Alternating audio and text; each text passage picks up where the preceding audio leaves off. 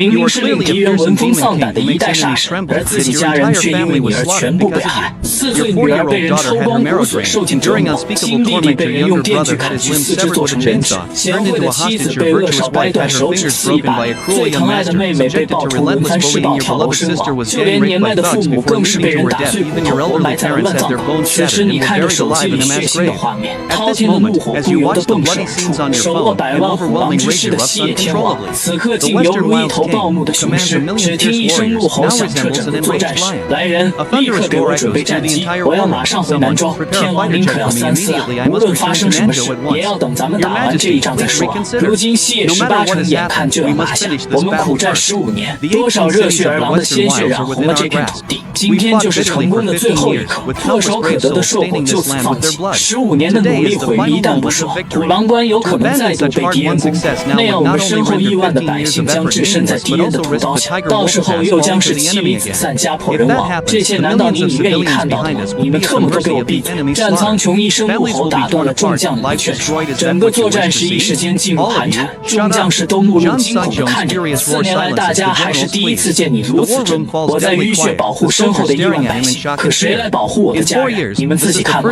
战苍穹愤怒地将手机砸在劝告的将领手上，视频依旧在播放。视频里是一个个鲜血淋漓的人，一张张痛苦哀嚎的面孔，一双双充满绝望的眼睛，还有震颤灵魂的凄惨哀嚎。其中一个4、5岁的小女孩，小女孩模样与战苍穹有几分相似，到底是哪个泯灭了人性的畜生，连小孩都不放过？画面越来越惨烈血腥，一个年轻男子四肢被巨大的铁钉钉在墙上，发出一声声痛苦的哀嚎。一个满脸横肉的壮汉光着膀子，手里拿着一把疯狂转动的电锯，笑得犹如一个魔鬼一样，步步朝男子逼近。那年轻男子是战苍穹的亲弟，不要啊！饶了我，饶了我啊！弟弟看着逼近的电锯，惊恐的面容上眼泪鼻涕横掉，撕心裂肺的哭嚎让人心头减碎。然而他的求饶哭喊没有任何意义，反而让壮汉更加的疯狂与兴奋。狰狞的鸣叫声中，电锯猛然劈下，一声凄厉的惨叫过后，镜头被飙射而起的血肉喷得模糊一片。战苍穹轰然跪下，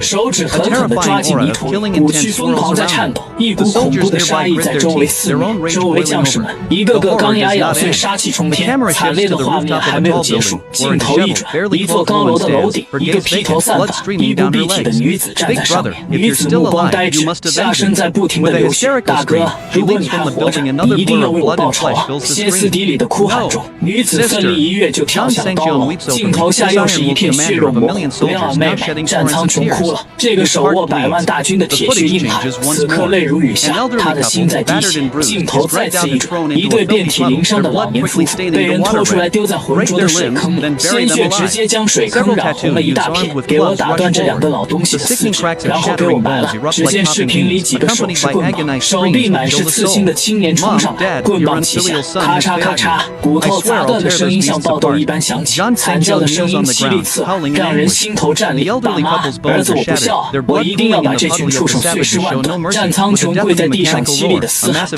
不一会儿，两个老人全身的骨头都被砸断，流淌的鲜血染红了水坑，可暴徒们依旧没有放过他们。随着轰隆隆的机械声，一辆装满沙土的大卡车轰鸣而过，满车的渣土瞬间倾倒而下，两个老人永远的被埋在了荒野之地。视频到这里戛然而止。身为五虎神将之一的李虎，黝黑的面孔此时竟已充血变成红色，面目狰狞的喊道：“赵天王，我跟您去南州吧，我一定要杀光这群灭绝人性的畜生，为他们报仇。我这就去准备战机。”可就在李虎还没冲出作战室时，一声大吼从外面传来：“李虎，你给我站住！”几个人影快速地从门口冲了进来，挡住李虎的去路。为首一中年男子，正是战区的督战官范文涛。天王大人，到底发生了什么事？老远就听到你们喊着要血洗南州。身为督战队长官，他有制止事件发生的权利。房长官，你自己看吧，我们天王的家人被他们快害死完了，难道他不该回去吗？李虎双眼猩红地怒吼着，将手机捡起来，愤怒地递了过去。范文涛看了一遍视频后，愤怒的手指都在颤抖。这些人简直是泯灭人性的畜生。可他身为督战官，他不能感情用事。尊敬的天王，您难道还看不出来吗？在这战事的紧要关头，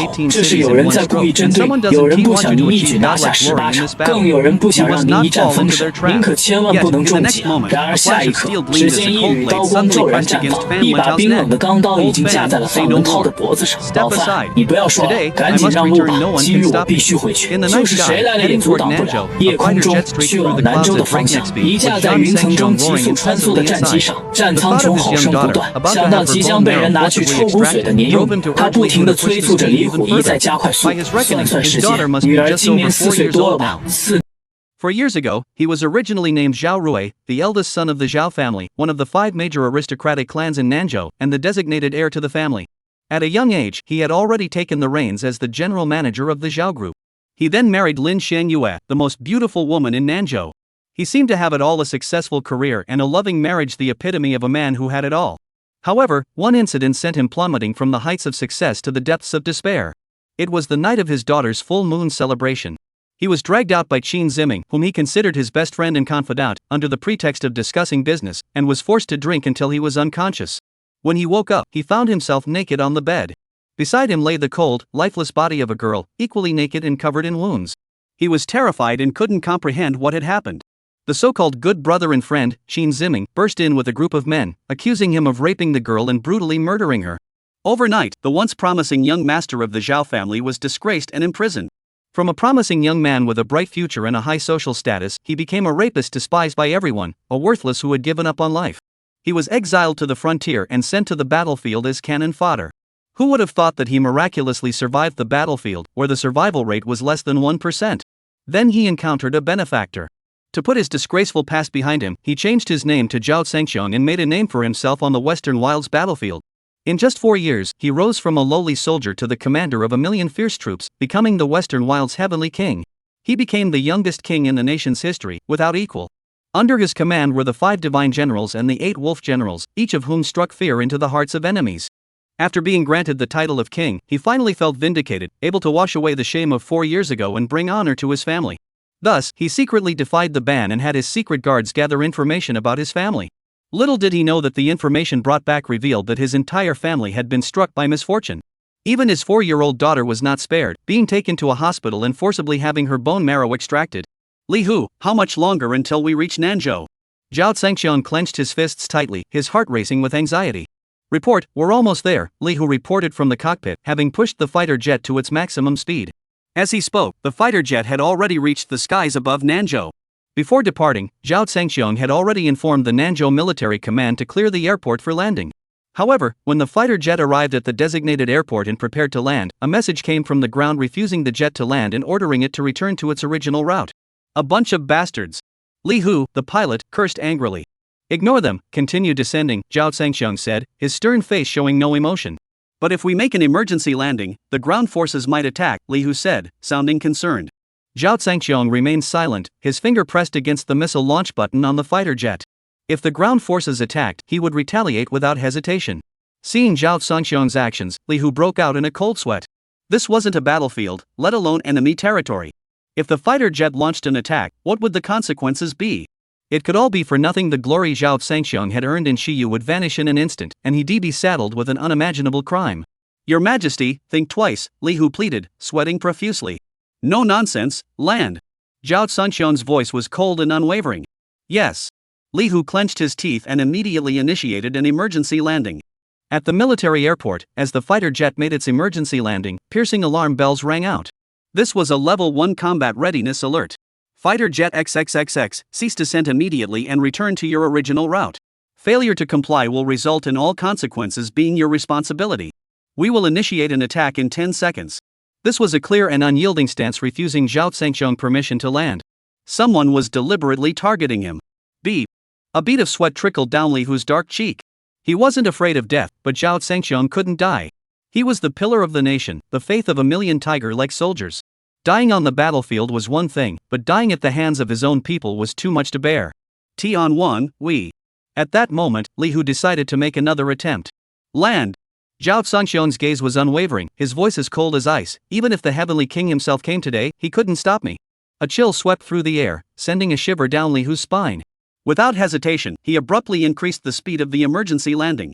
During the rapid descent, Li Hu's nerves were taut, his eyes fixed on the ground below, one hand pressed against the trigger of the machine gun. Chapter 3, The Untouchable Scales.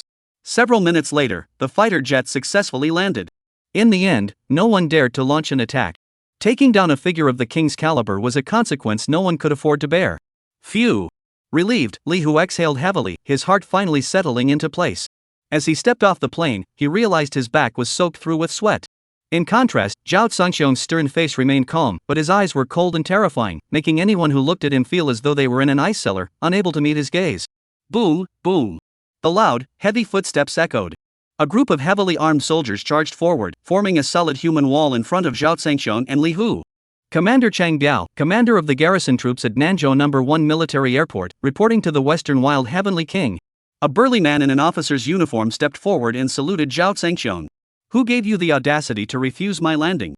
And who gave you the audacity to threaten to attack me?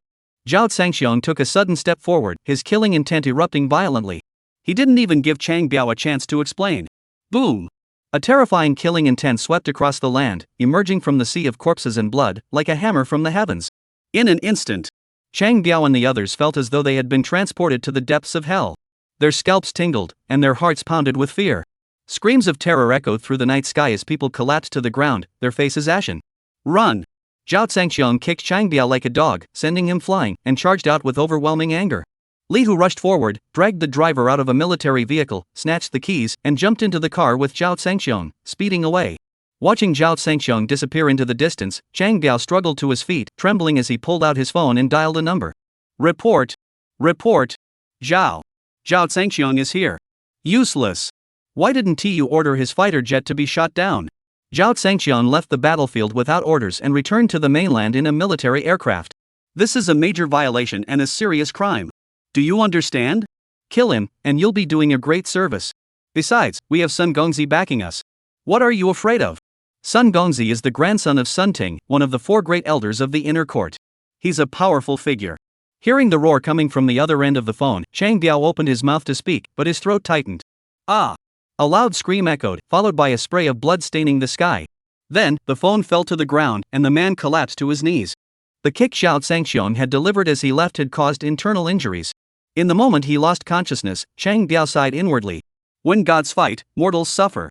He had become the first sacrificial pawn. If only he had known, he never would have gotten involved in this matter. Alas, it was too late for regrets. With a loud thud, the burly figure collapsed to the ground, no longer moving. Shenghao Hospital, a renowned private hospital in Nanzhou, a true aristocratic institution. The hospital hires top-notch experts and nurses, offering first-class medical care and nursing services. Those who can't afford it simply can't stay there. The hospital caters to a limited elite clientele, so it's mostly empty at night. At the front desk in the lobby, 2 on-duty nurses were bored, scrolling through Douyin. So much so that they didn't even notice the 2 people standing right in front of them. Excuse me, where is Zhao Jiajiao's ward? Li Hu gently tapped the desk and asked in a polite tone. Zhao Jiajiao? A young woman with acne on her face looked up and saw 2 young men in military uniforms standing at the information desk. Yes, Zhao Jiajiao, a little girl around 4 or 5 years old. Li Hu repeated. Oh, that little brat? She. Bang. A loud bang abruptly cut off the acne-faced nurse's words, followed by piercing screams. Ah. A short-haired nurse nearby was so scared that her phone fell to the ground, her face pale. At that moment, the acne-faced nurse was pinned against the wall by an ironclad hand, and a cold, piercing voice rang out. My daughter, you called her a little brat. What gives you the right to feel superior? The nurse was too scared to speak, staring at the man before her with bloodshot eyes and a face twisted in rage, unable to do anything but wail in terror. Li Hu was also stunned. He knew Zhao Zhangxiong. As the young king of a 1,000,000-man army, he had always been a calm and rational man. Yet at this moment, he was so impulsive, and the words, little bastard, had ignited his rage. It was clear that his family was his Achilles' heel. Security! Security! Someone's causing trouble. The short-haired female nurse nearby snapped out of her shock and let out a piercing scream. Let me go! What are you doing? Why? Before the security guards arrived, the sound of a girl sobbing echoed from upstairs. Loud footsteps echoed from upstairs as a heavy-set middle-aged man, accompanied by 2 security guards, dragged a female nurse down the stairs. The short-haired nurse, upon seeing the obese man, rushed toward him as if he were her savior. Deputy Director Hao, someone is causing trouble here. They're looking for that little Zhao Jiajiao. Hurry up and call someone to deal with them. What? Who dares to cause trouble here? Deputy Director Hao glared angrily at Zhao Zhangxiong and Li Hu. Zhao Zhangxiong had already let go of the acne-covered nurse. The nurse collapsed on the ground like a pile of mud, a faint yellow liquid trickling slowly from between her legs, the smell of urine filling the air. Deputy Director Hao sniffed the air, seeing his men had been humiliated to the point of wetting themselves, and his anger boiled over. Those who could afford to open a private hospital were no ordinary people. Moreover, the patients at the elite hospital were all high-ranking officials and influential figures, with connections and backgrounds that were anything but ordinary. Since the establishment of Shanghai Hospital, this was the first time anyone had dared to come here and cause trouble. Who are you? Do you want to die? Deputy Director Hao pointed at Zhao Zhangxiong and shouted angrily. Zhao Zhangxiong took a step forward, his expression cold as he faced Vice President Hao and the others. I am Zhao Zhejiao's father. Where is my daughter? Deputy Director Hao's eyebrows twitched in disbelief as he stared at Zhao Zhangxiong. You're Zhao Zhejiao's father? Then you're the man who raped Zhao Rui 4 years ago? You're still alive? The incident involving Zhao Rui 4 years ago had shaken the entire city. Everyone in the Nanzhou region knew about it. Where is my daughter? Zhao Zhangxiong ignored Vice President Hao's question and repeated himself. Hoof. Deputy Director Hao sneered disdainfully. A criminal who fell into depravity 4 years ago, a worthless piece of trash, dares to question me? There's no Zhao Jiaojiao here. Kneel down and apologize until I'm satisfied, or else you won't be leaving tonight. No, he is lying. The female nurse, who had been forcibly dragged away by 2 security guards, suddenly broke free and screamed toward Zhao Zhangxiong, hurry and save Jiaojiao. They're forcing her to have her bone marrow extracted, and she is about to die. She is in room 5 on the 3rd floor. They're going to kill me to cover it up. You're asking for death. A security guard choked Lu Qingqing's neck, snarling as he slapped her face hard. Ah, no. Lu Qingqing screamed in terror, instinctively ducking her head to avoid the blow. But strangely, the slap did not land on her face. What's going on? Looking up urgently, he saw that the security guard's wrist was being held firmly by an iron-like hand, leaving him unable to move. The next moment, a terrifying scene unfolded, causing his pupils to contract sharply. Snap! The bones shattered, and the security guard's strong wrist was bent backward in a 180-degree angle. The skin tore open, exposing white bone, and the scene was a sea of blood. It was spine-chilling, sending a chill down his spine. Ah! A piercing, bone-chilling scream echoed through the room, sending shivers down everyone's spine. Chapter 4, The Bloodthirsty Wolf. Ah! Lu Qingqing screamed in terror, covering her eyes with her hands, unable to bear the horrific sight before her. Just moments ago, the arrogant and domineering Deputy Dean Hao was now trembling in fear, his face as pale as a ghost. He backed away frantically, screaming hysterically, someone, anyone. Kill them. Whoosh! An iron hand suddenly clamped around his neck, cutting off his screams. His eyes were filled with terror. His obese hands desperately clutched the iron hand, trying to pry it open, but no matter how hard he strained, the iron hand did not budge. Clang, clang. Amidst the chaotic clamor of footsteps, a group of security guards charged out from all sides, their expressions filled with murderous intent. You handle them, Zhao Zhangxiong ordered Li Hu before grabbing Deputy Director Hao's fat neck and dragging him upstairs like a dog. The next moment, the hall was filled with the sound of brutal blows and agonizing screams. The floor, once gleaming clean, was instantly covered in blood. 3rd floor, room 5. Several medical staff members looked at the lifeless little girl on the bed. A doctor covered her with a white sheet and ordered emotionlessly, follow Vice President Hao and Dr. Zheng's instructions. Take her to the morgue and dispose of her. Pretend she never existed in this hospital. Yes. 2 nurses obeyed and pushed the little girl out of the ward. But just as they stepped out the door, suddenly, a chill swept through the air. Boom! The 2 nurses pushing the stretcher were terrified, their pores standing on end. It felt as though they were in an ice cellar, so cold that their bodies stiffened and their limbs went numb. What was happening? Their eyes were filled with confusion. With great effort, they lifted their heads and saw a tall, straight figure in military uniform standing in front of them. Looking up again. Whoosh! Their eyes locked in an intense stare. The nurse screamed, nearly collapsing to the ground. How could such a terrifying gaze exist in this world? A single glance felt like seeing a sea of corpses and blood, like seeing murderous intent as sharp as knives. Why aren't you moving? What's going on? The doctor in the ward came out and demanded angrily. The nurse said nothing, her body trembling violently. The doctor who came out looked ahead with confusion. They saw a young man emanating a terrifying chill, his hands clutching a obese middle-aged man none other than their deputy director Hao. What on earth is going on? Everyone was stunned. Someone's causing trouble. Call security. Someone reacted first and shouted loudly. However, there was no response from the security guards. Instead, a man rushed up from downstairs, reeking of blood and covered in bloodstains. It was Li Hu. Li Hu quickly disposed of the security guards downstairs and followed closely behind. He saw Zhao Zhangxiong standing motionless in the hallway, emanating an icy chill, and assumed something had happened. Out of curiosity, he hurried forward, about to ask what was going on, when his eyes fell on the person covered in white cloth on the cart in front of him. In an instant, Li Hu froze. A bad feeling rose from the depths of his heart, spreading through his limbs at lightning speed, leaving him shivering uncontrollably. No, it can't be the daughter of the heavenly king, Zhao Zhao. It can't be, and it mustn't be. Li Hu glanced at Zhao Zhangxiang and noticed that this towering, iron-willed man's fingertips were trembling violently. He too was filled with fear, dreading that the person beneath the white cloth might indeed be his own daughter. Whoa! Li Hu suddenly took a step forward, intending to lift the white cloth to see what was beneath. An iron-like hand grabbed him. I'll do it myself. The voice was hoarse but firm, leaving no room for refusal. Li Hu hesitated for a moment before silently stepping back and standing aside. Zhao Zhangxiang dropped the Weisstein he had been holding and walked toward the cart step by step. After being released, Deputy Director Hao gasped for breath, then scrambled to his feet and tried to flee. A loud crash echoed through the air. Li Hu's heavy foot came down with force, pinning him to the ground like a lowly four-legged creature. Ah! An agonizing scream echoed down the corridor, but no one paid any attention. Everyone stood frozen in terror, staring at the cold, menacing figure. Finally, Zhao Zhangxiang stood beside the stretcher. The two nurses pushing the cart lay on the ground, trembling with fear. He raised his hand and grabbed the corner of the white cloth. Swoosh! As the white cloth was lifted, a pale-faced little girl with her eyes tightly closed appeared before them.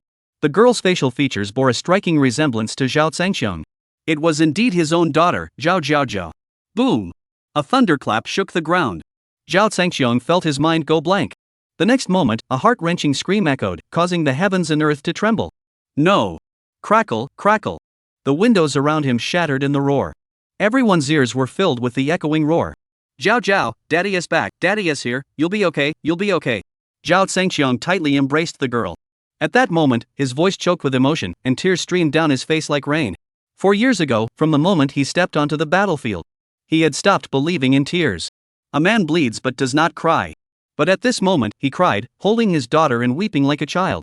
At the same time, he frantically channeled his inner energy, desperately trying to revive his daughter's life force. Once, twice, 3 times. Even though he was drenched in sweat and gasping for breath, he refused to give up. Li Hu couldn't bear to watch anymore and rushed forward to stop him. Tianwan, compose yourself. Zhao Zhao is already gone. Get out of here. His roar thundered like a clap of thunder, sending Li Hu reeling back in fear. Zhao Zhangxiang ignored Li Hu and continued his frantic efforts to save his daughter.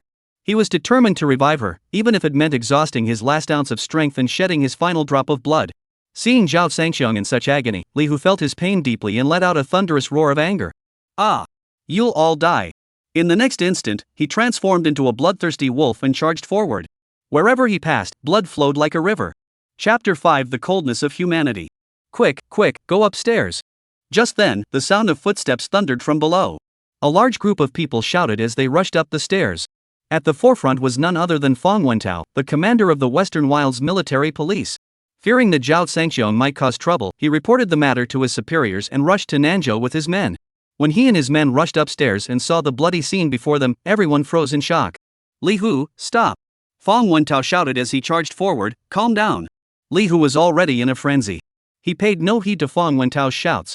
He was holding onto the hair of the deputy director, who was still clinging to life, and was about to smash his head into a pulp. Fang Wentao, seeing this, threw himself at Li Hu, grabbing his arm and shouting, Li Hu, calm down. Li Hu stopped, turned his head, and glared at Fang Wentao with bloodshot eyes, causing the latter's heart to tremble. Officer Fang, the daughter of our heavenly king was killed by these bastards, and she's gone mad herself. How can I calm down? Li Hu bellowed, his killing intent growing stronger. Today, I'll slaughter everyone in this hospital, leaving not a single soul alive. No one can stop me, not even you. What did you say? Fang Wentao's face turned deathly pale in an instant, his voice trembling uncontrollably. The daughter of the Western Wild King was murdered. Yes. Li Hu's eyes were bloodshot, and his teeth were clenched so tightly they almost broke. She was just a 4-year-old child. At that moment, Li Hu's eyes welled up with tears. He was crying too. Bang! Fang Wentao collapsed onto the ground, his face drained of color. Is it over? Nanzhou is about to change. His daughter had been murdered. If Zhao Zhangxiang goes berserk, who can stop him? Who was the reckless fool who dared to harm Zhao Zhangxiang's daughter? Sir, are you okay? The subordinates rushed over to help Fang Wentao to his feet. I'm fine. Hurry, go find the Western Heavenly King. Fang Wentao was sweating profusely. Li Hu, where's the Heavenly King? Li Hu paused, only then noticing that Zhao Zhangxiang was missing. Earlier, he had been so caught up in the frenzy of killing that he hadn't noticed Zhao Zhangxiang had already left. Sir, look, he's in the ward. Suddenly, one of the subordinates spotted Zhao Zhangxiang and pointed toward the ward. Everyone rushed to look inside the ward. Inside, on the hospital bed, a little girl lay there with her clothes torn open, her body covered in silver needles. The Emperor's 19 needles. Fong Wentao's pupils suddenly contracted. He had seen this technique before. It was the most exquisite acupuncture technique passed down by the imperial physician. It could bring the dead back to life. Once, he had witnessed Zhao Zhangxiong use this technique to save numerous people on the brink of death, pulling them back from the gates of death. Heaven, please let him save his daughter's life this time as well.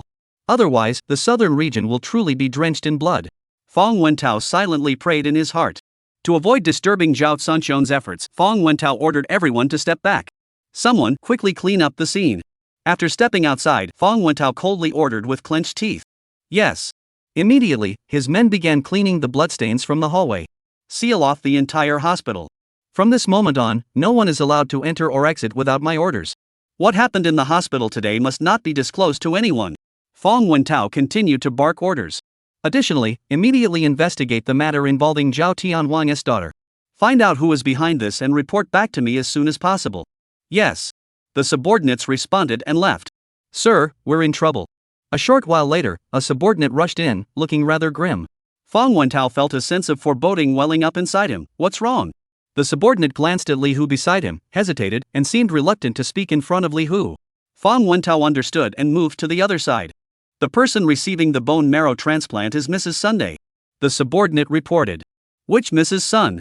Fong Wentao's eyebrows twitched, and his face paled. No, it can't be. The Sun family of Yendu, the daughter-in-law of Sun Ting, one of the 4 great elders of the inner court. Clatter! Fong Wentao's vision went black, his body swayed violently, and he collapsed to the ground. Sun Ting, one of the 4 great families of the inner court.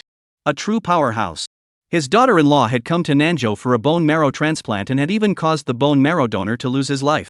The truth was too brutal. Who could have imagined that Sun's wife, of such noble birth, could be so devoid of humanity? Moreover, the girl's father is Zhao Zhangxiong. Sir, are you okay? You can't be hurt at a time like this. His subordinates hurriedly helped Fong Wentao to his feet, their hearts pounding wildly. If these two factions clash, it won't just be the sky falling, it'll be a hole in the heavens. Calm down, calm down. Ha, ha. Fong Wentao took deep breaths, forcing himself to calm down. Who is your superior? Tell him to come out. Just then, a cold, angry shout rang out. A slender middle-aged man in a suit, with his hair neatly combed, walked over accompanied by 2 burly bodyguards. Sun the butler? Fong Wentao recognized the slender middle-aged man. Sun Fu, the butler of the Sun family from Yendu. Sun Fu looked at Fong Wentao with a puzzled expression and asked, Fong Wentao, what are you doing here? Weren't you transferred to Xi'an? Fong Wentao steadied his emotions and forced a smile. I have an urgent matter, so I just arrived here. Urgent matter? Sun Fu was taken aback for a moment before his expression darkened. So you're the one who ordered the hospital to be sealed off. Who gave you the nerve? Fong Wentao was, after all, a high-ranking official. How dare a mere butler speak to him in such a tone? Anyone else would have lost their temper long ago. But he was the butler of the Sun family, so Fong Wentao had no choice but to endure it. Mr. Sun, please let me explain. The matter is, I don't need your explanation. Get out of here immediately with your men. Sun Fu's loud shout cut off Fong Wentao. My wife is in the VIP ward on the top floor of this building. You've disrupted her treatment. You can't take responsibility for that. This was a clear order. Fong Wentao and his men were all furious. But they dared not speak up. Fong Wentao suppressed his anger and spoke as calmly as he could. Mr. Sun, since the mistress is on the top floor, I will accompany you to see her. Who do you think you are? Do you think you can just see the lady whenever you want? Sun Fu sneered with contempt. Alright, I have no right to see your mistress, but I must ask why you don't care about the little girl who donated her bone marrow to save her life? Fong Wentao's voice suddenly rose. Even though he tried to control his emotions, he couldn't help but lose control at that moment. His voice was filled with anger. The life or death of a lowly girl has nothing to do with me. What does it have to do with my mistress? He spoke with such conviction. The coldness of human nature shattered Fong Wentao and the others' understanding of the limits of humanity. Fong Wentao could no longer control his emotions, clenching his fists tightly and his lips trembling. Poof. Sun Fu, seeing Fong Wentao's furious expression, sneered disdainfully. What? You still want to speak up for that worthless brat? Why don't you take a look at yourself in the mirror? Do you even deserve to? Listen, that worthless brat's life is worth nothing. My mistress is a lady of noble birth. Her life was sacrificed to save my mistress's life, that's her honor. Even in death, she dies with dignity. Son, you. Fong Wentao was so enraged he could barely speak. So you're saying my daughter should be grateful to your mistress, is that it? A cold, emotionless voice came from behind, devoid of any human feeling. The voice was not loud, but it sent a chill down one's spine. Fang Wentao startled, turning around hurriedly. Unexpectedly, Zhao Zhangqiang had already stepped out. Behind him was Li Hu, his eyes red with anger. He wanted to kill someone. Tap, tap, tap. Footsteps echoed, closing in on Sun Fu step by step. Chapter 6. This is going to blow up big time. Sun Fu stared at Zhao Zhangqiang, who was dressed in military uniform, his eyes narrowing. Are you the father of that little bastard? Or just a lowly soldier? Ha, well, that's perfect.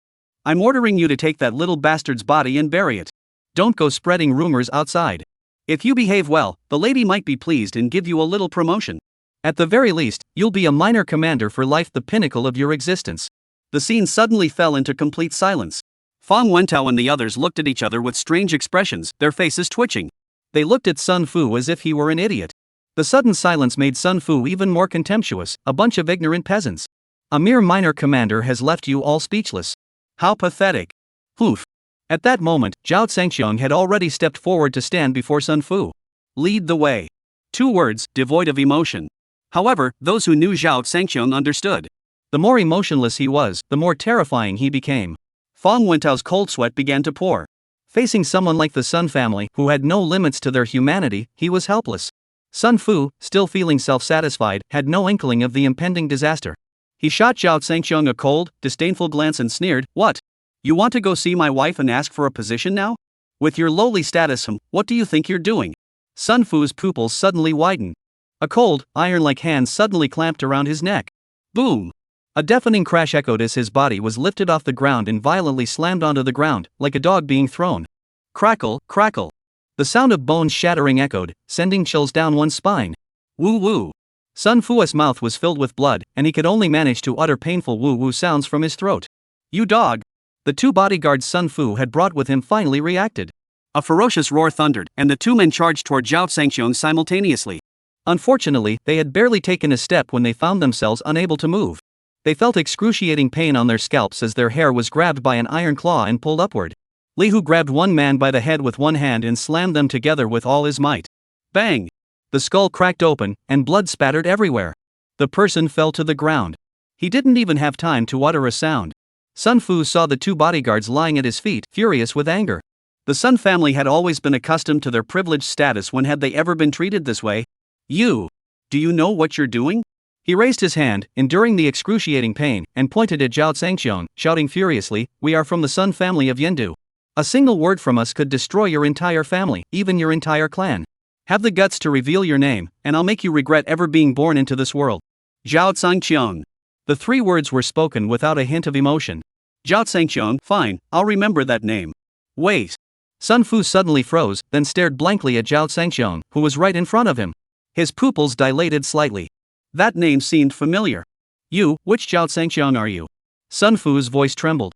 He is the highest official of the Western Wilds, the youngest Western Wilds heavenly king since the founding of the nation Zhao Zhangqiang. Fang Wentao stepped forward and answered the question. This. Sun Fu was speechless, his expression as ugly as a cat whose tail had been stepped on. Zhao Zhangqiang, a legend in the military. In just 4 short years, he rose to power at an astonishing speed, single-handedly turning the tide of Shiyu's decline. Now, who in this world doesn't know Zhao Zhangqiang? Who doesn't know the youngest Western Wilds heavenly king in history? But isn't there a major battle raging in the West Wild right now? War reports stated that during the day, a 1,000,000-strong army launched a counterattack, successfully capturing 10 cities of the Western Wilds. They will soon overrun the remaining 18 cities of the Western Wilds. At this critical moment, how could the Western Wilds king, who commands 1,000,000 troops, suddenly appear here? That lowly bastard, how did he become his daughter? Zhao Zhangqiang slowly knelt down, his stern face showing no emotion, his eyes as cold as death, staring at Sun Guanji, who was filled with confusion and shock. Let's go. We'll go see your wife. I want to ask her for a little commander to play with. Sun Fu was speechless. The man before him was the youngest heavenly king since the founding of the nation. How had he dared to ask the lady to take him under her wing as a young commander? In that moment, Sun Fu stared into Zhao Zhangqiang's deathly eyes, feeling his breath quicken and his limbs grow cold. Gulp, gulp. After a long while, he swallowed hard and managed to force out a hoarse voice with all his strength. Heavens, your divine majesty, it's a misunderstanding. Bang! Sun Fu's head was suddenly slammed down onto the hard floor. His nose broke, his teeth shattered and fell out, and his face was covered in blood. Ah! A piercing, bone-chilling scream echoed through the corridor, causing the entire corridor to tremble. Li Hu, take care of Zhao Jiao. Zhao Zhangqiang ignored Sun Fu's agonized screams, gave a single order, then grabbed Sun Fu by the hair and dragged him away, as if he were dragging a dead dog. Along the way, the blood on Sun Fu's body dragged a long trail of blood on the ground, a sight that was horrifying to behold. "Sir, what should we do?" One of his men cautiously approached Fang Wentao from behind, trembling as he asked, "The boss, will he kill Sun the steward?" Fang Wentao wiped the cold sweat from his forehead. "Killing a butler is still a good outcome. I'm worried he'll kill Mrs. Sunday." "What?" The subordinate's legs went weak, his face turned pale, and his hair stood on end. "Oh my god. This is really going to blow up." On the rooftop, there was a VIP ward as large as 2 regular wards. Outside the door, 4 burly bodyguards stood guard, barring anyone from entering. Inside the ward, a wealthy woman lies on a spacious, comfortable bed. As a patient, she should be prohibited from wearing makeup. However, the woman was heavily made up, adorned with gold and silver jewelry, and looked nothing like a hospital patient. Surrounding the bed were over a dozen top experts from Shanghai Hospital, led by Zhang Kai, a young medical doctorate who had returned from abroad. "Congratulations, madam. All your vital signs are normal. With proper rest and recuperation, you should make a full recovery," Zhang Kai said after examining her, pushing his black-framed glasses up his nose and smiling obsequiously. The wealthy woman was very satisfied. "Dr. Zhang, you've worked hard. I never expected that Nanzhou, of all places, would have medical experts even better than those in Yendu. I made the right decision coming here for treatment." "Oh, madam, you're too kind," Zhang Kai hurriedly replied. "Our hospital is committed to becoming the best in the country, providing the highest level of care to all patients. We hope you'll continue to support us in the future." "No problem. Such a good hospital will benefit patients all over the world. There's no reason not to support you." The noblewoman smiled and said, "I'll go talk to the medical department and request to upgrade your status and increase support for your hospital." With those words, Zhang Kai and the others all broke into smiles, flattering and thanking the lady. "By the way, has the little girl whose bone marrow was matched with mine been taken care of?" The noblewoman's smile vanished suddenly. Everyone froze. Zhang Kai hurriedly replied, "Madam, rest assured. It's already been taken care of. There won't be any trouble." "That's good." The noblewoman sighed in relief, then coldly snorted, "I don't want anyone to know that this noblewoman's precious life was saved by the life of a lowly creature, nor do I want anyone to know that we forced someone to donate their bone marrow. This would severely damage my reputation. Madam, you can rest assured. We've handled it thoroughly. That little worthless creature never existed in our hospital, and in fact, she never existed in this world." Zhang Kai assured her with a confident tone. "That's good." The noblewoman was satisfied. "I trust you to handle this." Just then, a cold voice suddenly came from outside. "If the lady's reputation is so important, and you keep talking about how despicable others' lives are, then return the bone marrow." The voice was not loud, but everyone heard it clearly, and could feel the icy chill in every word. The noblewoman and her entourage froze. Who dared to speak so boldly? "Who are you? Get out!" The bodyguards roared angrily. "Shut up! Dare to offend the lady's majesty and still want to leave? Arrest him!" Another loud shout followed. Bang bang! The next moment, the sound of a fight erupted outside the door, then abruptly ceased. "What's going on? So fast?" The people inside were puzzled and about to go out to check the situation when a figure suddenly crashed through the door. A loud crash echoed as a bloodied figure hit the ground, staining the floor red. Screams filled the ward. Chapter 7 sent him on his way. Sun the butler? The wealthy woman recognized the bloodied figure on the floor as her own butler, Sun Fu. "Who did this? I want him dead." The woman screamed hysterically, her eyes bloodshot and her face contorted with rage. "Madam, please calm down. Your body is still recovering, you must not get angry. I will handle this." A burly man with a beard rushed over to comfort her. The bearded man was the head of the noblewoman's bodyguards. At the door, the light dimmed, and a tall figure in military uniform walked in slowly. His gaze was as sharp as a knife, and a bone-chilling coldness emanated from his body. The moment he entered, the temperature in the entire ward plummeted. SSSS. Someone couldn't help but shiver violently. Bang! Zhao Zhangqiang entered and stomped on Sun Fu's leg with his foot. "Ah! Mrs. Zhao, save me! Kill him!" Sun Fu regained his breath and let out a heart-wrenching scream. A burly man with a beard rushed forward, glaring at Zhao Zhangqiang with anger, and ordered in a cold, arrogant tone, "Let go of your foot. If you dare touch him, I'll wipe out your entire clan." Snap! Bones shattered, and a once intact leg instantly caved in, broken cleanly by the stomp. Ah! The blood-curdling screams were deafening, making one's scalp tingle. This. A group of medical staff turned pale with fear and hurriedly stepped back, creating a large open space behind the bed. Zhao Zhangqiang's kick was a blatant provocation. The scruffy man was furious. "You're brave, so go die." Boom! A deafening explosion shook the floor, and blood spattered everywhere. A piercing scream shrieked through the air. As the head bodyguard of Sun Lady, the scruffy man was naturally exceptionally skilled. He thought he could charge forward and knock Zhao Zhangxiong to death with a single punch. But the outcome was brutal. It was he who fell to the ground. Zhao Zhangxiong was consumed by a killing intent, his hard leather shoes crushing the scruffy man's head with a sudden force. No! A horrifying scream echoed throughout the venue. Bang! A deafening explosion echoed, the head exploding like a rotten watermelon, blood and gore splattering everywhere, the scene utterly gruesome. The dozen or so experts who had retreated to the back witnessed the scene. The timid ones collapsed to the ground, soiling themselves in fear.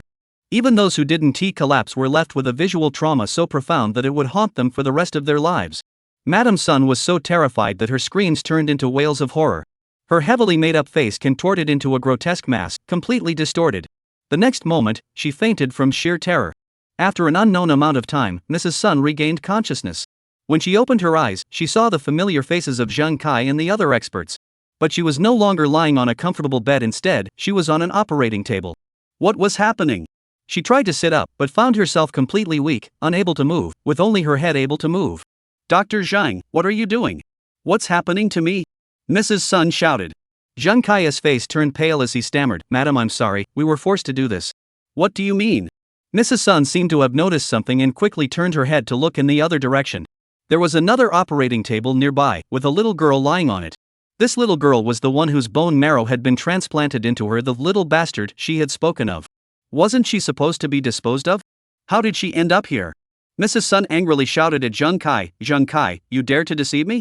Do you know the consequences of what you've done? Zheng Kai and the others were terrified, truly afraid. Dispose of this little bastard immediately. I can pretend nothing happened. Otherwise, you'll all die. You should know my family has the power to do that. Mrs. Sun's voice was harsh and menacing, her face twisted in anger. Her tone was filled with threats and intimidation. Zheng Kai and the others were caught in a painful struggle. They knew that Sun Lady was telling the truth. The Sun family could not only eliminate them but also wipe out the entire Xinghao hospital with a single word. At this point, you're still thinking about getting rid of my daughter? A cold voice rang out, and a man in a crisp military uniform appeared beside the operating table. It was Zhao Zhangxiong. Sun Lady trembled violently. It was this man who had crushed the bodyguard's head with a single kick, sending her into a faint. Who are you? Mrs. Sun's throat tightened as she forced herself to ask. Madam. He is the father of the little girl beside you, the former eldest son of the Zhao family, Zhao Rui, someone stammered. Mrs. Sun froze, remembering that someone had mentioned the little girl's background before. I thought it was someone else. So you're the criminal from 4 years ago. You had such a bright future but chose to ruin it. What a worthless piece of trash. Ha ha. Mrs. Sun's cold laughter was filled with mockery. The military uniform you're wearing is fake, isn't it? Impersonating a military officer? You're pretty bold. Don't you fear being arrested? Zhao Zhangxiong remained expressionless. That's none of your concern, madam. Now, return my daughter's bone marrow. You dare. Mrs. Sun, knowing Zhao Zhangxiong's identity, wasn't the least bit flustered. Even though she was lying on the operating table, unable to move, she felt no fear. A disgraced would she, the daughter-in-law of the prestigious Sun family, fear him? Zhao Rui, dare you touch me? A single word from this lady can wipe out your entire family. I'm not bluffing. Sun Lady's tone was arrogant. The power behind this lady is not something a lowly mortal like you can defy. Destroy my entire family? Zhao Zhangxiong laughed, his laughter cold and terrifying. My brother was brutally murdered by you with a chainsaw, my sister was humiliated and jumped to her death, my parents were buried alive by you, and my daughter was also cruelly harmed by you. Who else do you think you can destroy? Whoa! Zhao Zhangxiong suddenly lunged forward, grabbing Sun Lady's hair with both hands. His eyes were bloodshot, and his face twisted into a hideous grimace. Now, it's my turn to destroy you. You dare to touch my family. I'll make you pay 100-fold. Gritting his teeth, he spat out the words without waiting for Sun's wife to respond. Zhao Zhangxiong grabbed her head and slammed it down with all his might. A thunderous crash echoed through the room. Sun Lady felt her head ringing, dizzy and disoriented. Replace the bone marrow immediately. Zhao Zhangxiong bellowed. Listen carefully, if my daughter suffers even the slightest harm, none of you will survive tonight. However, after his order, no one dared to move. Swoosh! Zhao Zhangxiong's expression darkened, and a murderous intent erupted from him. Zhao Rui. At that moment, a bold doctor stepped forward, gathering his courage and said, Don't push her too far. Let me tell you, you can't defeat Mrs. Sunday. Lady Sun is the daughter-in-law of Sun Lao, one of the 4 great elders of the inner court. She is a figure of immense power. If you harm her, you will not escape death even if you flee to the ends of the earth, and you will also drag us and our families into ruin. So, accept your fate. Why not submit to Lady Sun will sacrifice your daughter for a bright future? That's the wise choice for a man. These words immediately gained the approval of the others. They dared not touch Mrs. Sun. Thinking of the power behind Mrs. Sun, they trembled. Li Hu. Zhao Sanxian's icy gaze fixed on the doctor who had suggested this good idea, and he shouted, "Here!" Li Hu, who had been standing by the door, entered at the sound of his name, radiating a terrifying aura of murder. Send him on his way. The 4 cold words sounded like a death sentence. The doctor's face turned pale with fear.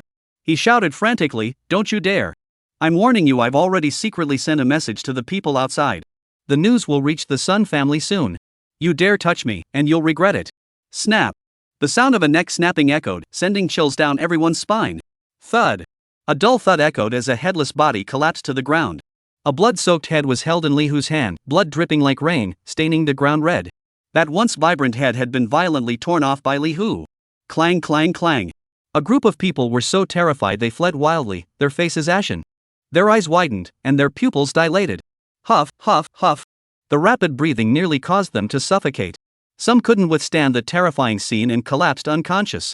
Chapter 8: The Life or Death Surgery. Zhao Zhengxiang ignored the terrified group and gestured to Li Hu. Li Hu understood and dragged the body out. Splash! Zhao Zhengxiang turned around, his icy gaze sweeping over the terrified, pale faces. "Now, can you perform the surgery?" His voice was calm, as if he were having a casual conversation. However, the more casual the tone, the more unsettling it sounded in this context. "If you hesitate, I'll kill one person every 10 seconds until they're all dead." The final words fell like the lash of a whip from the Grim Reaper. "Mr. Zhao, we'll start the surgery immediately." The lead doctor, Zhang Kai, who had studied abroad, was the first to react. He frantically wiped the sweat from his forehead, trembling as he picked up the scalpel and stood unsteadily at Mrs. Sun's operating table. Suddenly, a hand gripped his shoulder, and a cold voice rang out, "Hold the knife steady. If you do this, someone will die." Yes, I'm steady, I'll be steady." Zhang Kai repeated the words while taking deep breaths, trying to calm himself down and suppress the fear in his heart. After a moment, his hands finally stopped trembling. Others who didn't want to die followed suit, forcing themselves to suppress their fear and fully concentrate on the surgery. Zhao Zhengxiang stayed close by, closely watching Zhang Kai and the others as they operated. The slightest mistake would mean certain death for them. Outside the tightly closed operating room doors, Li Hu, whose body reeked of blood, stood there like a grim reaper. Within a 10-meter radius, anyone who dared to enter would die. This was a warning to everyone. Therefore, at that moment, Fang Wentao and the others stood 10 meters away, helpless and anxious. Time was passing slowly. Fang Wentao kept glancing at his watch, cold sweat pouring down his forehead, eventually streaming down like rain. He feared that Mrs. Sun would be killed by Zhao Zhengxiang. If Mrs. Sun were to die, he couldn't even imagine the terrible consequences that would follow. At that moment, he felt a sense of helplessness. As he watched the sky over Nanzhou seeming to be pierced, and blood flowing like a river, he could do nothing to stop it. Ah! He looked up, a sigh of despair escaping his lips. Fang Wentao felt a surge of anger, muttering under his breath, Mrs. Sun, why did you have to provoke Zhao Zhengxiang? And why did you go so far? You're asking for trouble. Sir, something's wrong." Just then, a subordinate rushed in, his face filled with urgency. Fang Wentao's heart skipped a beat. What is going on? Fang Wentao forced himself to calm down and turned around to ask urgently. Pant. The subordinate caught his breath before continuing. We've discovered that Lin Shanyue, the former wife of Shiyang Tianwan, has been taken to the Tianhao Grand Hotel by Sun Yangwei, the son of Mrs. Sunday. It doesn't look good. It's over. This is beyond our control now. Fang Wentao's face alternated between pale and ashen, and he sighed helplessly. I'll go report this. As for what happens next, let nature take its course. All we can do is try our best not to harm the innocent. Understood. His subordinates could only nod in resignation. Such matters, they dared not hide from Zhao Zhengxiang. Otherwise, once the truth came out, Zhao Zhengxiang would wipe out the entire inspection team. Fang Wentao exhaled softly, calming himself before approaching Li Hu, who was stationed at the door. Swish! Li Hu's dagger flashed suddenly, radiating a murderous intent. He had said that anyone who dared to enter would die, and that meant death.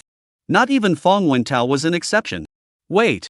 Fang Wentao jumped in fright and shouted urgently, Li Hu, calm down. I have an urgent matter to report to the Heavenly King regarding his wife, Lin Shanyue. Li Hu paused. Stay where you are. Don't move, or don't blame me for not sparing you out of old affection. Li Hu left the thread hanging in the air before turning and entering the operating room. A moment later, Zhao Zhengxiang followed him out. Ding, ding, ding. Zhao Zhengxiang walked quickly to Fang Wentao and asked coldly, what happened to Shanyue? Huff. Fang Wentao took a deep breath. My men just found out that Lin Shangyue was taken to the Tianhao Grand Hotel by Sun Yangwei, the son of Mrs. Sunday. You should go check it out immediately. Boom! A terrifying intent to kill erupted suddenly. In an instant, Fang Wentao felt a chill run through his body, his hair standing on end, as if he were in the depths of hell, struggling to breathe. Li Hu, follow me. Zhao Zhangxiong's deafening shout echoed, followed by a cold, piercing gaze fixed on Fang Wentao. Old Fang, I entrusted my daughter to your care. If anything happens to her, the entire hospital will be buried with her. Your task force will no longer have a reason to exist. Fang Wentao broke out in a cold sweat. Go! Zhao Zhangxiong, filled with murderous intent, vanished from the spot. Li Hu rushed after him, his intent to kill even stronger. Fang Wentao sighed inwardly. A bloody battle was inevitable. Now, perhaps only the ruler's personal order could bring the situation under control. All he could do was try his best to seal off the news, prevent the situation from escalating and spreading, and avoid causing panic among the people of Nanzhou. Tianhao Grand Hotel. A renowned 5-star hotel in Nanzhou. A luxurious large room. A stunningly beautiful young woman was kneeling before a tall, gaunt young man, pleading desperately. Mr. Sun, please, I beg you, spare my daughter. I'll do anything you ask, just let her go, sniff. The woman raised her tear-stained face. Her face was bruised, and blood still stained the corners of her mouth. Yet even so, her breathtaking beauty remained undeniable. She was none other than Lin Shangyue, the most beautiful woman in Nanzhou. Sun Yangwei raised his hand, gripped the woman's delicate chin, and lifted it up. Looking at the girl's tear-streaked face, he couldn't help but praise her. No wonder you're the most beautiful woman in Nanzhou. Even when you cry, you're still so captivating. If you had just been this obedient and cooperative earlier, things wouldn't have escalated to this point. I'm sorry, Mr. Sunday. I was being childish earlier. Please forgive me. As Lin Shangyue spoke these words, the humiliation and pain in her heart were unimaginable. Ha ha! Sun Yangwei laughed triumphantly. Come, serve this gentleman well tonight, and I'll forgive you. Before he finished speaking, the impatient man grabbed Lin Shangyue and threw her onto the bed, his hands reaching for the clothes on her chest. Rip! The clothes were torn open, revealing a dazzling expanse of snow-white skin. No, Lin Shangyue screamed, quickly pulling the bedsheet over her chest and pleading, Mr. Sun, anything else, but not this. Damn it! Sun Yangwei grew furious. It seems you still don't know your place. I want your body, and tonight I'm taking it, damn it. With a loud roar, Sun Yangwei lunged forward viciously. Chapter 9, Let her bite me, it's my fault. Lin Shangyue struggled frantically. In the chaos, her sharp nails left a bloody scratch on Sun Yangwei's face. Ah! Sun Yangwei screamed in pain, his anger boiling over. I'll make you wish you were dead. Someone, tie this woman up for me. Bang! A loud crash echoed as two burly men burst through the door. Shortly after, Lin Shangyue was suspended from a hook on the ceiling. You refused the wine, now you're getting the punishment. You asked for this. Beat her. Sun Yangwei roared savagely. Yes. One of the burly men swung a whip with barbed tips. Crack! The whip lashed out with force. SSSHHHH. The barbed hooks tore into the flesh, a sight too gruesome to behold. Ah! A piercing scream of agony echoed through the window, shattering the night sky and waking some sleeping people from their nightmares. Lin Shangyue, a delicate young woman, could not endure such torture. Scream! This is thrilling. Haha, keep hitting her. Sun Yangwei grinned savagely. Slap, slap. The whip struck again and again, sending flesh and blood flying everywhere. Soon, Lin Shangyue was reduced to a bloodied mess, with no intact clothing or skin left on her body. Her screams grew louder and more piercing with each passing moment. Finally, she fainted from the pain, and the screams ceased. Splash! A bucket of cold water was suddenly poured over her face. The icy water washed away the blood on her body, flowing down and forming a river of blood on the ground. Lin Shangyue shivered, struggling to open her eyes. Her eyes, filled with grief and anger, fixed on Sun Yangwei, who stood before her, grinning triumphantly. You will not end well. Even if I become a ghost, I will not let you off. Still so defiant. Let her down. Sun Yangwei ordered ruthlessly. Yes. A burly man swung his dagger, instantly severing the rope holding her. With a thunderous crash, Lin Shangyue plummeted from the sky, crashing heavily onto the ground, unable to move. Only a pair of furious eyes stared intently at the man before her. She knew she couldn't save her daughter. Then, even if she had to die, she would die with her daughter. She couldn't walk now, but she could crawl. So, she clenched her teeth, using her blood-soaked hands to push herself off the ground, inch by inch, toward the door. Sun Yangwei didn't stop her, watching the woman on the ground crawl toward the exit with a mocking smile.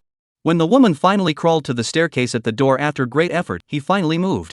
He stepped on Lin Shangyue's crawling hands, knelt down, and sneered, Lin Shangyue, trying to crawl downstairs, are you? Ha ha. In the chilling, bone-piercing laughter, Sun Yangwei suddenly grabbed Lin Shangyue's right hand. Lin Shangyue's pupils contracted in terror. What do you want to do? Snap. The sudden, excruciating pain in her arm caused Lin Shangyue to widen her eyes in horror, her piercing screams echoing throughout the room.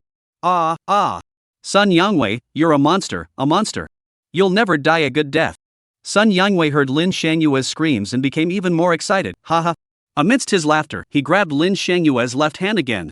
No, don't! Lin Shangyue's heart-wrenching screams left her throat hoarse, tears and blood streaming down her face. However, her screams were in vain. Scream. Keep screaming. Ha ha ha. Amid the maniacal laughter, Sun Yangwei struck again with all his strength. Snap. Another crisp sound echoed as Lin Shangyue's left hand was also broken. Ah. After this agonizing scream, Lin Shangyue's throat was hoarse and she could no longer speak. Only her contorted features and flushed face revealed the inhuman agony she was enduring. Enough, you worthless trash. This is what happens when you disobey me. Now get out of here. Sun Yangwei had finally had enough. He stood up and kicked the helpless woman, who was still screaming in agony, down the stairs. Crash, crash. The next moment, the sound of her rolling down the stairs echoed like thunder, sending shivers down everyone's spine. Blood flowed everywhere along the way. Tianwan, this is Tianhao Hotel. At the entrance of the Tianhao Hotel, Zhao Zhangqiang brought Li Hu to this place. Go in. Zhao Zhangqiang ordered. Yes. Li Hu stepped forward and pushed open the hotel's revolving glass doors. Sir, I'm sorry, but our hotel has been booked for the next few days and we're not accepting guests. Please try another place. A tall, elegantly dressed woman in a cheongsam saw someone entering and immediately stepped forward to block their path. We're not here to stay. We're looking for someone, Li Hu said coldly. Is Lin Shangyue here? At the mention of Lin Shangyue, the woman in the cheongsam paused, her expression flickering slightly. She glanced at Zhao Zhangqiang and Li Hu, her gaze growing colder. What is your relationship with Lin Shangyue? Family, Zhao Zhangqiang coldly interjected. Just answer, is she here or not? The woman in the cheongsam snorted disdainfully, looking at Zhao Zhangqiang and Li Hu in their military uniforms. Are you ordering me around? What makes you think you're so important just because you're a poor soldier? She's not here. Get out of here. You're not welcome here. Before she could finish speaking, a loud crash echoed from upstairs. Near the staircase behind the front desk, a figure suddenly tumbled down from above, rolling all the way to the ground in the hall. Blood stained the white floor tiles. The women in cheongsam dresses in the hall screamed in terror. Zhao Zhangqiang and Li Hu's gaze was immediately drawn to the commotion. Whoosh! The moment Zhao Zhangqiang's gaze landed on the figure on the ground, his powerful body trembled violently as if struck by electricity, and his pupils suddenly contracted into tiny points. Whoosh! Amidst the howling wind, the young figure darted away like an arrow. Without a moment's hesitation, he urgently picked up the woman, who was barely clinging to life, her body a bloody mess. When he recognized the familiar face, Zhao Zhangqiang's eyes widened in shock. Xian Yue. It was none other than the woman he had loved with every fiber of his being, the very reason he had found the courage to survive countless life-threatening situations. But why had she become so pitiful? The person in his arms seemed to have realized something and struggled to open her blood-stained eyelids. Through the blurry, blood-red vision, she saw a familiar man's face. Yu Zhao Rui, the eldest son of the Zhao family. She clenched her teeth, her voice filled with bone-chilling hatred. This man had ruined her life 4 years ago, destroying her once happy family. He had driven her step by step into despair, leaving her in this pitiful state, neither human nor ghost. It's me, Xian Yue. I'm back. I'm sorry. I came too late. A once powerful warlord who commanded 1,000,000 troops, a ruthless warrior who wouldn't flinch at a mountain of corpses or a sea of blood, yet his voice trembled as he spoke. No, you shouldn't have come back. You should have died. Ah. The desperate woman erupted in madness, biting into the man's sturdy arm with all her strength. Ah ah. Lin Shangyue screamed hysterically, clinging desperately, and tearing at him. That bite was filled with bitterness, resentment, and hatred. The force was too great, and Zhao Zhangqiang's sturdy arm immediately began to bleed profusely. The king? Li Hu exclaimed, rushing forward to pull the Lin Shangyue away. Let her bite. It's my fault. Zhao Zhangqiang gritted his teeth, enduring the excruciating pain without putting up any resistance. The pain in his heart was far greater than the physical pain in his hands. Chapter 10. Who is desperate? In the hall, Zhao Zhangqiang laid the unconscious Lin Shangyue on the sofa. Looking at the pitiful woman with not a single inch of unbroken skin and both hands broken, Zhao Zhangqiang's eyes were bloodshot, and the anger in his eyes had turned into terrifying intent to kill, cold to the extreme. At that moment, he forced himself to calm down and examine Lin Shangyue's injuries. Fortunately, his medical skills were unmatched, and after some treatment, Lin Shangyue was temporarily out of danger. However, the psychological trauma she had suffered was too severe, and she would not wake up for some time. Phew. Zhao Zhangqiang exhaled slightly, removing his coat to cover the unconscious Lin Shangyue. Put down the, or you'll die. Suddenly, a cold voice echoed from above. Zhao Zhangqiang froze and looked up. On the balcony railing above stood a young man in a suit, his face arrogant and disdainful. The young man leaned against the railing, looking down at Zhao Zhangqiang with a condescending gaze, as if he were a powerful figure looking down on an ant. The person I'm going to kill, anyone who dares to save him will die with him. Another cold voice echoed, its expression filled with mockery and disregard for life. Mr. Sun, this has nothing to do with us. He chose to save him himself, the woman in the cheongsam explained nervously. She feared that Sun Yangwei on the upper floor would take his anger out on her in the hotel. Such a person could destroy her and the hotel with a single word. Did you do this? Zhao Zhangqiang's voice grew colder as he looked up at the person above, who was already dead. Yes, Sun Yangwei admitted boldly. What, do you want revenge? Don't even think about it. Believe me, you'll regret it. Whoa! Zhao Zhangqiang embraced Lin Shangyue and stood up, his icy gaze emanating a chill. What are you doing? Sun Gongzi told you to let go. Hurry up and let go. You're just a lowly soldier. If you want to die, don't drag us down with you. Slap. The sound of a slap echoed sharply. Ah! A piercing scream echoed as the woman in the cheongsam fell to the ground, her mouth filled with blood. Dare you say another word about a lowly soldier? Zhao Zhangqiang spun around abruptly, his eyes like knives, glaring at the woman. We've been fighting enemies on the front lines, risking our lives and shedding our blood. How many of us have become bones buried in the sand? We don't seek high office or wealth, nor do we seek to be remembered in history. We only want the country to be at peace and the people to live in harmony and prosperity. But you call these people dirty soldiers? Do you know that without us, the lowly soldiers, using our iron bodies to bear the burdens on the front lines, you wouldn't have the peaceful life you have now? One word after another. Shaking the deaf and awakening the blind. Seeing Zhao Zhangqiang's terrifying expression, the woman in the cheongsam was so frightened that she fainted on the spot. A disdainful laugh echoed from upstairs. A lowly soldier, and you dare to feel superior? I told you, a lowly soldier, what can you do? Li Hu, let him taste what despair feels like. The order sounded like the voice of death itself. Insulting all soldiers, Zhao Zhangqiang would not tolerate it. Yes. Li Hu had been waiting for this order. Boom, boom, boom. Amidst the thunderous footsteps, Li Hu charged upstairs like a leopard. Hoof. Sun Yangwei curled his lips into a cruel smile. Only this young master has ever given others despair. No one has ever dared to give me despair. Come on, let's see who ends up feeling despair. Sun Yangwei watched Li Hu charging toward him, his face brimming with contempt and arrogance. Two muscular men appeared behind him. Standing over 6 feet tall, their muscles bulged, with one arm nearly as thick as a woman's waist. With such two bodyguards, Sun Yangwei felt invincible. Li Hu, standing before the towering figure, was no match for him. Leave him alive, Sun Yangwei ordered with a mocking expression. I want them to slowly experience despair before dying. Understood. The two clenched their fists, their knuckles cracking loudly. As they spoke, Li Hu had already rushed upstairs and closed in. Two muscular men attacked first, their massive fists swinging with terrifying force, brutally smashing toward Li Hu. Li Hu didn't flinch, drawing his sharp knife from its sheath with a swift motion. Swish! A blinding flash of steel sliced through the air. 2 jets of blood shot into the sky, and 2 heads rolled to the ground. Thud! Thud! The sound of bodies hitting the ground. Thud! Thud! The sound of heads hitting the ground like balls. At that moment, 2 lifeless bodies lay on the ground, their heads severed, blood staining the ground. This! Sun Yangwei's composed expression vanished without a trace. His young face paled visibly, his eyes filled with shock and disbelief. His legs trembled uncontrollably, and his eyelids twitched violently. These 2 muscle-bound henchmen weren't just as strong as oxen, they were also boxing experts. They were the strongest enforcers by his side. They could easily kill a bull. Yet, 2 living, breathing men were reduced to lifeless corpses in an instant, their deaths utterly brutal. Clang, clang, clang. Sun Yangwei's face turned deathly pale as he frantically backed away. However, Li Hu remained expressionless, closing in step by step. The more indifferent his expression, the more unsettling it felt. What do you want? I'm warning you, don't come any closer. I'm not someone you can afford to offend. Put. The sound of a sharp knife piercing flesh echoed, the blade's tip penetrating the body, blood gushing out from behind. Ugh. Sun Yangwei stared in horror at the dagger in his chest, the fear of death spreading through his body. You dare kill me? I'm the grandson of Sun Ting, the head of the inner court. Even if you're the king's own grandson, so what? Killing you is as easy as slaughtering a dog. Li Hua's voice was cold and indifferent as he suddenly pulled the dagger out, sending a spray of blood into the air. Guh. The dagger returned to its sheath. A cold, iron hand grabbed Sun Yangwei's hair as he was about to collapse, and a cold voice said, "Rest assured, you won't die so easily. So, this knife won't kill you yet. As the words fell, Sun Yangwei was dragged like a dog to the staircase. Enjoy the taste of rolling down the stairs. Li Hu kicked him with all his might. Ah!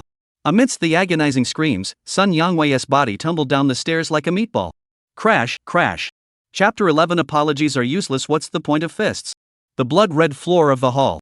Zhao Sangxiong looked at Sun Yangwei, who was nearly dead, and immediately pulled out a silver needle to keep him alive. Letting him die painlessly would be too lenient. Sun Yangwei, regaining consciousness, saw Zhao Sangxiong saving him and smiled through his blood-stained lips. Boy, you finally know fear, don't you? Even if you had 100 dares, you wouldn't dare kill me. If I die, your entire clan will be wiped out to accompany me in death. You seem to have misunderstood.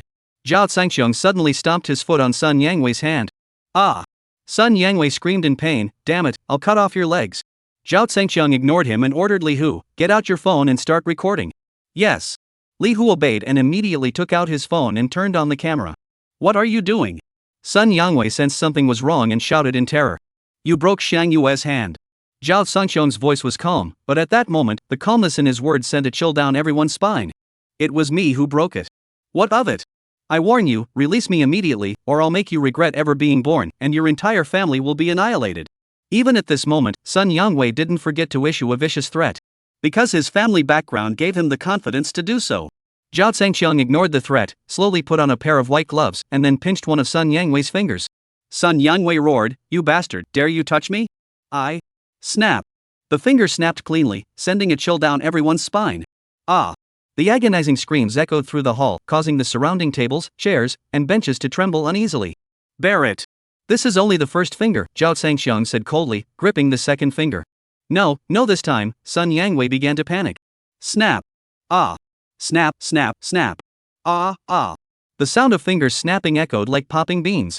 In an instant, all 5 fingers of one hand were completely broken. The 10 fingers are connected to the heart with all 5 fingers broken. Sun Yangwei was in agony, nearly dying from the pain. The hall echoed with screams as piercing as a pig being slaughtered. Endure it. That was just the appetizer. Zhao Sangxiong's voice was flat, devoid of any human emotion, as if he were not a man but the Grim Reaper himself. Sun Yangwei finally understood why Zhao Sangxiong had saved him earlier. It was to keep him alive and torture him slowly. Pant, pant. Sun Yangwei gasped for breath, his humiliation and anger reaching their peak. As the grandson of a powerful figure in the inner court, who dared to treat him this way? Even the governor of Nanzhou would bow and scrape before him, treating him with the utmost respect. He had always been the one to torment others, always the one to drive others to despair. But now, he was tasting the bitter flavor of being tortured, the bitter flavor of despair. But even so, the pride of the grandson of an inner court giant could not be lost. Damn it, if you've got the guts, just kill me. Sun Yangwei gritted his teeth, his eyes flashing with fury. He was betting that Zhao Sangxiong dared not kill him, at most he would torture him until he was on the brink of death. As long as I have a breath left in me, no matter how you torture me today, I'll make you pay back every last bit of it. You wait, you bastard, you wait. Zhao Sangxiong ignored him, his ironclad claws gripping Sun Yangwei's wrist. Lin Shangyue's hand had been broken at the wrist, so now he was returning the favor in kind. What do you think you're doing? Sun Yangwei screamed in terror. Bang! A loud explosion echoed, followed by the sound of bones shattering and blood spurting. Ah! A chilling, piercing scream pierced the night sky, shattering the silence outside. How does it feel to have your hand broken? Zhao Sangxiong asked calmly, did you ever think that one day you would suffer the same fate when you broke someone else's hand? No one answered the question, for Sun Yangwei had fainted from the pain. Zhao Sangxiong dropped Sun Yangwei's severed hand and pulled out several silver needles to revive him. Huff, huff. Sun Yangwei gasped wildly, sweating profusely from the pain, with snot and tears streaming down his face. The once arrogant Sun Yangwei was now as pitiful as could be. There's still one hand left. Let's continue. Zhao Sangxiong grabbed Sun Yangwei's other hand. Sun Yangwei. At that moment, he felt utterly hopeless. The man before him was a devil. Spare me, spare me. I surrender, I give up. Please spare me, wailing. Sun Yangwei cried out, begging for mercy. This was the first time in his 20-plus years of life that he had ever begged for mercy, and it would be the last. Zhao Sangxiong shook his head indifferently. When you were torturing Shang Yue earlier, did you ever think of sparing her? Wah! I was wrong. I apologize to you. I'm sorry. I was wrong. Sun Yangwei was truly terrified. If apologies were enough, why would we need fists? Zhao Sangxiong suddenly exerted force. Snap! A finger snapped cleanly. Ah! Another piercing scream echoed through the air. Then, Zhao Sangxiong repeated the same action, breaking one of Sun Yangwei's fingers after another. The pain was so intense that he fainted. They used needles to wake him up and continued breaking his fingers. Finally, with a loud crack, the wrist of the other hand was forcefully snapped, marking the end. Sun Yangwei lay on the ground like a pile of mud, too weak to even scream, his body twitching involuntarily, the only sign of life left in him. Zhao Zhangxiong stood up, took the phone from Li Hu's hands, and ordered him to drag Sun Yangwei upstairs and make him roll down the stairs. He liked kicking people off the building, so let him taste the full brunt of rolling down the stairs.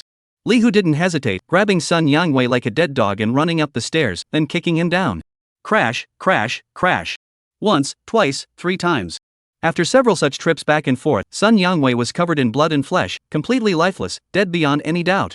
Quick, get out of the car and surround him. At the entrance of Tianhao Hotel, shortly after Zhao Zhangxiong left, the sound of car engines roaring and brakes screeching echoed outside. Shouts echoed through the night sky, accompanied by the chaotic sound of footsteps. Swish, swish, swish. Outside the hotel, blinding lights shone brightly, illuminating the entrance. Xin Yuanshan, the governor of Nanzhou and the highest official in the region, looked anxious as he led a large group of people rushing toward the scene. Behind him were numerous armed personnel carrying weapons. The hotel entrance was covered in bloodstains, with fresh blood flowing and staining the white tiles red.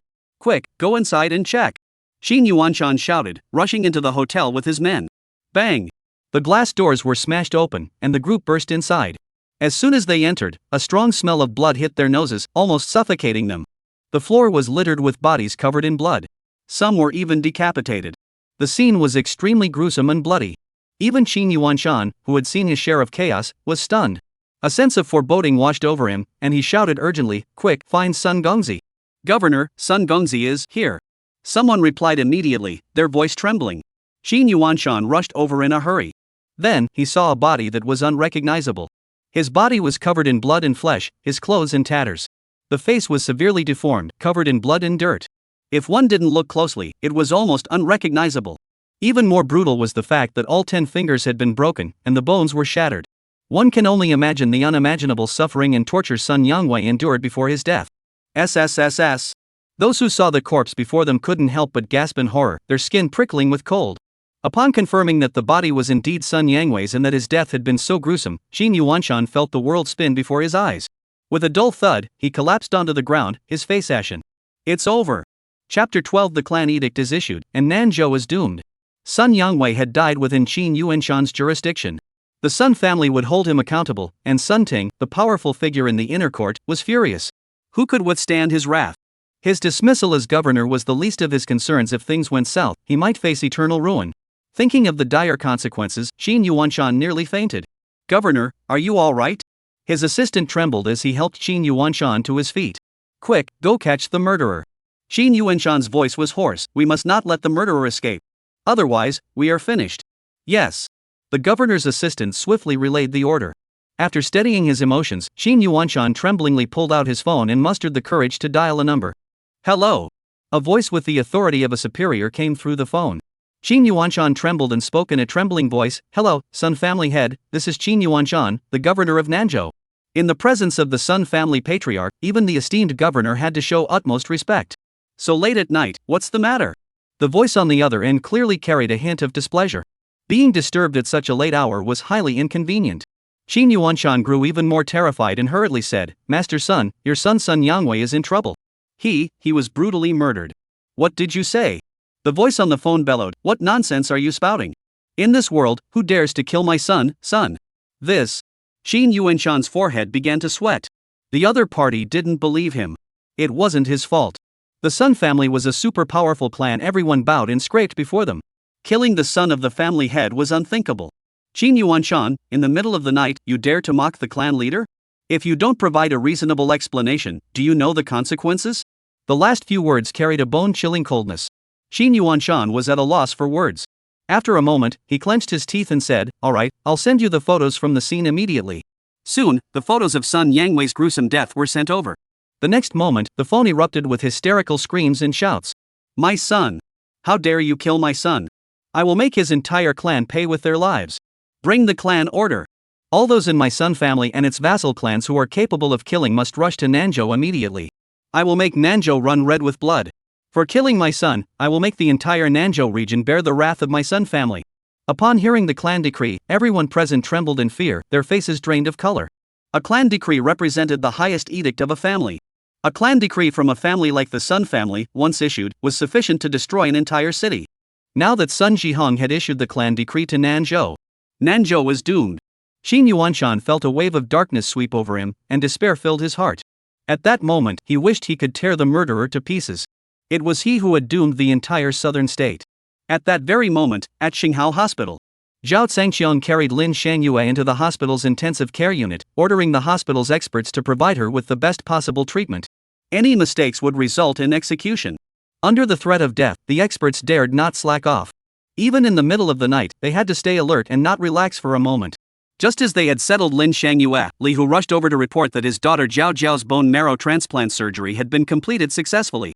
Earlier, Zhao Zhao had regained consciousness for a moment, and her life was saved. Upon hearing the news, Zhao Zhangqiang was overjoyed and rushed to the operating room immediately. Inside the operating room, after successfully completing the surgery, the team of experts led by Zhang Kai finally let out a long sigh of relief, as if they had narrowly escaped death. "Dr. Zhang, that's wonderful. We finally don't have to die," a young expert said, wiping sweat from his brow. Everyone nodded in agreement, their faces relaxed. "The child is saved, but Mrs. Sun is not doing well. What should we do?" A sudden remark plunged the relaxed crowd into complete silence. Everyone turned to look at Mrs. Sun on the operating table, her face pale and barely clinging to life, her expression filled with despair. If Mrs. Sun were to die, not only would they be finished, but the entire Xinghao hospital would be doomed. After a long moment, someone looked at Zheng Kai with pleading eyes and asked in a trembling voice, "Dr. Zhang, what should we do?" Zheng Kai's face was ashen. He had no idea what to do. Just then, the sound of hurried footsteps echoed through the room. Zhao Zhangqiang strode in. Seeing Zhao Zhangqiang, the ruthless figure, Zheng Kai and the others trembled violently. They dared not think about Mrs. Sun's situation and hurriedly greeted him in panic. "Mr. Zhao, we've successfully completed the surgery. Your daughter is okay," Zheng Kai reported nervously. Zhao Zhangqiang roughly pushed him aside and rushed to his daughter's operating table, quickly grabbing her hand to check. Her pulse was steady, and everything was fine.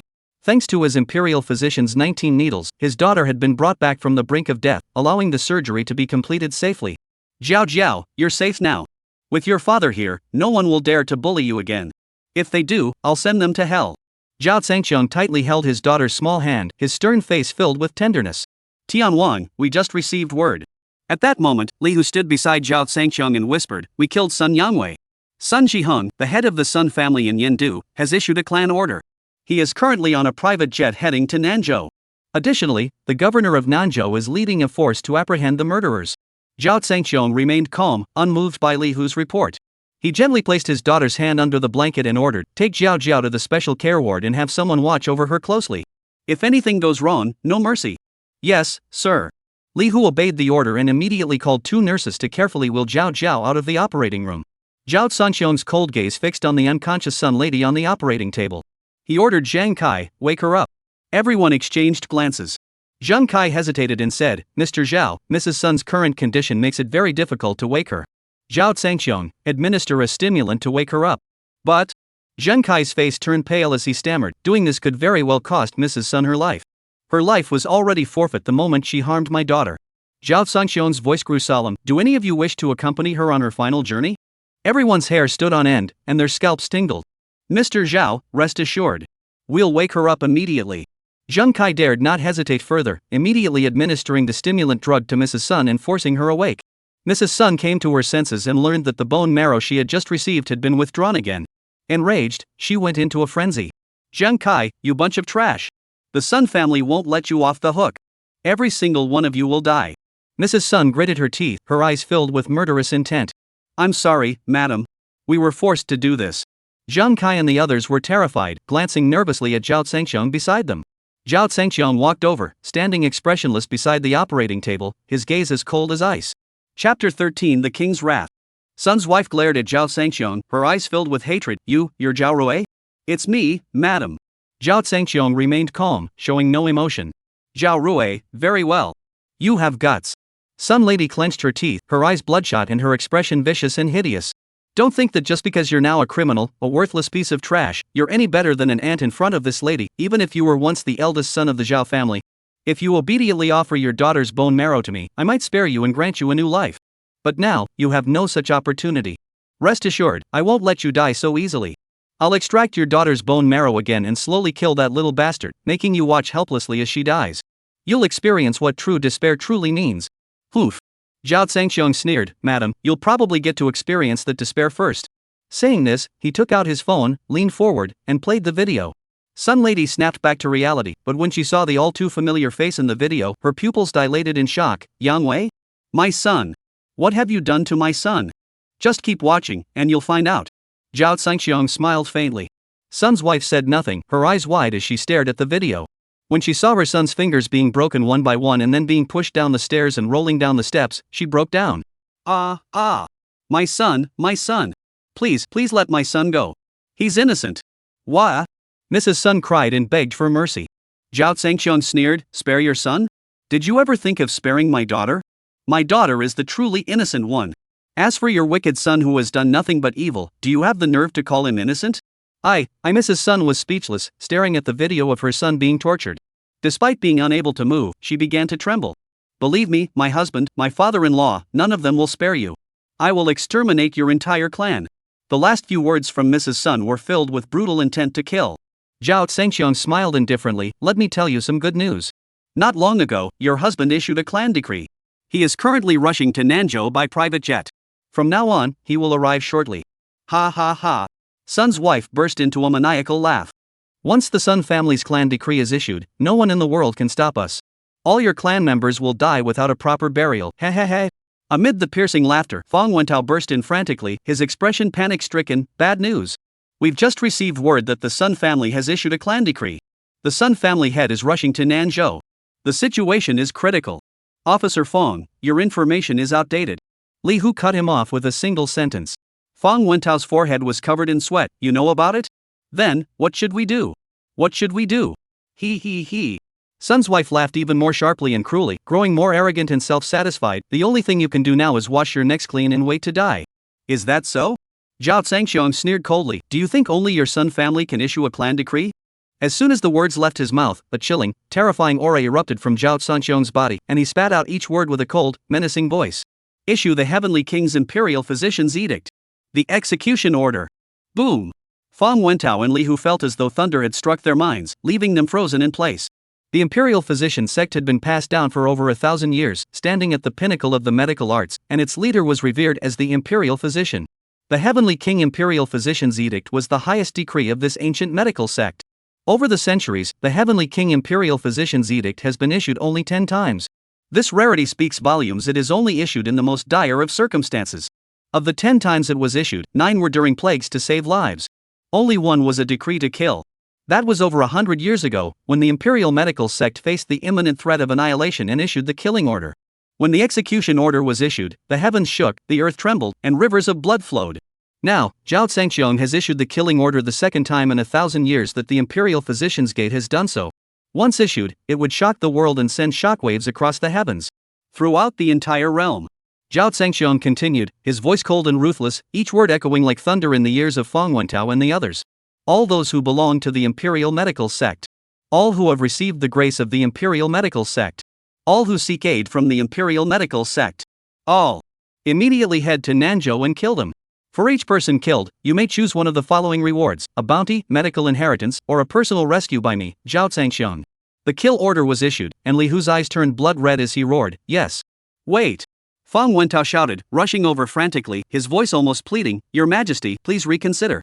Once the order is issued, the heavens will shake and the earth will split. Nanzhou cannot withstand such an order. The panic and chaos that will ensue will bring the king's wrath upon you, and your lifetime of glory will be destroyed in an instant." Fang Wentao pleaded earnestly, exhausting all his efforts to persuade him. "You are so young yet hold such a high position, becoming a heavenly king above all others. How many people envy you, how many people resent and defy you? They are just waiting for you to make a mistake. The incident targeting your family in the southern province was undoubtedly a massive conspiracy orchestrated against you. Its purpose is to provoke you into making a mistake, leading to your downfall. Enough." A sharp shout erupted, followed by a cold, overwhelming aura that abruptly cut off Fang Wentao's words. Fang Wentao was enveloped by an overwhelming cold killing intent, his body shivering with fear as he stared at the terrifying young man before him, whose body was swirling with murderous intent. Whoosh! Zhao Zhangxiong stood up, raised his hand, and slowly removed the military cap from his head. Li Hu's pupils dilated in shock. "The Heavenly King! This is not allowed." Zhao Zhangxiong suddenly raised his hand to stop Li Hu from continuing. "Today, even if the ruler himself were to arrive, he could not stop me, Zhao Zhangxiong, from issuing the order to kill. Each word was spoken with unwavering resolve, leaving no room for compromise. I, Zhao Zhangxiong, have fought for 4 years in the western wilderness, defended the tiger and wolf pass with unwavering resolve, protected millions of citizens, and safeguarded this realm. Therefore, I owe nothing to this realm, and I owe nothing to the ruler. Indeed, if anyone owes anything, it is this world that owes him. Now, my family has been killed, my wife and children have been killed. If I do not seek justice for them, I, Zhao Zhangxiong, would be a disgrace to all men. What face would I have to live on this earth? As the words fell, his military cap landed on the bedside table. Eternal damnation? Ha ha! A chilling laugh echoed, sending shivers down the spine. This military uniform is the pride of my life, more precious than my own life. To take it off now is to take my life. To exchange my life for this execution order is enough. Bang! Fang Wentao collapsed onto the ground, dazed and disoriented, his face ashen. He understood Zhao Zhangxiong's stance. That was that even if he had to sacrifice his own life, he would kill him in Nanzhou until the rivers ran red with blood. When a celestial king grows angry, the heavens turn dark, and blood stains the mountains and rivers for thousands of miles. Nanzhou could not withstand the wrath of a heavenly king. Chapter 14 Dark clouds gather over the city. Disaster is imminent. The heavenly king's imperial physician's order? Zhao Zhangxiong? Sun Lady's triumphant laughter abruptly ceased, and she looked at Zhao Zhangxiong in horror. You're not Zhao Rui? At that moment, Lady Sun's voice trembled wildly. As the wife of the head of the Sun family and a member of the upper echelons, Zhao Zhangxiong, the Western Wild Heavenly King, was a renowned figure she was well acquainted with. She had often discussed these prominent figures in her daily conversations. Who could have imagined that the very person they had been discussing would now stand before them? Zheng Kai and the other experts standing nearby were nearly fainted with shock. They stared intently at Zhao Zhangxiong, their eyes filled with disbelief and awe. For years ago, I was indeed called Zhao Rui. 4 years later, I am Zhao Zhangxiong. Zhao Zhangxiong's voice was calm and composed. However, every word he spoke was like a thunderclap in the hearts of Sun Lady and the others. Zhao Zhangxiong, the Western Wild King, the youngest king in the history of the empire, was known throughout the land. Additionally, he was the head of the imperial medical sect, the foremost authority in the medical arts across the realm. With such dual identities, even the ruler of the nation would give him 3 steps of respect. Although the Sun family was powerful, in the presence of such a person, they were no more than ants. She had dared to offend such a terrifying figure, and had done so in a way that left no room for reconciliation. What makes her even more desperate is that the Sun family has issued a clan decree, mobilizing the entire clan to kill Zhao Zhangxiong. This is a suicidal move, a path to certain destruction.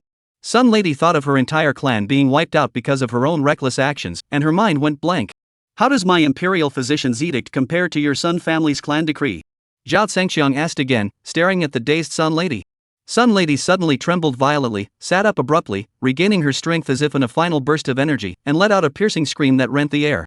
No! Unfortunately, she had no time to act further as a mouthful of blood gushed out. Put!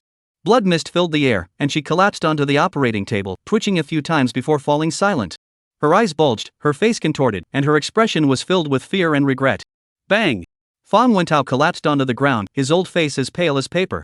Sun Yangwei was dead, and Mrs. Sun followed him in death. Mother and son had died together. It's truly over. The sky of Nanzhou was about to collapse.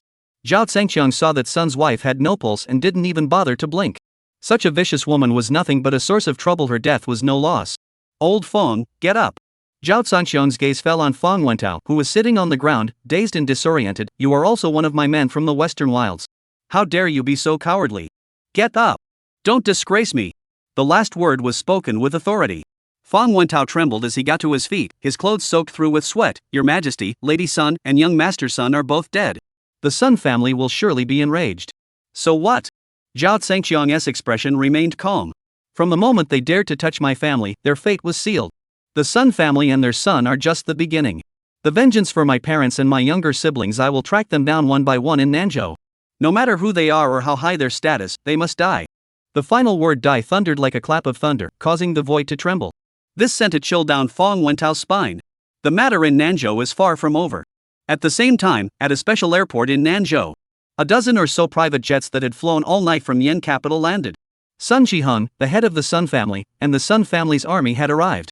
The governor of Nanzhou, Qin Yuanshan, had been waiting at the airport for some time with his men. Sun Zhiheng was not tall, standing at around 1.7 meters. However, as the head of the Sun family, his aura made Qin Yuanshan, who was taller than him, feel uneasy. Sun family patriarch. As the governor of Nanzhou, I welcome you on behalf of the people of Nanzhou. Your presence here. Qin Yuanshan had intended to say a few flattering words, but was rudely interrupted. Stop with the nonsense. Where is my son? Where is the murderer? Sun Jihung's face was twisted with anger, radiating a murderous intent. Master, please calm down. I will take you there immediately, Qin Yuanshan said fearfully. The subordinates, seeing their governor in such a state, couldn't help but sigh inwardly. A governor of such stature, when had they ever seen him so subservient? Master's son, you must prepare yourself mentally. In the car, Qin Yuanshan accompanied Sun Jihung. Young master's son has met with an unfortunate accident. Damn it! Sun Jihung roared, clenching his fist so tightly that the veins on his hands bulged. Who is the murderer? I will exterminate his entire clan. The suspect we've identified so far is Zhao Rui. He was abandoned by the Zhao family 4 years ago, a violent criminal who has chosen to live a life of depravity. Qin Yuanshan then detailed everything they had discovered in full. Hearing that his wife and children had been reduced to such a pitiful state by a worthless man, Sun Jihung's anger was so intense he could have set the car ablaze. The night sky was gloomy, and the cold wind blew fiercely. As dawn approached, dark clouds gathered in the sky, signaling an impending storm. Crack!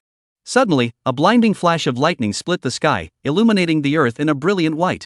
Amid the blinding white light, a wild convoy raced forward at breakneck speed, barreling toward St. Hao Hospital. Boom! Boom! The thunder roared. In the next instant, lightning once again split the sky. Splash!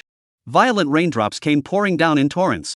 In an instant, the rain fell like beans, pounding the ground with such force that it sent water flying everywhere. The entire city of Nanzhou was instantly engulfed in the raging storm. It was supposed to be the time when the sky should have been brightening. However, thick black clouds hung low over the city, and the city, shrouded in the violent storm, remained dark and gloomy. This downpour had come suddenly and unusually. The surrounding areas enjoyed fine weather, but here alone, the rain raged unchecked. It seemed as though it had foreseen the impending disaster. St. Hao Hospital, caught in the midst of the storm, was sealed off by Feng Wentao's men. A few people stood at the hospital entrance, frowning as they watched the downpour outside. Why did it suddenly start raining so heavily? Boom, boom, boom. Suddenly, the sound of car engines roared through the rain, causing the floor to tremble slightly. It sounded as though hundreds of vehicles were approaching at once. What's going on? The group looked in astonishment toward the distance. At that sight, they were speechless. In an instant, the rain and mist were filled with countless flickering lights. They resembled the bloodthirsty eyes of a pack of wild wolves suddenly emerging from the darkness. The lights approached rapidly, breaking through the rain and mist with a deafening roar. Quick, report to the commander, the leader shouted. As they watched the imposing convoy approach, they sensed something was wrong, and their skin prickled with fear. Yes, sir. The subordinates dared not delay, and immediately turned and sprinted away. Chapter 15 The Vile, Shameless Face. Gack! Clang clang! As the first screech of brakes echoed through the air. The next moment, the screeching of brakes echoed in rapid succession. Then, the doors swung open, and the sound of heavy footsteps echoed loudly. A dense crowd poured out of the vehicles, each one radiating a menacing aura. Quick, surround the hospital. Don't let a single one escape. Hurry, hurry, hurry. The shouts grew louder, deafening the ears. The Sun family's order was issued, mobilizing not only the elite forces of the Sun clan but also those from surrounding areas of Nanzhou who sought to curry favor with the Sun family. At that moment, the number of people at the scene had already exceeded 1,000. More people were pouring in from all directions, their numbers growing wildly. Looking out from the hospital, the surrounding area was shrouded in rain and mist, with a sea of heads and a dense grid of vehicles. A narrow path had been cleared through the dense crowd. A luxury car worth millions arrived at the hospital gates, carrying Sun Jihong and Qin Yuanshan. Master Sun, the murderer of your son, Zhao Rui, is inside the hospital. Moreover, your wife is currently receiving treatment there as well. Qin Yuanshan spoke with a solemn tone. It was precisely because your wife fell into Zhao Rui's hands that I feared he might harm her, so I dared not send anyone to attack him. Otherwise, before you arrived, I would have ordered my men to storm inside and tear the despicable scum Zhao Rui to pieces. Get out of the car. Sun Jihong roared, his face as cold as ice. If he dares to touch a single hair on my wife, I'll make sure his entire clan is wiped out. Yes. The bodyguards opened the car doors and held up large umbrellas over them. Under the protection of the bodyguards, Sun Jihong and Qin Yuanshan, the two powerful figures, got out of the car and walked up the steps to the hospital entrance. Quick, quick, go call Commander Feng. The people guarding the entrance were panicking, the glass doors tightly shut, their terrified eyes fixed on the group charging toward them. On the upper floor, Feng Wentao had already received the report. Upon learning that the Sun family's elite forces had been deployed and Sun Jihong had personally arrived, with thousands of people surrounding the area outside. Feng Wentao's face turned pale. Lord Zhao, I'll go down and take a look. Stop. Zhao Sanqiong's stern gaze halted Feng Wentao's steps. Old Feng, you must not get involved in this matter. After this battle, I, Zhao Sanqiong, will remove my military uniform. Without me, the western wilds cannot survive. Do you understand my meaning? Fang Wentao's heart trembled. He understood Zhao Zhangxiong's meaning all too well. He wanted to spare him and not drag him into this. But, Commander. Fang Wentao tried to speak, but the words stuck in his throat. There's no but about it. Zhao Zhangxiong coldly cut him off. Most of the Sun family knows you. If you show up, you'll be unable to clear your name even if you jumped into the Yellow River. Take care of Shang Yue and Jiaojiao for me. Li Hu, let's go. Yes. Li Hu roared, following Zhao Zhangxiong downstairs in large strides. Boom! Downstairs in the hall, a deafening explosion shook the ground. Clatter! The glass doors shattered, and countless shards of glass rained down, flying everywhere. The few people guarding the door were terrified and retreated in panic, their faces ashen. Charge in and bring out Zhao Rui. Alive!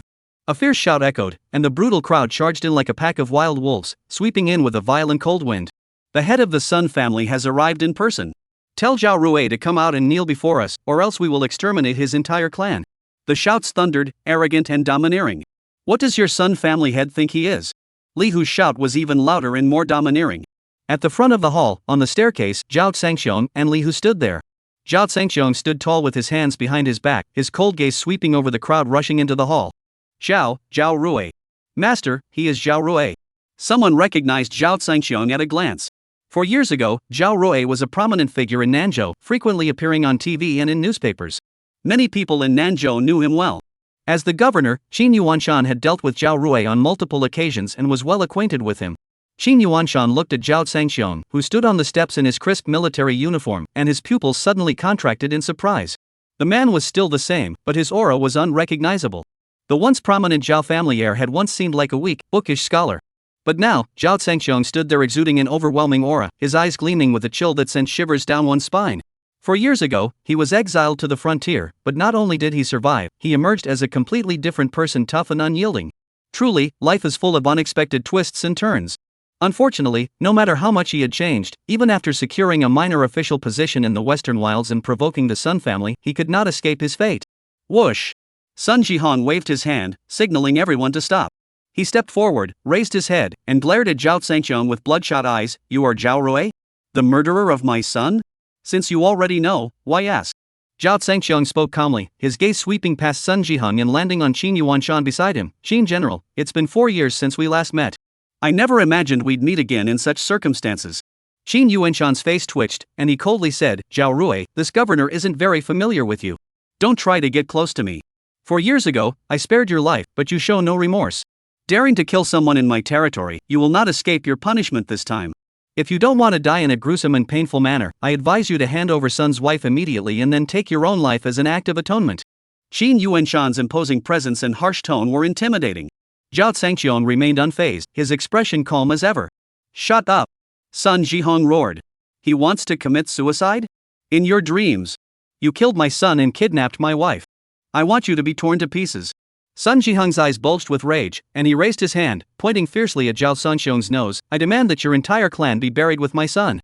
This brutal intent to kill was enough to send a chill down anyone's spine. Zhao Zhangxiong remained calm, his stern face showing no emotion. Don't you even ask why I killed your son? It doesn't matter. Sun Jihong roared.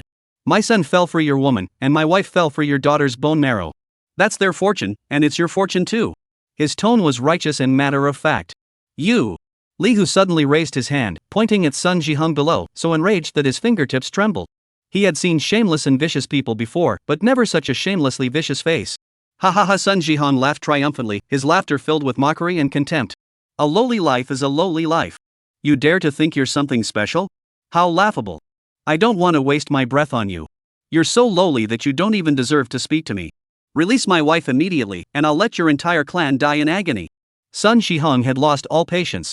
For someone of his status? Speaking another word to someone as lowly and despicable as Zhao Zhangxiong was a disgrace. Fine, you wait. Zhao Zhangxiong gestured to Li Hu, bring Sun's wife here. Yes. Li Hu obeyed and turned to go upstairs. The Sun family members downstairs sneered smugly. They didn't seem very calm, did they? They thought they were so tough, but now they're just cowards. At the master's command, they obediently followed orders. Saving the lady was as easy as blowing away a feather. Chapter 16, Let No One Return. Soon, Li Hu returned carrying a woman in a hospital gown. His own wife, Sun Jihong, knew her better than anyone else. He could recognize her just by her silhouette. Lady, Sun Jihan's voice trembled as he hurriedly called out, "Lady, I've come to save you." However, his wife showed no response. Her hair was disheveled, her head hanging limply behind Li Hu, resembling a dead dog. Sun Jihan's expression hardened, and he shouted angrily, "You bastards! What have you done to my wife? Put her down!" Li Hu sneered and threw her forcefully. Whoosh! A disheveled figure was thrown from the upper floor like a dead dog, tracing a parabolic arc in the air before crashing down onto Sun Jihan below. The once esteemed Mrs. Sun was being treated like a dog, thrown down and aimed at the head of the Sun family. How dare they? You dare!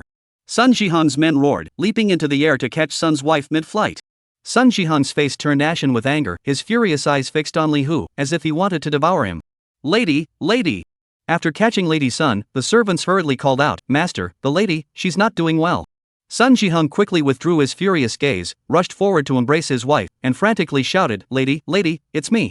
Open your eyes and look at me. I've come to save you, lady." Unfortunately, no matter how he called out, she had already stopped breathing. His son was dead, and his wife was dead. Sun Jihan's body trembled violently, his bloodshot eyes wide and round, as if they were about to burst. "No, no!" Suddenly, a hysterical scream pierced the air, causing the entire Saint Hao Hospital building to tremble. "Zhao Rui, Zhao Rui!" Sun Jihan clenched his teeth, his face contorted in rage. He suddenly looked up, his bloodshot eyes glaring maliciously at Zhao Zhangxiong, like a bloodthirsty wolf. "Tell me, who gave you the guts? Who gave you the guts?" The deafening roar echoed through the air. The terrifying aura of the head of the Sun family emanated outward, causing those around him to pale with fear and tremble in their hearts. "How does it feel to lose your loved ones?" Zhao Zhangxiong remained calm, ignoring Sun Jihan's rage, his voice cold and indifferent. "When your Sun family ruthlessly took others' lives, did you ever think that karma would come back to you?" "Shut up!" Sun Jihan roared. "Your wife and children were mere worthless lives. They're dead, and their deaths can't be compared to the noble lives of my wife and son. Who gave you the nerve to speak to me like that?" Swoosh! Zhao Zhangxiong's eyes flashed with a sudden burst of cold light, causing the temperature in the air to drop. "Lowly lives?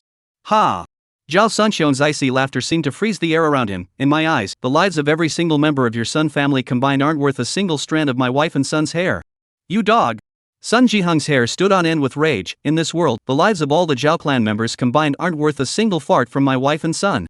Enraged, Sun Jihan let loose a string of curses without regard for his dignity. "Zhao Rui, listen well. Today, I will make every Zhao in Nanzhou pay with their lives. Nanzhou will run red with blood because of you." Xin Yuanshan was horrified. "Master of the family, we can't do this. There are over 1 million people surnamed Zhao in Nanzhou, and they have nothing to do with Zhao Rui. Shut the hell up, or I'll kill you too." Sun Jihan's face contorted, his face flushed red with blood, and his killing intent surged. "Not 1 million, even 1 million I'll kill, until the heavens are overturned and the earth is turned upside down, until there's no one left alive. Today, the thousands of members of the Sun family will tear the entire city of Nanzhou to pieces. The first one to die will be you." Sun Jihang pointed fiercely at Zhao Zhangxiong, his bloodshot eyes twisted with rage. "Everyone, follow my orders. Charge forward and tear him to pieces. Kill him. Kill. Kill. Kill." The Sun family members roared in unison, their voices shaking the heavens, drowning out even the thunder and rain outside. In the next instant, the Sun family members, filled with murderous intent, charged forward with blood-red eyes, wielding swords and clubs, like a floodgate opening, sweeping toward Zhao Zhangxiong and Li Hu with the force of a tidal wave. In the blink of an eye, Zhao Zhangxiong raised his hand, clenching his fist in mid-air. Boom!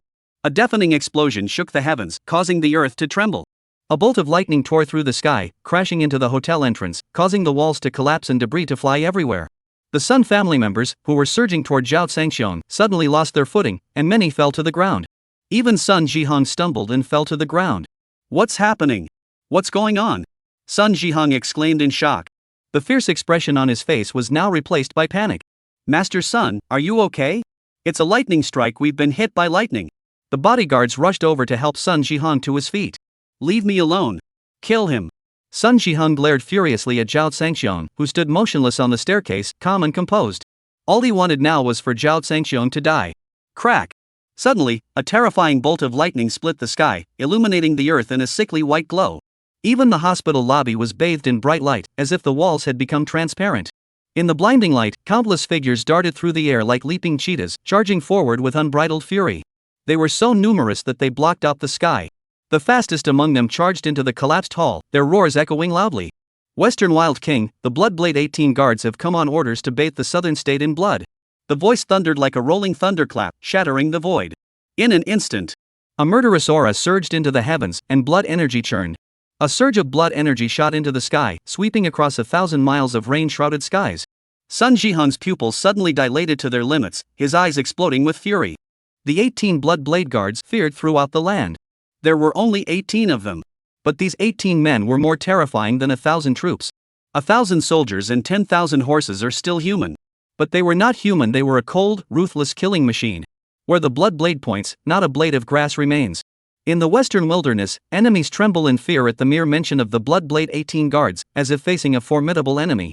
Even their own people, upon hearing the name blood blade guards, would turn pale with fear. They are a bunch of madmen. How did they suddenly appear here? And where is the Western Wild's heavenly king? Sun Jihong's mind was in a whirl, his expression frozen, and for a moment he couldn't react. Bang! A deafening explosion echoed as Zhao Zhangxiang suddenly stepped forward, causing the stairs to shatter. My men have arrived. Zhao Zhangxiang glared at the Sun family members, his eyes cold and filled with murderous intent. He clenched his teeth and spat out each word in a voice as cold as death. Sun family head, the suffering my wife and children have endured, I will make your entire clan pay 100-fold today. If you seek to annihilate my clan, I will ensure that every member of the Sun family never returns alive. Chapter 17. Outside Xinghao Hospital. In the pale, flickering light, a swarm of figures rushed toward them like locusts, more fierce than the storm raging outside. The roars grew louder and louder, drowning out the thunder in the sky. The king of Ghost Mountain has received the emperor's medical order and leads 800 warriors to pay homage to the Western Wild Emperor. The Black Magic Palace Lord, the Great Demon King, has received the Heavenly King's execution order and has led his 1,000 demon guards to pay homage to the Western Wild Heavenly King. Pay homage to the emperor's physician. The heavenly crippled ghost doctor has received the emperor's medical order and has come in obedience to the command to pay respects to the sect master. The jade-faced Rakshasa leads 300 red maiden soldiers in obedience to the order, here to pay respects to the Western Wild's heavenly king. Pay respects to the master of the Imperial Physician's Gate. The Assassin Alliance's Dark Dragon organization, Lei Qianjie, has arrived with his troops in response to the order to kill. We are here to eliminate all of the heavenly king's enemies. The 5 tiger generals of the Western Wilderness have arrived in accordance with orders to pay their respects to the heavenly king. The 8 great wolf generals of the Western Wilderness pay homage to the heavenly king. The air echoed with roars louder than thunder. Hearing those names that rang like thunder in their ears, the Sun family members stood frozen in place, trembling with fear. Sun Jihong was numb with shock. Governor Qin Yuanshan was utterly stunned, his soul shaken to the core. This is what true shock feels like. The Sun family's clan edict paled in comparison. The names being shouted outside were not just renowned within the country, they were terrifying figures who could dominate the world, true giants of their respective realms. A single stomp of their feet could make the heavens tremble. Yet here they were, swarming in, gathering here in force. What on earth is going on? Speaking of which, who exactly is this Western Wild Heavenly King, the master of the Imperial Medical Sect, whom they claim to be paying homage to? Could it be?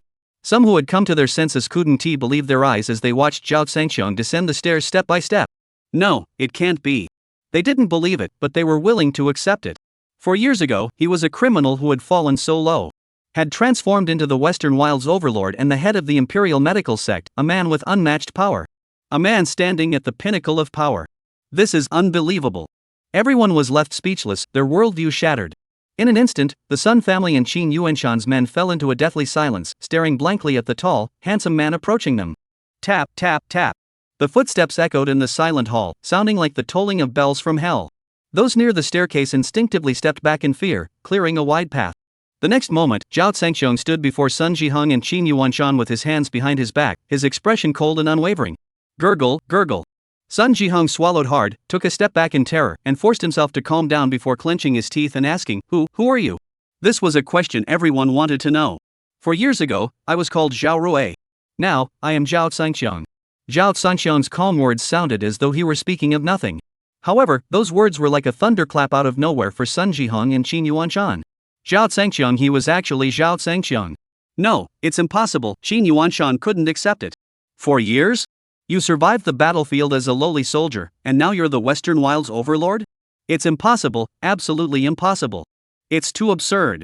I don't believe it. Swoosh. Zhao Zhangxiang's eyes flashed with a cold glint, and a chill enveloped Qin Yuanshan. SSSS. Qin Yuanshan trembled violently. In an instant, it felt like he was in an ice cellar, with coldness spreading throughout his limbs, terrifying him into closing his mouth tightly, too afraid to speak. Do you need me to believe you? Zhao Zhangxiang spoke, his cold voice tinged with disdain. Qin Yuanshan choked on his words. Ha ha ha. Sun Jihong burst into laughter. Zhao Rui, who the hell are you trying to scare? You hired a bunch of people to put on a show here. Do you really think I, son, am some unsophisticated country bumpkin who's never seen the world? A bunch of extras, $100 each. I could hire 1 million or even 10 million people. Hearing this, the Sun family members and Qin Yuanshan, who had been trembling in fear, suddenly relaxed, and one by one, they wore expressions of mockery. Let me tell you, Zhao Rui. Sun Jihang's expression turned fierce again. Don't even pretend to be the real deal. Even if you are the real Xie Tianwang, what of it? For killing my wife and children, I'll wipe out the entire Xie Tianwang clan. The roar echoed throughout the venue, filled with sheer dominance. Tianwang, give the order. I'll kill this dog. Someone shouted angrily, their intent to kill boiling over. Please give the order, Heavenly King. Kill. Kill. Kill. The roars of millions rose to the heavens, a murderous aura sweeping across the sky, causing the heavens to change color. Boom, crash. Thunder roared, and the rain fell harder. An even more violent storm descended. Ha ha. Sun Jihang laughed loudly, a bunch of worthless extras, you actually took it seriously. Kill? Come on, beg for death. Ha ha. As you wish. Zhao Zhengxiong suddenly raised his hand, pressing down on the void with a burst of killing intent. Not a single one shall be spared. They had been waiting for this command. Blood blade guards, attack. Blood-red blades flashed first, and blood-soaked heads flew into the sky. Kill. In the next instant, the sound of battle filled the air, and a crimson glow swept across the vast sky. Chapter 18. Boom.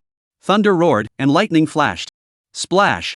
A torrential downpour pounded the ground, sending up a spray of blood. Under the misty, rain-shrouded sky, a one-sided massacre was underway. The area around Shanghai Hospital and the surrounding vast region had already become a river of blood, with bodies littering the ground. Rolling heads tumble through the muddy ground stained red with blood, a sight too horrifying to behold.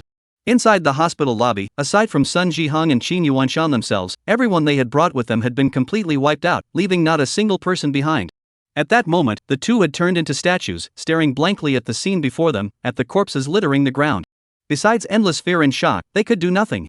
Only despair and helplessness remained. Sun Jihang and Qin Yuanshan were once powerful figures, standing high above everyone else. Had they ever felt such despair and helplessness before? Had they ever felt so insignificant? After a while, the sounds of battle gradually subsided.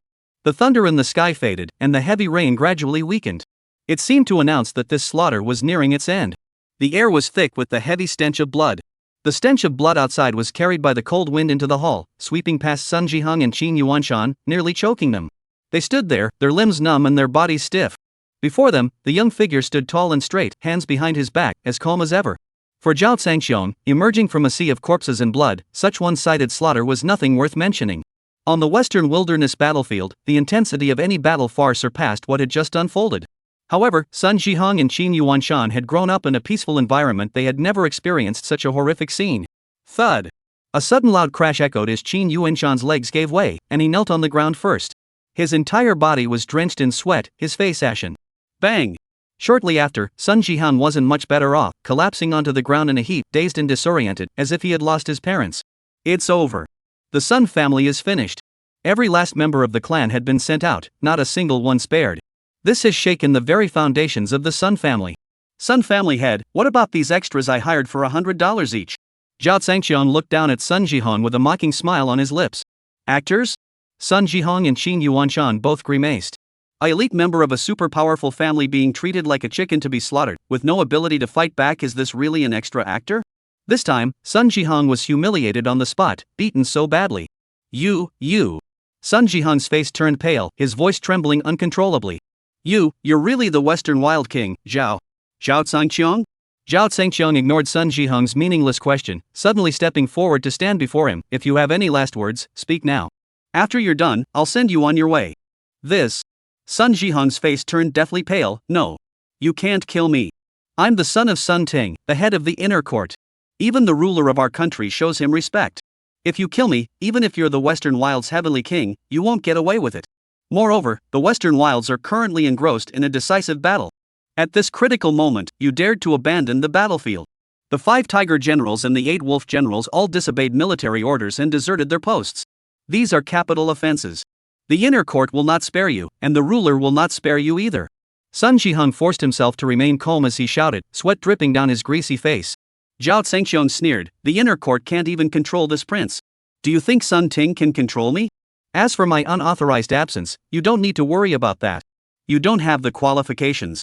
Sun Jihong's face paled even more. Zhao Zhangqian was leaving him no room to maneuver. If you have the guts, let me make a phone call. Do you dare? Sun Jihong resorted to provocation. He didn't want to die, not even if there was a sliver of hope left. Ring ring. Before Zhao Zhangqian could respond, Li Hu's phone suddenly rang. Master, it's a call from Sun Ting of the inner court. Li Hu hurriedly handed the phone to Zhao Zhangqian. Zhao Zhangqian furrowed his brows. Haha. Sun Jihong, upon hearing it was Sun Ting's call, laughed wildly as if a drowning man had grasped a lifeline. Zhao Zhangqian, my father's call has come in. Answer it. If you dare. I'll see who is more powerful, you or the inner court's bigwigs.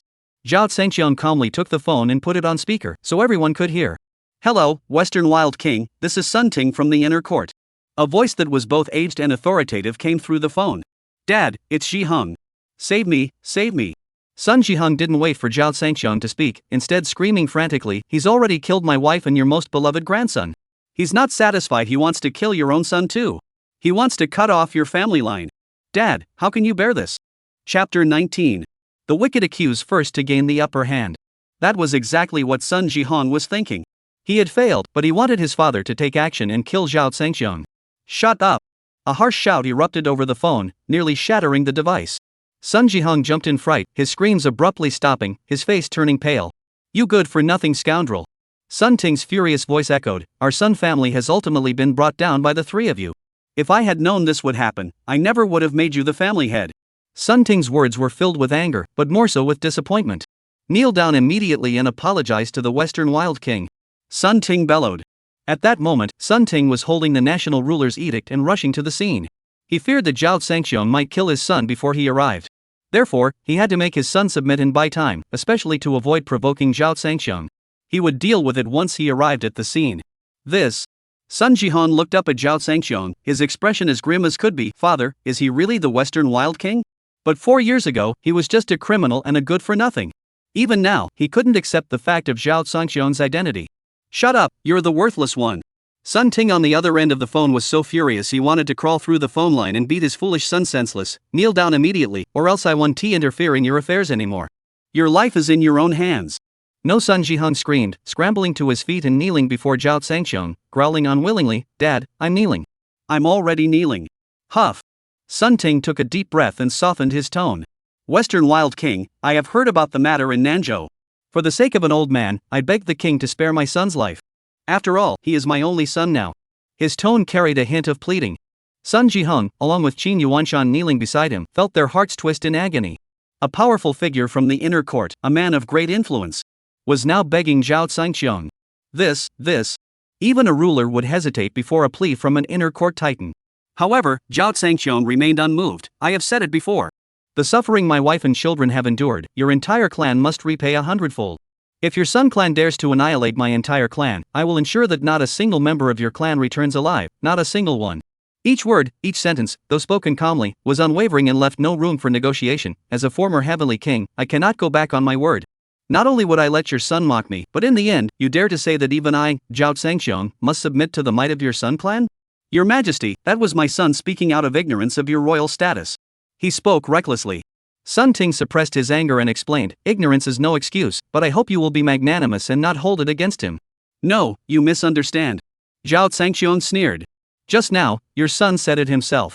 Even if I were truly the Western Wild Heavenly King, he would still annihilate my entire Zhao clan without mercy, and even exterminate 1 million Zhao surnamed people in the southern state. This. Sun Ting was speechless, completely at a loss for words. Exterminating 1 million people of the Zhao clan, only a fool would say such a thing. If he dared to do such a thing, his Sun family would be doomed forever. Even if he were a high-ranking official in the inner court, he would have to commit suicide in disgrace amid the curses of the masses. Huff, huff. Over the phone, only Sun Ting's heavy breathing could be heard, clearly furious. Dad, why are you afraid of him? Sun Jihong suddenly shouted. He, Zhao Zhangqian, as the Western Wild King, disregarded the greater good at a critical moment and abandoned his post without imperial orders. He didn't lead troops into battle but instead led men to slaughter his own kin, killing thousands of our Sun family members. He reported this to the king. He deserves death. Zhao Zhangqian laughed. Son Elder, did you hear what your son said? Tell me, do you think I'll spare him? Sun Ting remained silent on the phone for a moment. Western Wild Sky King, is there no room for negotiation? Do you really intend to kill my son? His voice suddenly turned cold, and there seemed to be a hint of threat in his tone. because he was about to arrive. Yes, the king is coming, and I will kill him too. This statement cut off all escape routes for the Sun family. Sun Shihong was doomed. Ha ha. Sun Ting's expression changed instantly, his earlier submissive tone turning into a sinister laugh. What my son just said may not be to your liking, but it's the truth. If you really kill my son, have you thought about the consequences? Ha ha. Sun Jihong laughed savagely. Father, do you really need to think about it? If he dares to kill me, the Western Wild King's reign will come to an end. Don't stop him. Let him kill me. Come on, kill me. Ha ha. I beg you to kill me. This was his second plea for death. Arrogant to the extreme, fearless, and unrestrained. Tianwan, I'll kill him. A burly man wielding a bloodstained knife stepped forward, his intent to kill palpable. Who dares? A loud shout rang out from outside, followed by the screeching sound of brakes. Senior son of the inner courtyard has arrived. The loud shout echoed like rolling waves, accompanied by a fierce cold wind sweeping in. A single stone stirred up 1,000 waves. Everyone rushed to look outside. The arrival of an inner courtyard elder was no ordinary matter. Such a prominent figure is rarely seen even once in a lifetime.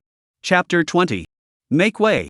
Amidst the arrogant shouts, an elderly man with a sharp gaze and an imposing demeanor, surrounded by a group of guards in gold-trimmed uniforms, stormed into the hall with great force.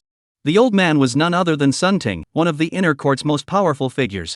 The gold-trimmed guards were legendary imperial bodyguards, the cream of the crop, with privileged and special status. Sun Jihong, who had been kneeling on the ground, suddenly stood up, his heart racing with excitement as he saw his own father arrive with the imperial guards. Ha ha, ha ha ha. Sun Jihong's laughter echoed loudly, his arrogance reaching its peak. Zhao Zhangxiong, see how you can kill me now, ha ha. Zhao Zhangxiong remained expressionless, showing no emotion. His tiger-like eyes fixed on Sun Ting as he entered, the corners of his mouth curling into a faint, disdainful smile. Clatter, clatter. With a menacing thud, Sun Ting approached. Dad, you're finally here. Hurry up and call someone to kill him. Sun Jihong shouted, sprinting toward Sun Ting. Blood blade guards.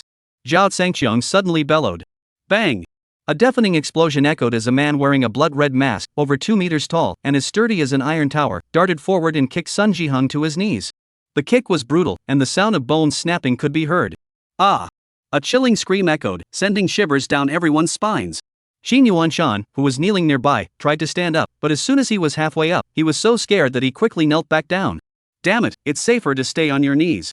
A blood-red blade flashed, and a bloodstained knife was pressed against the throat of the screaming Sun Jihong. You dog! A guard witnessed the scene and swiftly drew his golden battle knife.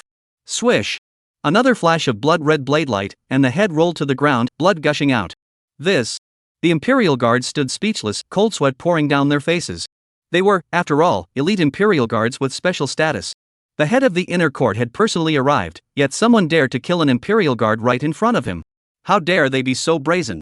Sun Ting, who had just been about to speak, looked down at the severed head rolling at his feet, his face turning ashen with anger, his lips twitching. Zhao Zhangxiong, you. Sun Ting pointed at Zhao Zhangxiong, his fingertips trembling violently, so enraged that he couldn't speak for a moment. The inner court is the institution under the direct control of the sovereign, overseeing the entire realm. They to some extent represented the will of the king. Although the level of a heavenly king was not subject to the inner court's control, they still had to show some respect. After all, they were close to the sovereign. Yet, Zhao Zhangxiong was clearly trampling on his dignity at that moment. Good, you're good. After a long pause, Sun Ting finally managed to force out a voice through clenched teeth, glaring at Zhao Zhangxiong. You dare to use such brutal force against the Imperial Guards? Do you really think no one can punish you?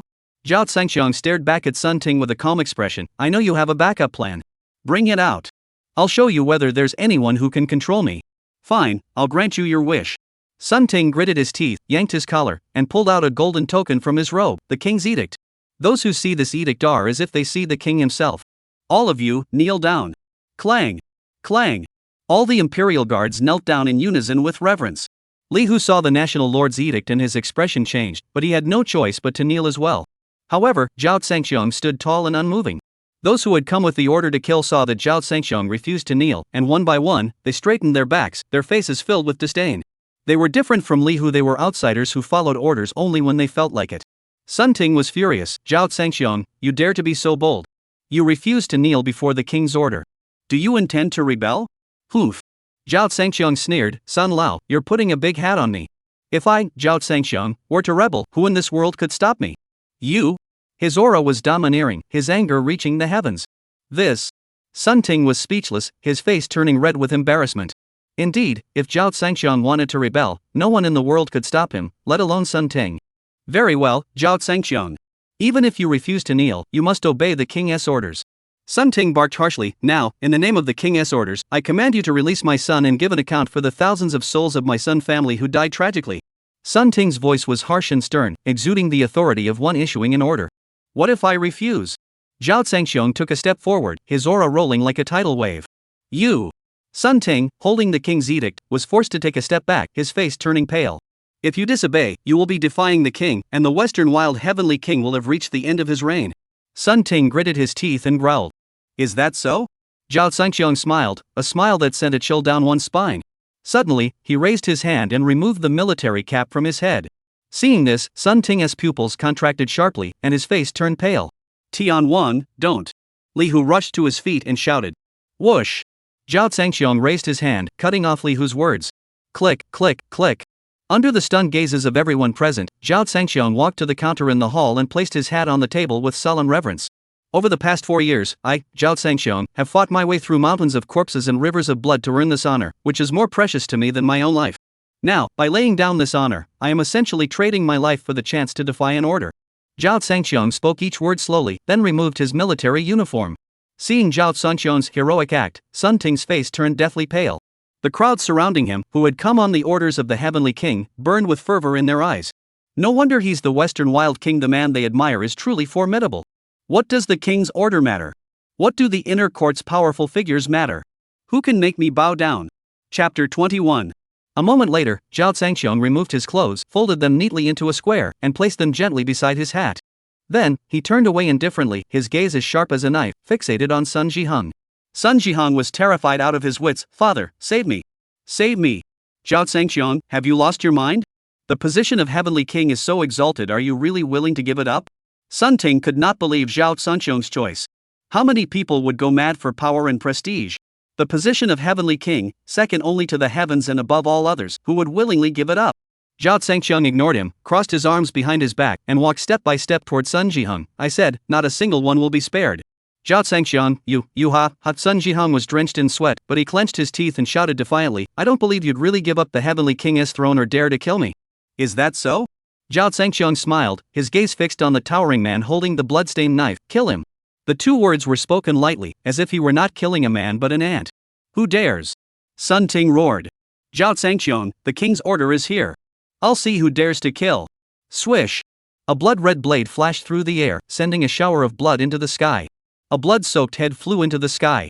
No! Sun Ting's hysterical scream echoed like a thunderclap, shaking the hall. A thunderous crash echoed as the head hit the ground, sending a cloud of blood mist into the air. My son! Sun Ting collapsed onto the ground in despair, screaming with all his might, the imperial edict slipping from his hands. Looking at his son's lifeless body, his son's head severed from his body, his son's death so gruesome, his heart was torn apart and his anger boiled over. Zhao Zhangxiang! How dare you! How dare you! His bloodshot eyes glared at Zhao Zhangxiang with such hatred, as if he were a wild beast ready to devour its prey. Why wouldn't I dare? Zhao Zhangxiang asked with a faint smile, completely ignoring the old man's murderous gaze. This scene left everyone around them utterly shocked. Zhao Zhangxiang actually dared to kill Sun Zhiheng. The person he intended to kill was someone even the inner court's powerful figures couldn't stop, and even the king's orders couldn't halt him. The governor Qin Yuanshan, kneeling on the ground, saw Sun Zhiheng's bloodied head rolling at his feet. His eyes bulged with unwillingness, refusing to close even in death. At that moment, his body went limp, and he crawled on the ground like a pile of mud, unable even to kneel. A man who couldn't even be stopped by the king's decree, who in this world dares to challenge him? The Heavenly King is mighty! Someone shouted. In the next instant, the hall echoed with deafening shouts that shook the heavens. The Heavenly King is mighty! The Heavenly King is mighty! Amidst the deafening roar, Sun Ting's eyes bulged with fury, his hatred boiling over. Zhao Zhangxiang, Zhao Zhangxiang. Each word, each sentence, every syllable was filled with unparalleled venom. I swear, son, will never forgive you. Facing Sun Ting's hysterical roar, Zhao Zhangxiang remained calm. If you want revenge, Zhao is always ready to oblige. You. Sun Ting raised his finger at Zhao Zhangxiang, his arm trembling violently.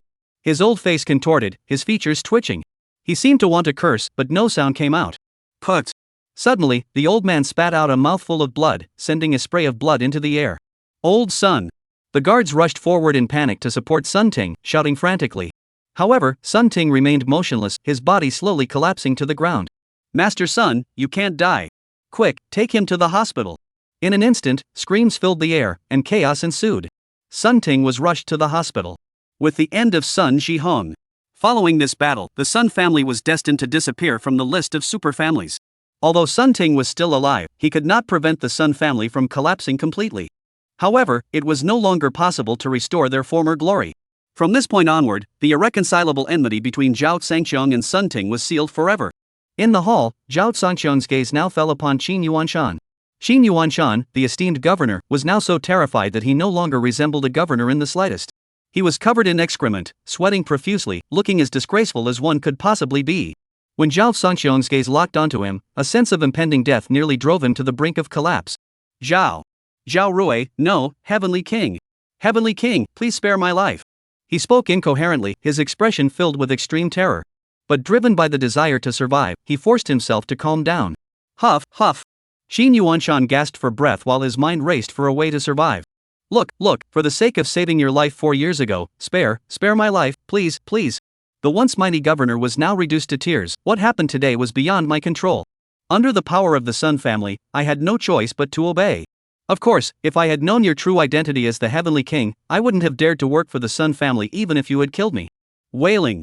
Chapter 22. Zhao Zhangqiang remained silent. Recalling 4 years ago, he had been framed for raping an innocent woman and brutally murdering her. Countless people in Nanzhou were outraged and demanded the death penalty.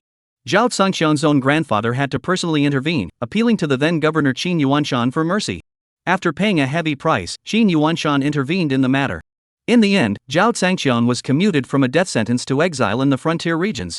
This led to the rise of the current Western Wild King. If it weren't for Qin Yuanshan's intervention back then, Zhao Zhangqiang wouldn't exist today. Governor Qin, there is no denying that you saved my life 4 years ago. But the benefits you received were no small matter. Zhao Zhangqiang spoke coldly. Moreover, when I was sent to the battlefield as cannon fodder, facing certain death, it was no different from a death sentence. I merely lived a few days longer. You simply took the benefits and did a favor for me. Am I correct? Qin Yuanshan was filled with fear. Your Excellency, I am willing to repay double the price your grandfather paid back then. No, triple. Enough. Zhao Zhangqiang exhaled softly. After all, you saved my life. Today I spare you, and we are even. If there is a next time, I will kill you without mercy. The last 4 words were spoken with a cold, murderous intent, causing the temperature around them to drop sharply. Qin Yuanshan snapped out of it and was so overcome with emotion he nearly cried. He wouldn't have to die after all. In the next moment, he knelt down and bowed repeatedly, overwhelmed with gratitude for being spared. Clean up the bodies outside. Also, to avoid causing panic among the people, seal off the area and keep the news under strict control. How you do it is up to you, but if there are any lapses, I'll take your head. Yes, sir. I will do as you command. If I fail, I will take my own life as atonement. Everything settled, and the crowd dispersed. Only the 5 tiger generals and 8 wolf generals of the Western Wilds remained. They were the generals most trusted by Zhao Zhangqiang and the pillars of the Western Wilds, all of whom he had personally promoted. But now they had all come, which moved Zhao Zhangqiang deeply, yet also filled him with anger. Who told you to come? You've all come here. What about the Western Wilds? This is nonsense. In a reception room, Zhao Zhangqiang pointed at several of them and scolded them loudly. Your Majesty, without you, we would not exist. Now that your family has been so cruelly treated, forcing you to issue a kill order, if we did not come, would we still be human? Therefore, shut up. Zhao Zhangqiang roared, cutting them off forcefully. I will handle my own family affairs. You have no business meddling in my personal matters. National affairs come first. All of you, get out of here immediately. Xia, don't cause any trouble. Your Majesty, they can go, but I'll stay, Li Hu hurried forward to say. You go back too. Zhao Zhangqiang roared, his tone firm and carrying an unyielding authority. Your Majesty, the generals shouted in unison, their eyes misty with tears. Old Fong. Zhao Zhangqiang shouted toward the door. The commander of the inspection troops, Fong Wentao, entered. They are in your hands. Zhao Zhangqiang's voice was also low, with words he wanted to say, but at that moment, they could only be expressed as a sigh. Fong Wentao looked at the young man before him, standing tall and proud, and sighed softly. He knew all too well that nothing could be undone. From the moment he had exterminated the Sun family to disobeying the king's orders, Zhao Zhangqiang's fate had been sealed. He had to step down, otherwise, this matter could not be resolved. Perhaps this was precisely the outcome the mastermind behind this conspiracy had desired. Tian Wang. Fong Wentao remained silent for a moment before opening his mouth, as if he wanted to say something. From this moment on, I am no longer the Western Wild Heavenly King. Do not call me that anymore. Zhao Zhangxiang corrected him immediately. The crowd trembled, their hearts filled with sorrow. At that moment, they realized they could no longer follow the Heavenly King's orders or fight alongside him. No! Even if you are no longer the Western Wild's Heavenly King, you will always be our Heavenly King. This will never change. Li Hu stood up and shouted. That's right, our eternal King. Salute! Everyone raised their hands and saluted in unison.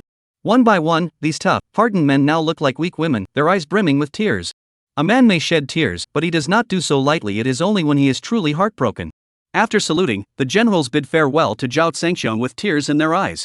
Though they were reluctant to part with the king.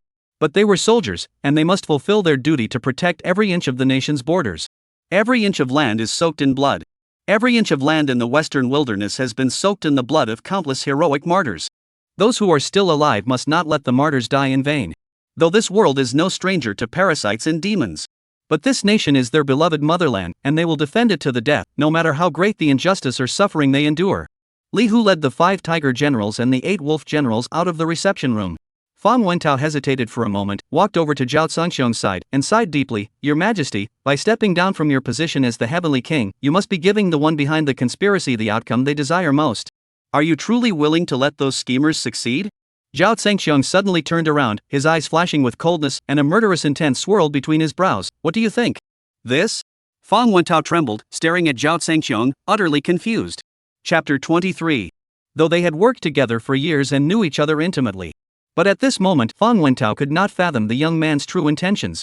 Zhao Zhangxiang curled the corners of his mouth into a cold smile. Old Fang, this matter is not simple. Even without the incident in Nanzhou, they would have resorted to every means and underhanded tactics to force me to step down.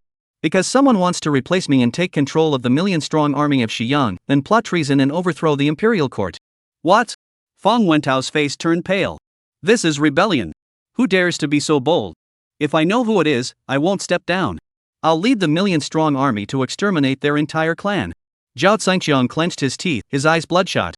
Your Majesty, if that's the case, you absolutely must not step down. Fang Wentao pleaded, his voice filled with worry. The million-strong army of the Western Wilds must not fall into enemy hands. This realm needs you.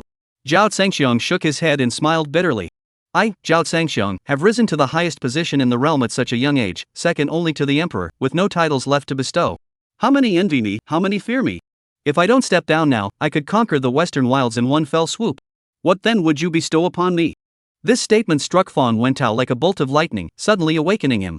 Indeed, if Zhao Zhangxiang were to decisively conquer the Western Wilds in a single battle, such an unparalleled achievement, what title could possibly be bestowed upon him? The tragedy of those whose achievements overshadow their rulers. Ah! Fang Wentao sighed deeply after coming to his senses.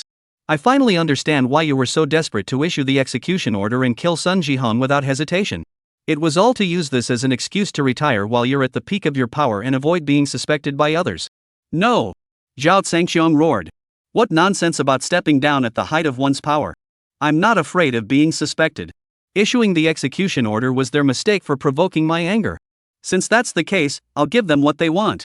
Zhao Zhangxiang clenched his teeth so hard they ground against his molars, his eyes turning blood red. The reason I retreated was to allow the masterminds behind this to act without restraint, exposing their true colors. Kill my entire family, no matter who they are. I will dig them out and make them face my wrath. Slaughter their entire clan. As the last word fell, Zhao Zhangxiang's hatred and anger erupted violently. Boom! In an instant, the surrounding air roared, filled with murderous intent. Fang Wentao was engulfed by the terrifying aura, sweating profusely, his face ashen, nearly collapsing to his knees. Your Majesty, please calm down. Fang Wentao's voice trembled as sweat rolled down his forehead. Those people indeed went too far, showing no humanity.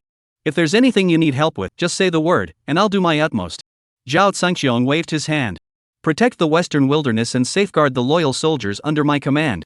That is the greatest assistance you can offer me. Zhao Zhangxiang feared that if he left Xie, someone might carry out a purge against the people of Xie. If that happened, the favorable situation achieved through the sacrifices of countless lives would be destroyed in an instant. Rest assured, I, Fang Wentao, will risk my life to protect Xiyu and ensure that the martyr's blood was not shed in vain. Fang Wentao replied firmly. Zhao Zhangxiang nodded. Keep an eye out for suspicious individuals.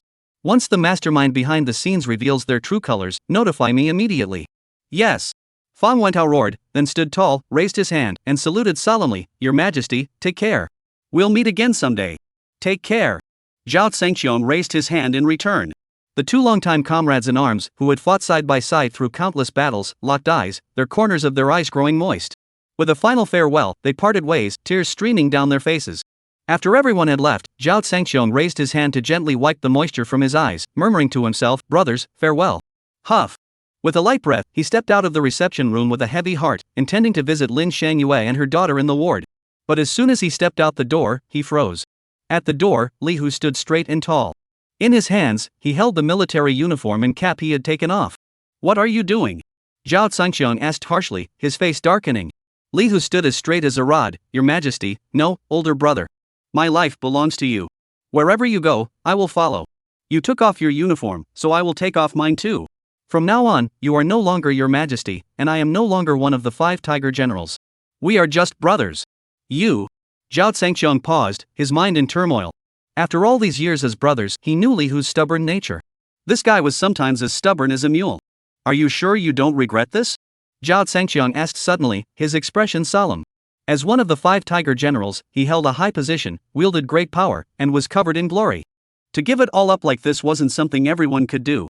Hearing this, Li Hu burst into laughter, indicating that Zhao Zhengxiong had agreed to let him stay. "No regret." Li Hu uttered each word slowly and deliberately, his voice booming like thunder. Zhao Zhengxiong stared at Li Hu for a moment, then, moved, said, "All right, stay then. I could use someone to handle matters around me." "Thank you, big brother." Li Hu wept with joy. Zhao Zhengxiong's expression grew serious. "Don't thank me yet. You're staying to help with tasks. If you can't handle it, you'll have to go back where you came from. Understand?" "Yes." Li Hu straightened his posture instinctively, his voice firm and resolute. 2 tasks. Investigate a man named Qin Ziming. Find out who killed my parents, brother, and sister. I will kill each and every one of them. Boom. A terrifying intent to kill erupted suddenly, causing the void to tremble and the window glass to shatter with a spine-chilling sound. "Big brother, rest assured. I swear not a single one of those bastards will escape. If even one gets away, I'll bring their heads back to you." Li Hu growled lowly, his voice filled with murderous intent as he sprinted away. Chapter 24. It was already late at night.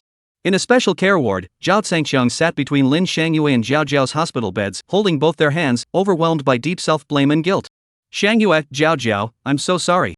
You've suffered so much over the years." Thinking of how the mother and daughter had fallen to this state, and how he had destroyed his family, it was all thanks to Qin Ziming. Qin Ziming, Qin Ziming. At the mention of that name, Zhao Zhengxiong clenched his teeth in anger, and bloodshot veins began to appear in his eyes. "Qin Ziming, I'm back. The debt from 4 years ago must be repaid." Clang! He suddenly stood up, his body radiating a murderous intent.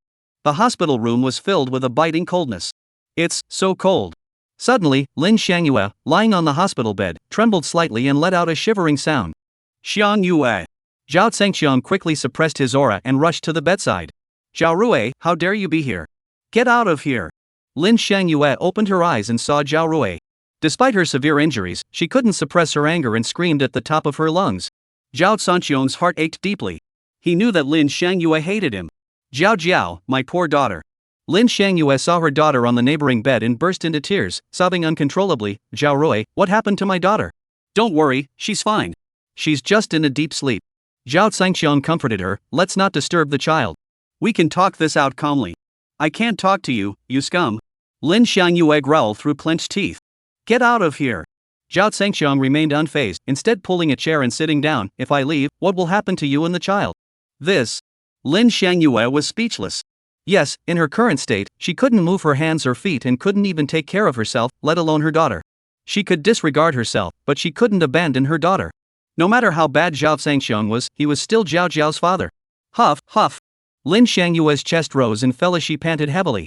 After a while, she finally suppressed her burning anger and slowly calmed down. "Zhao Rui, for the sake of our daughter, I'll let you stay. But once she's better, you must disappear from my sight forever. I don't want to see you again." Hatred burned in Lin Shangyue's eyes. 4 years ago, she should have had a happy family. And her daughter could have had a happy childhood. But Zhao Rui, not content with marrying her, the most beautiful woman in Nanzhou, dared to skip his daughter's full moon ceremony and instead went out that night to forcefully rape a woman until she died. He was no better than an animal. After that, their family fell from heaven to hell. Lin Shangyue and her daughter were expelled from the Zhao family, and her daughter was pointed at and cursed as the illegitimate child of a rapist. Thinking about the inhumane life they had endured over the past 4 years, she woke up every day from nightmares, desperate to strangle Zhao Rui to death. Zhao Zhangqiang sighed deeply and patiently explained, Xiang Yue, I've already explained to you. That night, I was framed. Qin Ziming, that bastard. Shut up. Lin Shangyue snapped, cutting Zhao Zhangqiang off. She shook her head in grief and anger, her eyes filled with disappointment and hatred. Zhao Rui, 4 years have passed, and you did something wrong, yet you have the nerve to blame others. Over the past 4 years, if it weren't for Qin Ziming's support, the two of us wouldn't have survived. He saved our lives, and you're biting the hand that fed you. Are you even human? Zhao Zhangqiang's face turned an ugly shade of red. Qin Ziming is quite the schemer. Not only did he frame me, but he also manipulated Lin Shangyue completely. Looking back, he had once regarded Qin Ziming as his best friend and brother, yet he too had been deceived by him. It was no wonder that Lin Shangyue had been deceived by him.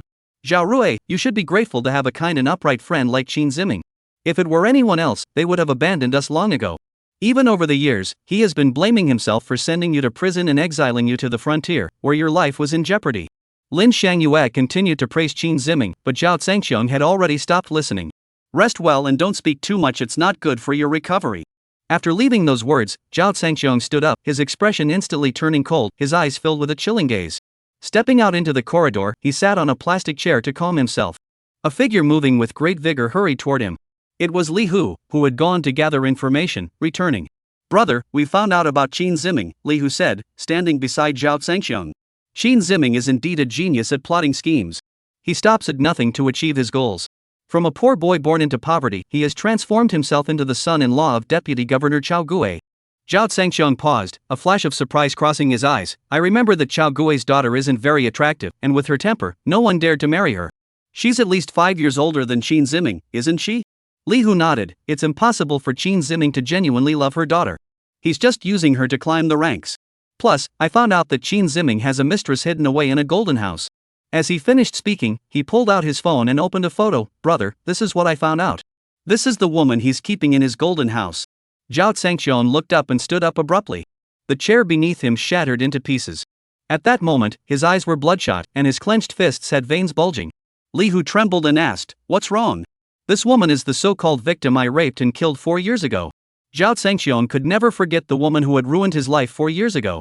What? Li Hu's expression changed drastically, his voice trembling. If she died 4 years ago, why is she still alive? And she's Qin Ziming's mistress? Chapter 25. A person who had been dead for 4 years was still alive. Brother, I get it now. Qin Ziming and this are playing a setup, deliberately conspiring to frame you. Li Hu punched the wall beside him, his eyes bloodshot as he growled, These 2 dogs deserve to die. Ha! Zhao Zhangqiang laughed, his laughter cold and terrifying. Qin Ziming. When you were at your lowest point, I pulled you out of the mud. I treated you like my best brother, gave you the best position and the best, and this is how you repay me? Good, very good. Ha ha. Zhao Zhangqiang burst into laughter. His laughter sent chills down everyone's spine. Lead the way. Let's go see the victim who died 4 years ago. Zhao Zhangqiang gritted his teeth as he spat out the word victim, his face contorted in a hideous grimace. Yes. Li Hu's body trembled, and he hurriedly led the way. Wait. Zhao Zhangqiang suddenly stopped in his tracks, his ears perking up. He had heard the name Qin Ziming, filled with hatred. He darted forward and vanished into the hospital room. On the hospital bed, Lin Shangyue was covering her phone as she made a call. Ziming, I'm fine. It's just a minor injury. Nothing serious. Before she could finish, she felt her hand go empty. The phone was gone. She looked up in panic and saw that the phone was already in Zhao Zhangqiang's hand. What are you doing? Lin Shangyue exclaimed.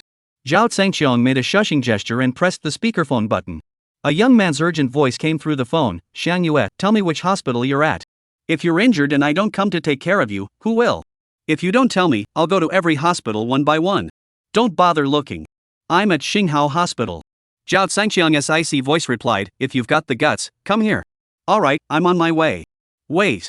The voice on the phone suddenly paused, then a panicked voice rang out, Who are you?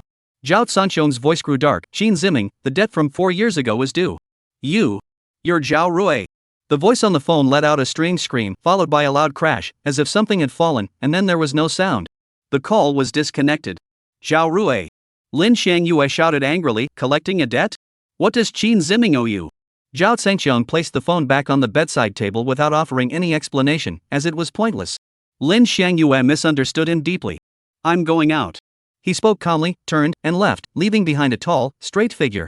This behavior drove Lin Shangyue mad.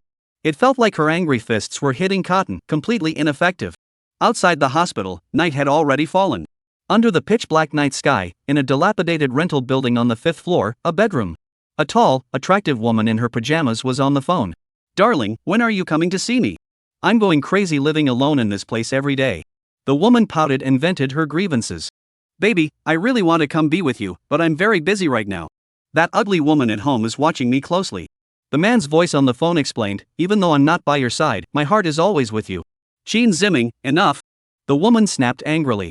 "I don't know if your heart is with me, but I know it's definitely with that Lin Shangyue." "Enough, Mo Yen." Qin Ziming interrupted the woman's jealousy, gritting his teeth and growling, "Listen, Zhao Rui is back." Swoosh. Mo Yen's face turned pale instantly, and she was completely shaken. The woman trembled. Wasn't he sent to be cannon fodder and died in battle? You said you sent people to investigate in Xiyang and there was no one named Zhao Rui, right? Yes, there was no one named Zhao Rui in Xiyang, but who knew he'd come back alive? Damn it. Qin Ziming cursed angrily, furious. "He just called me a moment ago demanding repayment. What should we do?" Why, Mo Yen panicked, filled with fear. "Don't panic. I'm the son-in-law of the deputy governor. I can have him killed in no time." Qin Ziming's voice was filled with menace. Mo Yen snapped out of her panic. Right, with Qin Ziming's current status, even if Zhao Rui, a disgraced good-for-nothing, somehow managed to survive and return, what could he possibly do? Knock knock knock. Just then, there was a knock on the door. Mo Yan's ears perked up. To pretend to be dead, she had cut off all contact with everyone 4 years ago. The only person who could be knocking at this hour was her lover, Qin Ziming. Could it be that he was standing outside on purpose, not coming in, to surprise her? The woman grew excited. "Dear, you're such a tease. Since you're already at the door, why not come in? Don't you know I'm dying of desire?" The woman's voice was filled with both resentment and excitement. "I'll open the door right away." "What door?" Wait. Qin Ziming seemed to sense something and screamed hysterically, "Don't open the door." It was too late. The woman couldn't wait any longer and opened the door. Sure enough, there stood a man's figure at the door. Mo Yen was so excited she didn't even look up, throwing herself into the man's arms. "Darling, you're finally here. I've missed you so much." "What? What is so good about Lin Shangyue? She can always take care of you so comfortably. Does she have that kind of ability? And I can do anything for you. For years ago, when you asked me to frame Zhao Rui, that good for nothing, I agreed without batting an eyelid. Because of that, I've been living in shame for all these years. You." The words stopped abruptly. She realized something was wrong.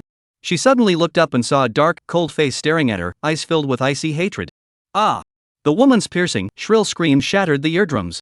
Mo Yen quickly let go of Li Hu and retreated wildly, her scalp tingling with pain. Chapter 26. Who are you? What do you want? Get out immediately, or I'll call for help. Someone, help me. In her panic, Mo Yen shouted at Li Hu, who was standing by the door, trying to gather her courage. Hiding a mistress in a golden house? This place is a bit shabby. A cold voice echoed, and a tall, handsome young man strode in. Mo Yen's screams abruptly stopped when she saw Zhao Sanxiong's face, terrified out of her wits. A loud crash echoed through the room. She fell to the ground with a thud, then crawled backward frantically, her face contorted in fear. You're Zhao Rui? Zhao Sanxiong lowered his eyelids, looking down at the terrified woman with a faint smile. It's rare that Miss Mo still remembers Zhao. Drip, drip. Zhao Sanxiong stepped closer, each footstep sounding like a death knell in Mo Yan's ears, sending chills down her spine. Don't come closer, don't come closer. Wah? Mo Yan crawled under a table, so scared she started wailing. How did you find me? Wah? For a dead person, asking such questions is meaningless. Zhao Sanxiong placed a large hand on the table. I'm not dead, I'm alive. I don't want to die. Wah? The woman's sobs grew louder. No, you've been dead for 4 years. The icy voice spoke, sending a chill through the air. The hand on the table suddenly pressed down. Boom! A deafening explosion echoed as the table shattered into pieces. Ah, help me! A piercing, ear-splitting scream echoed through the silence, shattering the night sky. Mo Yan was so terrified that her eyes widened, and she fainted on the spot. She had no idea how long she had been unconscious. When she finally came to and opened her eyes, she found herself in a hospital room. Li Hu and Zhao Sanxiong were both there. A cold, harsh voice suddenly barked, "Lift her head up." Yes. Li Hu grabbed Mo Yan by the hair and pulled her up. Where am I? What are you doing? Mo Yan looked completely bewildered and terrified. When her head was lifted, she saw a stunningly beautiful woman lying on the hospital bed. It was Lin Shangyue. Lin Shangyue saw Mo Yan, her eyebrows furrowing. The woman's face seemed familiar, as if she had seen her somewhere before. Who is she? Why did you bring her here? Lin Shangyue looked at Zhao Sangxiong in confusion. Lin Shangyue didn't recognize Mo Yan, but Mo Yan recognized Lin Shangyue at once. It was the very person she had envied, the so-called. Whoa! A loud sound echoed as Zhao Sangxiong pulled out an old newspaper from his chest, unfolded it, and placed it before Lin Shangyue's bed. Upon seeing the yellowed newspaper, Lin Shangyue's pupils suddenly contracted into tiny points. Her pretty face was filled with shock and disbelief. This was a newspaper from 4 years ago. The front page headline reported on the case involving Zhao Rui from back then. One of the accompanying photos was a close-up of the victim's face before her death. Due to the newspaper's prolonged storage, the photo and text were somewhat blurred, but the woman's features were still discernible. She looked almost exactly like the woman kneeling before her bed at that moment. No, it can't be. Lin Shangyue thought she was seeing things. A person who had died 4 years ago was now standing before her, alive and well. Was she seeing a ghost? Shangyue, her name is Mo Yan. She was the woman I was ordered to rape and kill 4 years ago, Zhao Sangxiong said coldly. This so-called victim is still alive and well today. With your intelligence, you should understand the conspiracy behind this. Do I need to explain further? Now, you should believe I was framed, shouldn't you? Hearing this, the dazed Mo Yan suddenly came to her senses. It turned out that Zhao Sangxiong had brought her here to prove his innocence. Lin Shangyue stood frozen in place, her face filled with shock and disbelief. Shangyue, there's one more thing you never would have guessed, she was Qin Ziming's mistress. Zhao Sangxiong dropped another bombshell. Lin Shangyue's head spun, and she fell into a daze. It was this pair of adulterers who conspired to frame me, causing our family to be torn apart and our home destroyed. As Zhao Sangxiong spoke these words, a chill locked onto Mo Yan, and a murderous intent spread out. You, what are you talking about? Qin Ziming? I don't even know him. Why? Mo Yan suddenly burst into tears. Please, let me go. I'm just an orphan woman working on the streets. Why did you bring me here? Why? Mo Yan cried bitterly, feeling wronged and terrified. You don't know Qin Ziming? Li Hu roared angrily. Woman, you dare to lie? Do you want to die? Enraged, Li Hu grabbed Mo Yan by the throat, his murderous intent erupting. Stop! Lin Shangyue, who had been dazed, suddenly snapped back to her senses and shouted harshly, let her go. Do you want to be murderers? This. Li Hu's brows furrowed into a shape as he looked toward Zhao Sangxiong, waiting for his orders. As long as Zhao Sangxiong nodded, he would immediately strangle this damned woman to death. Zhao Rui, enough! Lin Shangyue screamed at Zhao Sangxiong, then sneered, do you think I'm still as naive as I was 4 years ago, letting you manipulate me? Manipulate? Zhao Sangxiong's face froze. Lin Shangyue laughed coldly. To frame Qin Ziming, you actually found a woman who resembles the victim from 4 years ago to deceive me. I almost fell for it. What? Fall for it? Zhao Sangxiong's lips twitched violently. Chapter 27. Zhao Sangxiong was at a loss for words. After all that effort, he still couldn't convince Lin Shangyue. Sis, this woman is the same one who framed our older brother 4 years ago. You have to believe our older brother. Li Hu was so anxious he was sweating. Shut up. I have my own judgment. Say it again, I'm not the naive fool I was 4 years ago. Lin Shangyue clenched her teeth, glaring at Zhao Sangxiong. Mr. Zhao, perhaps you think I'm heartless, but I'll give you one chance to prove your innocence. Then, Lin Shangyue turned to Mo Yan. Since she and Qin Ziming colluded to frame you, she must know the details. If she can explain the crime and her motives, I'll believe you. But don't try to deceive me. If there's even a single flaw in her story, I won't believe you anymore. Zhao Sangxiong thought for a moment and nodded, all right, I'll have her speak. Immediately, Zhao Sangxiong knelt down, unfolded the newspaper in front of Mo Yan, and said, Miss Mo, would you like me to remind you of what happened 4 years ago? Mo Yan stared at the newspaper, her body trembling uncontrollably. She knew exactly what was on the newspaper. The photo was of her 4 years ago. But she was certain she couldn't admit it. You, where did you get this newspaper? I've never seen it before. The person in the newspaper looks so much like me. Who photoshopped it? Why? Mo Yan cried pitifully while vehemently denying it. What photo editing? The person in the photo is you. Li Hu was furious. Wah, Mo Yan cried even harder, her tears streaming down her face, looking pitifully at Lin Shangyue. Kind sister, please have mercy on me and save me. I really don't know anything. Look, the image is so blurry. It might resemble me a little, but it doesn't necessarily mean it's me. Why? Mo Yan pleaded with Lin Shangyue with tears streaming down her face, and the kind-hearted Lin Shangyue couldn't bear to see her suffer. She examined the image in the newspaper and compared it to Mo Yan, who was kneeling on the ground. The two did indeed resemble each other, but there were also differences. The photo from 4 years ago looked younger and more innocent. Mo Yan had undergone plastic surgery, and after 4 years, her appearance had changed significantly. Upon closer inspection, she could indeed see the differences. Zhao Rui, what else do you have to say? She doesn't even know what happened 4 years ago, and the two of them look different. Lin Shangyue glared coldly at Zhao Sangxiong. Your despicable tactics won't make me believe you, they'll only make me more disappointed. Let her go. I'll pretend today never happened. Zhao Sangxiong remained silent, slowly folding the newspaper and standing up with a cold expression. Sister-in-law, it's this woman who's making things up. She really is the woman from 4 years ago. Li Hu still tried to explain. Li Hu, enough. Zhao Sangxiong cut him off. Take her out. But Li Hu sighed helplessly and obeyed the order, leading the woman out. No, don't. Let me go. Emoyen struggled wildly and screamed, Sister, save me. Sister. Shut up and get out. Li Hu shouted angrily, roughly dragging the woman out. No matter how she struggled and screamed, it was all in vain. Zhao Rui, let her go. Lin Shangyue clenched her teeth. I want to see her alive. Otherwise, you're lying to me, and I'll never trust you again. Zhao Sangxiong sighed, have you ever believed me? Lin Shangyue paused, if you want me to believe you, it's simple. Just do a few things that will make me believe you. All right. Zhao Sangxiong stepped forward, pulled the blanket over her, and gently covered her hands to keep her warm. Shangyue, take care of yourself and recover. Once you're well, I'll prove it to you. Lin Shangyue said nothing, turning her head away silently, seeming to doubt Zhao Sangxiong's words. Zhao Sangxiong understood that the massive conspiracy 4 years ago had left a deep shadow in Lin Shangyue's heart. Add to that the suffering she had endured over the past 4 years, and it was no wonder she found it difficult to accept him so suddenly. It would take time to gradually thaw her frozen heart and heal the pain within her. These years have been tough for her. Thinking of this, Zhao Sangxiong sighed softly and turned to leave. After leaving the ward, he went to the underground garage. Here, Li Hu had been waiting for Mo Yan on his knees for a long time. When Zhao Sangxiong, emanating a bone-chilling coldness, stood before Mo Yan, she was so frightened that her hair stood on end. Zhao Sangxiong said nothing, merely gazing down at her coldly, making her feel as though she were in an ice cellar. Woo woo. Mo Yan sobbed uncontrollably, I don't know anything, I really don't know anything. A stubborn duck refuses to admit defeat. Originally, this was all Qin Ziming's plan.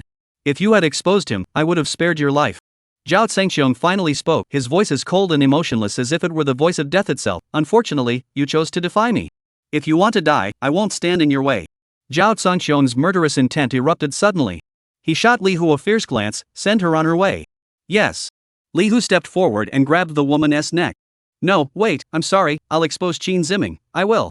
I don't want to die, I'm still young, I don't want to die, ah. At that moment, Mo Yan realized Zhao Sangxiong was serious, and she finally felt fear, panicking completely as she cried and begged for mercy. Li Hu's hand, which had been choking Mo Yan's neck, suddenly paused before breaking free. He then broke into a wide grin. Chapter 28. Upon hearing Mo Yan's willingness to expose Qin Ziming, Li Hu exclaimed, Brother, she's agreed. Zhao Sangxiong shook his head, too late. I never give anyone a second chance. Now, even if Mo Yan were to reveal the truth about what happened 4 years ago, it would be meaningless. Lin Shangyue wouldn't believe her. Instead, she'd think Zhao Sangxiong was forcing a woman to give false testimony, which would backfire. Send her body to Qin Ziming and tell him to prepare to pay back the debt from 4 years ago with interest. I'll come to collect it any time. Another cold, ruthless order. Understood. Li Hu obeyed. No, I'm wrong, I'm truly wrong, spare my life. The woman screamed in terror. Snap. The sound of a throat being crushed echoed, and the cries abruptly ceased. Qin Ziming's lover met her tragic end, paying the ultimate price for her reckless actions. In the days that followed, Zhao Sangxiong devoted himself to treating Lin Shangyue. Half a month later, under the meticulous care of Zhao Sangxiong, the imperial physician, Lin Shangyue fully recovered. This left everyone utterly astonished. It is said that it takes 100 days for broken bones to heal. Yet Lin Shangyue was not only fully recovered in just half a month, it was nothing short of miraculous. After 4 years apart, this guy had actually mastered a medical skill so mysterious it defied belief. This slightly eased Lin Shangyue's resentment toward Zhao Sangxiong. After being discharged from the hospital, Li Hu drove Zhao Sangxiong and his family to Lin Shangyue's home at top speed. The car entered the most famous shantytown in Nanzhou, the Moon Bay district. Moon Bay was named for its crescent-shaped terrain. Upon entering, one could see low-lying houses and wooden structures everywhere. Some people were preparing to develop the area, with over a dozen bulldozers roaring as they demolished houses. Wherever they went, dust swirled in the air, leaving a scene of ruins. Mom, will our house be demolished too? Where will Jiao Jiao sleep tonight? Jiao Jiao looked sadly out the car window at the ruins and wiped away her tears. Don't worry, Jiao Jiao. Grandpa Chen's house hasn't been signed over yet, so they won't dare to demolish it. Lin Shangyue hugged her daughter and comforted her. No sooner had she finished speaking than her face turned pale, and she screamed, Stop the car! Quick! Squeal! Li Hu slammed on the brakes, bringing the car to a sudden stop. Before the car had come to a complete stop, Lin Shangyue rushed out of the car as if her life depended on it and sprinted toward an old, dilapidated building in the distance. In front of the small building, a crowd of over a dozen people had gathered. Several excavators and bulldozers, resembling ferocious beasts with menacing fangs, roared as they prepared to destroy their target. Before these ferocious beasts, an elderly man with a hunched back, soaked in gasoline, held a lighter in his hand and screamed at the crowd. "Don't come any closer. If any of you dare to tear down my house, I'll kill myself right here." The old man screams wildly, his face flushed red. "Old man, why don't you light the fire?"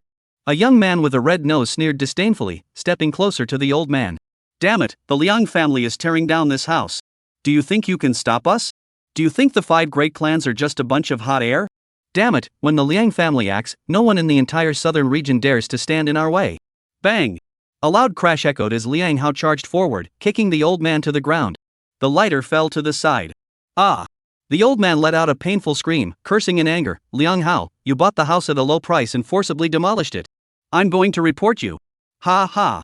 Liang Hao and his men burst into laughter, as if they had heard the funniest joke in the world. "Go ahead, sue me if you dare, ha ha." Liang Hao, with his red nose, sneered disdainfully, bending down to pick up the lighter from the ground. "You wanted to burn yourself, so go ahead and burn yourself along with your house." With a savage laugh, Liang Hao flicked the lighter. "An old man like you can die. Living is just wasting food. Old man, go on your way, ha ha."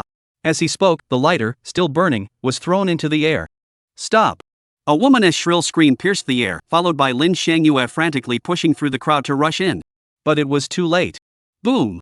The gasoline ignited instantly, and a massive fire erupted, engulfing the old man in a ball of flames.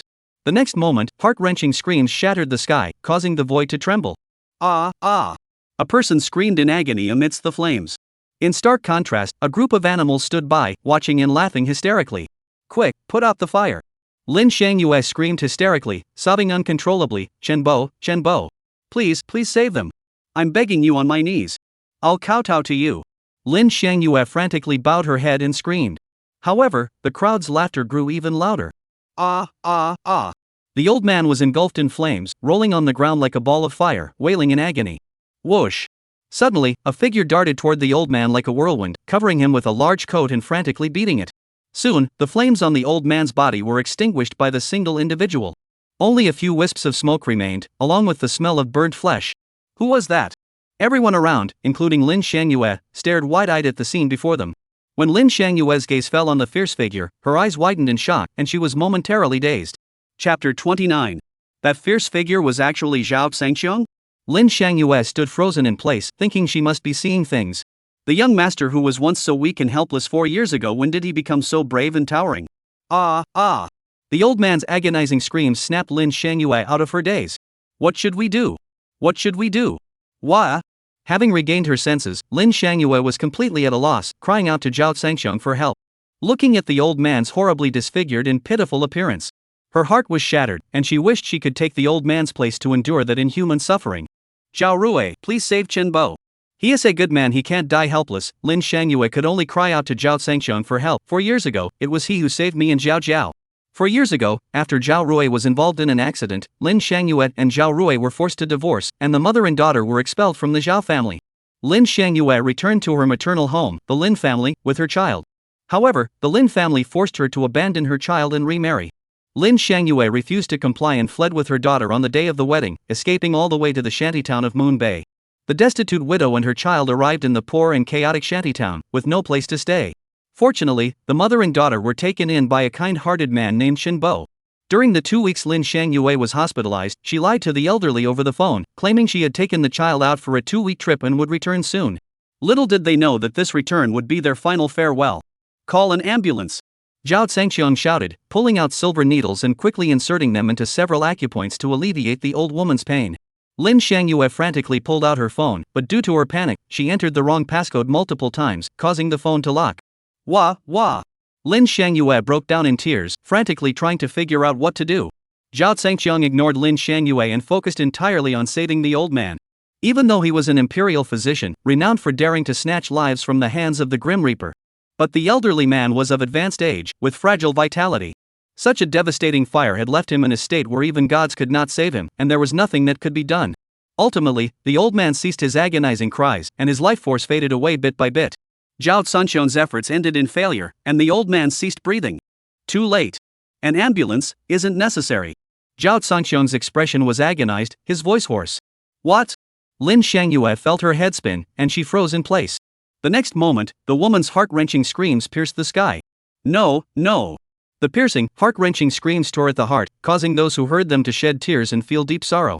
Zhao Sanxiong felt the agonizing pain of Lin Shangyue, and his heart was torn apart in agony. Suddenly, he knelt down beside the old man with a thud. This single kneel caused the heavens and earth to change color. In this world, who could bear the kneel of the Western wild heavenly king? Who was worthy of such a kneel? But this old man was worthy. Old man, I'm sorry. You saved my wife and children, which is like saving my life. I should repay your life-saving grace with a spring of water, but I cannot save you. I'm sorry. Zhao Sanxiong's voice choked with emotion, while Lin Shangyue beside him wept uncontrollably. Enough already! An impatient shout suddenly rang out. Zhao Sanxiong turned sharply. Swish! At that moment, his eyes turned blood red, and his gaze was as sharp as a knife. The veins on his face bulged menacingly. You brat, Liang Hao, decide who lives and who dies. You dare to look at me like that? Do you want to avenge that old man? Come on, if you're not afraid of dying, come on. As you wish. Zhao Sanxiong suddenly leaped forward. Bang! A deafening explosion echoed, followed by a spray of blood. The maniacal laughter abruptly ceased. Liang Hao's head hit the ground, blood flowing freely. Before Liang Hao could utter a scream, a large boot crushed his head, grinding it into the ground. Whoa ah! A chilling, strange scream sent shivers down the spine. Lin Shangyue, standing nearby, was so terrified she couldn't move, her cries and screams halting midway. When had Zhao Rui become so brutal and violent? The people around them were also frozen in place, unable to react for a moment. When they finally snapped out of it, they roared in anger. Brothers, save Liang Xiao! A burly man charged forward, raising his iron rod. Kill him! In the next moment, over a dozen thugs charged forward like a flood of wild beasts, closing in on Zhao Sanxiong and Lin Shangyue. Zhao Rui, run! Lin Shangyue screamed in terror, standing up to push Zhao Sanxiong and urge him to flee. Zhao Sanxiong was deeply moved. At this moment, Lin Shangyue had first thought of his safety. Moved, he reached out and embraced the woman's delicate body in his arms. Lin Shangyue, caught off guard, instinctively tried to push him away. But suddenly, her entire body stiffened, and her pores seemed to burst. Boom! A terrifying, bone-chilling intent erupted, sweeping across the land. In an instant, Lin Shangyue heard the sound of fierce fighting behind her, followed by piercing screams and agonizing cries that echoed throughout the area, sending shivers down everyone's spine. But just as quickly, the sounds of battle and wailing ceased, and the world fell into an eerie, deathly silence. What happened? Lin Shangyue's beautiful face was filled with confusion.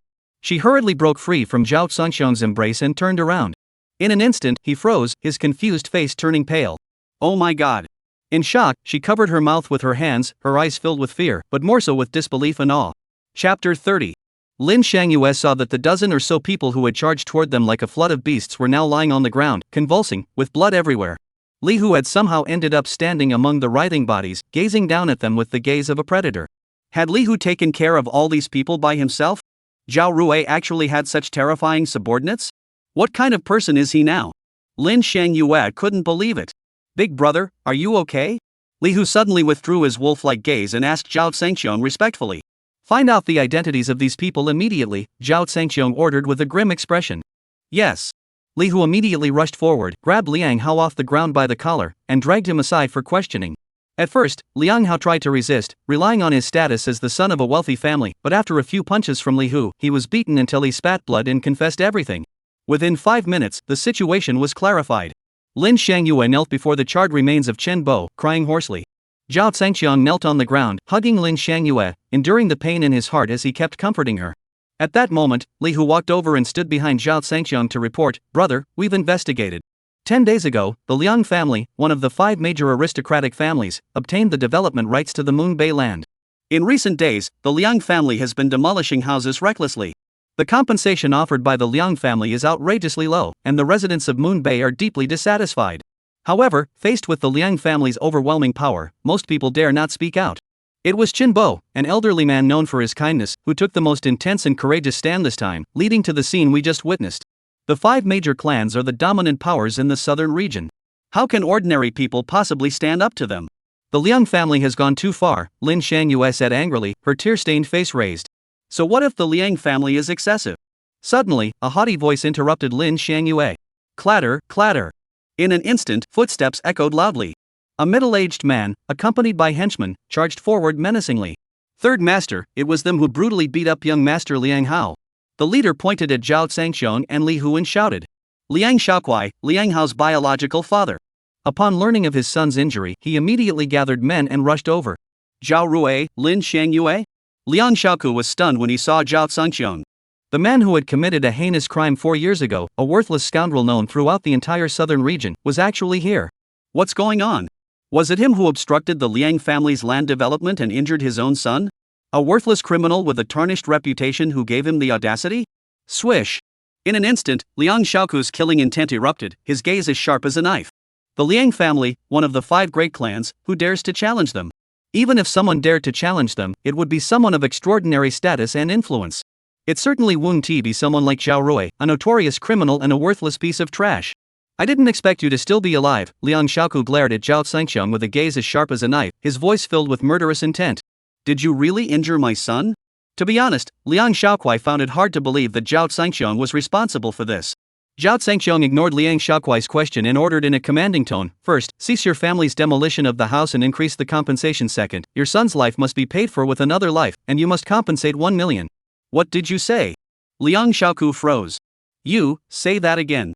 After a moment of silence, Liang Shaoku glared at Zhao Zhangxiong, his eyes filled with icy hatred. I didn't hear you clearly just now. Lin Xiangyue even thought Zhao Zhangxiong must have lost his mind. The Liang family had brought people to seek revenge, yet he was still giving orders in a commanding tone. Demanding 10 million yuan in compensation? Has he lost his mind? Liang Shaoku glared at Zhao Zhangxiong, letting out a sinister laugh. A worthless piece of trash dares to give orders to this master? Ha ha. If I say no, what can you do? I'll send you on your way. 5 words, spoken so casually. Ha ha. Liang Shaoku was amused, laughing so hard he was bending over. Go to hell, I'll send you on your way first. As soon as he finished speaking, Liang Shaoku's roar echoed loudly. Kill him. Go. Liang Shaoku's henchmen raised their batons and charged forward with vicious intent. Roar. Li Hu let out a tiger-like roar and charged forward, delivering a powerful punch. Lin Xiangyue screamed in terror. Zhao Rui, run. In the midst of the crisis, Lin Xiangyue thought of Zhao Rui. Zhao Zhangxiong, moved by her sacrifice, swiftly picked up Lin Xiangyue's delicate body and turned her away, preventing her from witnessing the brutal scene that followed. Crackle. Bang bang bang. Aha. The sounds of fighting and screams echoed throughout the entire area. People rushed over to see what was happening. Upon seeing the horrific scene of blood splattering everywhere, they screamed in terror and fled, shouting for help. Li Hu was fighting alone against a group of them.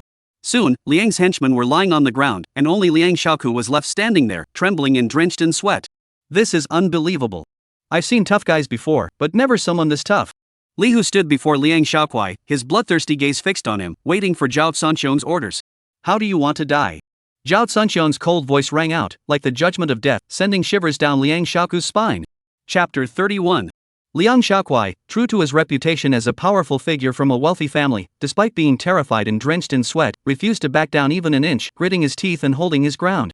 I'm the 3rd master of the Liang family. Come and try to touch me if you dare. Zhao Zhangxiong sneered disdainfully. Send him on his way. Liang Shaoku roared, you dare. His voice cut off abruptly as an iron hand clamped around his throat, slowly lifting him off the ground. His feet left the ground, and he was soon suspended in midair. Soon, Liang Shaoku struggled to breathe, his eyes bulged, and his face turned dark and blue. He tried to struggle, but it was utterly futile. In that moment, he finally understood the true fear of death. No, spare my life. As he neared death, Liang Shaokuai mustered all his strength to utter a plea for mercy. He struggled to move his Adam's apple and managed to say, there's something I need to say. The compensation price was approved by the governor's office. We're just following orders, it has nothing to do with us. The governor's office would never approve such a low price. Lin Xiangyue refused to believe it, crying out in anger and sorrow. I have proof. Let me down, and I'll show you. After being released, Liang Shaokuai trembled as he pulled out a document from his body and unfolded it. This is personally signed by the first assistant of the governor's office, and the official seal was also personally affixed by him. The document was unfolded, and indeed, the governor's office's official seal was stamped on it. Below the seal, there was a name that was all too familiar, Qin Ziming. Qin Ziming? Lin Xiangyue stared at the name, her heart trembling violently, unable to believe it. Which Qin Ziming? She had thought it might be someone with the same name. Qin Ziming, the son-in-law of the deputy governor. There is no other Qin Ziming in the governor's mansion, Liang Xiaokuai said with absolute certainty, turning to Zhao Zhangxiang. Mr. Zhao should be well acquainted with this Mr. Qin, shouldn't you? 30 years of fortune in the east, 30 years of fortune in the west. The once poor young man had become the first assistant to the governor's mansion, a man of immense power, and the deputy governor's son-in-law.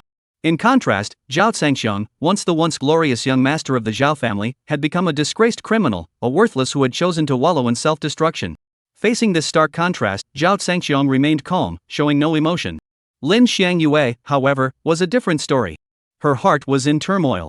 She shook her head repeatedly. It's impossible, it can't be true. How could Qin Ziming do such a thing? In Lin Xiangyue's heart, Qin Ziming was a perfect person, kind and virtuous. How could he have approved such a document? Moreover, he clearly knew she was staying at Chen Bo's house. By doing this, wasn't he destroying her family and leaving her homeless? Killing Chen Bo is like stabbing her heart with a knife. How could his heart be so dark and cruel? Miss Lin, let me add one more thing, Liang Xiaokuei continued. The reason my son targeted the old man surnamed Chen was because Qin assistant specifically instructed us to do so. We had no choice but to give him face. No, that's not true. You're lying. Lin Xiangyue screamed, her emotions running wild. Qin Ziming isn't that kind of person. It's clearly you who's using his name to do these evil deeds. You're despicable and shameless. Miss Lin, if you don't believe me, take a look at this memo. Is this his handwriting? Liang Xiaoku trembled as he held up the memo and handed it to Zhao Zhangxiang. Mr. Zhao, you were once close friends with Qin Ziming. You should recognize his handwriting. Zhao Zhangxiang took the document, examined it carefully, and nodded. It is indeed his handwriting. Bang! Lin Xiangyue collapsed onto the ground, her expression dejected. Xiangyue, are you okay? Zhao Zhangxiang hurriedly helped the pale-faced Lin Xiangyue to her feet. Xiangyue, you don't have to do this. It's not worth it for someone like Qin Ziming. Mom, what's wrong? What? Suddenly, the sound of a child crying rang out. It turned out to be Zhao Jiao, who had run out of the car on her own. Seeing Lin Xiangyue's state, the child was so scared she started crying. Jiao, don't cry. Mom is fine. Lin Xiangyue rushed forward to hug the child tightly, her tears blurring her vision. Do you believe Uncle Qin is a bad person? Jiao believes you. Jiao answered without hesitation. Gah! Lin Xiangyue was speechless. What's going on?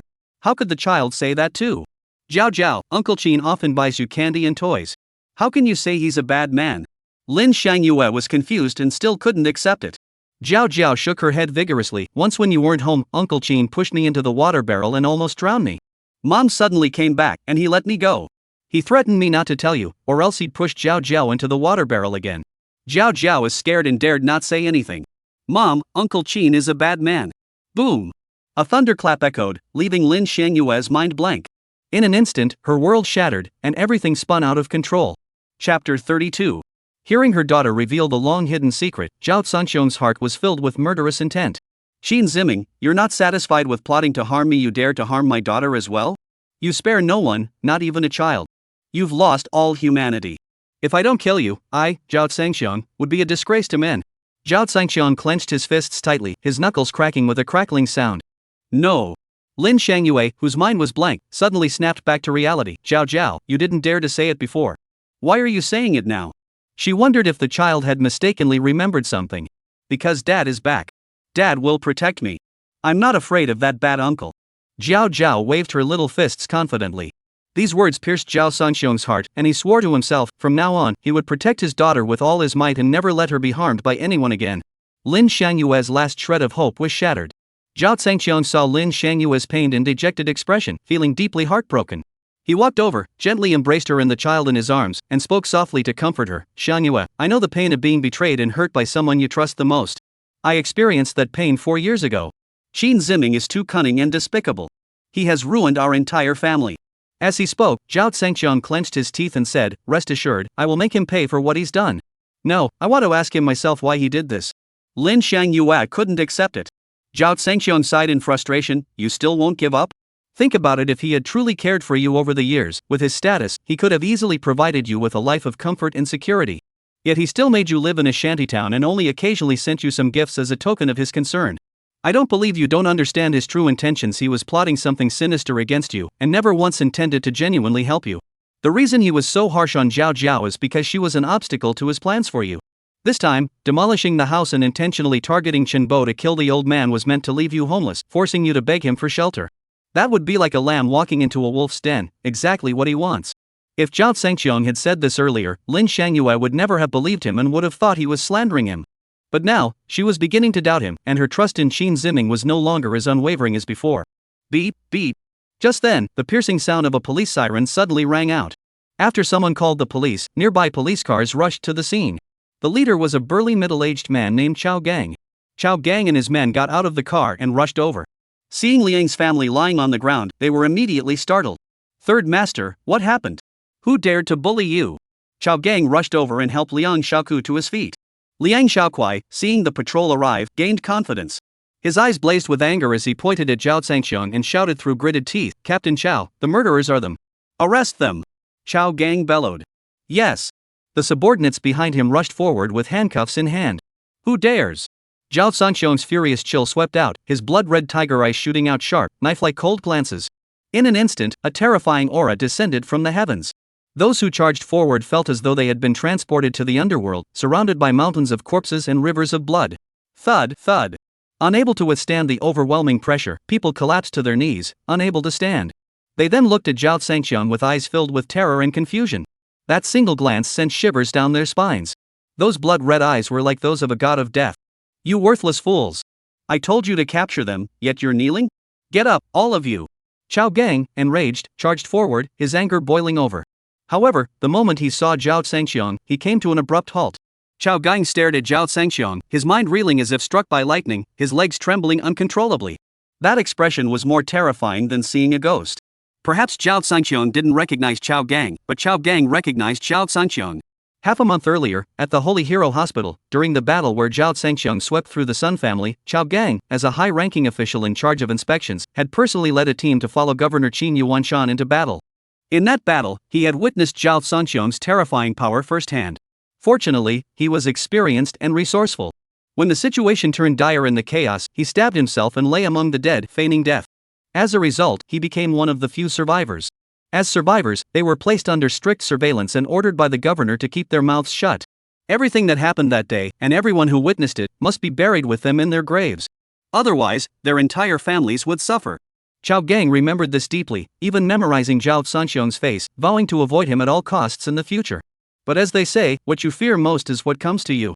His injuries had just healed enough for him to return to work, and on his first assignment today, he ended up crossing paths with that man. He didn't check the almanac before leaving home. What should he do? What should he do? Chao Gang felt utterly despairing, his body trembling violently like a sieve, sweat pouring down like rain, his face as pale as paper. Captain Chao, what are you doing? Catch him. Behind him, Liang Shaoku rushed forward and shouted. Bang! A loud crash echoed as Chao Gang's legs gave way, and he collapsed to his knees. What? Liang Shaokuei and the others were speechless. The esteemed patrol captain, leading men to arrest the murderer, how could he end up kneeling instead of capturing the suspect? Has he lost his mind? Captain Chao, what are you doing? Hurry up and arrest him. Liang Shaoku couldn't contain his anger. He pointed at Zhao Zhangqiang and shouted, he is Zhao Rui, the outcast of the Zhao family, a notorious criminal, a worthless piece of trash who has given up on life. How could you kneel before such scum? Damn it! Zhao Gang suddenly leaped up, kicked Liang Shaoku to the ground, then pounced on him, clutching his neck with his left hand and pulling out his gun with his right, pressing it firmly against his head. You, if you want to die, don't drag me down with you. I'll kill your entire family. Chao Gang snarled, his face twisted in rage. Do you think I won't shoot you? Liang Shaoku, enraged by this, gritted his teeth and shouted, do you want to die? As the third master of the Liang family, he didn't give a damn about a mere patrol captain. Chapter 33. Chao Gang, have you lost your mind? Liang Shaokuei was furious. I called you here to catch the murderer. I'll arrest your sister. Chao Gang cursed, you're trying to get me killed. Do you know who you're messing with? A criminal and a worthless piece of trash? Do you think I don't know that? Liang Shaoku shouted back. Dare you say criminal or useless again, and I'll shoot you. Chao Gang was genuinely afraid of being implicated by Liang Shaokuei. I've already said it, criminal, good for nothing. Come on, try to kill me if you dare. Fire the gun. Even if you had 100 dares, you wouldn't dare. Liang Shaokuei shouted wildly, feeling completely unthreatened. How dare a mere patrol captain kill him, the third master of the Liang family?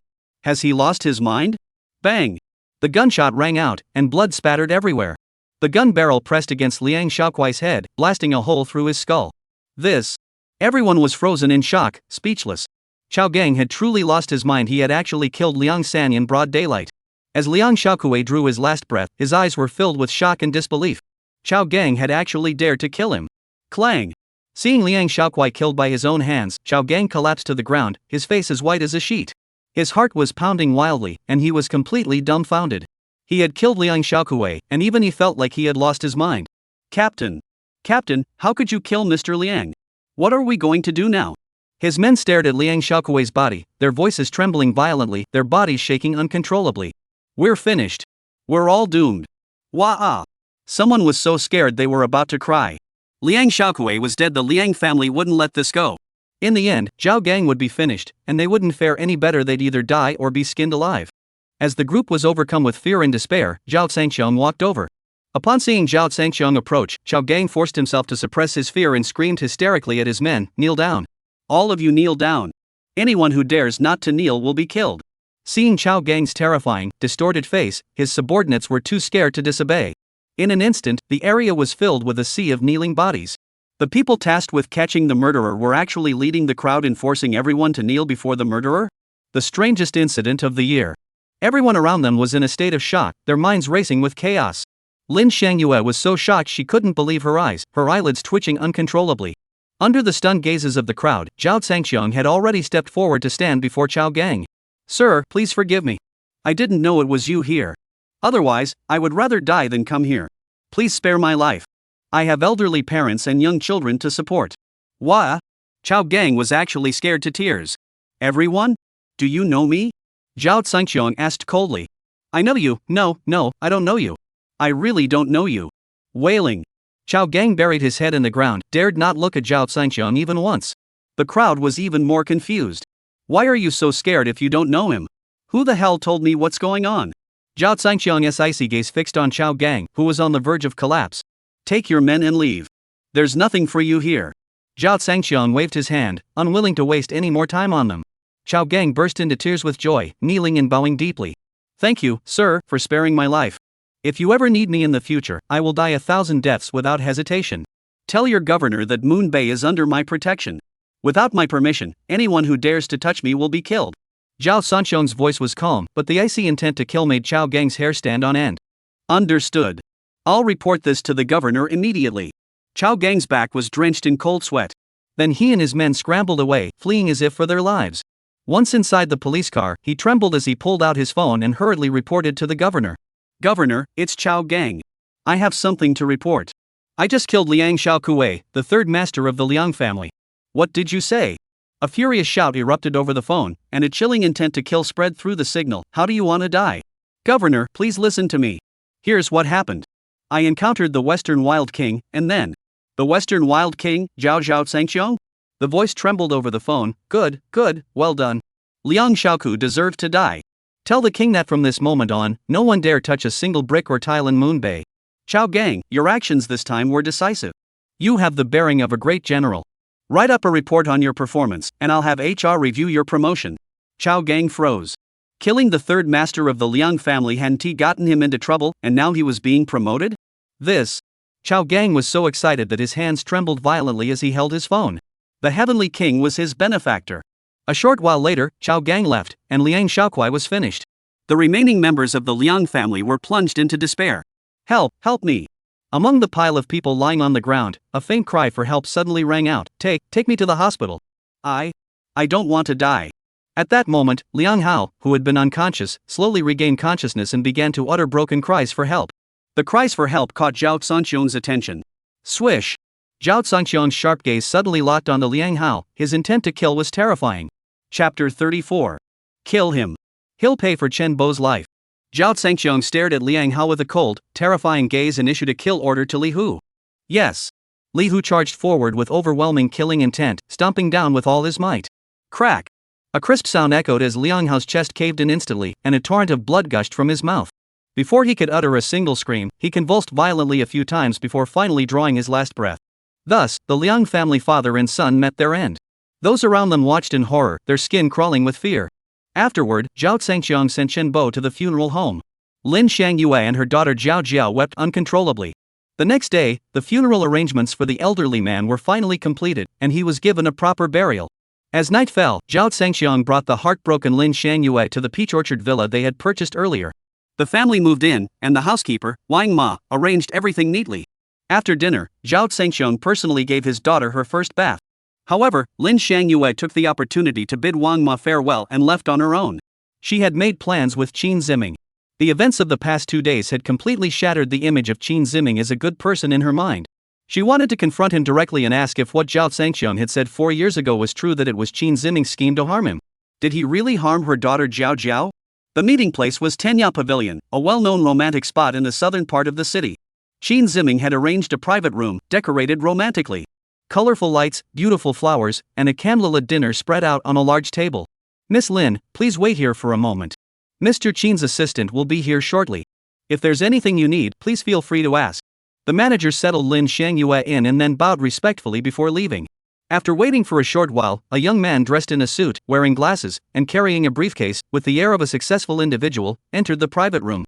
Shangyue, I'm sorry I'm late, the man said with a charming smile, apologetically adding, I've been very busy lately. Lin Shangyue greeted him indifferently, Ziming, sit down. Qin Ziming walked closer, using the candlelight to look at Lin Shangyue, and his eyes lit up.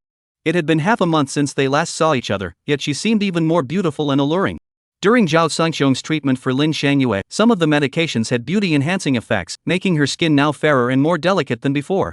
Qin Ziming swallowed hard. He couldn't stop thinking about how he wanted to have her. But he had never succeeded. Now that Zhao Rui has returned, perhaps this is his last chance. So tonight, he would finally achieve his goal. Thinking about finally possessing the woman he had desired for years, Qin Ziming felt a surge of excitement, and his eyes burned with intense desire. Calm down, calm down. Qin Ziming forced himself to calm down, sitting down with a gentle smile. Shangyue, let's have a drink first. He picked up 2 wine glasses, poured red wine into them eagerly, and handed one to her. Lin Shangyue shook her head, her expression serious. I invited you here today to ask you a few questions. Qin Ziming's wineglass froze mid-air as he frowned. Shangyue, why are you being so serious? Is it because I didn't visit you in the hospital these past few days? But Zhao Rui is back with you now, so. Mentioning Zhao Rui, Qin Ziming angrily set down his wineglass. Did he tell you again that it was my scheme to frame him back then? Isn't that the truth?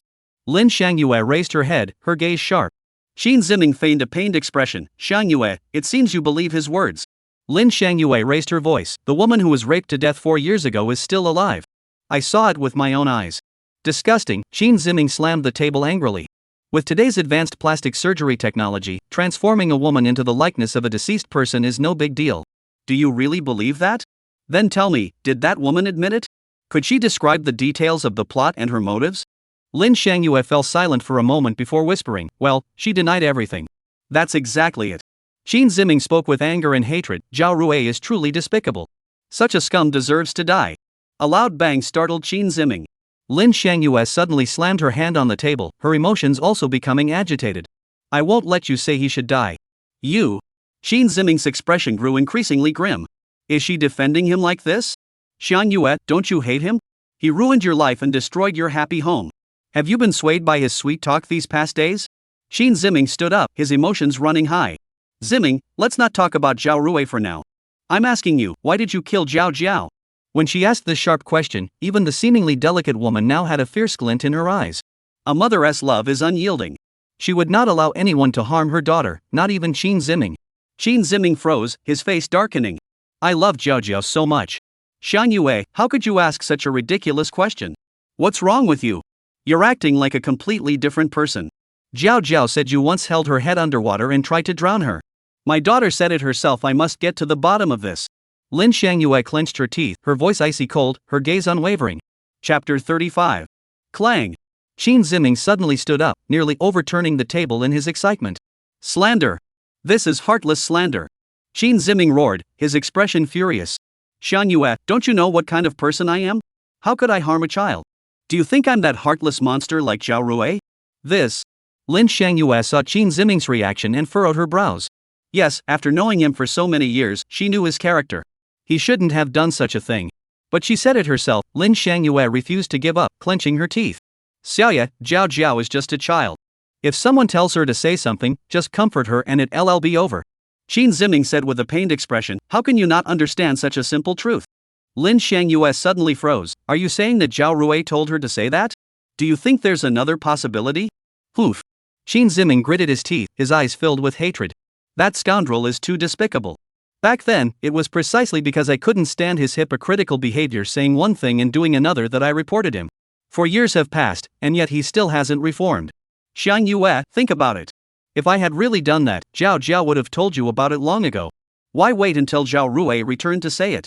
It's obvious he is using his daughter to take revenge on me. He is not even human. He used his own daughter for revenge. How can you trust someone like that? The last sentence deeply wounded Lin Shangyue's sensitive nerves. Her daughter was her Achilles heel. Zhao Rui, you dare to lie to me. Lin Shangyue stood up angrily, grabbed her bag, and growled, I'm going to confront him right now. As she spoke, she had already rushed out. Qin Ziming quickly grabbed her arm. Shangyue, calm down. If you go confront him like this, will he admit it? Let's sit down and figure out a plan to expose his true colors and leave him with nowhere to hide. After some persuasion, Lin Shangyue sat back down. Have a glass of chilled red wine to calm down. Let's all cool off. Qin Ziming picked up the glass and handed it to her. He had already had someone tamper with the wine. Once Lin Shangyue drank it, he could take her tonight, make her his mistress, and force her into a relationship. Though this method might make Lin Shangyue resent him. But with his skill in manipulating women and his control over Lin Shangyue, this wasn't a major issue. Lin Shangyue was still furious. She grabbed the chilled red wine without hesitation, tilted her head back, and downed it in one gulp, the sound of gulp, gulp echoing as the glass emptied. Seeing how quickly Lin Shangyue drank, Qin Ziming was so excited his hands and feet trembled. Clang! The glass was slammed down, making a crisp sound. Huff, puff. The icy wine went down her throat, and Lin Shangyue took several deep breaths, trying to calm herself down. But strangely, instead of feeling calmer, she felt increasingly irritable, followed by a slow rise in body temperature. She must be so angry that her liver fire is raging. Qin Ziming noticed the flush spreading across Lin Shangyue's delicate face and was greatly surprised. The special item someone had offered to him was indeed powerful. It worked instantly. Let's have another round, Qin Ziming said, his fair, scholarly face now twisted into a sinister grin, like a wolf that had shed its disguise. Lin Shangyue's delicate body swayed, looking as though she might collapse at any moment. Ziming, this wine. Lin Shangyue seemed to sense something was wrong. Qin Ziming quickly stood up and walked over, feigning annoyance. This wine is a bit strong. How could you drink it like that? Downing it in one go? Someone who doesn't drink much like you couldn't possibly handle it. Is that so? Lin Shangyue was growing dazed, her phoenix eyes unfocused as she swayed unsteadily. Shangyue, you don't seem well. Come, let's rest on the sofa for a while. Qin Ziming didn't wait for Lin Shangyue's consent, decisively helping the woman to her feet. Her warm, fragrant body was irresistible. Qin Ziming couldn't control himself anymore. His eyes fixed on the beauty in his arms, they turned red. Shangyue, you're mine. Zhao Rui, that bastard, what right does he have to possess you? From today onward, you're mine. Roar! A primal growl echoed through the private room as Qin Ziming violently pushed Lin Shangyue onto the sofa. What are you doing? Let me go. Lin Shangyue, driven by a woman's instinct to protect herself, screamed with all her might.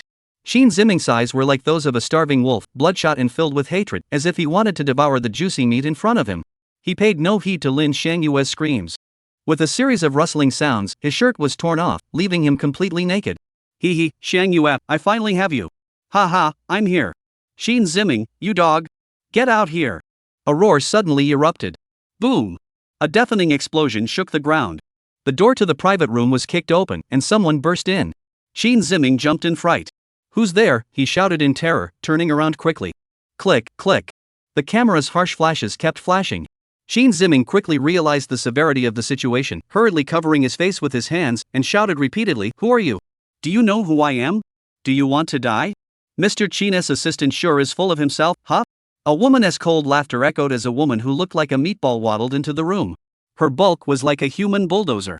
Upon seeing this bulldozer, Qin Ziming's face turned ashen, and without a word, he knelt down on the ground. Chapter 36. The woman who had arrived was none other than Qin Ziming's legitimate wife, Chao Xiaolui, the daughter of Deputy Governor Chao Gue. Wife, why are you here? You must listen to me. It's not what you saw. It's this woman who's being promiscuous. She drugged me. She seduced me. You can take that bottle of red wine and have it tested. There's something wrong with the wine. Wife, please believe me. I only have eyes for you. I truly love you. Qin Ziming crawled on his knees toward the woman, grabbing her thick legs, which were thicker than her waist, and wept bitterly, deeply repentant, while cursing Lin Shangyue as a who seduced men. With a clang, a dagger was thrown to the ground. Chao Xiaolui's massive head drooped, gazing down at the kneeling Qin Ziming with a savage grin. Since she's pick up the knife and slash her face a few times. This. Qin Ziming froze. What's wrong? Can't bear to do it? Xiao glared at him with her wide eyes. No, I'll do it right away. I'll ruin her face so she can't seduce men anymore. Qin Ziming picked up the knife, clenched his teeth, and tremblingly stood before Lin Xiangyue. At that moment, Lin Xiangyue was completely under the influence of the drug, her mind utterly clouded.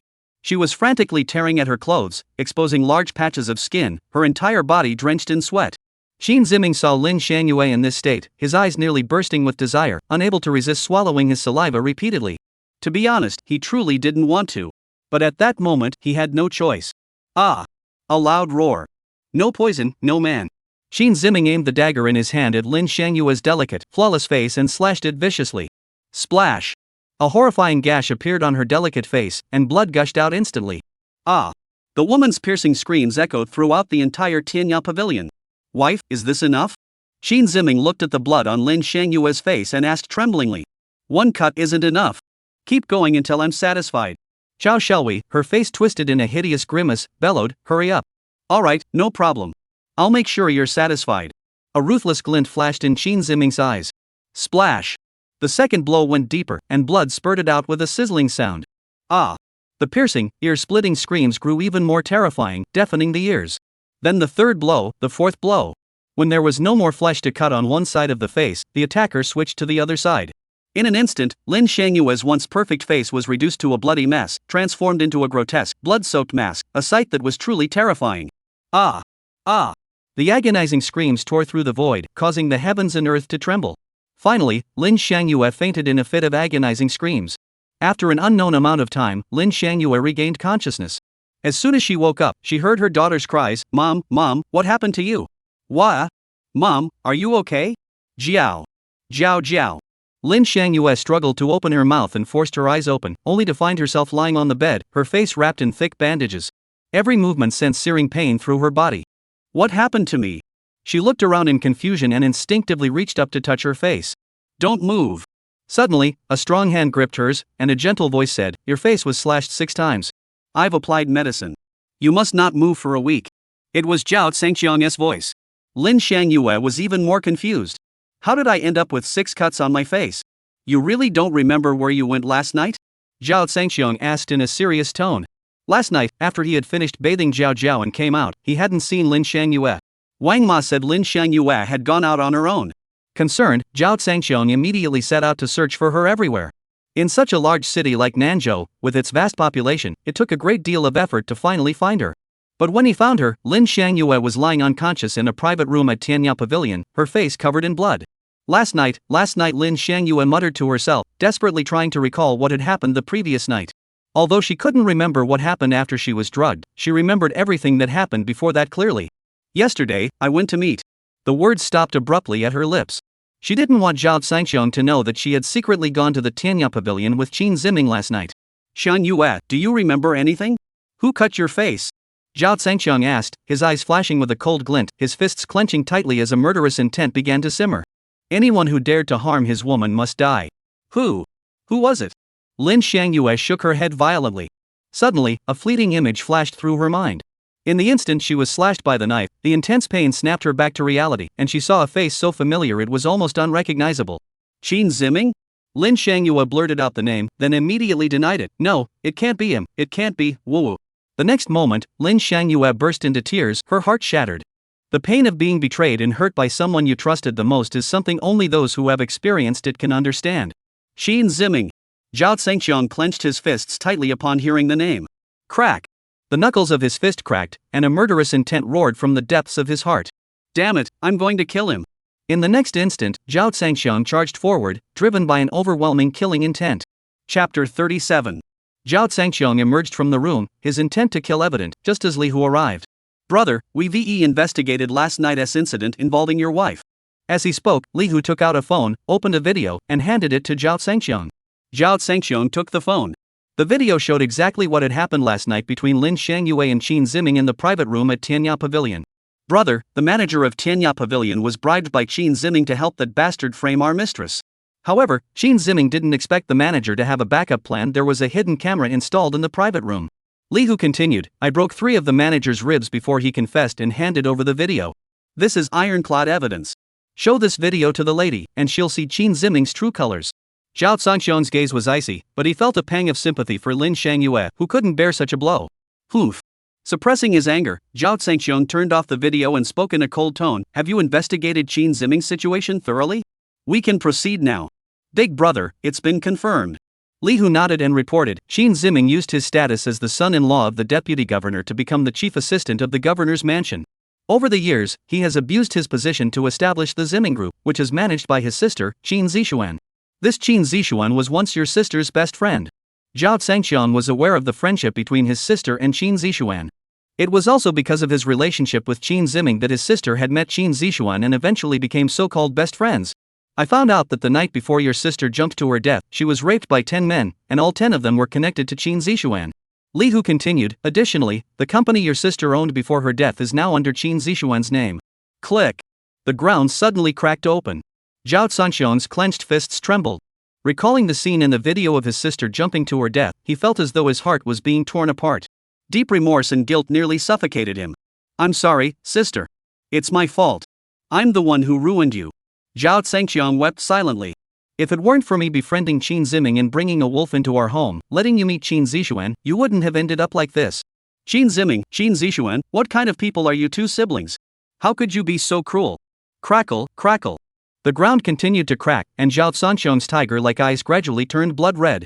Big brother, this brother and sister have lost all humanity. They're no longer human. I'll go kill them right now. Li Hu clenched his teeth and volunteered.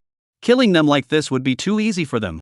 Zhao Sangxiong clenched his teeth and said firmly, order the Bloodblade 18 guards to head to Nanzhou. From today onward, anyone who has colluded with Qin Ziming and Qin Zixuan must not leave. Then, we will settle all accounts together. Brother, the Bloodblade 18 guards are too few in number. We may not be able to handle everything. Since we have to deal with Qin Ziming, we must also deal with his father-in-law, the Chao family. The Chao family in Nanzhou is the leading clan among the 5 great clans, with deep-rooted influence and intricate connections. Even though Chao Gui is only the deputy governor, the governor Qin Yuanshan still fears him. A strong dragon doesn't oppress a local snake. It's said that when Chao Gui does something, Governor Qin Yuanshan usually turns a blind eye. There's even a rumor that Qin Yuanshan is about to step down, and Chao Gui will take his place. The last sentence made Zhao Sangxiong furrow his brows. Why is Qin Yuanshan suddenly being replaced? This has to do with us. Li Hu interjected. The Sun family was wiped out in Nanzhou, and Sun Ting, the powerful figure in the inner court, lost face. Since he can't touch us, he's taking it out on Governor Qin Yuanshan. It's only a matter of time before he's removed. Brother, once Chao Gui takes power, Qin Ziming will become the governor's son-in-law, and his influence will grow even stronger. Zhao Sangxiong's expression darkened. The Bloodblade 18 guards are indeed fierce. But with so few men, it's impossible to seal off the entire South State. If he were still the Western Wild's heavenly king, a single order could mobilize hundreds of thousands of troops to seal off the entire southern state. But he had already stepped down, all his files were sealed, and the Western Wilds had a new commander. The troops of the Western Wilds could no longer be moved. But he had another identity. Ordered Song Kuei to immediately assemble all Imperial Physicians Guards. Within a week, 10,000 Imperial Physicians Guards must rush to Nanzhou and seal off Nanzhou City. With a single order, the southern state would once again be plunged into turmoil. Yes. Li Hu roared in response. As the order was issued, it seemed as though the heavens had responded, and restless clouds swirled wildly above Nanzhou. Soon, dark clouds gathered, threatening to crush the city. The second storm was about to strike. Chapter 38. After issuing his orders, Zhao Sangxiong turned and entered the room. Upon seeing Zhao Sangxiong enter, Lin Shangyue turned her head away, avoiding his gaze, and spoke with a hint of grievance. Are you here to mock me? Zhao Sangxiong remained silent. I admit that my behavior last night was self-inflicted. I deserved it. But without clarifying the facts, I will never be at peace for the rest of my life.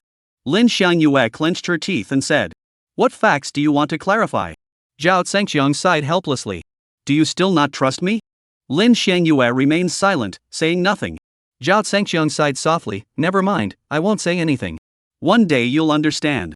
I'm not here to mock you, I just want to ask about my parents. Since I've been back, I've been busy treating your illness and didn't want to disturb your recovery, so I've been holding back from asking about my parents. Hearing that Zhao Sangxiong was actually asking about her parents, Lin Shangyue felt a bit embarrassed. She had thought Zhao Sangxiong was going to mock or ridicule her, but it turned out she had judged a gentleman by his own standards. Lin Shangyue softened her tone unusually. On the day Zhao Zhao had the accident, I saw your parents once. After that, I was taken away by Sun Yangwei and haven't seen them since. Are they okay? So you don't know what happened to my parents either? Zhao Zhangxiong furrowed his brows. Lin Shangyue sensed something from his words and hurriedly asked, "What happened to the elderly?" Zhao Zhangxiong paused, shook his head, and said, "Nothing. Just focus on recovering." He reached out to pull the blanket over her and turned to leave. "Zhao Rui, tell me, did something happen to the old man?" "Tell me, please." Lin Shangyue began to cry, as if sensing something terrible was about to happen. He resented Zhao Zhangxiong, but not his parents. "I'll handle it. Just focus on getting better." Zhao Zhangxiong left those words behind as he walked out the door. As soon as he stepped outside into the hall, someone suddenly rushed toward him. Bang! A loud crash echoed as someone knelt heavily before him. Zhao Zhangxiong frowned and looked down. To his surprise, it was the governor, Qin Yuanshan, who had knelt down. "What's going on?" "Brother, Governor Qin insisted on coming to see you." I couldn't stop him." Li Hu stepped forward, stammering. "Sir, save me." Before Zhao Zhangxiong could speak, Qin Yuanshan grabbed Zhao Zhangxiong's legs and cried out for help. "Get up and speak." Zhao Zhangxiong frowned and ordered, "Otherwise, I'll have you thrown out." Yes. Qin Yuanshan was terrified and quickly got to his feet. "Wang Ma, bring tea." Zhao Zhangxiong ordered. "Master, the tea is here." Wang Ma placed the tea on the tea table and left. "Qin Governor, have a cup of tea to calm down. We can discuss matters slowly." Zhao Zhangxiong spoke in a calm tone. "Governor?" Wang Ma, who had just taken a few steps away, froze instantly, her mind reeling. My goodness, the governor is kneeling before his own master and even crying. With a clatter, the tray in Wang Ma's hand slipped from her grasp and fell to the ground. "Wang Ma, what's wrong?" Li Hu hurriedly asked. "Ah." Wang Ma let out a startled cry and snapped back to her senses. Nothing. "I'm sorry." Wang Ma quickly picked up the tray and ran off. When she ran into her own room, she collapsed onto the ground, her heart pounding wildly. "Oh my mother, who is that man? He scared me to death." In the living room, Zhao Zhangxiong sat upright on the sofa, sipping his tea slowly. Qin Yuanshan had no mind for tea. He hadn't even picked up his cup before kneeling down again. "Sir, you must save me. The senior official of the inner court, Sun Ting, has pinned the blame for the annihilation of thousands of members of the Sun family on me, and now they intend to arrest my entire family and bring us to Yin capital for trial. The messenger is already on his way with the highest orders from the inner court, and he will arrive within an hour." "I am innocent." Qin Yuanshan felt as though the sky was about to collapse. He knew that once he was taken to Yin capital, his entire family would never return. Li Hu spoke up first. "We were the ones who killed them." "What does that have to do with you?" Qin Yuanshan wanted to cry. This was clearly a setup to target Zhao Zhangxiong, using him as a scapegoat. In truth, he had long known that Sun Ting would not let this matter rest. As the governor, he knew his days were numbered. But he never expected Sun Ting to be so ruthless, demanding the lives of his entire family. His only son was gone, and his grandson was gone too. The old man had completely lost his mind. "Sir, only you can save me now." Qin Yuanshan, despite his high rank as governor, was equally cornered and helpless in the face of higher-ranking officials. Other matters might not interest Zhao Zhangxiong, but he was very interested in the Sun family's affairs. He couldn't let Sun Ting, that old villain, succeed in his schemes. Moreover, if he saves Qin Yuanshan today, it will make things easier for him in the future in Nanzhou. Poof. Zhao Zhangxiong suddenly stood up. "Let's go to the governor's mansion to welcome the envoy." "Ah."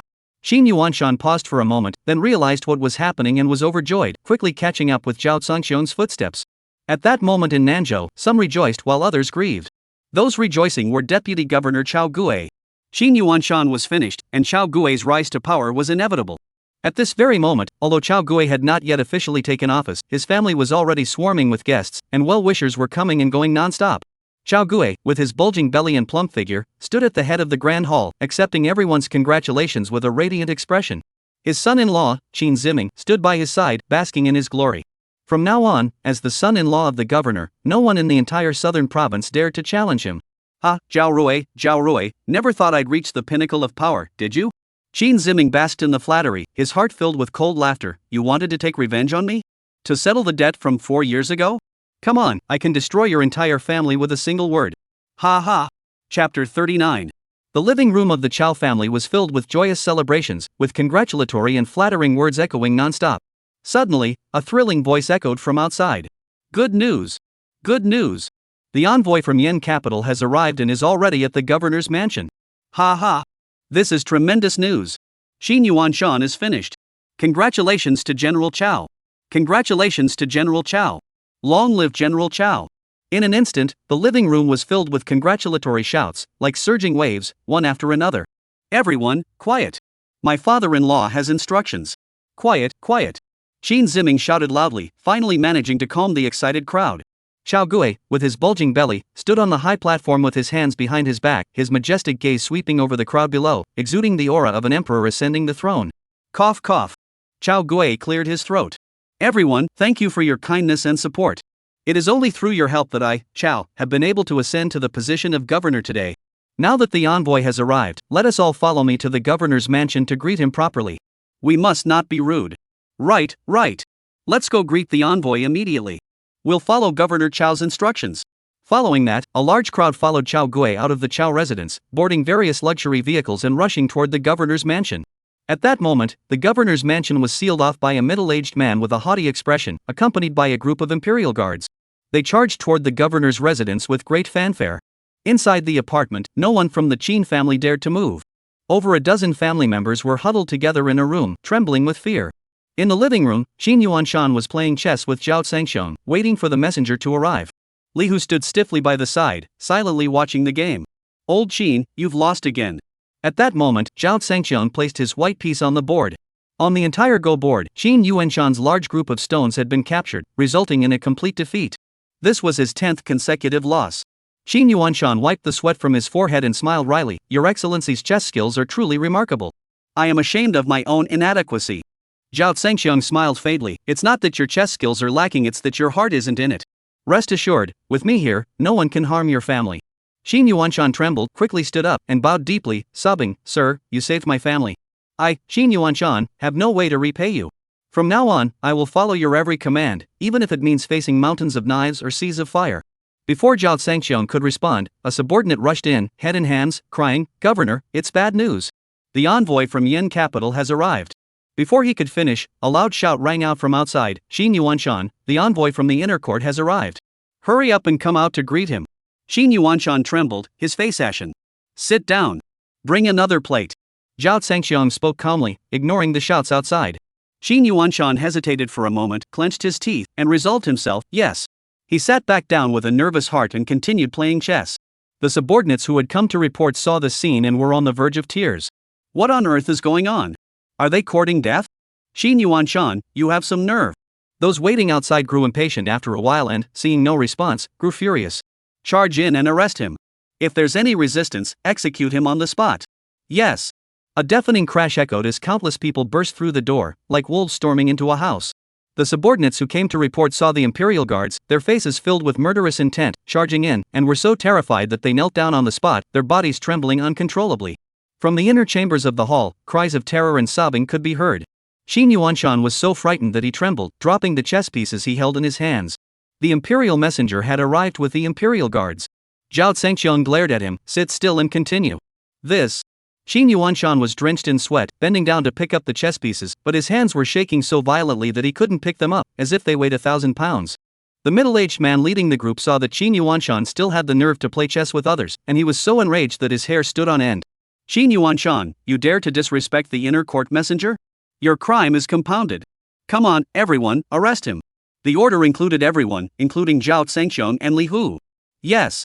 The imperial guards behind him roared and charged forward. Whoa! A sturdy, dark figure blocked their path. It was Li Hu.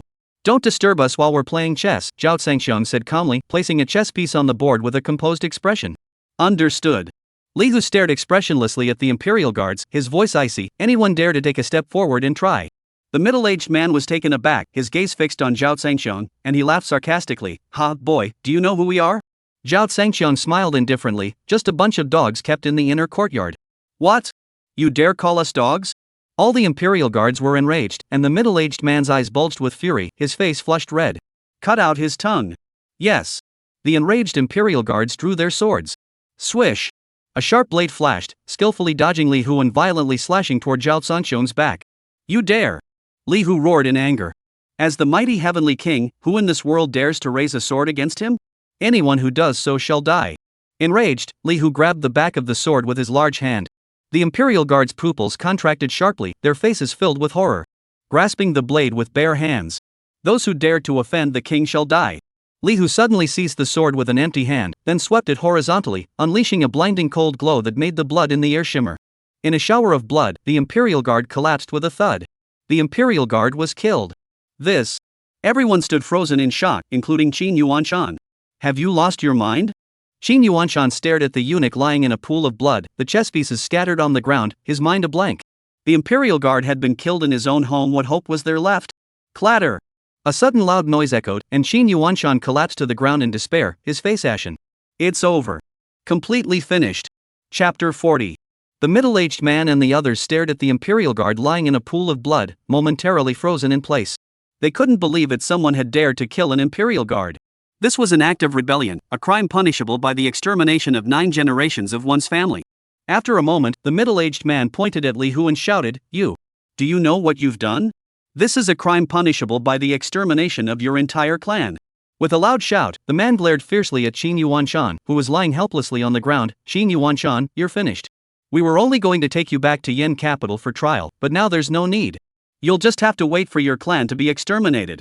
The men were my men. Why should you exterminate their clan?" Zhao Zhangxian placed the chess piece down, his voice calm and indifferent. As calm as a cloud, fearless. "Your men? Who are you?" The middle-aged man gritted his teeth, his face twisted in anger. "No matter who you are, your entire clan will die today. Is that so?" Zhao Zhangxian rose slowly, his calm gaze fixed on the middle-aged man. "My name is Zhao Zhangxian." "Zhao Zhangxian, good. Then your Zhao family wait." The middle-aged man's pupils suddenly contracted, then stared at Zhao Zhangxiang's pupils, which slowly dilated. Zhao Zhangxiang, a name that struck like thunder. You're Zhao Zhangxiang, the Western Wild King?" At that moment, the middle-aged man's voice trembled uncontrollably. The Imperial Guards also grew timid. Those who had been so arrogant moments ago involuntarily took a step back. This was a man who didn't even bother to acknowledge the Emperor's orders. He dared to kill the son of a high-ranking official in the inner court. What was a mere palace guard to him? If the young man before them was indeed the Western Wild Heavenly King, then the man standing before them must be the legendary 5 Tiger Generals Li Hu. A war god-level powerhouse, capable of taking them all down effortlessly. How did they end up here? The middle-aged man and the others felt their eyelids twitching wildly. Something is wrong. Tap, tap, tap. Footsteps echoed as Zhao Zhangxiang walked toward them step by step. Though he hadn't yet approached them, his aura alone was suffocating, causing them to retreat in fear. "Go back and tell Sun Ting that I've taken responsibility for Qin Yuanshan."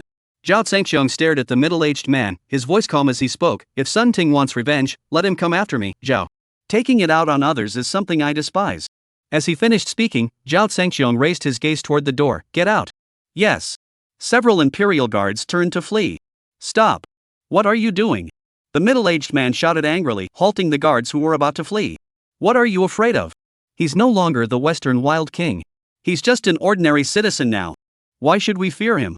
These words made the Imperial Guards realize the truth. Right, Zhao Zhangxiang is no longer the Western Wild King. What are they afraid of? Damn it, we were just scared out of our wits. Clatter, clatter. Everyone turned back around, this time with much more confidence, their eyes no longer filled with fear and panic. Huff. The middle-aged man took a deep breath, pushing away the fear from earlier, then wiped the sweat from his forehead and slowly calmed down. Zhao Zhangxiang. With a cold laugh, the middle-aged man stepped forward and stood before Zhao Zhangxiang. "If you were still the Western Wild King, protecting him would be no problem. But you're not anymore. If you want to protect him, you have no right." At those words, Qin Yuanshan, who had been lying motionless on the ground, felt utterly despairing. If even Zhao Zhangxiang couldn't protect him, his entire family was doomed. Now, there was nothing left but to leave it to fate. Thud. A dull thud interrupted the middle-aged man's words. Something had been thrown at the middle-aged man's feet. The man hurriedly looked down and his pupils contracted sharply once more. Heavens, the Heavenly King's seal? Zhao Zhangxiang had already stepped down, so how could the Heavenly King's seal still be in his hands? For a moment, the middle-aged man and the others were dumbfounded, caught off guard. "Do you recognize it?" Zhao Zhangxiang's voice remained as calm as ever. The man stared intently at the Heavenly King's seal, his throat tightening. I recognize it? According to the laws of the Great Xia dynasty, officials of the first rank and below must kneel before the Heavenly King's seal. What should you do? Zhao Zhangxiang's voice carried a chill that pressed down on them.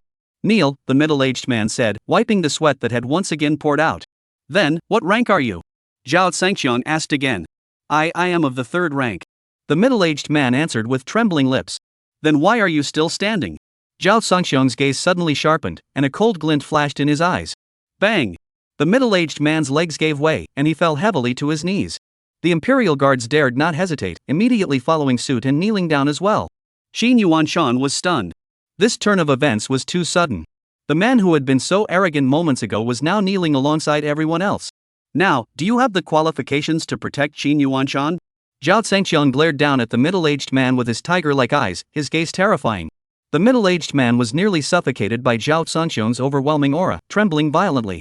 Sir, I have the Golden Order of the Inner Court. As he spoke, he hurriedly pulled out a golden token from his robe. The Inner Court Golden Order was one of the highest-ranking tokens. With this token, one could arrest even a governor-level official. A golden token? Zhao Zhangqiang swept his hand, and the token landed in his palm. The middle-aged man's face paled, and he cried out, "What are you doing?" Snap! No, the middle-aged man screamed in despair. Chapter 41. Zhao Zhangqiang crushed the golden token into pieces and scattered them on the ground under the stunned gazes of the crowd. The leading middle-aged man collapsed to the ground, his face ashen. He was the first person in the inner courtyard's history to have his golden token destroyed while holding it. Although it was Zhao Zhangqiang who destroyed it, he could not escape blame and would face severe consequences upon returning. He had thought this assignment was a plum assignment, but it turned out to be a disaster. If he had known this would happen, he would have never volunteered for this mission. The golden edict is gone. Who can you arrest now? Zhao Zhangqiang clapped his hands lightly, staring at the middle-aged man with a mocking expression. The middle-aged man convulsed violently, desperate to charge forward and tear Zhao Zhangqiang to pieces with his teeth. You. The middle-aged man pointed at Zhao Zhangqiang, his fingertips trembling violently, his face turning red and black with anger. Suddenly, he couldn't take it anymore, and his blood rushed to his head. Wah! A loud cry echoed as a mouthful of blood sprayed into the air, staining the sky red. Master! The Imperial Guards shouted in panic. Disappear from my sight within 3 seconds, or else you will all stay here. Zhao Zhangqiang swept his tiger-like eyes over the crowd, and a hint of murderous intent spread out. Let's go, quickly! The Imperial Guards didn't hesitate, lifting the middle-aged man and the body of a fallen comrade, and fled like rats, scrambling to escape. They had come in with such arrogance and ferocity. Now, they were in disarray, like stray dogs. The Imperial Guards had never looked so disheveled before. Outside the governor's mansion, Deputy Governor Chao Gui and his son-in-law Qin Ziming, accompanied by a group of prominent figures from the southern region, were waiting at the entrance. They were waiting for the envoy to bring out Qin Ziming's family, after which they would collectively accuse Qin Yuanshan of his countless crimes over the years. They had assumed that capturing the Qin family would take some time. But to their surprise, someone emerged quickly. The envoy has arrived. Hurry, greet him. Chao Gui led the way, bowing respectfully as he rushed forward. However, when everyone saw the panicked Imperial Guards rushing out, they all froze in shock. The envoy was being supported by 2 guards, looking disheveled and exhausted. Behind him, someone was carrying a corpse. What the hell is going on here? Aren't they supposed to be arresting Qin Yuanshan? Where is Qin Yuanshan? Could it be that Qin Yuanshan resisted violently? Where did Qin Yuanshan get the nerve? The key is, with the Imperial Guard's strength, even if Qin Yuanshan resisted, it would be like a grasshopper trying to stop a cart, utterly futile. Chao Gui and the others were completely baffled. The Imperial Guards blocking the gates were also confused. Since they began their mission, this was the first time they had encountered such a situation. Brothers, what's going on? What happened to the master? The leader of the guards blocking the gates rushed over. Don't ask questions. Hurry back to Yen capital. What? The leader looked back. Are we not arresting Qin Yuanshan? Go to hell. Retreat. The envoy roared. Can't you see I'm almost dead? Go back. Yes. The group dared not linger and hurriedly escorted the envoy to safety. Chao Gui and the others suppressed their curiosity and approached the envoy with a grim expression. Envoy, this is Chao Gui, Deputy Governor of Nanzhou. Get them out of the way. The messenger roared. Swish. A gleaming battle knife was drawn, pointing at Chao Gui and the others. Get out of here. Within 10 meters, anyone who dares to approach will be killed without mercy. Chao Gui and the others were terrified, scrambling to retreat, fearing that even a moment's delay would cost them their heads. Then, under their stunned and confused gazes, the envoy, accompanied by his guards, quickly boarded the vehicle and sped off toward the airport. The group of bigwigs watched the fleeing vehicles, exchanging glances in disbelief. The entire scene fell into complete silence. You, father-in-law? What's going on? Qin Ziming couldn't help but break the silence first. Chao Gui snapped out of his stupor, his throat tightening. Let's go to the governor's mansion to see what's happening. Following his lead, Chao Gui immediately rushed toward the governor's mansion. Others also wanted to know what had happened and followed suit. At that moment, in the underground parking garage, Qin Yuanshan respectfully helped Zhao Zhangqiang and Li Hu into the car. Thank you, sir, for saving my life. From now on, my life belongs to you. I will die 1,000 deaths for your command. Qin Yuanshan spoke with utmost sincerity. He was well aware that after causing such a commotion, the only way to survive was to cling to Zhao Zhangqiang's coattails. I currently need someone familiar with Nanzhou. Send me someone suitable, Zhao Zhangxiang said, considering that although Li Hu was capable, he was from CA and unfamiliar with the situation in Nanzhou, making it inconvenient for him to handle matters efficiently. Sir, rest assured. I will handle it. I will select capable men and report back to you shortly. This was a minor matter for Qin Yuanshan. Is there anything else you need me to do, sir? Zhao Zhangxiang sat in the carriage, watching Qin Yuanshan bowing outside, and recalled something. By the way, I heard that your deputy governor, Zhao Gui, has significant influence. You should be cautious around him. This. Qin Yuanshan felt a bit awkward. During his time as governor, Zhao Gui had always been a thorn in his side. A thorn in his side that he dared not remove, leaving him feeling like a thorn in his back, yet powerless to do anything about it. Do whatever you think is best. I'll back you up. Zhao Zhangxiang left those words behind and instructed Li Hu to drive away. The rest was up to Qin Yuanshan's own resolve. If he lacked the courage, he didn't deserve to continue as governor. I know what to do. At ease. Qin Yuanshan shouted, standing at attention and saluting the departing car of Zhao Zhangxiang. Report. Just then, a subordinate rushed over. Vice Governor Chao and his son-in-law Qin Ziming have arrived with their men. Qin Yuanshan lowered his hand, a cold smile curling his lips. He's here to mock me, to see how I'll be forced to step down in disgrace. Unfortunately, he'll be disappointed. Go, assemble the personal guard. Yes, sir. The subordinates obeyed. The show is about to begin. Qin Yuanshan, with a sinister grin, walked away with his hands behind his back. Chapter 42. The grand hall of the governor's mansion was crowded with officials led by Zhao Gui. Everyone was demanding to see the governor. The guards couldn't stop them. You dogs, get out of the way. We must see the governor today. How dare you? Deputy Governor Chao is here, and you dare to block the way? If you don't want to die, get out of the way. Shouts echoed through the hall, deafening the ears, turning the entire room into a chaotic scene. The once majestic governor's hall had turned into a chaotic marketplace. The governor has arrived. A loud shout rang out, and the crowd's commotion suddenly ceased. Boom! Boom! The thunderous footsteps of the governor's personal guard, armed with rifles, echoed as they burst out from the inner doors, each exuding an intimidating aura that created an invisible sense of oppression. The crowd instinctively stepped back, clearing a wide path. Following closely behind, Qin Yuanshan, dressed in the governor's official attire, stepped forward with a sword at his waist, exuding an air of authority. With his hands behind his back, his stern gaze fixed on Zhao Gui and Qin Ziming at the front. Zhao Deputy Governor, as the old saying goes, when fighting tigers, rely on brothers, when going to war, rely on sons. You two are relying on your son-in-law to team up. I suppose you're waiting for me, the governor, to step down. Qin Yuanshan's expression was half smiling, his words filled with mockery. Unfortunately, you two will be disappointed. Of course, you will all be disappointed. Swish. Qin Yuanshan's gaze suddenly lifted, his eyes like knives sweeping across the familiar faces. He intended to remember these people and eliminate them one by one, cutting off Zhao Gui's followers. Zhao Gui's face turned pale. The others looked even more terrified. Some opportunists who had chosen sides were now considering making a run for it. The governor was doing just fine, with no trouble at all. If they sided with Zhao Gui now, they'd be asking for trouble. Cough, cough. Governor, I just came by to see if there was anything I could help with. If not, I'll be on my way. I have things to attend to at home. Goodbye. Once the first person started, the second, third, and so on followed suit. Soon, more than half of the people in the hall had left. Zhao Gui's face darkened to the extreme. Just moments ago, they were all fawning over him, pounding their chests and swearing their undying loyalty. Now, they were being proven wrong by the facts, turning on him faster than turning the pages of a book. Father-in-law, what should we do? Qin Ziming cowered behind Zhao Gui, feeling a bit panicked. Huff. Zhao Gui took a deep breath to calm himself, then bowed insincerely. Zhao has come here today for no other reason than to lead everyone in pleading with the envoy to forgive the governor's mistakes. Right, we're all here to beg the envoy to spare the governor's family. The crowd echoed in agreement. In an instant, everyone had become the good Samaritans coming to help Qin Yuanshan. Qin Yuanshan burst into laughter. Thank you all for your concern and kindness. Now that I am safe, you may all go. I will personally come to thank you in the future. The governor is too kind. It's our duty to help. There's no need for thanks. Farewell, farewell. Everyone took their leave and departed.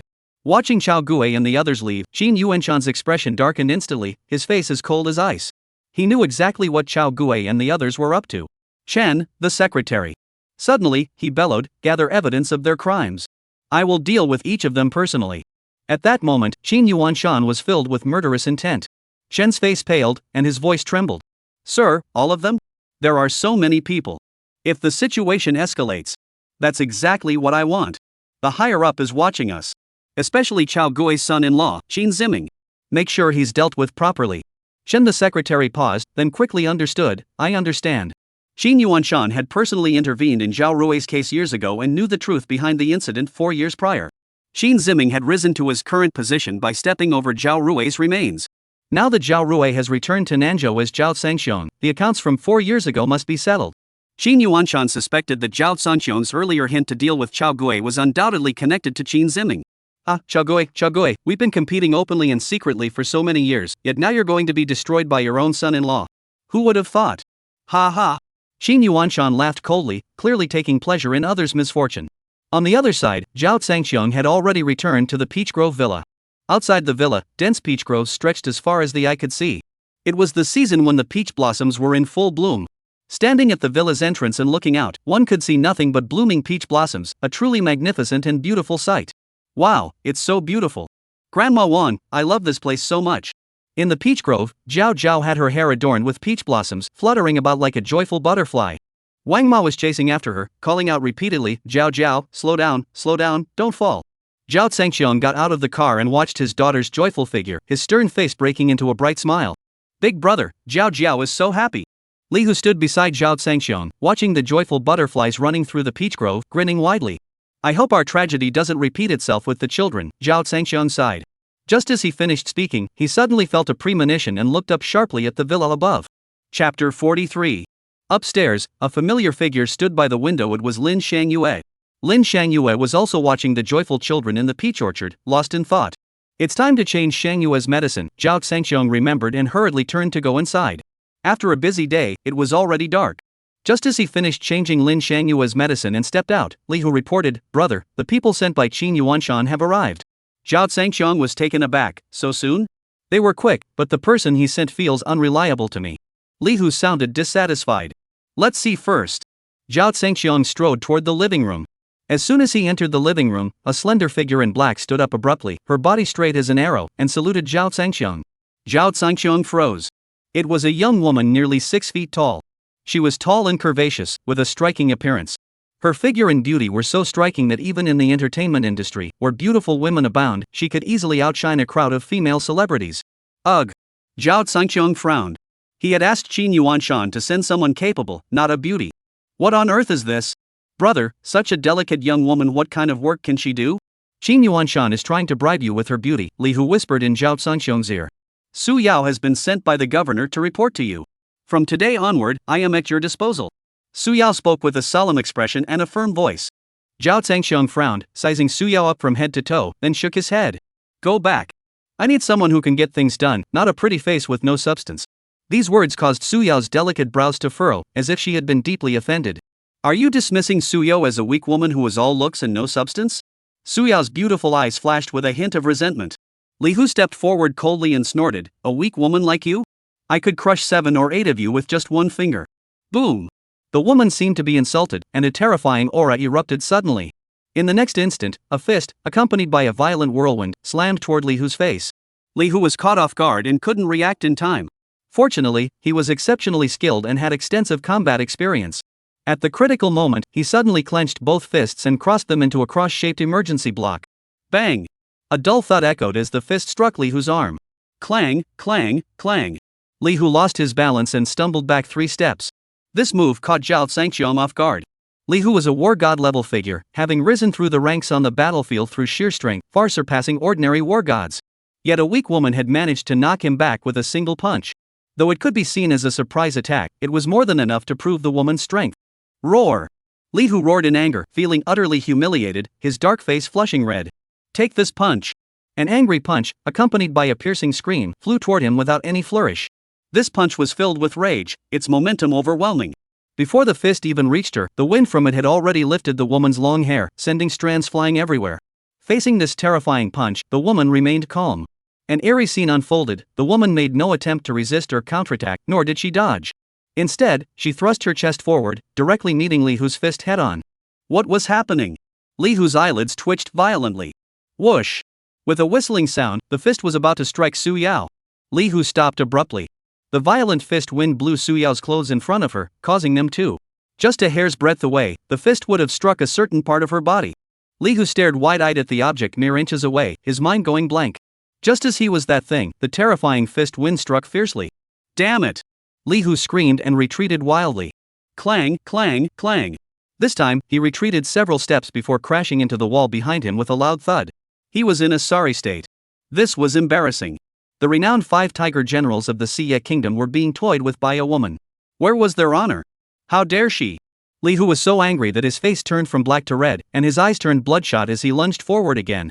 Enough, stop it. Zhao Sanxiong's single sentence completely calmed Li Hu. Brother, she's cheating. Li Hu growled, seething with anger. All's fair in love and war.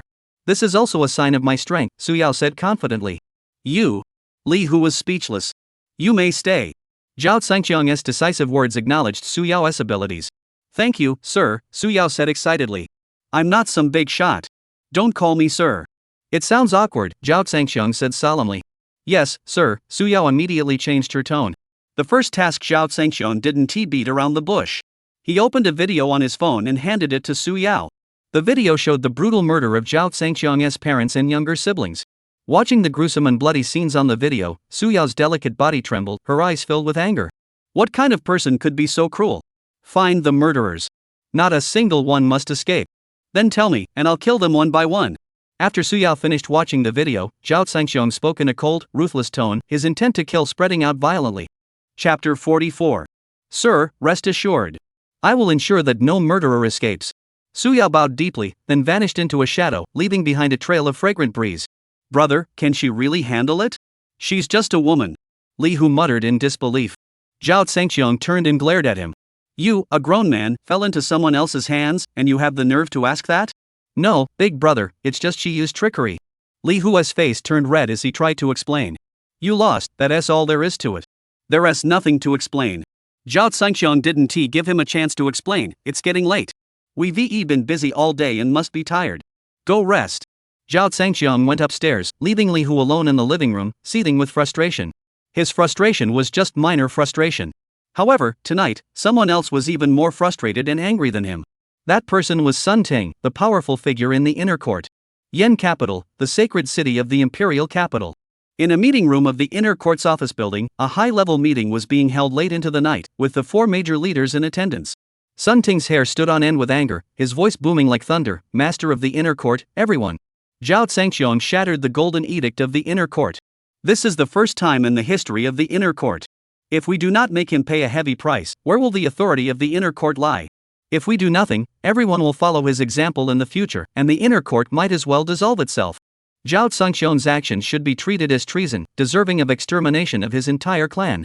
Otherwise, it's not just a blow to the inner courtyard's reputation, it's a blow to the ruler's face.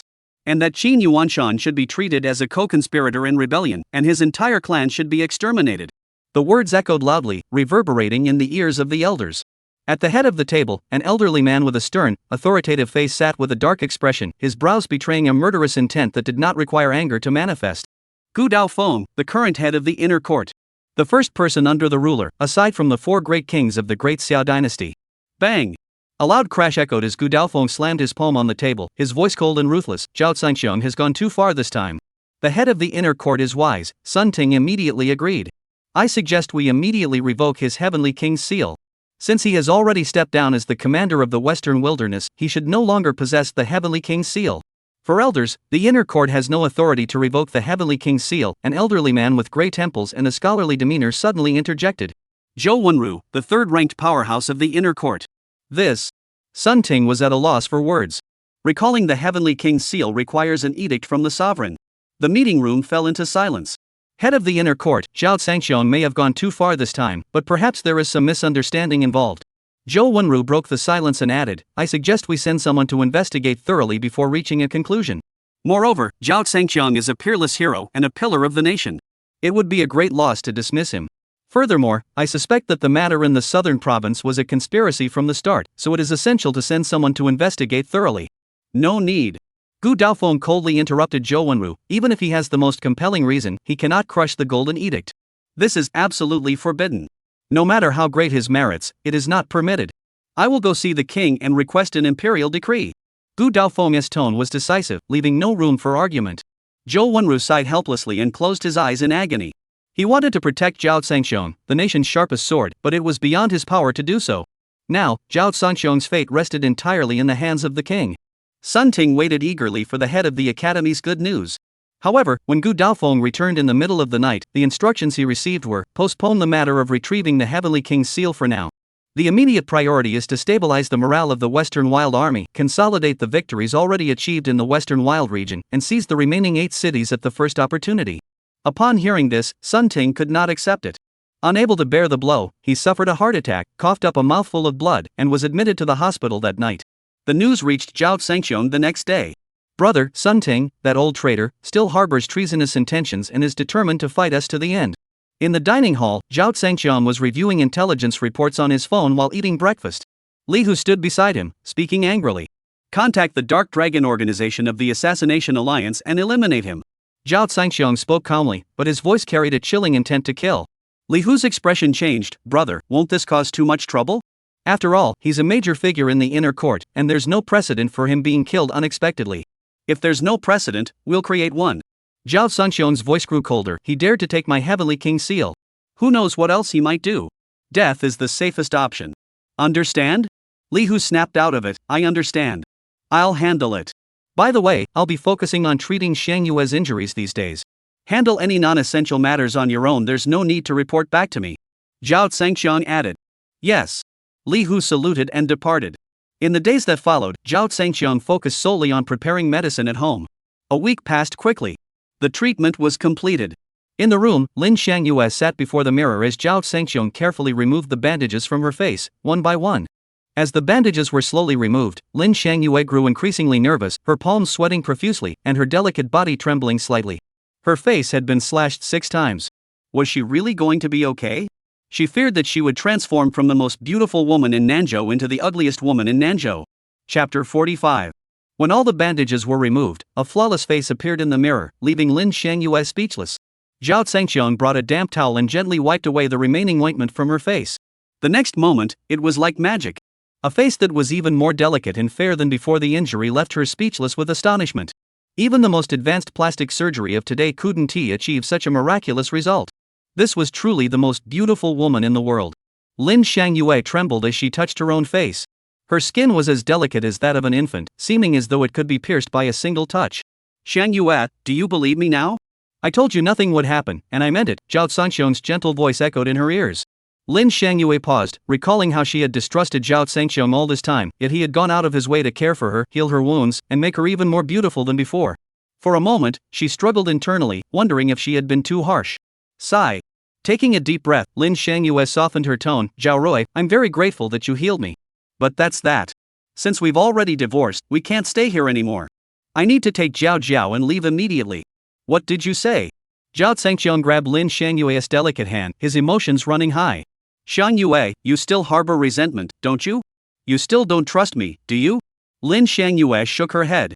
It's all in the past. Whether you believe me or not doesn't matter anymore. We're even now. We owe each other nothing. Zhao Zhengxiong rubbed his forehead. From Lin Shangyue's current attitude, to keep the mother and daughter, he must adopt a different approach and strategy. Otherwise, he truly would have no chance to make amends.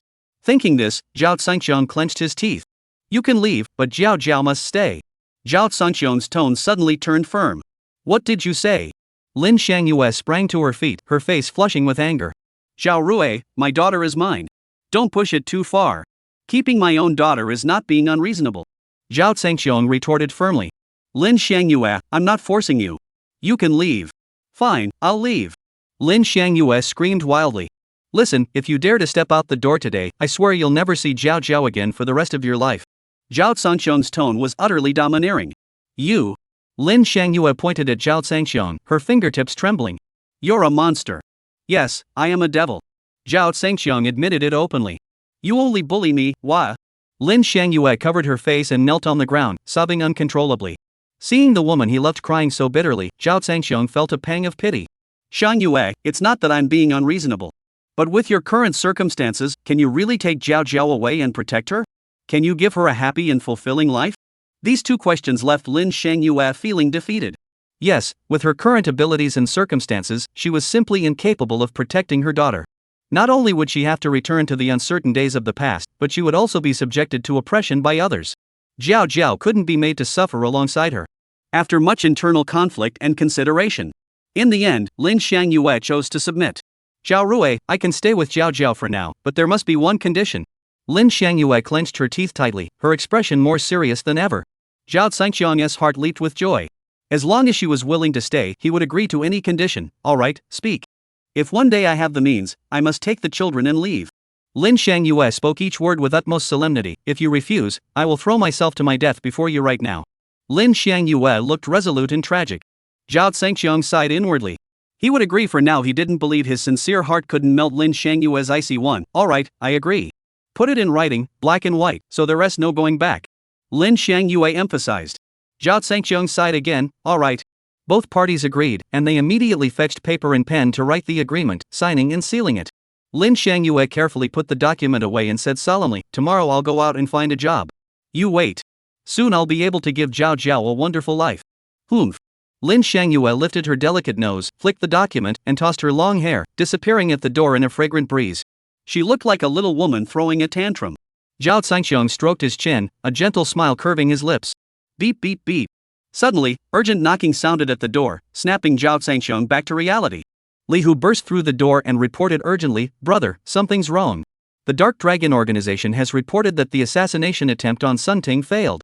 One person was captured and may have already leaked information, revealing us as the masterminds behind the operation. Zhao Zhangqiang's brows furrowed sharply. Brother, after all, he's a top-tier figure in the inner court. He's surrounded by elite warriors and has tight security. We can't blame the Dark Dragon organization entirely for this. Li Hu explained. Once Sun Ting finds out we were behind the assassination, given his style, he'll definitely launch a counterattack against us.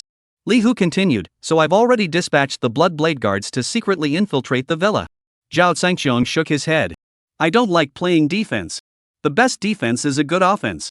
Make arrangements. I'll personally go to Yen City tonight. Li Hu's face turned pale with fear, his battle intent surging.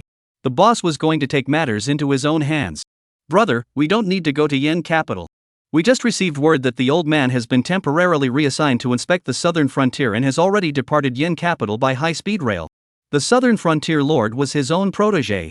I suspect he suddenly went to the southern frontier to use the southern frontier lord as a pawn against you. There's no need to suspect that's exactly his intention. Zhao Zhangqiang sneered, he's playing a clever game. I recall that the high-speed rail to the southern frontier must pass through the neighboring city of Qingcheng. Li Hu nodded, that's correct. Head to Qingcheng immediately and ambush them along the way. A chilling smile spread across Zhao Zhangqiang's face, sending a shiver down everyone's spine. Yes. Li Hu made arrangements swiftly. Chapter 46. Qingcheng, the neighboring city of Nanzhou. At 6 o'clock in the evening, the high-speed rail station was heavily guarded. The Qingcheng governor personally led several high-ranking officials to the platform where the train was about to arrive, arriving early to greet them. To maintain secrecy and discretion, only a small number of people were present to greet them. As time passed, the eagerly awaited train carrying the high-ranking officials still had not arrived. They were unaware that the train had slowed down and was now moving slowly along a single track. Inside the first-class carriage, there were only a few people. Sun Ting sat in his chair, his face ashen. The bodyguards who had been closely following him were all lying on the ground. Sitting beside Sun Ting was the man he hated with a vengeance, the man he longed to kill, Zhao Zhangqiang. Li Hu stood straight behind Zhao Zhangqiang. At the door, several figures wearing blood-red masks and carrying blood-red curved swords stood as still as statues, showing no signs of life, only cold intent to kill and the overwhelming stench of blood. They were the Blood Blade Guards. Old son, let me guess what's your purpose in going to the southern frontier? Zhao Zhangqiang smiled as he looked at Sun Ting, whose face was ashen, his tone tinged with amusement. You want to find the southern frontier king to deal with me, right? Sun Ting's throat convulsed, his eyes bulging with fury. Zhao Zhangqiang, how did you get here? And how did you know which car I was in? Zhao Zhangqiang smiled faintly, I have my own channels. You needn't worry about that. Why don't you tell me your purpose instead? You're right. I came here to find the southern frontier king and exterminate every last member of your Zhao clan. Sun Ting gritted his teeth, his eyes flashing with murderous intent. Zhao Zhangqiang, you think you're so arrogant, don't you? Let's see how long your arrogance lasts. In the past, you might have feared the southern frontier king, but now, what do you have to fight against a powerful king who commands a mighty army? This time, you must die. Sun Ting's old eyes were bloodshot, and his face was distorted with rage. Zhao Zhangqiang smiled indifferently. In this world, there are few who can kill Zhao, but you are definitely not one of them, and neither is the southern frontier heavenly king. Ha ha. Sun Ting burst into laughter. Who can't boast? Do you really think you're still the Western Wilds heavenly king? When the southern frontier heavenly king leads his 10,000-strong army into the southern states, I hope you still have the guts to keep boasting. What? 10,000 southern frontier troops?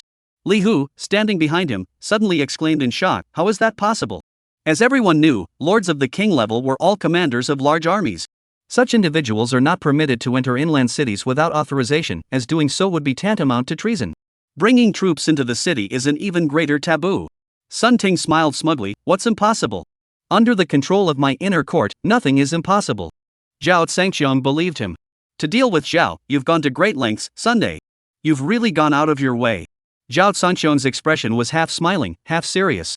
As long as I can eliminate you, I wouldn't hesitate to sacrifice my own life. Sun Ting's old eyes fixed intently on Zhao Zhangqiang, his murderous intent palpable. Listen carefully, you claim to care so much about your wife and children. I will have your daughter dismembered, your beloved wife raped to death, and you will be powerless to stop it. I will make you despair and make you taste the agony of losing your loved ones. Put. The sharp sound of a blade piercing flesh suddenly echoed. The next moment, blood stained the clothes on his chest. You. Sun Ting stared in horror at the sharp dagger protruding from his chest, watching the crimson blood gush out, his pupils expanding in terror. You dare kill me? At that moment, he still found it hard to believe. Sun Ting had been so bold and unrestrained in threatening Zhao Zhangqiang. Was because he believed Zhao Zhangqiang dared not kill him. The consequences of the death of a major figure within the inner court were unimaginable. However, Zhao Zhangqiang had just used a knife to tell him that someone dared to kill him. You shouldn't have used my wife and children to threaten me. Zhao Zhangqiang's pitying gaze fixed on the terrified Sun Ting, his tone calm, a dragon has a reverse scale, touch it and you die. My wife and children are my reverse scale. If you dare touch them, I'll kill you. His voice was firm, his tone domineering. Do you know the consequences of killing me? Sun Ting struggled to support himself on the table, staring intently at Zhao Zhangqiang. If I die, even the ruler of the country won't spare you. There will be no place for you in this world. Your entire Zhao clan will be buried with me. Zhao Zhangqiang sneered disdainfully, without evidence, who can touch me? Who saw me kill you? You. Sun Ting's old face twitched wildly with anger. He finally realized that since Zhao Zhangqiang dared to ambush him here, he must have made thorough preparations and left no evidence behind. A man like Zhao Zhangqiang, without evidence, even if everyone knew he was the killer, no one would dare to act lightly. Sun Ting regretted it deeply, his intestines twisted with remorse. He shouldn't have been so foolish as to provoke Zhao Zhangqiang's wrath earlier. Even if he had shown weakness, he should have prioritized his life first. Unfortunately, it was too late for regrets. Rest in peace, Zhao Zhangqiang said calmly. However, I can spare your Sun family a few descendants, provided you answer one question. At the critical moment when the 18 cities of the Western Wilds were about to fall, my family was murdered, and the news reached me just in time. I want to know who was behind this conspiracy. As soon as the question was asked, Zhao Zhangqiang's expression turned icy cold. Killing intent swirled between his brows. Sun Ting suddenly froze, staring at Zhao Zhangqiang with wide, lifeless eyes, struggling internally. Chapter 47. After a moment, receiving no response from Sun Ting, Zhao Zhangqiang lost his patience. His long fingers extended, slowly gripping the hilt of his sword. If you don't want to speak, I won't force you. His voice was flat, devoid of any emotion, sounding like the judgment of a grim reaper. Good riddance. I will send all your descendants from the Sun family to join you on your journey. No, Sun Ting screamed with all his might. Zhao Zhangqiang, must you be so ruthless? Isn't it enough that so many of my Sun family have died at your hands? I'm sorry, but that's exactly what I'm doing. Zhao Zhangqiang remained expressionless. You refused the chance I gave you. There's nothing more I can do. Then, Zhao Zhangqiang barked an order. Li Hu, summon the first squad of the Blood Blade Guards. All members of the Sun family in Yan City are to be killed without mercy. Yes. Li Hu roared, immediately pulling out his phone to relay the order. No, wait. Sun Ting screamed in panic, his expression filled with pain and helplessness. He simply couldn't bear to see the Sun family extinguished. He was well aware of the Blood Blade Guards' terrifying might. If the Blood Blade Guards arrived at the Sun family, there would be no one left alive. Zhao Zhangqiang, I said. Sun Ting's face was deathly pale, and he was drenched in sweat. As the blood continued to flow, his consciousness grew increasingly faint. The fear of death was overwhelming him. In his final moments of clarity, he desperately tried to preserve the last remnants of the Sun family's bloodline. Protect the dragon. Pavilion. As those three words left his lips, Zhao Zhangqiang and Li Hu froze, their expressions changing drastically. How is that possible? After a moment of shock, Li Hu roared, Old man, even at the brink of death, you still want to harm us? Hu Long Ge. How is that possible? The Dragon Guard Pavilion existed only in legend to the outside world. Its duty was to protect the dragon vein of the Great Xia dynasty. So mysterious that even Zhao Zhangqiang, a figure of his stature, had never laid eyes on them. Throughout history, only the ruler of the nation had been permitted to come into contact with them. No one knew how many members it had or how powerful it was. Those who have heard of this organization only know that their power is the pinnacle of the Great Xia dynasty, a terrifyingly powerful organization. So powerful that they do not heed the orders of the ruler of the nation. They can even resort to extraordinary measures during critical times to depose the ruler of a nation. Such a terrifying existence, who dares to provoke them? Yet they hold a position above the mundane world and have never participated in secular power struggles, nor can they. This is the ironclad rule of the Dragon Guard Pavilion. Therefore, Sun Ting's claim that the Dragon Guard Pavilion was behind the plot against Zhao Zhangxiong was simply impossible to believe. Are you trying to get me to cause trouble for the Dragon Guard Pavilion and then use their hands to kill me? Zhao Zhangxiong glared at Sun Ting, his face darkening to the extreme. Even in death, you still want to betray me? Gulp. Sun Ting struggled to move his Adam's apple, uttering a weak, hoarse voice, Zhao Zhangxiong, you may not believe me now, but you will believe me someday, but by then it will be too late, he. Suddenly, the old man's pale, bloodless face twisted into a sinister grin. But the next moment, before Sun Ting could say anything else, a mouthful of blood erupted from his mouth, spraying blood mist everywhere. His body stiffened and straightened abruptly. With a loud thud, he collapsed forward. Blood stained the table red. A legendary figure of the inner court had fallen. The entire nation mourned. Zhao Zhangxiong's indifferent gaze fell on the fallen Sun Ting. After a moment of silence, he slowly stood up. Clean this up, Zhao Zhangxiong ordered, already on his way out. After Li Hu had cleaned up the traces, a group of people jumped off the speeding train midway, letting it continue on its way to Qingcheng. As night fell, the train finally arrived in Qingcheng. However, when the high-ranking officials of Qingcheng joyfully welcomed the inner court leader, they were met with the sight of blood-soaked corpses. At that moment, the high-ranking officials of Qingcheng felt the world spinning in darkness engulfing their vision. The inner court leader had been assassinated and killed within Qingcheng's borders. Who could possibly bear the responsibility for this? The sky had fallen on Qingcheng.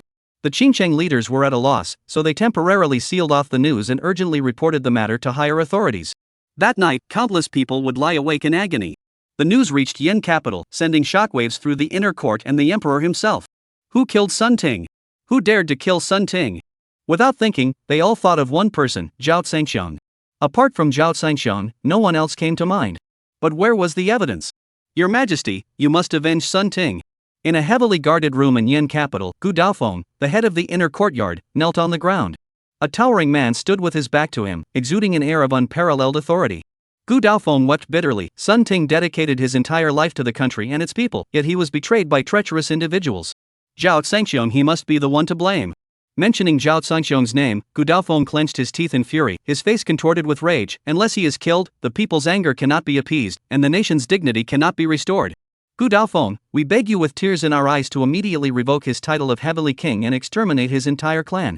Otherwise, the authority of the inner court will be shattered, and your Majesty's reputation will be utterly ruined. Gu Daofeng spoke with intense emotion, his voice trembling with tears. Bang!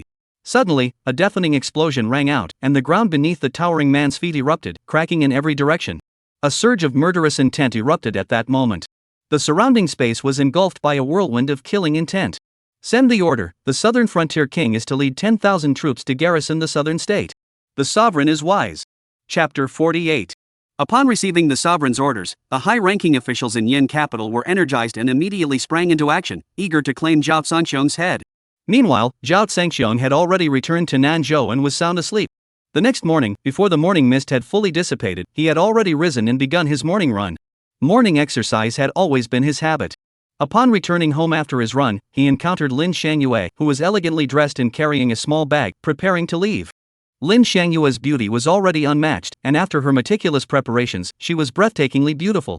The white long dress with a cinched waist looked like a sacred snow lotus on her, pure and untouchable. Someone like Zhao Zhangxiong, with his sharp mind, almost found himself mesmerized by her beauty. Lin Shangyue was also looking at Zhao Zhangxiong. Zhao Zhangxiong, wearing a sleeveless tracksuit, showcased his muscular physique, exuding a masculine aura. Paired with that athletic attire, he was the perfect next-door guy, the white knight in women's hearts. Compared to the bookish, delicate young scholar he had been 4 years ago, the difference was like night and day. At that moment, Lin Shangyue couldn't help but stare.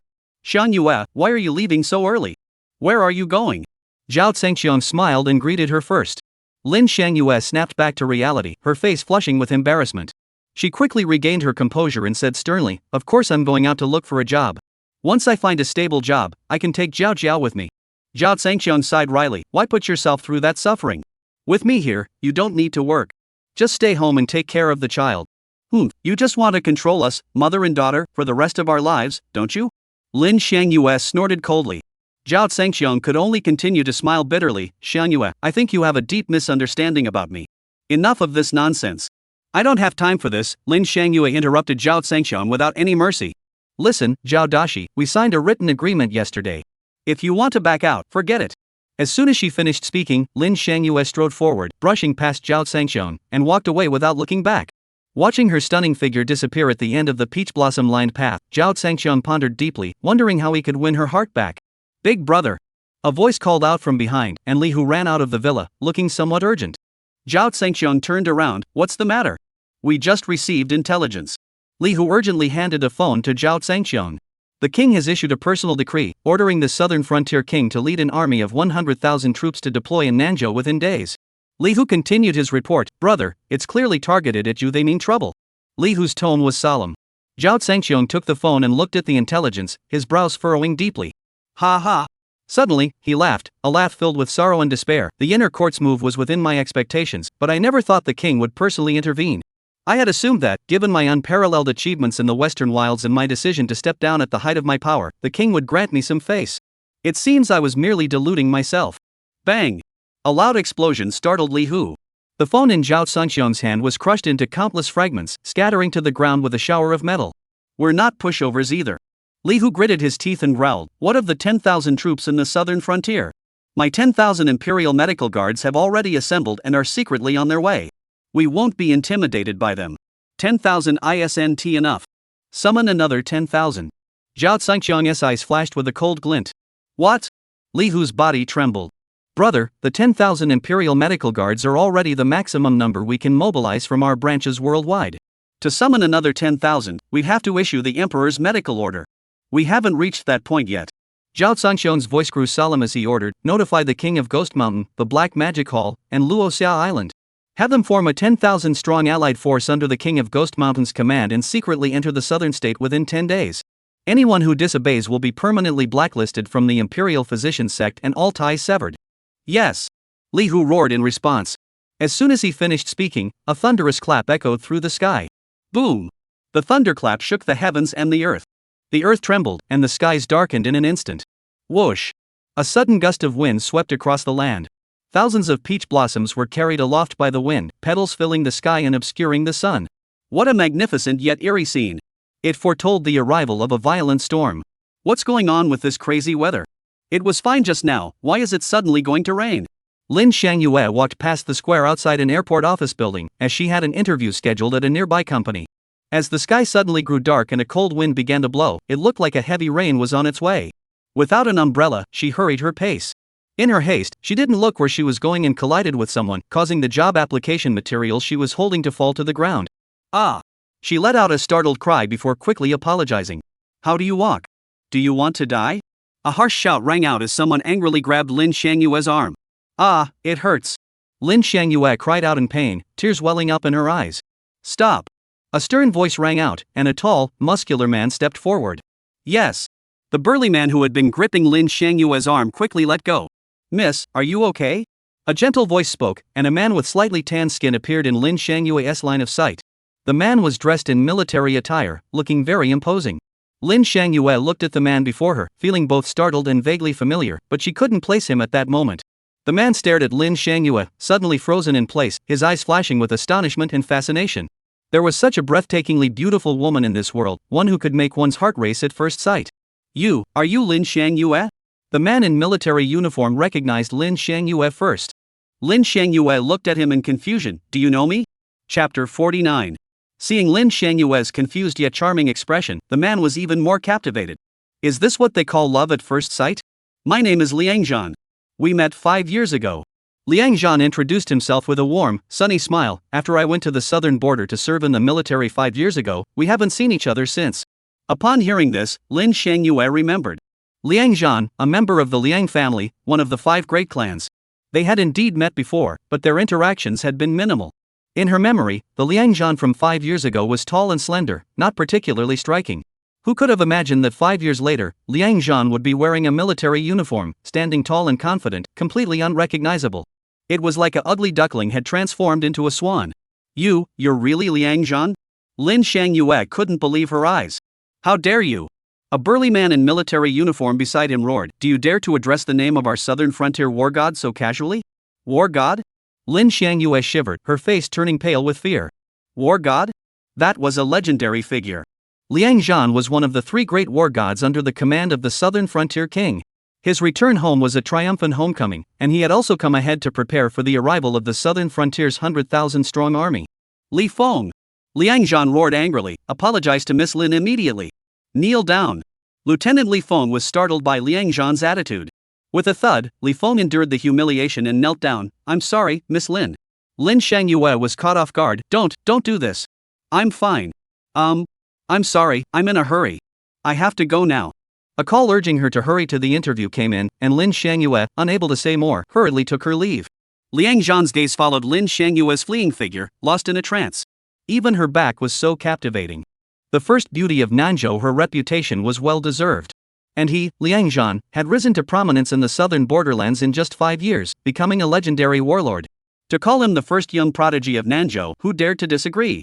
Since everyone is the best, then the title of the most beautiful woman naturally belongs to him. Boom, boom, boom. As Liang Zhan was lost in his thoughts, the sound of thunderous footsteps echoed through the air.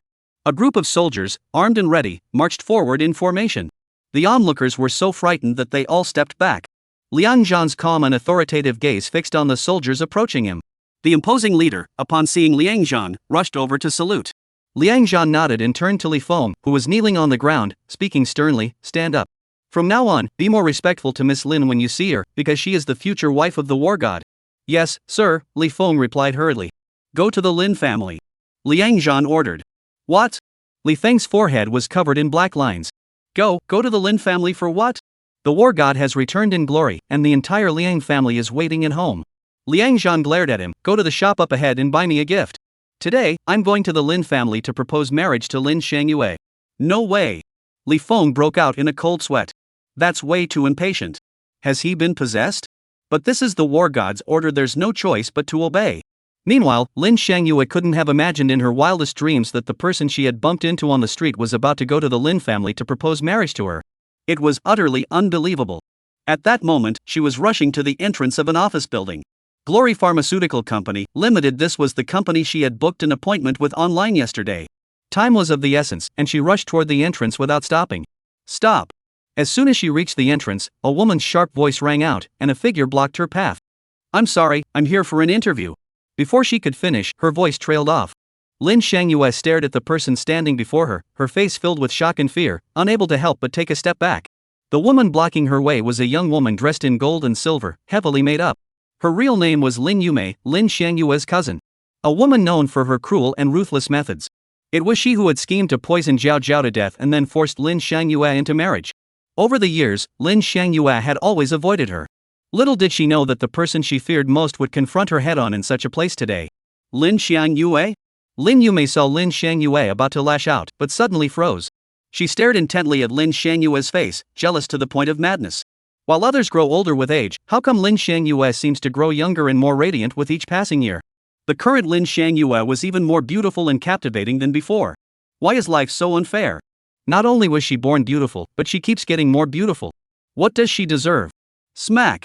A sudden surge of jealousy flared up, and Lin Yume slapped the delicate face without any reason. Ah! Lin Shangyue, caught off guard, had 5 bright red fingerprints instantly appear on her fair, delicate face. She covered her burning face, her eyes red with anger, glaring at Lin Yume and shouting, "Why did you hit me?" Chapter 50. I don't like how pretty you are, so I hit you. What's it to you? Lin Yume screamed defiantly. Lin Shangyue, enraged, retorted, Lin Yume, we're both from the same branch of the Lin family. Why are you so cruel to me? What kind of grudge do we have against each other? When asked this question, Lin Yume suddenly exploded, roaring, ever since we were children, it was all because you were beautiful. You were the apple of everyone's eye in the family, and after marrying Zhao Rui, you were regarded as the family's pride and joy. Meanwhile, I, Lin Yume, have had to live in your shadow, ignored by everyone. So, I've hated you since I was a child, wanting to trample you underfoot and grind you into the dirt. The more miserable you are, the happier I am, haha. Lin Yume laughed wildly. It turned out that jealousy could twist a person's heart to such an extent. Heaven has eyes. Zhao Rui, that fool, has ruined himself, and you're finished too. I've finally waited for my day to shine. 30 years of fortune in the east, 30 years of fortune in the west. Lin Shangyue, now I am the pride and glory of the Lin family. I can do whatever I want to you. If you don't like it, come and bite me, hee hee. Lin Yume laughed so hard she was bending over, utterly triumphant. Lin Shangyue was so angry her face turned pale. This is utterly unreasonable. I don't have time for you. Get out of my way. I have an interview to attend. Interview? You? Ha ha. Lin Yume laughed even harder.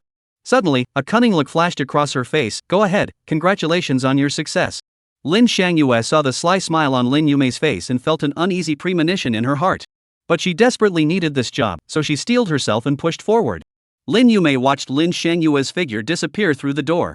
With a malicious grin, she took out her phone and dialed a number. Lin Shangyue finally arrived at the interview office just in time. In the office, a middle-aged man with a greasy face sat in the boss's chair, staring intently at Lin Shangyue, who was sitting upright on the sofa across from him. Having arrived in a hurry, Lin Shangyue was still breathing heavily as she sat down. With each rise and fall of her chest, the breathtaking sight rose and fell rhythmically. Fine beads of sweat trickled down her delicate, pink neck. This appearance, this allure, this unparalleled beauty. The middle-aged man's throat was dry, and his eyes were fixed on the beauty before him, as if he were about to burst into flames. Lin Shangyue felt a chill run down her spine from his intense gaze and quickly broke the silence. Mr. Yuan. I'm here for the interview. Here are my credentials. She stood up to hand over her application materials. However, the middle-aged man abruptly pushed back his chair, stood up, and rushed toward the door, then slammed it shut with a loud click. Lin Shangyue's heart skipped a beat, her face turning pale. Mr. Yuan, what are you doing? Don't come over here. Ha! Yuan Fong gave Lin Shangyue an evil laugh. Lin Shangyue, right? Lin Yume is your cousin, isn't she? Lin Shangyue's face turned pale, and she leaned against the wall, nodding in fear. Your cousin is my client. She just called me and said that if I have a relationship with you and film it, she'll introduce me to a $5 million deal. Whether it's someone as beautiful as you or a $5 million deal, it's too tempting for me to refuse. Yuan Fong sneered as he stepped closer. Don't blame me. If you want to blame someone, blame your cousin. Lin Yume. Lin Yume. Lin Shangyue ground her teeth in anger. How could you be so cruel? This is too much. I think she's over the line too, but I like it when she's like this. Come on, baby. As soon as he finished speaking, Yuan Fong pounced on her. Help! Help me! Lin Shangyue screamed, her heart breaking, feeling utterly hopeless. She couldn't understand why, just because she came here looking for a job, she had to go through this. Scream all you want, no one will hear you. Ha ha! Yuan Fong laughed excitedly as he tore at her clothes with all his strength. With a tearing sound, several pieces of her snow-white dress were ripped off, exposing large patches of her pale skin. No, no! Lin Shangyue cried out in despair, please, spare me. Yuan Fong's eyes turned bloodshot, ignoring Lin Shangyue's pleas, like a starving wolf. Lin Shangyue struggled and fought back with all her strength. After a fierce struggle, she managed to prevent Yuan Fong from succeeding, which only made him angrier. You filthy woman, you've given birth before, yet you still pretend to be pure. Yuan Fong cursed viciously. Smack, smack. Two hard slaps landed on Lin Shangyue's face, leaving her cheeks blood red and her eyes spinning. Lin Shangyue, enraged, seized an opportunity and bit down hard on Yuan Fong's hand, drawing blood. Ah! Yuan Fong screamed in pain, staring at the deep tooth marks on his hand and the blood flowing out, his eyes filled with a savage glint. You dare to bite me? Go to hell! In a fit of rage, he grabbed the ashtray from the nearby coffee table and smashed it down on Lin Shangyue's head with all his strength. Bang bang bang! The sound of the impact echoed loudly, and blood spattered everywhere. Huff, huff! Yuan Fong's eyes turned red as he gasped for breath. Damn it, you think this feels good now? Why the hell aren't you fighting back? Yuan Fong swung the blood-soaked ashtray in his hands, gritting his teeth and snarling, come on, fight back. Scream, you! This time, no matter how much he screamed, Lin Shangyue didn't react. She lay motionless on the sofa, soaked in blood. Gradually, Yuan Fong sensed something was wrong. With a clatter, the ashtray slipped from his hand. He tremblingly extended his blood-stained fingers toward Lin Shangyue's nose to check for breath, and his entire body froze. Boom! A deafening explosion echoed in his mind, like a thunderclap. In an instant, his face turned deathly pale, and his mind went blank. It's over. With a loud thud, he collapsed onto the ground, his face ashen. Chapter 51. Yuan Fong stared at Lin Shangyue, who was lying motionless with blood streaming from her head, trembling with fear. A murder had been committed. If this gets out, he's finished. Ding ding ding. The sudden ringing of the phone startled him out of his panic. The ringing came from Lin Shangyue's bag. Yuan Fong was too scared to answer it, but the phone kept ringing insistently, as if it were a death knell. He couldn't take it anymore.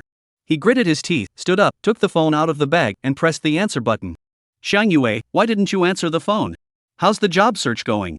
Zhao Sanxiong's concerned voice came through the phone.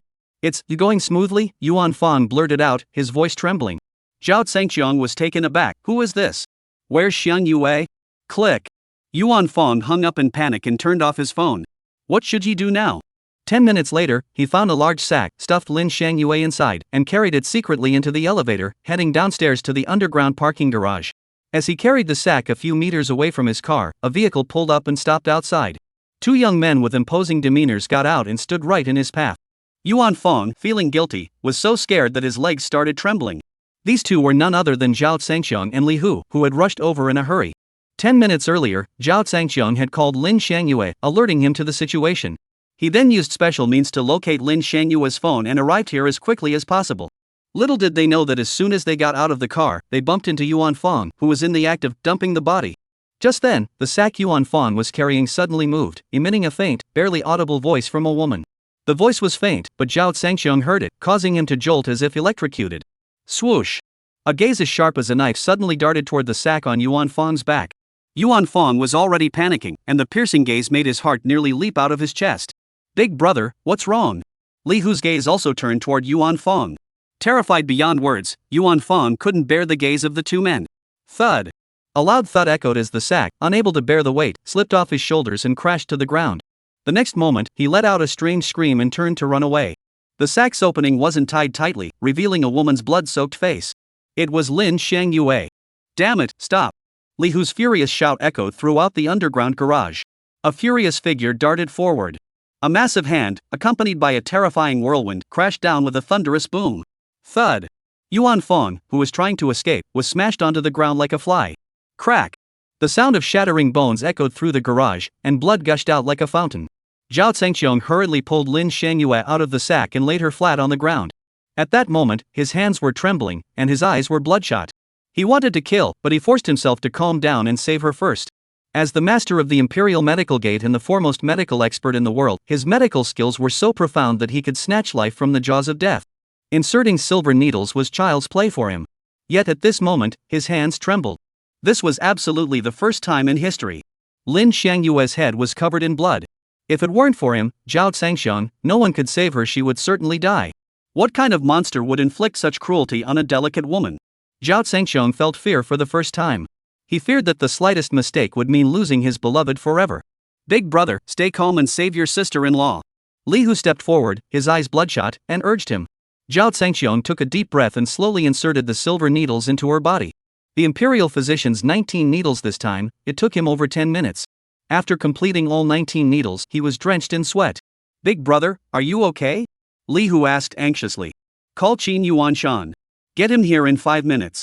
Otherwise, you're dead. Zhao Sanxiong's killing intent erupted, causing the air to stir uneasily. Yes. Li Hu took out his phone to relay the order. Qin Yuanshan happened to be nearby on official business. Upon receiving Li Hu's call, he arrived at the scene in less than 5 minutes. Seeing Zhao Sanxiong kneeling on the ground, he was startled. Even someone who wouldn't kneel before the ruler was suddenly on his knees. What could have happened? He hurried over, bowed deeply, and asked, "Sir, you summoned me." His words trailed off abruptly. His eyes fixed on the bloodied figure lying on the ground, his head buzzed, and he froze in place, his face growing pale, cold sweat beading on his forehead. The first beauty, Lin Xiang Yue, was Zhao Sanxiong's woman. Who could have been so ruthless? The crucial point was that if Lin Xiang Yue were harmed, he, as the governor, would be finished. Who could withstand the wrath of a king enraged for a woman? He cursed inwardly, damn it, which bastard is trying to die and drag me down with him? Don't drag the entire southern state down with you. Who? Who did this? Qin Yuanshan asked, his voice trembling with anxiety. The terrifying killing intent emanating from Zhao Sanxiong made his scalp tingle. It's over. Nanzhou will once again be drenched in blood. Chapter 52. Qin Yuanshan, is this the law and order you've established under your rule? Zhao Sanxiong suddenly asked, his icy voice sending a chill down Qin Yuanshan's spine. Bang! Qin, the Grand Marshal, was so frightened that he knelt down. I'm sorry, sir. Aye. Qin Yuanshan stammered incoherently, drenched in sweat, unable to explain himself. Beep, beep. Outside, the wailing of an ambulance pierced the sky as it raced toward them. The sudden arrival of the ambulance saved Qin Yuanshan's life. Li Hu, stay behind. I need a satisfactory resolution. Zhao Sanqiong's voice was not loud, but the icy chill it carried sent shivers down the spine. Big brother, rest assured. Not a single one will escape. Li Hu clenched his teeth, his eyes blazing with anger. Zhao Sanqiong shot Qin Yuanshan a murderous glance, sending a chill down his spine and nearly causing him to collapse. It wasn't until Zhao Sanqiong carried Lin Xiangshan onto the ambulance and drove away that Qin Yuanshan, with the help of his subordinates, managed to stand up trembling. Sweat soaked through his clothes, and his face had turned pale with fear. Damn it! The next moment, Qin Yuanshan's eyes widened in anger, his bloodshot eyes glaring at Yuan Fong on the ground, his face contorted in fury as he roared, "You worthless scum, seal off the entire building. Not a single one is to be spared." Yes. His subordinates roared in unison, their eyes bloodshot as they sprang into action. Soon, all the employees of Guangwei Pharmaceutical Company were apprehended. The company's boss was a bald man in his 50s, looking completely bewildered as he was arrested, unaware of what he had done.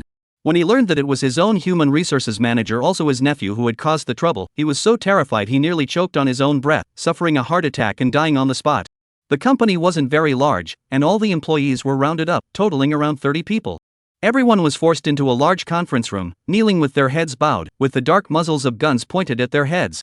On the high platform in the conference room, the man responsible for the incident, Yuan Fong, was hanging there. Splash!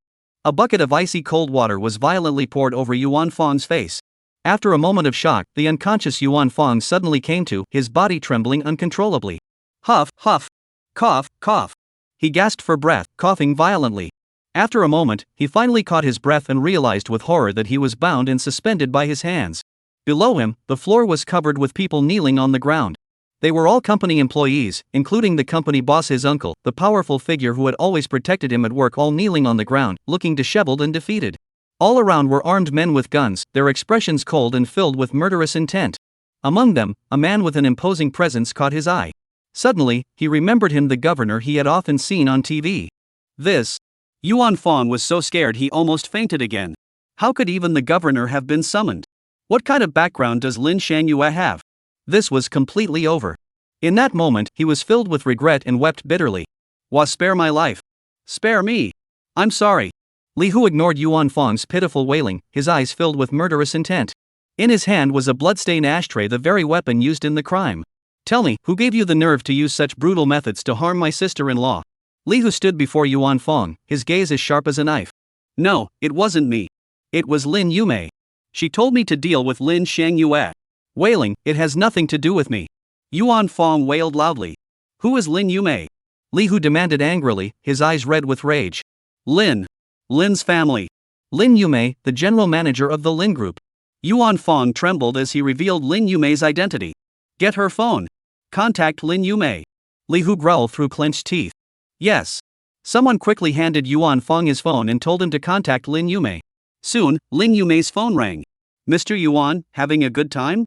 The first beauty of Nanzhou, you've really hit the jackpot, hee hee.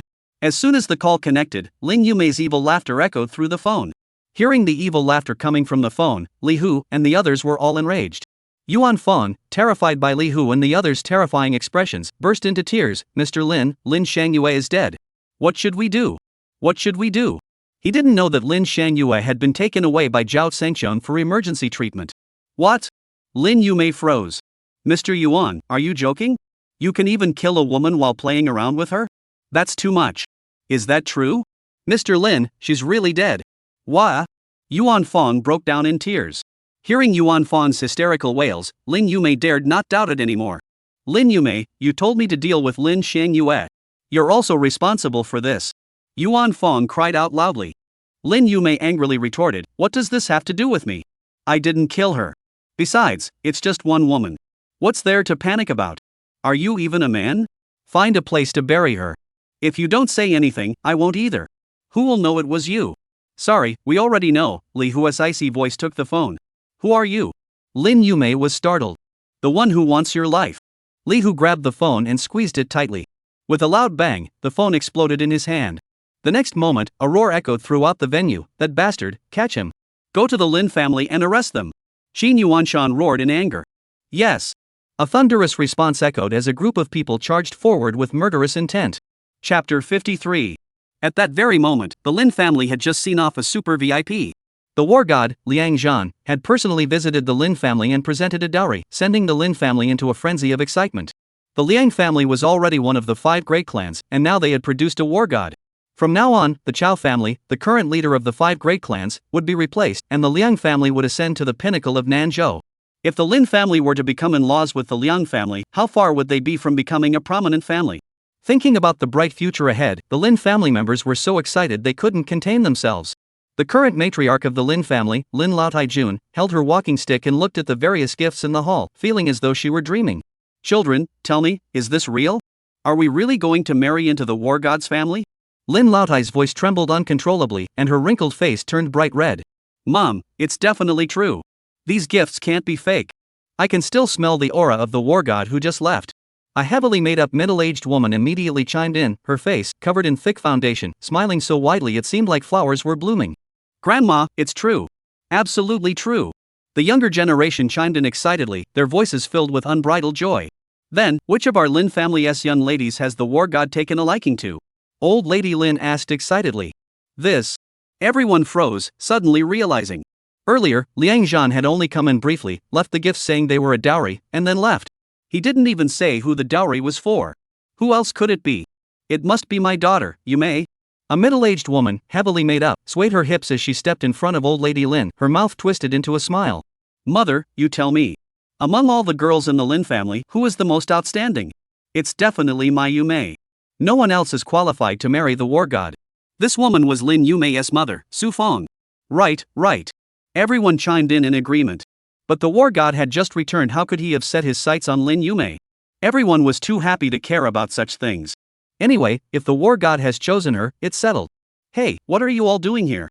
At that moment, a young woman of some beauty, also heavily made up, walked into the hall. It was Lin Yume.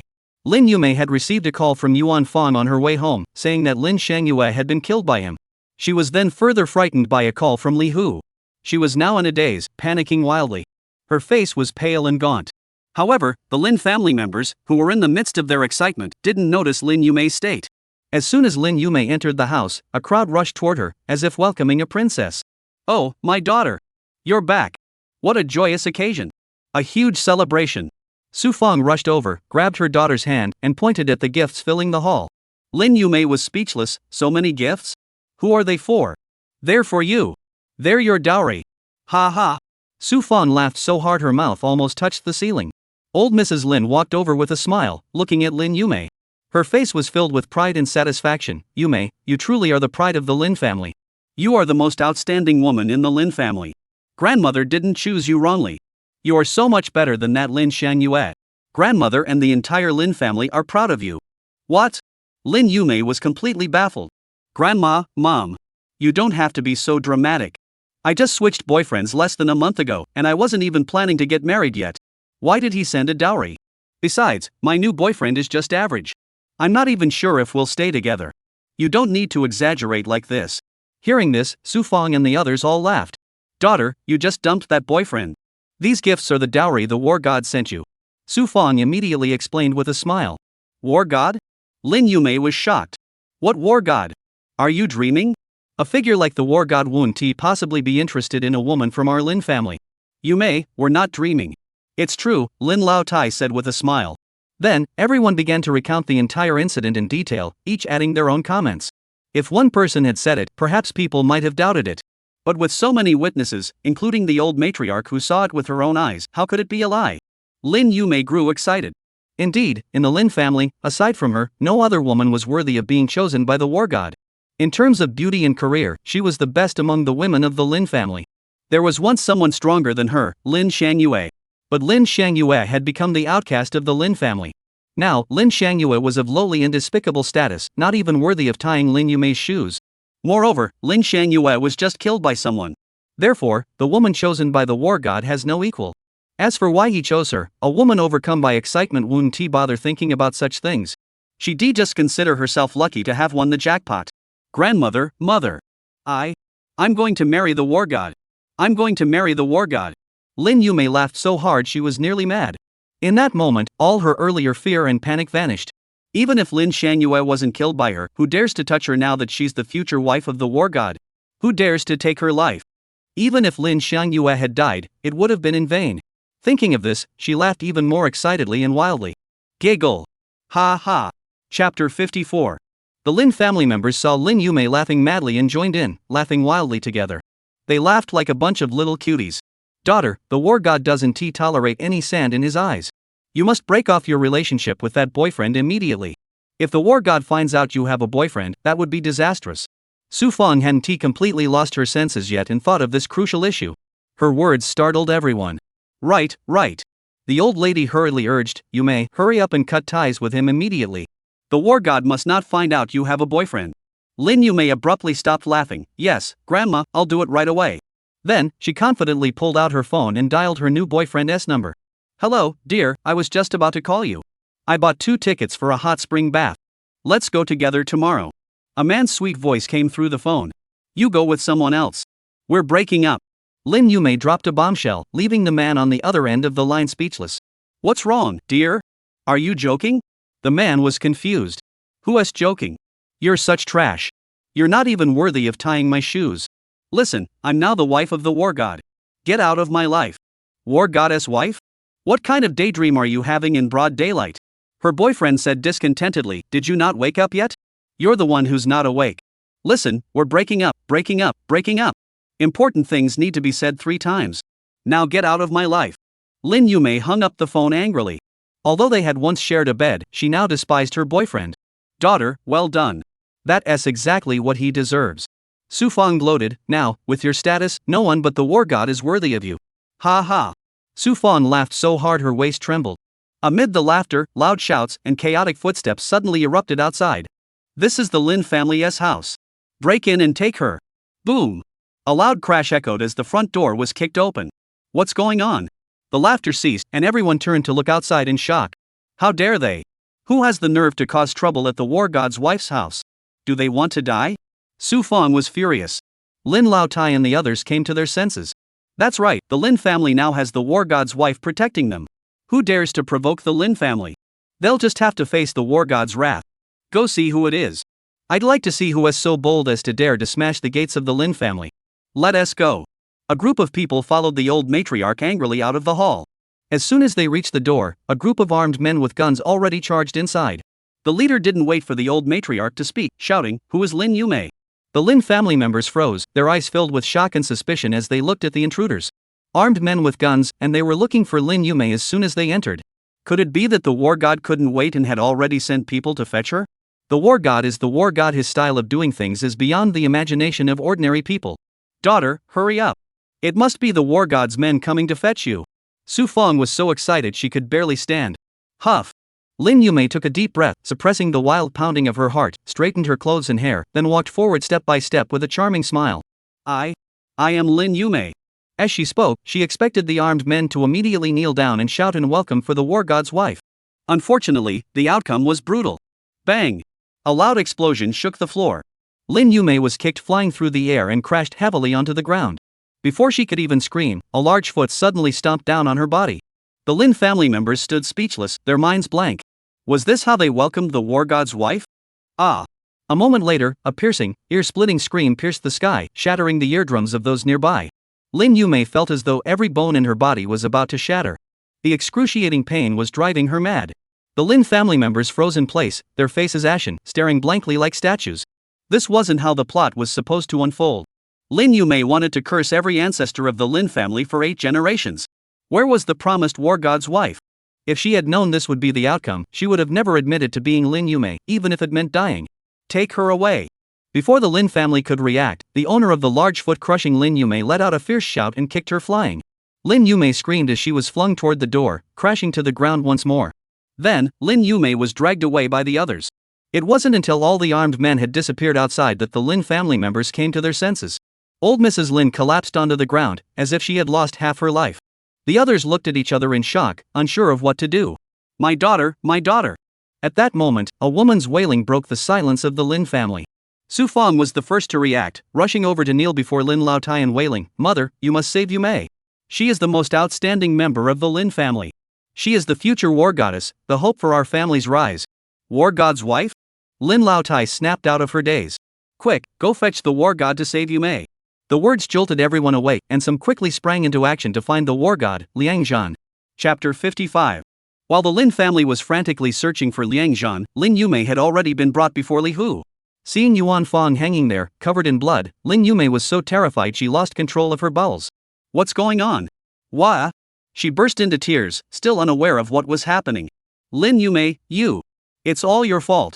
You told me to deal with Lin Xiangyue. Yuan Fong screamed hysterically. Lin Yumei froze for a moment before quickly realizing that it was Lin Xiangyue's matter that had implicated her. You, what are you to Lin Xiangyue? Lin Yumei asked Li Hu in a trembling voice, that what does her life or death have to do with me? Slap. Li Hu slapped her across the face, sending her flying into the wall and crashing onto the hard cement floor. Ah, ah. The blood-curdling screams echoed throughout the hall, sending shivers down the spines of everyone present. My older brother's woman, and you dare call her a? You must die. Li Hu's eyes were bloodshot, his face contorted in rage, as he bellowed, send this pair of dogs to their deaths. Yes. Several men immediately charged forward, their black gun barrels aimed at the two. The fear of death caused Yuan Fong to completely break down and weep uncontrollably. Wah, wah. Uncle, save me, save me. Wah, wah. The company boss, kneeling on the ground, shouted, stop making such a commotion. I'm not your uncle. You brought this upon yourself, go die on your own. Don't drag us down with you. Even the boss was scared to tears. Clang. Suddenly, a loud crash echoed as Li Hu, holding an ashtray in his hand, violently smashed it into Yuan Fong's head, instantly splitting his skull open. You bastard, dare to hit my older brother's woman? Now you'll taste what it's like to be hit. Li Hu was filled with murderous intent, and he kept smashing the ashtray into Yuan Fong's head over and over again. Clang, clang, clang. Until white and red fluid sprayed everywhere, and the person hanging there stopped moving. Li Hu finally stopped. Huff. He took a deep breath, then suddenly turned around, his blood-red eyes sweeping over the crowd, landing on the company boss. Bang! The old man couldn't withstand the blow, collapsing to the ground like a pile of mud. The others weren't much better off, especially the few young women who fainted on the spot. Those who didn't faint lay on the ground like lifeless bodies. In an instant, the hall was littered with bodies. The stench of feces and urine filled the air, suffocating everyone present. Now it's your turn, Li Hu said, his bloodshot eyes glaring at Lin Yumei like a bloodthirsty wolf. Lin Yumei was terrified out of her wits. No, no, I don't want to die. I'm sorry. Lin Yumei screamed and begged for mercy with all her might. Bang! A loud explosion echoed, and blood spattered everywhere. Li Hu smashed the ashtray on the ground, sending broken teeth and blood flying everywhere, his mouth filled with the taste of blood. Lin Yumei's cries ceased, her mouth temporarily numb. Just as Li Hu was about to strike again, a group of people burst through the door. Charge in and capture them all. The fierce shout, filled with authority, shook the entire room, the woman chosen by this war god who dares to touch her. Boom! Boom! Amidst the thunderous footsteps, a group of heavily armed soldiers burst into the hall, their guns pointed at Qin Yuanshan and the others. Li Hu stopped his attack and turned to look at the door, his gaze icy cold. Qin Yuanshan immediately recognized them as soldiers from the garrison of Nanzhou. The leader was Qi Wei, the commander in charge of the garrison, a middle-aged man with a sinister expression. General Qi, what are you doing here? Qin Yuanshan asked in shock. Qi Wei, upon seeing Qin Yuanshan, also froze. Qin Governor, why are you here?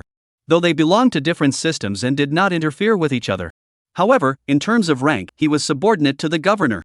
In front of Qin Yuanshan, he dared not act too boldly. Get out of the way. A loud shout came from outside, filled with authority. Clang clang. The soldiers immediately cleared the central passageway and shouted in unison. Welcome the war god. What? The war god? Qin Yuanshan's pupils suddenly contracted, and his eyelids twitched violently. Then, his stunned gaze turned toward the door. A young man in military uniform, tall and imposing, entered first, followed by a fierce-looking attendant. It was none other than the war god Liang Zhan and his deputy general Li Feng. 5 years ago, Qin Yuanshan had not yet been stationed in Nanzhou and did not recognize Liang Zhan. However, he recognized the two women following Liang Zhan all too well. A heavily made-up, seductive woman was supporting an elderly woman who was trembling as she followed behind.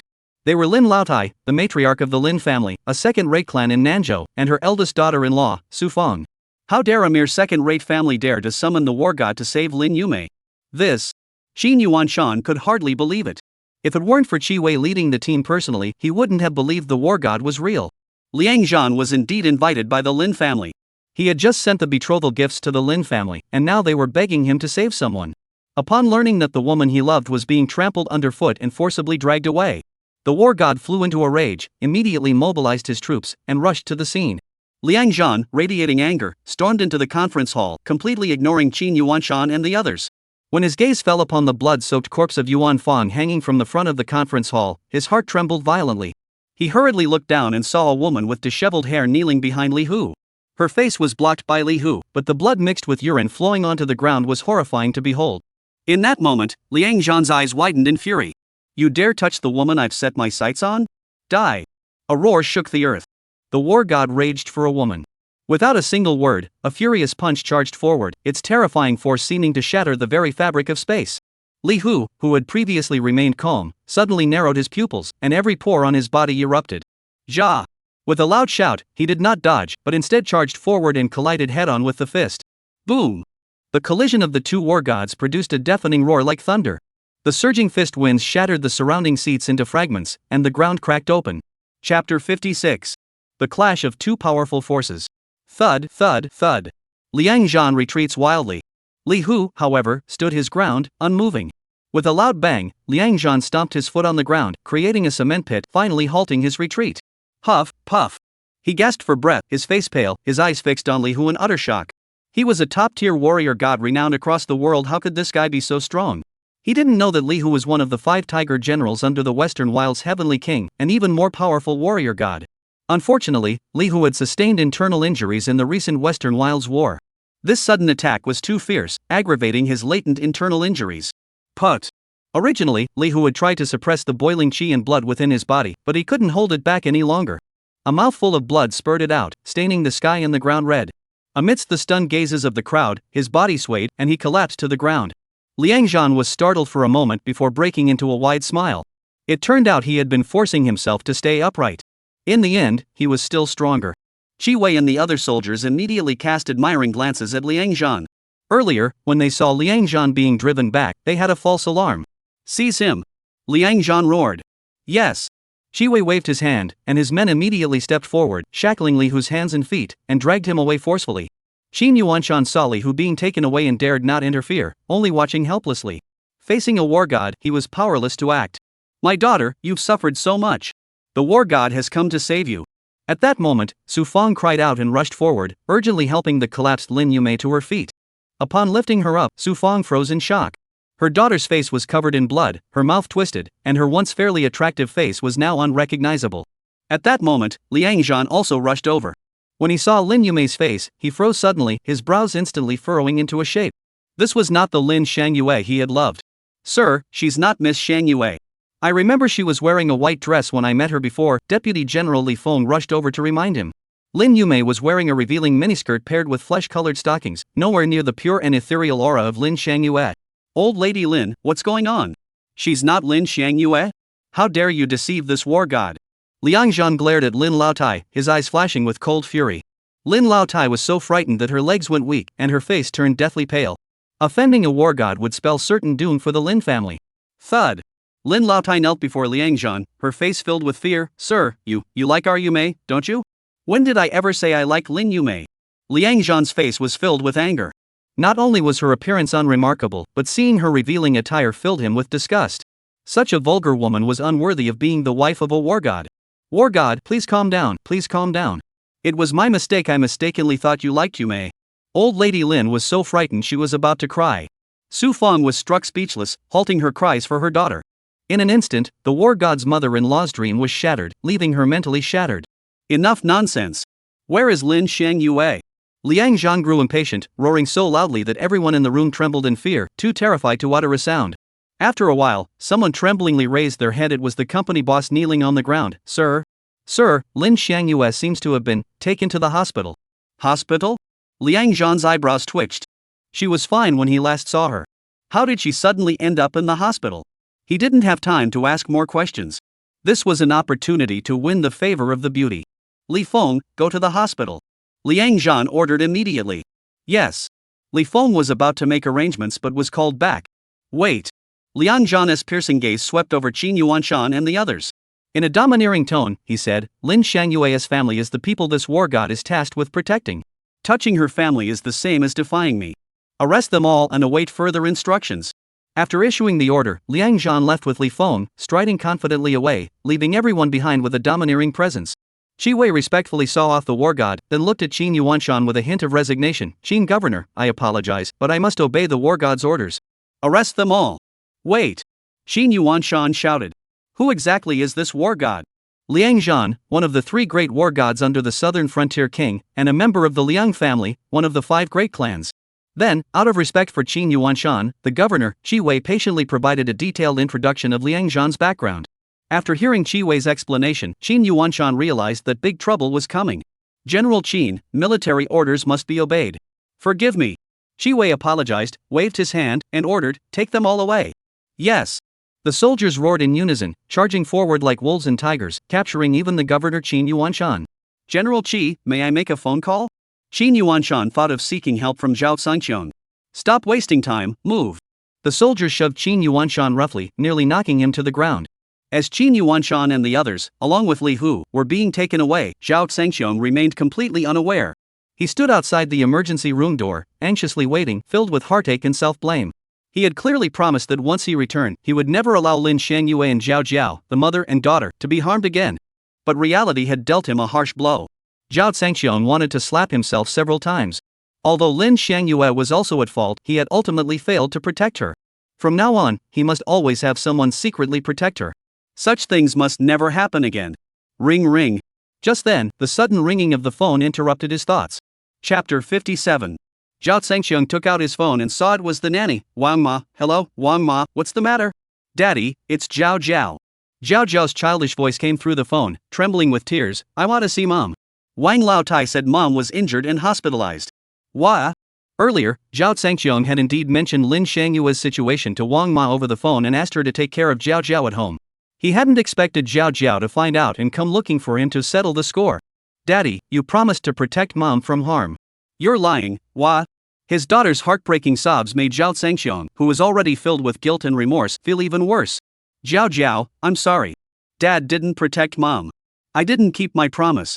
Zhao Sangqiong endured the pain in his heart and said slowly, please give Dad another chance. I promise I'll never let Mom get hurt again. Okay? Wah. Zhao Jiao kept crying. After a while, she sniffled and said, then, Daddy, you must protect Mom, wah. Alright, Dad will definitely protect Mom. As he spoke, Zhao Sangqiong's voice also choked up. A moment later, the call ended. Zhao Sangqiong wiped the tears from his eyes and dialed a number with clenched teeth. The call connected quickly, and a cold, icy voice came through. Boss. 2. Send Blood Shadow over. I have a new mission for you. Shuang, the only woman in the Blood Blade Guard. Yes. After hanging up, Zhao Sangqiong put away his phone, his face icy cold. He clenched his teeth and muttered to himself, Xiang Yue, from this moment onward, I will not let anyone harm you. Anyone who dares will be erased from this world forever. In that instant, the chill emanating from his body erupted, sweeping out in all directions. A delicate figure approaching him abruptly stopped in her tracks, shivering uncontrollably from the cold, her fair face turning deathly pale. Sir. Zhao Sangqiong startled, his eyes suddenly turning toward the sound. It was Su Yao. He quickly suppressed the chill emanating from his body and gazed at the slender figure with a calm expression. Phew. As soon as Zhao Sangqiong's chill dissipated, Su Yao felt her body relax. She took a deep breath and hurried over, speaking respectfully, Sir, the task you assigned me is nearly complete. Swoosh. Zhao Sangqiong's icy chill erupted once more, his gaze as cold as a knife. Su Yao forced herself to steady her trembling hands as she handed Zhao Sangqiong a document containing the results of his recent investigations. From her brother being hacked to death with a chainsaw, to her sister jumping to her death, to her parents being buried alive.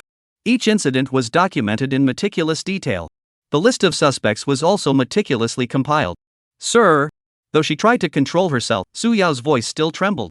I've compiled the list of most of the perpetrators, but there are still some hidden figures behind them that I can't trace. The deeper I dig, the more complicated this case becomes. It might involve someone of immense power. I'll continue investigating. No need, Zhao Sangqiong waved his hand. You've done well enough. Continuing the investigation will put you in danger. Su Yao's heart trembled, and a flash of surprise gleamed in her beautiful eyes. She never expected Zhao Sangqiong to care about her safety. She had thought she was merely a tool sent by the governor to assist Zhao Sangqiong. Sir, Su Yao is not afraid of death. Su Yao spoke firmly. I won't repeat myself. Zhao Sangqiong's voice grew solemn, tinged with a hint of harshness. Su Yao shivered, overwhelmed by Zhao Sangqiong's imposing presence, and hurriedly bowed her head, speaking in a trembling voice, yes, Su Yao understands. The people and forces involved in this matter are not something you can handle.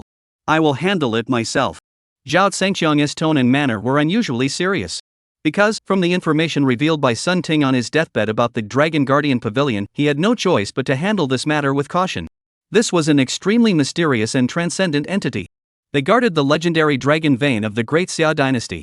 They even defy the orders of the sovereign. Their terrifying nature is evident. To deal with them, only Zhao Zhangxiong could take action personally. Anyone else would be sending themselves to their deaths. Snap. After reviewing the documents, Zhao Zhangxiong suddenly closed them, his brows furrowed with a murderous aura. Make preparations. Tonight, we will kill 10 of them. Yes. As night fell, neon lights flickered in the karaoke bars and nightclubs, where men and women dressed in vibrant colors mingled. Nightsong KTV, one of the largest KTV venues in Nanzhou. In a luxurious private room, 10 men and 10 women were indulging in revelry. The scent of alcohol and hormones filled the room. Biao Ge, it's been ages since we last gathered. Let's drink until we're drunk tonight. Cheers. Alright, cheers. Men and women shout and scream, raising their glasses or bottles to clink together, then take big gulps. Liquor spilled onto chests, soaked into clothes, and some even poured liquor directly into a woman's undergarments, laughing hysterically. The leader of the group, a man with a half-shaved head he deemed stylish, was named Ma Biao. He tore open his shirt, exposing his stomach, stood with his feet on the sofa, and downed an entire bottle of beer in one go. Long live Biao Ge! Biao Ge is the best! The shouts of men and women echoed loudly, mingling with the thunderous sound from the karaoke room's speakers. The noise from the entire KTV was drowned out by their voices, echoing down the entire street. Biao, sit down. A few men surrounded Ma Biao and helped him sit down. Someone called out to the women dressed in revealing, provocative outfits, "Come on, all of you, come over here and let Brother Biao take a look." A group of seductive women immediately swarmed around him, surrounding Biao Ge. Biao Ge was instantly surrounded by women. Biao Ge, this is the top girl at Nightsong KTV. We've got her all to ourselves tonight. How about it? They're all top-notch, right? Hee hee. Someone nearby chuckled. Ma Biao squeezed one of the women nearby and spoke in a hoarse voice. They're not bad, but there's something missing. I still miss that girl named Zhao Lining. Mentioning Zhao Lining, the men suddenly froze, then burst into laughter, laughing so disgustingly and provokingly. The women looked at each other in disbelief. What kind of woman could make these men act this way? Chapter 58. A woman couldn't help but ask in a sweet voice, Brother Biao, who is Zhao Lining? Why are you all so excited about her? Hee hee, Ma Biao smirked. Zhao Lining is the eldest daughter of the Zhao family, one of the 5 major clans. That night, the 10 of us took turns with her all night long. It was so satisfying. Ah! The women's faces turned pale, and their spines went cold. 10 men taking turns with one woman all night long. Who could endure that? Biao Ge, no, you're not just bragging, are you? A woman didn't believe it and interjected, 10 men taking on one woman all night? Even an Iron Man couldn't handle that, let alone a delicate young miss. She'd be played to death. That's right, she did die. A beastly man laughed darkly. This. The women's faces turned pale, and their scalps tingled. Looking at the men, they seemed like a bunch of perverts. What a pity she is dead. Otherwise, I'd really want to do it again. What a shame. Ma Biao looked utterly regretful. Biao, if you really miss it, let's find a replacement tonight and put on another show with 10 men against one woman? Ha ha. The women were terrified by the words. The women surrounding Ma Biao quickly stood up and retreated in fear. Damn it, who told you to get up? Do you want to die? A red-faced man roared brutally, grabbing a woman's hair and throwing her violently to the ground. Ah! Amidst the screams, the woman flew through the air and landed with a thud on the ground. The red-faced man's hands were covered in the woman's hair he had torn out. Ah, ah! The woman's piercing screams echoed throughout the private room. Ha ha! However, the men laughed wildly, as if they had found a new source of excitement. The women around them trembled in fear, their faces pale. Boom! Suddenly, a deafening explosion shook the ground. Everyone jumped in surprise, their wild laughter abruptly stopping as they stared in shock toward the door. The front door was kicked open with a single kick. The thick soundproof door was twisted out of shape, the doorframe was shattered, and the door panel was hanging precariously.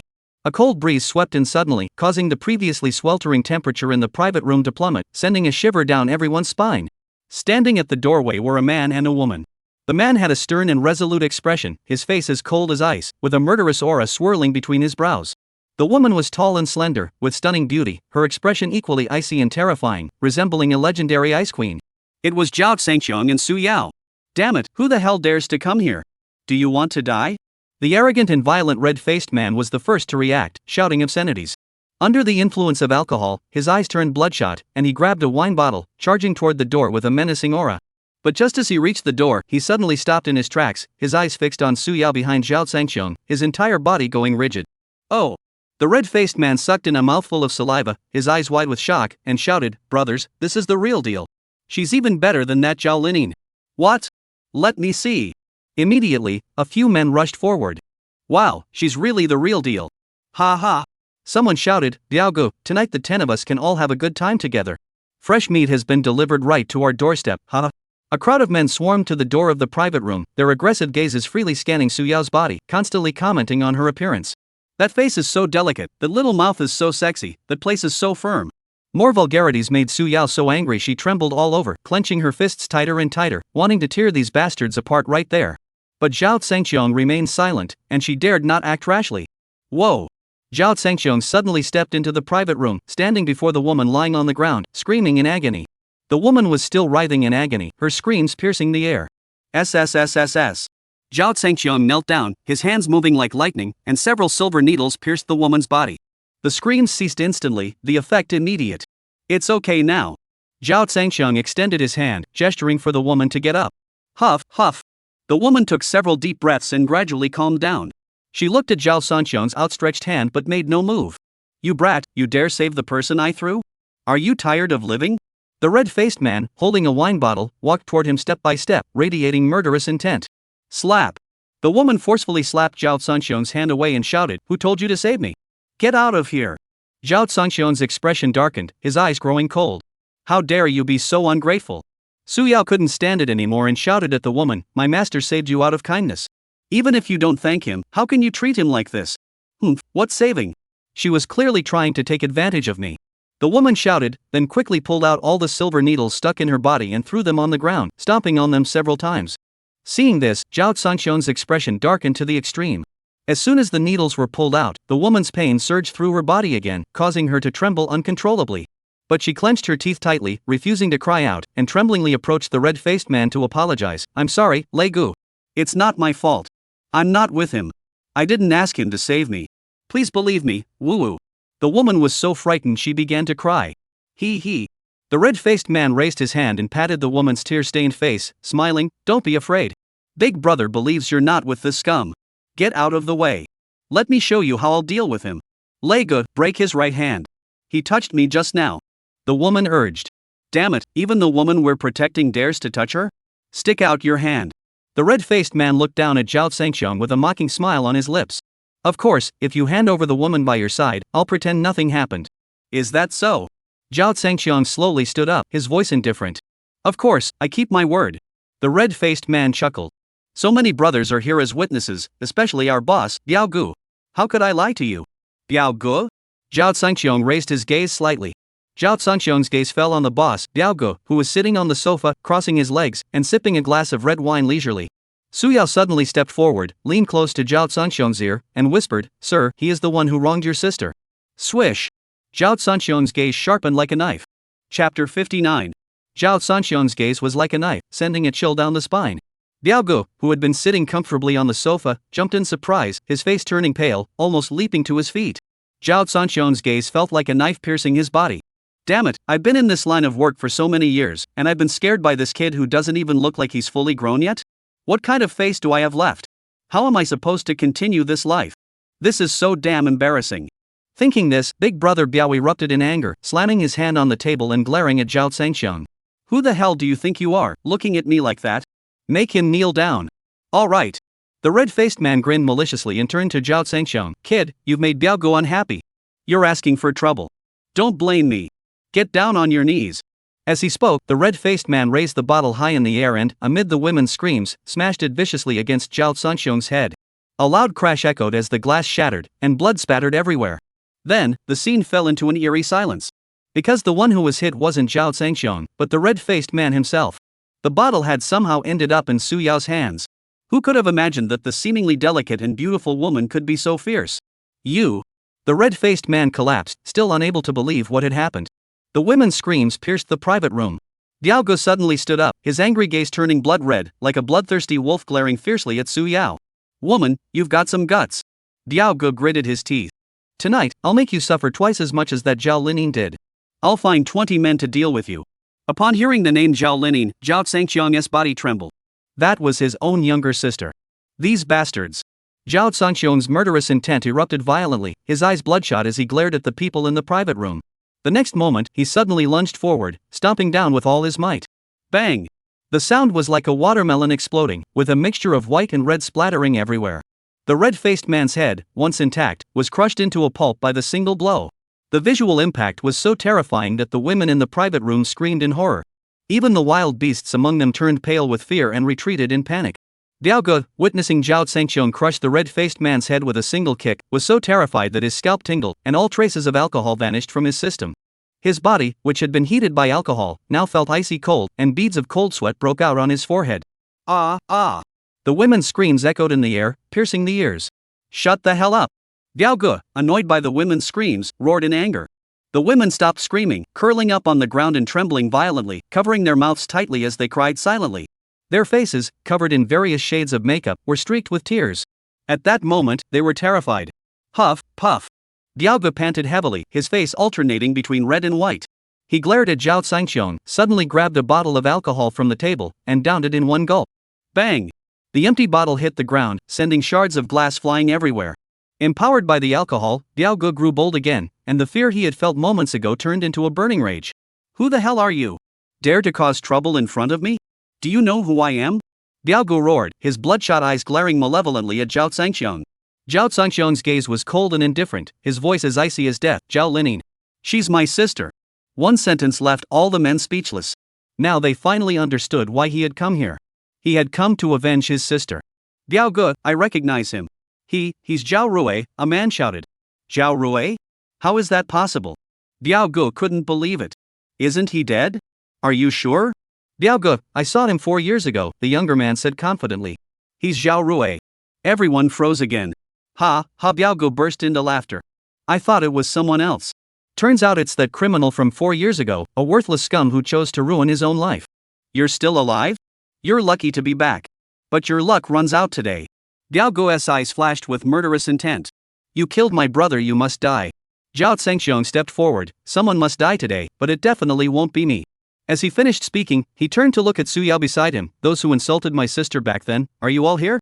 Su Yao glanced around the private room and nodded.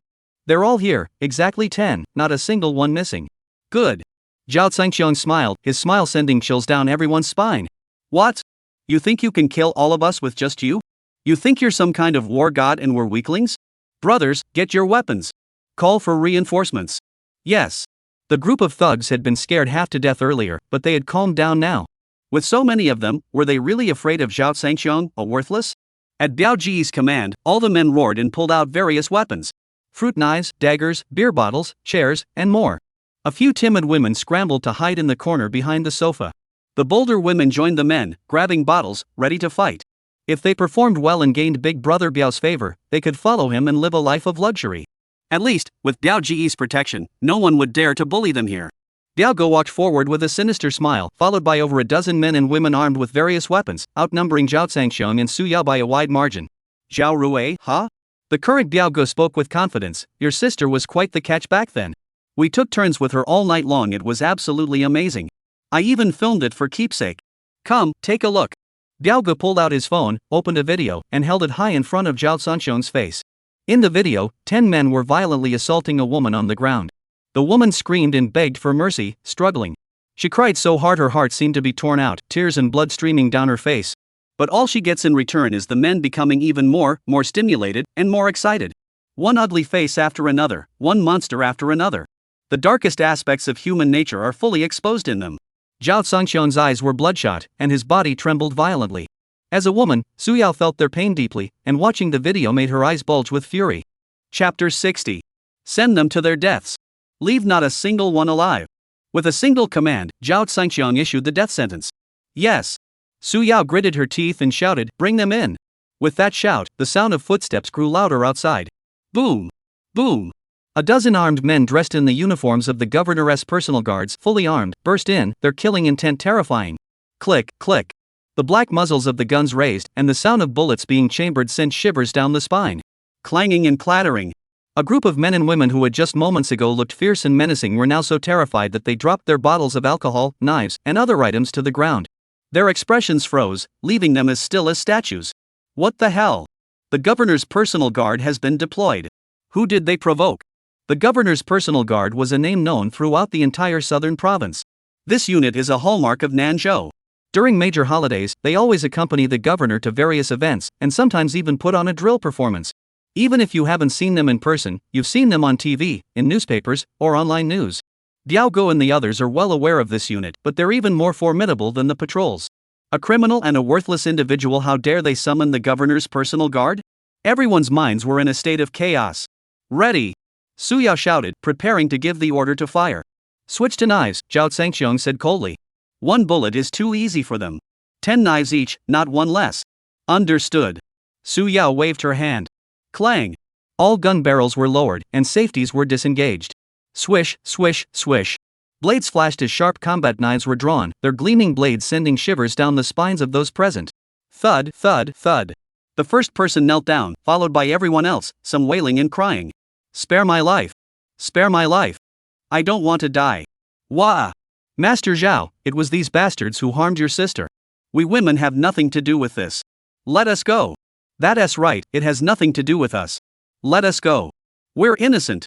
A group of women cried hysterically, all trying to distance themselves from the situation. In his desperation, Diaogo heard the women's cries and suddenly sprang up, grabbing a woman beside him, picking up a piece of broken glass from the ground, and pressing it against her throat. He shouted, "All of you get out of here, or I'll kill this woman. Brothers, take hostages." At this reminder, the men snapped out of their trance and immediately pounced on the women around them to take hostages. The governor's personal guard prided themselves on their image and were tasked with protecting innocent civilians. Therefore, with hostages in their hands, the bodyguards would hesitate to act recklessly. Otherwise, if it were exposed, the image of the personal guard would collapse, and it could even affect the governor's popularity. Hee, Zhao Rui, I don't know how you managed to call the governor's personal guard, but now that I have a hostage, you can't do anything to me. Diaogo clung tightly to the woman, and the glass in his hand, pressed so hard, had pierced her throat, causing blood to flow. The woman screamed in terror, her face pale. Master Zhao, save me, save me. Zhao Zhangxiong looked at the woman with a cold smile. When I saved you earlier, your attitude and the words you spoke, have you forgotten? This. The woman's expression froze. Zhao Zhangxiong had saved this woman when he entered the room.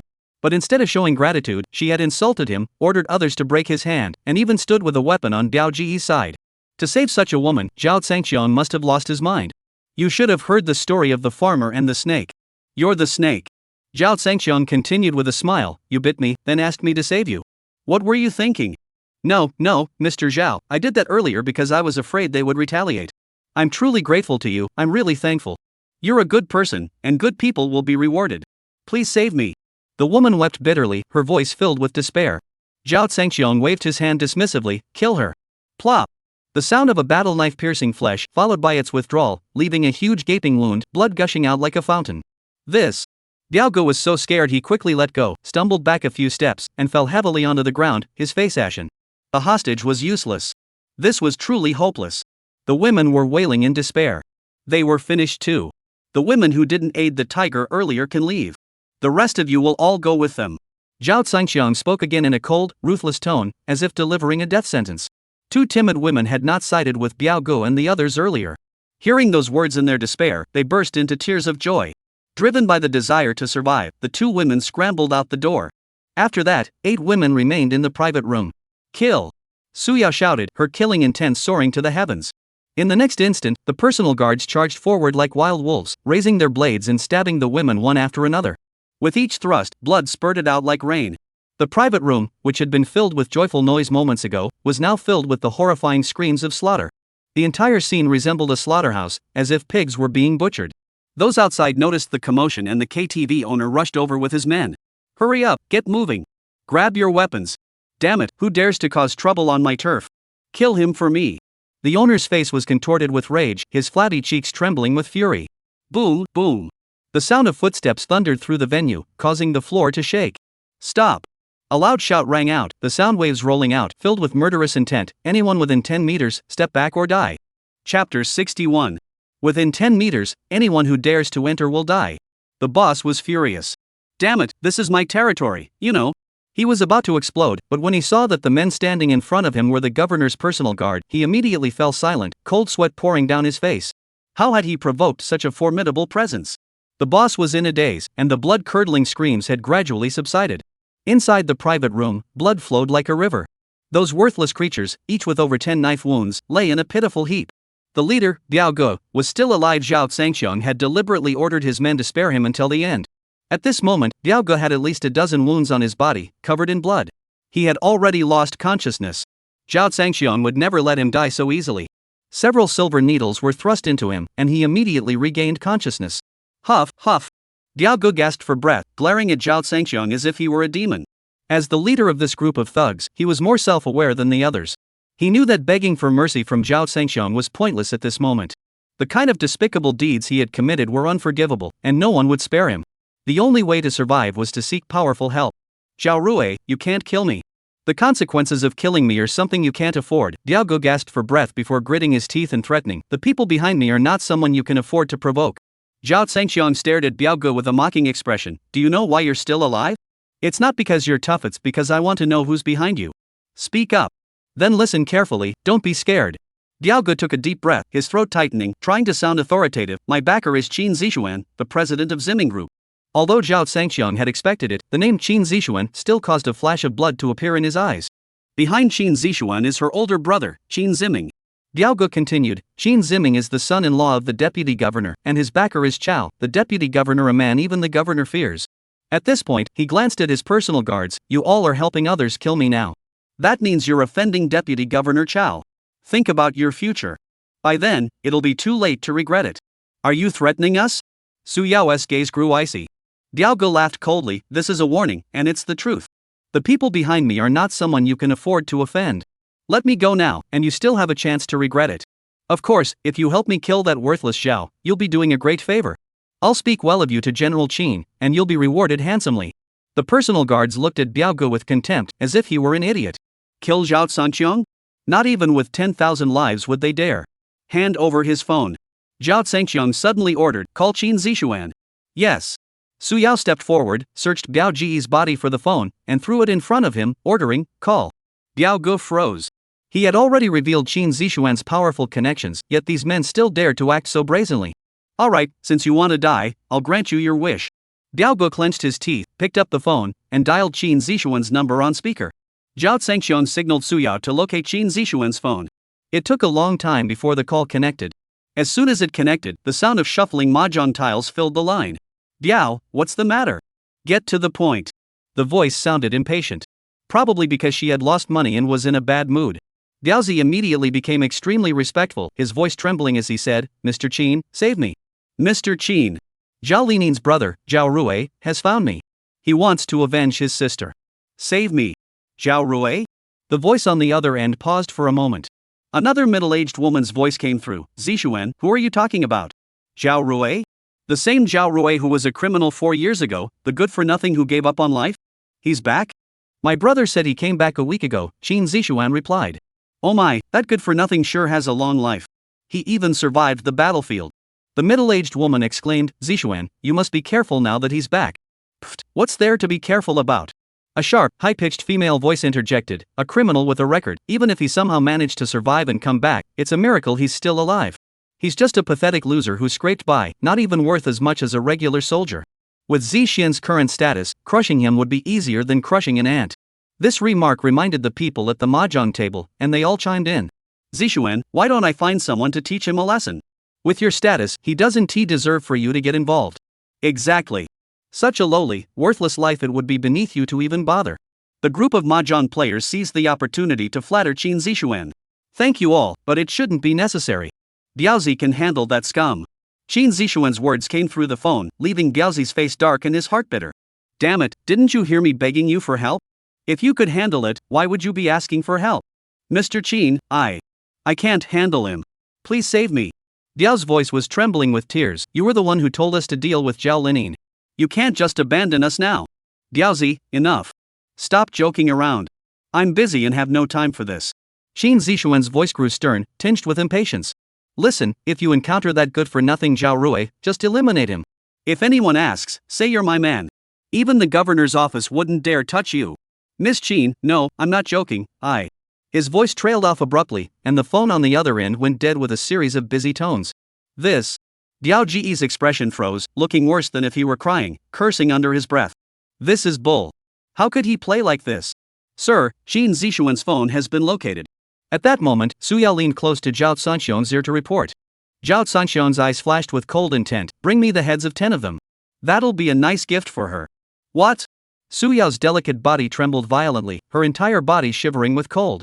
Diao Gu was so terrified he fainted on the spot. Chapter 62. 10 o'clock at night, the night grew deeper.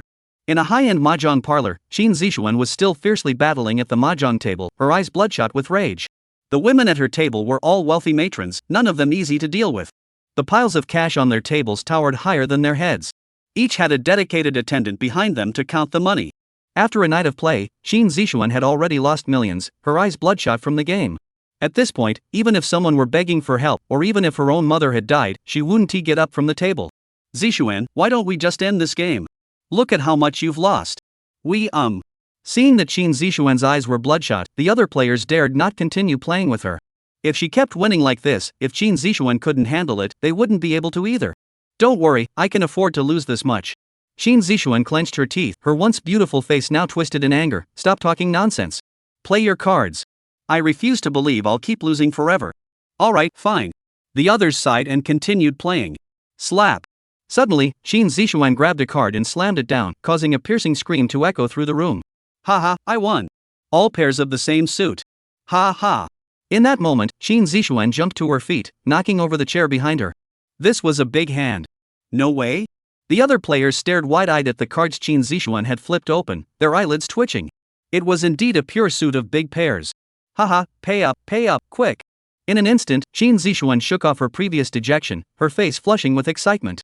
With just this one hand, he could recoup hundreds of thousands of dollars. Just as the card players were about to pay up, a deafening explosion rang out. Boom! The front door was kicked open, and several people burst in.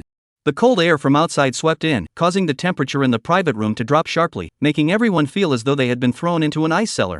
SSSSS. Someone shivered violently and looked toward the door in horror. What's going on? Qin Zixuan also hurriedly turned to look toward the door. A stunningly beautiful woman of striking height entered, accompanied by several burly men. Among them, 2 men were carrying a box, and no one knew what was inside.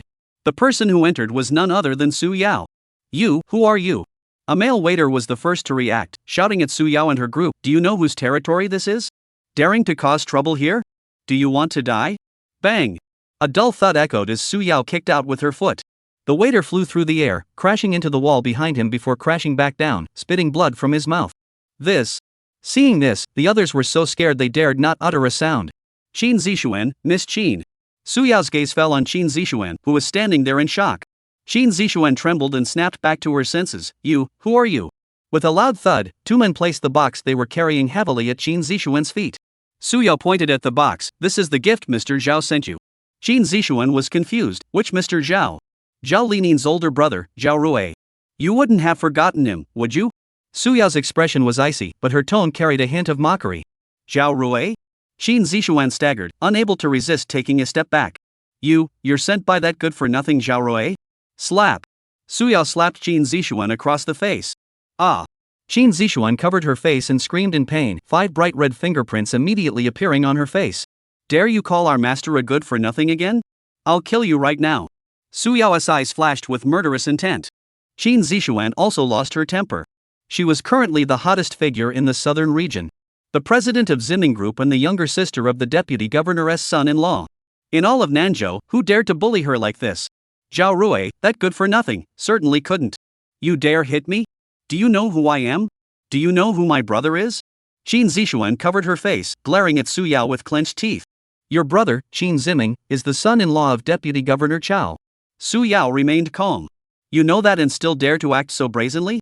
Have you had enough of living? Qin Zixuan's eyes flashed with malice. Make Zhao Rui come out. I'll make him know that I'm someone he can't afford to offend today. Mr. Zhao said that from this moment on, you and your brother have 5 days to resist. Su Yao spoke each word coldly. After 5 days, your head will end up like theirs. As she finished speaking, Su Yao kicked the box lid open with a single kick. As the lid flew open, screams erupted from the private room, shattering the air and causing the entire room to tremble with the sound of shrieks and screams. It seemed as though the walls were about to shatter. Qin Zixuan, who had just moments ago blared with murderous intent, collapsed to the ground upon seeing what was inside the box, her face drained of color. The box was filled with blood-soaked human heads, each face pale and horrifying. The most prominent pale face among them was that of Biaozi. Chapter 63. Biaozi and the other 10 men's heads were all stuffed into the box. The visual impact was so overwhelming that few could bear it. A timid woman fainted on the spot. Suyao stepped forward, her slender white fingers gently tapping the face of Qin Zixuan, who was cowering on the ground in fear. She spoke coldly, "Enjoy your last 5 days. Mr. Zhao said he hopes you and your brother put up a good fight. Otherwise, it would be too boring." Those words carried the playful amusement of a cat toying with a mouse. "Bring someone." Suddenly, Suyao produced a sharp dagger and ordered the men behind her, "Hold her down." "Yes." 2 burly men rushed forward, one pinning Qin Zixuan's body to the ground while the other grabbed her head, leaving her unable to move. Qin Zixuan was terrified, not knowing what this stunningly beautiful woman intended to do. "What are you doing? I'm telling you, if you dare touch me, my brother will never forgive you. Let me go." Qin Zixuan screamed desperately. Suyao remained expressionless, pressing the sharp dagger against Qin Zixuan's face. Qin Zixuan was terrified out of her wits. A woman's face is her most precious asset. If that knife were to slice across it, her face would be ruined. Mr. Zhao said that the matter of you instigating 10 thugs to harm his sister will be settled later. But there's one thing that needs to be settled now. Suyao pressed the dagger down forcefully, the blade slicing through the skin, and blood gushed out. "Ah!" Qin Zixuan screamed in agony. "Your brother slashed Lin Shangyue's face 6 times. So I will slash your face 12 times, doubling the punishment." Suyao's voice left Qin Zixuan utterly despairing. 12 cuts, what would that do to a person's face? The very thought made one's scalp tingle. "No, don't." Qin Zixuan tried to struggle and dodge, but she couldn't move at all. "Help me, help me." Swish. Suyao ignored Qin Zixuan's pleas for help and slashed the knife with force, sending blood spattering everywhere. In the next moment, the knife's shadow flickered and darted, each stroke drawing blood. Piercing screams echoed, each more heart-wrenching than the last, each more deafening than the previous one. Finally, Qin Zixuan fainted, and the screams ceased. After 12 slashes, Qin Zixuan's face was a bloody mess, unrecognizable. Suyao sheathed the blood-stained dagger, stood straight, and swept her piercing gaze over the pale, terrified faces in the private room. "Everyone, listen carefully. Go back and tell your families that if you wish to accompany them to their graves, feel free to assist. If not, sever all ties with them immediately." With that, she waved her hand and turned to leave with her men. Outside the door, in a low-key black Volkswagen, Zhao Zhangxiong leaned back in the rear seat, closing his eyes to rest. The car window was partially open. At that moment, Suyao appeared beside the car and reported respectfully, "Sir, the matter is settled. I slashed 12 cuts on Qin Zixuan's face. Return now. The real show is about to begin." Zhao Zhangxiong spoke indifferently, his lips curling into a faint, icy smile. "Yes." Suyao immediately got into the passenger seat and ordered the driver to start the car and return. The car hadn't gone far when an urgent phone call rang. Suyao hurriedly answered the call. "Hello? What? The governor has been arrested? This? All right, I'll report to the master immediately." After hanging up, Suyao's face turned pale, and beads of sweat began to form on her forehead. "Sir, something's wrong." "Speak slowly," Zhao Zhangxiong said calmly, not even opening his eyes. "The governor just called. They've been arrested, and Li Hu was injured." Swoosh. Zhao Zhangxiong's eyes suddenly snapped open, shooting out a cold glare. The chill emanating from his body seemed to freeze the air inside the car. "Where are they?" His voice was icy cold, the chill raging wildly. "Daring to injure Li Hu and arrest his men, who in Nanzhou dares to do such a thing?" At the military camp, Suyao reported urgently. "Turn around and head to the camp." Zhao Zhangxiong ordered. "What?" Suyao's face paled, and cold sweat poured down her forehead. "Sir, the garrison forces in Nanzhou number over 10,000. We're outnumbered and outmatched. Going to the barracks like this is far too dangerous. Going into a camp with 10,000 soldiers with just a handful of people? That's suicide. My orders will not be repeated." The icy voice sent a chill down Suyao and the driver's spines, sending shivers down their spines. "Yes." The driver and Suyao clenched their teeth and immediately turned the car around, speeding toward the military camp outside the city. "Sir, should I call for reinforcements?" Suyao trembled as she reached for her phone, but she didn't know who to call for help. Who would dare to assist in such a situation? "Just the few of us are enough. Tell the others to go back." Zhao Zhangxiong not only refused to let Suyao call for reinforcements but also ordered everyone following behind to return. Suyao wiped the sweat from her face and reluctantly obeyed the order. At that moment, she had no choice but to take the plunge. Deep down, she felt a sense of tragic grandeur, like the ancient warrior facing his doom at the Yishui River.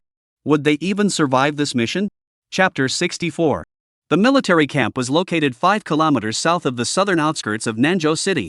The area was strictly controlled, with a 5-kilometer radius designated as a restricted zone, and unauthorized personnel were not allowed to enter. As Zhao Sangxiong's small vehicle entered the restricted zone, it was immediately spotted, and a squad of heavily armed soldiers blocked their path. This is a military restricted zone. Unauthorized personnel are not permitted to enter. Get out immediately. A young officer in charge shouted at the vehicle. The driver looked at the numerous gun barrels outside and felt panic rising within him. He desperately wanted to turn around, but without Zhao Sangxiong's orders, he dared not. He could only cast a pitiful glance at Su Yao in the passenger seat. Su Yao clenched her teeth and prepared to get out of the car. But before she could, the back door opened, and Zhao Sangxiong stepped out first, walking toward the sea of gun barrels. Su Yao quickly jumped out and followed, nervously saying, "Sir, be careful." Zhao Sangxiong didn't respond. He kept his hands behind his back, his calm gaze fixed on the soldiers blocking his path, advancing step by step. A terrifying aura emanated from his body. The once quiet night was suddenly swept by a biting cold wind. "What are you doing? Stop!" The young commander, his eyes filled with fear, shouted at the approaching Zhao Sangxiong, his voice harsh and menacing, "Take one more step forward, and we'll open fire." Zhao Sangxiong ignored him and continued to take steps forward. "Damn it!" The young commander, enraged, shouted, "Prepare!" Clatter, clatter. The sound of bullets being chambered echoed densely. "This is your final warning. Leave immediately, or we'll shoot without mercy." The young commander braved the sudden cold wind blowing in his face and shouted once more. However, Zhao Sangxiong remained undeterred, pushing the group of soldiers back step by step. Su Yao followed closely behind Zhao Sangxiong, her heart pounding with fear yet also filled with excitement. This was a true man. At that moment, the woman's heart began to flutter. Her beautiful eyes fixed on the towering figure ahead, flames of passion burning in her eyes. "Fire! Fire!" The commander roared, issuing the order to open fire. However, the soldiers preparing to fire were suddenly hit by a violent cold wind, blinding them and rendering them unable to aim. Boom, boom. Just as the situation reached a critical point, the roar of engines echoed through the air. Several beams of high-intensity headlights sliced through the darkness like sharp swords, illuminating the ground in a blinding white light. "Stop! Stop!" The voice from the car's loudspeaker blared, shattering the night sky. Soon, the first military vehicle sped toward the scene at breakneck speed and came to an emergency stop. The doors swung open, and a figure leaped out, sprinting forward before even regaining his footing. "You bastards, drop your guns immediately! General Qi!" The soldiers, seeing that it was General Qi himself who had arrived, were so frightened that they quickly lowered their guns. The man who had rushed over was none other than General Qi Wei. Behind Qi Wei, several others followed closely, among them was Qin Yuanshan. Qin Yuanshan had already informed Qi Wei that the man behind him was the former Western Wild King, which terrified him into releasing the men. The young commander rushed forward urgently, "Report to the general. There are several lawless individuals attempting to force their way into the restricted zone." Bang! A loud crash echoed as Qi Wei kicked the young commander to the ground, roaring, "You bastard! Who gave you the nerve to order the men to fire? You'll pay for this later." The young commander and the soldiers were all left speechless. What had they done wrong? Qi Wei ignored the stunned crowd, rushing forward in 3 strides, sweating profusely as he hurried to Zhao Sangxiong's side. "Attention! Salute! General Qi Wei of the Southern State Garrison, welcoming the Heavenly King." The loud voice echoed through the night sky. The Heavenly King? The young commander and the others were speechless. Goodness, this man is actually the Heavenly King. And they had just aimed their guns at the Heavenly King and ordered to fire. The young commander was so scared he collapsed to the ground, his mind going blank. Zhao Sangxiong coldly glanced at Qi Wei, who was standing at attention with his hands raised in a salute, his legs trembling slightly. "General Qi, your manner of greeting is quite unique. If I had arrived a second later, I fear I would have been beaten to a pulp." The cold words sent a cold sweat down Qi Wei's back. He knew that with Zhao Sangxiong's strength as the Western Wild King, even if he hadn't arrived in time to stop him, no one could have harmed him. Zhao Sangxiong was saying this deliberately, clearly out of anger. Gulping sounds. Qi Wei forced his throat to roll, suddenly kneeling down, his voice trembling with fear. "This subordinate deserves death. Please punish me, Your Excellency. Tianwan Lord." At that moment, Qin Yuanshan rushed over and hurriedly paid his respects. Su Yao was overjoyed. "Governor, are you all right?" Qin Yuanshan nodded. "We're fine." Phew. Su Yao exhaled sharply, her tense heart finally relaxing. Looking once more at the towering figure of the young man, the girl's gaze grew even more intense. She had thought that this solo venture into the military camp would be fraught with danger, and she might not make it back. But it turned out to be a false alarm. At that moment, the young girl felt something deep within her heart. As long as this man was by her side, she would fear nothing, not even the collapse of the heavens. "Lord Tianwang, we were captured, and General Qi was following military orders." "It's not his fault," Qin Yuanshan quickly interjected on Qi Wei's behalf.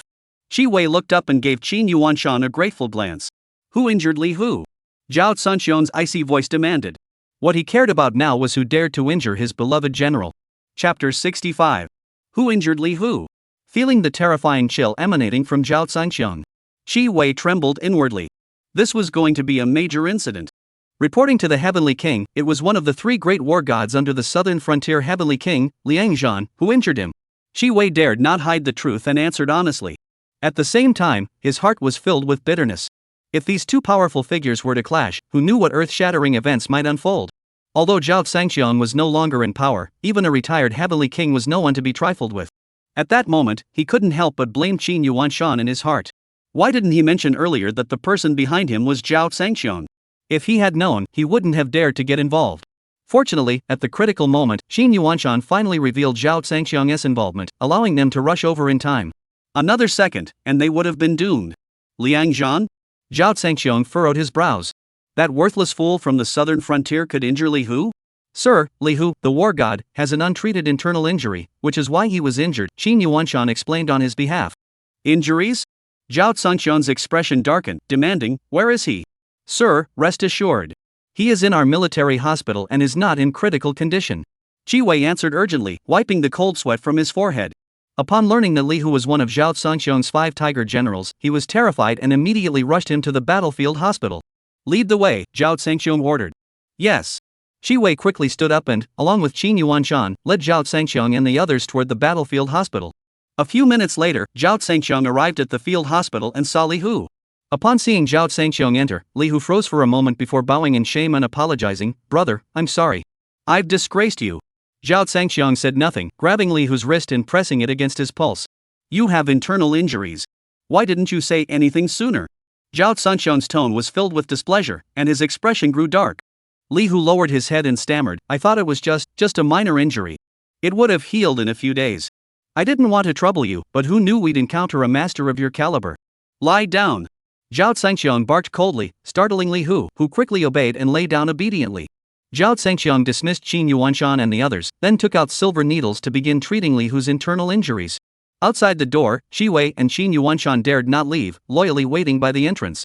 Shi Wei felt uneasy and whispered to Qin Yuanshan, Qin Governor, you've really put me in a bind this time. If the Heavenly King gets angry, I'm finished. You'll have to save me then. Qin Yuanshan's face darkened. How can you blame me for getting you into this? At the scene, I told you I didn't give you a chance.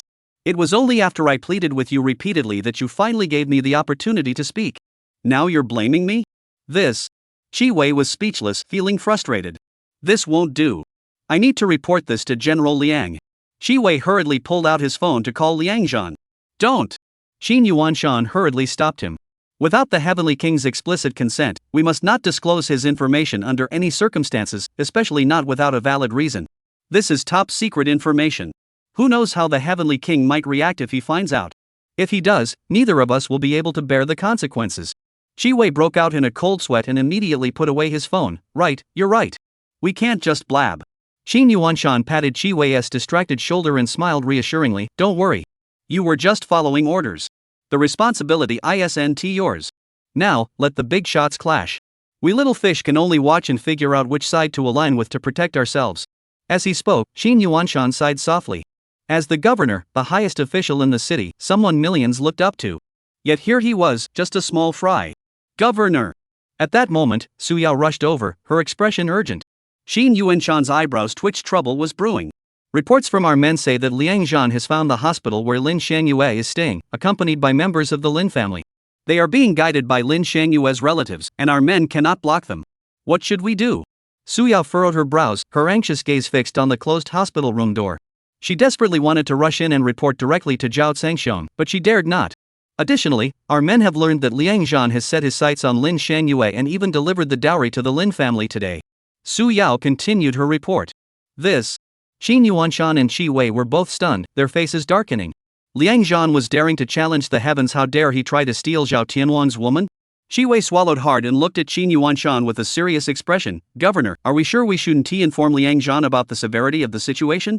Qin Yuanshan rubbed his forehead. Well, I don't know anyone named Liang Zhan. Shi Wei's expression grew even more grim. The old fox. Qin Yuanshan could pretend not to know him, but as a military officer, could he really say he didn't know him? After a moment of internal struggle, Shi Wei clenched his teeth and pulled out his phone to call Liang Zhan. At that moment, in the hospital's intensive care unit, Lin Shangyue had already come out of the emergency room. The surgery had been successful, and she had even regained consciousness. Opening her eyes, though her vision was still blurry, she could recognize the familiar faces. Liang Zhan? Lin Shangyue was confused. How could it be Liang Zhan, whom she had just seen earlier that day? Shangyue, you're awake. That's wonderful, Liang Zhan said with a charming smile, his voice gentle. Am I still alive? Lin Shangyue's voice was low and hoarse.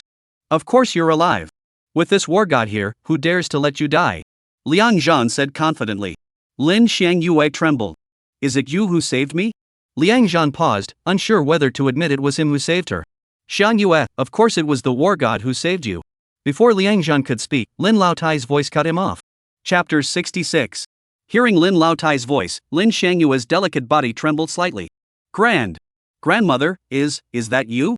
The once weak Lin Shangyue was now filled with excitement. She remembered how much her grandmother had once cherished and loved her when she was in her prime. But then, thinking of what had happened afterward, Lin Shangyue couldn't help but weep uncontrollably. Shangyue, it's Grandma. Old Mrs. Lin walked closer. The old woman and the young girl held hands. Grandma, do you still hate me? Lin Shangyue choked out, crying. Silly child, how could Grandma ever hate you? You've always been my most beloved granddaughter. You've suffered so much these years. The old lady spoke in front of Liang Zhan, embodying the image of a kind-hearted elder. She had completely forgotten that when Lin Shangyue had lost her value, she had treated her like trash, discarding her without a second thought. For 4 years, she hadn't even bothered to inquire about her, as if Lin Shangyue were already dead. Now that Lin Shangyue had been chosen by the war god and had become useful, she had come back to put on this show of affection. Shangyue, you must thank the war god this time. If it weren't for him saving you, Grandma would have had to bury her own granddaughter. Woe is me. As she spoke, the old woman joined in with fake tears, her tears flowing freely. Lin Shangyue nodded vigorously and turned to Liang Zhan beside her, speaking sincerely, thank you for saving my life. I can never repay this debt of gratitude. If there is ever an opportunity, I will serve you as a cow or a horse to repay your kindness. Liang Zhan smiled slightly, how could I let you be my ox or horse? I want you to be my war god's wife. Liang Zhan was domineering and unapologetic. Given his status and position, any woman he set his sights on would dare not refuse him. What? Lin Shangyue was completely bewildered, her mind going blank. Lin Laotai nearly jumped for joy.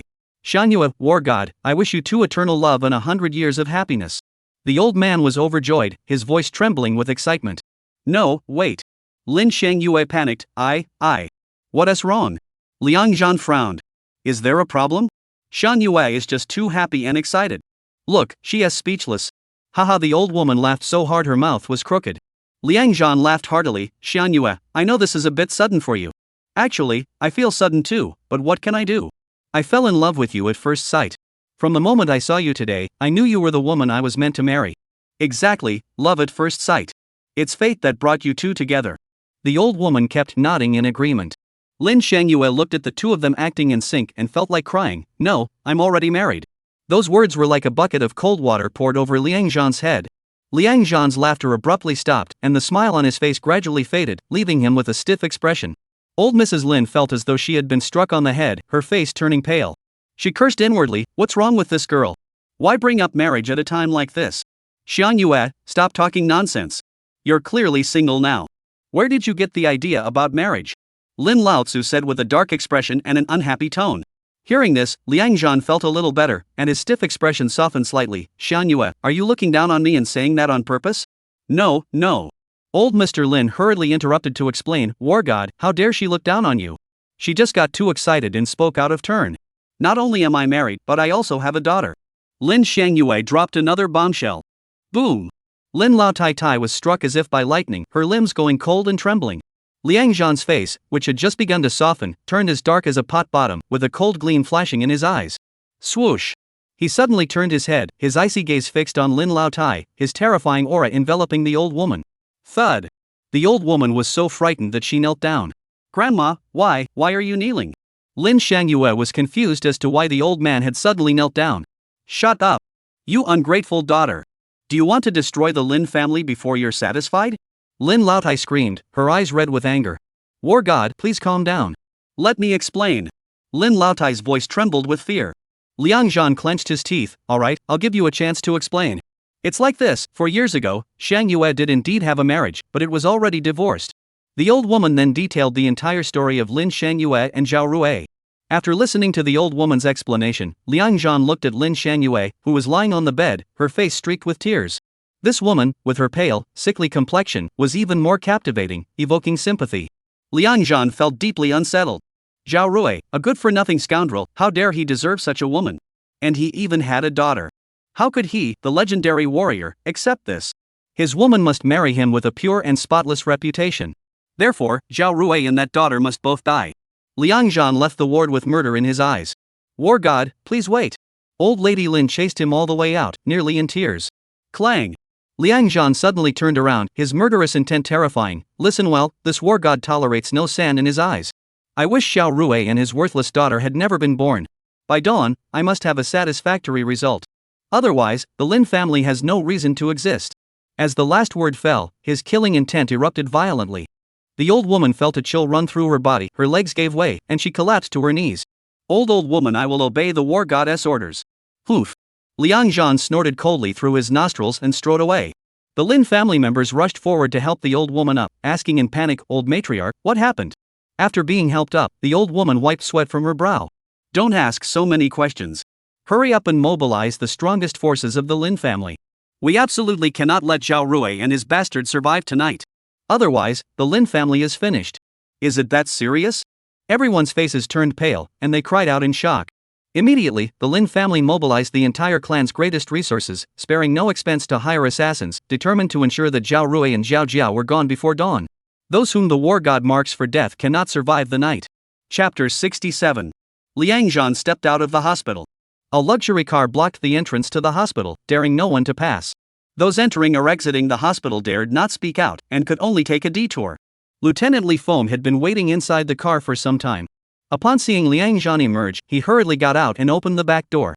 Sir, General Qi Wei just called to report an urgent matter. I didn't want to disturb you, so I didn't go up to report it, Li Feng said as he helped Liang Zhan into the car. We'll discuss it tomorrow. Return immediately. Liang Zhan's face darkened, and his voice was icy. Li Feng immediately sensed that the war god was in a terrible mood. He dared not provoke him and quickly got into the car, starting the engine and speeding away. Send someone immediately to investigate a man named Zhao Rui. By tomorrow morning, I don't want this person to exist in this world anymore. Inside the car, Liang Zhan suddenly issued a chilling order, his intent to kill swirling within the vehicle. Although the Lin family had intervened, he didn't feel reassured. To be safe, he wanted to get involved personally. Yes. Li Feng dared not ask any further questions and carried out the order. At that moment, at the battlefield hospital, Qi Wei had been waiting for Liang Zhan's call for a long time and was feeling quite helpless. General Qi, this is fate. Fate doesn't want you to tell Liang Zhan. He's provoked the Western Wild King. Qin Yuanshan, standing beside him, wore a smug expression. Qi Wei's face darkened. Just then, the ward door opened, and Zhao Zhangqiang emerged from inside. Behind him was Li Hu, looking much better. Is that all it took? Qin Yuanshan and Qi Wei, who were waiting outside, were both in disbelief. They had seen it with their own eyes. Li Hu had been coughing up blood. They never expected that Zhao Zhangqiang could cure him so quickly. What kind of miracle doctor is this? Both of them were filled with shock. Sir, Su Yao hurried forward. Zhao Zhangqiang saw Su Yao's anxious expression and frowned, asking, is something wrong? Something has happened at Lady Shangyue's place. Liang Zhan, the one who ordered the arrest of the governor, has set his sights on the lady. At this moment, the Lin family members are with him at the hospital. She then detailed everything she had learned. Qin Yuanshan and Qi Wei, standing beside him, watched Zhao Zhangqiang's reaction with bated breath. They feared that the Heavenly King's anger would lead to a bloodbath. Let's go to the hospital. Zhao Zhangqiang didn't waste a word and rushed out immediately. Sir! Qin Yuanshan and Qi Wei hurriedly followed. Please calm down, Your Majesty. Qi Wei shouted as he chased after him, there must be a misunderstanding. Qin Yuanshan urgently grabbed Qi Wei and whispered harshly, General Qi, do you want to die? Qi Wei, I. Ding ding ding. Just then, Su Yao's phone rang suddenly, cutting off what Qi Wei was about to say. Hello. Su Yao answered the call, her expression suddenly changing drastically, her voice trembling. What did you say? You bastard, they're asking for death. I'll report this to the master immediately. Su Yao hung up the phone, her face as cold as ice, and a murderous intent emanated from her body.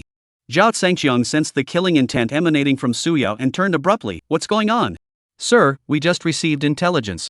Su Yao clenched her teeth, her voice filled with anger. Liang Zhan and the old lady of the Lin family went to visit Lady Shangyue.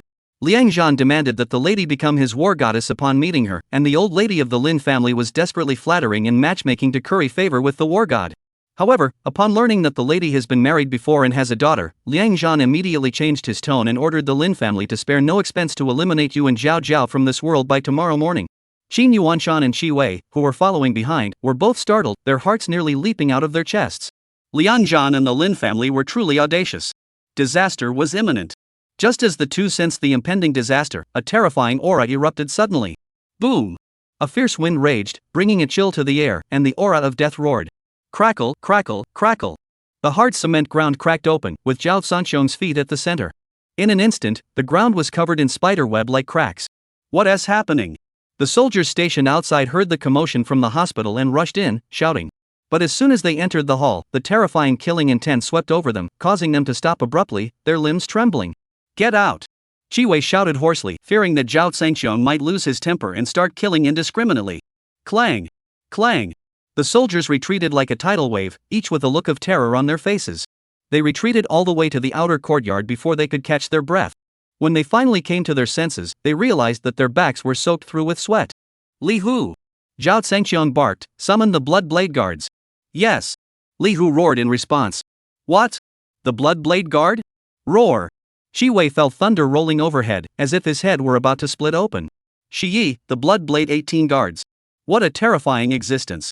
Wherever the blood blade passes, not a blade of grass remains. This group is actually in the southern state? It's over. Qi Wei collapsed onto the ground, his soul shattered, his face ashen. When Qin Yuanshan helped Qi Wei to his feet, Zhao Sanxiong, accompanied by Li Hu and Su Yao, had already vanished from the doorway. Along the way, a chill howled, and the air was filled with the scent of death. A short while later, Su Yao personally got behind the wheel and sped off toward the Peach Grove villa. Zhao Sanxiong had to go save his daughter Zhao Zhao first. At that moment, it was already very late, the perfect time for a moonless, windy night. Outside the Peach Grove villa, everything was silent. Zhao Zhao had already fallen asleep under Wang Ma's comforting words. In the darkness, a dozen figures emerged silently from the Peach Grove and stood before the villa's entrance. Listen carefully, a hoarse, deep voice echoed in the darkness. First, capture the subordinates. Then use them to lure Zhao Rui into a trap. Once we have him, we can eliminate both father and daughter, and the 5 million will be ours. Killing 2 people for 50 million was an astronomical sum, the highest price imaginable. The Lin family has really gone all out this time. Charge, the leader barked. Yes. With a loud roar, several figures scaled the wall, leaped over the iron gate, and forced it open. A dozen black figures charged inside. Clang, clang. Suddenly, several large lights at the entrance flashed on. The bright lights illuminated the area outside, making it as bright as day. Over a dozen people were completely exposed under the lights. Trouble. Chapter 68. As the assassins realized the danger, the roar of engines echoed from behind them. 2 beams of high-beam headlights sliced through the darkness like 2 sharp swords, casting their glow onto the assassins. Boss, what should we do? The assassins asked the tall man leading them. The tall man at the front momentarily lost his composure before snapping back to reality, grinning savagely. Since the ambush failed, let us fight head-on. The Lin family has investigated this Zhao Rui is just a discarded son of the Zhao family from 4 years ago, a worthless. He has no threat at all. This 5 million today is practically free money. I'm going to make a killing. The tall man's eyes gleamed with savage intent. We'll follow the boss's orders. A group of assassins, grinning smugly, gathered around the tall man, glaring intently at the slowly approaching car. There was only one car. What were they afraid of? The car came to a stop, and 3 people got out. It was Zhao Sanxiong, Li Hu, and Su Yao. Just 3 of them? The assassins laughed. This was like they were coming to hand themselves over. Big brother, that girl is hot. A killer with a red nose stared at Su Yao as she walked toward the light, his eyes gleaming with lust. The tall man also fixed his gaze on Su Yao and laughed. Tonight, I'm taking both the 5 million and this woman. Brothers, surround her. Whoosh. A loud commotion erupted as several figures pounced forward. Zhao Sanxiong and the 3 others were surrounded the moment they entered the iron gate. Who is Zhao Rui? The tall man pushed through the crowd, his cold gaze fixed on Zhao Sanxiong at the front. It must be you, right? Kill him. Zhao Sanxiong remained expressionless, unwilling to waste words, uttering only 2 words. What? Kill us? You bastard. Before the man with the red nose could finish his sentence, a cold iron hand had already clamped around his throat. Snap. His throat shattered, and his head lolled to the side. Li Hu struck with a lethal blow. Su Yao didn't back down either. A dagger appeared in her hand, and she transformed into a sleek black shadow, lunging forward. Wherever the blade passed, blood blossomed. The tall man realized something was wrong and let out a hysterical scream. Get your weapons. Kill him. Put. The sharp dagger pierced the tall man's chest, and the sound abruptly ceased. You. The man collapsed to his knees with a thud, his eyes wide like those of a dead fish, staring at the dagger protruding from his chest, filled with terror. In the moment the tall man knelt down, within seconds, all the assassins were taken down, blood flowing everywhere. Assassins of this caliber were no match for Li Hu and Su Yao, two such skilled warriors. Su Yao's snow-white hands slowly pulled the dagger out of the tall man's chest. Gosh! Blood gushed out like a fountain as the dagger was pulled out. Gurgle, gurgle. The man's throat convulsed, and large mouthfuls of blood foam gushed out of his mouth. You dare kill me? Do you know who I am? He struggled to lift his head, his eyes wide with terror, staring intently at Su Yao. The younger brother-in-law of the underground emperor, Wu Er. Su Yao spoke coldly. You know who I am, and you still dare to kill me? My brother-in-law won't let you off. Your entire family will have to accompany me to the grave. Before he could finish his last word, Wu Er collapsed to the ground and died. Zhao Zhangqiang's cold gaze fixed on the corpse on the ground. The younger brother-in-law of the underground emperor? Yes, sir. Su Yao replied. In Nanzhou, Lei Baozi is known as the underground emperor, a thoroughly wicked man. Even our governor couldn't do anything to him. This guy, Wu Er, relied on his brother-in-law Lei Baozi to commit every imaginable crime. I've wanted to get rid of him for a long time. A deserving death. Zhao Zhangqiang waved his hand dismissively. Have someone dispose of him. Keep it quiet, don't wake Zhao Jiao. Yes. Su Yao was about to call for help when the blinding headlights of a car suddenly shone in her direction, causing her to freeze in place. Zhao Zhangqiang and Li Hu also turned abruptly. At the corner of the Peach Grove path ahead, one car after another emerged. The crisscrossing beams of headlights sliced through the darkness, illuminating everything in their path with a blinding white light. Someone was coming? There were quite a few cars, as many as 10 in total. In an instant, the open area outside the villa was completely filled. Leading the way was a Rolls-Royce Phantom worth tens of millions, clearly indicating the high status of those inside. It's the Liang family's car. Su Yao recognized it as the Liang family's vehicle and reported to Zhao Zhangqiang, Sir, this is the car of the Liang family, one of the 5 major aristocratic families. It's the Liang family. Squeak, squeak, squeak. The screeching sounds of brakes echoed through the night sky. Then, the doors of the cars behind opened. A group of muscular men in black suits got out and rushed forward, lining up neatly in 2 rows, leaving a path in the middle. They then bowed deeply at a 90-degree angle in unison. Welcome the war god. Zhao Zhangqiang raised his eyebrows, his gaze fixed on the Rolls-Royce. Sir, Liang Zhan has arrived personally. Su Yao reported urgently, her nerves taut, her eyelids twitching nervously. Chapter 69. The war god has arrived, and he's brought so many bodyguards. A major battle was inevitable, and it was certain to startle the sleeping Zhao Jiao and Wang Ma in the villa. Li Hu, you're injured and unable to fight. Go inside and take care of Zhao Jiao. Zhao Zhangqiang ordered in a stern voice. Li Hu knew how important Zhao Jiao was to Zhao Zhangqiang and immediately obeyed the order. Only Zhao Zhangqiang and Su Yao remained outside. Su Yao looked at the tall man standing there with his hands behind his back, his piercing gaze fixed on the front, his expression calm. In that moment, her tense mood eased. Her right hand tightly gripped the dagger still stained with blood, silently guarding Zhao Zhangqiang's side. In the distance, amid the cheers of a large crowd, a young man dressed in the imposing uniform of the war god army strode forward with his head held high. He was none other than Liang Zhan, one of the 3 great war gods under the command of the southern frontier king. Behind him followed his deputy general Li Feng and a middle-aged man with a plump face. Welcome the war god. The war god is mighty. Dozens of members of the Lin family shouted in unison, their voices echoing through the night sky, creating an impressive display of force. But Zhao Zhangqiang listened, feeling so embarrassed he could die. Does he want everyone to know he's the war god? Whoosh! Suddenly, Liang Zhan stopped in his tracks and raised his hand to press down. The shouts ceased, and the area fell silent.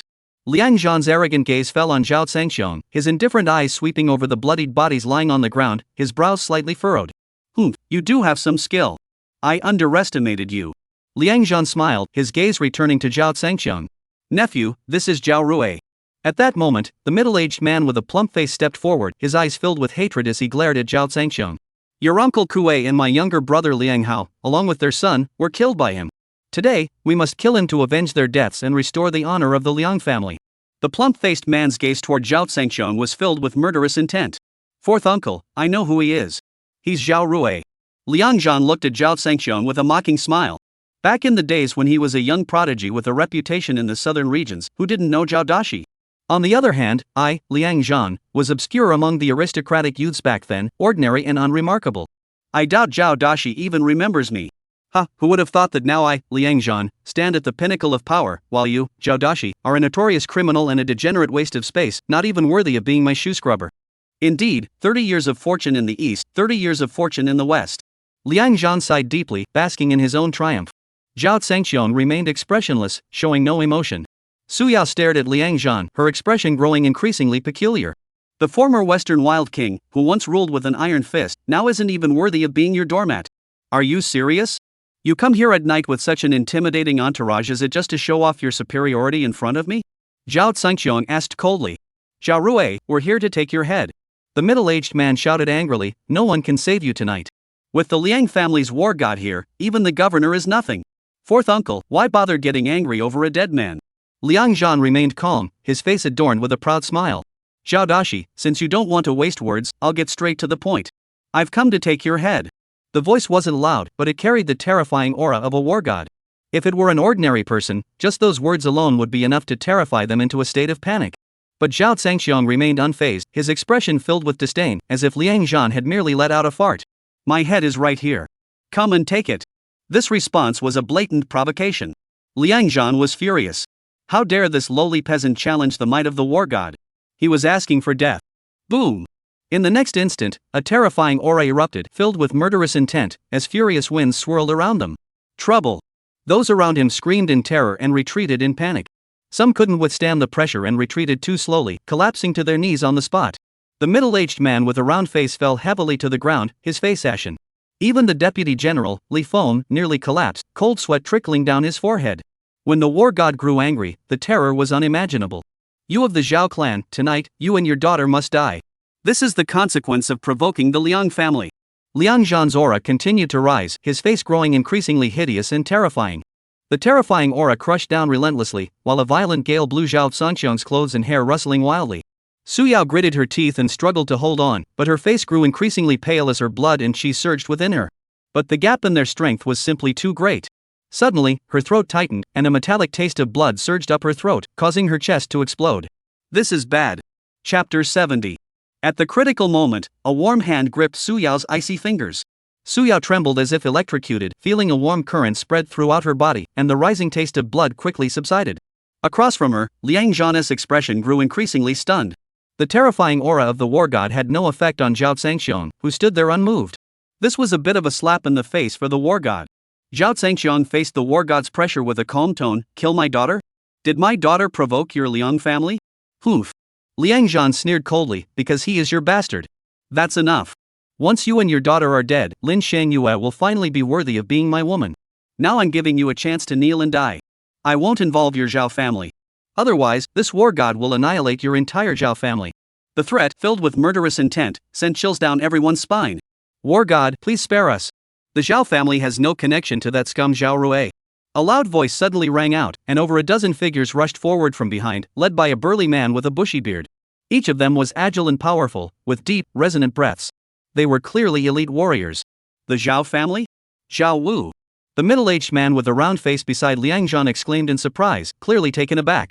The arrivals were members of the Zhao family, one of the 5 great clans, and former clan members of Zhao Zhengxiong. Sir, why have the Zhao family come here? Su Yao's shocked gaze turned toward Zhao Zhengxiong. At that glance, her hair stood on end, and her scalp felt like it was about to explode. At that moment, Zhao Zhengxiong's expression had darkened to the extreme. A bone-chilling coldness was emanating from his body. Su Yao, who was closest to him, felt the chill almost freeze her to the bone. Zhao Wufei quickly approached Liang Zhan and knelt before him. Zhao Wufei pays his respects to the war god. His posture was that of a sycophantic dog begging for favor. Zhao Zhengxiong sneered inwardly. The Zhao family's pride had been completely trampled underfoot.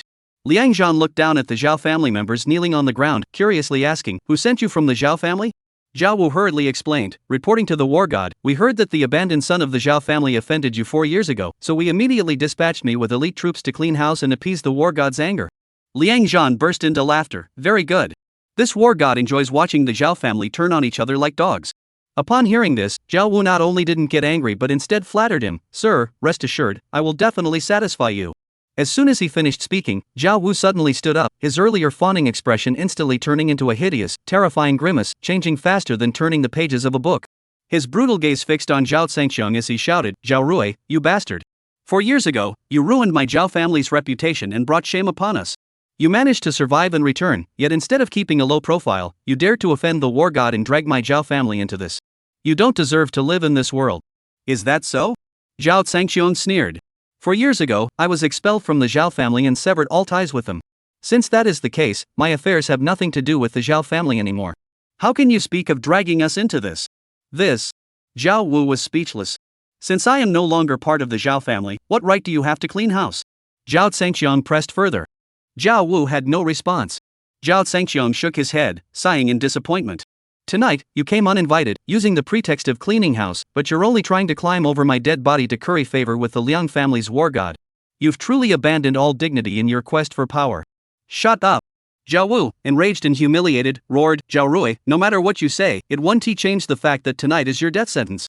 Zhao Zhangqiong laughed, his smile growing sinister. Let me correct you. Tonight is not my time to die, it is yours. You're about to die, and you still dare to be so arrogant. Zhao Wu roared, Zhao family, obey my order. Kill this traitor and clean house. Kill. The elite warriors of the Zhao family, each wielding a cleaver, glared with bloodshot eyes like ferocious wolves, raising their gleaming blades and charging toward Zhao Zhangqiong. How dare you! Su Yao cried out, her dagger flickering in her hand, ready to strike. But she was a split second too slow. Swish, swish, swish. Blood-red blades flashed, leaving blinding trails of blood in the air. Countless heads flew into the air, and streams of blood shot skyward. In an instant, the sky was filled with blood. Those behind watched the flying heads in the sky and the blood-red world before them. Terrified, their pupils dilated, and they halted in their tracks, their eyes filled with fear as if they had seen a ghost. Thud, thud, thud, thud. In the next moment, the heads in the sky fell like dumplings, emitting a series of dull thuds. The ground was covered in patches of blood red. Clang, clang. A group of people fled in panic. The battle axes in their hands slipped from their grasp and scattered across the ground. Everyone present stood speechless, their eyes wide with shock. Even Liang Zhan was frozen in place. He swallowed hard, lifting his head to look at the towering figure that had suddenly appeared before Zhao Zhangqiong. In that moment, his pupils contracted sharply, and his eyelids twitched violently. Before Zhao Zhangqiong and Su Yao, a towering figure over 2 meters tall had appeared out of nowhere. A blood-red mask, a blood-red curved blade. A strong smell of blood and a terrifying intent to kill filled the air. Blood. Blade. Guard. Liang Zhan's pupils exploded. Boom. A thunderous roar echoed in his mind, sending shivers down his spine as his entire body froze. Soon, he seemed to realize something and looked around in panic. All around him on the eaves, tree branches, and car roofs blood-red masks appeared, each holding a blood-stained knife.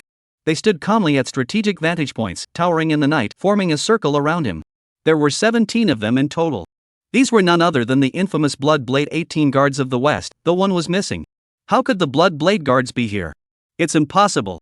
Liang Zhan felt cold sweat break out on his forehead. Deputy General Li Feng also noticed something was amiss, his face turning pale. Ordinary civilians may not know the Blood Blade Guard's terrifying reputation, but those in the military do. Legend has it that the 18 guards once slaughtered tens of thousands of enemy soldiers, leaving them screaming in agony. Plucking enemy generals from the midst of 10,000 troops. Their leader, known as the Blood-Handed Butcher, once single-handedly slew 5 enemy war gods in a single battle, shocking the entire world. Chapter 71. The Blood Blade 18 guards are both a legend and a symbol of fear. Wherever the blood knives passed, not a blade of grass remained, and they were the nightmare that haunted countless people for the rest of their lives. Liang Zhan was well aware that even a war god like him would have no chance against the Blood Blade guards, only certain death awaited him. Sir, is this the Blood Blade guard? Li Feng's voice trembled, sweat pouring down his forehead. What are the Blood Blade guards? The middle-aged man with the round face didn't understand and hurriedly asked. Seeing how tense Liang Zhan and Li Feng were, he was puzzled. There were only a dozen or so people around, yet they were dozens of elite warriors. A dozen men trying to surround dozens? What a joke. Fourth uncle, you don't understand. Liang Zhan's voice trembled uncontrollably. The middle-aged man with the round face looked completely bewildered. Liang Zhan was a war god, a legendary figure. How could he be afraid? Could it be that a fake war god has returned to deceive the clan? Lieutenant Li Feng noticed the middle-aged man's confusion about his master and hurried to explain. Fourth uncle, they might be the Westwild Blood Blade 18 guards. They're even more terrifying than a war god. He then gave a brief, solemn introduction to the Blood Blade 18 guards. After hearing the explanation, the middle-aged man laughed. Li Feng, you said the Blood Blade guards are 18 people, but there are only 17 here. Plus, such beings wouldn't come here in the middle of the night to help Zhao Rui, a worthless scoundrel. It's impossible. So, they're fake. They must be fake. The plump-faced middle-aged man insisted. I wonder where they hired these extras to scare us? Anyway, they're masked, so we can't see their true faces. It's too easy to pass off fakes as the real thing. Upon hearing this, Liang Zhan and Li Feng realized what was going on. That does make sense. Huff. Liang Zhan took a deep breath, calming himself down, but he was deeply frustrated. How could he, the legendary war god, be intimidated by a bunch of extras? What would people say? Therefore, to eliminate all witnesses, Zhao Rui and all the members of the Zhao family must die. Li Feng, after this is over, leave no one from the Zhao family alive. Liang Zhan secretly issued an order to Li Feng to kill Zhao Wu and the others. Yes. Li Feng's eyes flashed with a cruel cold light. The pitiful Zhao family members had no idea that the very people they had come to flatter and curry favor with had already issued a death sentence against them. At that moment, the Zhao family members were still trembling in fear, staring at the severed heads and lifeless bodies of their companions on the ground, so terrified they were defecating and urinating uncontrollably. After a while, Zhao Wu finally regained his composure from the shock. He raised his gaze to the towering figure of Zhao Zhangxiong, but before he could speak, his legs began to tremble uncontrollably. Tap, tap, tap. Footsteps echoed in the deathly silence and the terrified breathing of the crowd. Zhao Zhangxiong's upright figure stepped over the towering men and walked toward Zhao Wu. The bodyguard standing in front of Zhao Wu, who had previously been fierce, now retreated in fear, exposing Zhao Wu to Zhao Zhangxiong. Zhao Wu felt a chill overtake him, his body trembling uncontrollably. He wanted to run, but his legs felt like they were made of lead, unable to move. He was about to cry. Do you know now whose time has come tonight? Zhao Zhangxiong's indifferent voice echoed in his ears. Gulping. Zhao Wu's throat struggled to form words, finally managing to say, "You, don't get too cocky. The war god is here. You'll meet your end sooner or later." The war god? Zhao Zhangxiong turned his head, his gaze fixed on Liang Zhan. Tonight, I will send this war god to join you on your journey. What? Everyone froze. Ha ha. Amidst the mocking laughter, the middle-aged man with the plump face charged forward first. Zhao Rui, you bastard, you're talking big. You brought a few extras to scare us? Do you really think the Liang family is easily intimidated? The middle-aged man stood tall and arrogant, his face filled with contempt. You dare to kill my Liang family's war god? You have the nerve to say such big words? You're just a piece of trash. You don't even have the qualifications to face my war god. Today, I'll kill you first. Come on, kill him. With a loud shout, the chubby-faced man awkwardly realized that no one responded to his call and rushed forward. Several heads of the Zhao family were lying on the ground. Who dared to go forward? They had all been terrified by the shocking scene earlier. A bunch of useless fools. The man was furious, his fat face contorted with anger. Kill him. At that moment, Zhao Zhangxiong fixed his gaze on the middle-aged man and coldly uttered 3 words. The middle-aged man froze in shock. What did you say? Kill me? Ha! I have a war god behind me. Do you dare to kill me? Wait, why am I flying? The fat man's head had already flown into the sky without any warning. The blade was too fast. By the time the man realized what was happening, his head had already left his body. Liang Zhan couldn't even react in time to try to save him. With a clang, the blood-stained blade returned to its sheath, and Tu had already returned to his original position, as if he had never left. Thud! The fat-faced man's head crashed to the ground, and the headless body followed suit. The scene fell into complete silence once more. Someone collapsed on the ground, yellow liquid flowing from their pant legs, the smell of urine spreading through the air. Clatter! Liang Zhan, the legendary warrior, staggered backward, taking a step back. Gazing at the towering figure before him, his face paled visibly. Sir, are you okay? Li Feng hurriedly supported Liang Zhan and asked in a trembling voice. Liang Zhan's lips twitched, and he spoke in a trembling voice. His knife was too fast for me to react. He might really be the blood-handed butcher. What? Li Feng nearly fell to his knees. Chapter 72. What Liang Zhan had said was too terrifying. If the blood-handed butcher is real, then the blood blade guards are real too, not just extras. Li Feng struggled to turn his head, gazing at the ghostly figure standing atop the high ground, silhouetted against the night sky, as if he had been targeted by the Grim Reaper. Gurgle. Li Feng swallowed hard and trembled. Sir, as everyone knows, the Blood Blade Guards are a special unit exclusively under the command of the Western Wild King. Only the former Western Wild King can mobilize them. Though they are active on the battlefield, they are not part of the military. Even the king's orders cannot mobilize them. He, Zhao Rui, is a lowly commoner and a convicted criminal. How could he possibly summon the Blood Blade Guard? This was a question Liang Zhan also wanted to know. But Li Feng had asked him, and he didn't know whom to ask. Whether they are the real Blood Blade Guard or not, mobilize the troops immediately. Hurry up and call Qi Wei. Liang Zhan barked the order. Yes. Li Feng, sweating profusely, trembled as he pulled out his phone and dialed Qi Wei's number. But at this critical moment, things went wrong again. Qi Wei's phone couldn't be reached. Qi Wei was doing this on purpose. He knew that Liang Zhan was currently clashing with Zhao Zhangxiong. If he answered and disobeyed the war god's orders, he would be defying orders, and if anything went wrong, he would be finished. But dare he confront Zhao Zhangxiong? Of course not. So the wisest course of action at this point was to play dead. He had to go, but he had to wait until everything was settled before going to clean up the mess, so he wouldn't offend either side. Sir, the phone isn't connecting. What should we do? Li Feng was furious, this bastard, letting us down at the crucial moment. Damn it! Liang Zhan didn't respond, because Zhao Zhangxiong was already standing right in front of him. The two stood face to face in a tense standoff. Zhao Zhangxiong's expression was calm, his gaze icy. Liang Zhan's pupils contracted to pinpricks as he stared intently at Zhao Zhangxiong, who was mere inches away. Who are you? At this moment, he couldn't believe that the person in front of him was really just some worthless trash. Even if the people behind Zhao Zhangxiong weren't really blood blade guards. But judging by the skills of that towering giant earlier, he was definitely no ordinary person. Zhao Zhangxiong. Zhao Zhangxiong uttered 3 words. Boom! Those 3 words echoed like thunderclaps above Liang Zhan's head. The name of the Western Wild King was known throughout the land, and as a military war god, Liang Zhan had heard of it countless times. He was Zhao Zhangxiong? The Western Wild King? Liang Zhan's mind went blank. Impossible. A loud shout shattered the night sky. Zhao Wu suddenly jumped up, pointing at Zhao Zhangxiong and shouting, Zhao Rui, others may not know who you are, but we Zhao family members know who you are. Who can't boast? You're Zhao Zhangxiong, the Western Wild King, and I'm the ruler of the country. This shout snapped Liang Zhan and Li Feng back to their senses. Right, the man before them was Zhao Rui. How could he be the fearsome Western Wild King? Ha ha ha.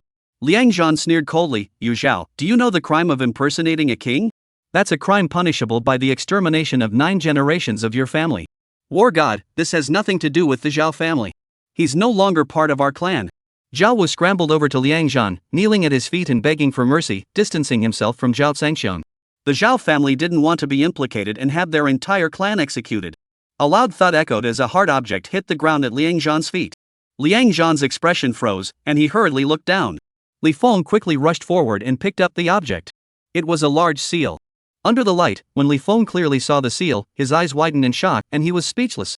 Do you recognize this seal? Zhao Zhangxiong asked coldly. Heaven. King.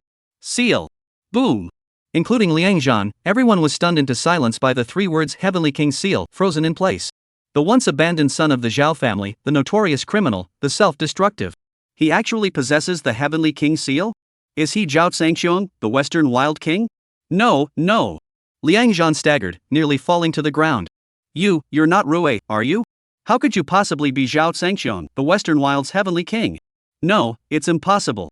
Liang Zhan's lips trembled, his eyelids twitched, and his face was filled with confusion and disbelief. The Zhao Rui from 4 years ago is dead. The one alive now is Zhao Zhangxiong. Zhao Zhangxiong spoke each word clearly and firmly. But every word of that sentence exploded like a thunderclap in Liang Zhan and the others' minds. No, it's impossible. Zhao Wu screamed wildly, It's a lie, you can't be Zhao Tianwang, it's impossible. He couldn't accept it. The abandoned son of the Zhao family, who had been discarded and despised 4 years ago, had become the all-powerful Zhao Tianwang. This was utterly mind-blowing. The remaining Zhao family members present couldn't accept it either. Every pair of eyes, filled with doubt and disbelief, turned toward Zhao Zhangxiong. Fake? Then let me show you the truth with your own eyes. Zhao Zhangxiong sneered, his expression suddenly changing as murderous intent erupted, causing the void to tremble. Blood blade guards, kill! The moment the word kill was uttered, the heavens and earth changed color. At that moment, the Heavenly King was enraged. When the Heavenly King raged, blood flowed like a flood. Chapter 73. When the Heavenly King grew enraged, rivers of blood flowed. Countless black afterimages and blood-red swordbeams tore through the air from the surrounding high ground. In an instant, heads rolled like dice, and blood stained the sky. The elite troops of the Liang and Zhao clans were like lambs led to slaughter, crying in despair. They wanted to flee, but it was too late. As soon as they took a step, a flash of blood-red blade light swept past. Heads fell, and blood flowed like a river. Within just a few seconds, the slaughter came to an end. The so-called elite of the Liang family lay lifeless on the ground, their blood forming rivers that dyed the surrounding peach grove red. Now, only 3 people remained alive, Liang Zhan, Li Feng, and Zhao Wu. Zhao Wu was too terrified to move. He knelt on the ground, motionless like a wooden chicken, frozen like a statue. Liang Zhan and Li Feng, being soldiers, were not cowed by the scene. However, they were still deeply shaken, their faces pale with fear. This was witnessing the blood blade guards slaughter with their own eyes. Zhao Zhangxiong remained calm, as if he had merely crushed dozens of ants. Do you still think I'm a fake? Zhao Zhangxiong swept his gaze over the 3 of them and asked in a calm voice. Liang Zhan and Li Feng trembled violently, snapping out of their daze. The youngest heavenly king in the history of the kingdom, the Western Wild Heavenly King. Liang Zhan stared intently at Zhao Sangxiong. In just 4 years, you went from a criminal to a heavenly king. How did you do it? Zhao Sangxiong smiled indifferently. It seems you still don't believe me. Of course, whether you believe or not doesn't matter. Let's get on with it. Wait. Liang Zhan shouted. Zhao Rui, no, Zhao Sangxiong. Even if you are the Western Wild's heavenly king, so what? You've already stepped down. You have no power or authority, it's just an empty title. And I, Liang Zhan, am the real Southern Frontier War God, the ruler beneath the king, holding a high position and immense power, commanding 30,000 troops. Do you think about the consequences of killing me? Liang Zhan spoke each word slowly, seemingly unafraid. Zhao Sangxiong smiled coldly. Many war gods have died by my hand. One more won't make a difference. As for the consequences, there's no consequence in this world that I, Zhao Sangxiong, cannot bear. Kill. I'm still a war god. Do you think I'm so easy to kill? Liang Zhan erupted with terrifying momentum, suddenly charging at Zhao Sangxiong. Capture the leader first, take this Western Wild King hostage, and no one will dare to move. Alas, the plan was beautiful, but reality was cruel. A blood-red blade slashed down from the side, severing a blood-soaked arm from the shoulder as easily as cutting tofu. Ah! A piercing scream rent the air as a figure retreated wildly. It was Liang Zhan. Sir! Li Feng shouted, drawing a pistol and aiming the black muzzle at Zhao Sangxiong. Swish! A flash of blade light, and a head flew through the air, not even giving the gunner a chance to release the safety. When the head hit the ground and rolled to Liang Zhan's feet, Liang Zhan finally despaired. A thunderous explosion echoed, and he knelt on the ground, as if he had lost his parents. Li Feng, as his deputy, though not a war god, was still a master of unparalleled skill. Yet he didn't even get a chance to act, the gap was too vast. Lifting his lifeless eyes, he looked at the towering figure standing before him and smiled bitterly. You are indeed the leader of the Blood Blade Guard, the legendary blood-handed butcher. Tu remained silent. He simply stood there, holding his blood-stained sword, waiting for orders. A thin line of blood trickled down the sharp blade. Behind Zhao Sangxiong, Suya was also utterly shocked by the Blood Blade Guard's tactics, her heart in turmoil. She had thought that tonight, in her battle against the war god, she had already prepared herself to make the ultimate sacrifice. But the result? It was just a minor character, not even worth her intervention. What kind of so-called war god? In front of the Blood Blade Guards, he was nothing but a weakling. Zhao Sangxiong hadn't even moved yet. The fact that he could control such a formidable force made Su Yao dare not imagine the true extent of his power. Dap, dap, dap. The footsteps echoed like the tolling of a funeral bell. Zhao Sangxiong signaled Tu to step back. He once again stood before Liang Zhan, his cold gaze fixed on the kneeling war god. Earlier, you said that in 30 years, the fortunes of the East and West would reverse, and that I, Zhao, wasn't even worthy to be your Shu soul. Now, do you still think I'm not worthy? Zhao Sangxiong's tone was filled with mockery and scorn. Liang Zhan's face turned red with embarrassment, and his lips twitched. Don't be too harsh. Zhao Sangxiong. You, don't get too cocky. Liang Zhan endured the excruciating pain, clenching his teeth and uttering a trembling voice. Soon, my lord the Heavenly King will personally lead 10,000 elite troops to occupy Nanzhou. If you kill me, when that time comes, my lord the Heavenly King will certainly demand your head. Poof. Zhao Sangxiong laughed. Do you really think I'm afraid of your southern region Heavenly King? If you're not afraid, dare you let me call the southern region's Heavenly King? Liang Zhan was playing the provocation card. He wanted to survive, and his only option was to seek help from the southern region's Heavenly King provided Zhao Sangxiong gave him the chance. Zhao Sangxiong laughed loudly. I know you're trying to provoke me. Alright, this king will grant you your wish. Liang Zhan froze, stunned that Zhao Sangxiong had agreed so easily. You've got guts. Wait and see. A fierce glint flashed in Liang Zhan's eyes. He used his remaining hand to pull out his phone and dialed the southern king's number. As soon as the call connected, he shouted, Your Majesty, it's Liang Zhan. Save me. Liang Zhan, what's going on? A stern voice of a middle-aged man came from the phone. Lord, save me. The Western Wild King is trying to kill me. He's already killed many of my men. Li Feng is already dead at his hands. Liang Zhan then quickly summarized the situation in the shortest possible terms. After finishing his report, Liang Zhan smiled savagely, picked up the phone, and handed it to Zhao Sangxiong. Our king wants to speak with you, Zhao Sangxiong. Do you dare? Chapter 74. Dare you? Liang Zhan stared at Zhao Sangxiong, his expression brimming with defiance. Zhao Sangxiong let out a cold laugh, a cheap provocation tactic. But, as you wish. As he spoke, Zhao Sangxiong took the phone and activated the video call on speakerphone. The phone screen flickered, revealing the stern face of a middle-aged man with a prominent forehead. The southern frontier king, Ning Yanbei, also known as the Ningnan King. Born into a military family, he was a second-generation general. Born with a silver spoon in his mouth, he started from a high point. His military career began with legendary achievements, and at a young age, he became a legendary soldier. At the age of 45, he was granted the title of king. He set the record for the youngest person to be granted the title of king in the history of the kingdom. However, his glory was short-lived. Zhao Zhangxiong, at just over 20 years old, was crowned king in only 4 years, shattering his record and leaving him bitter to this day. Those who are crowned kings have all fought tooth and nail, relying on their backgrounds, experience, and achievements, enduring decades of hardship to attain such honor. What does Zhao Zhangxiong have? No background, no qualifications. What qualifies him to sit alongside these seasoned elders? With such resentment, as soon as the video opened, Ning Nanwang's face darkened, adopting a haughty and authoritative demeanor.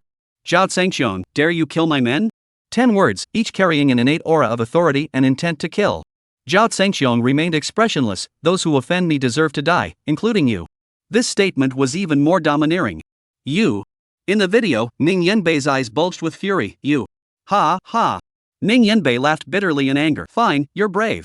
Originally, I planned to handle my own affairs before coming to Nanzhou. Now I've changed my mind.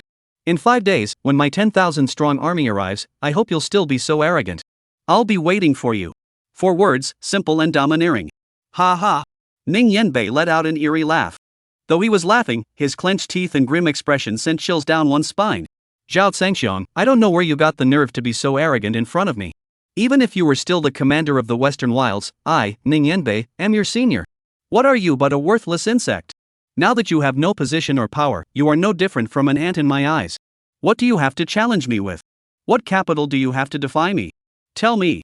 Ning Yanbei's roar was like a thunderclap, as if it would shatter the phone screen. Capital? Zhao Zhangxiong slowly raised his left hand and placed it in front of the screen, then suddenly clenched his fist, causing his knuckles to crack loudly. This is my capital. Arrogant and unstoppable. On the screen, Ning Yanbei's face turned as black as a pot bottom, his eyes like knives, as if he wanted to pierce through the screen and kill Zhao Zhangxiong on the spot. You want to compare fists with this king? Very well. Ning Yanbei clenched his teeth, his eyes wide with anger. Wait 5 days. We'll settle this with our fists. I hope you don't run away like a coward. I, Zhao Zhangxiong, have no habit of running away. Zhao Zhangxiong spoke with unwavering certainty. 4 years ago, on a battlefield where the survival rate was less than 1%, I did not flee. How could I do so now? Enough talk. It's time to send your so-called war god on his way. Zhao Zhangxiong suddenly turned his phone, aiming the camera at Liang Zhan, who was kneeling on the ground in a pitiful state. Seeing Liang Zhan covered in blood, with one arm missing, Ning Yanbei trembled with anger. Even when beating a dog, one looks at its master, let alone his left-hand man, the war god. This was utterly disrespectful. Zhao Zhangxiong looked down at Liang Zhan without emotion. For the sake of your king, I'll give you the chance to leave a last message. If you have anything to say to your family, you can have Ning Nanwang pass it on. On the phone screen, Ning Yanbei's face turned beet red with anger, and his lips twitched violently. This was too much. Heavenly King, save me! Save me! Liang Zhan was terrified of dying. He had called the Ning Nanwang out to save his life, not to deliver a last will and testament. Zhao Zhangxiong, spare him for 5 days. In 5 days, we'll settle this once and for all. I'll see if you have the guts to kill him in front of me. Ning Yanbei roared angrily. I'm sorry, but I, Zhao Zhangxiong, don't hold grudges overnight. If he's to die tonight, he won't survive till tomorrow. Zhao Zhangxiong showed no mercy, and besides, I'm right here in front of you now. Ning Nanwang's face turned beet red, his forehead pulsing violently. Ignoring the rage boiling within him, Zhao Zhangxiong fixed his cold gaze on Liang Zhan. Are you afraid of death? Too bad. You shouldn't have stolen this king's woman, and you shouldn't have killed my daughter. So, even if the southern frontier king comes, you'll still die. No. Liang Zhan broke down. Zhao Zhangxiong, no, your majesty, I was blinded by others and did wrong. I admit my mistake. Please spare me this once. I swear on my life. Kill him. Zhao Zhangxiong uttered only 2 words. No. Prince Ning, save me. Liang Zhan screamed hysterically. You dare. In the video, Ning Nanwang's roar thundered like a storm. His tiger-like eyes glared angrily, bloodshot with savagery, and his killing intent raged. Zhao Zhangxiong, I'll give you the courage to try. Kill one of them if you dare. Go ahead, dare you? Ha ha ha ha. Chapter 75. As you wish. Zhao Zhangxiong's words fell to the ground. Swish. A flash of blood-red blade light streaked past, and a head rolled through the air. A jet of blood shot into the sky, splattering the smartphone screen with droplets of blood. The legendary war god met his end, his head severed from his body. Really? He's really dead? Ning Yanbei on the screen stared in disbelief. He dared to kill. And he did it right in front of Ning Tianhuang's eyes. It was like slapping the Southern King in the face. Zhao Sangxiang, I, Ning Yanbei, will never coexist with you. If I don't kill you, I, the king of Ningnan, swear I will never be king. The next moment, a deafening roar shattered the phone. A loud crash followed, the sound of the phone shattering. In the end, only Zhao Wu remained. When Zhao Sangxiang approached Zhao Wu was already lying on the ground like a pile of mud, his soul gone. He was crying like a scared child. Zhao Sangxiang knelt down, a playful smile on his lips. Weren't you going to clean house? No. Wah. Zhao Wu shook his head violently, like a rattle. Master, I was wrong. Please spare my life. I'll kneel before you. He tried to kneel, but he couldn't get up, as if all the strength had been drained from his body. Tell me, who sent you here? Zhao Sangxiang pressed on. It was the family head, Zhao Changson, and Zhao Hong. They ordered me to kill you, along with everyone close to you, to eliminate all traces. Then, he sobbed and recounted the orders of Zhao Changsong and Zhao Hong in detail. Master, this Zhao family is despicable. Su Yao couldn't bear to listen anymore and said angrily, I'll take men to eliminate them immediately. The Zhao family's affairs are my responsibility. Zhao Sangxiang's voice was icy cold. Looking up at the bleak night sky, he exhaled softly, Uncle, my cousin. 4 years ago, you and your son tried to kill me. Unfortunately, I, Zhao Sangxiang, survived. I never sought revenge, but here you are, coming after me first. Since that's the case, don't blame me. As he finished speaking, the young figure stood up abruptly, and a cold wind whistled past him, rustling his robe and making a swoosh sound. Send him on his way. Bring his head to the Zhao family. After issuing this icy command, Zhao Sangxiang stood up, turned his back, and walked toward the villa's front door without looking back. Master, spare my life, please. Swish! A flash of steel, and the head rolled to the ground. All sound ceased, and the outside world returned to calm. Su Yao, call Qin Yuanshan and Qi Wei over to clean up. They know what to do. As the voice faded, the young figure had already disappeared inside the gate. The matter was settled. The blood blade guards sheathed their blades, and 17 figures flickered and vanished into the darkness. Upon receiving the notification, Qin Yuanshan and Qi Wei hurried to the Peach Grove Villa with their men. When they saw the rolling heads and the horrific scene, they were all speechless. Some with weak hearts vomited on the spot, leaving an indelible psychological trauma. After taking a quick look around, the two dared not continue watching and hurried to Su Yao's side. Miss Su Yao, where is the war god? Su Yao raised her hand and pointed in a certain direction. Qin Yuanshan and Qi Wei, along with their men, all looked in the direction Su Yao had indicated. There lay a headless, dismembered body, its severed arms dangling limply, lying crookedly in front of a vehicle's hood. The head had rolled under the vehicle. Without even looking at the head, the war god's military uniform made it clear that it was Liang Zhan. The war god is dead? Boom! Everyone's minds went blank, their brains freezing up. It felt unreal. The war god is dead, and he died so brutally, his body torn apart. Not to mention the others, Qi Wei and Qin Yuanshan were both trembling with fear, sweat pouring down their faces, their backs completely soaked. Gentlemen, don't just stand there. The master ordered you to clean up the mess. You know what to do, Su Yao reminded them solemnly. The two leaders snapped out of their daze and nodded frantically like chickens pecking at grain. Yes, we understand. We all understand. In any case, Zhao Sangxiang was responsible for the killing, while they were tasked with cleaning up the aftermath. Next came cleaning the scene, sealing off the area, preventing panic, and finding a plausible cause of death for the victims. While they were busy beyond belief, Zhao Sangxiang returned to his room leisurely. Big brother, Li Hu called out from the door. Is Jiao okay? Did she get scared? Zhao Sangxiang asked. She's fine. The villa's doors have good soundproofing. Jiao woke up earlier, but I comforted her, and she fell back asleep. Li Hu answered honestly. That's good. Zhao Sangxiang sighed in relief, but suddenly his expression hardened, and a cold aura spread from him. Now it's time to deal with Qin Ziming. Li Hu nodded. Big brother, rest assured. I guarantee Qin Ziming won't get a wink of sleep tonight. It was now the middle of the night. Outside the emergency room of a hospital, Qin Zishuan had been in surgery for several hours when Qin Ziming finally arrived after rushing there from a meeting. Qin Zishuan's subordinates immediately briefed him on the situation. Zhao Rui. Qin Ziming muttered the name, recalling what he had done 4 years ago, feeling a sudden wave of panic. Mr. Qin, you're the son-in-law of Deputy Governor Chao and the chief assistant to the governor. Your sister has been treated like this. Hurry up and have someone arrest that dog Zhao Rui. At that moment, one of Qin Zishuan's card-playing friends shouted at Qin Ziming, your sister's face was slashed 12 times. She's been in surgery for hours and hasn't come out yet. This must be serious. How can you stand it? Qin Ziming was enraged, and the unease in his heart vanished instantly. He clenched his teeth and shouted furiously, Zhao Rui, you want to play, do you? Fine, I'll play with you. I didn't kill you 4 years ago, but today I'll make sure you die. With a loud shout, Qin Ziming dialed the phone number of the head of the inspection bureau, his eyes bloodshot. Chapter 76. Mr. Qin, is there something urgent at this hour? The phone rang, and a middle-aged man's voice came through. Qin Ziming, Director, I need your help. My sister. I'm sorry, but there's nothing I can do about this. The other party didn't even wait for Qin Ziming to finish speaking before hanging up. What does that mean? Qin Ziming was furious. I haven't even said what it's about yet. Ring ring, the phone rang again suddenly. Who is it? Qin Ziming, in a bad mood, didn't even bother to look at the number and shouted, if you have something to say, say it. If not, get lost. Mr. Qin, the big shot's assistant sure has some attitude. A familiar, cold laugh came through the phone. Qin Ziming froze, his face turning pale. You? Zhao Rui? You're not a bad old friend. You recognized my voice right away.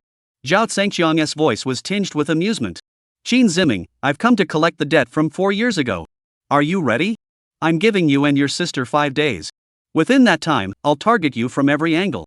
I hope you can mount a decent counterattack. Don't let me down. These words deeply provoked Qin Ziming. Zhao Rui, don't get too cocky. Qin Ziming roared, 4 years ago, you were completely defeated in front of me. Mentioning the events of 4 years ago, Qin Ziming smirked triumphantly. Back then, you were so full of yourself, a young prodigy with a bright future, and you even married Lin Shangyue, the most beautiful woman in Nanzhou. But when I made my move, haha, you lost everything and became a notorious criminal, a scummy man, and a worthless who willingly sank into depravity, haha. Qin Ziming's laughter carried a twisted sense of satisfaction. You must have been desperate back then. How did that feel, haha? You're proud of yourself, aren't you? Zhao Zhangxiang's voice was as cold as ice. 4 years ago, I was blind to have befriended such a treacherous and heartless creature like you. That's why I swore that someone like you deserves to go to hell. In 5 days, I'll send you and your sister on the same path. The reason I chose 5 days is so you can experience the despair I felt 4 years ago. Qin Ziming laughed derisively, haha, making me experience despair? You, Zhao, aren't qualified. With my current status, the son-in-law of Deputy Governor Chao and the first assistant to the governor, what do you have to challenge me with? First assistant to the governor? You won't be that soon. Zhao Zhangxiang sneered. Go to hell. Who do you think you are? Qin Ziming sneered even more.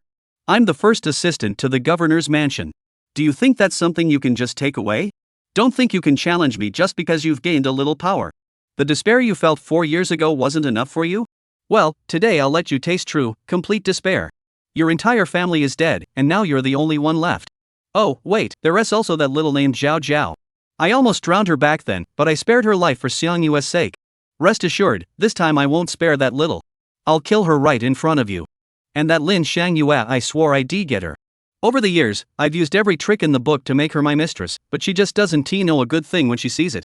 Since that's the case, I'll make sure she meets the same fate as your sister. I'll have 20 men tear her apart alive, haha.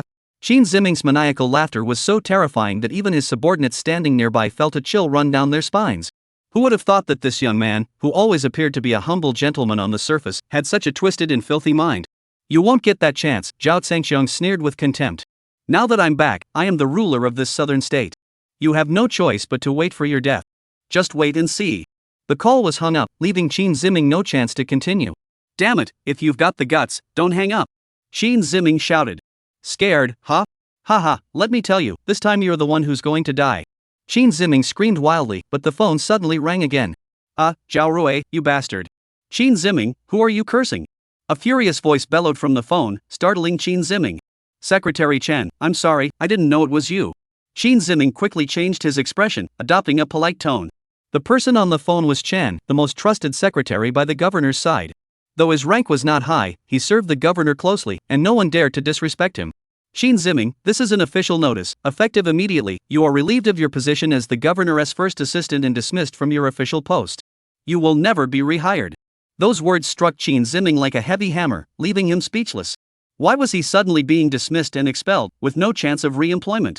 Earlier, Zhao Rui had mentioned that he wouldn't be an assistant much longer. Could it be his doing? Impossible. A criminal who narrowly escaped death couldn't possibly have such influence. Even the governor has no authority to dismiss me. Did you ask my father-in-law, Deputy Governor Chao, before dismissing me? Qin Ziming roared, invoking his most powerful backer.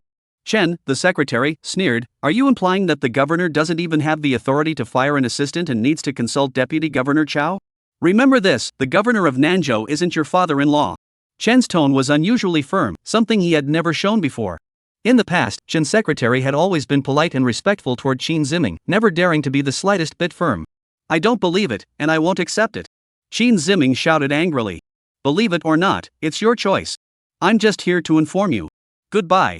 Oh, and it's best if we never see each other again. Chen hung up the phone rudely. Qin Ziming listened to the busy tone coming from his phone and cursed under his breath. A mere secretary dares to act so arrogantly in front of me? I'll show him. Qin Ziming gritted his teeth and dialed his father-in-law Chao Gui's phone. Chapter 77. As soon as the call connected, Qin Ziming blurted out, "Dad, that guy surnamed Chen just called me and said, I already know about it. You've been fired." Chao Gui's single sentence left Qin Ziming speechless. Qin Ziming's expression froze for a moment.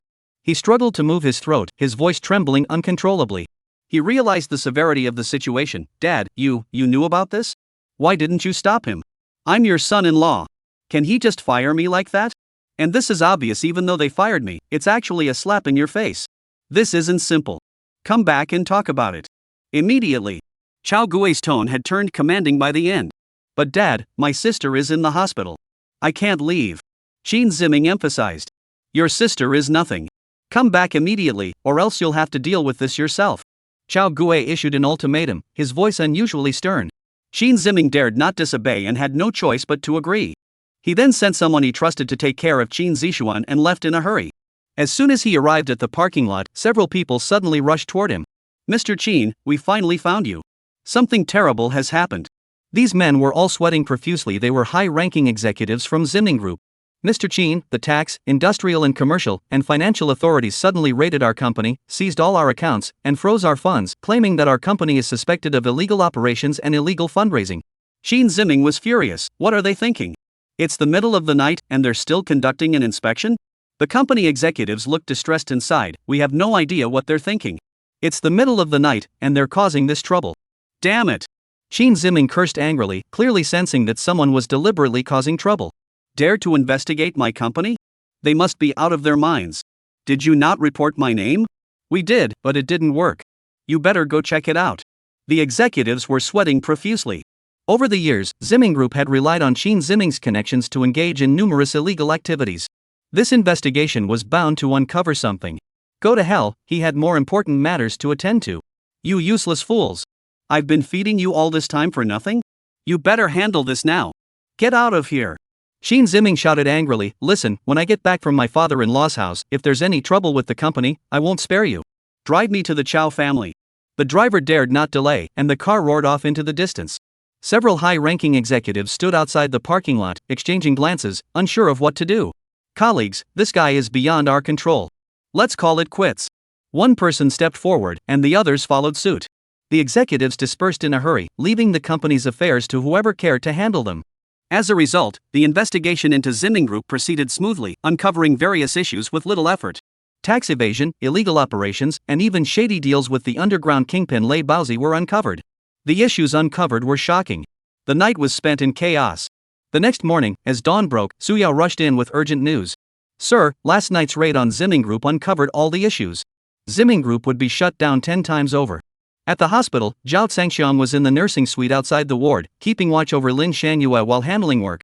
After reviewing the report, Zhao Zhangxiang remained expressionless. "The Qin siblings used underhanded tactics to take over my sister's company.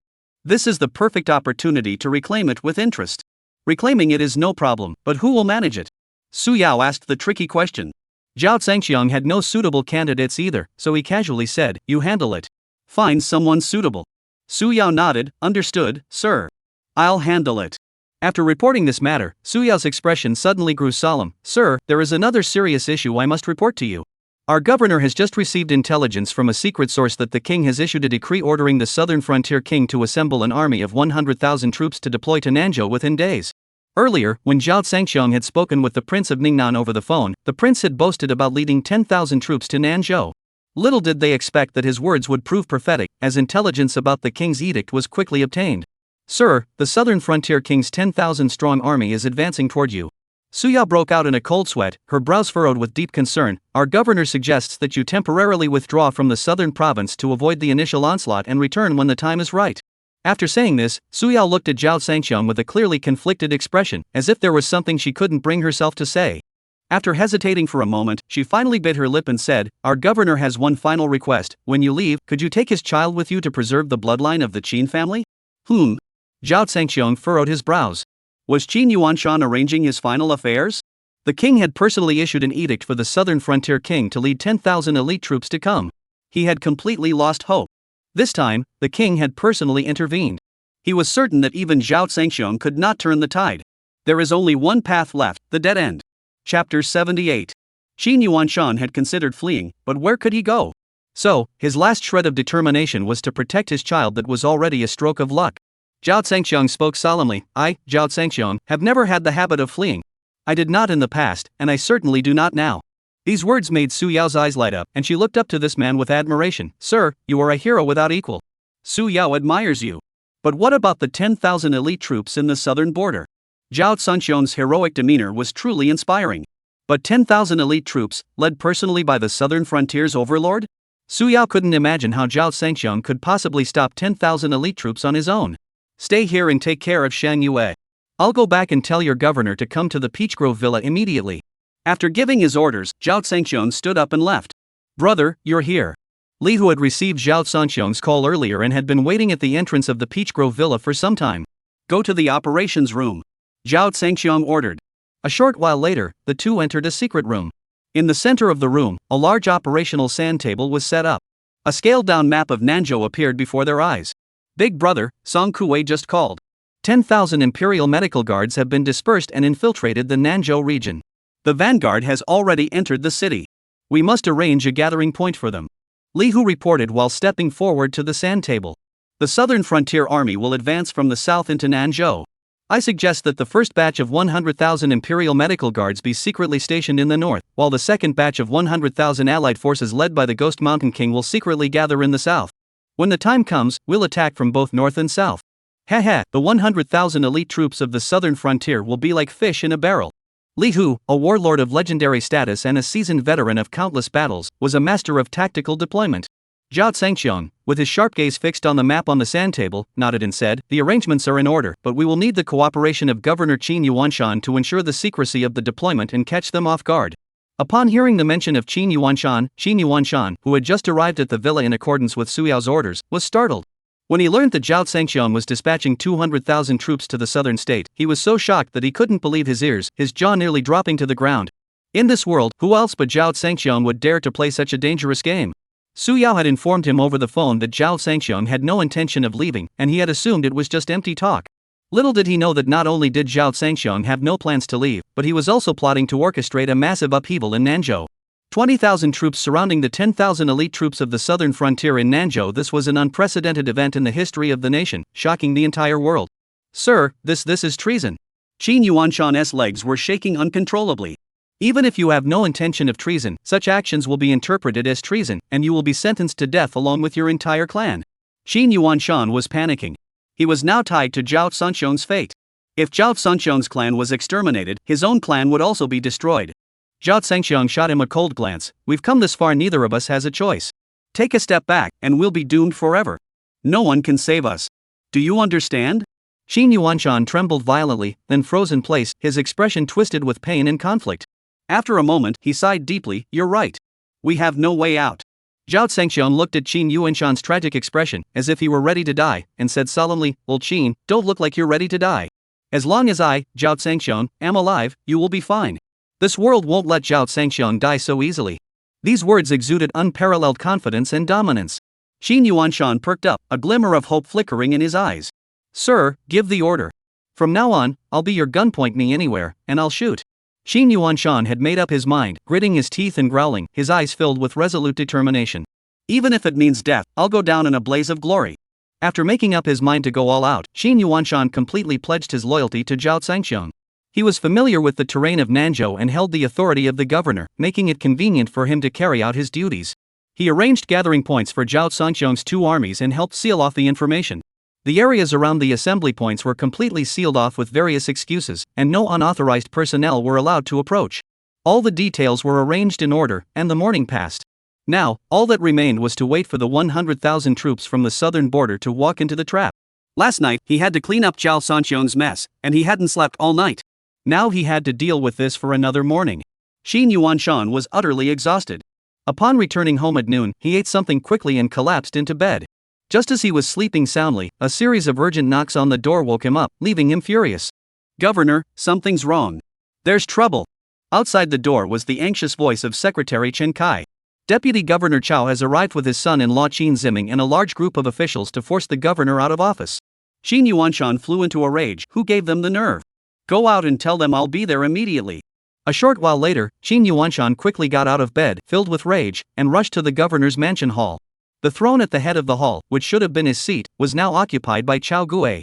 Qin Ziming stood behind Chao Gue, looking down on everyone with a smug expression, and sneered at Xin Yuanshan as he entered. Last night, he dared to strip him of his position. Today, he would make Xin Yuanshan pay a heavy price. What of the governor? In this corner of Nanzhou, the Chao family was the true local tyrant. Qin Ziming's revenge came swiftly. Chapter 79. The hall was filled with a large number of high-ranking officials. Among them, 3 men dressed in black formal attire, with golden emblem badges on their chests, stood out prominently with their stern and upright expressions. Their presence signaled a change in the nature of the situation. Qin Yuanshan's anger subsided, and his heart sank little by little. These 3 individuals were from the local council with the authority to impeach the governor. The eldest, a man in his 50s, was the current president of the council, Chao Chong. Upon seeing Qin Yuanshan enter, Chao Chong did not wait for him to speak.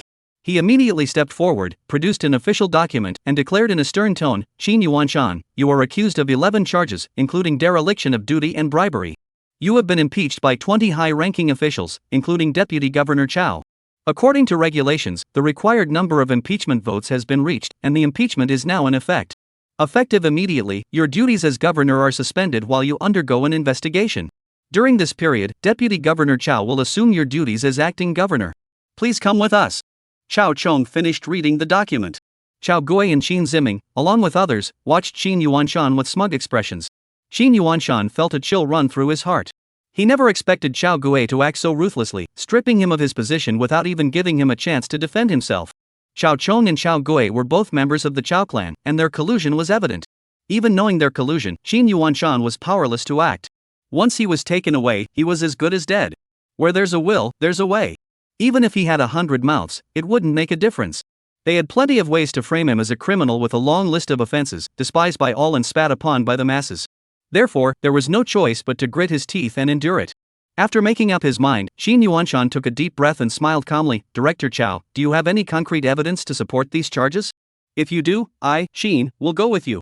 If not, then this is a false accusation, and as the governor, I refuse to cooperate." Chao Chang's expression darkened, and he barked, "Qin Yuanshan, this is not up to you. Seize him." "Yes." A loud shout rang out, and a group of armed men rushed in. They were the governor's personal guard. Seeing his own bodyguards, who were supposed to protect him, now turning into tools to arrest him, Qin Yuanshan's eyes widened in fury. He glared at the leader of the personal guard, a tall, muscular young man standing over 6 feet tall, and growled through clenched teeth, "Yang Jin, I personally promoted you step by step. I never thought you would betray me." Yang Jin sneered, "Qin Yuanshan, you have abused your power and perverted justice. Even if I were your own kin, I would still uphold justice and eliminate the traitor." Every word was spoken with unwavering resolve, brimming with a sense of justice. "Good." Chao Gue shouted in approval, leading the applause. The hall erupted in applause. Ha ha ha. Qin Yuanshan laughed bitterly, "What a fine defender of justice. Qin Yuanshan, stop struggling. Surrender yourself." At that moment, Qin Ziming walked over with a smug smile. "We share the same surname, Qin. We should be family. Unfortunately, you don't know what's good for you. How dare you frame and close down Ziming Group?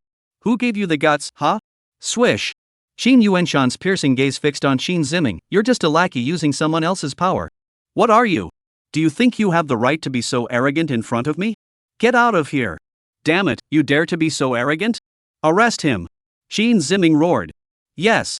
Yang Jin roared, about to act. "Stop." A shrill female voice cut through the air, followed by the thunderous sound of footsteps. A tall, stunning woman burst into the room, accompanied by her entourage. It was Su Yao. The governor's personal guard was divided into inner and outer guards. The inner guard was smaller in number, consisting of the elite, personal bodyguards who protected the governor at all times. They rarely appeared in public and were led by Su Yao, a trusted confidant of the governor. The outer guard, though larger in number, was responsible for guarding the governor's mansion and ensuring security during important meetings, led by Yang Jin. Su Yao's sudden arrival made Yang Jin feel a bit uneasy. He knew how dangerous this woman was. Commander Su Yao, what are you doing? Are you defying the joint decision of the Senate and the other officials? Xin Ziming glared at Su Yao, his words dripping with threat. You're just an inner guard commander who gave you the audacity to block us from arresting someone? Chao Gue, a powerful figure, suddenly spoke up. Sitting at the head of the table, he looked stern. Kneel down and crawl over here. Everyone sucked in their breath in shock. His voice was calm, but it carried an overwhelming sense of oppression, causing cold sweat to pour down their faces. Su Yao's beautiful eyes shot out icy glances, fixated on Chao Gue at the head of the table, taking one step at a time toward him. Are you really making me kneel? Her expression remained calm, her voice indifferent. I fear you cannot bear it. Chao Gue burst into laughter. As the esteemed governor, would I be unable to endure the kneeling of a mere woman? Kneel before me, or else, on my first day in office, I will make an example of your entire clan. His voice was harsh and ruthless, echoing throughout the hall, sending shivers down everyone's spines. Chapter 80. Su Yao continued to stare intently at Chao Gue, her expression calm. All right, since you insist I kneel, don't regret it. As she spoke, she suddenly pulled out a large seal from her bosom, held it high in her hands, and then knelt down with a thud. Seeing the seal, everyone's pupils dilated in shock. Wait! Chao Gue abruptly stood up and shouted urgently. But it was too late. With a thunderous crash, Su Yao knelt before Chao Gue, holding the seal aloft. Everyone was stunned, and Chao Gue was speechless. The seal Su Yao held in her hands was the Heavenly King's seal. According to the laws of the Great Xia dynasty, anyone of rank below the first rank must kneel upon seeing the Heavenly King's seal. Otherwise, severe punishment would follow. Those with a hostile attitude could be executed immediately without prior approval. Now, Su Yao was actually kneeling before Chao Gue while holding the Heavenly King's seal. This is unbelievable. Chao Gue's scalp tingled, his mind went blank for a moment, and he didn't know what to do. Who the hell could have imagined that this woman actually had a Heavenly King's seal in her hands? Deputy Governor Chao, do you recognize the seal in my hand? Su Yao asked coldly. Chao Gue collapsed onto the ground, his face ashen, sweat pouring down his forehead. Heaven, the Heavenly King's seal?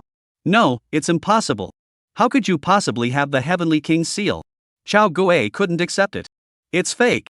It must be fake. Xin Ziming jumped up and shouted, how could he possibly have the Heavenly King's seal? Xin Ziming, forging the Heavenly King's seal is a capital offense punishable by the execution of 9 generations of one's family. Do I, Su Yao, have the guts to do such a thing? Do you dare? Do any of you present dare? With those words, everyone fell silent, and the scene once again fell into dead silence. As Su Yao had said, who would dare to forge the Heavenly King's seal? That's a crime punishable by decapitation. Even if someone were bold enough to forge it, they wouldn't dare bring it here to their own death. For a moment, Xin Ziming and the others were speechless, their faces ashen. But no matter how hard they tried, they couldn't fathom how Su Yao could possibly possess the Heavenly King's seal. If you don't believe me, we can invite experts to authenticate the seal's authenticity.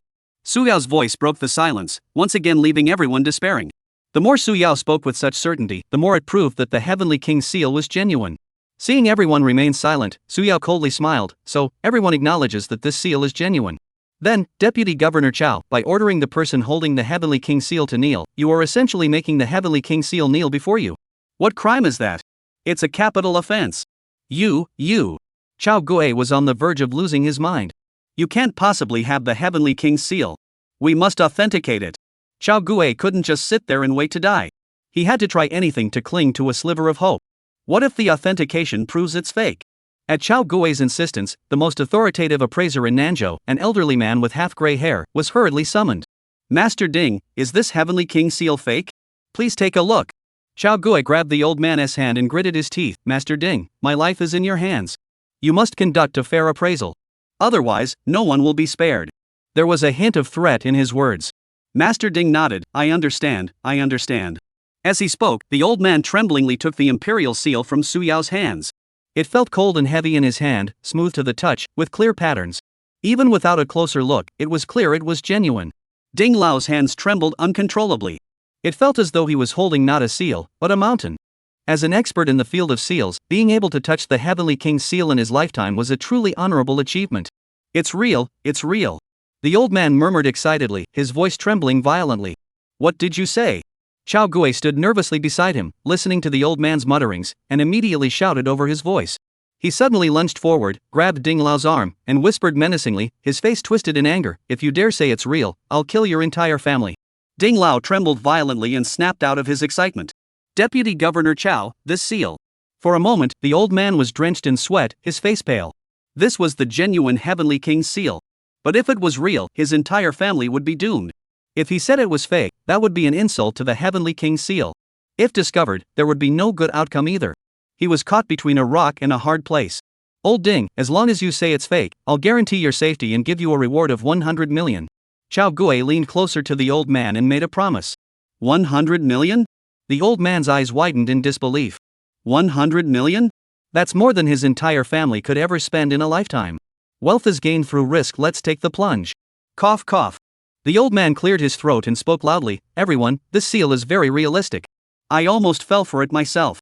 It's truly indistinguishable from the real thing. But even the craftiest fox can't fool an old hunter. After careful examination, I can now confirm that this seal is. The last word, fake, was uttered with a hint of hesitation. Su Yao, who had been kneeling on the ground, suddenly stood up and glared at the old man angrily. Master Ding, you are a respected expert. Don't let a moment of confusion ruin your lifelong reputation. Shut up! Chao Gui roared. You little brat, does old Ding need you to tell him how to do his job? After silencing Su Yao, Chao Gui encouraged the old man, Master Ding, speak your mind boldly. I am here, and so is Director Chao. We will stand by you. All right. The old man nodded repeatedly, clenched his teeth, and shouted, the seal is fake. Boom! A single stone sent ripples across the pond, and the entire hall erupted in chaos. In an instant, the tense crowd erupted into cheers, clapping, and celebrating. Haha, it's fake. It's actually fake. You scared the life out of us just now. Ha ha. Chapter 81. Sheen Zimming laughed the loudest and most piercingly, I told you so. The seal is fake. Using a fake seal to threaten us? She is asking for trouble. Xin Yuanshan, you ordered your subordinates to forge the king's seal. Your entire clan is doomed. Wah-aha. Xin Yuanshan's face turned pale, impossible. It can't be fake. Amidst the shouts, Xin Yuanshan rushed over in a daze, grabbing Ding Lao's hand. Ding Lao, please take a closer look. This seal can't be fake. I've already examined it carefully. It's definitely fake. The old man spoke with unwavering certainty. Could you have made a mistake? Xin Yuanshan refused to give up. I've been an expert in seals for decades. I would never make a mistake. If I did, I'd take my life for it. Those words fell like a hammer from the heavens, shattering all of Qin Yuanshan's hopes. A loud crash echoed as he collapsed onto the ground, as if he had lost his parents. Then take your life as payment. Suddenly, a cold, indifferent voice rang out. The smell of blood and the aura of death suddenly filled the air, sweeping through the hall with overwhelming force, making everyone feel as though they were in a bloody slaughterhouse. Pores exploded, and every hair on their bodies stood on end. Everyone in the hall looked toward the door in terror. At that moment, several shadowy figures had appeared outside the door.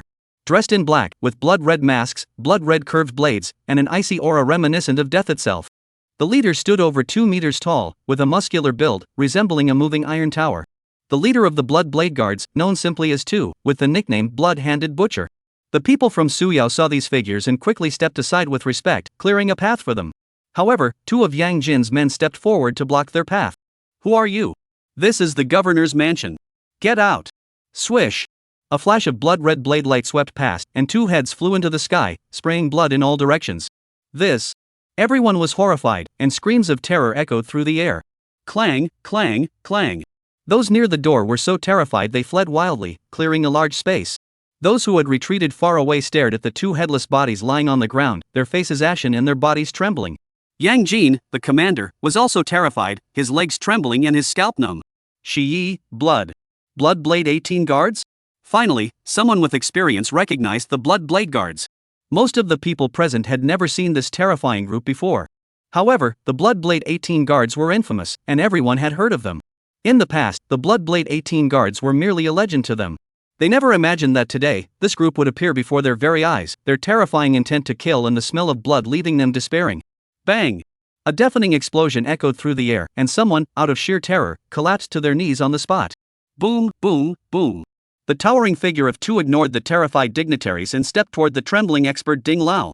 With each step, the floor trembled like thunder, sending shivers down everyone's spines. Some timid individuals felt as though their hearts were about to shatter. After a moment, Tu stood before Ding Lao. His indifferent gaze merely glanced at the old man, causing him to feel as though a knife had been thrust into his chest. The fear of death swept through his entire body in an instant. With a thud, the old man knelt down, unable to hold on to the large seal he was holding, which fell to the ground. Whoosh! Just as the seal was about to hit the ground, a large hand steadied it. The Western Wild Heavenly King's seal, dare you call it fake? How many heads do you have? The icy, bone-chilling voice sounded like the judgment of the Grim Reaper. The old man trembled uncontrollably, his body shaking like a sieve, terrified beyond words. He tried to speak several times, but no sound came out of his mouth.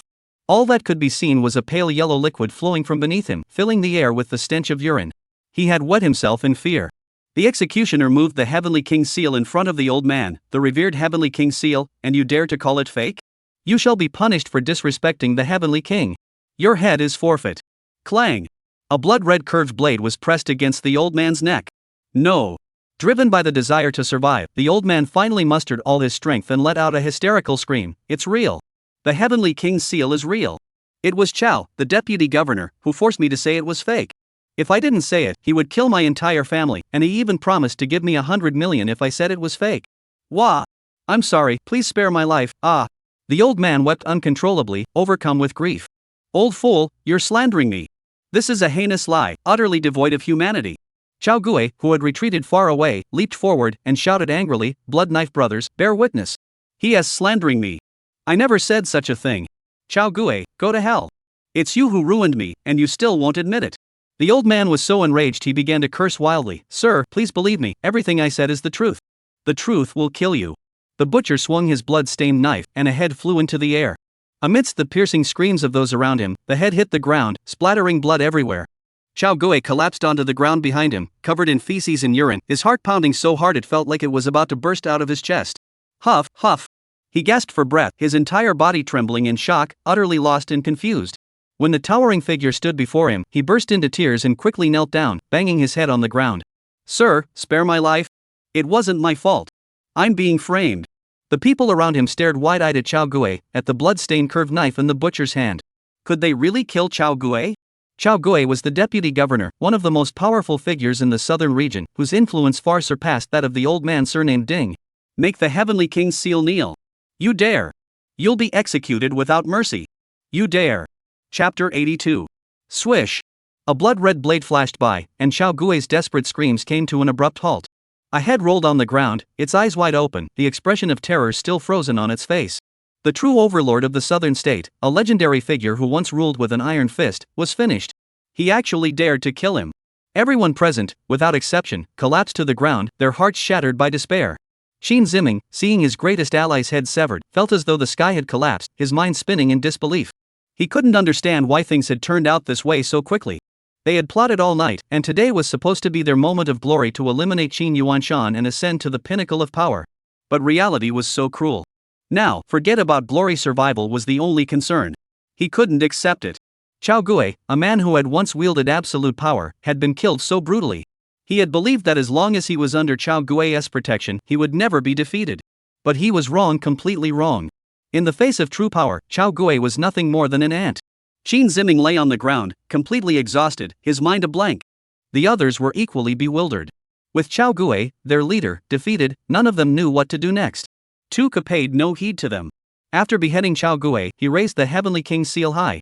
Those who refuse to kneel before the seal or dare to slander it as fake shall be executed without mercy. The words rang out like a decree from the underworld. No, we're innocent. I didn't say it was fake. Terrified and heart-wrenching screams filled the air.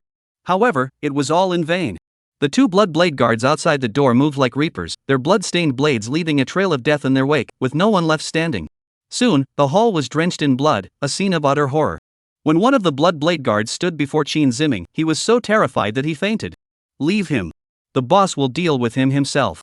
The butcher's words temporarily spared Qin Ziming's life.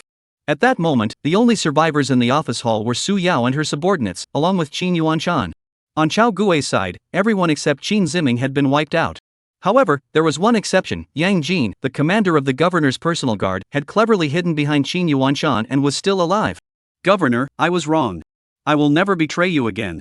Please save me. Wailing. Yang Jin, seeing that Tu's gaze was fixed on him, was terrified and knelt before Qin Yuanshan, weeping bitterly and begging for mercy. Qin Yuanshan closed his eyes in pain and shook his head. I cannot save you. If only you had known this would happen, why did you do it in the first place? Go in peace. No, I don't want to die. Yang Jin shouted. Qin Yuanshan, are you really this heartless? Even though I betrayed you this time, I followed you before and at least put in the effort. You can't just abandon me like this. Qin Yuanshan was stunned. How could someone be so shameless? You betrayed me and now you have the nerve to argue? Before he could say more, a crimson blade flashed by, and warm liquid splattered onto his face, the pungent smell of blood making it hard to breathe. Qin Yuanshan's heart trembled. He knew Yang Jin was finished. Looking at the scattered heads on the ground, his heart trembled violently, and his face turned deathly pale. Though the dead weren't him, this was still terrifying beyond belief. The matter settled, the Blood Blade Guards departed with the Heavenly King's seal, leaving no trace behind. Their purpose was to kill, and once their task was done, they left. Watching the receding figures, Qin Yuanshan collapsed against the wall, muttering to himself, where the blood blade passes, not a blade of grass remains. The Blood Blade Guards truly live up to their name, they are not human. Not just Qin Yuanshan, even Su Yao, who had been forged through blood and fire, had a pale face at that moment. The bodies lying on the ground were all high-ranking officials from the southern state. Now they had all been wiped out in one fell swoop. Chao Gui's forces had been completely annihilated, and the higher-ups were left with a severe leadership vacuum. Qin Yuanshan felt a mix of joy and sorrow. He was glad that his sworn enemies had finally been completely destroyed. From now on, the Chao family would be at his mercy. Worried because the collective elimination of the high-ranking officials was an unprecedented event since the founding of the nation. If word of this spread, it would cause a national uproar, and the inner court would certainly be enraged. Sir, there is no need to worry, Su Yao, who was quick-witted, noticed Qin Yuanshan's concerns and stepped forward to say, our top priority is to seal off the news. As for the inner court's anger, we will leave that to Mr. Zhao. Since he dared to kill these people, he must have some backing. We should follow his instructions. Humph. Qin Yuanshan took a deep breath to calm himself, nodded, and said, there is no other option. Go report back to Mr. Zhao immediately. I will handle matters here. Yes. Su Yao hurried away. Shortly thereafter, the governor's office released a major announcement through its official website and news outlets. Led by Chao Gui, over a dozen high-ranking officials were collectively dismissed and arrested for illegal activities, awaiting further punishment. Meanwhile, companies affiliated with the Chao family, including those owned by Qin Ziming and his siblings, were found to have engaged in irregular business operations and even had shadowy dealings with the underground emperor. A joint task force comprising the inspection, commerce, taxation, and economic crime investigation departments was immediately formed to seal off all operations of the two companies. The news sent shockwaves throughout Nanzhou. Everyone was stunned, exclaiming that the sky was about to change in Nanzhou. Chapter 83. News of the upheaval in Nanzhou quickly reached the inner court of Yendu. Upon learning that Chao Gui and over a dozen other high-ranking officials had been executed by the Blood Blade Guards, the head of the inner court, Gu Daofeng, flew into a rage. These individuals were all under the jurisdiction of the inner court. Even if local authorities sought to impeach them, it would require the inner court's approval before any action could be taken. Touching them required the inner court's approval, otherwise, it would be an act of contempt toward the inner court. In this world, who dares to defy the inner court? Yet today, not only has someone defied it, but they have beheaded over 10 people without so much as a word, and they only found out about it afterward. Zhao Zhangxiong, you deserve to die. You deserve to die. Gu Daofeng's roar thundered like a storm, his fists clenched so tightly they cracked, and his teeth ground together in fury. Though he longed to tear Zhao Zhangxiong apart with his bare hands, but he helplessly realized that the other party had acted under the pretext of disrespecting the emperor's seal, which was entirely justified. Even the ruler of the country couldn't say a word. What a humiliation! The Heavenly King's seal must be retrieved. For this, Gu Daofeng once again paid a visit to the king, weeping and pleading with all his might to have Zhao Zhangxiong's Heavenly King's seal returned. This time, he was granted permission. Gu Daofeng received the imperial edict and wept tears of joy. But who would go to retrieve the Heavenly King's seal? Zhao Zhangxiong is a man who dares to assassinate even the inner court's most powerful figures. If he's provoked, Gu Daofeng fears for his own life. This was a highly dangerous and unwelcome task, and no one dared to accept it. In the end, Gu Daofeng forcibly ordered Zhou Wenru, the third-ranked official in the inner court, to carry out the mission. Zhao Zhangxiong's current achievements were due to Zhou Wenru's discerning eye for talent, who had once defied the consensus to promote him. Their relationship was no ordinary one. Under orders, Zhou Wenru had no choice but to head to Nanzhou. As soon as he left Yin capital, he secretly sent a message to Zhao Zhangxiong. When Zhao Zhangxiong received Zhou Wenru's secret message, it was already evening in Nanzhou. At that moment, he was watching the local evening news in the living room of his villa. The news was reporting on the major incident that had occurred in Nanzhou earlier that day. Chao Gui's followers had been arrested en masse at the governor's mansion, and all of the Chao family's businesses were under investigation, with countless properties being sealed off. The Chao Empire was on the brink of collapse. As he was engrossed in the news, his phone vibrated. He took out his phone and his pupils contracted slightly. Zhao Zhangxiong was quite surprised to receive a message from Zhou Wenru. They hadn't been in contact for a long time. Opening the message, his eyebrows furrowed. Big brother, what's wrong? Li Hu, who was standing beside him, noticed Zhao Zhangxiong's expression and asked curiously. Zhao Zhangqiang said nothing and simply handed the phone over. After reading the message, Li Hu's expression changed. They want to seize the Heavenly King's seal. As expected, Zhao Zhangqiang remained calm. The Heavenly King's seal is merely an external object. True strength lies within oneself. Even without the Heavenly King's seal, I, Zhao Zhangqiang, will still be the ruler of this world. The last sentence was deeply moving, making Li Hu's blood boil. It turned out that the elder brother had never cared about the Heavenly King's seal. Report! The sudden report interrupted their conversation. Su Yao appeared at the door, hurried to Zhao Zhangqiang's side, and reported urgently, "Sir, we've just received news that your parents are still alive." With a loud crash, the teacup Zhao Zhangqiang had just picked up from the table shattered on the ground. Whoosh! He stood up abruptly, his face flushed red, and his body trembling. "You, say that again?" Su Yao saw Zhao Zhangqiang's uncontrollably excited state and was deeply shaken. She had never seen him lose his composure like this before. "Sir, the details are still unclear. We need to find someone," Su Yao hurriedly replied. "Zhao Zhangqiang, who?" Su Yao, the underground emperor of Nanzhou, Lei Baozi. It was his men who buried the two elders alive. Crack! The floor tiles beneath his feet suddenly shattered. Zhao Zhangqiang's eyes turned bloodshot. "He deserves to die. Lead the way." Feeling Zhao Zhangqiang's terrifying intent to kill, Su Yao's delicate body trembled violently, and she hurriedly led the way ahead. The destination was the renowned Xiaoyao Palace, the largest and most luxurious entertainment venue in the southern state, without equal. It combined dining, accommodation, gaming, and leisure entertainment all under one roof. Countless wealthy tycoons flocked here, spending lavishly to indulge in the pleasures of life. Thanks to the Xiaoyao Palace's daily profits, Lei Baozi had amassed a fortune, and his influence grew year by year. His influence radiated out from Nanzhou to surrounding provinces, making him a figure of immense power and influence. A single word from him could determine the fate of countless lives. The rules of the underworld, both above and below the surface, were all dictated by him alone.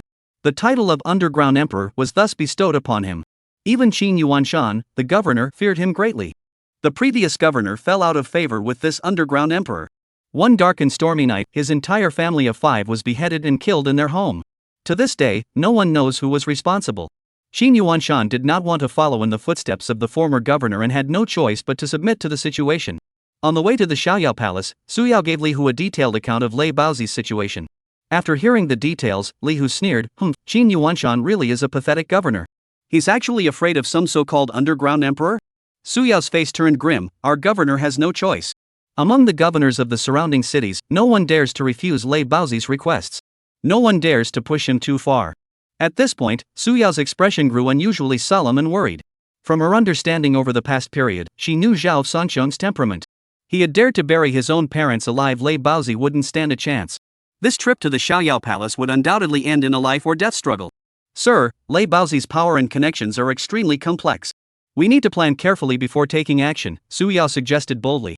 He has 4 top lieutenants. We can take them out one by one. Once we've captured all 4 of his lieutenants, dealing with Lei Baozi will be much easier. A mere gangster, he's not worth my time or effort. Zhao Zhangqiang sat in the back seat, eyes closed in meditation, too lazy to open them. Li Hu, call 2 to bring a small team over.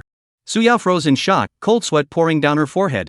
This was Tu Dao, the Blood Blade Guard, being deployed right off the bat, simple, brutal, and completely unconventional. Understood. Li Hu immediately took out his phone and issued the order. Chapter 84. An hour later. Several vehicles came to a stop in front of a dazzlingly lit skyscraper. The 3 massive calligraphy characters Xiaoyao Palace, formed by colored lights, were the most eye-catching feature in the area. This Xiaoyao Palace building was also a landmark in the area. Big brother, with such a huge building, finding Lei Baozi won't be easy. As she turned, her stunning beauty left the 2 greasy men speechless, drool dripping from the corners of their mouths. Su Yao's eyebrows furrowed, and a cold gleam flashed in her eyes. She was about to explode, but didn't want to disturb Zhao Zhangqiang's meal, so she held back for now. A moment later, all the dishes were served. Zhao Zhangqiang took a bite. It's delicious. Eat up. Saying this, he began to eat on his own. Li Hu didn't hesitate either. He was indeed quite hungry, so he started eating as well. Just as Su Yao picked up her chopsticks to eat, a greasy man reeking of alcohol stood beside her. Hey, beautiful, have a drink with me, and the money is yours. With a loud slap, a stack of thick bills landed on the table in front of Su Yao. Su Yao's face turned as cold as ice, and she clenched her fist tightly. Li Hu looked up angrily, his cold gaze fixed on the greasy man. The greasy man shrugged his garlic nose, flicked his hand, and a bundle of red bills landed on Li Hu's body. Pick up the money and get out of here. Hey, you too. The man with the bulbous nose threw another bundle of bills at Zhao Zhangqiang, who was eating. Zhao Zhangqiang remained unfazed, continuing to eat his meal. Ha, Mr. Gao, they think your money isn't enough. The greasy man in the blue shirt walked over, opened a leather bag, pulled out 2 bundles of bills, and threw them at Zhao Zhangxiong. Is that enough now? Zhao Zhangxiong remained unmoved. Damn it, don't be so greedy. The man with the red nose grew angry, his face contorting into a menacing expression. They're disturbing my meal. Zhao Zhangxiong stopped eating and spoke in a calm voice. Got it. Li Hu nodded. Suddenly, he grabbed a porcelain bowl and smashed it down with all his might. A loud crash echoed, the man's skull split open, blood spattered everywhere, and screams filled the air as shards of porcelain flew in all directions. The red-faced, greasy man collapsed with a thud, not even managing to utter a scream. Now it was quiet. The man in the blue shirt was so terrified he froze, then fell to the ground, trembling uncontrollably. Who dares to cause trouble in the Xiaoyao Palace? Have you had enough of living? A furious shout echoed through the hall, causing it to tremble. Clatter, clatter. Amidst the chaotic footsteps, a middle-aged man in a black suit with a white bow tie, accompanied by several henchmen, stormed in angrily. Manager Huang, they're killing people. It's so terrifying. Several women screamed, pointing at Li Hu and Zhao Zhangxiong. A greasy-haired man in a blue shirt scrambled to his feet, rushed to Huang manager, and pointed at Li Hu, roaring, Huang manager, it's them causing trouble here. They dare to cause trouble in Bao Ye's territory? They must be tired of living. Kill them immediately, or else how will Bao Ye save face? After being incited, Manager Huang's face turned as cold as a demon's. Damn it, clear the area. Get your weapons out. Yes. Some henchmen immediately began clearing the area, while others drew iron rods from their bodies. Did you start this? Manager Huang approached Li Hu, staring at the bloodstains on his hands. His gaze was as sharp as a knife. Give me a reasonable explanation, or else, you'll all go in standing and come out lying down today. Every word was laced with murderous intent. Li Hu slowly pulled out a tissue and wiped the blood from his hands, then spoke slowly. He interrupted my older brother's meal. Everyone was taken aback. What the hell kind of reason is that? That's your reason? The murderous intent in Manager Huang's eyes was now palpable. That reason is sufficient, Li Hu said seriously. Damn it! Kill him! Manager Huang roared furiously, his face contorted with rage. Chapter 85. Manager Huang roared, demanding to kill Li Hu and Zhao Zhangxiong. Stop! Su Yao suddenly slammed her hand on the table, then spun around abruptly, her piercing gaze fixed on Manager Huang. You? Manager Huang's pupils contracted sharply, and his expression changed. Manager Huang hurriedly ordered his men to stop, his face looking rather unpleasant. So it's Commander Su Yao. At this, everyone around froze, especially the greasy-haired man in the blue shirt, whose face turned deathly pale. The woman they had been trying to hit on was actually a powerful female leader. Su Yao wasn't surprised that Huang manager had recognized her identity. The underground emperor's intelligence network was highly efficient. As long as they wanted to know, they could uncover any information within the governor's mansion. Mr. Huang, those 2 idiots were about to be disrespectful to this lady, so my friends gave them a taste of their own medicine. That's all, Su Yao explained coldly. Manager Huang's expression darkened, clearly unconvinced by her explanation. Your friend didn't put it that way earlier. He said the 2 of them were disturbing his older brother's meal. Is his older brother that powerful? Hoof. Mr. Huang, give me some face. Let's discuss this after we've finished eating. Su Yao didn't want to disrupt Zhao Zhangxiong's appetite or mood. Hoof. Manager Huang walked forward with a sinister smile. Since Commander Su Yao has spoken, I'll give you face. Other matters can be discussed later, but you must compensate us for the broken bowls first. Li Hu glanced at the shattered pieces of the porcelain bowl at his feet and snorted coldly, a broken bowl? I'll compensate you with a truckload. No, this isn't just any bowl. It's from my Xiaoyao Palace. Each one is worth 10,000, not a single cent less. Manager Huang smiled without any warmth, staring at Li Hu. 10,000? Li Hu's face darkened. Such porcelain bowls only cost a few dollars each on the open market, yet he was demanding 10,000. Too expensive? Sorry, the price has gone up. 5,000 now. Manager Huang's smile grew even more smug. The people around them started laughing as well, looking on with schadenfreude. Hey, you can't even afford 5,000 for a bowl? Do you have the nerve to eat here? I'm embarrassed for you. The man in the blue shirt took the opportunity to boast. Come on, let me help you out. I've got plenty of money. As he spoke, the greasy man grabbed a handful of money from his briefcase and threw it at Li Hu. In an instant, a shower of red bills filled the air. Is that enough? If it's not enough, crawl over here on your knees and beg me. I've got plenty more money. Haha, the man laughed wildly. Snap. Li Hu clenched his fist tightly, his knuckles cracking. Say the price again. I didn't hear you clearly, Li Hu said through gritted teeth with a cold smile. 10,000. Did you hear that clearly? If not, I'll say it again, 20,000. Huang manager smiled broadly. Are you sure? These words were spoken by Zhao Zhangxiong. Swish. Manager Huang's gaze fell on Zhao Zhangxiong. I wonder who this young man is. Perhaps Miss Su Yao could introduce him? Manager Huang approached with a sarcastic smile, his eyes fixed on Zhao Zhangxiong, a young man who hasn't even grown any hair yet. I suppose you're another second-generation playboy from some wealthy family. Damn it, things have gotten this bad, and he still has the nerve to eat so heartily. Does he really think this is his own home? Such a person was nothing new to Manager Huang. Relying on their family's influence, they were young and arrogant, acting as if they owned the place. But the Xiaoyao Palace isn't a place where anyone can run wild. You don't have the qualifications yet, Zhao Zhangxiong said calmly, his tone filled with disdain. One of his men couldn't hold back and roared, "You bastard, dare you say our manager isn't qualified? What kind of trash are you? Kill him." Zhao Zhangxiong issued a cold, indifferent command. Yes. Li Hu slammed his hand on the table. Whoosh. A beam of light shot out. Put. The subordinate, who had been shouting and cursing, spewing filthy words, had his pupils suddenly explode. Before he could utter a single scream, a chopstick pierced his throat, sending a spray of blood into the air. The sudden change left no one time to react. The subordinate, clutching his throat gushing with blood, collapsed with a thud. Clatter, clatter. Everyone, including Manager Huang, was terrified and stepped back, their faces ashen. Manager Huang's furious gaze fixed on the young figure standing with his back to him. He continued eating as if nothing had happened, as though he had merely swatted a fly, unaffected by the scene before him. I don't like people who use vulgar language. In the dead silence, Zhao Zhangxiong spoke in a calm voice. Everyone's faces twitched. What the hell? The greasy-haired man in the blue shirt finally realized he had provoked someone truly terrifying. One word, one life. He quickly turned around, trembling, and prepared to flee. If you dare take a step, I'll send you on your way. The words fell like a hammer from the heavens. Gah!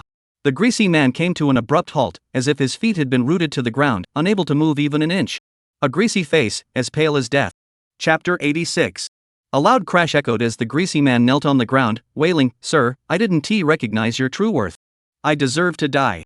Please spare me. Don't kill me. I have elderly parents and young children to support. Wah! Crawl over here and swallow every single bill you just threw at me. If one is missing, I'll take your life. SSSS. Everyone broke out in a cold sweat. What the hell kind of person is this? The greasy man looked at the thick stacks of cash under the table, his face twitching. The more arrogantly he had thrown the money earlier, the more agonizing it was now. The more he threw, the more he had to eat. What are you still standing there for? Seeing the greasy man hesitate, Li Hu shouted loudly, telling him to move aside so he could crawl under the table to eat the money. The greasy man knelt on the ground, feeling utterly humiliated. Outside, he was at least a boss. When had he ever endured such humiliation? If he really crawled like a dog under the table to eat the money today, would he even have the face to show himself again? Manager Huang, save me. The greasy man looked up at Manager Huang for help. Poof. Huang manager took a deep breath, his cold gaze fixed on Zhao Zhangxiong. This gentleman doesn't seem to take my Xiaoyao Palace seriously, or perhaps, he doesn't take our Baoyi seriously. Lei Baozi? He doesn't even deserve my attention. Zhao Zhangxiong gently put down his chopsticks, as if he had finished eating. His long fingers slowly pulled out a tissue from the side and wiped his mouth. Ha, ha. Manager Huang laughed bitterly in anger. What a bold statement. Even the governor of Nanzhou must show respect to our Lord Bao. Who do you think you are? Su Yao, I cannot grant you this favor today. Men, surround him. Huang manager roared. Amidst the thunderous footsteps, a group of thugs emerged, each wielding a machete. The greasy-haired man, seeing this, immediately got to his feet and shouted, "Haha, you want me to eat money? Go to hell. Manager Huang, quick, kill him." Poof. Zhao Zhangxiong's lips twitched. Send him on his way. Yes. Li Hu raised his hand. Put. The sound of something piercing flesh echoed, followed by a spray of blood. The greasy man's eyes widened in terror, his hands clutching his throat tightly. Ugh. You. He tried to speak, but no words came out. He collapsed heavily to the ground, lifeless. Seeing this, Manager Huang flew into a rage. Killing someone in the Xiaoyao Palace and daring to disrespect the Leopard Lord? You don't have enough lives to pay for this. Huang manager gritted his teeth, his face contorted in fury as he bellowed, "Chop them all to pieces and throw them out to feed the dogs. Kill." The next moment, the sound of battle erupted. Li Hu and Su Yao charged forward simultaneously. The two experts plunged into the crowd like wolves among sheep. In an instant, cries of pain filled the air, and blood flowed everywhere. All the guests in the hall were terrified and fled in panic, turning the entire hall into a battlefield. After a while, the battle ended. Li Hu and Su Yao were covered in blood. On the ground, over 100 henchmen who had been swarming in were all knocked down, their cries of pain echoing through the hall, deafening to the ears. Manager Huang was still standing, but he was completely stunned. After all these years of hanging around the Xiaoyao Palace, this was the first time he had ever seen someone so skilled in combat. Whoosh! Suddenly, a massive hand grabbed him. Manager Huang shouted, "What are you doing? Let me tell you, this is the Xiaoyao Palace, Baoye's territory. Do you want to die?" Li Hu ignored him completely. His hand grabbed Manager Huang like an eagle snatching a chick, lifting him into the air before tossing him like a dead dog at Zhao Sengxiong's feet. Damn it! Since entering the Xiaoyao Palace, no one had ever dared to bully him. As he cursed angrily, he tried to get up, but a huge foot suddenly stomped down, grinding him into the ground. Ah! Manager Huang screamed in agony, nearly losing consciousness. Huff, puff. After a while, Manager Huang finally regained his strength. He raised his head, his bloodshot eyes glaring at Zhao Sengxiong, grinding his teeth and snarling, "You bastard, do you really think you can come here and cause trouble just because you can fight? Listen, this is the Xiaoyao Palace. No matter how strong you are, you must die here. Let him call for help." Zhao Sengxiong impatiently interrupted Huang Manager's roar. Li Hu released his foot, grabbed the phone from Huang Manager's body, and threw it at him, barking, "Call Lei Baozi over here." Manager Huang grabbed the phone and scrambled to his feet, snarling, "You're not worthy to meet the Leopard Lord. Just send anyone out, and they'll send you to your deaths." Manager Huang panted as he dialed a number. "You two eat something. You'll need to be well fed to handle this." Zhao Sengxiong ordered Li Hu and Su Yao. Yes. The two were indeed hungry and needed to eat to build up their strength for the fight. So, the two immediately began eating. Manager Huang watched the scene, furious to the point of grinding his teeth, his eyes blazing with anger. Damn it, they actually have the nerve to eat? They don't even respect the Xiaoyao Palace. How dare they? At that moment, the area outside the Xiaoyao Palace was swarming with a dense crowd of onlookers. This was the first time anyone had dared to cause trouble at the Xiaoyao Palace, and the news spread like wildfire, shocking everyone. People rushed over to watch. Many who harbored deep hatred for the Xiaoyao Palace were only too happy to see the situation escalate, hoping it would bring the palace down. The Xiaoyao Palace had ruined countless lives, leaving people destitute, families torn apart, and even causing some to lose their homes and loved ones. The news quickly reached Governor Qin Yuanshan. "Governor, Mr. Zhao has taken Suyou and Li Hu to the Xiaoyao Palace and caused a commotion." Secretary Chen Kai reported the news to Qin Yuanshan immediately. It was late at night, and Qin Yuanshan had just finished dinner with his family and was enjoying a cup of tea. Upon hearing the news, his eyes widened in shock, nearly causing him to swallow the teacup in his hand. Damn it! Chapter 87. The Xiaoyao Palace was the stronghold of the underground emperor Lei Baozi and his largest source of income. Anyone who dared to touch it would face his wrath, and he was capable of committing the most heinous crimes. The newly appointed governor had set his sights on this den of iniquity, and 5 members of a family were mysteriously killed in their home. Unexpectedly, today Zhao Sengxiong dared to storm straight into their lair. Zhao the Elder is formidable. "Governor, should we send reinforcements to assist Mr. Zhao?" Chen Kai asked urgently. "Nonsense. This is our chance to prove ourselves." Qin Yuanshan roared as he rushed outside, dispatching troops while calling the commander of the garrison outside the city.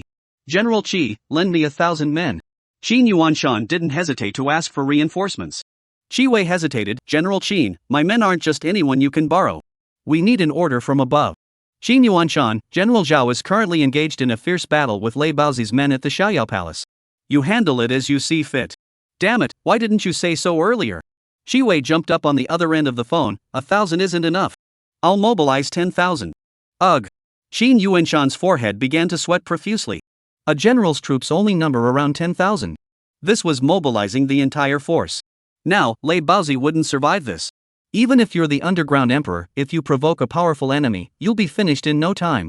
With Qi Wei's 10,000 men, Qin Yuanshan felt invincible. He waved his hand confidently and gave the order, leading the men from the governor's mansion toward the Xiaoyao Palace with a thunderous roar. At that very moment, inside the dining hall of the Xiaoyao Palace, Zhao Sengxiong and his 2 companions were surrounded by dozens of people, with no room to move. The leader had a long, narrow scar on his left cheek, and his muscular arms bore a striking tattoo of a machete. Behind him was another machete. One of the 4 golden warriors under Lei Baozi. Surnamed Wang, he rose to fame in the underworld with his machete, earning him the nickname Machete King. Manager Huang never expected that calling for reinforcements would bring the Knife King, a fearsome killer, to the scene. He was so excited that his hands and feet trembled as he pointed at Zhao Sengxiong and his group, shouting arrogantly, "Knife brother, these are the scum who attacked us. They dared to disrespect Leopard Lord. If we don't kill them, we won't be able to report back to Leopard Lord." The Knife King's cold gaze locked onto Zhao Sengxiong, who was leisurely sipping his after-dinner tea. Li Hu stepped forward to block the Knife King's view. "Call Lei Baozi out." Knife King didn't say a word. The scars on his face twitched, then he suddenly lunged forward. Swish! The savage knife, gleaming with a cold, menacing light, swung directly at Li Hu. His attack was swift, ruthless, and relentless. Li Hu dodged urgently. A thunderous crash echoed as the blade narrowly missed Li Hu's shoulder, slashing down with brutal force and striking the table. In an instant, soup and water splashed everywhere, and shattered bowls and plates flew through the air. This was a ruthless man who preferred to let his blade do the talking. After dodging the blow, Zhao Zhangxiong was exposed to the blade of the Knife King. "You bastard, die!" The Knife King roared with murderous intent, the sharp blade carrying a brutal aura of death as it swung down toward Zhao Zhangxiong. "You dog! You're asking for death!" Li Hu roared, his eyes bloodshot. Daring to lay a hand on the Western Wild's heavenly king, the entire clan would be held accountable. He was about to act, but it was too late. Swish! A blood-red blade flashed by, and a human head flew into the air, sending a jet of blood shooting skyward. As that head soared into the sky, countless others rolled to the ground. Countless blood-red lights sliced through the void, reaping one head after another. In an instant, the hall fell silent once more. The men brought by the Axe King were completely annihilated. The yellow-clad manager was still alive. Tu Qin led 5 blood blade guards to the scene. Su Yao, though she had already witnessed the blood blade guards in action for the 3rd time, still felt her skin crawl and cold sweat break out. She began to doubt whether these people were even human, or merely lifeless killing tools. After killing everyone, Tu didn't say a word. He stood straight behind Zhao Zhangxiong with his men, motionless. "Have him keep calling for reinforcements until Lei Baozi arrives," Zhao Zhangxiong said expressionlessly. "Yes." Li Hu picked up the cleaver and placed it against Huang Manager's neck. Huang Manager collapsed to his knees, his soul shattered. "You, don't do this. Tell them, there are even more powerful people under Leopard Boss." "Then call them out," Li Hu roared. "Alright, if you want to die, then wait here. I'll call for reinforcements right now." Huang Manager trembled as he pulled out his phone and continued to call for help. "No need to call." A voice, cold and menacing, echoed through the air. Manager Huang trembled violently. The next moment, he burst into tears. Bao Yi has arrived." "Woo woo! The real boss has finally arrived?" Li Hu and Su Yao both hurriedly looked toward the direction of the voice. At the entrance, a group of men in black suits rushed forward, standing on either side, bowing in unison. "Welcome, Mr. Bao." This display of grandeur rivaled that of last night's war god Liang Zhan. Amidst the guards' greetings, a short, stocky man in his 50s, dressed in a black tang suit, entered the hall surrounded by a crowd. The man walked with his head held high, exuding a commanding presence. His pair of leopard-like eyes swept over the crowd, sending a chill down their spines. This man was the master of the Xiaoyao Palace, known as the Underground Emperor of Nanzhou, Lei Baozi. "Master Lei, save us!" Wail! Manager Huang wailed, crawling and rolling toward Lei Baozi, then knelt at his feet, sobbing uncontrollably. "Our brothers died so horribly. You must avenge them." Wailing. Lei Baozi looked at the blood-soaked carnage in the hall, his leopard-like eyes now completely blood-red. "Who did this?" Manager Huang gritted his teeth and pointed at Zhao Zhangxiong, who was still leisurely sipping tea. "It's him. He's the leader of those scum." Lei Baozi's murderous gaze shot over, but all he could see was Zhao Zhangxiong's young back. He didn't recognize Zhao Zhangxiong from the back, but he recognized Su Yao standing beside him. "Miss Su Yao, you're here too? It seems that General Qin is backing you up." Lei Baozi took a step forward, closing in on Su Yao, his leopard-like eyes fixed on her as if she were already dead. In his eyes, Su Yao and Zhao Zhangxiong were already marked for death. The henchmen behind him followed closely, their eyes filled with malice, and the killing intent they emitted was unmistakable. The hall was instantly filled with a murderous intent. A bloody massacre was about to begin. Chapter 88. Su Yao faced this legendary underground emperor, feeling a bit nervous inside. "What is Qin Yuanshan? What good is he to you? Kill them all." Lei Baozi issued the order to kill. His intent to kill was terrifying. "Yes." The subordinates, already boiling with anger, roared in unison. "Brothers, kill them." "Wait." A loud shout echoed through the hall, causing the floor to tremble. A burly man with bulging muscles and a hooked nose rushed out to stop everyone. "Eagle brother, what are you doing?" The henchmen, their eyes bloodshot, glared at the hawk-nosed man in confusion. "Nanning, what's going on?" Lei Baozi glared at Nanning, his voice icy cold. "Are you trying to betray us?" Nanning shook his head with difficulty, his eyes fixed on the blood-red masks and curved blades of the butchers, his body trembling with fear. Lei Baozi also sensed something was wrong. Nanning had come from the war-torn lands of the Western Wilderness, a man who had crawled out of the corpses on the Western Wilderness battlefield. Yet at this moment, he was filled with fear. "Is something wrong?" Lei Baozi asked.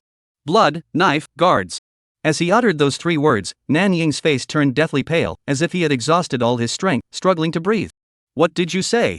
Lei Baozi's expression changed drastically. He was well aware of the Blood Blade Guard's infamous reputation. Judging by their attire and appearance, they did indeed resemble the legendary Blood Blade Guards. But in the end, many had never seen them in person, only heard about them in legends. What if they were imposters? "Nanning, are you sure?" Lei Baozi's voice trembled. How could they possibly be here? This was a question Nanning also wanted to know. Leopard Lord, I think they're imposters, deliberately dressed like this to deceive us. A burly young man in his 30s stepped forward, his face grim. Even if they are the blood blade guards, so what? A few of them? We could drown them with our spit alone. The young man's face twisted into a hideous grimace. And in this day and age, cold weapons are outdated.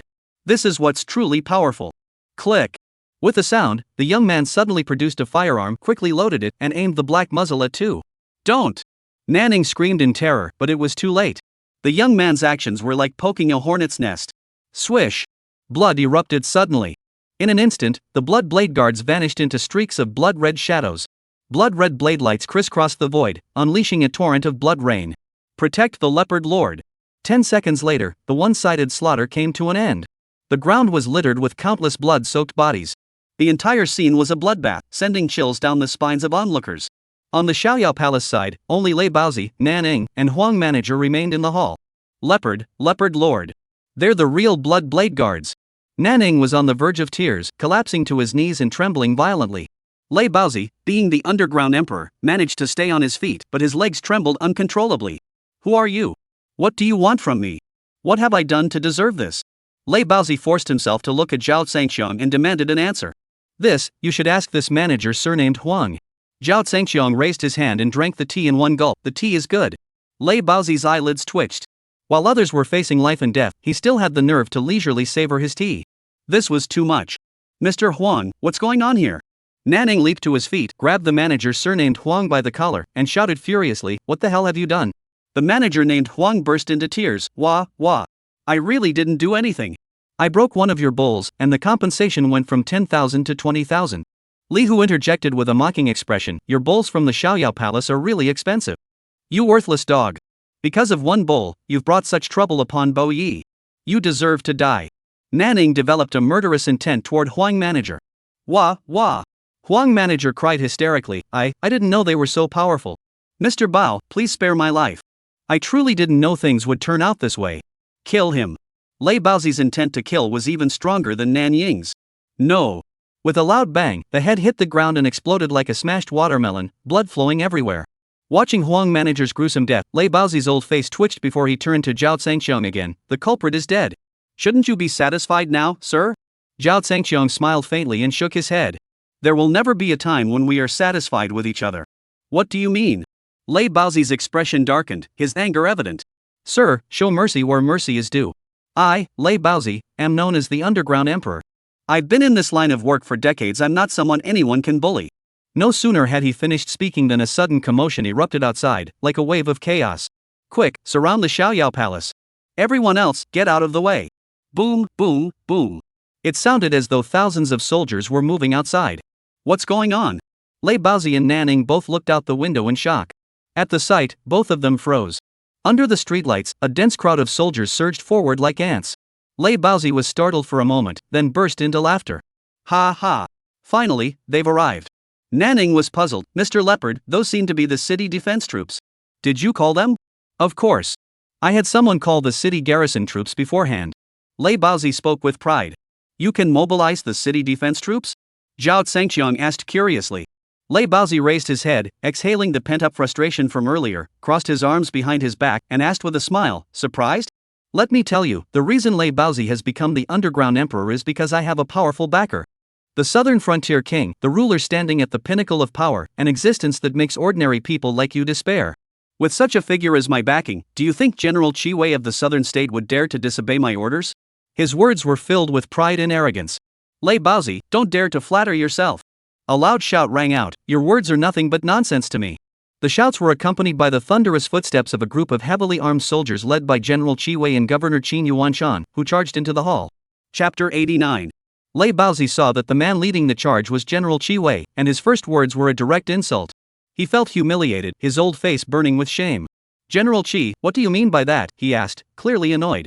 It means you're a piece of, Qin Yuanshan interjected, then quickly joined Qi Wei behind Zhao Zhangqiang and bowed deeply. Greetings, your divine majesty. What? The heavenly king? His mind exploded. Lei Baozi and Nanning were both stunned. Suddenly, Nanning realized something. The only person in the world who could summon the blood blade guards was the Western Wild Heavenly King. Shiyang Heavenly King Zhao Sangxiong was a young man, the youngest Heavenly King since the founding of the nation. You're the Western Wilds Heavenly King. Nanning suddenly knelt down, banging his head on the ground. Nanning, retired general of the Western Wilds 10th Army, pays his respects to the Western Wilds Heavenly King. Nanning has offended the Heavenly King.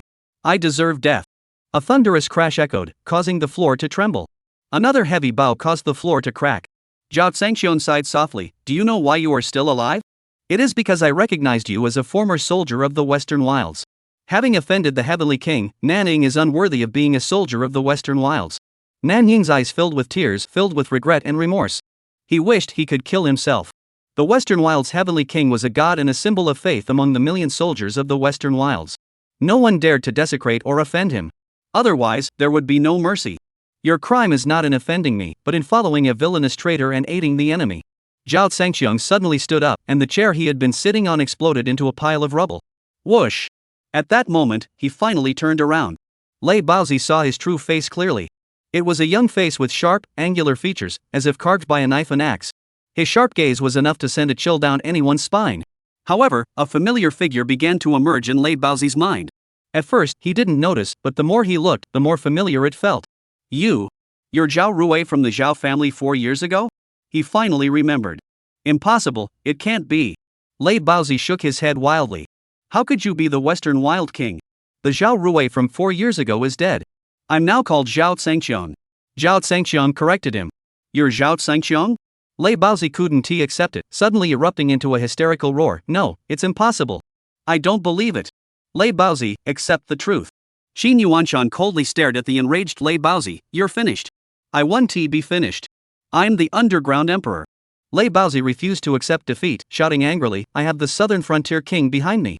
Even if you're the Western Wilds king, so what?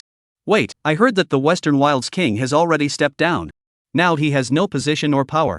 What can he do against a current southern frontier king? Even if the king has stepped down, he is still not someone you can provoke. Qin Yuanshan sneered. Outside, General Qi has mobilized 10,000 troops to surround the entire Xiaoyao palace. They can flatten this place in no time. Clatter! Lei Baozi's body swayed, and he fell heavily to the ground, his face ashen. Is it really over? Lei Baozi, I have come here today to collect a debt. Zhao Sangxiong walked step by step toward Lei Baozi. When you buried my parents alive, did you ever think this day would come? Lord Tianwang, your parents are not dead. Nanning, kneeling on the ground, suddenly raised his head. You know? Zhao Sangxiong was overjoyed. Nanning hurriedly nodded. I couldn't bear to watch their actions, so I secretly dug them up and hid them in a place. Lei Baozi roared, Nanning, you traitor! How dare you disobey my orders behind my back?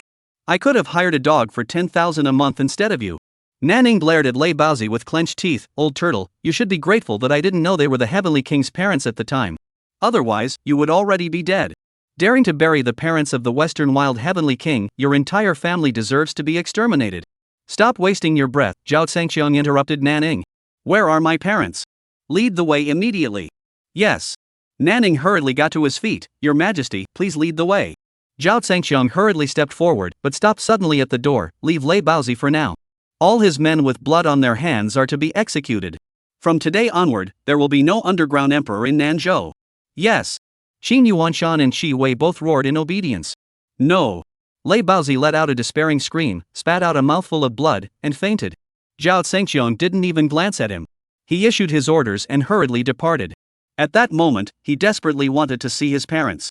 The feeling of losing something and then regaining it made even him, who could remain calm even if the sky were to fall, lose his composure. After driving for nearly an hour, under the guidance of Nanning, Zhao Sangxiong and the others arrived at a residential area littered with rubble. Brother, isn't this the Moon Bay shantytown? Li Hu, using the moonlight in the car's headlights, looked out the window and exclaimed, how did it all turn into ruins? Stop the car! Zhao Sangxiong shouted, and the car came to an emergency stop. After getting out of the car, everyone was speechless with shock. Under the bright moonlight, as far as the eye could see, the entire shantytown had been leveled, with not a single intact building remaining. Who did this? Li Hu's voice was filled with anger. Last time we came here, the demolition had already stopped, hadn't it? This is so strange. I just came here a few days ago, and it wasn't like this. Nanning was also utterly shocked. The entire shantytown seemed to have been flattened overnight by someone. Brother, I remember that was Chen Bo's house. It's all gone. Li Hu pointed in a direction and shouted. Let's go. Zhao Sangxiong rushed forward, with the other two following closely behind. Soon, the three of them reached the location of Chen Bo's house. There was nothing but rubble, not a single soul in sight. It was as if everyone had vanished into thin air. Something's wrong. Nanning suddenly shouted, his voice trembling. Sir, your parents are in a wooden house not far from here. Something's happened. Where? Zhao Zhangxiang roared, his eyes red with anger. Chapter 90. Nanning led the way, and soon the group stood before the ruins of a wooden house, their faces grim. Nanning, you bastard. Where are they? Li Hu cursed, how could you leave the old couple here? Nanning spoke painfully, I'm sorry, sir. To avoid being detected by Lei Baozi's men, I had no choice but to hide the elders in such a place where they wouldn't be easily found. I never expected this to happen. It's not your fault. Zhao Zhangxiang calmed down, looked around at the surroundings, then glanced toward the location of Chen Bo's house. Judging by the distance, the two locations were no more than 100 meters apart. This meant that he had already arrived near where his parents were. Fate was cruel, the opportunity for family reunion had been missed. Li Hu! Zhao Zhangxiang clenched his teeth and shouted fiercely, his eyes filled with murderous intent, have Su Yao bring people over immediately. Find out who did this. I need to know the news about my parents as soon as possible. Yes. Li Hu immediately called Su Yao urgently. Su Yao, who was helping Qin Yuanshan clean up the remnants of Lei Baozi's forces, was also greatly surprised by the call. The governor had personally ordered the suspension of the renovation and demolition of the Moon Bay shantytown. How could it be flattened overnight? Such a major incident, and neither she nor the governor had any prior knowledge. It was simply hard to believe. A short while later, Su Yao hurriedly drove to the scene. As she got out of the car, she caught a glimpse of the scene ahead in the headlights, and her eyelids twitched uncontrollably. The area was in ruins, a wasteland. Some people who had lost their homes sat on the ground, crying despairingly as they looked at their ruined houses. Miss Su Yao, ask your Governor Qin what's going on here. Li Hu shouted angrily at Su Yao as she approached. Su Yao approached Zhao Zhangxiang with an apologetic expression, her voice trembling with fear. I'm sorry, sir. Our governor only found out about this just now. It happened too suddenly and in such a bizarre manner. What's so strange about it? It's clearly your people who didn't do their jobs. Li Hu vented his anger at Su Yao, demolishing such a large shantytown, leaving 10,000 people homeless. This isn't a minor matter. How could you not know anything about it? Are the people under the governor's command just eating for nothing? This. Su Yao's flushed face turned red with embarrassment, unable to respond. Ring ring. The sudden ringing of the phone broke the awkward silence. Su Yao hurriedly took out her phone and apologized. Sorry, I need to take this call. The call connected, and a cold, deep voice came through. Miss Su Yao, you've seen what happened at the Moon Bay shantytown, haven't you? Su Yao's slender body stiffened, her eyebrows furrowing angrily, her voice cold as ice. Who are you? As she spoke, she quickly pressed the recording and hands-free buttons, allowing Zhao Zhangxiang and the others to hear. Did you do something in the shantytown? Tell me, where are the people you arrested last night? Su Yao demanded harshly. Warning you, no matter what your motives are, they are all innocent civilians. If any harm comes to them, I will make sure you suffer eternal torment. Ha ha ha ha. The laughter was hoarse but filled with contempt and arrogance. I'm not afraid of your threats. If it comes to it, I'll go down with the hostages, haha. Su Yao was so angry her body trembled. What do you want? It's simple, release Qin Ziming and all the Chao family members, and stop seizing their property. The other party revealed his true intentions. Are you from the Chao family? Su Yao shouted. Who I am doesn't matter. What matters is that I have thousands of hostages in my hands. Do as you see fit. The sinister voice finished speaking, and the phone suddenly hung up. Damn it. Su Yao was so furious she wanted to crawl through the phone signal and strangle the person on the other end. Damn it, so it was the Chao family behind this. Li Hu roared angrily. Sir, I'll report this to the governor immediately and send people to investigate the Chao family. Su Yao urgently reported to the governor, dispatching her most capable men to search the entire city. Once everything was arranged, Zhao Zhangxiang's icy voice demanded, where is Qin Ziming? The mention of Qin Ziming in the previous call meant this matter was undoubtedly connected to him. It's time to deal with this bastard. Su Yao hurriedly reported, as per your instructions, Qin Ziming and his sister Qin Zishuan have been placed under house arrest at the hotel where your sister was brutally murdered and jumped to her death. Now, they are awaiting their death countdown. I will make them live in fear of that countdown every day. Su Yao was no pushover when dealing with villains. One must be even more ruthless than they are. There's also a woman, Chao Gui's daughter, Chao Xiaowei. It was this woman who ordered Qin Ziming to slash Lady Shang Yue's face 6 times. Therefore, I believe this woman should also pay the price. Go to the hotel. Zhao Zhangxiang's eyes flashed with murderous intent. His heart was as cold as ice. Qin Ziming, who ruined himself, and Lin Shangyue, who ruined his entire family. Now that everyone has been captured, he's still harming his own parents. He deserves to die. At that moment, Zhao Zhangxiang could no longer suppress his murderous intent toward Qin Ziming. and the terrifying intent to kill radiated out, causing the air to stir uneasily wherever it passed. Su Yao hurriedly followed behind, trembling uncontrollably under the shadow of Zhao Zhangxiong's murderous intent. Chapter 91. After more than 10 minutes, Zhao Zhangxiong and Su Yao arrived at a hotel called Wansheng Restaurant. This was the very place where Zhao Zong's younger sister had met her tragic end. At that moment, in the dimly lit basement of the hotel, Qin Ziming and Qin Zixuan, brother and sister, were locked inside. Qin Zixuan's face had been slashed 12 times, and it was wrapped in bandages, leaving only her nose and eyes exposed, a sight that was truly terrifying. She should have been in the hospital, but Su Yao had forcibly brought her here. Now, she doesn't even care about her own face. She didn't want to die. She clung tightly to Qin Ziming's hand, wailing, "Brother, we can't just wait here to die. We're still so young, we haven't even had a chance to enjoy this world yet." Enough! Do you think I want to die? Qin Ziming angrily pushed Qin Zixuan away and shouted, "Xiao Gui has already been beheaded. What can I do?" "Brother, there is still Xiao Hui, your sister-in-law." Qin Zixuan cried out, "Hurry up and ask her to help us escape. She loves you so much she'll definitely save you." Xiao Hui? Qin Ziming's eyes lit up, and a glimmer of hope flickered in his heart. Although Xiao Gui had been beheaded, the Qiao family's influence in Nanzhou was deeply entrenched. There must still be a way. This was their last hope. Qin Ziming quickly pulled out his phone. The people who had detained them hadn't taken his phone. This filled him with wild joy. Clang! A sudden loud noise startled Qin Ziming, who quickly hid his phone. The door to the underground room was flung open, and a human figure was roughly shoved inside, rolling in with a scream. Ah, ah! The woman's screams were all too familiar.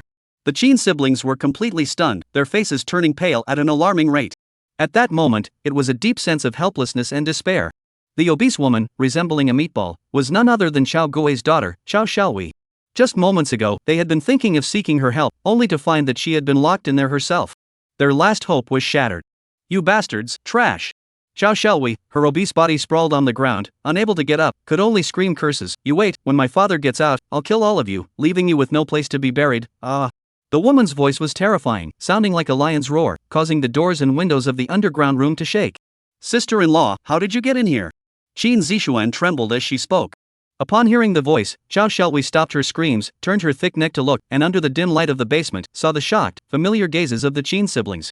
In that moment, she too froze. What was going on? "Husband, come save me." Woo! This strong woman, upon seeing her husband, began to cry. Qin Ziming hurried over to help Xiao Xiaohui. This woman was simply too strong for him to handle alone. In the end, it took the combined efforts of the Qin siblings to help Xiao Xiaohui sit up. "Husband, why are you here too?" Xiao Xiaohui wiped away her tears while crying.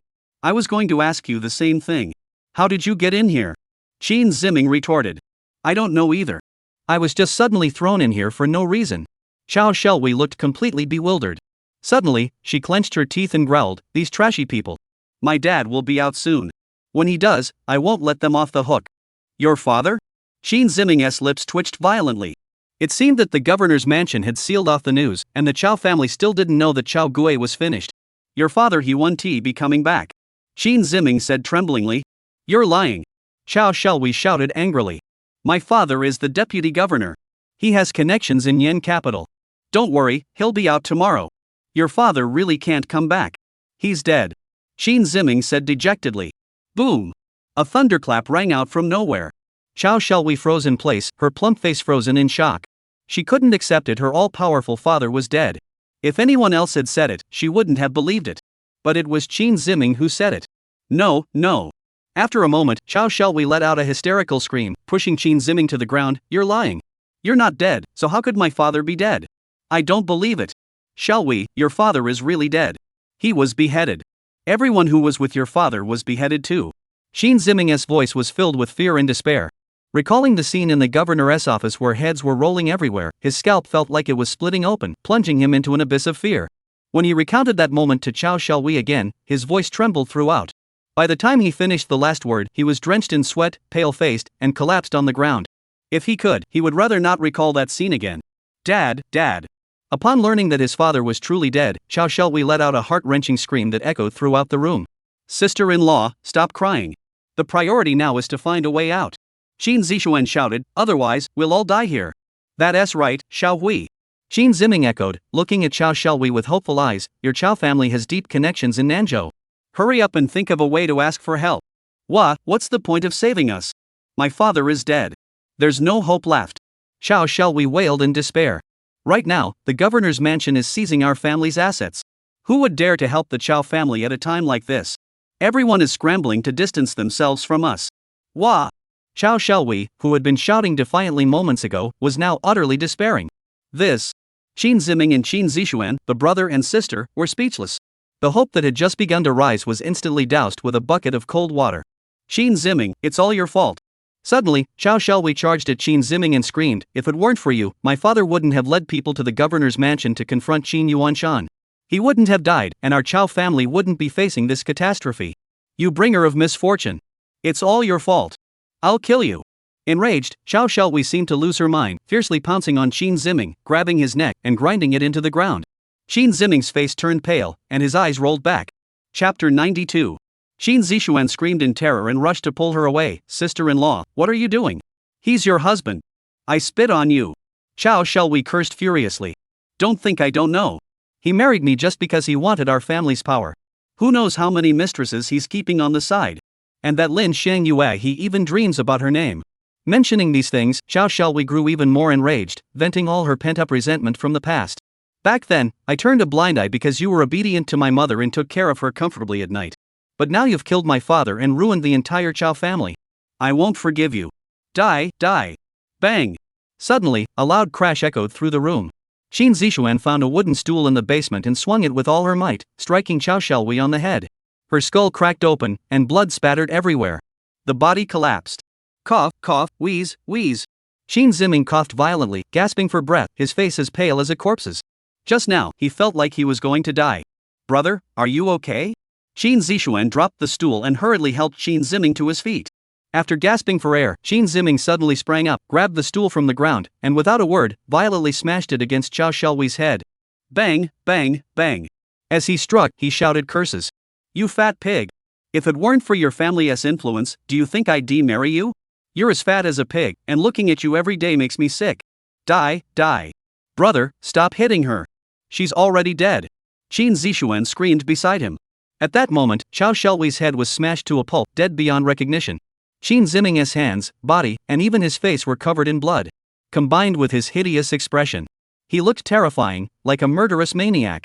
With a clang, Qin Ziming dropped the chair he was holding onto the ground. Looking at Xiao Xiaolui, whose head was crushed and lifeless, he didn't feel any sorrow. Instead, he burst into laughter. "You died well, you died well. I've endured this disgust for so many years, and now I'm finally free. Ha ha." Amidst the laughter, the door to the underground room suddenly swung open, and a cold wind swept in, sending a chill down their spines. Qin Ziming and his sister shivered violently from the cold, their laughter abruptly stopping. They turned their terrified gaze toward the figure entering the room.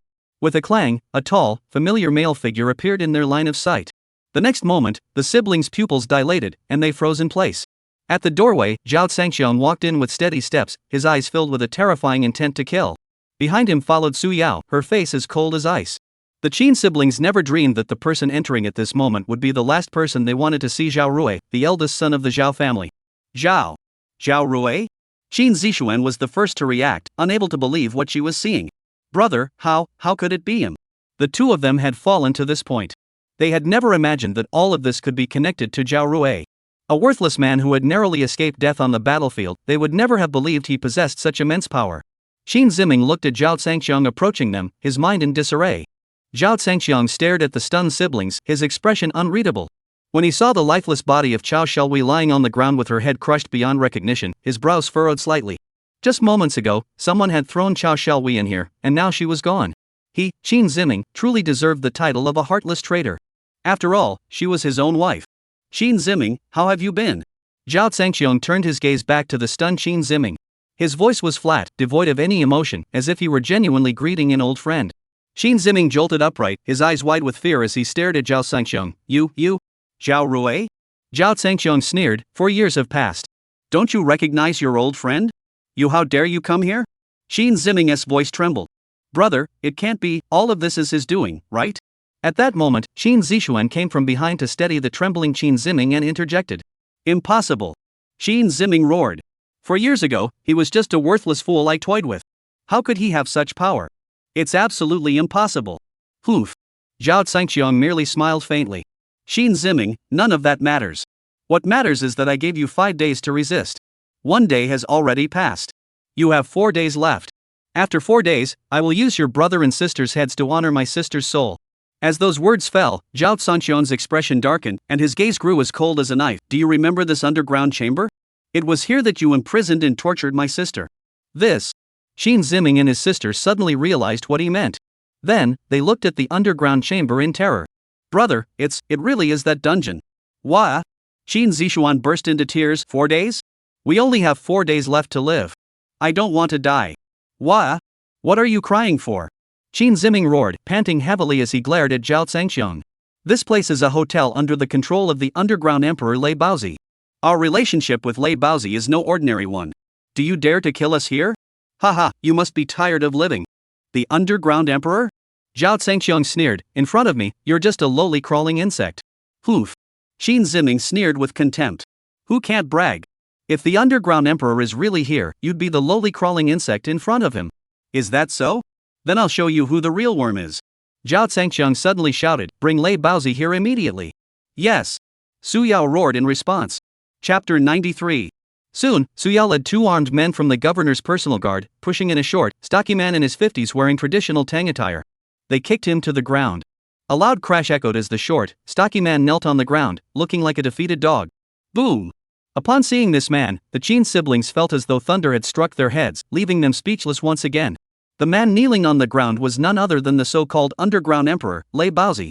In the southern region, his reputation for cruelty was well known, striking fear into the hearts of countless people. At this moment, he was kneeling on the ground like a dog, trembling in fear. What the hell? The siblings' minds froze, leaving them completely blank. What shocked them even more were the 2 armed men dressed in the governor's personal guard uniform. How could Zhao Rui have the governor's personal guard acting as his henchmen? Has the world gone mad? With a loud thud, the brother and sister fell to the ground, completely dazed. No, it can't be true. It can't be true. Qin Ziming shook his head wildly. He couldn't accept what he was seeing before his eyes at that moment. It's fake. It's fake. He's not the real Lei Baozi. He's an imposter. Suddenly, Qin Ziming erupted into a hysterical scream. His bloodshot eyes fixed intently on the person kneeling on the ground, as if trying to see through his true form. These days, the plastic surgery industry is highly developed. Who wouldn't be able to create someone with the same face and build to scare people? Hearing the shout, Qin Zishuan, who had been pale as death, perked up and screamed, right, it's fake. It must be fake. A man like Lei Baozi, who's so powerful, would never look like this. Haha, Zhao Rui, you actually brought a fake to scare us siblings? Do you think we're as useless as you are? Zhao Zhangxiong smiled faintly, looking down at Lei Baozi kneeling at his feet. Are you fake? Lei Baozi raised his head. His rough face and pair of leopard-like eyes looked fierce and terrifying, striking fear into anyone who looked at him. Yet at that moment, he knelt at Zhao Sanxiong's feet, more docile than a kitten. He was both humiliated and terrified. He had once thought himself a true emperor, but now he had fallen into Zhao Sanxiong's hands, no more than a lowly worm. Gurgle, gurgle. Lei Baozi's throat convulsed as he trembled. Mr. Zhao, don't listen to those 2 dogs' nonsense. I am Lei Baozi. They are the fakes. Their entire family is fake. As soon as he spoke, the Qin siblings froze. That voice was indeed Lei Baozi's. Appearance can be altered through plastic surgery, but could the voice be faked to such a convincing degree? At that moment, the 2 of them grew panicked. Brother, he can't be the real one, can he? Qin Zishuan trembled violently. Qin Ziming clenched his teeth and insisted, no, it's impossible. If you're really Lei Baozi, how could you make him kneel before a worthless man? It's absolutely impossible. Baozi is the underground emperor of Nanzhou. Even the governor doesn't have the power to make him kneel. Even the governor would have to kneel if he were told to by Zhao Zhangxiong spoke calmly. The scene froze for a moment, plunging into a brief silence. Ha ha ha. Qin Ziming laughed. Zhao Rui, can you at least write a script before you brag? If you can make the governor kneel, I can make the king kneel. Zhao Zhangxiong, with a faint smile on his lips, gestured to Su Yao behind him, bring Qin Yuanshan forward and make him kneel. Yes. Su Yao looked reluctant but had no choice but to obey the order. Soon, Qin Yuanshan rushed into the underground chamber, kneeling down with a thud in front of the stunned Qin siblings. Qin Yuanshan, paying respects to the Qin siblings froze in place. Zhao Zhangxiong fixed his gaze on the Qin siblings and asked with a smirk, do you still think this governor is fake? Gurgle, gurgle. Qin Ziming's throat convulsed violently as he stared at Qin Yuanshan, who was kneeling on the ground, his eyes bulging with hatred. No, how could that be? How could that be? He couldn't believe it, couldn't accept it. Qin Ziming, Qin Zishuan. You 2 siblings have committed countless evils, and now your karma has caught up with you. Qin Yuanshan roared at Qin Ziming, this governor has already arrested all your accomplices and seized all your illegal assets. Evil will be punished, and you now have nothing left. Qin Yuanshan's voice sounded like a death sentence. After the verdict was delivered, Su Yao took out her phone and opened the video. It showed the scenes of Qin Ziming's subordinates being arrested one after another, and videos of their various businesses being sealed off. Qin Ziming collapsed to the ground. Faced with the facts, he had no choice but to believe. Qin Yuanshan, since you are the governor, why are you kneeling before a criminal? Where is your dignity as a governor? In his desperation, Qin Ziming suddenly erupted, shouting his question. Qin Yuanshan sneered, not everyone has the privilege to kneel before Mr. Zhao. You. Qin Ziming felt like he was about to spit blood. Get up, Zhao Zhangxiang ordered Qin Yuanshan to rise. Go back to your duties. Yes, Qin will take his leave. Qin Yuanshan bowed like a lowly subordinate and departed respectfully. A governor summoned at will, dismissed with a wave of the hand.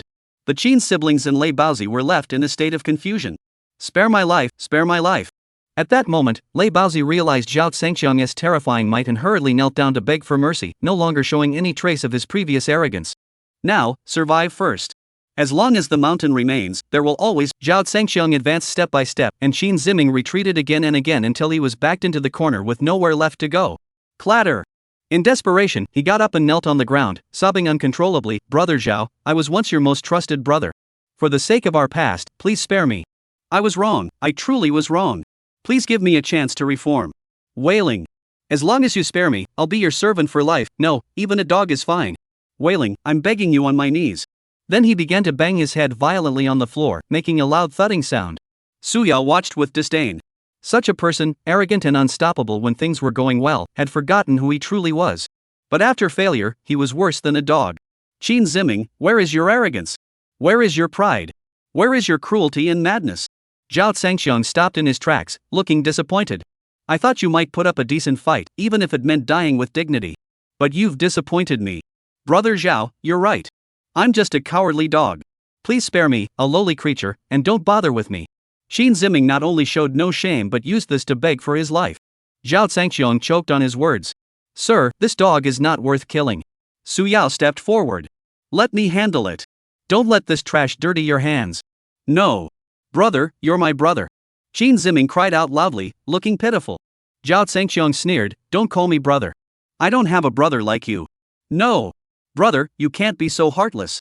Qin Ziming suddenly crawled forward and clung to Zhao Zhangxiang's legs, wailing, Brother, you once told me I was your own brother. You can't go back on your word. Back then, I treated you like my own brother. But what did you treat me like? Zhao Zhangxiang released a chill from his body, causing the surrounding air to stir uneasily as the temperature dropped gradually. Qin Ziming, enveloped in the cold, trembled uncontrollably. Brother, I was wrong. I didn't want this either. It was all the Zhao family who forced me to do this. Zhao Changsong and Zhao Hong, father and son, were fighting over the inheritance of the Zhao family. They made me know, they forced me to frame you. I really had no choice, big brother. Wah? Qin Ziming wept uncontrollably, each word and each sentence sounding so heart-wrenching. Bang! Zhao Zhangxiang kicked him hard, sending Qin Ziming flying to the ground. Qin Ziming let out a piercing scream, crying even more bitterly, like a pitiful, abandoned woman. Qin Ziming, I will investigate the matter involving the Zhao family. As for you, Zhao Zhangxiang sneered with contempt, you, Qin Ziming, are not even worth living in this world. As soon as he finished speaking, Zhao Zhangxiang's iron-like hands suddenly clamped around Qin Ziming's neck, his gaze as cold as ice. Speak. In the territory of Nanzhou, who else is backing the Zhao family? If you get a single word wrong, I'll send you on your way with my own hands. Wah, what Qin Ziming cried out in fear, but the Marquis of Nanzhou he is Zhao Gui's powerful backer. Another Marquis? Lei Baozi had mentioned it earlier. The Marquis you're talking about is the same one Lei Baozi mentioned earlier? Zhao Zhangxiang demanded. Qin Ziming nodded in terror, there's only one Marquis in Nanzhou. Whoa! Brother, I've told you everything. Please spare me. A loud thud echoed as Zhao Zhangxiang angrily slammed Qin Ziming's head onto the ground. Gritting his teeth and clenching his fists, he said, listen, sparing you is a pipe dream. You have 4 days left. Enjoy the last 4 days of your life. I'll leave the phone for you. You can call for help anytime. If you have any connections, feel free to call them. Zhao Zhangxiang turned around, his gaze falling on the bodies of Chao Xiaowei and Lei Baozi. They'll stay here with you. No, Zhao Gui, you can't do this. Drag them out. Please. Qin Ziming went crazy, rushing forward and clinging desperately to Zhao Zhangxiang's legs, wailing like a ghost. Zhao Gui, you're my own brother, my own father. Please. This is terrifying. Waiting for death to come slowly is already enough to drive anyone mad. Spending 4 days and nights with 2 blood-soaked corpses was enough to make anyone's hair stand on end. It was enough to drive a person mad. Chapter 95. Qin Ziming knelt on the ground, wailing in agony. The corpses were terrifying to look at. Spending 4 days and nights living and eating with them was worse than death. Qin Ziming, 4 years ago you left me in despair. Now you'll get to experience the fear of waiting for death. The despair of crying out to heaven and earth with no response. I hope you enjoy it. With that, Zhao Zhangxiong kicked Qin Ziming flying and walked away in large strides, leaving the Wansheng Inn. Sir, the marquis mentioned by Lei Baozi and Qin Ziming is precisely the person I was trying to investigate further at the time. On the departing carriage, Su Yao mentioned it. I have a feeling that the demolition of the Moon Bay shantytown may be connected to this marquis. Besides him, I can't think of anyone else with such power. Even the Governor General wouldn't bother with him, yet he managed to level an entire area overnight without a sound. Whoosh! Zhao Zhangxiong suddenly opened his eyes, his gaze sharp and cold, causing Su Yao to fall silent, not daring to breathe. Investigate. Once confirmed, no matter their status, execute them without mercy. The icy voice carried the scent of death, causing Su Yao's limbs to grow numb and her scalp to tingle. After assigning the task to Su Yao, Zhao Zhangxiong returned to the hospital to tend to Lin Shangyue. It was already late, and Lin Shangyue was sound asleep. After dismissing the others, Zhao Zhangxiong performed acupuncture on Lin Shangyue as usual. The next day, the sun rose, its rays streaming through the window and illuminating Lin Shangyue's beautiful face on the hospital bed. Her recovery was remarkably swift. This morning, she woke up feeling incredibly comfortable, as if she were completely healed. Suddenly, her hand brushed against someone. She quickly turned her head and saw Zhao Zhangxiong lying beside the bed, sound asleep. Whoa! Zhao Zhangxiong was startled awake by the touch, his head snapping up like he'd been electrocuted, and then he saw Lin Shangyue staring at him with wide eyes. Shangyue, you're awake. I'm sorry. Zhao Zhangxiong quickly rubbed his face. Lin Shangyue saw Zhao Zhangxiong's tired expression and felt touched and concerned. Why are you sleeping here? There's a place for you to rest outside. Zhao Zhangxiong smiled gently. I'm here with you, I feel at ease. Lin Shangyue's heart trembled, and she was so moved that her eyes nearly welled up with tears. You're not welcome here. Get out immediately. Suddenly, a loud shout from the guards outside echoed in. I'm here to visit my granddaughter. Why won't you let me in? Immediately afterward, an old woman's dissatisfied voice rang out. Upon hearing the voice, Lin Shangyue's delicate body trembled. That's my grandmother's voice, Lin Shangyue exclaimed urgently. Grandmother has come to see me again. A fleeting glimpse of coldness flashed in Zhao Zhangxiong's eyes. He had already heard about the incident where the old matriarch of the Lin family and the war god Liang Zhan had come to visit Lin Shangyue. Liang Zhan was finished because of it. The reason for the information blockade was that the Lin family still didn't know that Liang Zhan was dead, and they were still scheming to find a way to climb onto the war god's coattails and propel the Lin family to new heights. Zhao Rui, let me up. I need to see Grandma, Lin Shangyue pleaded urgently. Don't get so worked up. I'll help you up. Zhao Zhangxiong carefully helped Lin Shangyue to her feet. A short while later, an old woman entered the ward, followed by 2 middle-aged men carrying large bags. Shangyue, my dear granddaughter, you've suffered so much. Grandmother has come to see you. Are you feeling better today? The old woman burst into tears as soon as she saw her granddaughter, her sobs heartbreaking. Seeing the elderly woman shakily approaching, Lin Shangyue's eyes welled up with tears, which began to fall. Grandma, she cried out, her once beautiful face now streaked with tears. Grandma is here. The old woman, leaning on her cane, hurried over in 2 strides. But when she saw Zhao Zhangxiong, the old woman suddenly stopped in her tracks, her face turning pale. Weren't we supposed to send someone to eliminate Zhao Zhangxiong and his daughter? How could he still be alive? That means the assassination failed. The old man, of course, couldn't show that he had sent men to kill Zhao Zhangxiong. After a moment of disorientation and shock, she quickly regained her composure, acting as if nothing had happened. Grandmother. At that moment, Lin Shangyue, supported by Zhao Zhangxiong, stood trembling before the old woman and called out. Oh, my dear granddaughter, you've suffered so much. Grandmother is heartbroken. Lin Laotai snapped out of it and forced a tear from her eyes. The two embraced and wept. The scene was deeply touching. Shangyue, your eldest uncle and second uncle have also arrived. After a moment, the old lady wiped away her tears and separated from Lin Shangyue. The 2 middle-aged men behind them hurried forward with smiles on their faces. Shangyue, do you recognize us? The 2 middle-aged men bore a slight resemblance to each other. The taller one was the eldest uncle, Lin Guanli, and the shorter one was the second uncle, Lin Guangyi. Lin Shangyue's father was the third son, named Lin Guangren. Years ago, due to Lin Shangyue's involvement, Lin Guangren had been expelled from the Lin family for many years. Hello, Uncle Lin Guanli. Hello, Uncle Lin Guangyi, Lin Shangyue greeted them one by one. The family exchanged some polite small talk. Shan Yue, it's time for you to change your medicine. Zhao Zhangxiong couldn't stand the old woman's insincere niceties and interrupted. He should have kept his mouth shut as soon as he spoke. It immediately aroused the displeasure of Lin Laotai and the others. Zhao Rui, humph. Lin Guangli took the lead. What do you mean? Are you trying to drive us away? Shan Yue needs to change her medicine. What are we doing here? He just wants to get rid of us. Lin Guangyi wasn't about to back down, joining in. I think the one who should leave is you. Shan Yue has suffered so much over the years, her once happy life reduced to this. It's all because of you. You have the nerve to stand here and speak? If I were in her place, I'd buy a block of tofu and end it all. Mom, it seems like we're not welcome here. Let's just leave. The Lin brothers feigned indignation. No, don't go. Lin Shangyue couldn't bear to let go of this hard-won family bond. She clung tightly to the old woman's hand. Grandmother, Zhao Rui didn't mean it. I've already apologized to you on his behalf. Your apology isn't enough. The Zhao family must apologize. Lin Guangyi shouted wildly. That's right, kneel down and apologize to your grandmother. Lin Guangli was even more arrogant. This. Lin Shangyue looked at Zhao Zhangxiong with a troubled expression. Zhao Zhangxiong's lips twitched, and a cold glint flashed in his eyes. Chapter 96. I'll apologize. I'm sorry. At that moment, Li Hu suddenly burst in and began apologizing loudly. A mighty ruler should never apologize to others. For the heavenly king to endure such humiliation, the brothers of the Western Wilds would tear Li Hu's skin off if they found out. Enough. I'm too lazy to bother with the likes of you. Lin Laotai glared at Zhao Zhangxiong with a dark expression. Zhao Rui, 4 years ago, you ruined your own life. You had a good life but chose to become a scum of the earth, a worthless. You destroyed your own life and ruined Shang Yue's as well. Today, you're alive and back here. I hope you'll reform yourself and live a decent life. Facing the rebuke of an elder, and out of respect for Lin Shangyue, Zhao Zhangxiong nodded and said, Grandmother, rest assured.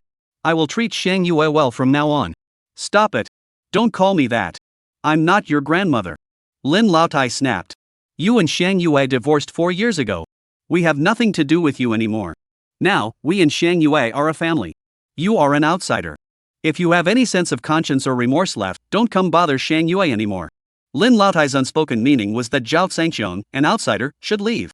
Lin Shangyue hurriedly interrupted. Grandma, these past few days, it's all thanks to Zhao Rui's care, so. Shang Yue, now that we're here, he no longer needs you. The old woman cut her off without mercy. Hearing Lin Shangyue speak up for him, Zhao Zhangxiong felt a slight warmth in his heart. All his efforts over the past few days hadn't been in vain. I'm sorry, old lady.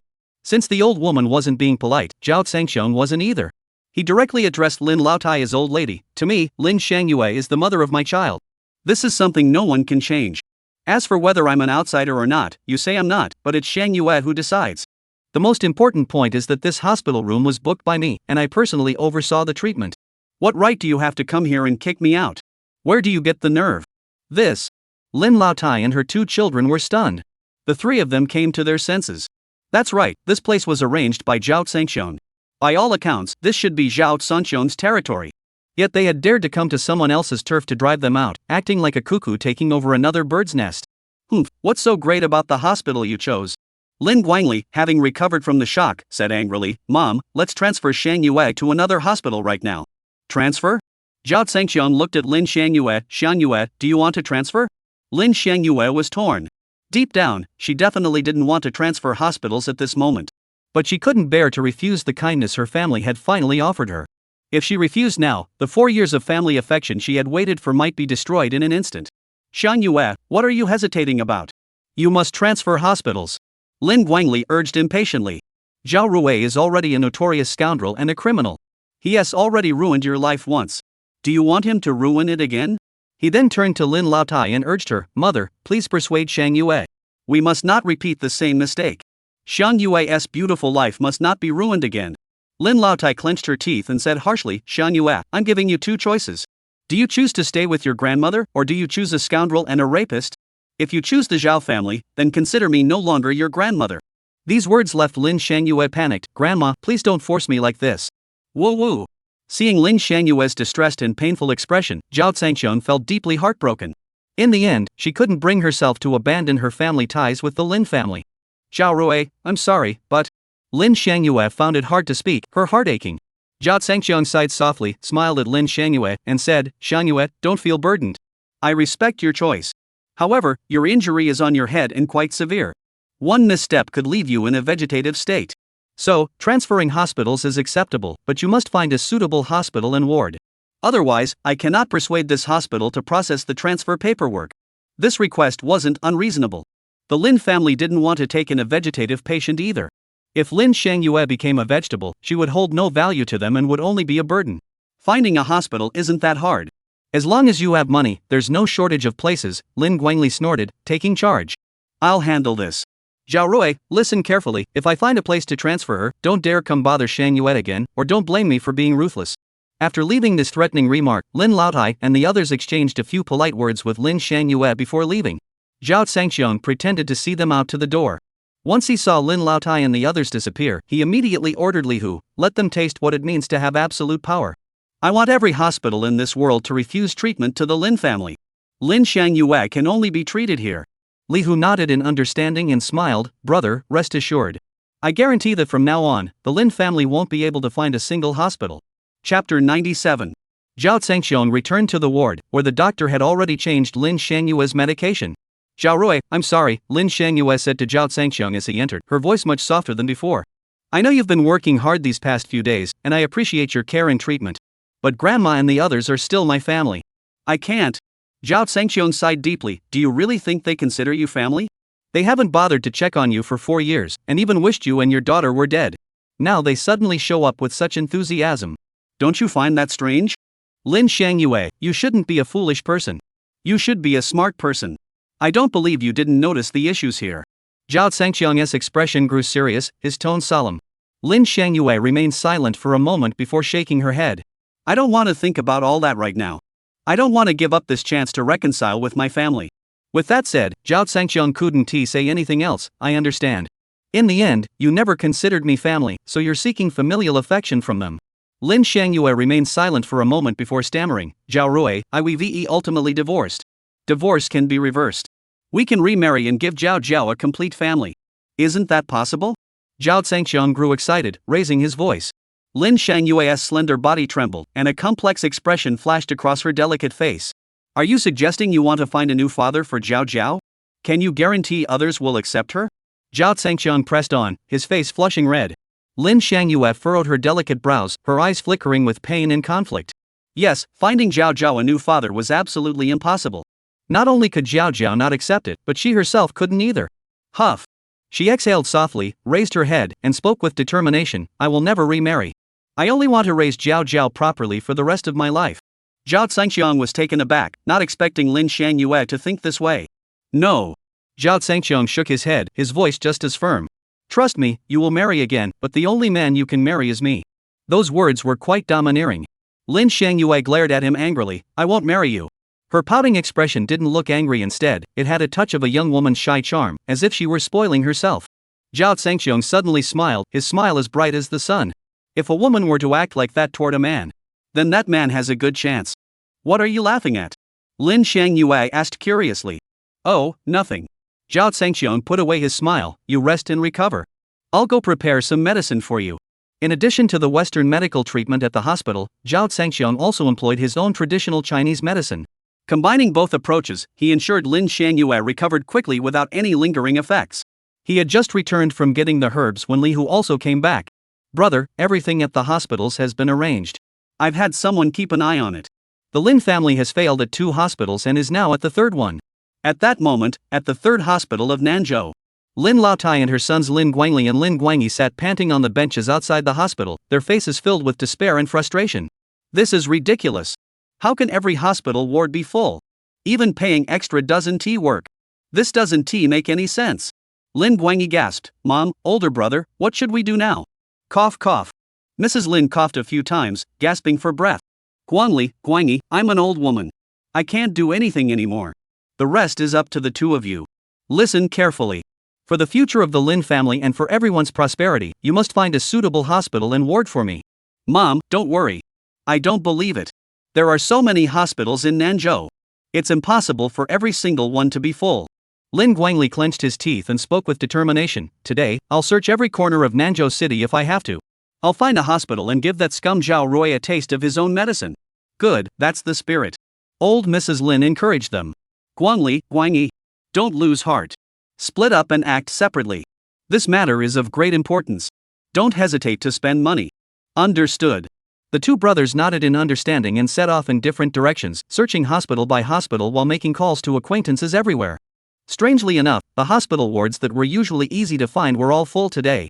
They searched until it was dark, even checking some unknown private hospitals, but there were simply no beds available. After dark, the two brothers were exhausted and returned to the Lin household, panting heavily. Lin Laotai saw the two brothers return empty-handed and was deeply disappointed. You two are useless. You couldn't even find a hospital bed. What are we going to do now? Mrs. Lin slammed her walking stick on the ground. We can't possibly bring Shang Yue home, can we? Mom, there's definitely something fishy going on here, Lin Guangli said after catching his breath. All the hospitals are saying they have no beds today. Someone is definitely sabotaging us and doesn't want us to find a bed. Then who do you think is behind this? Could it be that good-for-nothing Zhao Rui? Mrs. Lin demanded angrily. Zhao Rui? The two brothers froze in shock, their faces pale. How could that be? Chapter 98. Lin Guangli and Lin Guangyi stared at Lin Laotai in disbelief. Lin Laotai's idea was too bold. All the hospitals in the city had refused to treat the Lin family. Let alone Zhao Rui, who was now just a disgraced outcast of the Zhao family, a notorious criminal. Even if he were still the Zhao family's eldest son, he wouldn't have that kind of influence. Lin Laotai hurriedly changed her tone. I was just speaking off the cuff. That scum certainly doesn't have that kind of influence. Keep looking tomorrow, Mrs. Lin said sternly. No matter what, you must find him for me. Yes. The two brothers had no choice but to obey. However, reality was cruel. The two brothers searched non-stop for 3 days, even contacting hospitals outside of Nanzhou. Every single one refused. This is really strange. By the 4th day, the two brothers collapsed on their knees before Mrs. Lin and wailed in despair. Mom, we've done everything we could. We've used all our connections, and our legs are sore from running. We just can't find a hospital that will take him. Lin Laotai's face twitched with anger as she cursed them as good-for-nothings, her heart breaking with grief. Heaven isn't helping the Lin family. Are we really going to let this golden opportunity slip away? Mom, I have one more idea, Lin Guangli suddenly said. Let's invite Lin Shangyue's parents and their family back. This. Mrs. Lin's face froze, feeling embarrassed. Lin Shangyue's parents had been personally expelled from the Lin family by her. Inviting them back would be like slapping herself in the face. After a moment of internal struggle, the old woman clenched her teeth. For the sake of the Lin family's rise, she was willing to sacrifice her pride. All right, Guangli, I'll leave this matter to you. Go and bring them back. At that moment, a cheap rental building on a street, 7th floor. A 2-bedroom apartment housed a family of 3. Lin Guangren, Ma Chui, and their son Lin Zhou. They are the parents and younger brother of Lin Shangyue. At noon, the family was having lunch. On the table were 2 plates of vegetarian dishes and a bowl of clear cabbage soup. There's no meat again? Is this even food? I'm not eating it. At the table, a young man with a narrow face threw down his chopsticks and shouted angrily. He was Lin Shangyue's younger brother, Lin Zhou. What are you shouting about? We're lucky we even have food to eat. A middle-aged woman beside him snapped, It's all your fault for being good for nothing. You can't do anything, so your old mother has to go pick through trash every day. Mom, why are you always blaming me and Dad? We've ended up like this because of that witch Lin Shangyue. Lin Zhou shouted angrily. If it weren't for her dragging us down, we wouldn't have been expelled from the Lin family. Now they're still living the high life, while we're suffering here. Mentioning Lin Shangyue, the entire family fell silent, and the room grew deathly quiet. Knock knock knock. The sudden knock on the door broke the silence. Someone's here. I'll go answer the door. Lin Zhou stood up and opened the door. As the door opened, the family froze. Unbelievable, unimaginable. Standing outside were Lin Guangli and Su Feng, holding bags of gifts. What day is today? Has the sun risen in the west? The scene suddenly fell into an eerie silence. Hey, third brother, sister-in-law, we've come to visit you, Lin Guangli spoke first. Lin Guangren snapped out of his shock and hurriedly stood up to greet them. Eldest brother, elder sister-in-law, please sit down. Ma Chui remained seated, her expression cold and indifferent. Lin Guangli and Su Feng entered the house, looking around at the messy and dirty surroundings, with no place to sit, their faces filled with disgust. Cough, cough. Third brother, we won't sit down. This place isn't fit for humans to live in, Su Feng said, covering her nose. If it's not fit for humans, what are you doing here? Ma Chui suddenly stood up, her face flushing with anger as she glared at Su Feng. No one invited you here. Get out immediately. Sister-in-law, why are you still so stubborn? Lin Guangli said disapprovingly. How can you speak to your sister-in-law like that? We came here to take you back to the Lin family. Lin Zhou jumped up excitedly. I'll pack our things right away. Dad, hurry up and pack too. Stop. Who dares?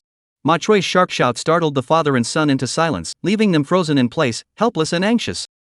4 years have passed, and we've been forgotten by the Lin family. Now you suddenly show up to take us back. Explain yourselves.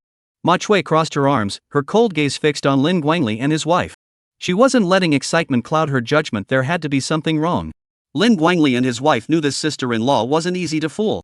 After hesitating for a moment, they had no choice but to tell the truth. What did you say? Lin Shangyue was chosen by the war god? This Lin Zhou was so excited his face turned red. Ha, my sister is amazing. She is truly my great sister. Long live my sister. Slap. Ma Chui slapped Lin Zhou hard on the back, shouting, who was just saying that Shangyue is a troublemaker? Mom, that was just my mouth talking. I'll never say it again. Lin Zhou hurriedly apologized. Stop wasting time, let's go to the hospital. Ma Chui acted decisively.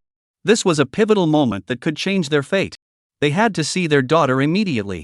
Lin Guangli and his wife immediately led the way, and the group rushed to the hospital.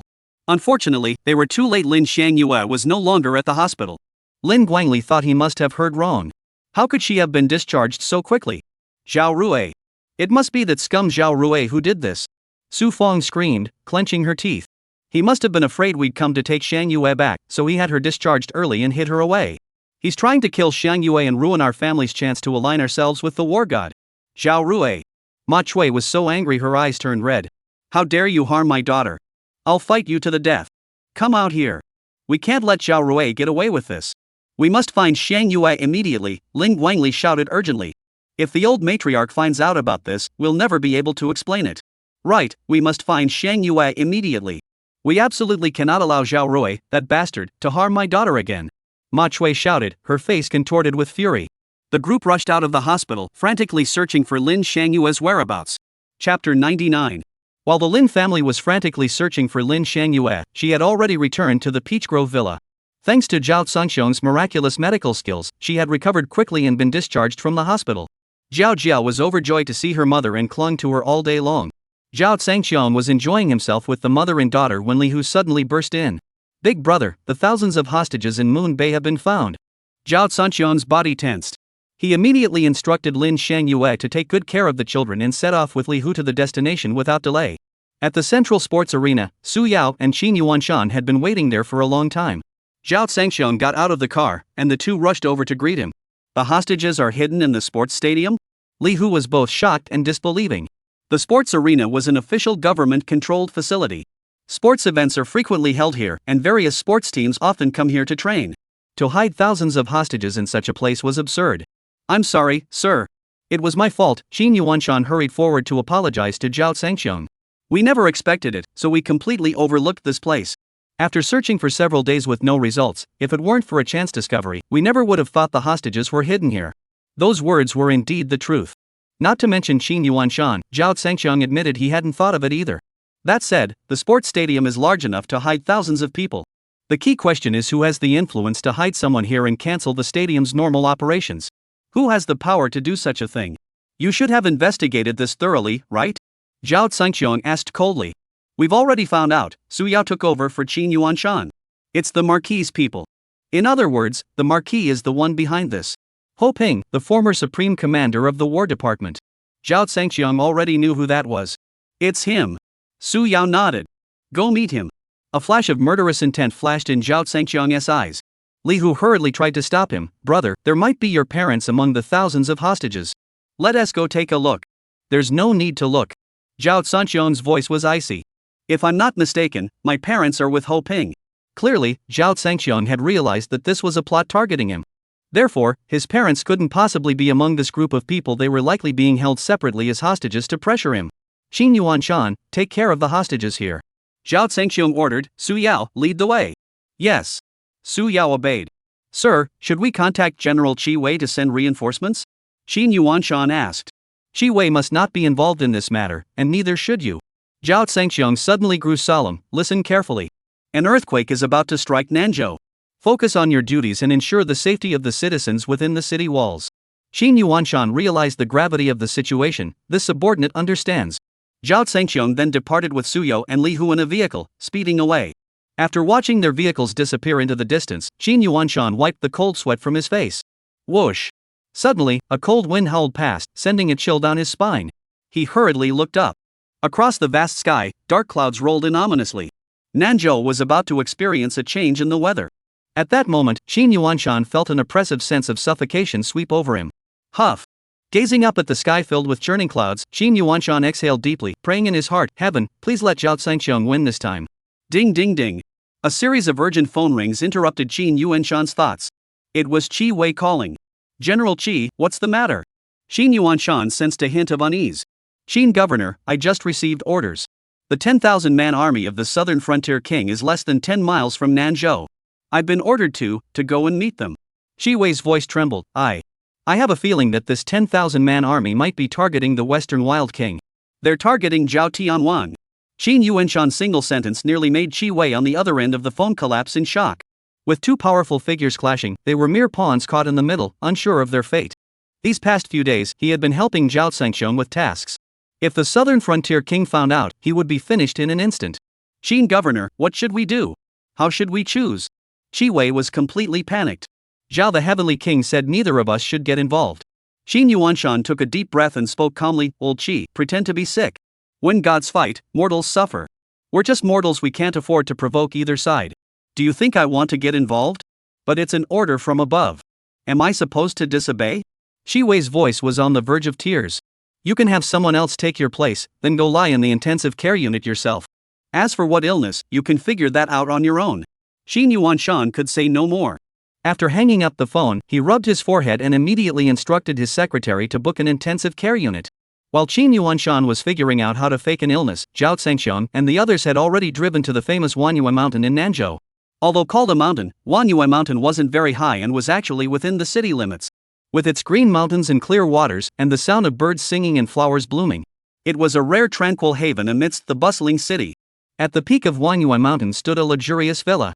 At that moment, by a pond in front of the villa, inside a pavilion, an elderly man with white hair is playing Go with a refined-looking man in his 50s. Clack! The elegant man suddenly drops his black piece, sealing the game. The white pieces are defeated on the board. Ha ha! The white-haired old man laughed, his snow-white beard trembling with his laughter. "You truly live up to your reputation as the third elder of the inner court. Your chess skills are truly remarkable. I am no match for you. I concede defeat. Let's play again." The elegant man smiled faintly. "Lord Ho, our game of Go can be played again if we lose, but in Zhao Zhangqiong's game, there is no second chance once you lose." "What do you mean?" The old man's expression darkened, and he looked at the elegant man in astonishment. The scholarly man did not respond, but slowly raised his head to gaze at the darkening sky, his voice filled with worry. "The heavens are changing." Chapter 100. The elegant man was none other than Zhou Wenru, the third-ranking figure in the inner court, sent to retrieve Zhao Zhangqiong's imperial seal. The white-haired old man was the former supreme commander of the War Department, Ho Ping. The Marquis of Ho, renowned as the first man of Nanzhou. He was the sky of Nanzhou. Zhou Wenru had arrived in Nanzhou earlier, but instead of going straight to Zhao Zhangqiong, he came here to see Ho Ping. Ho Ping looked up at the sky, where dark clouds were gathering, and smiled indifferently. "Indeed, a change is coming. Wenru, you came to see me, didn't you? You're waiting for this day. Otherwise, how would you retrieve the Heavenly King's seal from Zhao Zhangqiong?" "Lord Ho, if I want to retrieve the Heavenly King's seal from Zhao Zhangqiong, I will do so openly and honestly, not through underhanded schemes." Zhou Wenru's expression grew serious. "You had the shantytowns of Moon Bay demolished, leaving 10,000 people homeless, all to find Zhao Zhangqiong's parents and hold them hostage. Such despicable tactics, you truly shame your former position as War Department commander." Ha ha! Ho Ping laughed loudly. "Wenru, you're no ordinary person anymore. Great men don't get bogged down by trivialities. We're here to accomplish great things. Whether 10,000 people are left homeless or Zhao Zhangqiong's parents are used as hostages, they're all just pawns in our hands. Just like the pieces in this chess game we're playing, if they're eaten, so be it. There's nothing to it." The old man adopted an indifferent attitude. "Unfortunately, Zhao Zhangqiong's parents aren't pawns you can manipulate." Before he could finish, Zhou Wenru's gaze suddenly froze, fixating on a small gravel path in the distance where a Volkswagen sedan was approaching. Ho Ping also noticed the situation, his old eyes flashing with sharp light as they locked onto the sedan. The car came to a stop, and the people inside got out. "Zhao Zhangqiong?" The two men in the pavilion both narrowed their eyes sharply. The main player in this chess game had arrived. He arrived rather unexpectedly. Clatter, clatter. At that moment, the sound of chaotic footsteps echoed from inside the villa, and over a dozen people rushed out, blocking Zhao Zhangqiong and his companions. "Who are you? Dare to trespass into the Moonview Villa? Who gave you the audacity? If you don't want to die, get out immediately." The leader, a burly young man, shouted arrogantly. How dare you? Ho Ping stood up in the pavilion and shouted harshly toward them. Upon hearing Ho Ping's voice, the young men turned around in unison, bowing deeply and stammering, "Lord Ho. Step back. In the presence of the Western Wild King, dare not be so bold," the old man barked. The Western Wild King? A group of bodyguards looked at Zhao Zhangxiong, their faces filled with horror. The name of the Western Wild Heavenly King was well known to them. It was said that he was only in his 20s, the youngest king in the history of the kingdom. The young men turned again, their eyes meeting Zhao Zhangxiong's piercing gaze, and instantly felt a chill run through their limbs, their sweat pouring down their backs. Back! Back! Shouting in panic, the group hurriedly retreated in fear. Zhao Zhangxiong had no interest in these minor henchmen. His piercing gaze shifted toward the pavilion. When he saw Zhou Wenru, his expression paused slightly, surprised. He hadn't expected Zhou Wenru to be here. Brother, how did old Zhou end up here? Li Hu stood beside Zhao Zhangxiong, his face grim. Could he be with that old man Ho Ping? Go! Zhao Zhangxiong remained expressionless as he strode toward the pavilion. Soon, Zhao Zhangxiong entered the pavilion, while Li Hu and Su Yao remained outside. Western Wild King, I've been waiting for you. It's a bit disappointing that you've only found me here now, Ho Ping said with a smile, appearing as though he were a kind-hearted old man, but his words were as sharp as a knife. Zhao Zhangxiong ignored Ho Ping, his gaze fixed on Zhou Wenru beside him. I didn't expect you to be here. Zhou Wenru's heart trembled, and he forced a wry smile. I came here as a guest, that's all. No, he's here to collect your Heavenly King's seal, Ho Ping interjected with a sinister smile. Zhou Wenru glared at Ho Ping in displeasure. Lord Ho, we are not of the same kind. But we share the same goal, to take him down together. Ho Ping was straightforward, revealing his true intentions without hesitation. He looked at Zhao Zhangxiong with a mocking expression, as if he were staring at a grasshopper that had only a few days left to live. Zhou Wenru's expression twitched, and he hurriedly said, Tianwang, I have no intention of opposing you. Your matter can wait. Zhao Zhangxiong shifted his gaze to Ho Ping, his eyes filled with murderous intent. You of the Ho clan, hand over my parents, and I will grant you a proper burial. Ha ha. Ho Ping laughed wildly, filled with contempt. Zhao Zhangxiong, what qualifies you to speak to me like this? When I was fighting with a gun, you didn't even know where you were. In front of me, you have no right to be so arrogant. Sorry, I'm used to being arrogant. I can't change it. Zhao Zhangxiong finished speaking and shouted loudly, Li Hu. Make him kneel. Yes. Li Hu charged forward, lunging at Ho Ping. You dare. Ho Ping roared, shoot. Bang. A gunshot rang out from the roof in the distance. The bullets tore through the air with a deafening roar, striking Li Hu as he charged forward. Watch out. Chapter 101. Watch out. Su Yao screamed in horror. Li Hu was not only a war god level expert but also had extensive combat experience. The moment the gunfire rang out, he sensed danger and instinctively dodged out of the way. Whoosh!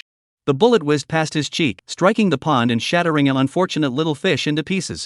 A blood-red splash erupted on the water's surface. Ha ha! Ho Ping laughed triumphantly, sitting back leisurely with a mocking expression as he looked at Li Hu and Zhao Zhangxiong. There are at least 10 snipers stationed around this villa. Want to try again? You? Li Hu's eyes turned red. No matter how skilled one is in martial arts, they can't withstand a kitchen knife. A flesh and blood body can't withstand bullets. But to let Ho Ping act so arrogantly, he couldn't possibly tolerate it. Old fool, if it comes to it, we'll go down together. Li Hu roared, his hair standing on end. A furious wind howled through the pavilion, and a terrifying aura swept toward Ho Ping. The might of the war god, humph. Ho Ping sneered disdainfully, rising to his feet with a thunderous roar, releasing an equally terrifying aura. Boom! A deafening explosion echoed through the air. The tiles of the pavilion were shattered, and the broken pieces rained down with a loud clatter. The old man was a seasoned war god. Do you think I, Ho Ping, the former war minister, am made of clay? Ho Ping roared arrogantly, Zhao Zhangxiong, first you killed Liang Zhan, then you annihilated the Chao family and Lei Baozi. Do you really think you can rule the southern state with an iron fist? Let me tell you, I, Ho Ping, am the true ruler of the southern state. The next moment, Ho Ping's killing intent surged to the heavens. Now, if you commit suicide, I will ensure you and your parents are buried with your bodies intact. Otherwise, I will make sure your entire clan is wiped out with no place to bury you. There will be no one surnamed Zhao left in Nanzhou. Zhao Zhangxiong remained expressionless. You're even more arrogant than Sun Ting, the former inner court leader. What of the inner court's great figures? Ho Ping sneered, when it comes to seniority, even they must address me as Lord Ho with respect. As for you, a young upstart, daring to be so arrogant in front of an old man like me. Daring to kill my men. You're courting death. Ho Ping raged wildly, his killing intent growing stronger. Zhao Zhangxiong, I give you 1 minute to consider. If you do not commit suicide and apologize within 1 minute, you will have no chance left. You don't have the qualifications to make me consider it. Zhao Zhangxiong's expression was arrogant and cold. In this world, the one who wants me to take my own life will never be you. Then I'll make sure your entire clan has no place to be buried, starting with you. Kill him. As the word kill left his mouth, Ho Ping expected gunfire to erupt from all directions, with bullets flying everywhere, turning Zhao Zhangxiang, Li Hu, and Su Yao into sieves. But the surroundings were eerily quiet. What was going on? Ho Ping was momentarily stunned, then erupted into furious shouts, "You bastards, fire! Fire!" His roar echoed through the air above the villa. Yet, there was no response at all. Zhao Zhangxiang smiled faintly, "Stop shouting. I've already sent your men on their way." Ho Ping's expression froze, and his roaring ceased. Suddenly, he remembered something and his expression changed. Blood Blade Guards? Upon hearing the words Blood Blade Guard, Zhou Wenru, standing behind him, turned pale. This special unit had truly been brought to Nanzhou by Zhao Zhangxiang. "Gentlemen, you were once loyal servants of the state. There must be something we can discuss calmly. Why push things to this point?" Zhou Wenru had been unable to interject earlier and now sought to act as a peacemaker, hoping to keep the situation under control. "Old Zhou, you have no place here today." Zhao Zhangxiang interrupted Zhou Wenru, "If you are not in cahoots with this old man, then leave. We will settle our affairs later. Of course, if you insist on staying here, I will consider you all part of the same group, and we will eliminate you all here today." This Zhou Wenru broke out in a cold sweat. "Ha, who can't bluff? Do you dare kill a senior figure from the inner courtyard?" Ho Ping sneered. "Sun Ting is already dead. What's there to fear?" One sentence caused Ho Ping's laughter to abruptly stop, and his expression froze. Zhou Wenru's face paled even more. The death of Sun Ting, the inner court's top figure, was speculated to be the work of Zhao Zhangxiang. But that was merely speculation. Now that Zhao Zhangxiang had admitted it himself, they were still stunned. Assassinating an inner court elder, given Zhao Zhangxiang's status, as long as there was no evidence and he did not admit it himself, even if he were stripped of his position, no one dared to touch him. But now that he had admitted it himself, the nature of the matter was entirely different. Even the ruler of the country cannot tolerate it. "Ha, ha!" Ho Ping burst into laughter. "Zhao Zhangxiang, you can use that statement as evidence. Rest assured, don't think no one heard it. Everything that happened here today has been recorded by hidden cameras. So what?" Zhao Zhangxiang suddenly took a step forward. Suddenly, his hair stood on end, and a murderous aura surged into the sky. A deafening explosion echoed, shattering the already broken roof of the pavilion into countless fragments that rained down into the pond. The pond was instantly filled with water, spraying up into thousands of droplets. In the sky above, dark clouds swirled wildly, as if the heavens were about to collapse. The Heavenly King was enraged.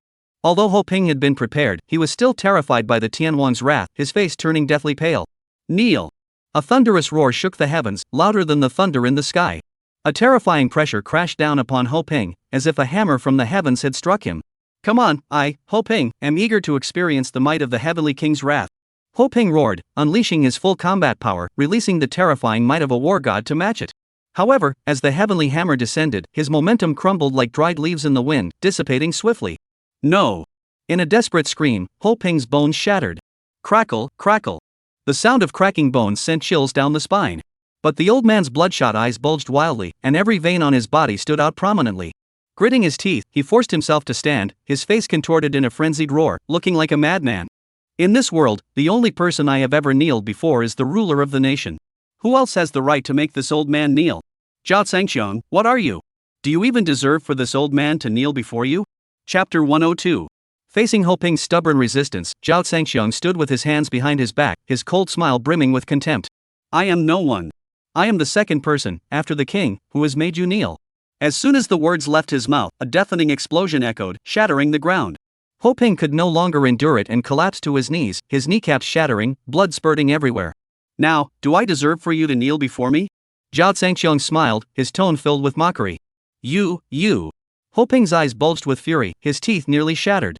Zhao Zhangxiang's voice was icy cold, his face as grim as a demon. "If you want to take me on, Zhao, go ahead. But touching my family and leaving 10,000 people in the slums homeless, such despicable tactics. You, who once held the position of war minister, are no better than a dog or a pig." Zhao Zhangxiang was furious. "Li Hu, no, Su Yao, slap him." "What?" Su Yao froze.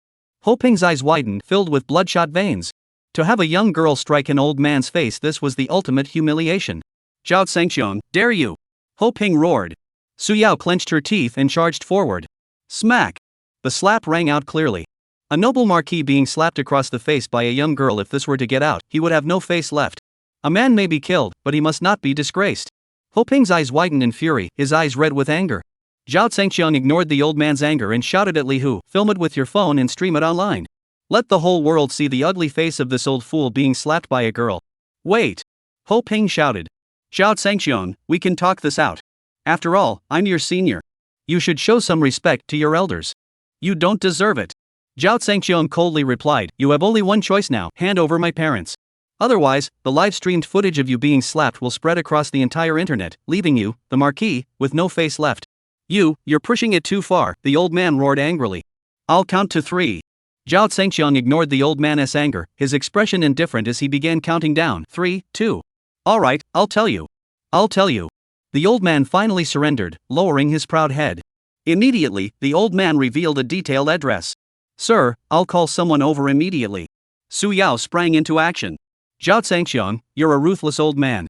Ho Ping, though defeated in this exchange, refused to admit defeat. Even if you save your parents now, your entire clan will eventually fall into my hands. Zhao Zhangxiong looked down at the old man with a calm expression, his eyes filled with disdain. The old man sneered coldly, an hour ago, I spoke with the southern frontier king over the phone. He has already personally led 10,000 elite troops to the outskirts of Nanzhou City. Zhao Zhangxiong, I'll see how you plan to stand against the southern frontier king's 10,000 troops with just a dozen blood blade guards? Ha ha ha ha. Today is the day you all meet your end. Wait and die. Ha ha. Ah. Suddenly, a helpless sigh echoed through the air. Zhou Wenru turned to Zhao Zhangxiong, Zhao Tianwang, take your parents and your men and retreat immediately. I will do my best to buy you time, no matter how long it takes. Since conflict was unavoidable, he could only let Zhao Zhangxiong leave. These words made Zhao Zhangxiong realize that Zhou Wenru and Ho Ping were not on the same side. His goal was to prevent a clash between the two sides and resolve the matter peacefully. Ho Ping flew into a rage. Zhou Wenru, what are you doing? Don't forget your mission. Lord Ho, my mission is to retrieve the Heavenly King's seal. Zhou Wenru did not forget his task, however, I also do not wish for a conflict between the two sides. Any losses would be losses for our own people. Who do you think you are? Ho Ping sneered. Unless the king himself arrives, no one can stop us today. Do your best and have no regrets. Zhou Wenru spoke these 8 words with such conviction that they echoed loudly, inspiring respect in all who heard them. Knowing it was impossible, he still acted, seeking only to be without regret. This is the kind of loyal and upright person the nation needs. Not someone like Ho Ping, a parasite. You're just a little fool. Ho Ping mocked. If one doesn't act for oneself, heaven and earth will destroy them. You hold a high position yet don't know how to secure benefits for yourself and your descendants. What use is this high position to you? Is that what you call serving the country and the people? You're just spouting empty slogans. You actually believe your own nonsense, you foolish fool. These words truly shattered everyone's worldview. The old man didn't know that Li Hu was secretly filming the scene and uploading it to a live streaming platform. At that moment, at least 1 million netizens were watching. When they saw that the elderly statesman whom countless Chinese people respected was such a disgrace, the screen was instantly flooded with angry comments, drowning out the livestream. Especially the netizens from Nanzhou were the most enraged. The elderly figure they had regarded as the sky of Nanzhou had revealed such a despicable and ugly true nature, and they could not tolerate it. Their anger erupted, with increasingly harsh insults echoing one after another. Some immediately shared the video, even spreading it to online platforms in other parts of the world. In the age of information explosion, such a rapid spread is terrifying. In no time, Ho Ping became a celebrity worldwide.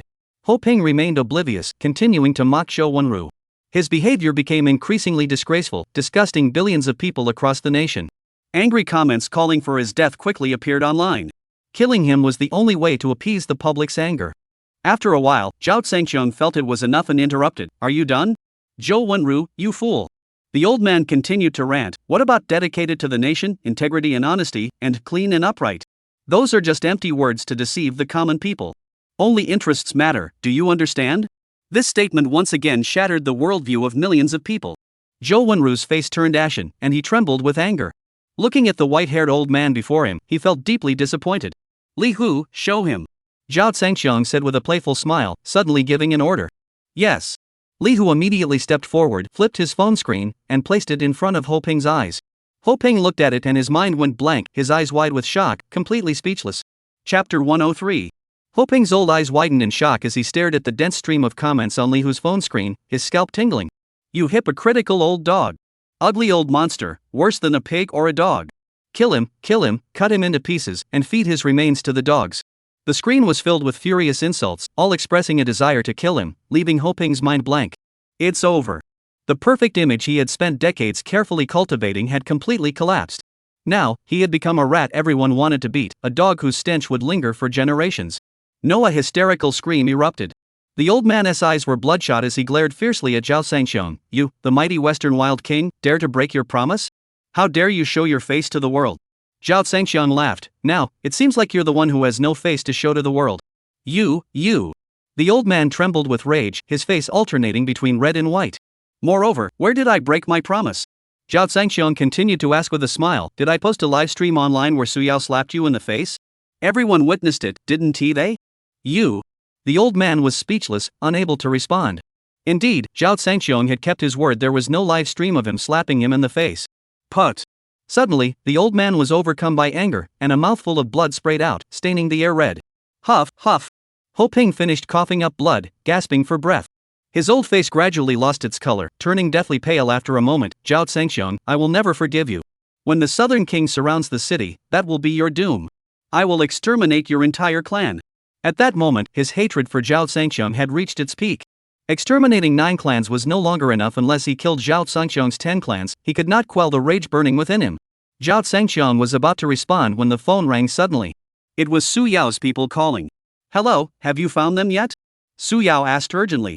What? You haven't found the master's parents? This. Su Yao's face turned pale.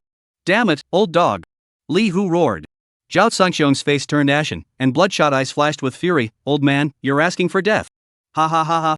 Ho Ping laughed madly. Zhao Sangxiong, you're furious now, aren't you? You're so frustrated, wahaha. The old man had turned the tables, laughing so hard his face was contorted. Crackle, crackle, crackle. Zhao Sangxiong clenched his fist suddenly, causing the ground beneath his feet to shatter. Splash! The cement tiles of the pavilion's floor cracked and fell into the pond, splashing countless droplets of water. Do you want to kill me now? Come on, kill me. If you kill me, no one will ever know where your parents are. You'll just have to wait to bury them, haha. The old man laughed maniacally. As you wish. Zhao Sangxiong suddenly struck down with a claw, his iron claws gripping the old man's arm. Big brother, calm down. Li Hu hurriedly tried to persuade him. Tianwan, calm down. Zhou Wenru, sweating profusely, also rushed to stop him. Your parents' lives are more important. This king does not bow to threats. Zhao Sangxiong tightened his grip. What are you doing? Ho Ping screamed in terror. No, ah. Amidst the piercing screams, Zhao Sangxiong exerted all his strength, tearing off a blood-soaked arm with his bare hands. Ah. Ho Ping couldn't endure such torture. The pain was excruciating, causing him to scream like a demon, nearly losing consciousness. Zhao Sangxiong wouldn't let him faint so easily. He flipped his hand, and several silver needles pierced the old man's body, keeping him conscious. Zhao Sangxiong tossed the blood-soaked arm at Ho Ping's feet, his expressionless face as cold and emotionless as a ruthless god of death. I will tear every part of your body apart until you reveal the whereabouts of my parents. Zhao Sangxiong's voice sounded like a death sentence. I hope you can endure it. Zhao Sangxiong, you won't die a good death. I won't let you off. The old man was no ordinary stubborn individual. Zhao Sangxiong ignored him, his blood-stained iron hand grabbing the other arm. Stop! You dare! The old man screamed, his face contorted in rage. Zhao Sangxiong exerted force, causing the bones to shatter. Just as he was about to tear the arm off, deafening cannon fire erupted. Boom! Boom! Boom! 3 cannon blasts shook the heavens and the earth. The sky split apart, and the entire city trembled. Ho Ping's roar abruptly halted. The next moment, he burst into tears of joy, and his laughter once again echoed across Wanyue Mountain, nearly reaching a frenzy. Ha ha! They're here, finally. The southern frontier king has arrived with 10,000 troops. Zhao Sangxiong, you're going to die. Ha ha ha! Zhou Wenru suddenly turned around, gazing toward the direction of the cannon fire, his face ashen. Suddenly, he turned back and shouted at Zhao Sangxiong, Go! You must leave immediately. If you don't, it will be too late. Zhao Sangxiong remained calm. Old Zhou, stop shouting. You know I won't leave. But? Zhou Wenru's expression froze, his face grim. A sense of helplessness overwhelmed him, causing him to collapse to the ground with a bitter smile. In the end, he couldn't stop him. Chapter 104. Boom! Boom! Boom! 3 more cannon blasts echoed through the air. This time, they were closer. By the sound alone, the 3 cannon blasts were already within the city walls. 100,000 troops had already entered Nanzhou City. They arrived quickly enough.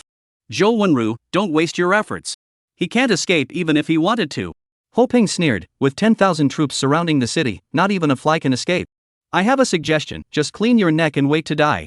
Ha ha. Ding ding ding. Just then, Zhao Sangxiong's personal phone suddenly rang. His phone had been specially encrypted. Strange numbers couldn't get through. But this time, an unknown number came through, and it was a video call. Seeing the video call, he curled the corners of his mouth into a cold smile, as he had already guessed who it was. The video call connected, and the screen displayed an imposing man wearing the uniform of the Heavenly King's army, none other than Ning Yanbei, the Heavenly King of the southern frontier. Zhao Zhangxiong, I told you, this king will soon arrive with 10,000 troops to take your head. I'm here, have you prepared your head? From the screen, it was clear that Ning Yanbei was indeed in a moving vehicle, smiling triumphantly. Everything was under his control. At Moonlit Mountain, Zhao's head is here. If you have the guts, come and take it. Zhao Zhangxiong spoke calmly. Haha, good, you're brave.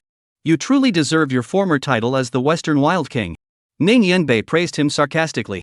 Ning Nanwang, come save me. I'm the Marquis. Ho Ping, hearing Ning Yanbei's voice, screamed at the top of his lungs for help. Upon hearing Ho Ping's cries, Ning Yanbei's expression changed. He never expected that Ho Ping had already fallen into Zhao Zhangxiong's hands. Between Ho Ping and Ning Yanbei, there was not only a teacher-student bond but also a close business relationship. Zhao Zhangxiong, dare you lay a finger on the old man? Ning Yanbei roared angrily, release him immediately, or I'll make you regret ever being born. As soon as the words left his mouth, a commanding shout echoed, men, hurry up.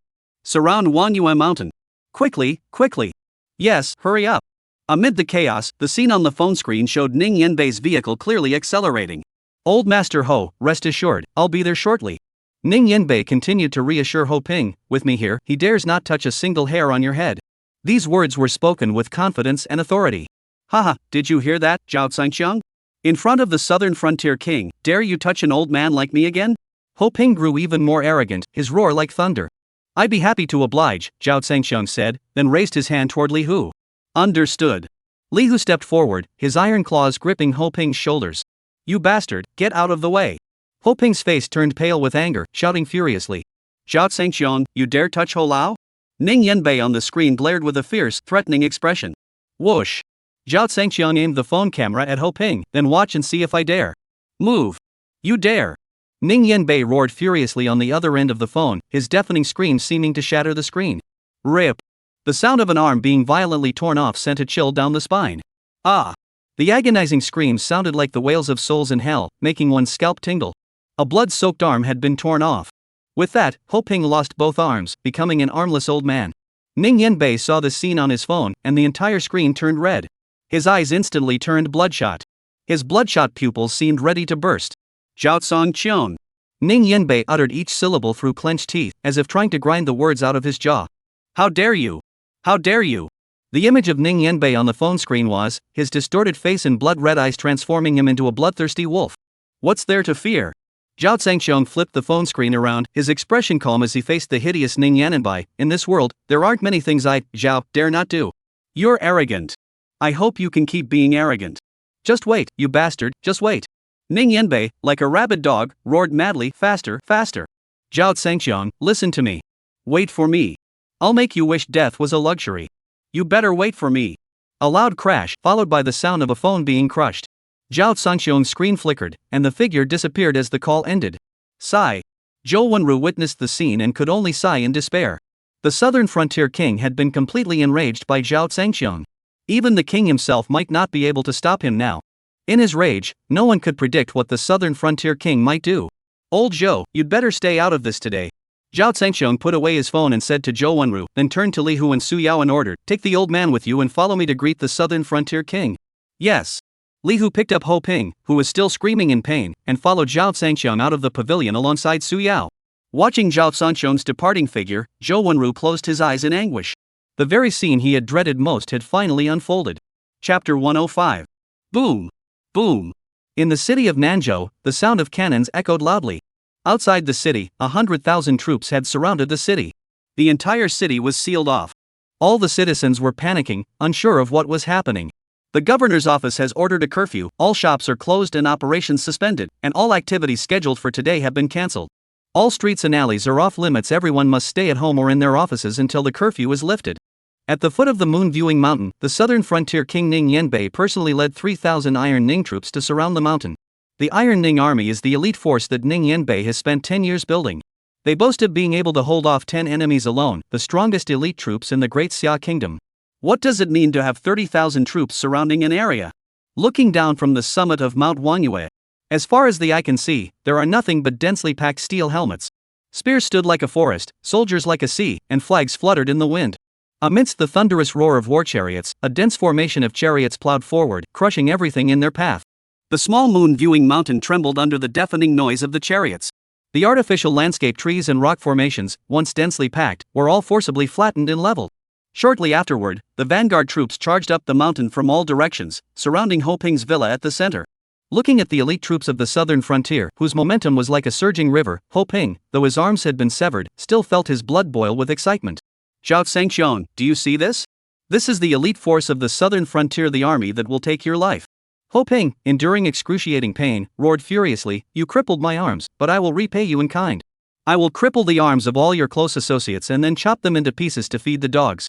Zhao Zhangxiong stood surrounded by the dense ranks of steel-clad soldiers, hands behind his back, his expression calm. "Shut him up," a cold voice ordered, tinged with contempt. "I don't like people who can only talk big." "Who dares?" Ho Ping roared. He refused to believe that, in front of so many elite troops from the southern frontier, Zhao Zhangxiong would dare to humiliate him. Smack! A loud slap echoed through the air, followed by flying teeth and blood. This slap was delivered by Su Yao, and she hit with great force. The old man's half-face went numb instantly.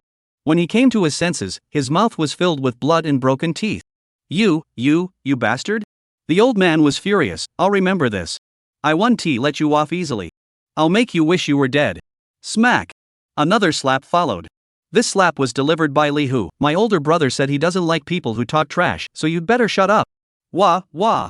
The old man, with blood filling his mouth, cried out in pain, "Nan Wang, Yanbei, can you see this? Your teacher is being bullied and slapped in the face. It's also a slap in your face. Where are you? Where are you?" Slap, slap. Just then, the roar of an armed helicopter's rotor blades echoed overhead. Everyone looked up in unison. In the sky, a dozen armed helicopters escorted a majestic helicopter as it flew toward them. The Southern King had arrived. Zhao Zhangxiong's lips curled into a contemptuous sneer. He had clearly been in a car when he made the call earlier. Now he's using an armed helicopter to ascend Mount Wanyue, making such a grand spectacle. What's he trying to prove? The landing site below had already been cleared and marked. A dozen armed helicopters slowly descended, forming a protective circle around the lead helicopter. "Hurry up! Welcome the Southern King!"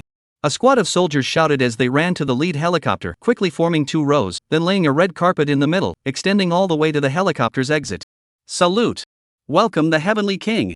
Amidst the deafening cheers, a majestic man dressed in the Heavenly King's battle armor stepped out of the helicopter with his hands behind his back. His face was as cold as ice, and his tiger-like eyes flickered with overwhelming anger and intent to kill. He was one of the four Heavenly Kings of the Great Xia Empire, the Southern Heavenly King, Ning Yanbei, also known as the Ningnan King.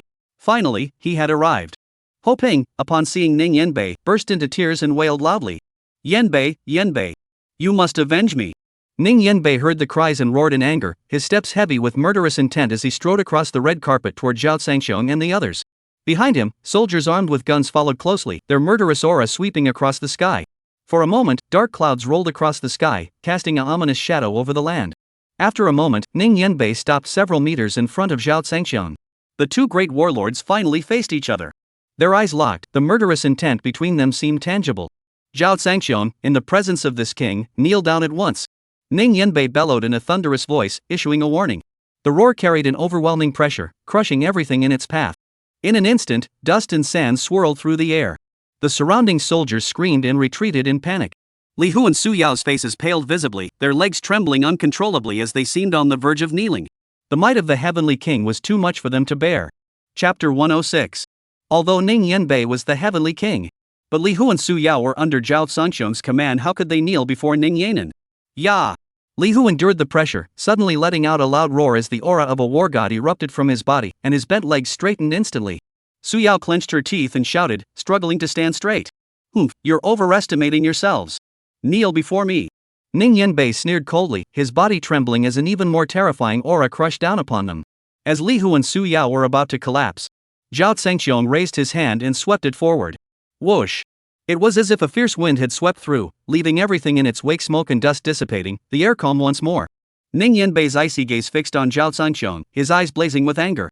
When his gaze fell on Ho Ping, who was kneeling beside him, his eyes turned blood red. Both arms were gone, and his bare shoulders were covered in blood. His face was swollen and bruised, his mouth twisted, and his face and mouth were covered in blood. A revered mentor and respected elder statesman. had been reduced to such a pitiful state. Who could tolerate such a thing? Someone, help! A loud shout shook the heavens, causing the earth to tremble. Clang! Clang! Armed soldiers charged forward. Please issue your orders, Your Majesty. The soldiers bowed low, pleading for orders. Ning Yanbei did not issue an order immediately. His icy gaze remained fixed on Zhao Zhangqiang. Zhao Zhangqiang, you were once a great heavenly king. How dare you kidnap and harm an old man? Such despicable behavior. Do you even deserve to be called a heavenly king? Zhao Zhangqiang looked surprised. When did I ever say I was holding this old dog hostage? If it's not kidnapping, release Ho Lao, and we'll fight fairly. Zhao Zhangqiang laughed loudly. You brought 10,000 elite troops here. Is that fair? Come, let us fight alone. That would be fair. Ning Yanbei was speechless. Zhao Zhangqiang had become the youngest king in the history of the nation largely due to his formidable strength. He was the most formidable of the 4 heavenly kings of the great Xia dynasty. At such a young age, he was in his prime. In a one-on-one fight, Ning Yanbei wasn't about to make such a foolish move. Zhao Zhangqiang, you, a deposed heavenly king, are nothing but a lowly commoner in my presence.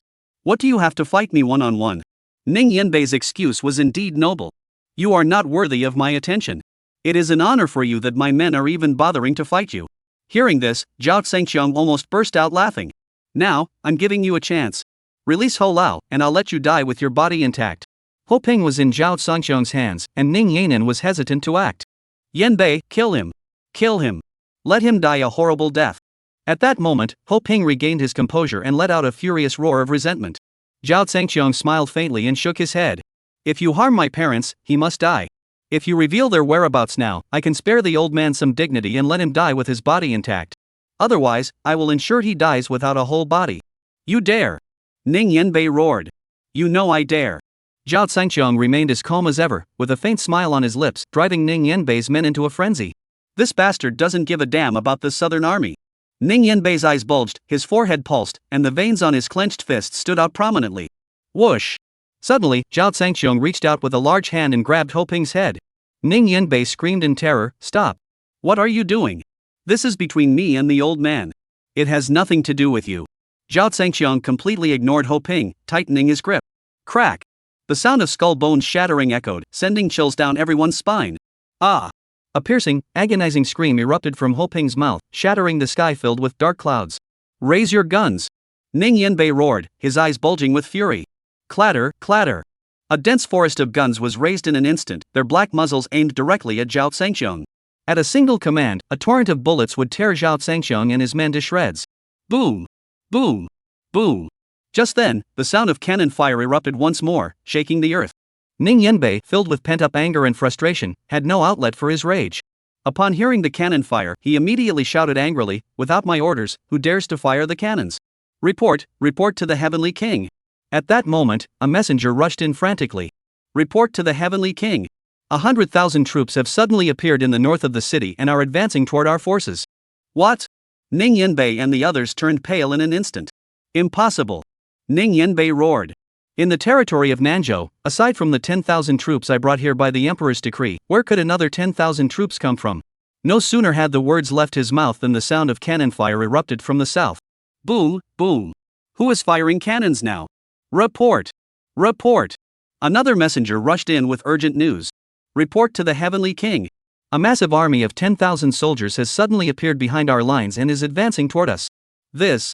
Ning Yanbei stumbled, nearly falling to the ground. The face that had been filled with anger and authority moments ago began to pale. 10,000 troops had appeared from both the north and south, all advancing toward him. That was a pincer movement. From the north and south he was surrounded. Moreover, the enemy forces numbered 20,000, twice the size of the southern border army. How could this be possible? Chapter 107. Ning Yanbei couldn't believe it, nor could he accept it. It was clear that the 20,000 troops had been stationed in the southern province long before. They were waiting for him to walk into a trap. But how could he have received no intelligence at all about 20,000 troops being hidden in Nanzhou? This was 20,000 people, not 20,000 ants. How could such a massive gathering of troops have been kept secret from everyone? Ridiculous. Impossible. Ning Yanbei roared, grabbing a messenger by the collar, his face twisted in anger.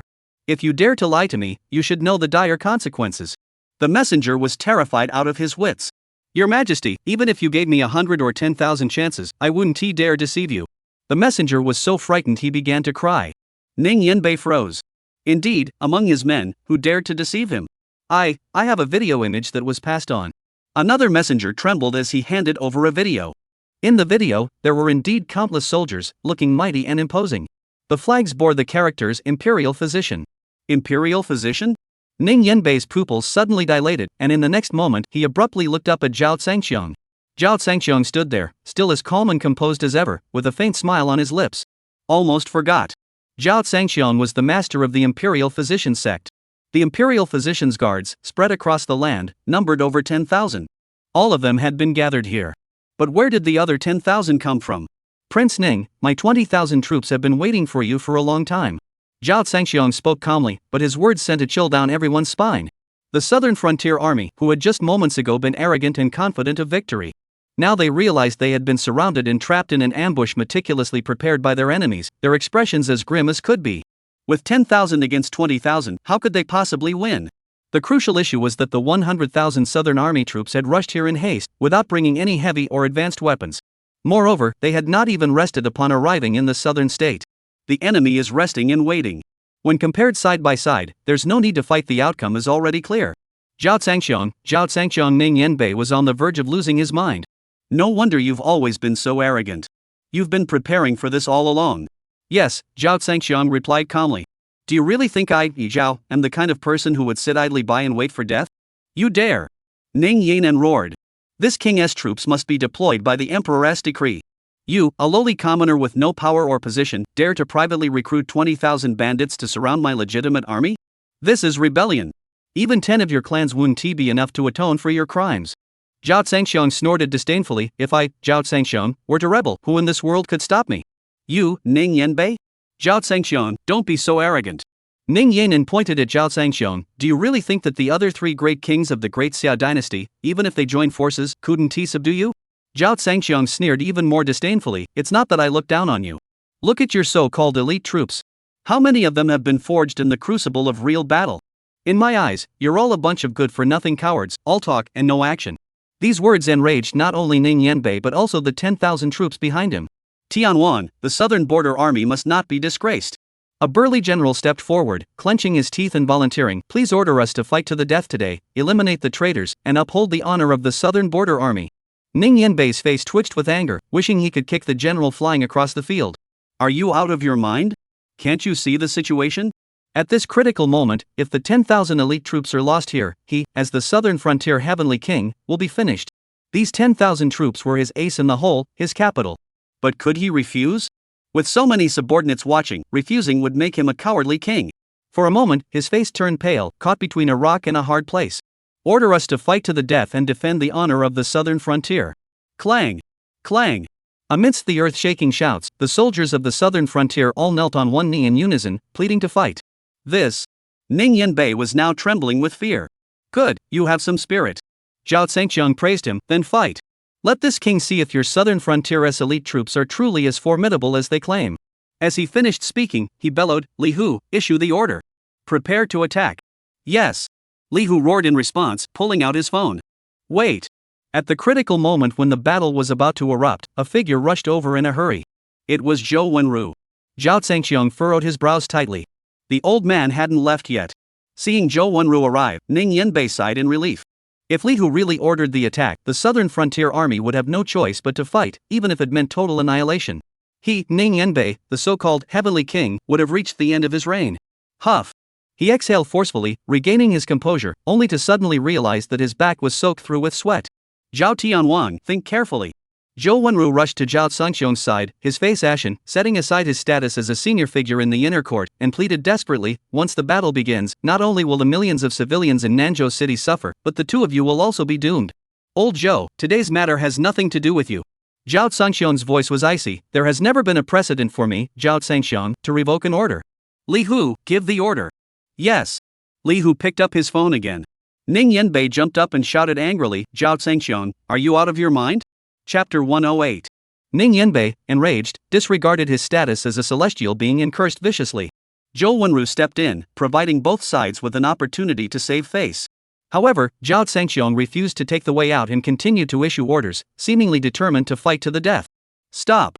Zhou Wenru panicked, rushing forward to grab Li Hu's hand, but his eyes were fixed on Zhao Zhangxiong. He spoke each word slowly and clearly. You cannot give that order. Unless you kill me. Every word was spoken with the tragic resolve of one ready to die. Zhao Sanxiong's heart trembled. After a moment's hesitation, he sighed deeply. Old Zhou, why must you insist on this? Zhou Wenru stared at Zhao Sanxiong with a disappointed smile. Zhao Sanxiong, back then, I went against all odds to promote you because I saw your youth and ability, but most importantly, I saw your heart for the country and the people. But now, I am deeply disappointed in you. Those words were heartbreaking. Zhao Sanxiong's pupils contracted, and he suddenly smiled. Old Zhou, what are you trying to say? What I'm trying to say is that you, Zhao Sanxiong, have changed. Zhou Wenru shouted angrily, you're willing to sacrifice the lives of millions of people for your own selfish interests. Do you know that once this order is issued, hundreds of thousands of troops will fight here, reducing Nanzhou city to rubble? The millions of people inside the city will suffer, and countless families will be torn apart, with wives separated from husbands and children orphaned. Have you ever thought about that? As the saying goes, with great power comes great responsibility. But your sense of responsibility, Zhao Sanxiong, has vanished along with your growing power. How can you justify the trust one placed in you back then? How can you justify the nation's nurturing of you? How can you justify this to the millions of people under heaven? Zhou Wenru fired off 3 questions in rapid succession, his voice booming throughout the hall. Everyone present fixed their gaze on Zhao Sanxiong, waiting for his response. Zhao Sanxiong stared blankly at Zhou Wenru, who was filled with anger and disappointment. After a moment of silence, he burst into laughter. Ha ha ha ha. The laughter was deafening, yet it carried a hint of sadness. Old Zhou, those 3 questions were well asked. As he finished speaking, Zhao Sanxiong grabbed the front of his shirt with both hands and tore it apart violently. Rip! The clothes were completely torn open, exposing his chest. The crisscrossing, gruesome scars left countless people speechless with horror. Especially the 5 deep wounds that ran straight through the center of his chest. This meant he had died at least 5 times. No one knew what these scars signified, but Li Hu did. At that moment, Li Hu closed his eyes in agony, tears welling up in his eyes. At that moment, Zhou Wenru remained silent, his eyes fixed on the scars, his eyelids twitching. At that moment, even the soldiers around them, who were all from the southern frontier, were stunned into silence. Su Yao covered her mouth with her hands, her beautiful eyes reddening, overcome by a urge to cry from the pain in her heart. At that moment, the entire scene fell into a deathly silence, broken only by the howling wind. Zhou Wenru, do you see this? Zhao Sanxiong clenched his teeth tightly, his eyes wide with fury. For this country, for the people of the world, I, Zhao Sanxiong, have been covered in wounds. I have fallen countless times, only to crawl back from the brink of death. I have faced death countless times, only to miraculously survive each time. In 4 years, I gathered a scattered, disorganized group of soldiers without a sense of military spirit in the western wilderness. I led them to victory time and time again, and eventually, a million-strong ironclad army was born on the western wilderness battlefield. We reclaimed lost territories, drove out the enemy, and made the enemy tremble at the sound of our name. At the Tiger and Wolf passes, with this ironclad army, the defenses are impregnable and unbreakable. We have safeguarded the western gateway of the nation and protected the people of the realm. Zhao Sanxiong grew increasingly passionate as he spoke, each word resonating with such force that it echoed across the sky. Zhou Wenru, tell me, have I, Zhao Sanxiong, lived up to your trust? Have I lived up to the nation? Have I lived up to the people of the world? 3 consecutive rhetorical questions left Zhou Wenru speechless. He didn't know how to respond. What? Can't answer, can you? Then I'll tell you, I'll tell everyone. Zhao Sanxiong roared, his voice like thunder. I, Zhao Sanxiong, have done right by everyone. The only ones I have wronged are my family. Mentioning his family, the steel-hearted man had tears streaming down his face. The hatred in his eyes turned into a tidal wave of murderous intent, his eyes turning blood red. While I was risking my life to protect the nation and its people, no one came to protect my family. Zhao Sanxiong's heart was torn apart. The people I protected, at the most critical moment of the Western Wildlands campaign, used a chainsaw to slaughter my younger brother, humiliated my younger sister, buried my parents alive, and brutally murdered my wife and children. Zhou Wenru, tell me, where are you now? Who will protect my family? Who? His final words turned into a wild scream, then a roar. Boom! The heavens and earth resonated, transforming into thunderous roars of grief and anger, as the sky was torn apart by a blood-red lightning bolt. Zhou Wenru and the others stood frozen in place, speechless. Yes, where were they when Zhao Sanxiong's family was being brutally murdered? Even now, this old man. Zhao Sanxiong pointed angrily at Ho Ping, who was kneeling on the ground. You are a disgrace to your elders, a disgrace to your former position as commander of the War Department. You dared to kidnap my parents, who have suffered so much at your hands. How can I possibly forgive you? Zhou Wenru, it's not that I've wronged the world. It's the world that has wronged me, Zhao Sanxiong. The final roar shattered the heavens and shattered the darkness in the sky. Clatter! Suddenly, a torrential downpour poured down, with rain as heavy as beans. The furious rain and mist engulfed the vast mountains and rivers. Chapter 109. Everyone stood silent in the rain. The world was filled only with the sound of the downpour, and the man's thunderous voice echoed through the air. After a moment, Zhou Wenru swallowed hard, bowed his head silently, and released his grip on Li Hu's hand. His weathered face betrayed a hint of shame. I'm sorry. I got a little carried away just now. Thud. Suddenly, a dull thud echoed, and an object landed in front of Zhou Wenru, splashing water everywhere. Zhou Wenru looked down, his pupils contracting sharply, his body trembling slightly.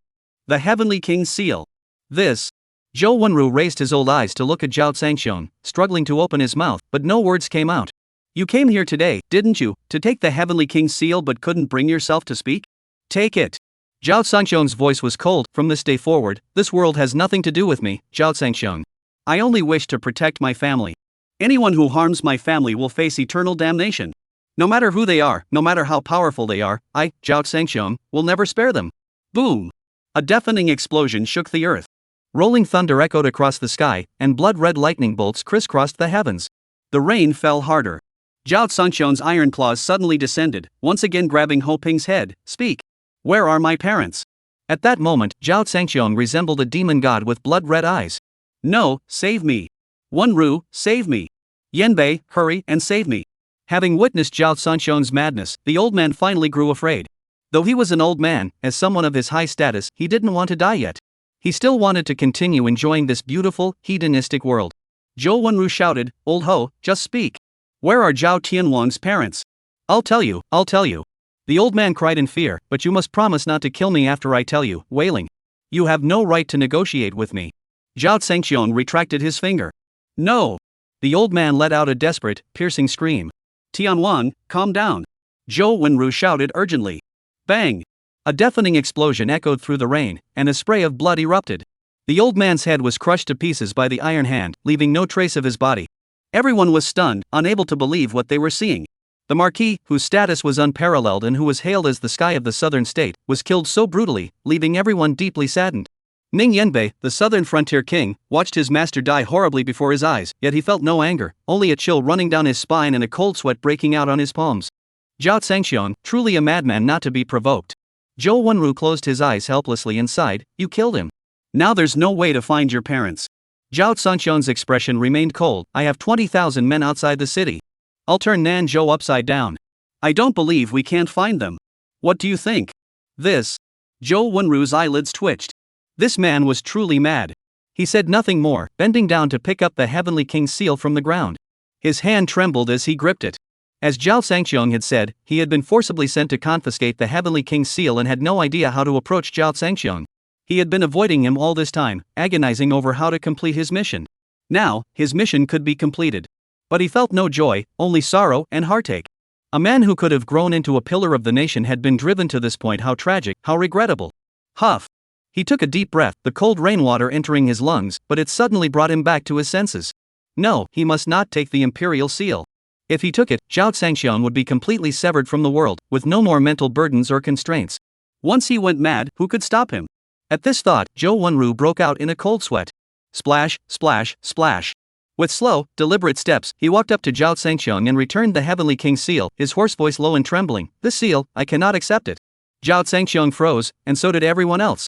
Those watching the surveillance feed through the cameras were enraged. Zhou Wenru, have you lost your mind? Now that the Heavenly King's seal is in your hands, how can you possibly return it? Someone stood in front of the surveillance screen and shouted angrily. In the pouring rain, Zhao Zhangxiong looked at Zhou Wenru, puzzled. Why? Only so that you may continue to hold the Heavenly King's seal and protect the people of the world. Zhou Wenru spoke tremblingly, yet his words were sincere. Zhao Zhangxiong remained silent, staring intently at the old man before him. Zhao Zhangxiong, I know you're not the kind of person who would abandon your loved ones. Zhou Wenru continued, I'm sorry about what happened to your family. There was some fault on our part, but the majority of the blame lies with those who committed evil deeds. I have always believed that good people are the majority in this world, and the wicked are few. We cannot punish the innocent people of the world because of a few evil men. They are innocent. Zhou Wenru's voice was hoarse, but every word he spoke touched Zhao Zhangxiong's heart. If you refuse to accept the seal, how will you explain yourself when you return? Zhao Zhangxiong asked again. I will personally apologize to the king. I will sacrifice my entire career to save you, a pillar of the nation. It is worth it. At that moment, the old man smiled, a smile filled with joy. Zhao Zhangxiong saw the old man's burning passion for his country and its people, and the tragic willingness to sacrifice everything. Zhou Wenru, you dare! A shrill shout suddenly rang out. Who gave you the right to return the Heavenly King's seal to a traitor deserving of death? Amidst the roar of battle chariots, several high-powered off-road vehicles broke through the rain and fog, charging directly toward the square where Zhao Zhangxiong and the others were standing. Bang bang! The front two vehicles opened their doors, and one by one, elite guards dressed in gold-trimmed uniforms, with golden battle knives on their left sides and guns on their right, leaped out. Imperial guards? Everyone's eyes narrowed sharply. The head of the Academy's personal vehicle? Has the head of the Academy arrived in person? Everyone's pupils exploded in shock. Chapter 110. The arriving figures were none other than the Imperial guards from the capital of Yen. After getting out of the car, the dozen or so Imperial guards stood in 2 rows in the rain, looking imposing and solemn. A path was left open in the middle. A leading guard ran to the middle carriage, opened the door, and simultaneously opened an umbrella. Master of the Academy. We have arrived. An elderly man with a square face slowly stepped out of the carriage. His gaze was dark, and his face exuded an air of authority without needing to raise his voice, giving off an intangible sense of oppression. We humbly welcome the head of the Academy. The man was none other than Gu Daofeng, the head of the inner courtyard. He was renowned as the first person under the king. Even the 4 heavenly kings, who were not under his command, had to give him some face. Ning Yanbei, upon seeing Gu Daofeng arrive in person, his expression changed, and he hurriedly stepped forward to greet him with an unusually polite tone. Old Gu, how did you come here? In this heavy rain, you must be exhausted. Gu Daofeng looked at the southern king, who was being so polite, and a satisfied smile appeared on his old face. The next moment, he raised his head and looked toward the direction of Zhao Zhangxiong and Zhou Wenru. Zhou Wenru turned aside and bowed slightly to Gu Daofeng, master of the Academy. Greetings, head of the Academy. Immediately, the surrounding soldiers all bowed in unison, their voices thunderous. Only Zhao Zhangxiong stood in the rain with his hands behind his back, unmoved. Li Hu and Su Yao saw that Zhao Zhangxiong remained unmoved, so they too stood stiffly behind him. The 3 of them stood out starkly against the crowd, their behavior seeming so out of place and glaring.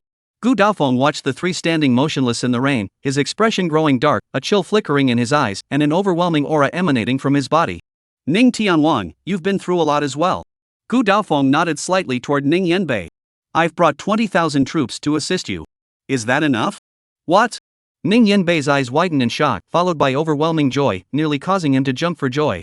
20,000.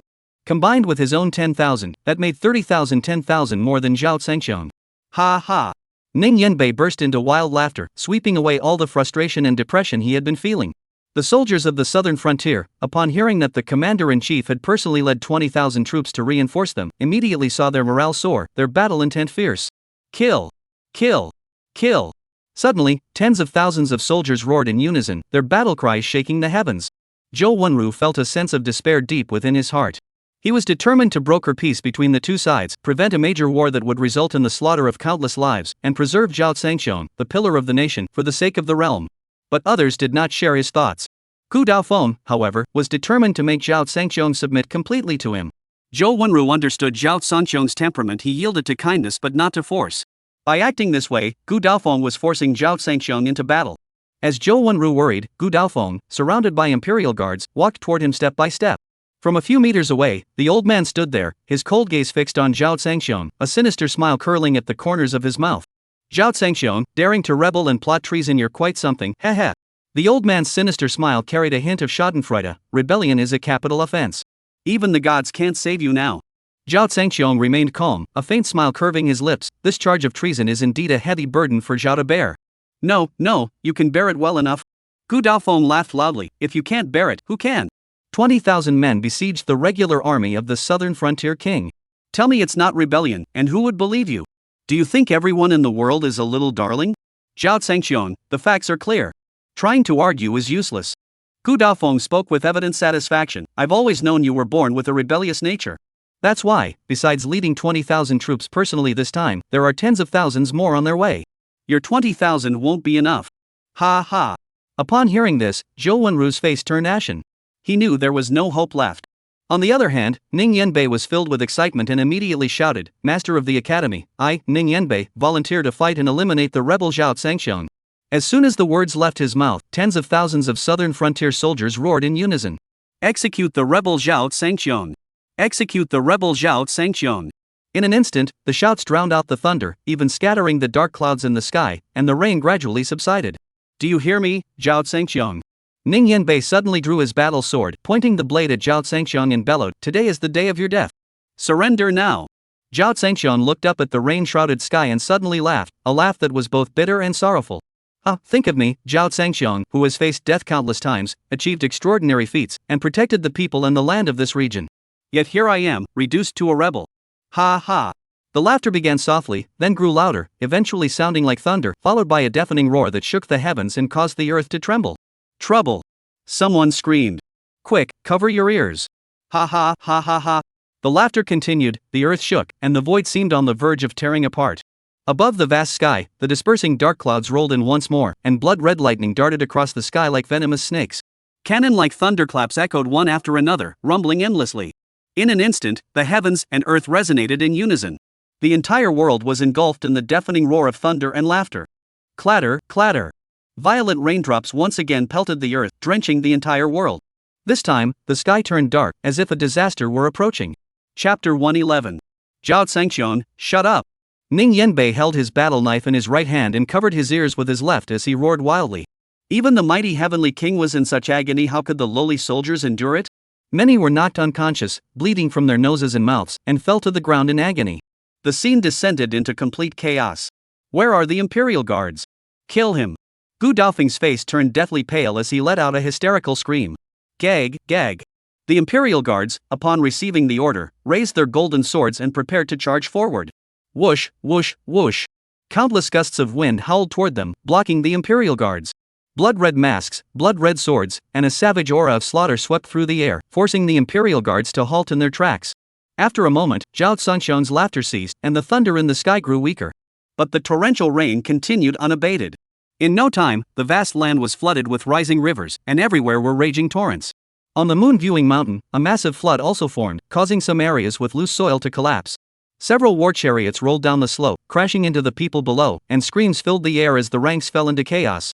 Damn it, you bastards! Gu Daofeng was so enraged that his hair stood on end, his face turning ashen. The heavens were not on their side, bringing such terrible weather. But what did it matter? Even if it were raining knives from the sky, it would not shake his resolve to destroy Zhao Zhengxiong today.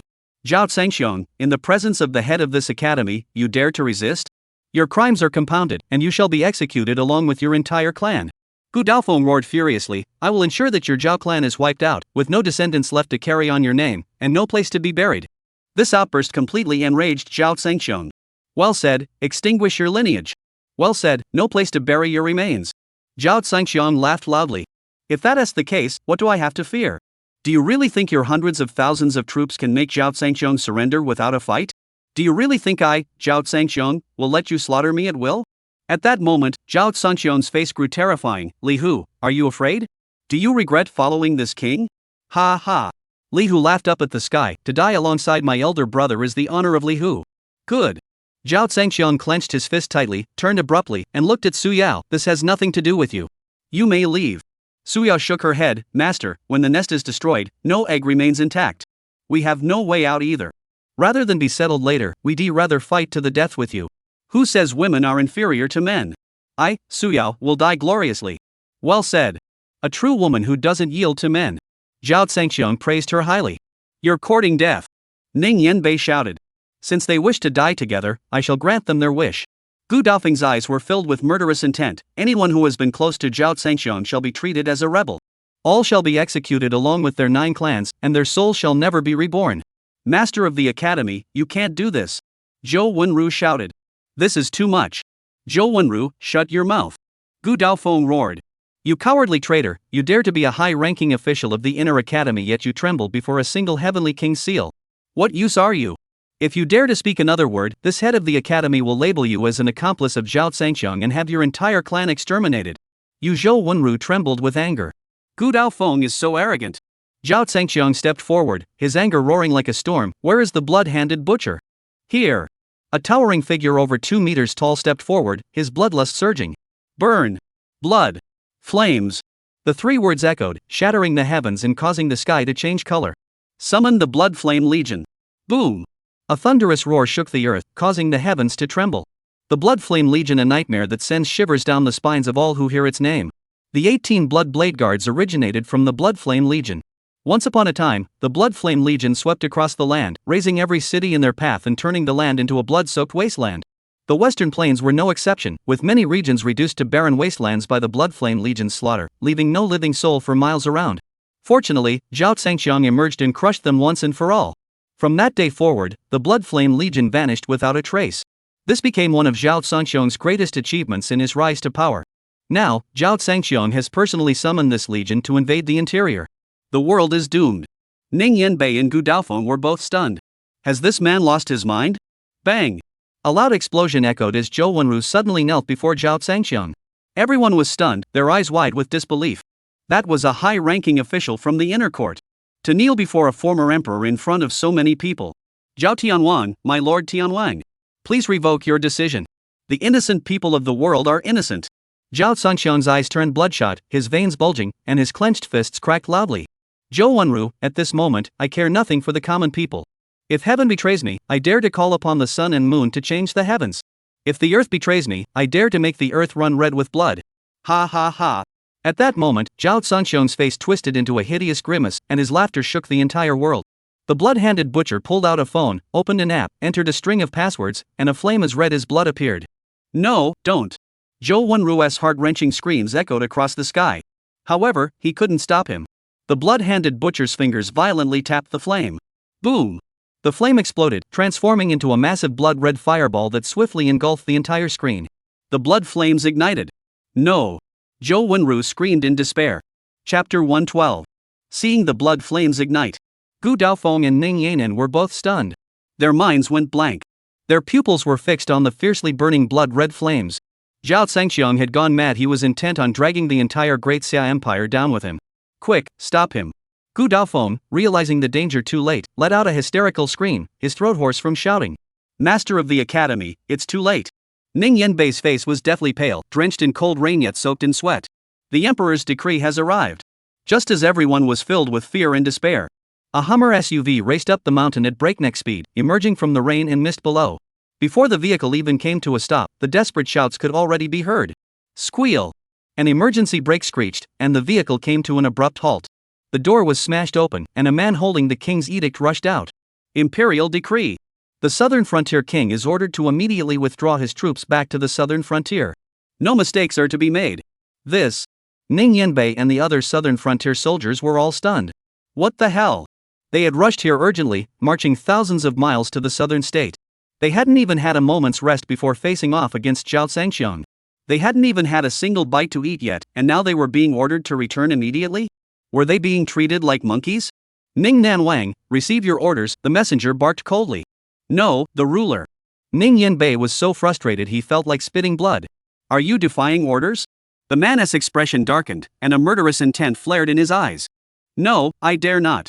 Ning Yanbei wasn't Zhao Zhangxiang. He was so scared he trembled, quickly kneeling on one knee. Ning Yanbei accepts the order. Wait. Gu Daofeng snapped back to his senses and shouted urgently, this is impossible. How could the king issue such an order?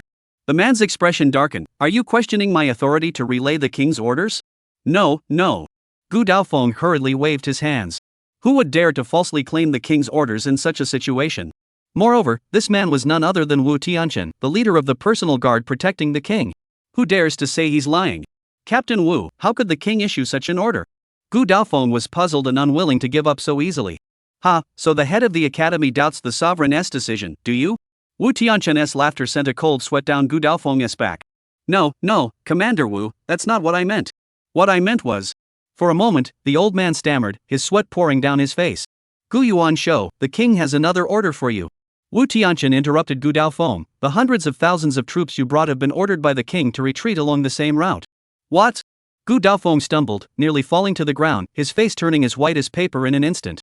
For a moment, he felt as though all his strength had been drained from him, leaving him utterly powerless. Without the backing of hundreds of thousands of troops, how could he possibly fight against Zhao Zhangxiang? How could this happen? It shouldn't be like this. The old man was on the verge of tears. The king promised me tens of thousands of troops. A king's word is his bond. How could he go back on his word? Gu Daofeng, you dare. Wu Tianchen shouted angrily, when did the king ever promise you tens of thousands of troops? You dare to slander the king in public.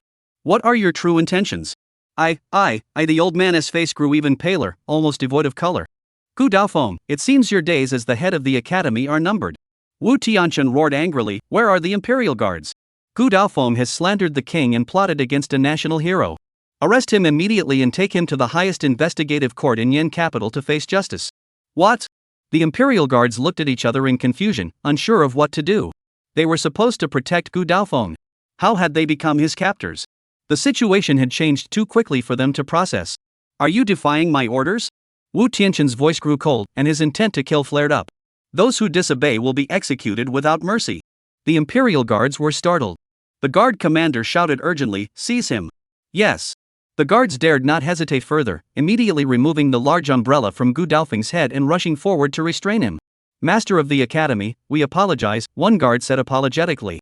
Shut up. Wu Tianchen barked harshly. He is no longer the head of the courtyard. Yes. The imperial guards were so frightened they dared not utter a sound, quickly escorting Gu Daofeng toward the carriage. Gu Daofeng was as limp as a rag, unable to stand on his own, being dragged along by his captors. No, this isn't supposed to happen. This isn't right. Along the way, Gu Daofeng's heart-wrenching screams echoed throughout the entire area. I want to see the ruler. I want to see the ruler. Why? Why? I refuse to accept this. However, no one paid any attention to him, and he was forcibly shoved into the carriage and driven away at high speed. Ning Yanbei witnessed this scene, his legs trembling uncontrollably, his eyelids twitching wildly. Who can tell me how things could have turned out this way? Swoosh! A sharp gaze suddenly fixed on Ning Yanbei, startling him into a shiver. He quickly snapped back to his senses. Ning Tianwang, it's time to go. Do you also want to follow in the footsteps of Gu Daofeng? Wu Tianchen's cold voice sent Ning Yanbei into a panic. He turned around and shouted urgently, retreat. Everyone retreat. He didn't want to follow in Gu Daofeng's footsteps. Retreat. Quickly retreat. The soldiers of the southern frontier were filled with frustration, but they had no choice but to retreat quickly. They came swiftly and departed just as quickly. The vast army surrounding Mount Wanhua retreated like a tidal wave. The troops remaining outside the city also received orders to prepare for withdrawal. However, when they tried to retreat, they discovered they were surrounded by 20,000 troops and couldn't escape. In an instant, the southern frontier army found itself in dire peril. Chapter 113. The situation was immediately reported to Ning Yanbei. Ning Yanbei was about to descend the mountain when he received the report. His face turned pale, ashen as death. War Chief Wu, my men can't break out, he pleaded with Wu Tianchen, his face dark. Wu Tianchen's face twitched, and he too looked utterly helpless. With no other choice, he reluctantly turned to Zhao Zhangqiang and said, Zhao Heavenly King, are you satisfied with this handling of the situation? The commander of the royal guard, a man of such high rank, had lowered himself to the lowest possible stance, almost begging. Ning Yanbei's lips twitched. They were all heavenly kings, and he was even the reigning one. Why was the treatment so different? The reason was simple, he had the power and the courage. Zhao Zhangqiang possesses both. Sigh. Ning Yanbei sighed inwardly, who in this world could possibly control Zhao Zhangqiang in the future? Zhao Zhangqiang didn't respond immediately. He looked up at the sky. The heavy rain had weakened, turning into a light drizzle. Two choices you decide. Finally, he spoke in a cold, harsh voice, 10,000 troops leave, and Ning Tianwang stays. Or, Ning Tianwan leaves, and the 10,000 troops stay. What? Ning Yanbei was so enraged that his eyes turned red again. Zhao Zhangqiang, don't push your luck. If it weren't for the king's orders, do you think I'd be afraid of you? Then let's fight. Zhao Zhangqiang remained expressionless. At those words, Ning Yanbei immediately backed down. His expression was like that of a cat whose tail had been stepped on, wanting to lash out but dared not. Go to war? What does he have to go to war with now? Even if he ordered his men to fight, the king's decree was clear. Would his men dare to disobey? Since you dare not fight, then make a choice. You have 1 minute. Zhao Zhangqiang roared suddenly, Li Hu, start the timer. Once the time is up, if you haven't made a choice, I'll make it for you. These words were domineering and ruthless. Ning Yanbei was so enraged he felt like his lungs would explode, but he had no way to respond. Both choices were dead ends for him. Zhao Zhangqiang was too ruthless. War Chief, you saw it. It's not that I don't want to retreat, someone is deliberately making things difficult. Ning Yanbei gritted his teeth and said to Wu Tianchen, does the king really allow such traitors to act so recklessly? Wu Tianchen turned his head and growled through clenched teeth, then go deal with the Bloodflame Legion. Ning Yanbei choked on his words. Forget about the Bloodflame Legion, he couldn't even handle Zhao Zhangqiang right now. Brother, there's only 10 seconds to a minute left. Li Hu shouted a reminder. Splash! Ning Yanbei and the others were drenched in sweat. Wu Tianchen was helpless too, casting a pleading glance at Zhou Wenru, who had already stood up beside Zhao Zhangqiang. Zhou Wenru sighed deeply and reluctantly said, Zhao Tianwan, enemies should be reconciled, not enmity prolonged. Take a step back, and the sky will be wide open. Sorry, old Zhou, I don't have that kind of heart. Zhao Zhangxiong showed no mercy, coldly replying, alright, the minute is up. I'll give you a choice. The 10,000-strong army can leave, but you, Ning Yanbei, stay behind. This. Ning Yanbei's face turned pale with anger, and he roared furiously, Zhao Zhangxiong, you're pushing it too far. Am I, the southern frontier king, someone you can just order to stay? As soon as the words left his mouth, Ning Yanbei's aura erupted violently. In an instant, the king's aura soared into the sky, accompanied by howling winds. The rain and mist around him were swept up by the gale, swirling madly around him. At that moment, Ning Yanbei held his war blade, his hair and beard standing on end, glaring with fury, resembling a peerless war god. Zhao Zhangxiong, come and fight. Before his words had even finished, the battle sword had already torn through the void, carrying the overwhelming might of a divine being, striking toward Zhao Zhangxiong. This strike carried the wrath of the heavenly king. Before the blade even reached its target, the heavens and earth had already changed color. A violent storm swept through the area, sending sand and stones flying everywhere. Piercing screams echoed from all directions. Zhao Zhangxiong, let this king see if you, the western wild heavenly king, are truly as formidable as the legends claim. Kill. The roar echoes through the heavens and earth, lingering endlessly. SSSHH. Amidst the terrifying flashes of blades, a blood-red slash suddenly streaked across the sky. Blood spattered into the sky, blooming like crimson flowers. Then, as the blood trail vanished, everything fell into a state of stillness. The wind ceased, and the rain stopped. Only the bone-chilling silence remained. Ning Yanbei held his battle knife, making a forward slashing motion, standing motionless on the ground. Behind him stood a towering, muscular man as sturdy as an iron tower. Beneath the blood-stained curved blade of the giant, a stream of blood flowed slowly. Drip! A drop of blood fell to the ground, mixing with the rainwater and spreading into a pool of blood. You don't deserve for our boss to intervene. A cold, emotionless voice rang out. With a clang, the blood-stained blade returned to its sheath. Then the towering figure turned and brushed past Ning Yanbei, silently standing behind Zhao Zhangxiong. He was the legendary blood-handed butcher. A legendary master of the highest caliber, dispatching his opponent with a single stroke. Those who witnessed the scene were left speechless, their minds blank. Their eyes were filled with deep shock. Chapter 114. Ning Yanbei slowly lowered his head, staring at the wound on his abdomen as blood gushed out continuously. He felt utterly lost. Was he really that weak? Behind Ning Yanbei, Wu Tianchen, as the leader of the royal guard by the side of the king, was naturally a master among masters. Yet at that moment, after glancing at Tu, a flash of deep apprehension crossed his eyes. Tu had come from the Blood Flame Legion. If the entire Blood Flame Legion were summoned, it would indeed lead to chaos across the land. Zhao Zhangxiong had managed to suppress the Blood Flame Legion and made Tu and the others obey his commands without question. How terrifying must this man be? Thinking of this, Wu Tianchen felt a cold sweat break out on his back. Fortunately, the ruler was wise and had sent him in time to stop this man's madness. No, it's not stopped yet. The blood flame has already been ignited. If this man isn't satisfied, the Blood Flame Legion will still sweep in. Therefore, at this moment, we must satisfy Zhao Zhangxiong. Swish! Suddenly, Wu Tianchen sprang into action, drawing his long sword and thrusting it fiercely into Ning Yanbei's back amidst the stunned cries of the crowd. Thud! A loud sound echoed as the long sword pierced through his back and emerged from his abdomen, the blood-soaked blade protruding from his abdomen. Ning Yanbei, who was still clinging to life, trembled violently. He looked in horror at the blade protruding from his abdomen. Then, he slowly turned his head to look at Wu Tianchen behind him. With a clang, the heavenly king war blade in Ning Yanbei's hand slipped from his grasp and fell to the ground. You. Ning Yanbei's eyes widened in disbelief as he stared at Wu Tianchen, his eyes filled with shock. Why? A hoarse voice emerged, and as his mouth opened, blood gushed out like a flood breaking through a dam. Tianwan. Some of Ning Yanbei's loyal followers who had not yet retreated witnessed this scene and let out heart-wrenching screams. They couldn't fathom why things had come to this. They had come here on the king's orders to capture the traitor. Why hadn't the traitor been captured? Instead, they had to retreat in disgrace, and now even the heavenly king had fallen under the blade of the king's personal guard commander. Swish! Wu Tianchen's response was to violently pull back his long sword, sending a shower of blood into the air. Ning Yanbei staggered and collapsed to his knees with a thud. His eyes bulged like those of a dead fish, filled with resentment and confusion. Why had it come to this? Returning to Nanzhou, he had thought this would be his moment of glory, to slay Zhao Zhangxiong and showcase his might. But who could have imagined that it would not be his moment of glory, but his moment of death? Nanzhou had become his grave. Tianwan. The remaining soldiers from the southern frontier knelt down, tears streaming down their faces. Why? Why did this happen? They cried out to Wu Tianchen. Wu Tianqian sneered, Ning Yanbei colluded with Ho Ping and Gu Daofeng, harming the people and plotting against the loyal, his crimes deserve execution. Where there's a will, there's a way, especially since Ning Yanbei was already tainted. Wu Tianqian listed off a dozen major crimes off the top of his head. You must immediately lead your troops back to the southern frontier. Otherwise, you will be executed along with your accomplices, with no mercy shown. Wu Tianqian's fierce command sent the soldiers into a state of utter terror. Even those who were loyal to Ning Yanbei dared not risk their lives at this moment. With a mix of resentment and confusion, they rose and departed. Ning Yanbei watched as his last remaining followers departed, feeling utterly desolate and hopeless.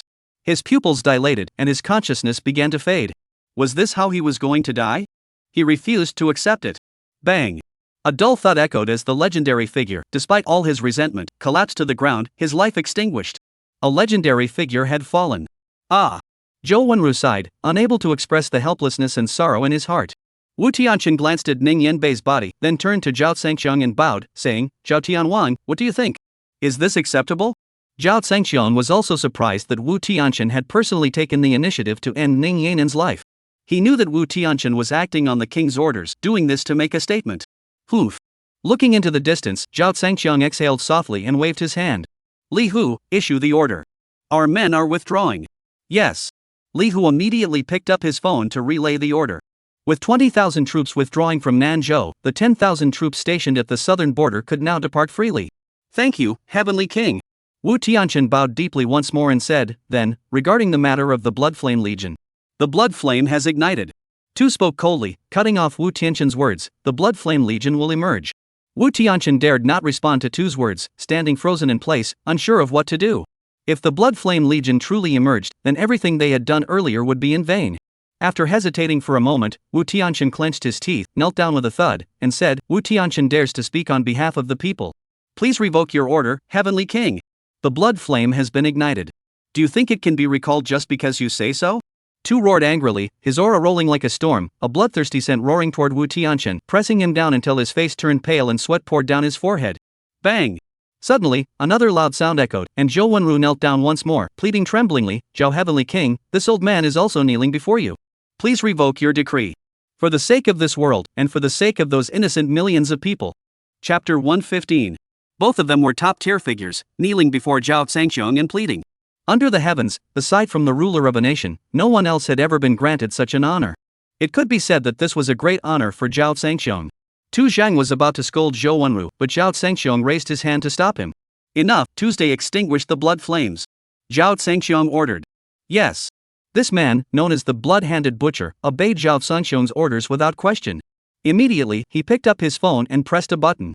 The burning blood-red flames instantly dimmed, then grew weaker and weaker until they finally vanished. Seeing the blood flames vanish, Zhou Wenru and Wu Tianqian both sighed in relief, their hearts finally settling, nearly collapsing to the ground in exhaustion. Thank you, Heavenly King. By the decree of the Emperor, the Heavenly King's seal will not be retrieved. You may continue to wield it, Wu Tianqian exclaimed excitedly. Zhao Zhangxiang merely sneered disdainfully, then gestured to the people behind him, let's go. Yes. Li Hu, Su Yao, and Tu followed Zhao Zhangxiang's lead. When they reached Wu Tianqian's side, Zhao Zhangxiang suddenly stopped. The king is in Nanzhou, correct? This. Wu Tianqian lowered his head, sweat pouring down his face. He dared not speak. Zhao Zhangxiang didn't press him, coldly saying, tell the king that I don't need the Heavenly King's seal. Just don't bother me anymore. I, Zhao Zhangxiang, do not provoke others unless provoked. If someone dares to offend me by an inch, I will retaliate with a foot. As the last word fell, the young man stood tall and walked away. Tu and the others coldly glared at Wu Tianqian before following Zhao Zhangxiang and disappearing from the summit of Wangyue Mountain. At that moment, looking up at the sky, the dark clouds had dispersed, but night had fallen. Zhou Wenru and Wu Tianqian got up from the ground, exchanged a glance, and both let out a bitter laugh. Master Zhou, the king's orders are clear. What happened today must not be revealed. Wu Tianqian said solemnly. Zhou Wenru took a deep breath and nodded. I understand. I'll handle it. But what about the Heavenly King's seal? He held the Heavenly King's seal in his hands, unsure whether to keep it or return it to Zhao Zhangxiang. Wu Tianqian was also at a loss. This matter should be decided by the king. Neither of us can make that decision, Wu Tianqian sighed. All right. Subsequently, Zhou Wenru, in his capacity as a senior figure of the inner court, took up residence at the governor's mansion and issued an official announcement on behalf of the governor's mansion. During the day, a certain military unit conducted exercises in Nanzhou. The exercises had concluded, and the troops had returned along the same route. The public was urged not to panic and refrain from spreading rumors or making unfounded speculations. The next day, under Zhou Wenru's strong arrangements, the earthquake that occurred in the southern region the previous day quickly subsided, and even the death of the Marquis, who held an exalted position, was known to few. While things were calm here, the deaths of Ning Yanbei and Ho Ping sent shockwaves through the imperial court. Upon hearing the news, a group of influential figures gathered early in the morning outside the ruler's office building to collectively petition for severe punishment of the perpetrators, demanding the extermination of Zhao Zongxiong's entire clan to appease the ruler's anger, provide an explanation to the people, and restore justice and order. Each spoke with righteous indignation. Zhao Zongxiong was a ruthless criminal deserving of death. However, they waited all morning.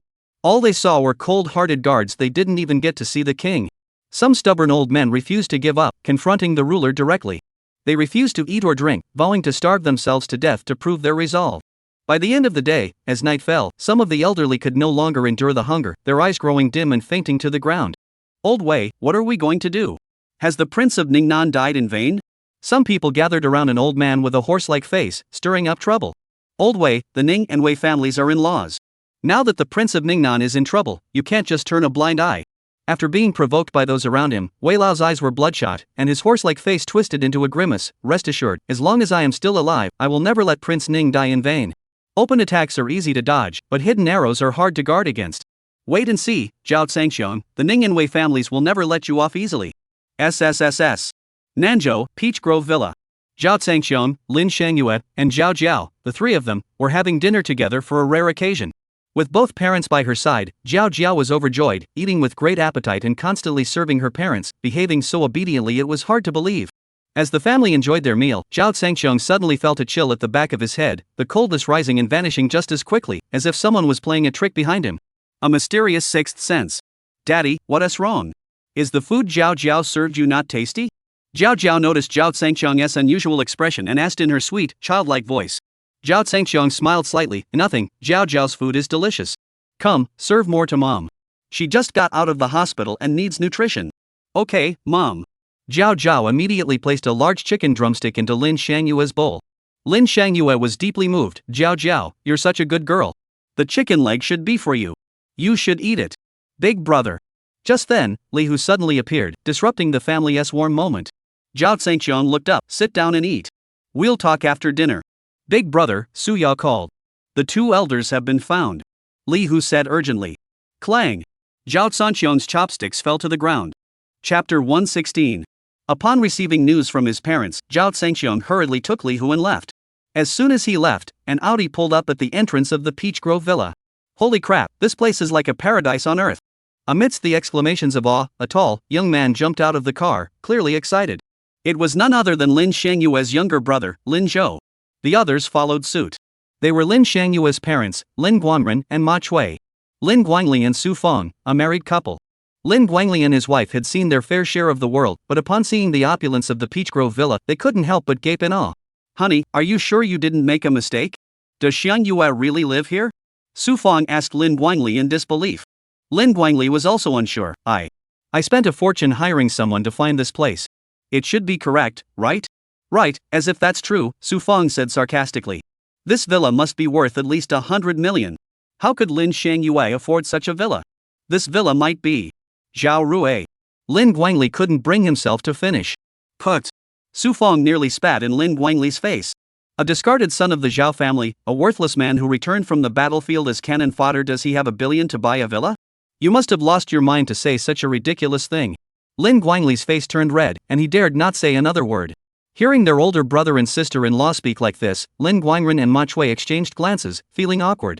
"Let's go back," Lin Guangren said timidly. "Ugh." Lin Zhou sighed deeply. "If my sister really lived here, it would be so great. We could move over too, it would be." Slap. Ma Chui slapped Lin Zhou on the back of the head and scolded, "Stop daydreaming. Get in the car and go back." Su Feng sneered, "Lin Zhou, if you want your sister to live in such a villa, you'll have to wait until your next life. Your sister doesn't have that kind of fate, and your family certainly doesn't either." "Ha ha. A lowly life wanting to live in a luxury villa? Don't you know your own worth?" Su Feng's contemptuous voice annoyed Ma Chui, but she couldn't refute it. Living in such a luxurious villa was indeed too far out of their reach. "Zhao Jiao, hurry up. Let's go catch up with Dad and meet Grandpa and Grandma." Suddenly, a familiar, elegant figure burst out of the villa's front gate, holding a little girl by the hand. The few people who had been about to get into the car suddenly turned around.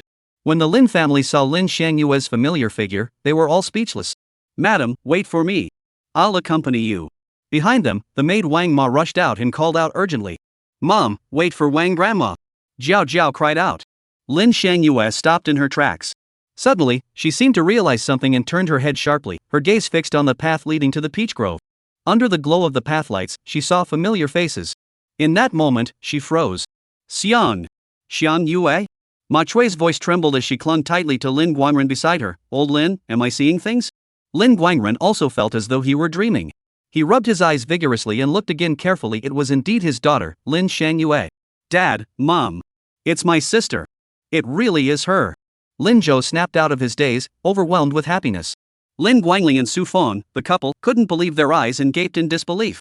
Their faces burned with embarrassment at that moment. Just moments ago, they had said that Lin Shangyue wasn't destined to live in such a villa. Now they were proven wrong in an instant. Here she was, coming out of the house. "Dad, Mom." Lin Shangyue had also come to her senses. The next moment, she rushed out like a madwoman. "Shangyue, it's really you, my daughter." Ma Chui wept uncontrollably and rushed out crying.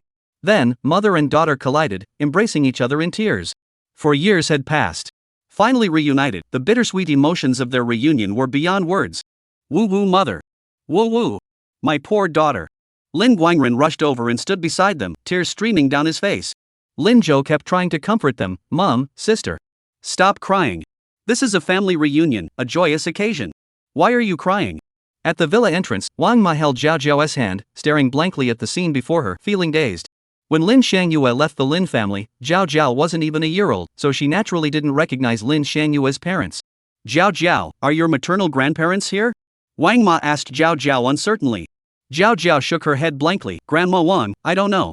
I don't recognize them." "Quick, let's go introduce you to your grandparents." Wang Ma hurriedly picked up Jiao Jiao and ran over. On the other side, Ma Chui and Lin Shangyue, mother and daughter, had finally stopped crying and hugging each other after Lin Zhou's relentless persuasion and comforting. "Dad, brother," Lin Shangyue wiped away her tears and turned toward Lin Guangren and Lin Zhou. "Daughter, you've suffered so much over the years," Lin Guangren replied. "Dad, don't talk about suffering. We're suffering too." Lin Zhou interrupted. "Sis, is this villa yours? Can we move in?" "What?" Lin Shangyue froze. Lin Zhou was being way too direct and impatient. No one expected him to ask to move into a luxury villa the moment they reunited. "Shangyue, this villa is so big all of us in the Lin family could move in together." Before Lin Shangyue could respond, Su Feng hurried over with a fawning smile, her eyes fixed on the luxurious villa, gleaming like a starving man who had spotted a breathtaking beauty. Lin Zhou sneered disdainfully. "Just now, who was it who said my sister was a lowly woman unworthy of living in such a big villa?" "Ha ha." Su Feng's face turned red with embarrassment, her cheeks burning with shame. "I didn't say that earlier. Lin Zhou, don't slander an innocent person. Go on, everyone heard you. You can't take it back now." Lin Zhou looked even more disdainful. "How can you speak to your elder like that?" Su Feng was furious. "You just think you've made something of yourself and look down on us poor relatives. If you don't want us to stay, just say so." Lin Shangyue saw the tension escalating and hurried to mediate. "Auntie, Xiaozhou, stop arguing. This villa isn't mine, I'm just staying here temporarily and will be moving out soon." "Ha! Soon?" Su Feng sneered. "So you were just staying here temporarily? I knew it. You're just a lowly person, you could never afford to live in such a villa. A wild chicken will always be a wild chicken, you can't expect to become a phoenix." Ha ha. Chapter 117. Faced with Su Feng's mockery, the Lin Zhou family was furious.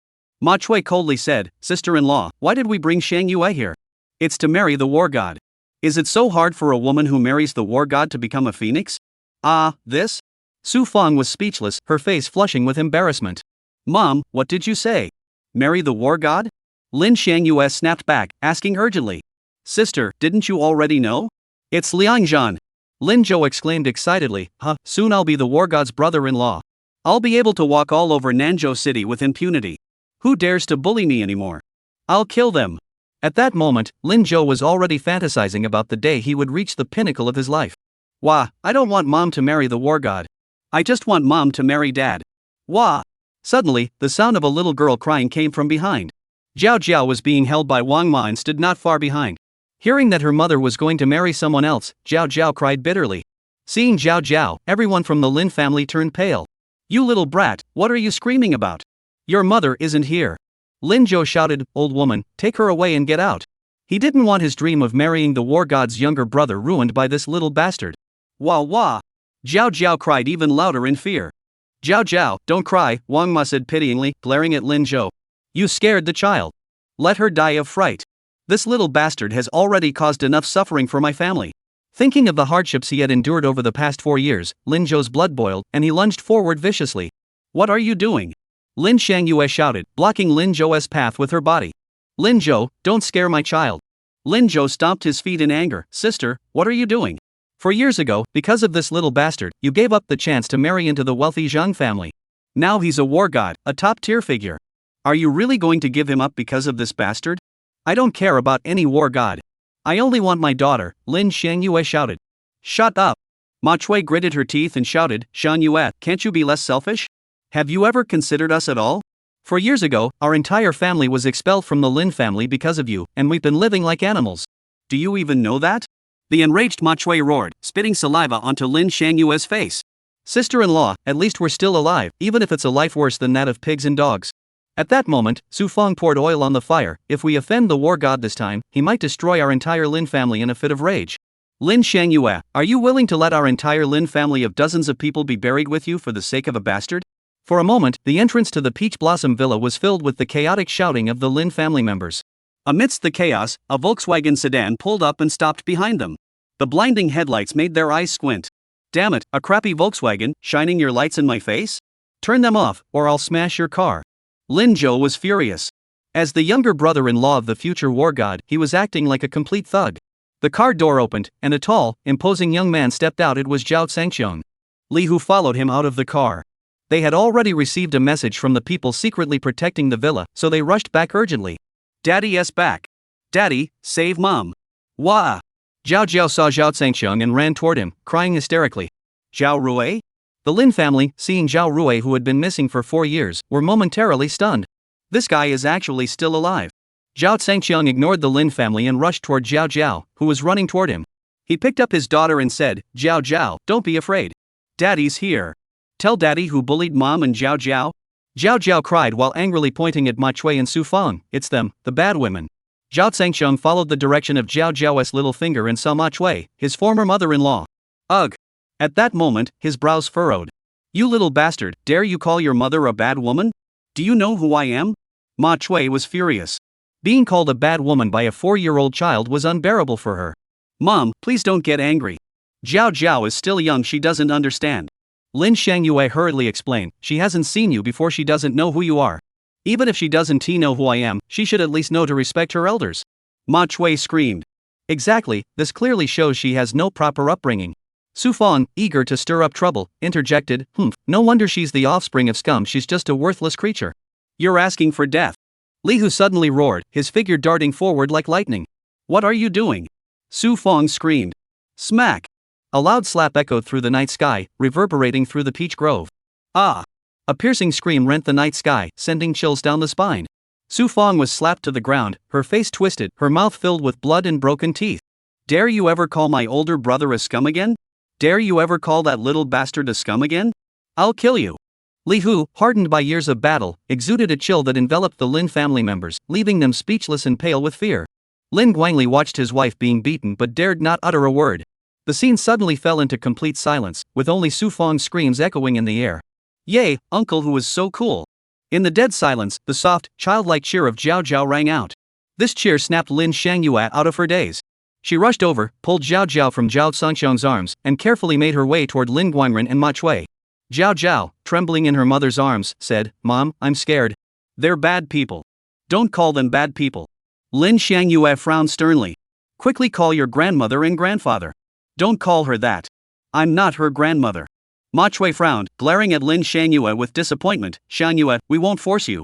This little girl and Zhao Rui are between our entire Lin family and the lives of dozens of people. You must choose for yourself. If you choose them, we'll leave immediately. Don't bother coming back to collect our bodies. Ma Chui's expression grew icy, her eyes filled with dissatisfaction and anger. This. Lin Shangyue was plunged into despair by the impossible choice. Chapter 118. Rui, what should I do? What should I do? Wah? At that moment, Lin Shangyue looked helplessly at Zhao Zhangxiong, crying so pitifully that even I felt sorry for her. Zhao Zhengxiang smiled slightly. Don't cry. I'll handle everything. Tell me what happened. Why is your entire Lin family's life involved? Let me explain. Lin Zhou, having recovered from the shock, crawled to his feet and spoke solemnly. Zhao Rui, if you truly care about my sister and consider the well-being of my entire family, you should take your woman and leave Nanzhou. Otherwise, if the Liang family's war god gets angry, not only our family of 3, but the entire Lin family will be destroyed. Of course, you will all be destroyed as well. After hearing this, Zhao Zhengxiang understood it was still because of forcing Lin Shangyue to marry Liang Zhan. Zhao Zhengxiang smiled. If it's because of that, then it's no problem. You can go. I'll ensure the Lin family is safe. You just say you'll protect us? Who do you think you are? Lin Zhou was furious. Do you even know what a war god is? He's just a lowly mortal. How could he possibly know about the war god? Lin Guangli snorted and took over. Lin Zhou, talking to him is like talking to a wall. His status is too low. Li Hu's face twitched behind him. Zhao Zhengxiang is of a low rank? Ignorance is truly terrifying. Zhao Zhengxiang smiled. I don't know what a war god is, but I know that Liang Zhan is finished, and the Liang family will soon be destroyed. What did you say? The Lin family members looked at Zhao Zhengxiang with exaggerated expressions, as if they were looking at an idiot. Even Lin Shangyue felt her face burn with embarrassment. Zhao Rui, can you stop being so childish? Lin Shangyue complained in an annoyed tone. The Liang family is one of the 5 major clans of Nanzhou. Do you think it's over just because you say so? As for the war god, such a legendary figure is beyond your imagination. How could he possibly be finished? Damn it, talking to an idiot is so exhausting. Lin Zhou cursed angrily. Ma Chui even wanted to rush forward and slap Zhao Zhengxiang a few times. But out of fear of Li Hu standing behind them, they restrained themselves. Xiang Yue, don't you believe me? Zhao Zhengxiang frowned and asked. How can I believe what you're saying? It's complete nonsense, a delusion. Lin Shangyue sighed in exasperation. You've already made a bad impression on my family. Now you're acting like this. You've really disappointed me. Zhao Zhengxiang sighed bitterly. Xiangyue, I don't care what others think. I only care about your attitude. As long as you believe me, that's enough. Lin Shangyue shook her head. I can't believe you because what you're saying is too naive and ignorant. A prominent family, a war god in your mouth, it's just a casual it's over and that's it? It's laughable. 4 years ago, maybe I would have believed your lies, but after being hurt, I won't believe you anymore. Zhao Zhengxiang's expression grew bitter. Sigh. A sigh of helplessness followed. Then what will it take for you to believe me? I only believe in facts, Lin Shangyue said through gritted teeth. Alright, then I'll give you the facts. Zhao Zhengxiang turned and shouted loudly, Li Hu, give them the facts they want. Yes. Li Hu responded loudly, pulling out a phone and opening a screen. The screen was gruesome. Lin Shangyue clutched her child tightly, too afraid to take it. Give me the child. Let them see the so-called facts, Zhao Zhengxiang said sternly. Lin Shangyue hesitated for a moment before handing the child to Zhao Zhengxiang. She wanted to see what Zhao Zhengxiang called the facts, hoping he wasn't lying to her. Zhao Zhengxiang took the child to the side and gestured for Li Hu to hand over the phone. Li Hu stepped forward, holding the phone screen toward Lin Shangyue and the others. The so-called war god Liang Zhan has already become a corpse. You're lying. How could that be? No one from the Lin family believed him. But Lin Shangyue's eyes widened in shock and disbelief. She had seen Liang Zhan before and recognized him immediately. The photo showed a bloodied corpse, none other than Liang Zhan. Liang Zhan, dead? Lin Shangyue's voice trembled. Sis, what nonsense are you talking about? He's the war god. How could the war god be dead? Who dares to kill him? Lin Zhou didn't believe it and rushed over to take a closer look at the photo on the phone screen. Where the hell did you get this photo of a dead person? Don't tell me this is the war god Liang Zhan? He had never seen Liang Zhan before, so he didn't recognize him. Li Hu's face turned icy. You're right. He's the war god Liang Zhan you've been talking about. Impossible. Lin Guangli had seen Liang Zhan before and rushed over to check. Upon seeing it, his eyes turned green. He stood there like a statue, his eyelids twitching wildly. Husband, what's wrong? Woo. Su Fong crawled up from the ground, covering her blood-stained face, and asked urgently, then her eyes also looked at Li Hu's phone screen. She had also seen Liang Zhan before. Seeing the corpse on the phone, the woman screamed, This is war god Liang Zhan, isn't it? How could? Oh my god, it can't be real, it's fake, it must be fake.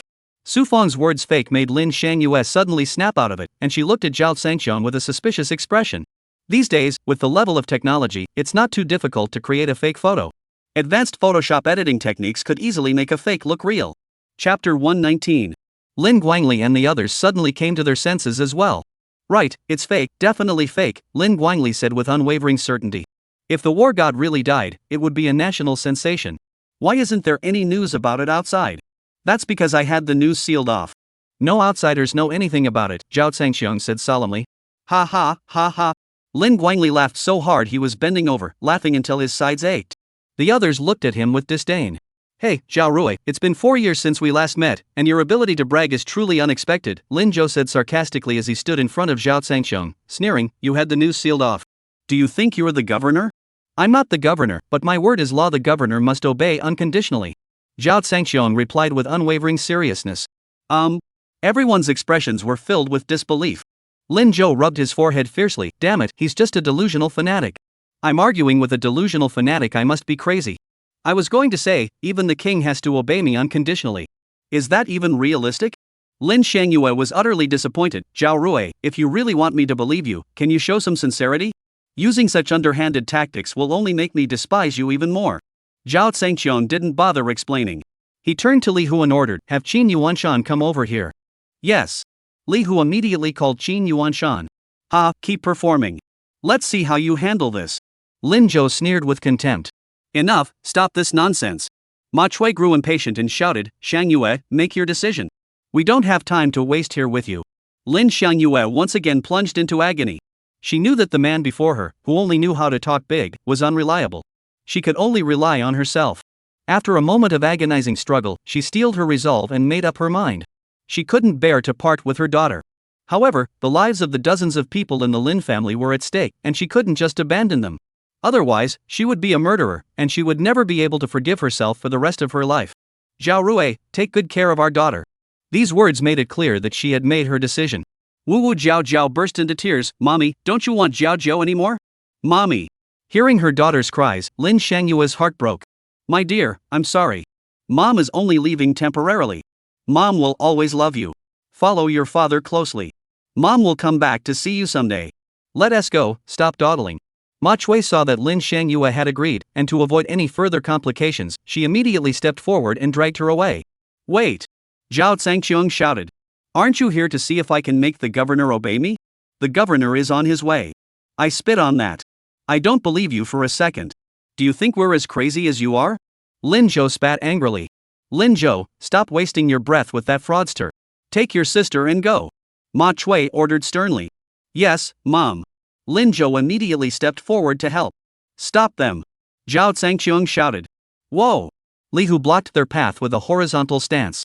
A cold, intimidating aura emanated from him, forcing Lin Zhou and the others to step back. Everyone had witnessed his ferocity earlier. He was truly terrifying. Shangyue doesn't want to go. None of you can force her.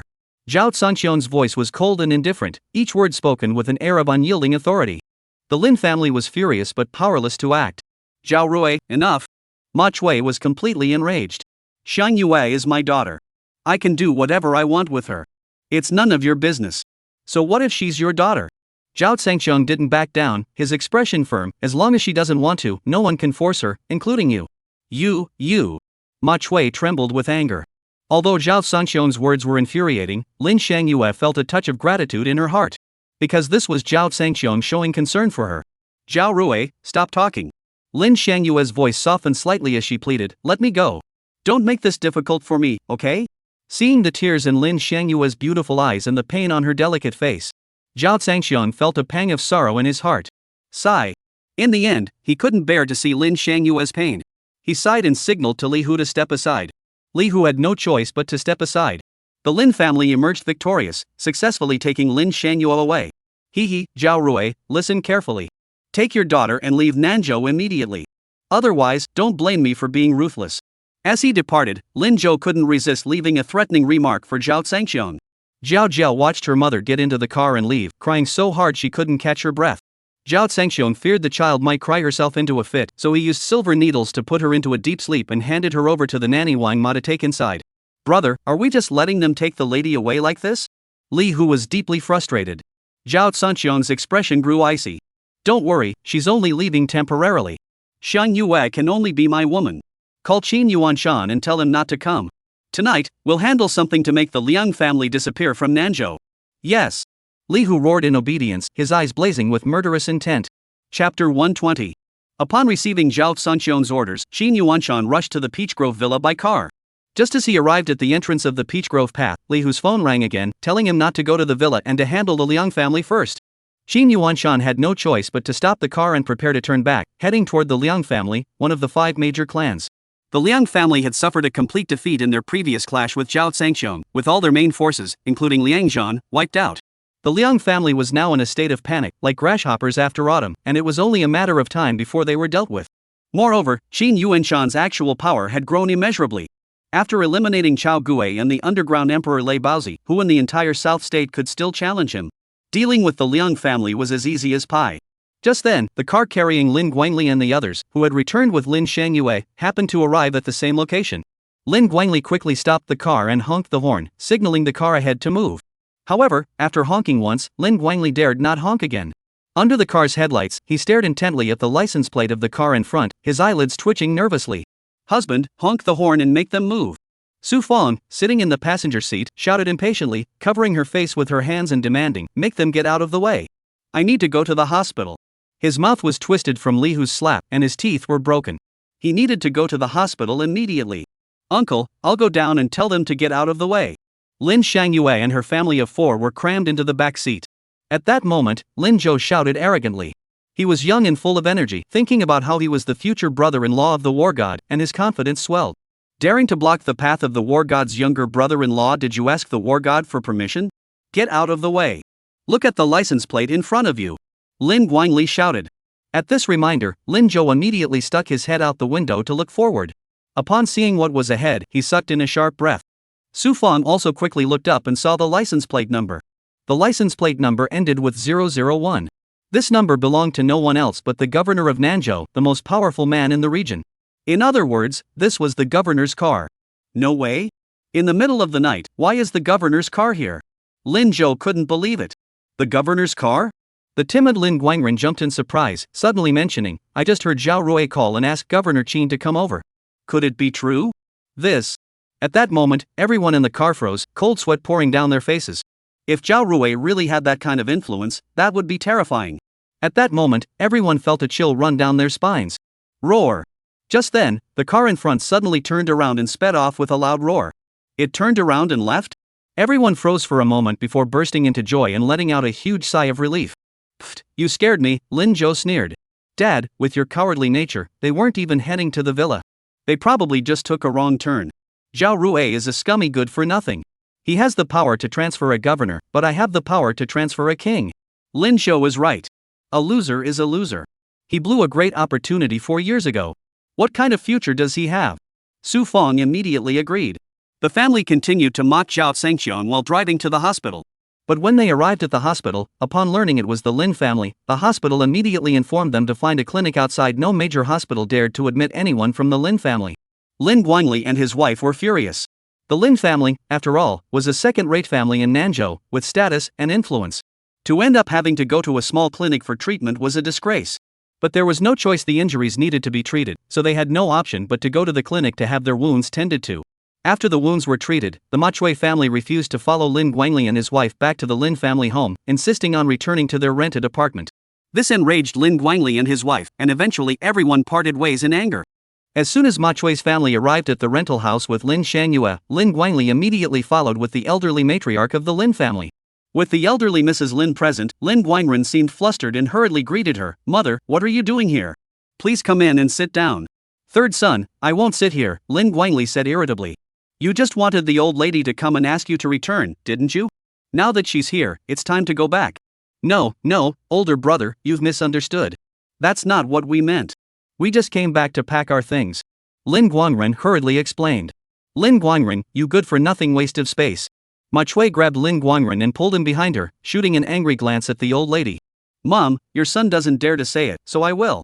4 years ago, you were so heartless, taking all our family's assets and freezing our bank accounts, leaving us to live like dogs for the past 4 years.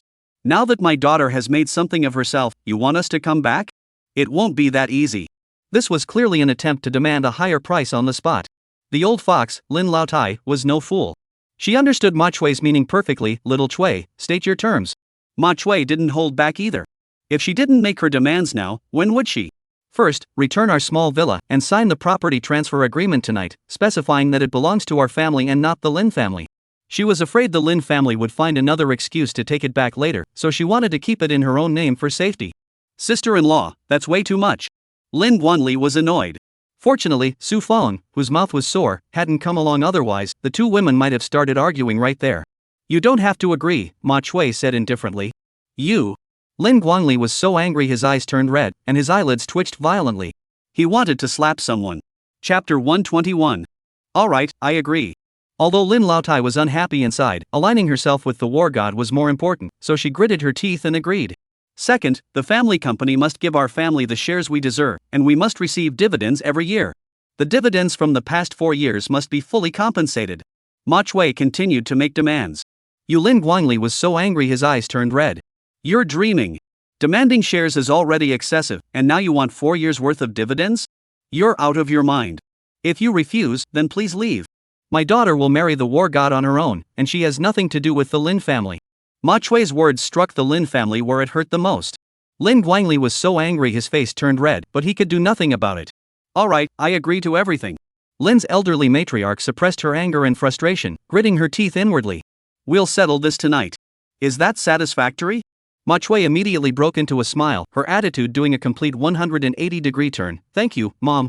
That's what family is all about, isn't it? Ha ha. Lin Laotai was so angry she felt like her intestines were twisting. Lin Guanli was so angry he could barely contain himself. Lin Shangyue felt only disappointment and sorrow. She was nothing more than a tool for family transactions. A night passed, and the Ma Chui family, filled with joy, moved into the small villa they had been separated from for 4 years, a 5-story house. The next day, at dawn. Early in the morning, the elderly matriarch of the Lin family convened a high-level family meeting at the main residence to discuss the joyous occasion of Lin Shangyue's marriage to the war god Liangzhan. After 4 years of separation, the Lin Shangyue family returned to the Lin household, their status skyrocketing overnight. They sat at the upper seats beside the elderly matriarch. The eldest brother, Lin Guanli, and the second brother, Lin Guanyi, sat at the secondary seats. Both families maintained a sour expression throughout, clearly displeased, but dared not say a word. After all, who could blame them for having such a wonderful daughter, who had then been chosen by the war god himself? Throughout the entire meeting, Lin Zhou was the most arrogant, speaking loudly and proudly, as if he wanted to write the words arrogant and self-important directly on his forehead. Just as the meeting was heating up, a housekeeper, Old Wu, rushed in frantically, his face filled with panic. Lady Lin, something's wrong. Something's wrong. Lin Lao Tai's eyebrows twitched. Old Wu had been the butler at the Lin household for decades and had rarely been this panicked. What could have happened? Old Wu, calm down. What happened? The old lady asked anxiously.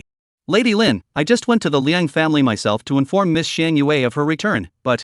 Old Wu paused, took a deep breath, and continued, the Liang family has been sealed off by the governor's office. Many people have been arrested and taken away in police cars. Overnight, the Liang family has ceased to exist among the aristocratic families of Nanzhou. What?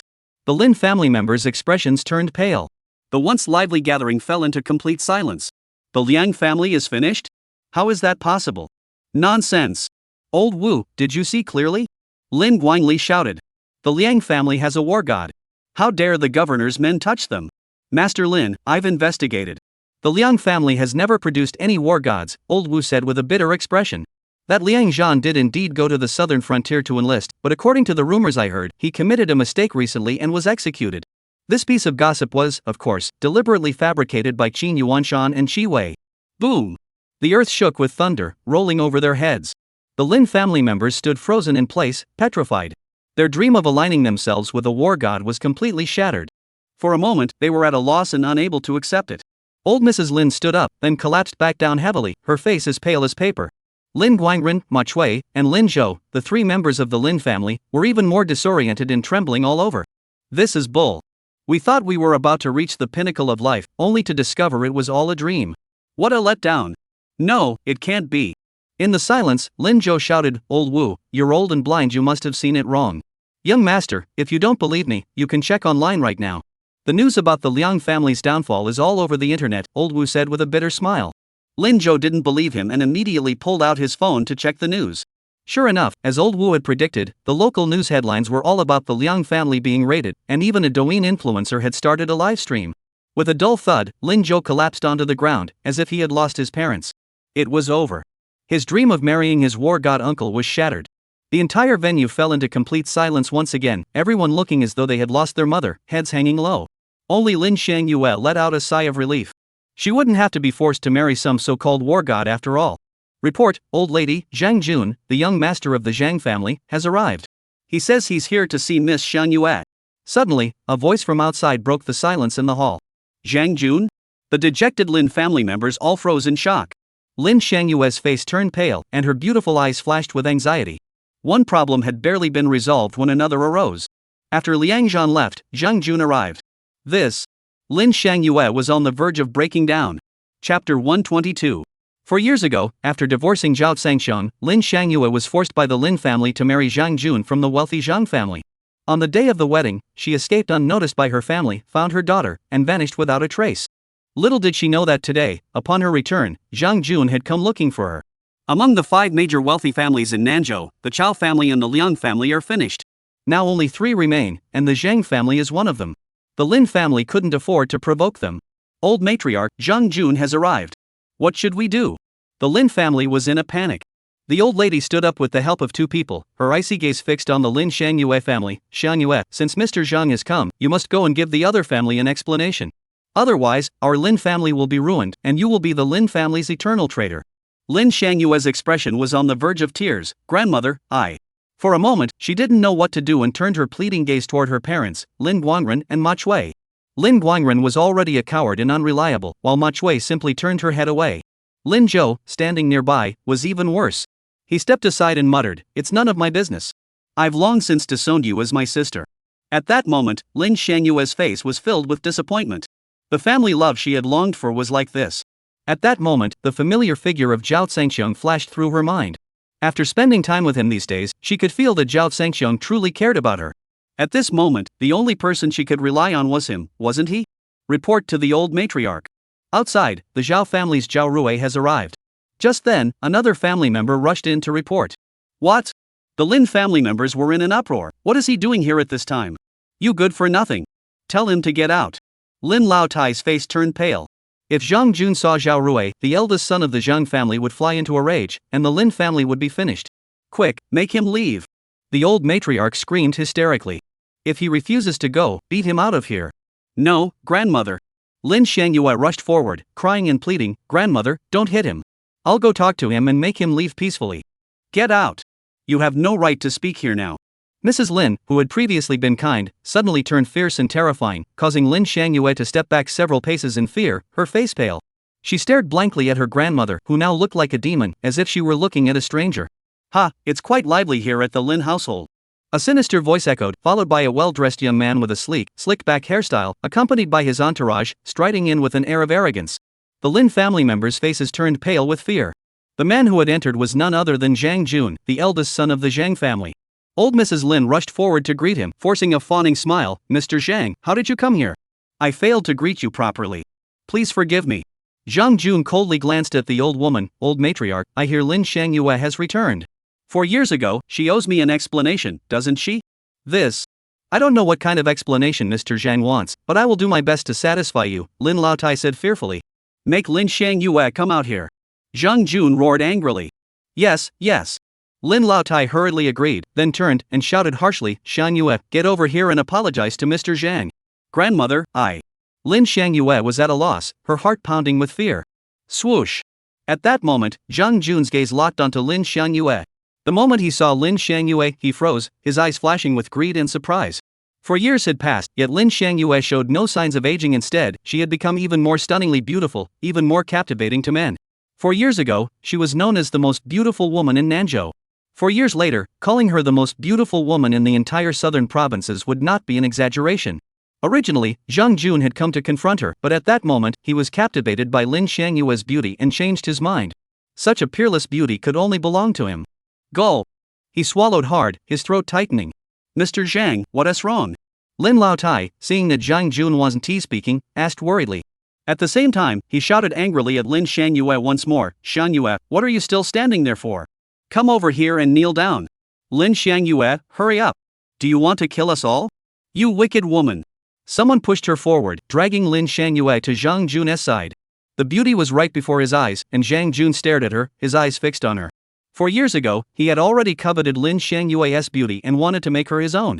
Now that she had become even more beautiful, he desired her even more. Mr. Zhang, I'm sorry. Lin Shangyue endured the humiliation, clenching her teeth as she apologized. It's all my fault. Blame me if you must, but please don't harm the rest of the Lin family. Lin Shangyue, is that how you apologize? Get down on your knees immediately, someone shouted, looking fierce and menacing. Who dares to make my woman kneel? The voice thundered through the Lin family compound, its echoes rolling and deafening. Everyone's scalps tingled, and their heads buzzed. Chapter 123. Outside the Lin family's front gate, Zhao Zhangxiong stormed in, his face dark and his eyes filled with murderous intent. Stop! Stop! You can't go in, someone shouted, trying to block him, but how could they stop that man's stride? Someone had forced their way into the Lin family compound, and that person was none other than Zhao Zhangxiong, the former son-in-law of the Lin family, Zhao Rui. Zhao Rui? Seeing Zhao Rui force his way in and defy Zhang Jun, the young master of the Zhang family, the people of the Lin family were furious. You useless fools! Who let him in? Lin Guangli shouted. Ah, ah! The response from behind was a series of agonized screams. Immediately afterward, Li Hu, radiating a menacing aura, caught up with Zhao Zhangxiong and strode forward. Seeing Li Hu, Lin Guangli's face turned pale. Last night, Li Hu had slapped his wife, Su Feng, so hard that her mouth was still twisted from the blow. With this guy around, no wonder the Lin family couldn't hold him back. Zhang Jun suddenly turned around and, upon seeing Zhao Zhangxiong, narrowed his eyes into slits. In a strict sense, the two were rivals in love, and their meeting only intensified their mutual animosity. Zhao Rui? At that moment, the helpless Lin Shangyue cried out Zhao Rui's name, tears streaming down her face. Zhao Zhangxiong had risked everything to break into the Lin family for him. When family members showed no regard for blood ties, there was still this man who cared about her. Rui! Lin Shangyue called out once, about to rush forward, but was grabbed by Zhang Jun. Remember, you are my woman. No! Lin Shangyue shook off Zhang Jun's hand. Zhang Jun, I'm not your woman. Poof! Zhang Jun clenched his teeth and let out a cold laugh. Lin Shangyue, think carefully. We did have a wedding ceremony back then. But our wedding never took place, so we have no connection. Lin Shangyue said solemnly. Old lady, is that how it is? Zhang Jun's icy gaze fixed on Lin Laotai. A loud thud echoed as Lin Laotai's hair stood on end. She slammed her walking stick on the ground, her hoarse voice screaming in despair, what a disgrace to our family. What a disgrace! How could we have such a rebellious daughter? The old woman was heartbroken and filled with regret. Lin Shangyue, do you want to destroy the entire Lin family before you're satisfied? Is that what you want? Very well, then. I, your grandmother, will die before your eyes today, so you can have your way. With that, the old woman dropped her cane and charged toward the wall, her head colliding with it. Old matriarch, no! Those nearby screamed in terror, scrambling to hold the old man tightly. Mom, calm down, calm down. Lin Guangli grabbed the old woman's arms and shouted at Lin Shangyue, you wicked woman, do you really want your grandmother to die in front of you and bear the eternal sin of killing her? Shangyue, listen to your grandmother. Her father, Lin Guangren, rushed to Lin Shangyue's side, also panicking. If your grandmother really takes her own life, our entire family will be burdened with unimaginable guilt. I. Lin Shangyue was so flustered she could only sob uncontrollably. You worthless thing, what are you still standing there for? Admit that you're Zhang Shou's woman. At that moment, Ma Chui rushed over and shouted angrily, do you really want our entire family to be pointed at by everyone and spat on by the masses? Seeing the Lin family in such chaos because of his words, Zhang Jun curled his lips into a smug smile. This was the power of Zhang Shou, a single word could determine another's fate. Enough! A piercing scream echoed through the air. Lin Shangyue, on the brink of collapse, burst into a heart-wrenching scream. You just want me to admit it, don't you? Fine, I admit I'm Zhang Shou's woman. Is that enough? Why? The woman collapsed in tears, kneeling helplessly on the ground. A strong hand reached out, grabbed her arm, and pulled her up forcefully. A familiar male voice rang in her ear, get up. I'll protect you. No one in this world can make you kneel. Zhao Rui. Zhang Jun looked at Zhao Zhangxiong with a mocking and contemptuous expression. For years ago, you were the promising young master of the Zhao family. You ruined your own life and destroyed Lin Shangyue's future. How dare you show your face here? Zhao Zhangxiong remained calm. I'm here to bring my child's mother home. What does it have to do with you? I'll say it again. Lin Shangyue is now my woman. Zhang Jun's face suddenly turned fierce. Let her go, then crawl out on your knees, and I'll pretend nothing happened. What kind of dog are you? Li Hu roared, charging forward. What are you doing? Looking for death? Zhang Jun's two henchmen roared fiercely, blocking Li Hu's path. At the same time, the sound of footsteps grew louder outside. Dozens of thugs summoned by the Lin family rushed in, surrounding Zhao Zhangxiong and Li Hu with murderous intent. Seeing this, Lin Shangyue panicked and screamed at Zhao Zhangxiong, who told you to come here? Go, get out of here. Hee hee, now you want to leave? It's not that easy. Lin Guangyi, the second son of the Lin family, stepped forward with a savage grin, his eyes fixed on Zhao Zhangxiang. Follow Zhang's orders and crawl out on your knees. Otherwise, I'll break your legs today. No. Lin Shangyue shook her head frantically, turned around, and knelt before the old matriarch of the Lin family, crying and begging, "Grandmother, I'll do anything you say. Please let him go. Jiao Jiao can't live without her father. Please, I beg you." Wah! Chapter 124. Lin Shangyue pleaded desperately with Lin Laotai. She could be dealt with by the Lin family, but Zhao Jiao couldn't be left without someone to take care of her. If Zhao Zhangxiang were to come to harm, who would take care of Zhao Jiao? No matter what, she had to protect the child's father. That bastard has no father. What does that have to do with us? Lin Guangli said coldly, "We gave him a chance to take the child and leave Nanzhou. It's his own fault for coming here today to court death. Who can we blame? Commit suicide? It's you who are committing suicide." Zhao Zhangxiang sneered and shouted at Lin Shangyue, "Don't beg them. Come with me." These words made the Lin family and Zhang Jun laugh in anger. Surrounded by dozens of people, they still wanted to leave? They were dreaming. Zhao Rui, have you lost your mind? Zhang Jun sneered with a mocking smile, looking at Zhao Zhangxiang as if he were an idiot. "Are you blind? Can't you see the situation? Do you think these thugs are made of clay?" Zhao Zhangxiang had no interest in responding to Zhang Jun. He rushed forward, forcibly pulled Lin Shangyue to her feet, and shouted, "Come with me." "Zhao Rui, please, don't be so reckless." "Please," Lin Shangyue shouted. "Quick, beg grandma to let you go." Seeing that Lin Shangyue was pleading so humbly for his sake, Zhao Zhangxiang felt moved, but at the same time, he looked down on the Lin family with disdain. "I'm not afraid of dragons or tigers, let alone the Lin family trying to stop me. It's a joke. Li Hu, clear the way." "Yes." Li Hu roared, transforming into a violent whirlwind and charging forward like a wolf among sheep, his massive fists pounding relentlessly. In the next instant, blood spurted everywhere, and the sounds of brutal combat, piercing screams, and agonized cries echoed in succession. Dozens of people were brutally beaten to a pulp by Li Hu's iron fists. Zhao Zhangxiang forcefully picked up Lin Shanyue's delicate body and followed behind. In less than a minute, the two of them broke out of the Lin family compound and emerged outside. The Lin family members stood there speechless, their eyelids twitching wildly. As far as the eye could see, the ground was littered with fallen henchmen, moaning in agony. Zhang Jun was equally stunned, his face pale. Lin Guangli swallowed hard, feeling his breathing grow labored. Dozens of people seemed to be as helpless as ants in Li Hu's hands, unable to put up any resistance. It wasn't until the roar of cars outside echoed, and Zhao Zhangxiang and the others departed, that the group snapped out of their daze. Old lady, Lin Shangyue has been taken away. Someone reminded her, and upon realizing what had happened, the old woman collapsed onto the ground, her face ashen. "Damn it!" Zhang Jun gritted his teeth in anger, his face twisted in fury. "Mr. Zhang, this has nothing to do with us. It was that Zhao Rui." Lin Guangli stammered, fearing that Zhang Jun would take his anger out on the Lin family. "Go to hell." Zhang Jun slapped Lin Guangli hard across the face. Lin Guangli let out a pained cry, clutching his burning cheek, but dared not utter a word. At his age, to be humiliated by a younger upstart on his own turf, what a disgrace. But what could he do? After all, the other party was powerful.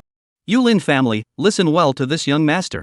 The humiliation you've inflicted today must be avenged. Otherwise, if I, Zhang Jun, lose face, not a single member of your Lin family will escape unscathed. After delivering this threat, Zhang Jun stormed off in a rage. The Lin family members looked at each other in disbelief, each feeling wronged but not knowing where to vent their frustration. Finally, everyone turned their gaze toward Lin Guangren, Ma Chui, and the Lin family of three. "Lin Guangren, it's all your fault. I'll beat you to death." Lin Guangli, who had been slapped, wanted to take it out on Lin Guangren. Without hesitation, he charged forward and slapped Lin Guangren across the face. "Ah!" Lin Guangren screamed and stumbled backward, his face instantly marked with 5 blood-red fingerprints. The blow had been too fierce. Lin Zhou saw the situation was bad and ran away. He left his parents behind. "Why are you hitting my husband?" Ma Chui, a woman, was quite fierce. She screamed at Lin Guangli, "If you're so brave, go hit Zhao Rui, that good for nothing. The entire Lin family can't even handle one good for nothing, yet you take it out on us. What kind of big family are you? I spit on you. You, dare you talk back." Lin Guangli flew into a rage. "Do you think I won't beat you too? Go ahead, you big man, aren't you afraid of being mocked for hitting a woman? Come on, hit me." Ma Chui charged forward like a tigress, pointing at her own face and daring Lin Guangli to strike her. For a moment, Lin Guangli was so intimidated by her fierce demeanor that he stepped back repeatedly. "I'll hit him." A woman rushed forward. It was Jiang Qin, the wife of the second son, Lin Guangyi. Smack! The sound of a slap echoed through the air.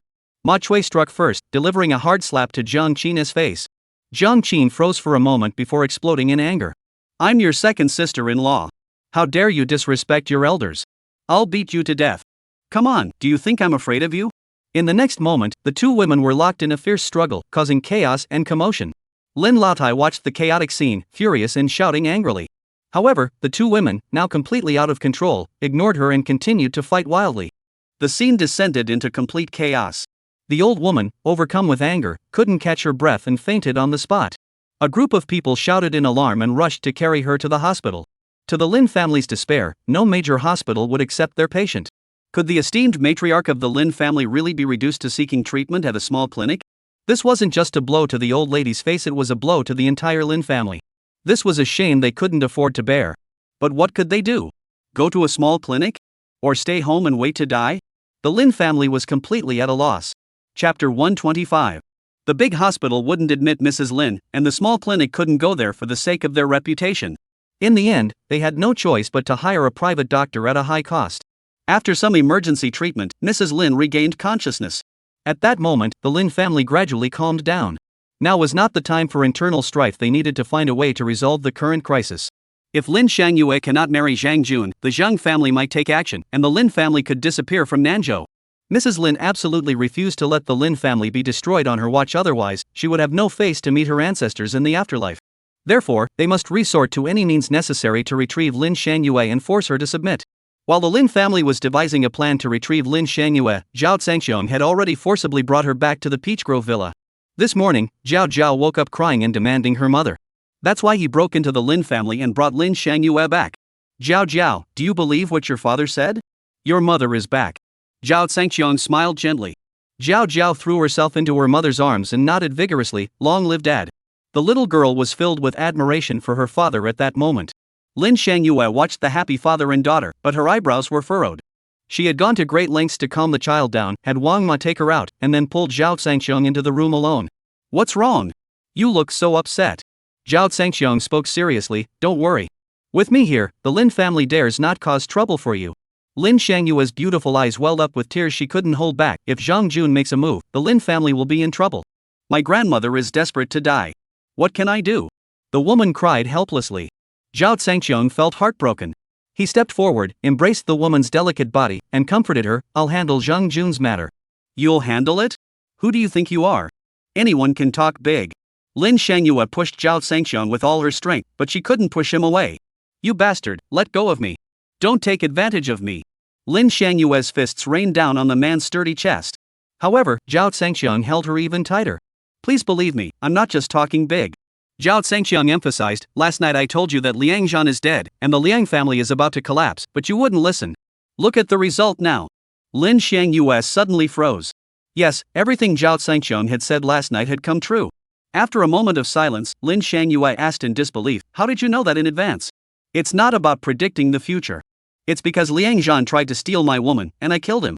Zhao Zhangxiong spoke with utmost seriousness. Last night, I made a single phone call to Governor Qin Yuanshan, and he sealed off the Liang family. It was that simple. Lin Shangyue raised her eyes and stared intently into Zhao Zhangxiong's eyes at such close range. Zhao Zhangxiong felt a bit embarrassed under her gaze. Why are you staring at me like that? Lin Shangyue, can we talk properly? Can we stop bragging? Zhao Zhangxiong? Zhao Rui, you can just say one word and get the governor to seal off the Liang family? Go say that outside and see if anyone believes you. Lin Shangyue said impatiently, you're just trying to fool me. Can you come up with a better excuse? Don't insult my intelligence. Zhao Zhangxiong couldn't help but laugh and cry at the same time. Huff. He took a deep breath and said solemnly once more, Shangyue, I truly didn't mean to insult you. I really do have that kind of power. You're still saying that? Lin Shangyue was already losing patience. Then tell me, who are you? The four great kings of the Great Xia dynasty. Do you know them? Zhao Zhangxiong asked seriously. The four great kings of the Great Xia dynasty were renowned throughout the land, pillars of the nation. Lin Shangyue naturally knew of them. Don't tell me you're related to them, Lin Shangyue snorted. I'm not related to them. I am one of the four heavenly kings, the Western Heavenly King. Zhao Zhangxiong stood tall, his expression solemn. Lin Shangyue opened her mouth wide, her phoenix eyes fixed on Zhao Zhangxiong, unable to utter a word for half a moment. After a long pause, she sighed in disappointment and shook her head. You're beyond hope. Zhao Zhangxiong? You're the Western Heavenly King? Ha, I could just say I'm the Empress. Lin Shangyue sighed. Zhao Zhangqiang gripped Lin Shangyue's arm tightly, his expression solemn. Shangyue, I am truly one of the 4 heavenly kings of Daxia, Zhao Zhangqiang. Enough! Lin Shangyue angrily shook off Zhao Zhangqiang's hand. You're clearly named Zhao Rui. How did you become Zhao Zhangqiang? Zhao Zhangqiang, I changed my name. Now I'm Zhao Zhangqiang. Lin Shangyue, changing your name makes you the Western Wild King Zhao Zhangqiang? Then if I change my name to Mu Guiying, does that make me the invincible female hero Mu Guiying? Zhao Zhangqiang was speechless. Enough, Zhao Rui. Stop daydreaming. Can you not? A person should be down to earth. Lin Shangyue scolded him with disappointment. How can you believe I'm Zhao Zhangqiang, the Western Wild King? Zhao Zhangqiang asked through gritted teeth. Alright, then prove it with evidence. Seeing that Zhao Zhangqiang wasn't giving up, Lin Shangyue immediately held out her hand. Bring it here. This. Chapter 126. Evidence proving that he is Zhao Zhangqiang, the Western Wild King. Zhao Zhangqiang froze. The Heavenly King's seal had already been surrendered. What evidence could there possibly be? I've just stepped down. I'm just an ordinary citizen now, so Zhao Zhangqiang's voice trailed off. Lin Shangyue's expression froze for a moment before she laughed. What a ridiculous excuse. Face reality, Zhao Rui. I know you're lying to elevate your own status just to win me back and make me look at you differently. But let me tell you, I don't need that. What I need is someone who is down to earth. Your pathetic attempt to put on a brave face and deceive even children is just making me disappointed. Zhao Zhangqiang looked at Lin Shangyue, whose face was filled with disappointment, and dared not say another word. Otherwise, his image in her eyes would be completely ruined. Actually, upon reflection, it wasn't entirely her fault that Lin Shangyue didn't believe him. Zhao Zhangqiang had risen to power in just 4 years, becoming a king overnight, a miracle within a miracle. After stepping down, all his records were sealed and encrypted at the highest security level, making them completely inaccessible to the outside world. Without any evidence, who would believe that he was a powerful and influential king? Let us not talk about this anymore, Lin Shangyue said impatiently, changing the subject. By the way, didn't you go look for your parents last night? Did you find them? Lin Shangyue still cared deeply about Zhao Zhangqiang's parents. I found them, Zhao Zhangqiang nodded. Fortunately, they're okay. What are we waiting for? Let's go see your parents. Lin Shangyue said urgently, I haven't seen them in a long time. I should go pay my respects. Later, Li Hu drove the car, and Zhao Zhangqiang took Lin Shangyue and Zhao Jiao, the mother and daughter, to the famous old town street in Nanzhou. The Zhao family had an old mansion there. By the time Zhao Zhangqiang and his family of 3 arrived at the old mansion, it was already evening. Before arriving, Zhao Zhangqiang had already called his parents and informed Lin Shangyue about their situation. His parents had been waiting at the door. Jiao Jiao. You're my precious granddaughter. An elderly woman with wrinkled face saw Jiao Jiao and immediately shed tears of joy. It was Zhao Zhangqiang's mother. Lin Shangyue hurriedly approached with Jiao Jiao, nervously calling out, Mom. Jiao Jiao, quickly call Grandma. Standing beside her, Zhao Zhangqiang's body trembled slightly, feeling a surge of joy. Since she still called her mom, subconsciously, she must still consider her his wife. Jiao Jiao looked at the kind-hearted old woman with wrinkles all over her face and timidly called out, Grandma. Oh, my dear granddaughter. The old woman embraced Jiao Jiao tightly and wept uncontrollably. For years of longing and yearning were released in that moment, and she cried until the sky seemed to darken. Her father, Zhao Chanlong, however, was completely different. He knelt at the door, silent as a statue, smoking his pipe alone. Though he was only in his 50s, he looked like a man in his 70s. For years of hardship and suffering had taken a toll on him, causing him to age prematurely. Dad, stop smoking that. Here, take this. Zhao Zhangqiang walked up to his father and handed him a pack of cigarettes. Zhao Chanlong took the cigarette and slowly stood up. Dad, Lin Shangyue looked at the prematurely aged Zhao Chanlong and called out with a heartbreaking voice. Zhao Chanlong snorted through his nose, showing little enthusiasm. Zhao Jiao, call Grandpa. Grandpa. Zhao Chanlong also snorted through his nose, then turned and went inside. Let's eat. Xiangyue, don't mind your father. He's become more and more eccentric over the years. Come on, let's go inside. I've prepared a feast of all your favorite dishes. The mother greeted them warmly, picking up Jiao Jiao and carrying her inside. With a child present, dinner ended in a lively atmosphere. After dinner, the somber and silent Zhao Chanlong called Lin Shangyue and Zhao Zhangqiang aside, looking serious and solemn. Are the two of you planning to remarry? The question caught them off guard, leaving them speechless. Dad, that's a must. After a moment of silence, Zhao Zhangqiang spoke with unwavering certainty. Wait. Lin Shangyue furrowed her brows. Dad, I. The question came too suddenly. She seemed unprepared and also wanted to gauge Zhao Zhangqiang's intentions. I understand, Zhao Chanlong sighed. Xiangyue, you and my son are simply not meant for each other. Lin Shangyue panicked. Dad, that's not what I meant. Call me uncle, Zhao Changlong interrupted Lin Xiangyue. After all, you're not my son's wife anymore. Dad, don't get so worked up. Let's take things slowly between me and Xiangyue. Zhao Zhengxiong also grew impatient.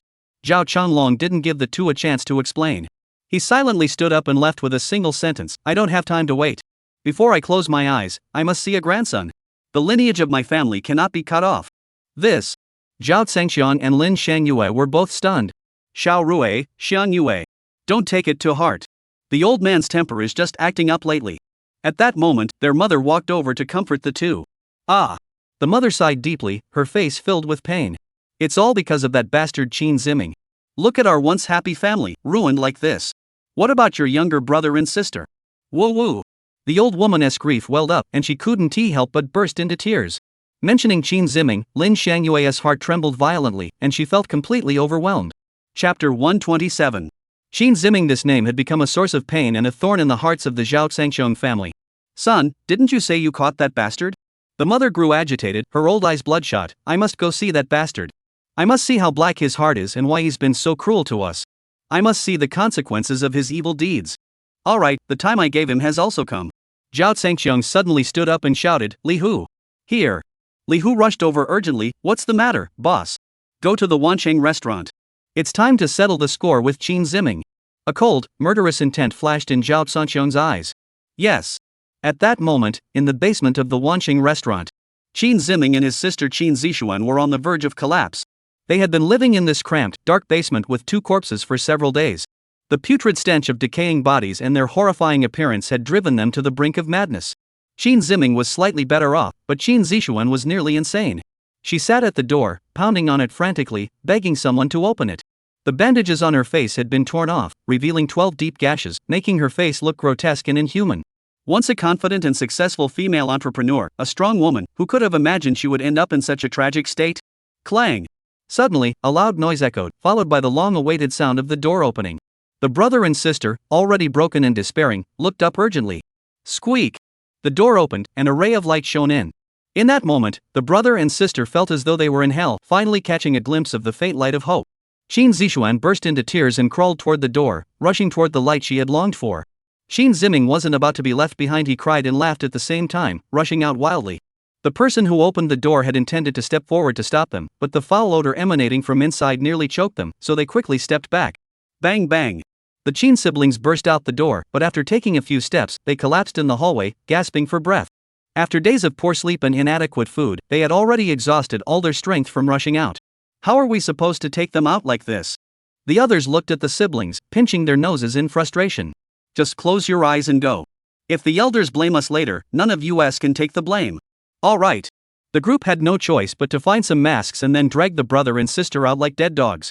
A short while later, the brother and sister were dumped in the hotel lobby, left at Zhao Zhengxiong's feet. As soon as he saw Zhao Zhengxiong, Qin Ziming burst into tears, kneeling on the ground and banging his head frantically. In a half-mad state, Qin Zishuan saw her brother kneeling and began to kneel alongside him, their heads hitting the floor with a loud thud. Roega, I'm sorry, please spare me, please spare me. Qin Ziming continued to kneel and cry. His face was covered in tears and snot, a pitiful sight. I'm not human. I've betrayed your trust in me. I've ruined your entire family. I'm no better than a dog or a pig. Please spare me for the sake of my family. Wailing. At this moment, Qin Ziming was a far cry from the confident and arrogant deputy governor's son-in-law he once was. He was worse than a dog. Spare you? Zhao Zhengxiong's face was as cold as ice. When my brother was killed by a chainsaw, my sister was humiliated and jumped to her death, my parents were buried alive, and my family was torn apart. Did you ever think of sparing them? Zhao Zhengxiong clenched his teeth and asked each word slowly, every word piercing Qin Ziming's heart. I was forced to do it. Qin Ziming burst into tears. It was Zhao Changsong and Zhao Hong, father and son, who forced me to do it. Don't shift the blame onto others, Zhao Zhengxiong said with contempt. As a man, you should take responsibility for your actions.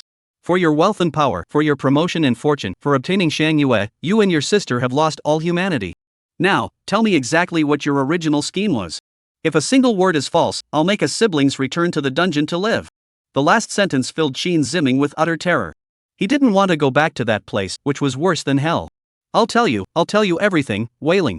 Qin Ziming gathered his thoughts and recounted in detail how he had colluded with Zhao Changsong and his son to frame Zhao Zhengxiong, how he had schemed to make Lin Xiangyue his own, and everything else, pouring it all out. This confession went on for an entire hour. Zhao Zhangxiong had someone bring him several cans of Red Bull, which finally gave him the strength to finish his confession. After finishing, Qin Ziming collapsed on the ground, crying, "I've told you everything. Please spare me. I don't want to die. I don't want to die either." Wah! Qin Zishuan joined in the crying. Zhao Zhangxiong remained expressionless, suddenly turning to the back and saying, "Xiang Yue, did you hear that? Xiang Yue?" Qin Ziming's body trembled violently, and he suddenly looked up. He saw Lin Xiang Yue walking out slowly, her slender figure that had tempted him for years. Now, the woman looked even more beautiful and alluring. In that moment, he was completely mesmerized. In that moment, jealousy reawakened within him. Why didn't such a woman belong to him, but to someone else? Following Lin Xiang Yue out were Zhao Sanqiong's parents. As soon as Zhao's mother saw Qin Ziming, she lost control, rushed forward like a madwoman, slapped Qin Ziming across the face, and wailed, "You bastard! You bastard! Give me back my son! Give me back my daughter! You have come to this! I'll beat you to death, you bastard!" Chapter 128. Zhao's mother continued to cry and beat Qin Ziming. Thinking of her brutally murdered son and daughter, she cried until her heart was shattered, unable to bear the pain. Finally, she collapsed helplessly on the ground. "Mom, don't get so worked up. It's not worth ruining your health over such a person." Zhao Zhangxiong rushed forward to embrace his mother, who was lying on the ground. He inserted a few silver needles, and she gradually calmed down. Qin Ziming cowered on the ground like a dog, clutching his head as Zhao's mother continued to beat him.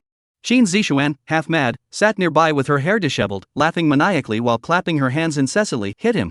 Beat him to death! He's a bastard! He's a villain! Beat him to death! Beat him to death! He. Lin Xiang Yue saw the Qin siblings in such a pitiful state, her heart filled with mixed emotions, unsure of what to say. At that moment, her father, Zhao Changlong, dragged a chair over, his expression icy, his eyes filled with unbounded hatred. "Uncle, what are you doing?" Lin Xiang Yue's eyelids twitched, and the next moment, her screams echoed through the room. Bang! A loud crash echoed as Zhao Changlong raised the chair with both hands and smashed it down with all his might. The chair shattered into pieces on Qin Ziming's back. "You bastard! I'll kill you! You'll never die a good death!" Zhao Changlong's eyes were bloodshot, his face contorted in rage as he roared. Qin Ziming screamed as he crawled on the ground, wailing, "Spare me, spare me! I'm sorry!" Suddenly, he lunged forward and grabbed Lin Xiang Yue's ankle. Lin Xiang Yue screamed, "What are you doing? Xiang Yue, save me! For all the good I've done for you over the years, save me!" Wah! Desperate, Qin Ziming clung to Lin Xiang Yue like a drowning man grasping a lifeline. Lin Xiang Yue looked at the once gentle gentleman she had known, only to discover that he was a beast in human form. Now, she finally believed that Zhao Zhangxiong had been framed and had seen through Qin Ziming's hypocritical facade. She shook her head in disappointment. "Qin Ziming, how can I save you? What right do I have to save you? All the kindness you showed me back then was fake, it was all fake." Lin Xiang Yue screamed loudly, tears of grief and anger streaming down her face. "No, not all of it was fake. At least I truly loved you," Qin Ziming cried out. "Don't say you loved me. Hearing it makes me sick. You have no right to love me." Lin Xiang Yue shook her head in despair. "All this time, I never believed you were a bad person. Even when the truth was right in front of me, I refused to believe it. I still held on to a sliver of hope for you. But now, all my illusions have been shattered. I was just a fool, the most foolish woman in the world."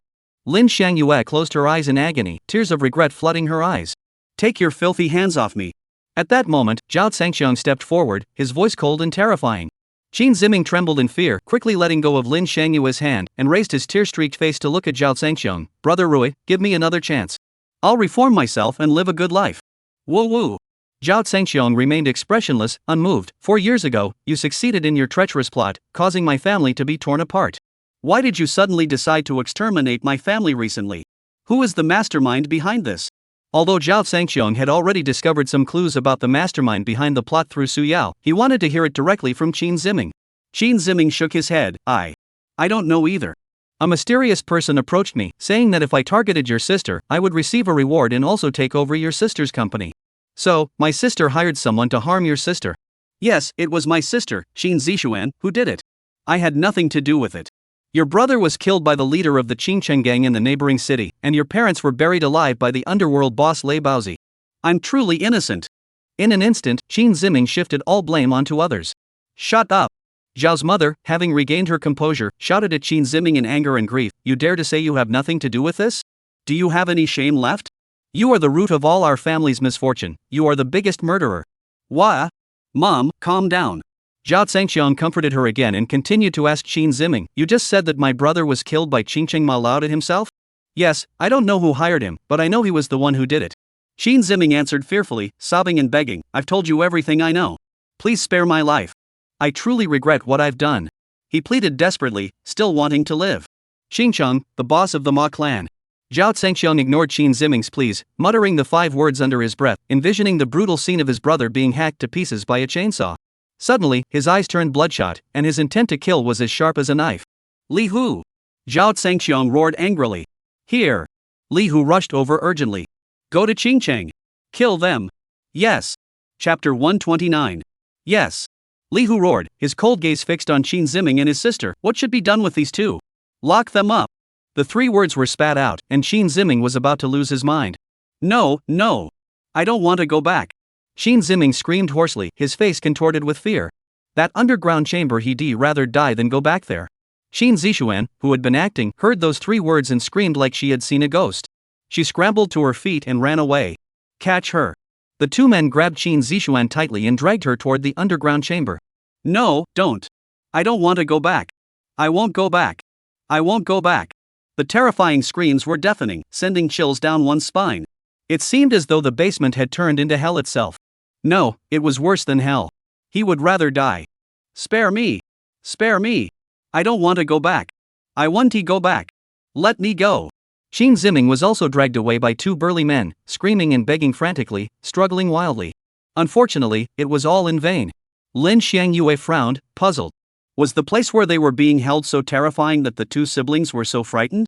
A moment later, the siblings were taken away, and the hall fell silent once more. "Xiaorui, we can't let those 2 scoundrels get away with this," the mother sobbed tearfully. "My poor daughter, my poor little son," wailing. "Mom, don't worry. I won't let them get away with this," Zhao Zhangxiang said firmly. "You all go back first. I'll head to Qingcheng." "Don't go." Lin Xiangyue shouted to stop him. Zhao Zhangxiang looked at Lin Xiangyue with a puzzled expression. "What's wrong?" "Xiaorui, I know you're going to seek revenge on that Malauda, but it's too dangerous." Lin Xiangyue was deeply concerned. "Qingcheng is a place you're unfamiliar with, and it's someone else's territory. Malauda is the local tyrant of Qingcheng. What do you have to fight him with?" These words reminded Zhao Zhangxiang of his parents. His mother grabbed Zhao Zhangxiang's arm tightly and said through gritted teeth, "Shan Yue is right. You can't go. Xiaorui, we're only left with you now. If something happens to you, how will we go on?" "Mom, don't worry. I'll be fine." Zhao Zhangxiang spoke with unwavering determination. "This time when I returned from Shiyu, I made many powerful friends and brothers. With their help, if anything happens, it'll be someone else. Don't be so reckless." His mother didn't believe him, thinking he was just trying to be brave. "I want to avenge your younger brother and sister, but I don't want you to get hurt. You have your parents to take care of and your younger siblings. You can't risk your life. Go back. Don't go to Qingcheng." At that moment, the usually taciturn Zhao Changlong coldly issued an order that left no room for refusal. "If you dare to go, I'll break your legs." "Ugh." Zhao Zhangxiang broke out in a cold sweat. "Alright, I want to go. Can you rest assured now?"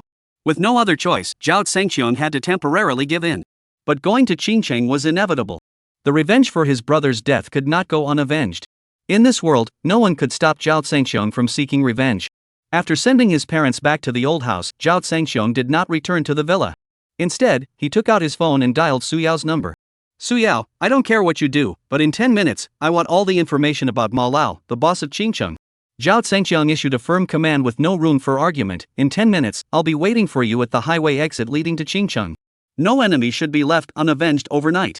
The murder of his younger brother must be avenged tonight." "Understood, sir. I'll handle it immediately." Su Yao sensed the murderous intent in Zhao Zhangxiang's tone and dared not delay, immediately mobilizing all her connections and contacts to act.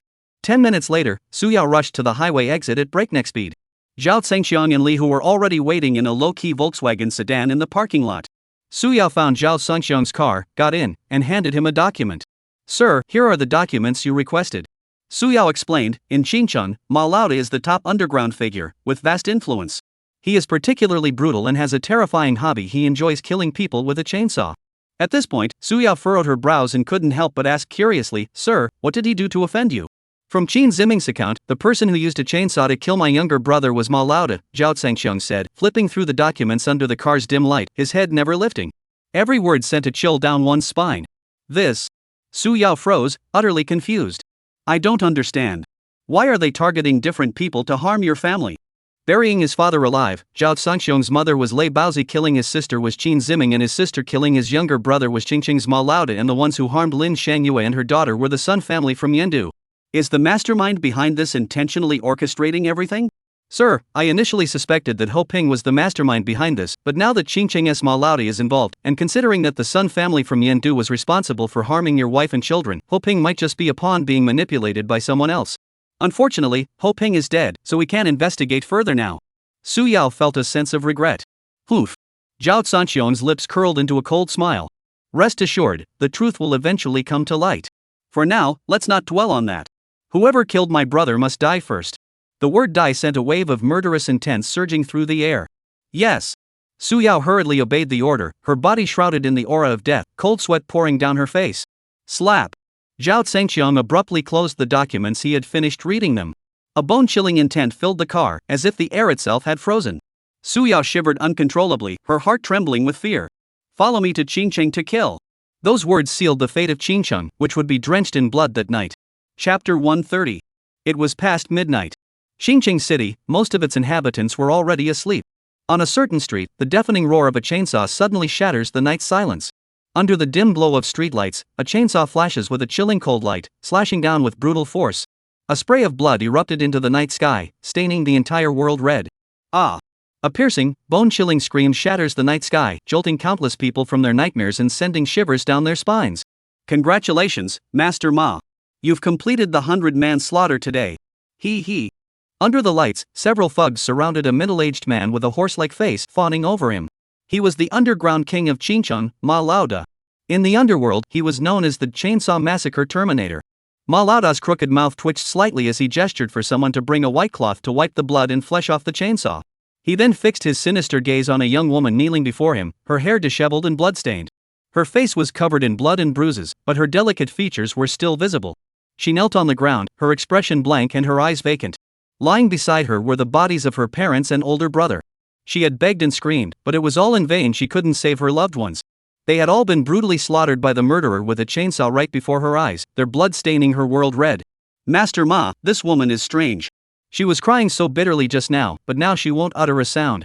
At that moment, one of the henchmen noticed something odd and reported to Master Ma. Ma Laoda put down the chainsaw and looked down at the helpless woman with a smirk. I thought that my humble pleas might spare my family, but you refused to show mercy. The woman spoke, her voice hoarse, her expression blank. Hatred had seeped into her bones, and every word carried a bone-chilling coldness. Oof. Ma Laoda sneered, then knelt down, pinching the woman's delicate chin and lifting her face. To complete my 100-man slaughter, they had to sacrifice themselves. It's their honor. The woman's eyes turned blood red. You killed my family just for this? Ma Laoda's mocking smile tightened his grip on the woman's delicate face. You're wrong. I, Ma Laoda, kill without needing any reason.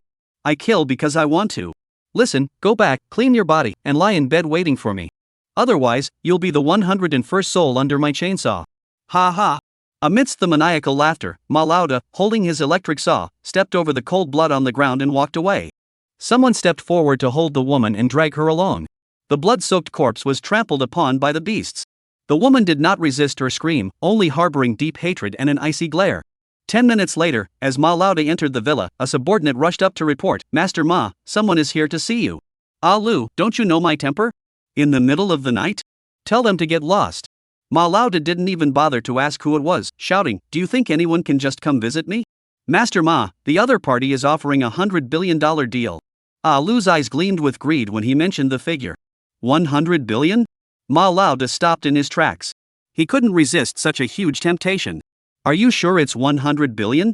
Ma Laoda stared at Ah Lu, his eyes flashing with a menacing glint.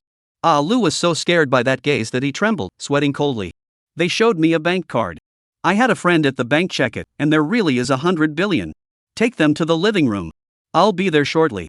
Since they've come, both the people and the money must stay. Ma Laoda's lips curled into a cruel smile. Understood. Ah Lu's face was also twisted into a savage grin. This was a juicy opportunity that had come knocking on their door. In the living room, 3 people were waiting, 2 men and 2 women. They were none other than Zhao Sangxiong, Li Hu, and Su Yao, who had rushed here from Nanzhou overnight. Money can make the devil grind the millstone. With a hefty sum, they had easily gained entry into Ma Laoda's villa. Now they were waiting for the main man to show up. A few moments later, Lu returned, grinning maliciously as he addressed Zhao Zhangxiong. Mr. Zhao, our boss has returned and will be here shortly. As he spoke, his gaze fell on the large box in front of the three men. Mr. Zhao is too kind to send such a heavy gift. Come on, carry it inside. Yes. Two henchmen responded and approached to carry the box. Li Hu suddenly stepped forward, blocking the two henchmen's path. Zhao Zhangxiong's lips curled into a sinister smile. This box can only be opened by your boss. It's a gift for him. What kind of important gift requires the boss to open it personally? I'd like to see it for myself. A dark voice echoed. Then, the sound of chaotic footsteps grew louder. Ma Laoda, accompanied by several tough-looking henchmen, strode confidently into the living room. Sir, that's Ma Laoda. Su Yao hurriedly leaned down and whispered in Zhao Zhangxiong's ear. Enemies meeting face to face only intensified their hatred. The murderer who had killed his own brother had finally shown up. Welcome, Mr. Ma. Lu hurried forward to greet Ma Laoda. Ma Laoda's cold, piercing gaze swept over Zhao Zhangxiong and Li Hu, finally fixing on Su Yao. He had seen many women, but a stunningly beautiful and fierce woman like Su Yao was indeed rare. For a moment, his lecherous eyes locked onto Su Yao, and a wicked smile curled at the corners of his mouth. Suddenly, he grabbed Lu and pulled him over, whispering with a wicked smile, "Leave the woman here. Later, she'll be with the one up front. Tonight, I'll have a double act." Lu laughed evilly. Master Ma, rest assured. I'll handle it perfectly. You'll be like a god tonight, hee hee. Chapter 131. After arranging for Lu, Ma Laoda flicked the hem of his newly changed windbreaker, crossed his legs, and sat down on the sofa opposite Zhao Zhangxiong. His cold gaze returned to Zhao Zhangxiong. Lu said you want to do 100 billion yuan business with me. I need to verify your funds to see if you really have 100 billion yuan. If you dare to deceive me, you won't be leaving this door tonight. Verifying the funds is no problem. Zhao Zhangxiong nodded toward the box in front of him. Ma Laoda can count it yourself. If it's not enough, I can have someone bring more immediately. Ma Laoda stared at the box, his expression turning cold, his eyes flashing with a brutal chill. Do you think I'm some naive little kid who's never seen the world? Don't you know how much 100 billion is? This box is indeed large, but it can't hold 100 billion. Whether it can fit or not, just take a look and you'll know. Zhao Zhangxiong spoke with a playful tone, then ordered Li Hu, show Ma Laoda the gift we brought. Yes. Li Hu stepped back, moving the box aside, and coldly gestured toward Ma Laoda. Please. Lu, open it. Ma Laoda barked. Yes. Lu waved his hand. Two subordinates rushed forward immediately. With a loud bang, the lid of the box flew open. When everyone saw what was inside, they froze, their faces first filled with shock and then anger. The box was filled with colorful banknotes, but they weren't for the living, they were joss paper for the dead. The denominations ranged from 1 million to 10,000. What the hell? The scene fell into complete silence in an instant. Ma Laoda stared intently at the joss paper money, his face darkening to an extreme, and a murderous intent radiated from his body, sending chills down everyone's spine. Suddenly, a furious shout erupted, like a thunderclap. You bastard! Lu screamed, his face contorted with rage. Someone, help! Boom! Boom! Boom! Footsteps thundered, causing the entire hall to shake. A dense crowd surged forward like a tidal wave from all directions. Each person held a gleaming straight blade, their faces filled with murderous intent and malevolence. In an instant, Zhao Zhangxiong and his two companions were surrounded by the ferocious crowd, as tightly packed as an iron barrel. A pack of vicious wolves, their eyes glowing red with bloodlust, glared at the three like lambs led to the slaughter. At a single command, the three would be hacked to pieces by the chaotic blades. Master Ma, what should we do? Chop them into pieces and feed them to the dogs, or make them wish they were dead? Lu clenched his teeth and pleaded with the pale-faced Ma Lao. Bang! A loud explosion echoed as Ma Laoda's teacup shattered in his hands. Bring me my chainsaw. 8 words, each dripping with a chilling intent to kill. Yes. Moments later, a henchman swiftly handed a chainsaw to Ma Laoda. The handle of the chainsaw was still stained with fresh blood from the recent killing. Ma Laoda, his hands still reeking of blood, gripped the chainsaw tightly and slowly stood up. The murderous intent radiating from him caused his brothers to tremble in fear, involuntarily taking a few steps back. The electric saw's terrifying finale wasn't something to be taken lightly. Zhao Zhangxiong saw the chainsaw in Ma Laoda's hands, his pupils shrinking to pinpricks. The horrific scene of his younger brother being hacked to death by the chainsaw flashed through his mind, causing his eyes to glow red with bloodlust. This chainsaw was the very weapon that had killed his younger brother. Bang, bang, bang. Heavy footsteps echoed, causing the floor to tremble uneasily. Ma Laoda stood before the box of joss paper, holding the chainsaw in his hand. 100 billion? Ha ha! Ma Laoda let out a sinister laugh. We felt that 100 billion wasn't enough for someone of your stature, so we filled it with 1 trillion. That should be enough for you down there. Zhao Zhangxiong spoke in a calm tone, his voice uncharacteristically composed. Damn it! Lu charged forward and shouted, "You're asking for trouble." Ma Laoda waved his hand, signaling Lu to step back. He placed his foot on the box, gazing at Zhao Zhangxiong with a cold, unflinching stare. "You've got guts. Since I entered this line of work, this is the first time someone has dared to do this. But do you know the consequences of your actions?" Zhao Zhangxiong ignored Ma Laoda's question, took out his phone from his pocket, and played a video on the coffee table. Ma Laoda and the others stared curiously at the video. The video showed the footage of Ma Laoda using a chainsaw to kill Zhao Zhangxiong's younger brother, which Zhao Zhangxiong had received earlier. Upon seeing the video, Ma Laoda's head buzzed, and his expression changed. "Who are you?" "The man you killed in the video was my own younger brother," Zhao Zhangxiong said slowly, enunciating each word clearly. Ma Laoda paused for a moment before suddenly realizing who he was. He grinned savagely. "I thought it was someone else." "So you're the one Zhao family of Nanzhou abandoned 4 years ago, a worthless traitor, a notorious criminal, Zhao Rui. Waste? Criminal? Ha ha ha ha." The hall erupted in laughter from the gang of thugs. Zhao Zhangxiong ignored the thug's mockery, his face expressionless as he spoke in a cold, ruthless tone. "I have come here today to claim a life. Are you ready?" Chapter 132. Demand a life from me? Ma Laoda laughed loudly. "A criminal, a worthless piece of trash, what do you have to demand a life from me? Just this box of Joss paper money?" "Ma Lao, he's not here to demand a life, he's here to give his own." Lu stepped forward with a sinister grin. This box of Joss paper money is what he brought for himself. No sooner had the words left his mouth than thunderous footsteps echoed from outside. Boom, boom. "Quick, quick, surround him." In an instant, shouts erupted outside. "What's going on?" Everyone turned in shock to look outside. Bang bang. 2 gunshots rang out suddenly, shattering the night's tranquility, followed by screams from outside. It sounded like someone was being shot. "This. Damn it, who dares to cause trouble in front of my door?" Ma Laoda, his face contorted in rage, roared, "Lu, take the men out and chop that dog bastard to pieces." Before Lu could respond, a henchman rushed in, cowering and screaming. "Master Ma, it's bad. Master Ma. There are so many soldiers outside, they've surrounded us." "What?" Everyone's faces turned pale. They're the city defense troops." The subordinate collapsed to the ground, sobbing, "Master Ma, they're killing people. 2 of our brothers are dead." "What?" The henchman was so scared he started crying. At this, Ma Laoda's face also turned pale. In Qingqing territory, he was indeed the underground king. But no matter how powerful he was, he dared not confront the soldiers. "Master Ma, what should we do?" Lu, who had just been bragging and acting ruthless, was now panicking. "What's there to panic about?" Ma Laoda roared. "The governor is my brother. Why would I fear a mere city guard?" At those words, the panicking subordinates calmed down considerably. Right, they almost forgot about the close relationship between Ma Laoda and the governor. "Charge in!" Soon, a group of heavily armed soldiers burst through the door, shouting and charging into the hall, with no one daring to stop them. Leading the group were 2 middle-aged men dressed in military uniforms. One of them was familiar to Zhao Zhangxiong and the others it was Qi Wei, the commander of the garrison troops stationed in Nanzhou City. At Su Yao's request, he had rushed to Qingqing to borrow troops for assistance. The middle-aged man beside Qi Wei was Wei Hong, the commander of the garrison troops stationed in Qingcheng. Upon seeing Wei Hong arrive in person, Ma Laoda's face paled even further. What could possibly be so urgent that Wei Hong would personally lead a contingent here? Could it be that these few people had caused this? Ma Laoda suddenly turned to look at Zhao Zhangxiong, his eyelids twitching. A criminal and a good-for-nothing, how could he mobilize the commander of Qingcheng? Are you kidding me? Of course, he didn't have time to think about that now. Seeing Wei Hong already in front of him, he forced himself to calm down and greeted him with a smile. "General Wei, what brings you here in the middle of the night? Bringing so many soldiers, what does this mean? Is this the governor's orders?" Everyone could hear the implication of using the governor to intimidate him. Wei Hong saw the group of thugs in the hall wielding weapons, and then noticed Ma Laoda holding a chainsaw with fresh blood still on it. His expression darkened immediately. He was well aware of Ma Laoda's notorious reputation. But since the governor didn't intervene, he, as a mere commander, had no authority to act. Therefore, even though Ma Laoda had committed countless atrocities in the past, he was powerless to stop him. But today was different.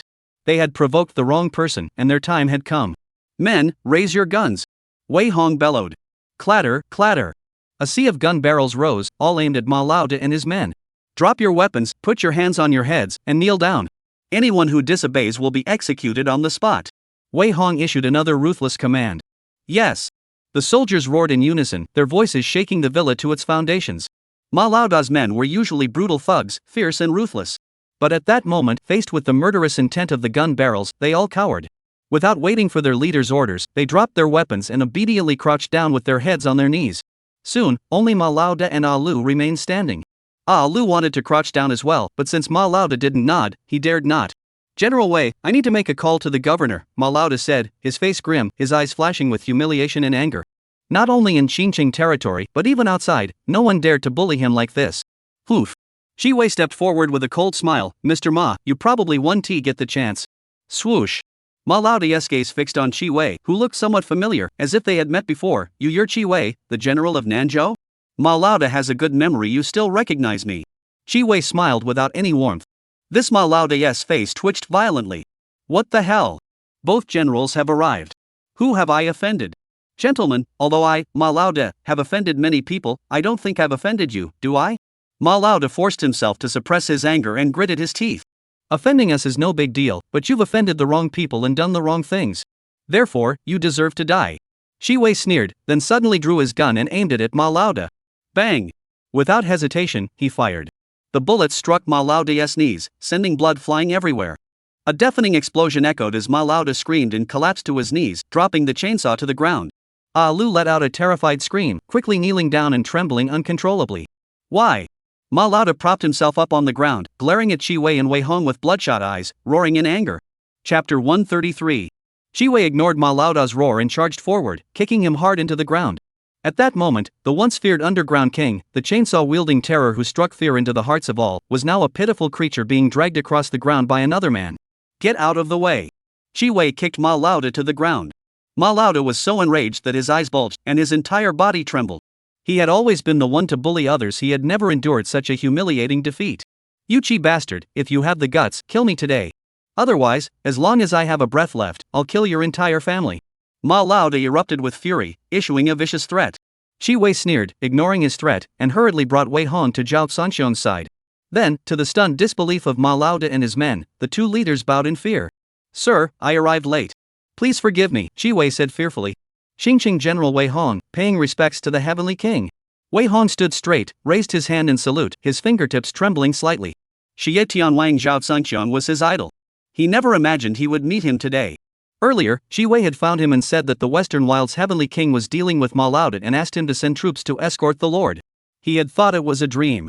Now, the Western Wild Heavenly King was standing right before him. This wasn't a dream.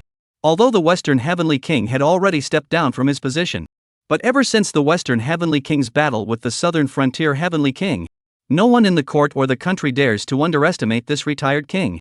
The head of the academy is finished, the Southern Frontier Heavenly King has fallen, and the 10,000-strong Southern Frontier Army has retreated in disgrace.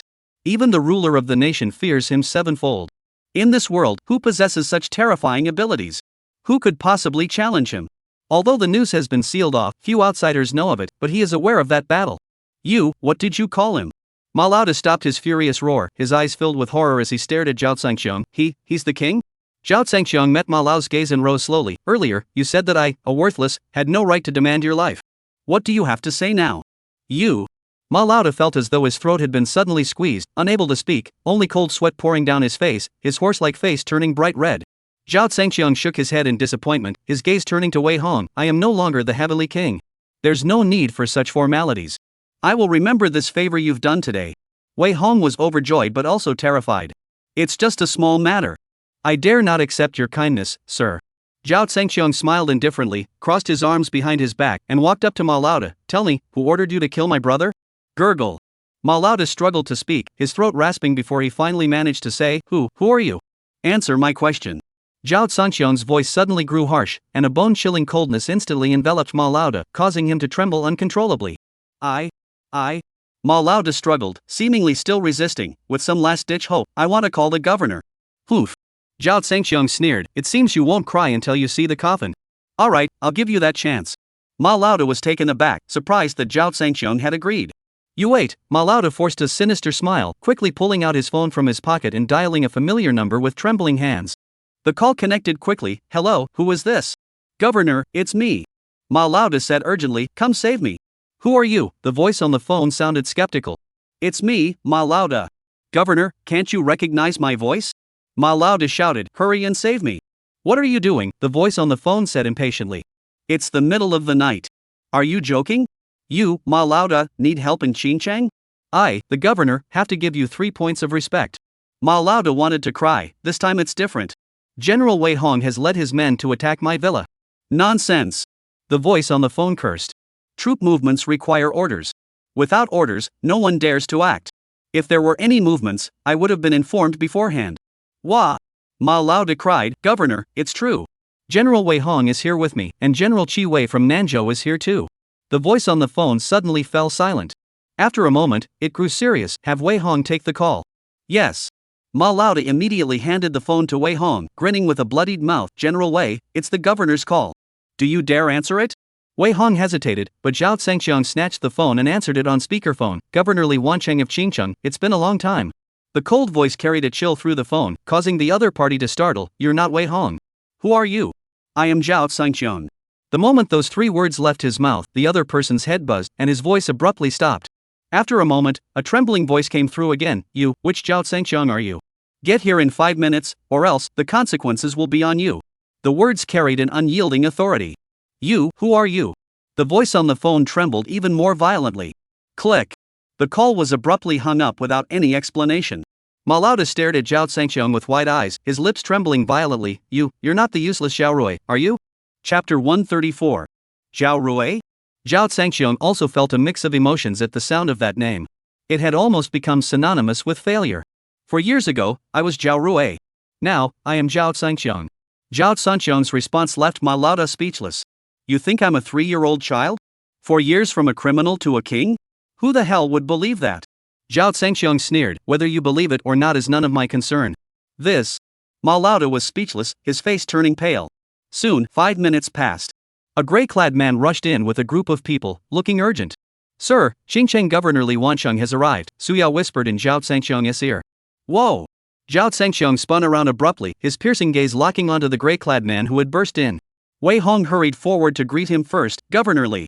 As soon as Li Wancheng saw Wei Hong, he barked harshly, General Wei, you've overstepped your authority. Your duty is to guard the city walls. Without an order or my permission, who gave you the right to bring troops into the city? Listen well, I will definitely report this to your superiors. You'd better wait and see. General Li, you sure have some nerve. Zhao Zhangqiang's indifferent voice cut off Li Wancheng's words. Swish. Li Wancheng's gaze suddenly lifted, meeting Zhao Zhangqiang's eyes. Prior to this, the two had never met. However, as a governor, Li Wancheng had to be familiar with someone as influential as Zhao Zhangqiang. He had certainly seen his photos. Especially after learning that the southern frontier king had fallen at Zhao Zhangqiang's hands, and even the rumors that Sun Ting, the powerful figure from the inner court who had been killed in Qingcheng, was also said to have been killed by Zhao Zhangqiang. This made him even more attentive to Zhao Zhangqiang. At that moment, as their eyes locked, the real Zhao Zhangqiang was standing right before him. Li Wancheng's pupils suddenly contracted, and the arrogance he had just exuded vanished instantly, replaced by fear and trembling. Governor, save me. Quick, save me. Governor. At that moment, Ma Laoda sought his savior and shouted for help with all his might. Thud. A dull thud echoed as Li Wancheng collapsed to his knees. Ma Laoda's cries for help abruptly ceased, as if someone had suddenly clamped his throat shut. He opened his mouth wide but could not utter a single word. The muscles on his face twitched, his complexion turning deathly pale at an alarming rate, and the hope in his eyes gradually gave way to despair. This humble servant, Li Wancheng, governor of Qingcheng, pays his respects to His Majesty the Heavenly King. Li Wancheng's voice trembled, and he was drenched in sweat. The man before him was someone who dared to kill even the inner court elders and the southern frontier Heavenly King. What was most terrifying was that he hadn't done anything wrong. If he were to grow displeased, even the governor would have no recourse. General Wei was invited by me. Do you have a complaint? Zhao Zhangqiang spoke calmly. However, the calmer his voice sounded, the more uneasy Li Wancheng felt inside. No, I dare not. Li Wancheng hurriedly waved his hands in denial. This subordinate just spoke out of turn. Wei Hong heard this and sneered contemptuously in his heart. You were so arrogant and boastful just now, where did all your arrogance go now? Zhao Zhangqiang glanced sideways at the dead horse on the ground. Is he your man? Seeing Ma Laoda's pitiful state, Li Wancheng's face turned even paler. He hurriedly said, Your Excellency, please investigate thoroughly. This wicked man has no connection to me whatsoever. He has committed countless evil deeds, and the people of Qingcheng have suffered greatly because of him. I am powerless and have always wanted to eliminate him, but unfortunately, he has complex connections and a deep-rooted network of influence, so I have never been able to succeed. Now that the honorable official has personally intervened to eliminate this scourge for the people of Nanzhou and restore justice to the people of Qingcheng, I speak on behalf of the people of Qingcheng to express our deepest gratitude for your kindness and mercy. Li Wancheng finished speaking, and the crowd fell silent. Could he really say that? In Qingcheng, everyone knew that Ma Laoda dared to act with impunity because he was protected by Li Wancheng. Ma Laoda even doubted his own ears. When he finally snapped out of it, he erupted in a tirade. Li Wancheng, you son of a, you think you can distance yourself from me? You're delusional. I've never skimped on the tribute I've paid you at least 10 million every year. You bastard, you're slandering me. Even as you face death, you dare to defame this governor? I'll kill you. Li Wancheng flew into a rage, spun around, snatched a gun from a soldier, and fired at Ma Laoda. Bang! The gunshot rang out, but it missed. An iron hand grabbed the gun barrel and yanked it upward, sending the bullet flying toward the ceiling. Li Hu snatched the gun back and coldly said, "My older brother hasn't given the order." "Who gave you the right to shoot?" "What, do you want to kill him to cover it up?" A loud bang echoed, and Li Wancheng hurriedly knelt down, drenched in sweat. "Sir, I acted impulsively." There's no need for explanations. Zhao Zhengqiang didn't bother wasting time with such a man. Go turn yourself in. What? Li Wancheng's face turned ashen, all hope abandoned. Those words ended his career. "Sir, I made a mistake. I will reform myself completely. Please show mercy." Li Wancheng's face was on the verge of tears as he pleaded desperately. After finally reaching the position of governor, no one would willingly give it up so easily. Li Hu suddenly stepped forward, pressing the cold muzzle of his gun against Li Wancheng's head. Click! The crisp sound of the bullet being chambered echoed through the air, sending a chill down everyone's spine. Li Wancheng froze in place, his scalp tingling. "Say another word, and I'll send you on your way right now." One sentence, and the entire room fell silent. Chapter 135. Li Wancheng was terrified out of his wits. He knew all too well that Zhao Zhengqiang meant business when he said he would kill him. If he dared to kill the inner court's top officials, killing him would be as easy as slaughtering a chicken. "Please spare my life, sir. I'll go turn myself in right away. I'll go immediately." Wah! At that moment, the once mighty governor was reduced to tears. Those around him couldn't help but sigh in disbelief. Ma Laoda was utterly despairing, completely hopeless. If even the governor was like this, what was he? Li Wancheng then fled in a daze, looking utterly defeated. The position of governor was indeed coveted, but preserving one's life was more important. "Do you have any backers? Bring them here too." Zhao Zhengqiang's gaze once again fell upon Ma Laoda, whose face was ashen. "Sir, I'll confess. I'll tell you everything." Ma Laoda knelt on the ground, trembling, and recounted in detail the events of the day he had killed Zhao Zhengqiang's younger brother. However, after speaking at length, he did not provide the information Zhao Zhengqiang sought. "Ma Laoda, do you want to die?" Li Hu roared angrily. "After all that nonsense, who sent you?"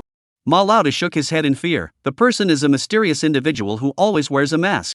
They gave me 100 million to do this. I know nothing else. Master, I've made a mistake.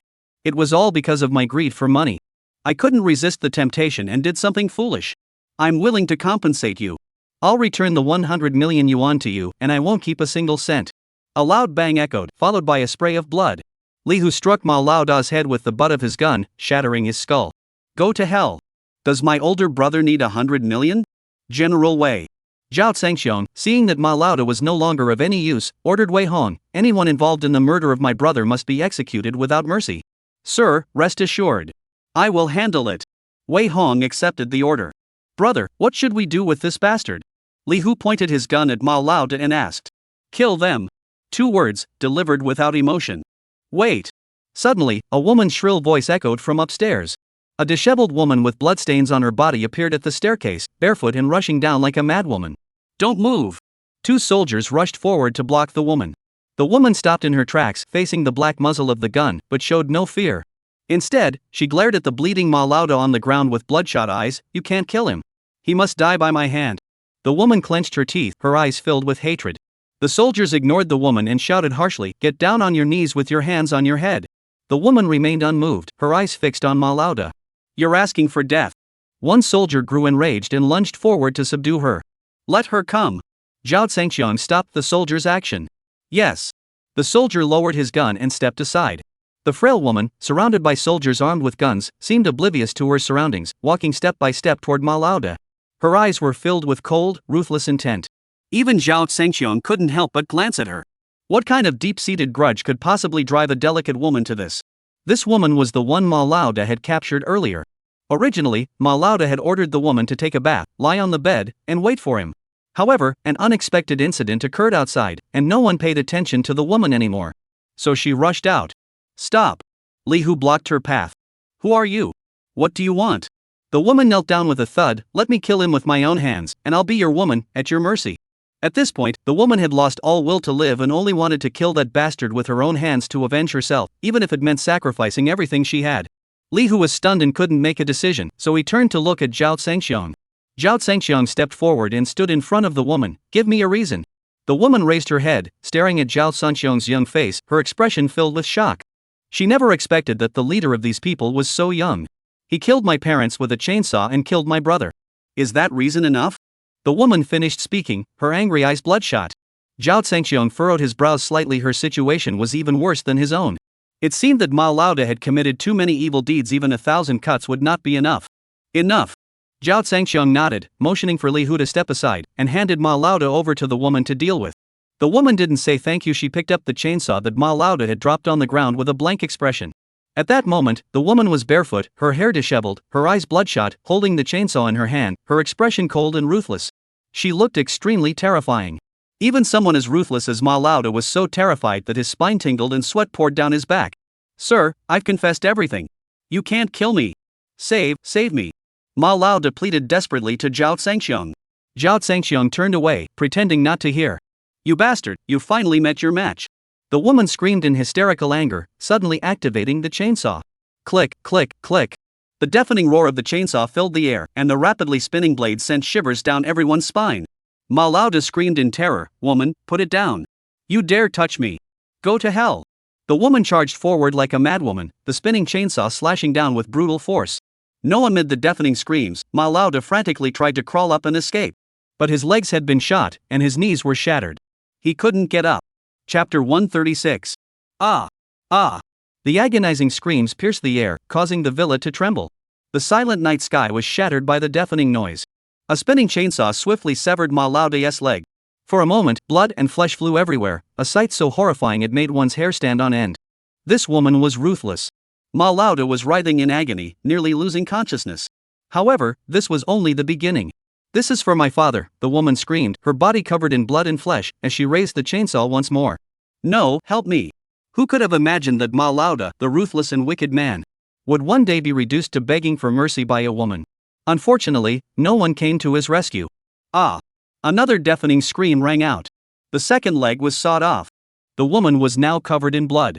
Ha ha! The woman laughed maniacally, her blood-soaked body and distorted face sending shivers down the spines of the men around her, who instinctively stepped back, keeping their distance from this female demon. Ma Laoda's men were so terrified they were ting themselves. They were screaming inside, thinking, this is the real chainsaw horror movie. The old man Ma was nothing compared to her. He was just a kid. "This is for my mother. Ha ha!" The woman continued her maniacal laughter, completely oblivious to those around her, lost in the catharsis of revenge. "This final cut is for my brother." The woman raised the chainsaw for the third time. Click, click, click. The screeching of the chainsaw echoed like the laughter of a demon demanding a soul. "No! Help me!" Ma Laoda let out his final cry for help, a desperate wail of despair. The wildly spinning chainsaw suddenly plunged downward, aiming for his neck. No! The final scream became the last sound Ma Laoda left behind in this world. A large head rolled to the ground.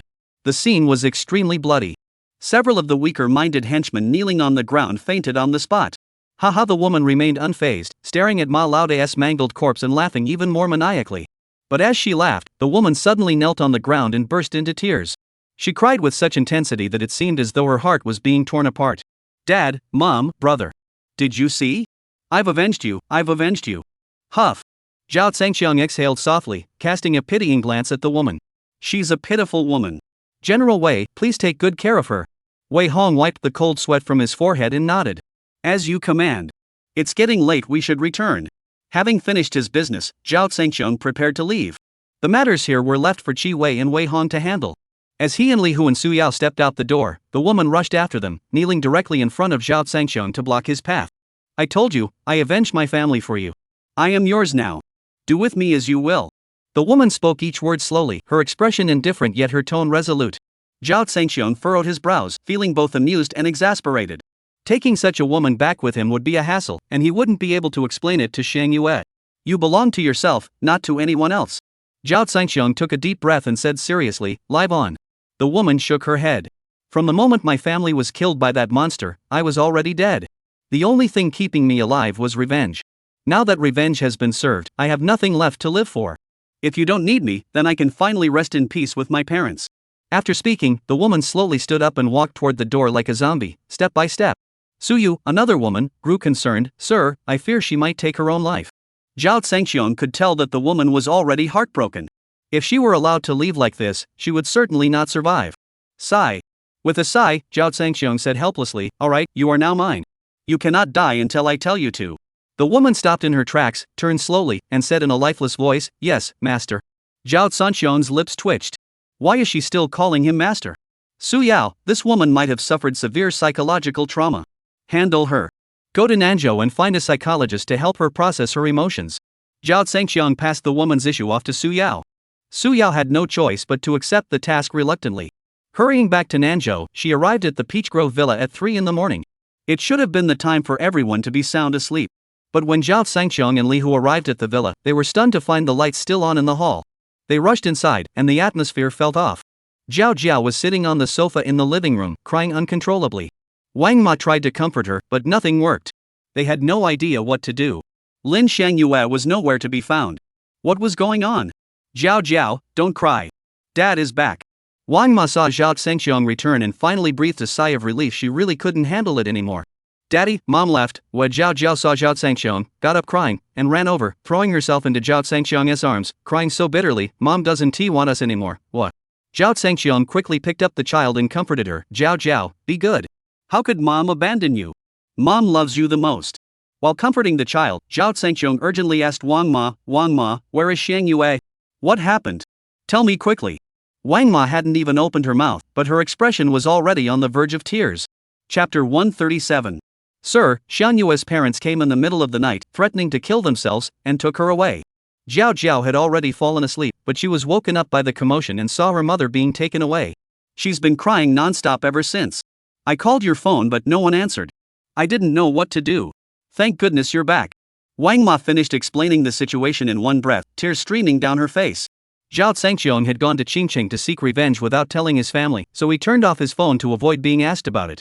Brother, the Lin family is really over the top. Why cause trouble so late at night? Couldn't they wait until tomorrow? Li Hu was furious. I'll go bring my sister-in-law back. It won't do any good. Zhao Zhangxiong stopped Li Hu. Sir, you must find a way to resolve this, Mrs. Wang sighed. No one else can help. Daddy, you must find Mom. Zhao Jiao can't be without Mom. Why? Zhao Jiao continued crying sadly. Zhao Zhangxiong took a deep breath, suppressing his anger, and comforted her. Zhao Jiao, don't worry. Dad will definitely find your mom. Go to bed with Wang Laotai now. When you wake up, you'll see your mom. Dad promises. Dad, you have to keep your promise. Zhao Jiao stopped crying. Daddy always keeps his word.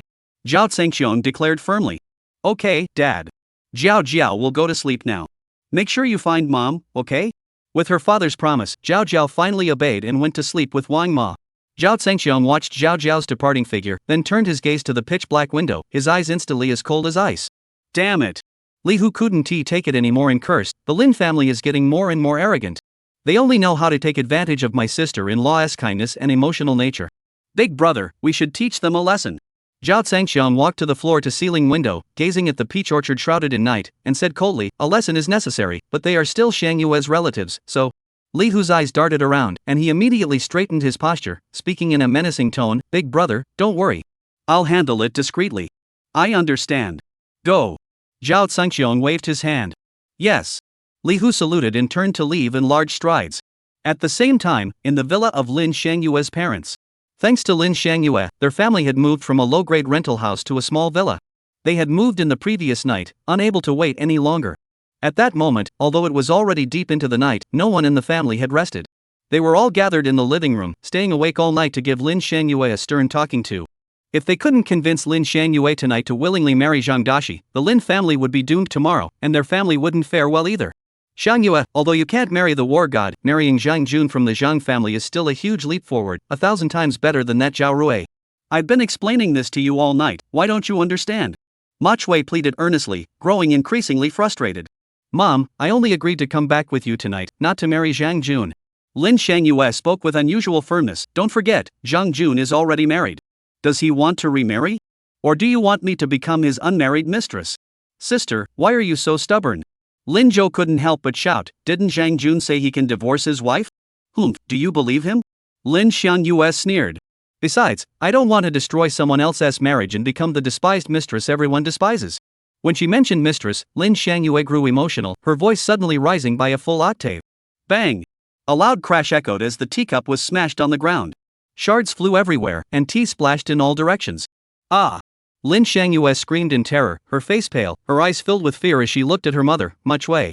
Manhwae was as furious as if she had swallowed gunpowder, glaring at Lin Shangyue with bloodshot eyes. Lin Shangyue, you think you're all grown up now, do you? Daring to make such a scene at home, daring to disobey your parents? Fine, then get out. Get out of here. Let the Zhang family kill us all. Since you want others to kill us, I might as well kill myself first. Then you won't have to be controlled by anyone, and you'll be free to marry whoever you want. Manhwae seemed to have lost her mind, violently colliding with the sofa, producing a dull thud. Ah! In the piercing screams, Manhwae wiped her head with her hand, her hands covered in blood. This scene unfolded too quickly and suddenly for Lin Shangyue, leaving her completely stunned, her mind buzzing and blank. Chapter 138. Mom! Lin Zhou screamed wildly as he rushed forward, hugging Manhwae and shouting, Mom, what are you doing? Let's talk this out. Why would you do something like this? Wife, how could you think of doing such a thing? Lin Guangren cried, rushing forward and weeping uncontrollably. Lin Shangyue watched the scene unfold before her, taking a moment to process what was happening. Mom! A piercing scream echoed as she rushed forward frantically. Get out of here! Lin Zhou blocked Lin Shangyue, stood up abruptly, and pushed her away, letting out a bitter scream. Lin Shangyue, are you satisfied now? Get out of here! Go be with that good-for-nothing Zhao Rui. Woo woo! Lin Shangyue collapsed on the ground, wailing, Mom, please don't do this. I'll listen to you. I'll do whatever you say. Woo woo! The woman cried uncontrollably, her tears streaming down her face. Ah, ah!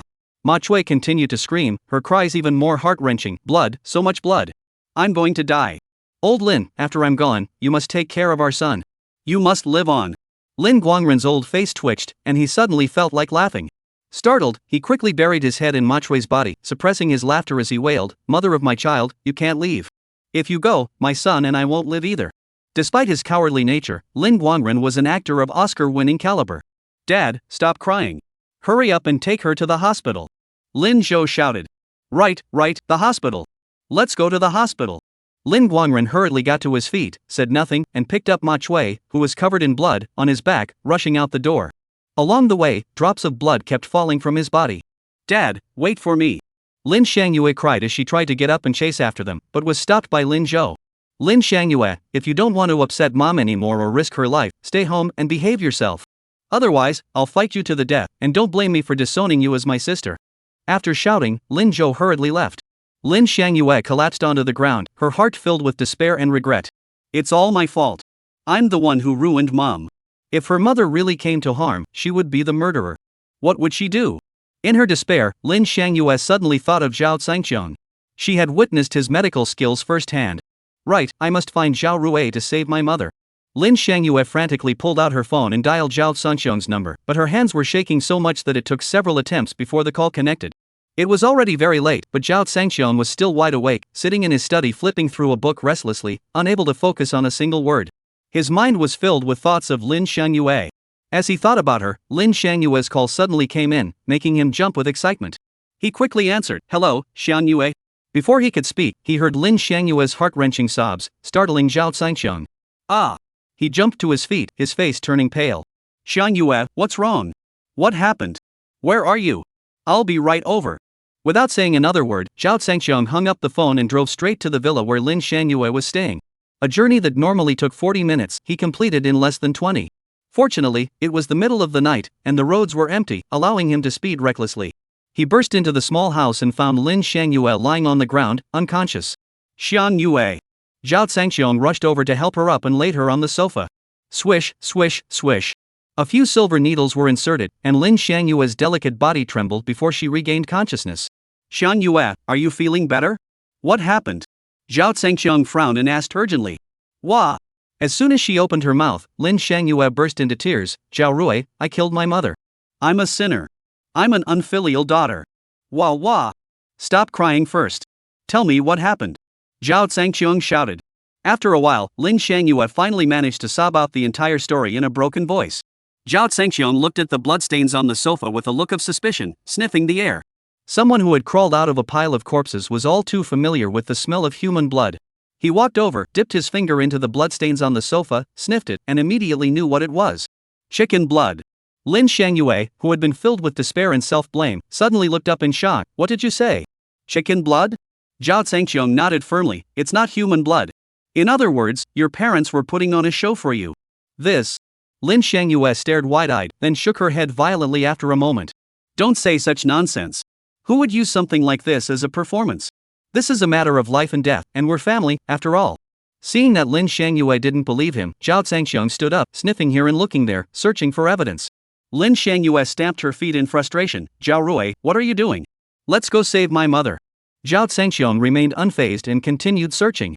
Suddenly, his nose twitched and his eyes lit up. He abruptly opened a cabinet. Chapter 139. Finally, in a hidden cabinet in the kitchen, he found half a bowl of chicken blood, still fresh. Next to the chicken blood was a plastic bag containing a dead chicken, still covered in feathers. When Zhao Zhangqiong presented these two items to Lin Shangyue, she was speechless, unable to accept what she saw. Shangyue, do you believe me now? Zhao Zhangqiong asked seriously. If you still don't believe me, I'll tell you that human blood and chicken blood have different smells. Also, doesn't the entire incident seem odd to you? Zhao Zhangqiong pointed to the bloodstain on the sofa. This area is soft, it's a spring. How could someone's head hit it hard enough to bleed? Try it yourself if you don't believe me. Upon hearing this, Lin Shangyue hurried over to touch the spot where the head had hit, and sure enough, it was springs, not hardwood. Now, Lin Shangyue seemed to understand something. No wonder Lin Zhou had been preventing her from getting close to her mother earlier and wouldn't let her go to the hospital. It was to prevent the truth from coming out. With a loud thud, Lin Shangyue collapsed onto the sofa, her face pale. To force me to marry Zhang Jun, they've gone to such lengths. Since they want you to marry him so badly, why don't you just agree? Zhao Zhangqiong said deliberately, testing her. What did you say? Lin Shangyue suddenly stood up, her stunned gaze fixed on Zhao Zhangqiong, then gradually turning to anger as she clenched her fists tightly. You want me to marry someone else? Seeing Lin Shangyue so upset, Zhao Zhangqiong smiled happily. This deliberate provocation proved that Lin Shangyue still cared about him. Seeing Zhao Zhangqiong still smiling, Lin Shangyue exploded. You bastard. Go to hell. The enraged woman finally erupted, clenching her fists and striking Zhao Zhangqiong with all her might. Zhao Zhangqiong didn't flinch or dodge, letting the fists land on his chest. Bastard, you're a bastard, ah. Lin Shangyue went berserk, her fists raining down on Zhao Zhangqiong's chest. As she hit him repeatedly, she seemed to grow tired, collapsing onto the ground and covering her face with her hands as she sobbed. Why? Why are you all bullying me? Why? Zhao Zhangqiong bent down, his strong hands gripping the woman's slender arms and lifting her to her feet. He spoke tenderly. How could I bear to bully you? I can't even bear to hurt you. I said that earlier just to see your reaction. Now look, you've always loved me, haven't you? He. Zhao Zhangqiong laughed smugly. You bastard. Who loves you? I hate you to death. Lin Shangyue pushed Zhao Zhangqiong away angrily, gritting her teeth and threatening, if you ever dare to say that on purpose again, I'll bite you to death. As she said this, she deliberately showed her white teeth. However, in Zhao Zhangqiong's eyes, that expression wasn't threatening at all, it was even more adorable and charming. Zhao Rui? Suddenly, someone burst in. It was Lin Zhou. Lin Zhou saw Zhao Zhangqiong in his own home, with both hands on Lin Shangyue's shoulders, the two of them face to face, so close they could almost touch. In an instant, Lin Zhou exploded with rage, roaring like a wild beast. He grabbed a chair and charged toward Zhao Zhangqiong. You scum! How dare you come to my house to seduce my sister? I'll kill you today. Stop! Lin Shangyue shouted, rushing forward and spreading her arms to block Zhao Zhangqiong. Lin Zhou, put down the chair. Lin Shangyue, you're supposed to marry Zhang Xiao. Lin Zhou's face twitched with anger. If mom finds out this scum came to our house, she'll be heartbroken. Do you want to kill her? Mentioning her mother, Lin Shangyue immediately pressed further. Why are you here alone? Where are mom and dad? Mom is in serious condition and needs to be hospitalized. I came back to get some things. Lin Zhou answered casually. Is that so?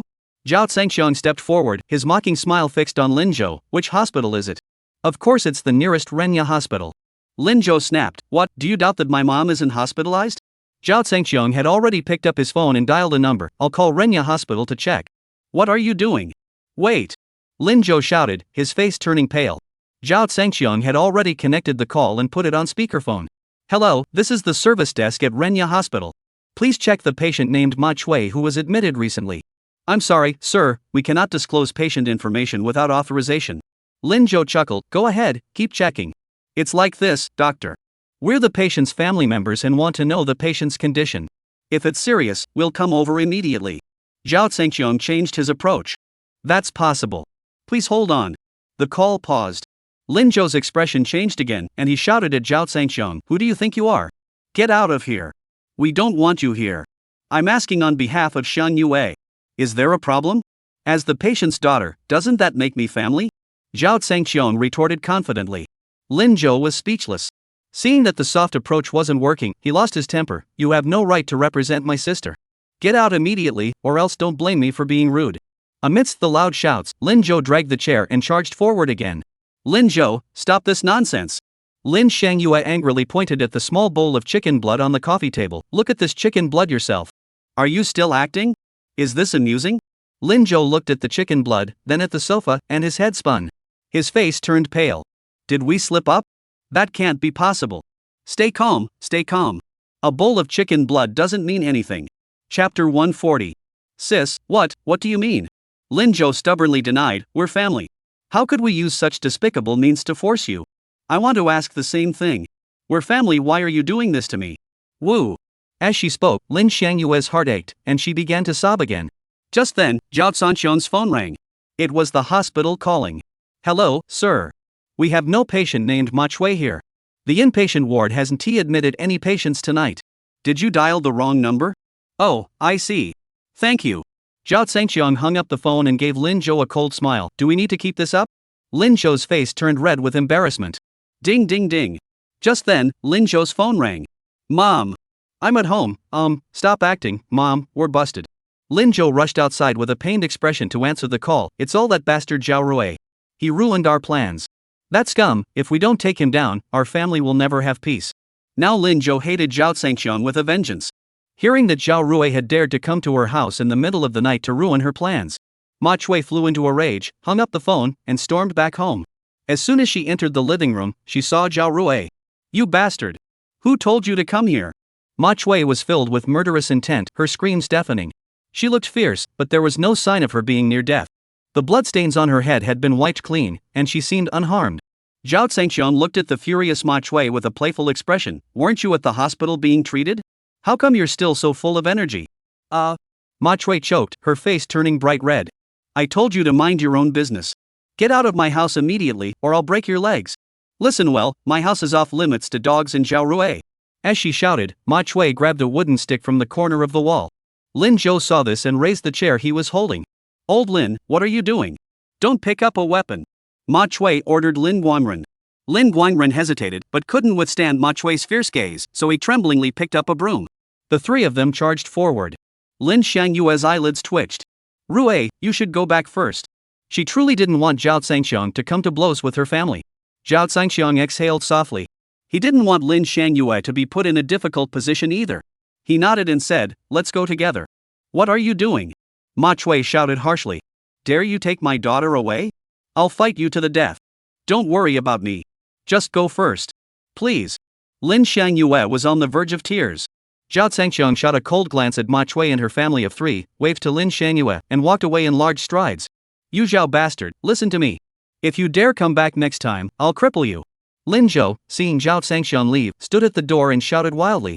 "Whoa!" Zhao Zhengxiong stopped in his tracks, turned around, and left with a confident voice. "Rest assured, I'll be back. Because Xiang Yue can only be my wife, and no one can stop me." "Damn it!" Lin Zhou was furious, grabbed a wooden stick, and charged forward with bloodshot eyes. "I'll beat you to death tonight. It's either you or me." Swoosh! Zhao Zhengxiong's gaze suddenly shot out with a cold, piercing glare, like the edge of a sharp blade. A terrifying chill enveloped Lin Zhou. In that moment, Lin Zhou felt as though he were trapped in an ice cellar, surrounded by mountains of corpses and rivers of blood, in the depths of hell itself. Caught off guard, Lin Zhou collapsed to his knees, his face pale with fear, his eyes wide and his face contorted. Ma Chui, who had been chasing after him, saw her son suddenly kneel down and froze in shock. Zhao Zhengxiong had left, but Lin Zhou remained kneeling on the ground, trembling uncontrollably. Ma Chui and Lin Guangren rushed forward in panic. "Son, what's going on? We came here to fight Zhao Rui, why did you end up kneeling instead?" The couple looked completely bewildered. Clatter! With a loud noise, Lin Zhou collapsed onto the ground, his legs twitching and foam coming out of his mouth. Lin Guangren and Ma Chui screamed in terror, shouting, "Xiang Yue, come out and help.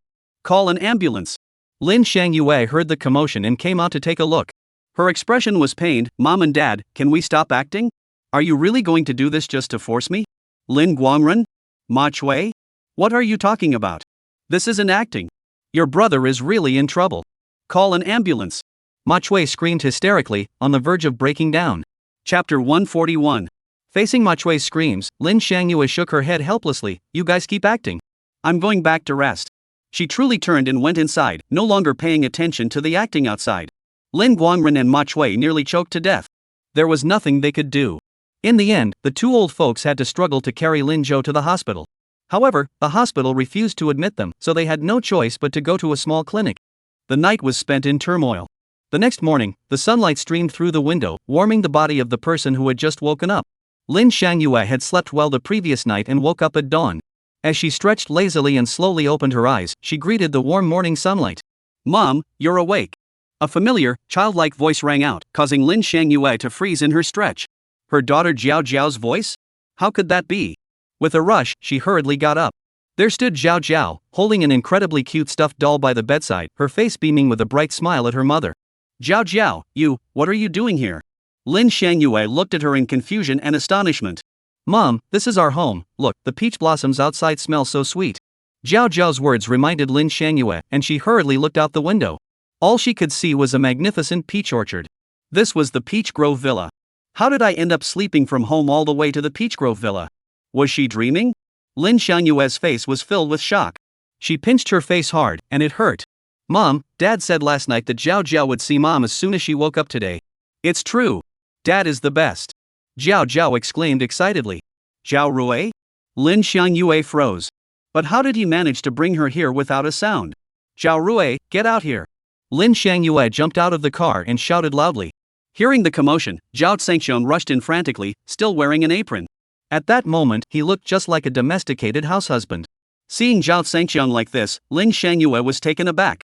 4 years ago, the young master of the Zhao family never cooked, yet today he was in the kitchen? Of course, now wasn't the time to discuss that. How did I end up here? Lin Xiangyue asked angrily, clenching her teeth.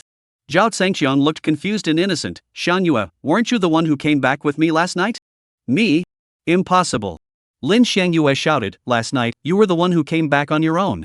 I stayed at my parents' house to sleep. Zhao Zhengxiong sighed wryly. Xiangyue, are you confused? If you didn't come back on your own, how could I have brought you here?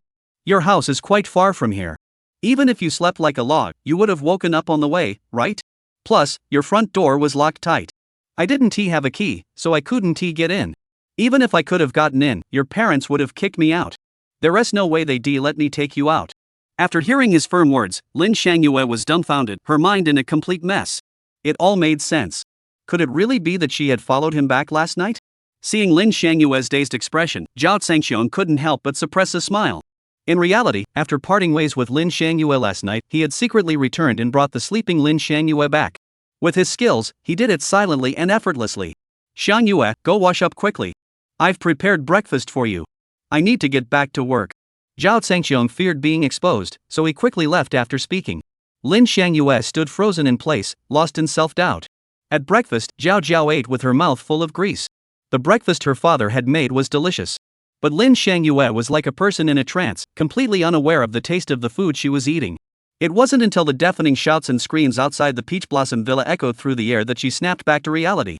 Zhao Rui, you bastard, get out here and give me back my daughter. It was Lin Xiangyue's mother, Ma Chui. Having woken up early and not seeing Lin Xiangyue, she knew she must have gone to the Peach Grove Villa. Following behind Ma Chui were rows of men in black, their faces filled with murderous intent. Each of them carried a machete, their faces grim and menacing. This time, they had come prepared. Several of them were armed with guns. Even if Li Hu was as skilled in combat as he was, he didn't believe he could take on dozens of burly men armed with machetes, let alone bullets. Lin Xiangyue's eyes flashed with panic. Zhao Rui, my mom is coming again? Those bad guys again, wah? Jiao Jiao, who was now scared by the sound of Ma Chui's voice, burst into tears on the spot. Lin Xiangyue felt both heartbroken and helpless. She quickly picked up the child. Jiao Jiao, that's your grandmother. She's not a bad person. You must never call your grandmother a bad person again. Dad's here. Don't be afraid. Jiao Jiao, be brave and face the bad guys. Zhao Zhengxiong encouraged her. Zhao Rui, what are you doing? Lin Xiangyue was furious. That's my mother. How could you teach the child to call my mother a bad person? Zhao Zhengxiong's expression darkened. Do you think she deserves to be your mother? In the past 4 years, she never once looked for you or cared about your well-being. Now she's clinging to you, dragging you back, and her purpose is to use you as a tool to marry you off to someone else, making you abandon your daughter. Do you think she deserves to be a mother? This. Lin Shangyue was speechless, her eyes reddening. In truth, she felt just as wronged. But what could she do? It was her own fault for ending up with such a family. Big brother, what should we do about the people outside? Li Hu rushed in at that moment. I'll handle it. Zhao Zhengqiang's eyes were cold as he turned to leave. Wait, I'll go with you. Lin Shangyue hurriedly called out to Zhao Zhengqiang. Zhao Zhengqiang couldn't persuade her, so he had Wang Ma take care of Zhao Zhao and led Lin Shangyue and Li Hu out. The three of them arrived outside. Seeing the crowd of black-clad men wielding axes behind Ma Chui, Lin Shangyue was so scared her face turned pale. Standing beside Ma Chui was Lin Guangyi, the second son of the Lin family. Ah, Zhao Rui, let's settle this today.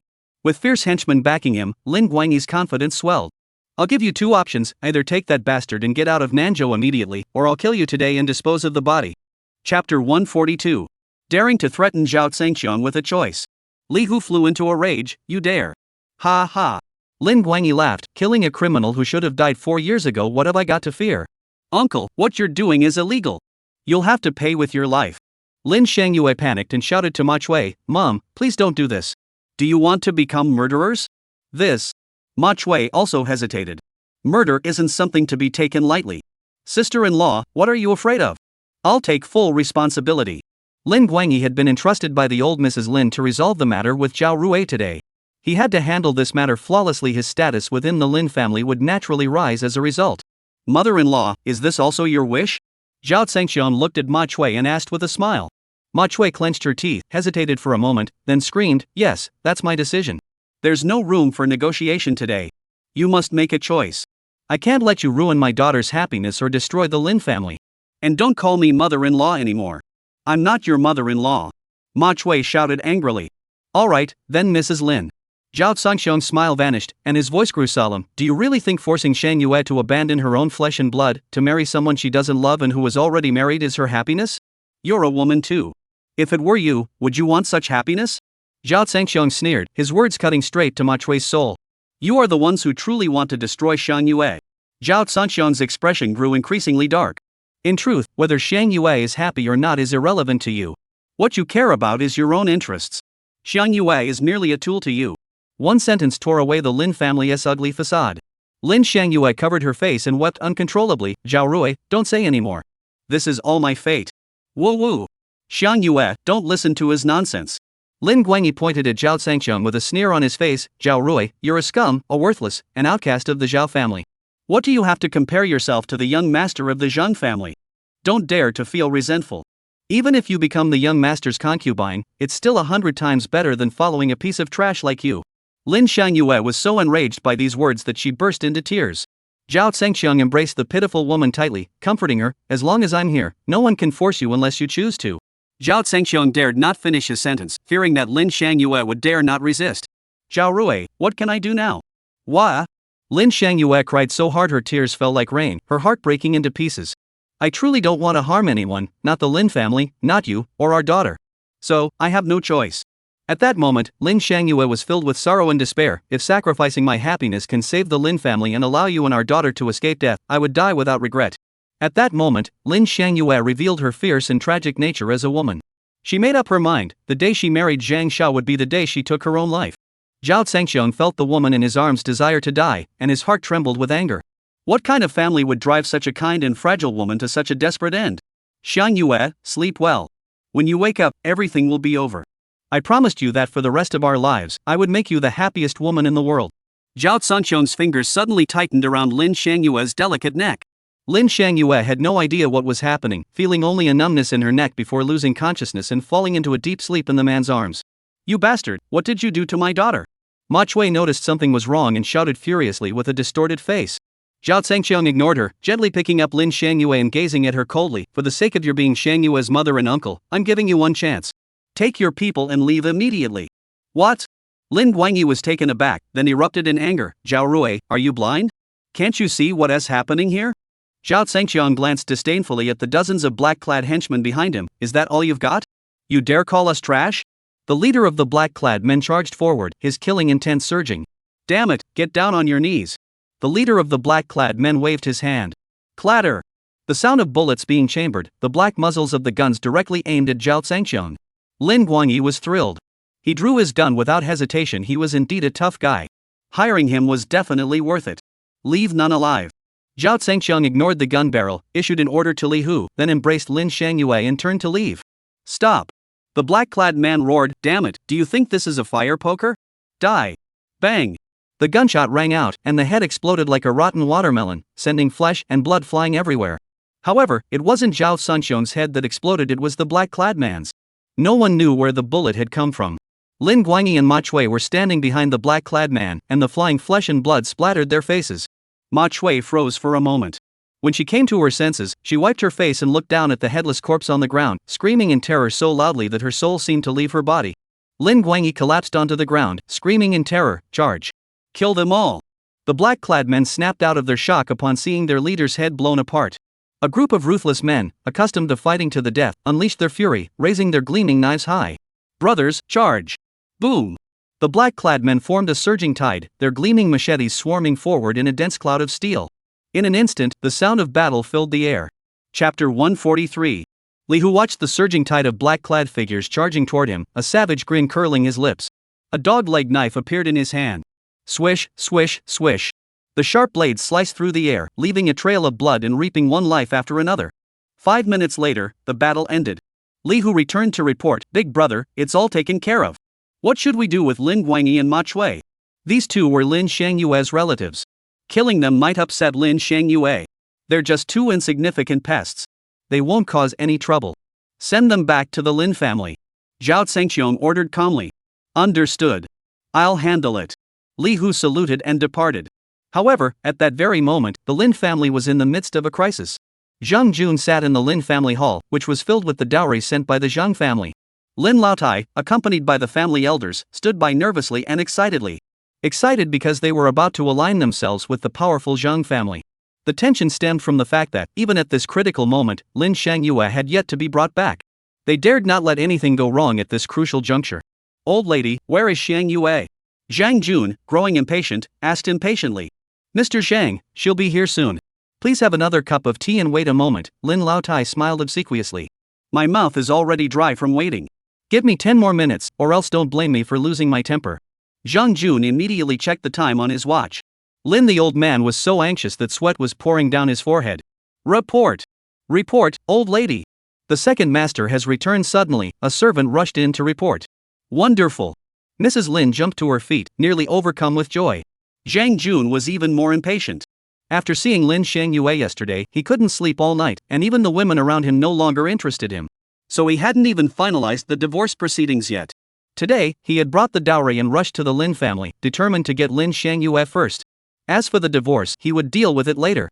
For young men of their status and background, even after marrying, who doesn't have other women in their lives? Some even have several. "Quick, bring Shangyue in." Lin Laotai was so excited her voice was trembling.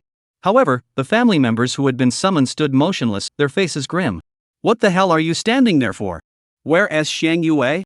Zhang Jun slammed the table and roared.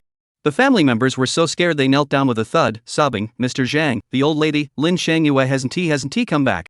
Only the second master and the third madam have returned, and what happened to them?" Mrs. Lin's face grew pale with fear, and she sensed something was wrong, feeling a chill run down her spine. Just then, loud footsteps echoed from outside. Several servants carried Lin Guangyi and Ma Chui into the room. "What's going on?" The Lin family members stood there speechless, their eyes wide with shock. Why didn't they bring the person back? Instead, they've come back looking like they're on the brink of death. Zhang Jun's face darkened, his gaze cold and menacing. "Old lady, is this your promise? Is this what you meant when you said you'd bring Shangyue back soon? Is the Lin family mocking me?" Thud. The old man was so scared he knelt down. Seeing this, the other Lin family members were also terrified and knelt down one after another. In an instant, the Lin family members were all kneeling on the ground. Zhang Jun stood before the Lin family members, his gaze filled with murderous intent. The Lin family members trembled in fear. "I need a reasonable explanation." Zhang Jun clenched his teeth, each word he spoke dripping with malice. Quick, help them up and explain everything to Mr. Zhang," the elderly Mrs. Lin screamed hysterically. The Lin family members, filled with panic, hurriedly acted, and after a commotion, Lin Guangyi finally came to his senses and cried as he detailed the entire incident. When they heard that dozens of men armed with knives and guns had been killed by Li Hu, The Lin family, including Zhang Jun, couldn't believe it. Second brother, have you been scared out of your wits? How could that be? Lin Guangli was the first to disbelieve. Eldest brother, if you don't believe me, ask the wife of the third son, Lin Guangyi cried, looking at Ma Chui, who had just woken up. Ma Chui nodded vigorously, everything my second brother said is true. The man by Zhao Rui's side, he's not human. Lin Guangyi agreed, Zhang Xiao, that Li Hu isn't an ordinary person. We did our best. Only you can handle him personally. Zhang Jun's forehead twitched, damn it, a piece of trash from 4 years ago, and now I have to handle it personally? This is really giving him face. Mr. Zhang, Zhao Rui isn't much of a threat. The key is the bodyguard by his side. If we take out that bodyguard, I can dispose of Zhao Rui in no time. Lin Guangyi roared angrily. Mr. Zhang, I suggest you handle this personally. Seeing Zhang Jun's furious expression, the old lady Lin seized the opportunity to make a ruthless suggestion. The woman you've set your sights on, if that good-for-nothing takes her, it would be an insult to the Lin family and an even greater insult to your status. Therefore, Zhao Rui must not be spared. Chapter 144. Your Lin family are all useless trash. Zhang Jun cursed. My woman is not to be touched by others. Fine, I'll grant Zhao Rui the honor. I'll handle it personally. You wait here, I'll go arrange the men right away. With that, Zhang Jun left with a murderous glare. The Lin family finally breathed a sigh of relief. One by one, they were nearly overcome with joy. Haha, the old matriarch of the Lin family let out an excited, cunning laugh. Heaven is on our side. With the Zhang family intervening, those few Zhao Ruis aren't enough to die. This time, we must assist the Zhang family and eradicate the Zhao family completely.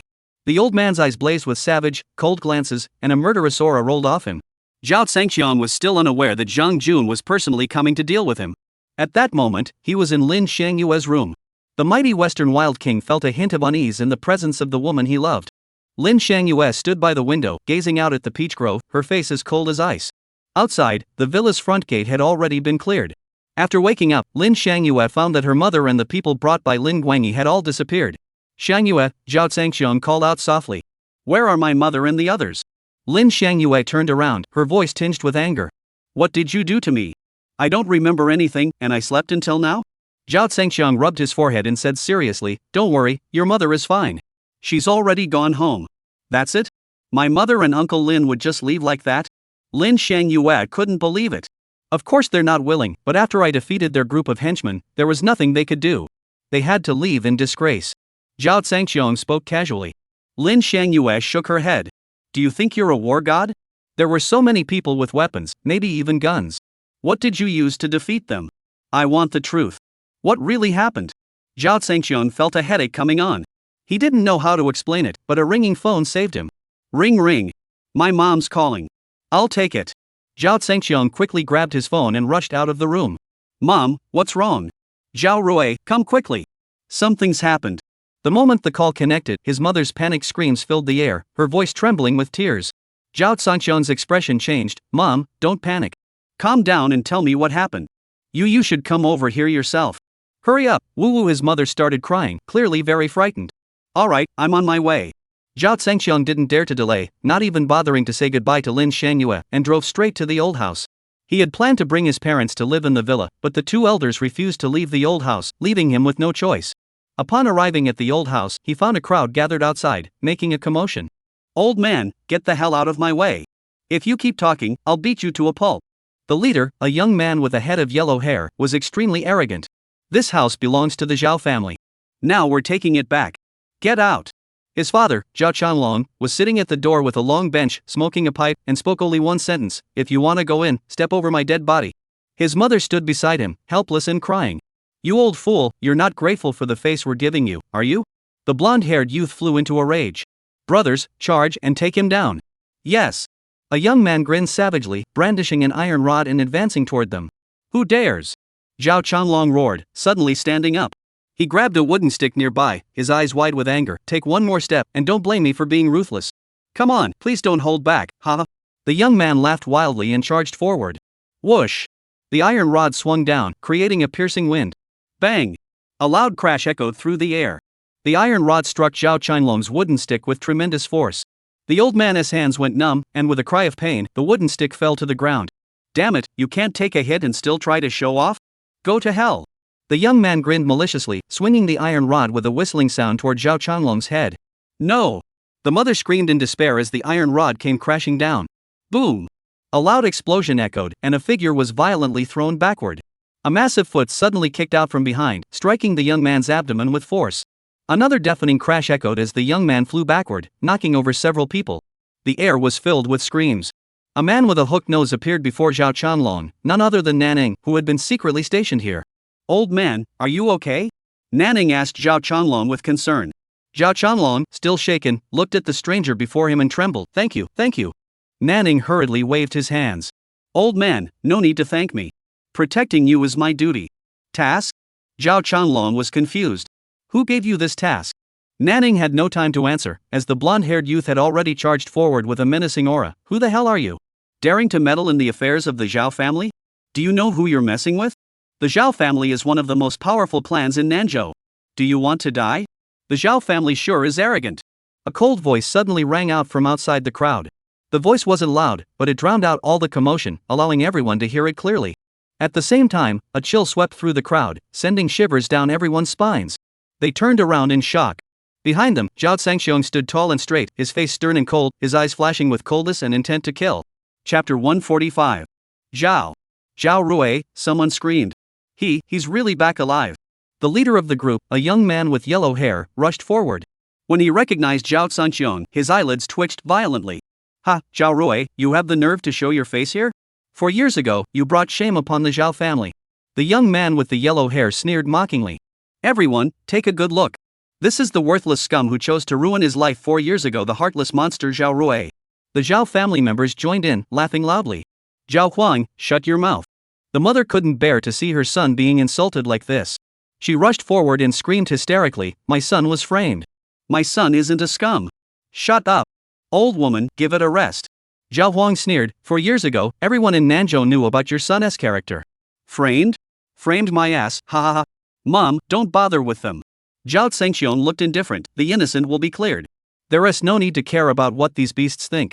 Old woman, your son is right. The innocent will be cleared. Why bother with the opinions of those scum? Zhao Chanlong spoke up. Though he didn't like to speak, once he did, his words carried weight. Zhao Huang, take your men and get out. You're not welcome here. Zhao Changlong glared at Zhao Huang and his men. Get out? You must be dreaming. Zhao Huang sneered, we're here on the master's orders to take back the old mansion. You're the ones who should leave. You can't stay here anymore. Zhao Changlong erupted in anger, if you take the old mansion, where are you going to make us live? The family head has spoken. You can sleep on the streets or under bridges, haha. The group of thugs laughed wildly. Zhao Chanlong, I don't have time to waste with you. This is your final warning, get out immediately. Zhao Huang grew impatient, his expression turning ruthless. You're being too cruel. The old woman's face was filled with grief and anger. 4 years ago, you took everything from us, and now you want to take back the old house as well? Are you leaving us no way to survive? You're right, old woman. The family head said you're a disgrace to the Zhao family. Your entire family deserves to die. Zhao Huang gritted his teeth and laughed savagely. Whoa! Suddenly, an iron hand clamped down on Zhao Huang's neck, cutting off his voice. Zhao Zhangxiong had appeared before him at some point, lifting him by the neck. The Zhao family's henchmen, seeing this, flew into a rage. Brothers, attack. Kill him. A dozen men roared, raising their iron rods and charging fiercely toward Zhao Zhangxiong. Looking for death. Nanning roared, charging forward like a cannonball, his ferocious momentum sending the dozen men flying. Within seconds, all of them lay on the ground, writhing in agony.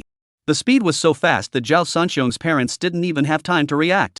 The onlookers nearby were left speechless. This is like a movie. There's no way someone could be that powerful in real life. Zhao Huang was speechless, his face ashen. Do you want to live or die? Zhao Zhangxiong's 4 words sounded like the voice of death. Zhao Huang's neck was being choked, and he couldn't speak, only nodding frantically in fear. Kneel down and apologize to my parents. Zhao Zhangxiong kicked Zhao Huang's knee with a single blow. A crisp crack echoed as his knee shattered. Ugh! Zhao Huang let out a painful wail, but with his throat choked, he could only emit muffled woo-woo sounds, his face contorting in agony. Zhao Zhangxiong released his grip, and Zhao Huang stumbled to the ground, writhing in agony. You, a mere junior of the Zhao family, dare to call my parents old man and old woman? Who gave you the nerve? Zhao Zhangxiong roared, no one taught you how to respect your elders? I'll teach you. Zhao Zhangxiong suddenly raised his leg and stomped on Zhao Huang's other leg. No, please don't. Zhao Huang feared his calf would be crushed by Zhao Zhangxiong, letting out heart-wrenching cries and begging for mercy. Master Zhao, spare my life. It was Zhao Hong who ordered me to do this. It's not my fault. Why? Crawl over here and apologize. Zhao Sangqiang barked. Yes, yes.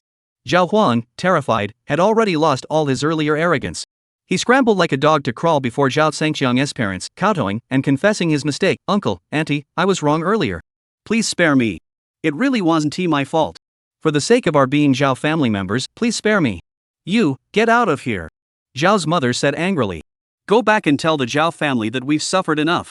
Beg them to spare us. Yes, I will definitely convey it. Though he spoke these words, he swore in his heart. Once I get back, I'll make sure the clan leader brings men to wipe you all out. Zhao Rui, you dare to kick my knee to pieces? I'll break both your legs.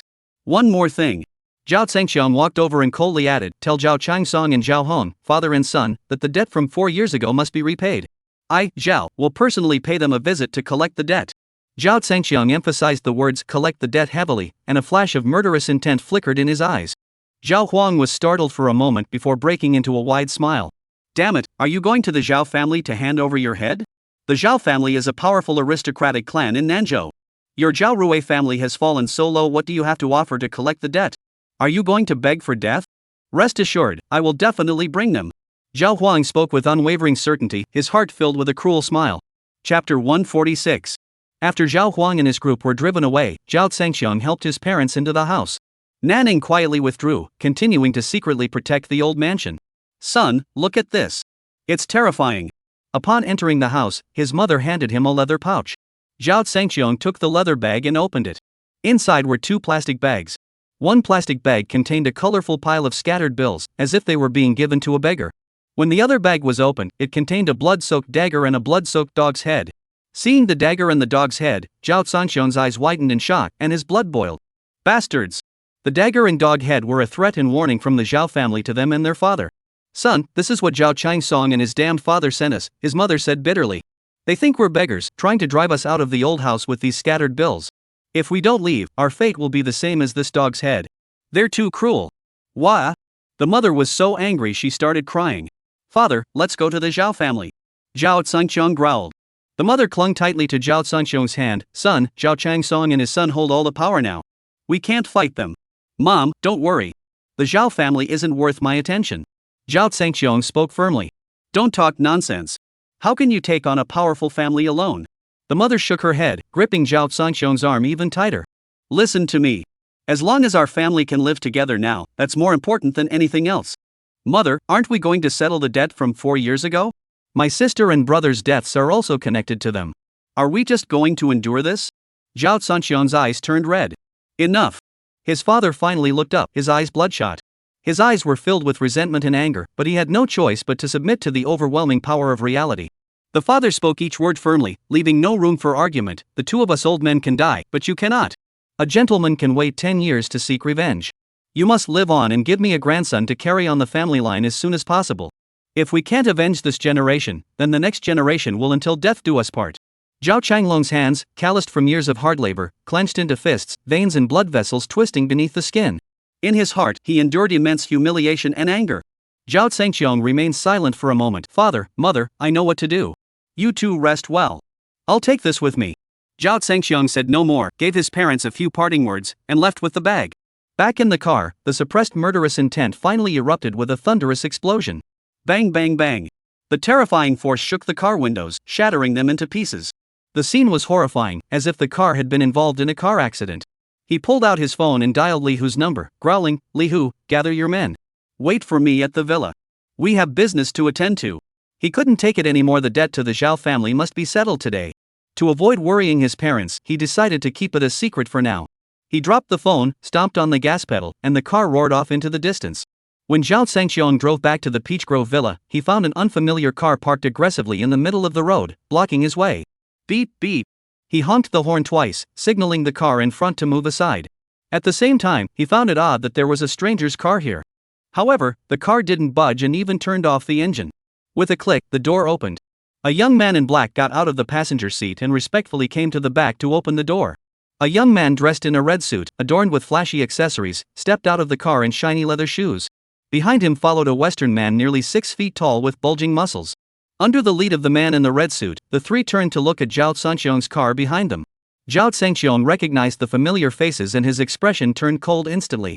Just as he was about to demand repayment from the Zhao family had come to him. The flashily dressed young man in the red suit was named Zhao Quan. He was the youngest son of Zhao Changsong, the head of the Zhao family, a good-for-nothing playboy who spent his days loafing around and bullying others. Zhao Quan also spotted Zhao Zhengxiong and walked over with a mocking smile.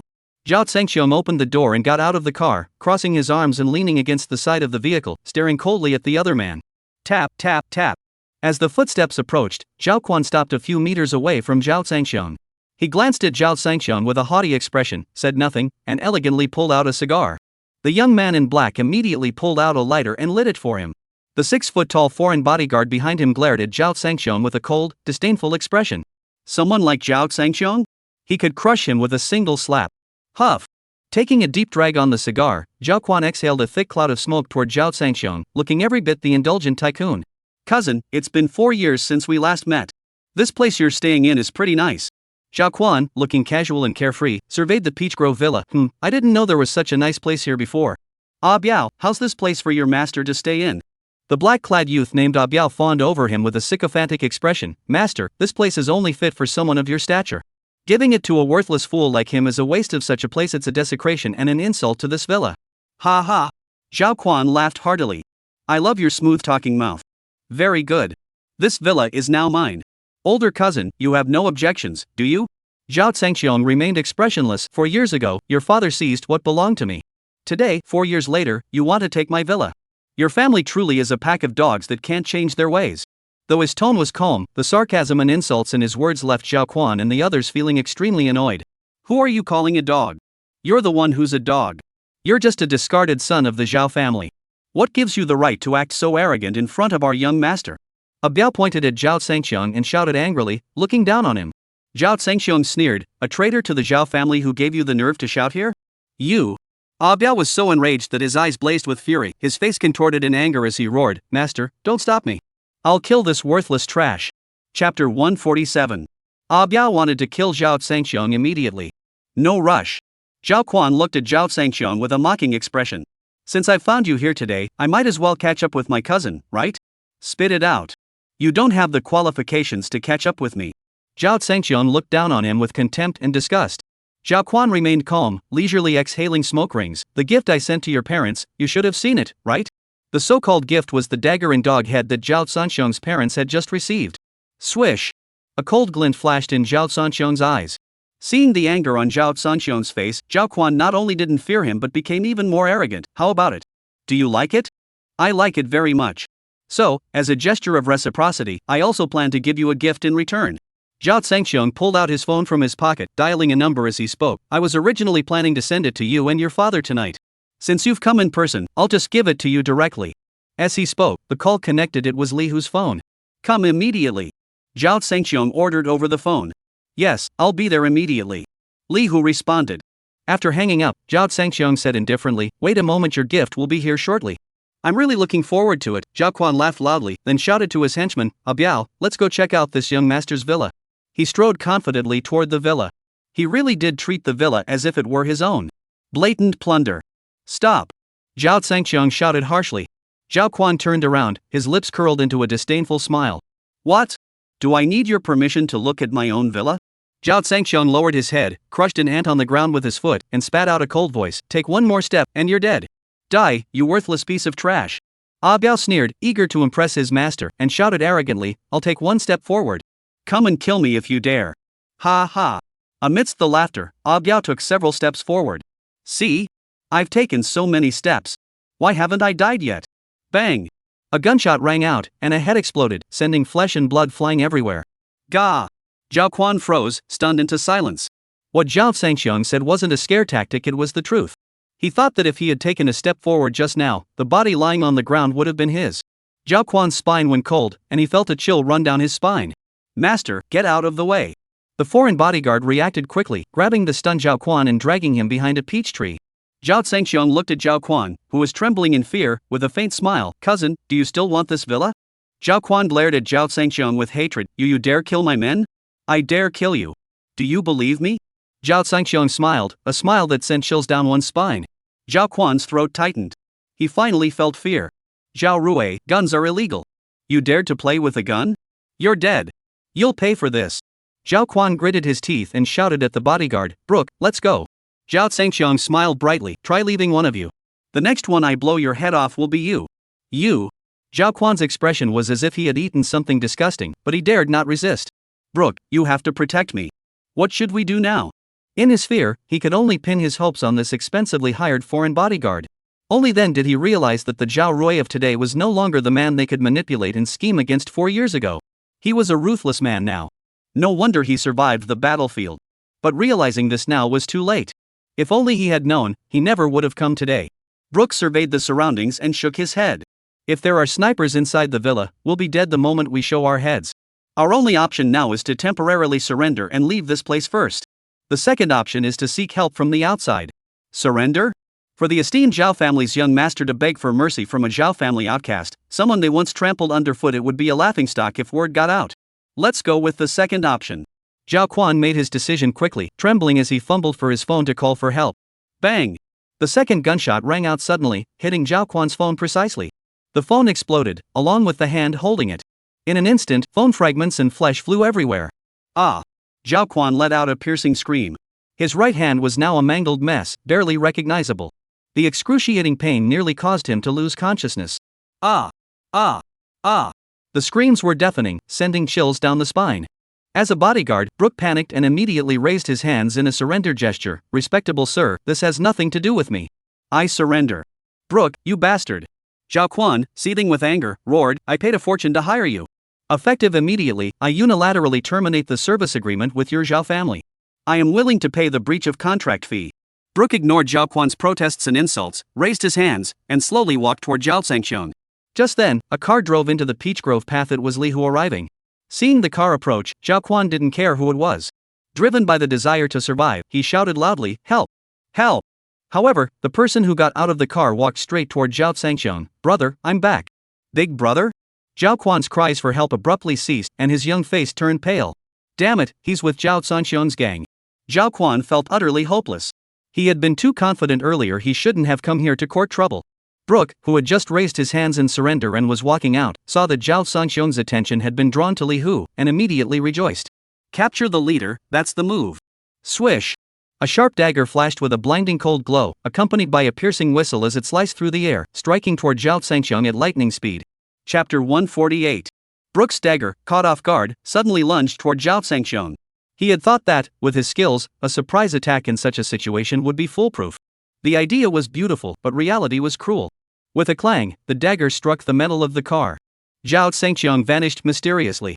The speed of his evasion was too fast for Brooke to notice. By the time he realized it, it was already too late.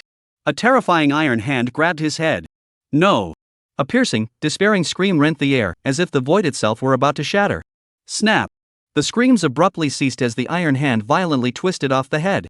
Zhao Quan watched the horrific scene unfold before his eyes, seeing the severed head dripping blood. He was so terrified that he collapsed to the ground, a warm liquid seeping out of his pant legs, the smell of urine spreading through the air. That iron hand was too brutal, too cold and merciless. "Big brother, are you okay?" Li Hu rushed over urgently. "What could possibly be wrong with me?" Zhao Zhangxiang, holding a severed head, spoke calmly. "Take out the bag from the trunk." "Yes." Li Hu immediately opened the trunk of Zhao Zhangxiang's car and took out a leather bag.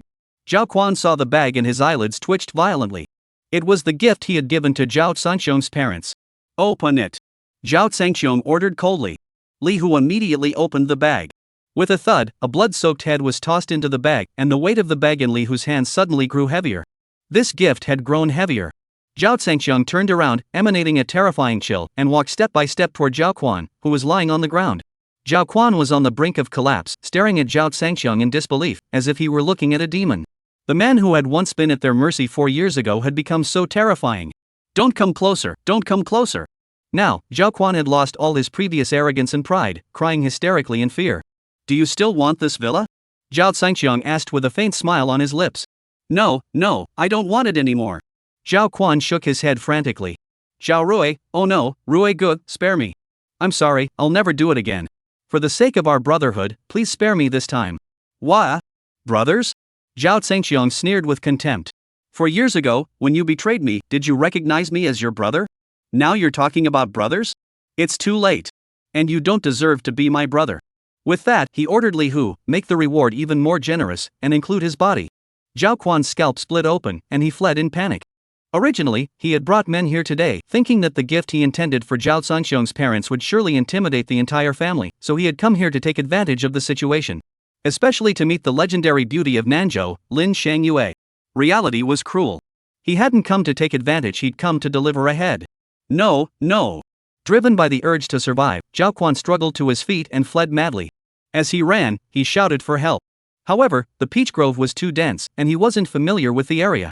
After running a short distance, he collided with a peach tree and fell to the ground with a scream. He ignored the pain, got back up, and kept running. He was knocked down several times, his face bruised and swollen, but he didn't care. Unfortunately, despite his heroic efforts, he couldn't escape Li Hu's grasp. Li Hu stood ahead, holding a heavy plastic bag, grinning like a devil, waiting for him. It was as if he were the Grim Reaper sent from hell to claim lives. No! When Zhao Quan, panicking, burst out from among the peach trees and saw Li Hu standing before him, he screamed in terror.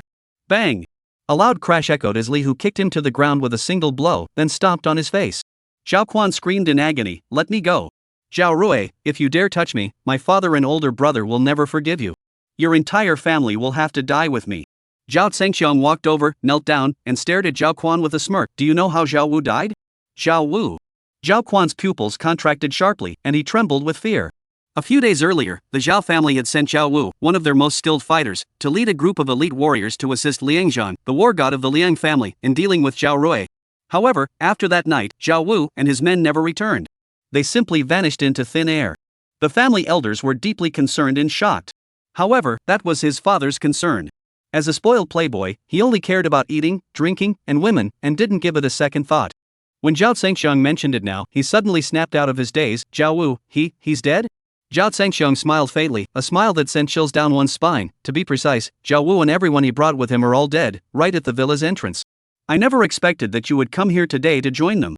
"No." Zhao Quan screamed in agony, "Cousin, spare me. I'm still young, I don't want to die." Wah! Chapter 149. Zhao Sanxiong's expression was cold. "Go on your way. People like you are a curse on the world and a waste of food." With that, he turned and left without looking back. "Elder cousin, don't." Zhao Quan screamed with all his might, struggling frantically. But no matter how hard he struggled, Li Hu's foot was firmly planted on his face, holding him down. "Zhao Rui, you wait. You won't die a good death. My father and my brother will tear your family to pieces and make sure your line dies out." Seeing that his pleas were useless, Zhao Quan erupted into furious curses. Put! Suddenly, a loud sound echoed, as if something had been crushed, and all the shouting ceased. The peach grove finally fell silent. After dealing with Zhao Quan, Li Hu carried the heavy gift bag to Zhao Zhengxiong. "Brother, should we deliver the gift now or tonight?" "Of course now. Gifts should be given promptly." Zhao Zhengxiong glanced at the heavy plastic bag in Li Hu's hand. "This gift bag is too extravagant. Get a different one." "What?" Li Hu looked at the plastic bag in his hands and felt a cold sweat break out. This plastic bag was already quite shabby. If he was complaining about it being too luxurious, he'd have to find a garbage bag. Zhao Quan is still a direct descendant of the Zhao family. Send him a thin-walled coffin, and give 2 more to Zhao Changsong and Zhao Hon, father and son, as spares. Tonight, I'll go to the Zhao family to collect the debt. With the last sentence, a surge of malevolence erupted from Zhao Sanxiong's body, sending thousands of peach blossoms flying into the sky. Yes. Li Hu's heart trembled violently as he hurriedly accepted the order and left. In the Dongjiang district of Nanzhou, a place where every inch of land was precious. In this area where land is extremely expensive, there stands a vast estate, the Zhao family mansion of the Zhao clan, one of the most powerful families in Nanzhou. For years ago, the Zhao family was at the peak of its power, rightfully regarded as the leading family among the wealthy and powerful. However, after Zhao Sanxiong's incident and the sudden death of the patriarch, Zhao Changsong took control of the family, leading to a decline in their power. They lost their position as the top family and were replaced by the Chao family. However, as the saying goes, what goes around comes around. Who could have imagined that, not long ago, the Chao family was destroyed, and the powerful Liang family also met their end? Of the 5 major aristocratic families in Nanzhou, only 3 remain. Among the 3, the Zhao family is the strongest. Thus, thanks to Zhao Zhengxiong, the Zhao family once again became the leading aristocratic family in Nanzhou. For a time, the Zhao family was filled with joy and confidence, believing that the future of Nanzhou would belong to them. Coincidentally, tomorrow is the 70th birthday of Zhao Changsong's mother. Taking this opportunity, Zhao Changsong planned to host a grand celebration to showcase the Zhao family's unparalleled status as the leading aristocratic family. Preparations began immediately, with invitations being sent out far and wide. As for the matter of Zhao Rui, the worthless son from 4 years ago, they didn't give it a second thought. Once the old lady's birthday was over, they would deal with Zhao Changlong's family later. At that moment, in a spacious hall within the Zhao family estate, Zhao Changsong, of average height and plump build, looked radiant as he personally directed his family members in decorating the hall for tomorrow's birthday celebration. At that moment, a middle-aged man dressed as a butler rushed in. "Master, someone has come to deliver a gift." "Just receive the gifts. You handle it," Zhao Changsong said without turning his head, continuing to direct the preparations for the birthday celebration hall. It was only natural for eager individuals to arrive early to present gifts. Such a minor matter didn't require his personal attention. "Master, the person delivering the gift said it's from Zhao Rui," the butler reported cautiously. "Zhao Rui?" The familiar name caused Zhao Changsong to freeze in shock, his expression changing drastically. "Which Zhao Rui?" "Master, there is no one named Zhao Rui among the guests we invited." So this Zhao Rui the butler didn't finish, but Zhao Changsong already understood. "It's the man who was forcibly expelled 4 years ago." Zhao Changsong's expression flickered. He dares to show up uninvited and send gifts in advance? He must be trying to return to the Zhao family and curry favor. He's delusional. Zhao Changsong sneered with contempt. 4 years ago, we finally expelled his entire family from the clan. How could I possibly allow them to return today? He's dreaming. Go, throw away the gifts. Tell the person who brought them that the Zhao family no longer has anyone named Zhao Rui.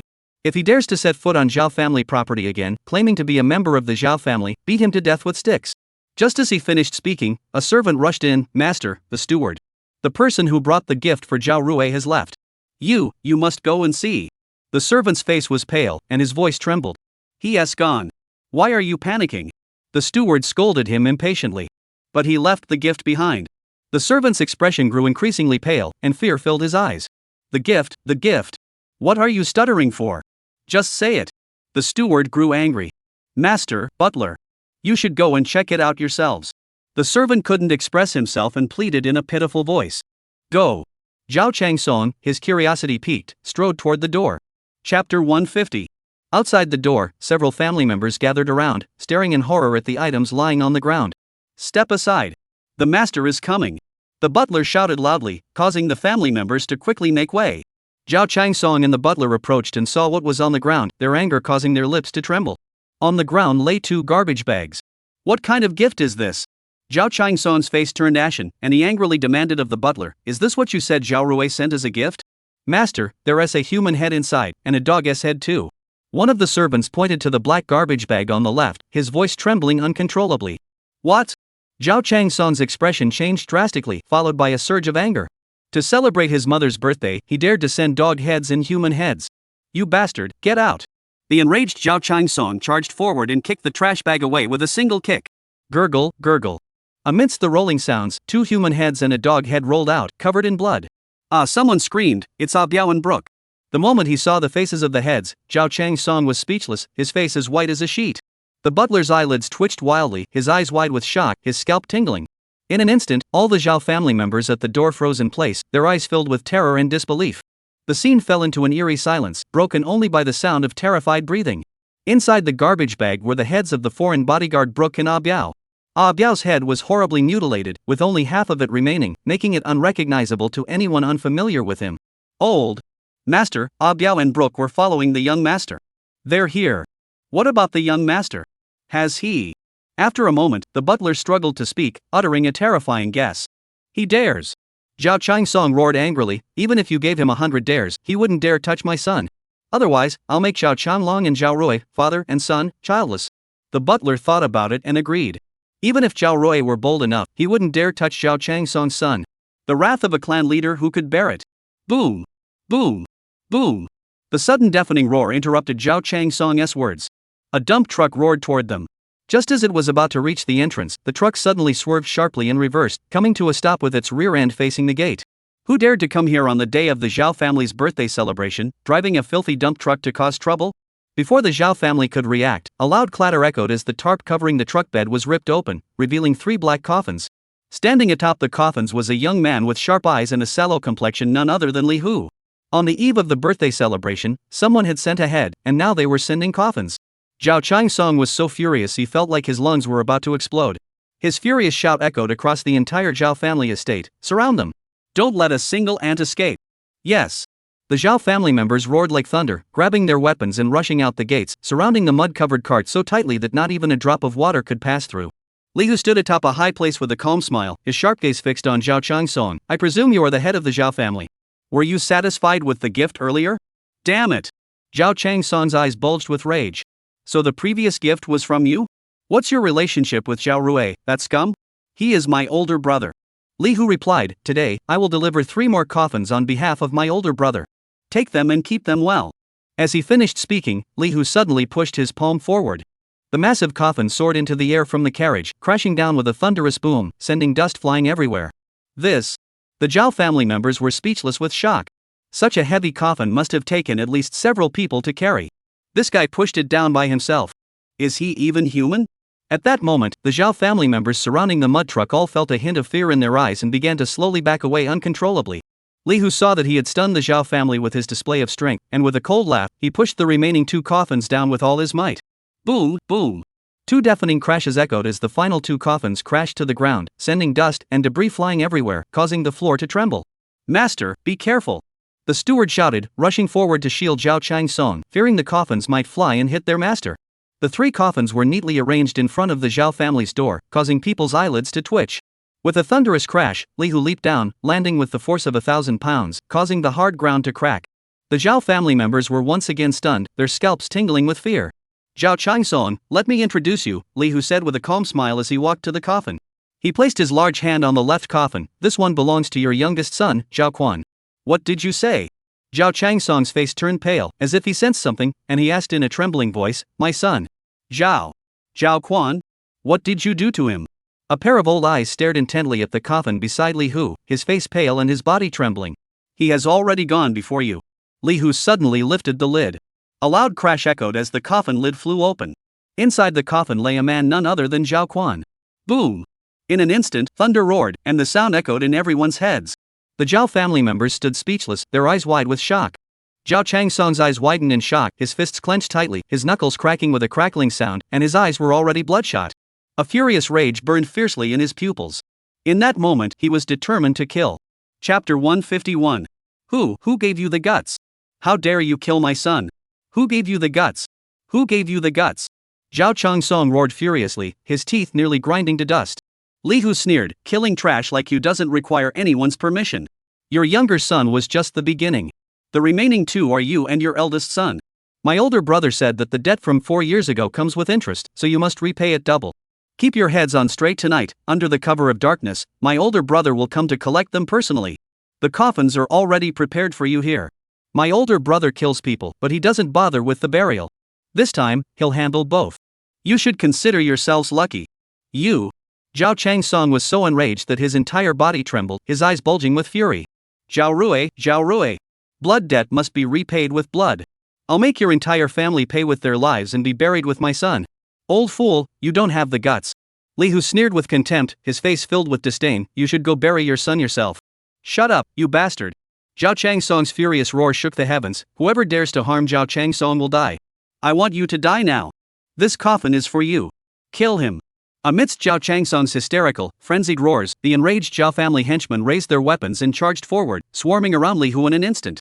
However, the next heart-stopping scene left Zhao Changsong and his servants speechless with fear. Li Hu charged forward instead of retreating, kicking the person in front of him flying with a single blow. He then snatched an iron rod from someone else, wielding it like a god of war, slaughtering everyone in his path. In an instant, the sounds of combat and screams echoed throughout the Zhao family estate. Watching Li Hu's fearless figure slaughtering everyone in sight, and seeing their own men falling one after another with agonizing screams, Zhao Changsong and the housekeeper's eyelids twitched wildly, their scalps numb with fear. They had seen skilled fighters before, but never anyone this skilled. With such a fighting style, the Zhao family's 20 or so henchmen were quickly overwhelmed and knocked to the ground. The ground was littered with the wails of the wounded, and blood flowed everywhere. Zhao Changsong and the steward stood there speechless, their intestines twisting in agony.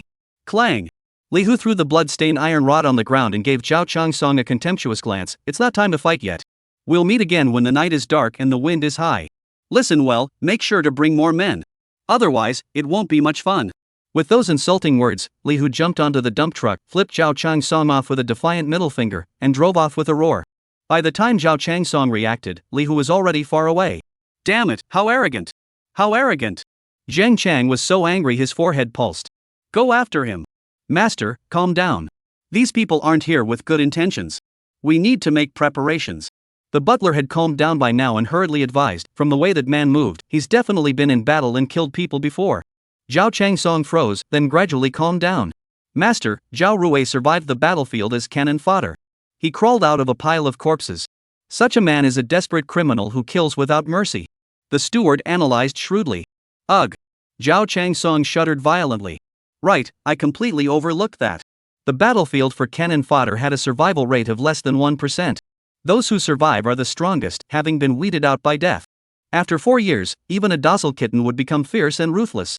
And it might not just be Zhao Rui alone. That guy earlier might be one of Zhao Rui's comrades who survived the cannon fodder battlefield with him. Otherwise, he wouldn't be so fierce. Realizing this, Zhao Changsong felt a cold sweat break out on his back.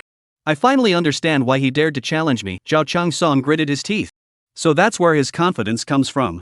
Master, those who survived the cannon fodder battlefield are ruthless killers who don't blink an eye, the steward said with concern. So we must prepare thoroughly. He's coming tonight, right? We still have time to prepare. Zhao Changsong clenched his teeth, his face twisted in anger. Looking at his young son lying in the coffin, his eyes turned bloodshot. Get me men, every man you can find. Whether they can fight or kill, it doesn't matter. I'll drown him in a sea of men. Additionally, send men to the old estate.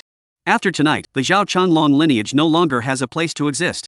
Zhao Changsong's eyes flickered with a bloodthirsty glint. Master, what about Lin Shangyue and that little bastard called Zhao Jiao? Should we kill them? The butler asked. Kill them all. Zhao Changsong spat out the word kill with a savage expression. Eradicate them completely. I don't want any future troubles. Understood. The steward obeyed, his eyes filled with icy coldness. Summon Honger immediately to discuss important matters. Zhao Changsong's eyes were bloodshot. Tonight, I will unleash a massacre. Chapter 152. Night fell quickly. During the day, the weather was pleasant. But by nightfall, it began to drizzle. Cold winds howled, and fine rain fell. The once bustling Zhao family estate was now completely silent. By 10 o'clock at night, there was no sign of anyone around the Zhao family estate, only the sound of the wind and rain raging. Suddenly, the headlights of a car pierced the darkness like two sharp swords, cutting through the rain and mist and shining directly ahead. A moment later, the car came to a stop outside the gates of the Zhao family estate. Big brother, we're here, Li Hu said from the driver's seat, his gaze piercing through the windshield to the words Zhao family mansion ahead. Zhao Zhengxiong silently opened the door and got out, then stood in the rain. His eyes fixed on the familiar Zhao family gate, his emotions were complex. This was where he had grown up, his home. This home had once been the place he had sworn to protect. But now, upon returning, he was here to bury it with his own hands. Truly, life is full of surprises. Big brother, don't get wet. Li Hu hurried over, opened an umbrella, and shielded Zhao Zhengxiong from the raindrops falling on his head. Zhao Zhengxiong pushed the umbrella away with a cold expression. Are our men ready? Li Hu nodded. Everything is in place. Knock on the door. The two words echoed, causing the air to tremble. Yes.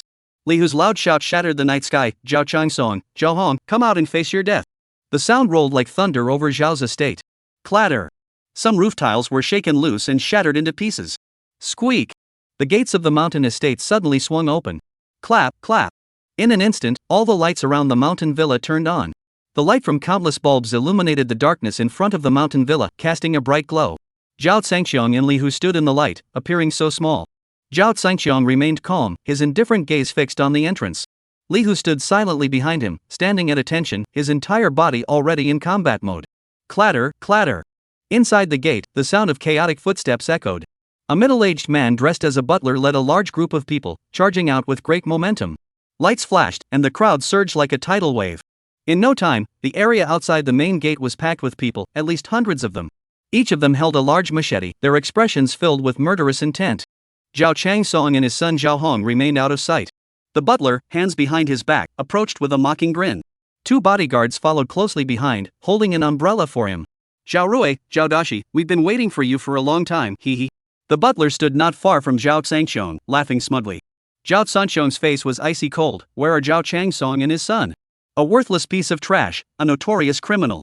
You have no right to see them. It's already an honor for you that I came out. The butler smiled without any warmth. Zhao Ji? Zhao Zhengxiong's voice grew solemn. 4 years ago, he was just a guard at my door. I never thought he'd rise to become a butler. No wonder the Zhao family has been declining year after year. I spit on you. Zhao Ji cursed. The Zhao family is now the leading aristocratic family in Nanzhou. Where's the decline? You really know how to flatter yourself. Zhao Zhengxiong sneered, if it weren't for the downfall of the Chao and Liang families, would your Zhao family be sitting in this position? Ha ha. Zhao Ji laughed loudly, what can we do? We're just lucky. If you don't like it, come and bite us. Zhao Rui, I know you looked down on me back then, but now, you can't even dream of being on my level. Zhao Ji spoke arrogantly, now I'm the Zhao family's steward, while you're just a discarded pawn and a worthless. You don't even deserve to be my dog. You dare. Li Hu roared. Do you know that it was my older brother who destroyed the Chao and Liang families, allowing your Zhao family to rise to power? What? Zhao Ji's laughter abruptly stopped. The scene fell into complete silence. A moment later, Zhao Ji turned to the people behind him, did you all hear that? Zhao Rui, that good-for-nothing, claimed to have wiped out the Chao and Liang families? Do you believe it? Ha ha ha ha. Zhao Ji laughed so hard he was bending over, laughing until his whole body trembled. Ha ha. Wah ha ha ha. In an instant, hundreds of people joined in the laughter, their voices shaking the heavens. Many people were laughing so hard they were falling over. This must be some kind of delusion. Ha ha cough cough. Zhao Ji laughed so hard he couldn't catch his breath, coughing loudly until tears streamed down his face. After a while, he finally calmed down, goodness gracious, I'm dying of laughter. Zhao Rui, it's been 4 years since we last met, but your skill in bragging is top-notch. Have you had enough? Zhao Zhengxiong said indifferently, uttering 4 words. Ha ha. Zhao Ji continued laughing, I'm not done laughing yet. I could laugh for an entire year. Then go laugh in hell. Zhao Zhengxiong barked coldly, send him on his way. What did you say? Send me on my way. Zhao Ji froze for a moment, then burst into laughter again. Do you think the 300 men behind me are just decorations? Zhao Rui, today it's not you sending me on my way, it's me sending your entire family on their way. The coffins are already prepared for your whole family. As soon as these words fell, Zhao Ji roared, open them up. Yes. A loud shout echoed in response. Rustling. Outside the door, under a scenic tree, a huge black cloth was lifted. Under the lights, a row of terrifying black coffins came into view. Chapter 153. The coffins were neatly arranged, totaling 5.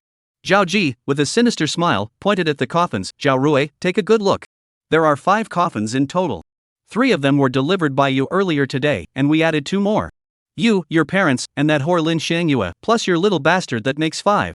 Ha ha ha ha. This was an attempt to exterminate the entire Zhao family. Is that enough? Should we add another one for your brother? We don't just kill, we also bury. Full service, wahahaha. Zhao Ji laughed maniacally, and the 300 people behind him joined in, their laughter piercing and deafening. Put. Suddenly, the sound of a sharp object piercing flesh echoed through the air. A cloud of blood erupted in the rain. Zhao Ji's laughter came to an abrupt halt. He slowly lowered his head, staring at the dagger protruding from his chest, his eyes filled with disbelief and terror. Originally, I had prepared 3 coffins for Zhao Changsong and his 2 sons. Since you've added 2 more, as compensation for my trouble, I'll leave 1 for you to use. Zhao Zhengxiong's voice was calm, tinged with mockery. You. Zhao Ji struggled to lift his head, glaring at Zhao Zhengxiong with eyes as lifeless as a dead fish. You dare kill me. At that moment, the people behind him noticed that the butler was in trouble. The leader of the group rushed over and roared furiously, damn it. Brothers, kill them all. Kill. In the next instant, over 300 men raised their knives, charging toward Zhao Zhengxiong and Li Hu like enraged beasts. Where are the Imperial Guards? Zhao Zhengxiong bellowed, his voice echoing through the night sky. Boom! Boom! The thunderous footsteps erupted suddenly. From the dark rain-shrouded mist behind them, a surging tide of people advanced, causing the earth to tremble. Stop! Stop! The Zhao family henchmen screamed in terror and hurriedly stopped in their tracks. Then, one by one, they stared in awe at the overwhelming tide of people surging out of the rain and mist behind Zhao Zhengxiong, their eyes wide with shock, their minds numb. Boom, boom, boom. The sound of footsteps grew louder as the surging crowd drew nearer, closer still. Dense and countless, at least 1,000 people by estimation. Silver masks, silver battle knives. Swish, swish, swish. 1,000-strong army arrived behind Zhao Zhengxiong, drawing their swords and pointing them at the sky, as if intent on slicing through the heavens. A chilling aura swept through the rain-soaked night sky. Whoosh! Everyone, led by a burly man standing 1.9 meters tall, pressed their blades against their faces. Song Kuei leads the Imperial Medical Guards of 1,000 men to pay respects to the sect master. Pay homage to the gate master. 1,000 voices echoed in unison, shaking the heavens. The heavens and earth trembled. Zhao's estate trembled at the sound of the shouts. The 10,000 Imperial Guards had already withdrawn, but Song Kuei remained with 1,000 elite troops to await Zhao Zhengxiong's orders. The 300 Zhao family enforcers, seeing this formidable array, felt their eyelids twitch uncontrollably. Those who charged forward were forced to retreat one after another. The 2 men supporting Zhao Ji were trembling with fear. Master! Master, what should we do? They frantically asked the steward. Zhao Ji was already gasping for breath, with only his last breath remaining. Call the family head. At that moment, he dared not act arrogantly anymore. Quick, take me to the hospital. He then mustered all his strength to utter another command. Yes. The two men hurriedly lifted Zhao Ji and prepared to take him to the hospital. Whoosh! Whoosh! Two whistling sounds suddenly echoed through the air. Two daggers instantly pierced their throats, sending a shower of blood into the air. The two men collapsed with a thud, their blood mixing with the rainwater on the ground, forming a river of blood. Zhao Ji, who was not being supported, fell to the ground as well, overcome by deep despair and fear of death. Want to go to the hospital? Did you ask my older brother for permission? Li Hu snorted coldly, playing with a dagger in his hand. Whoever takes you there will die. Dare to act so brazenly in front of the Zhao family's door? You have some nerve. Inside the Zhao family gates, a furious shout echoed, the sound waves rolling out. The terrified Zhao family henchmen rejoiced, the family head has arrived. Inside the gate, footsteps echoed loudly as countless well-trained bodyguards rushed out and stood on either side. Then, Zhao Changsong, of average height with a plump, pale face, emerged with a murderous intent. He had thought that tonight's matter didn't even require his presence, and Zhao Zhangxiong wasn't qualified to call him out.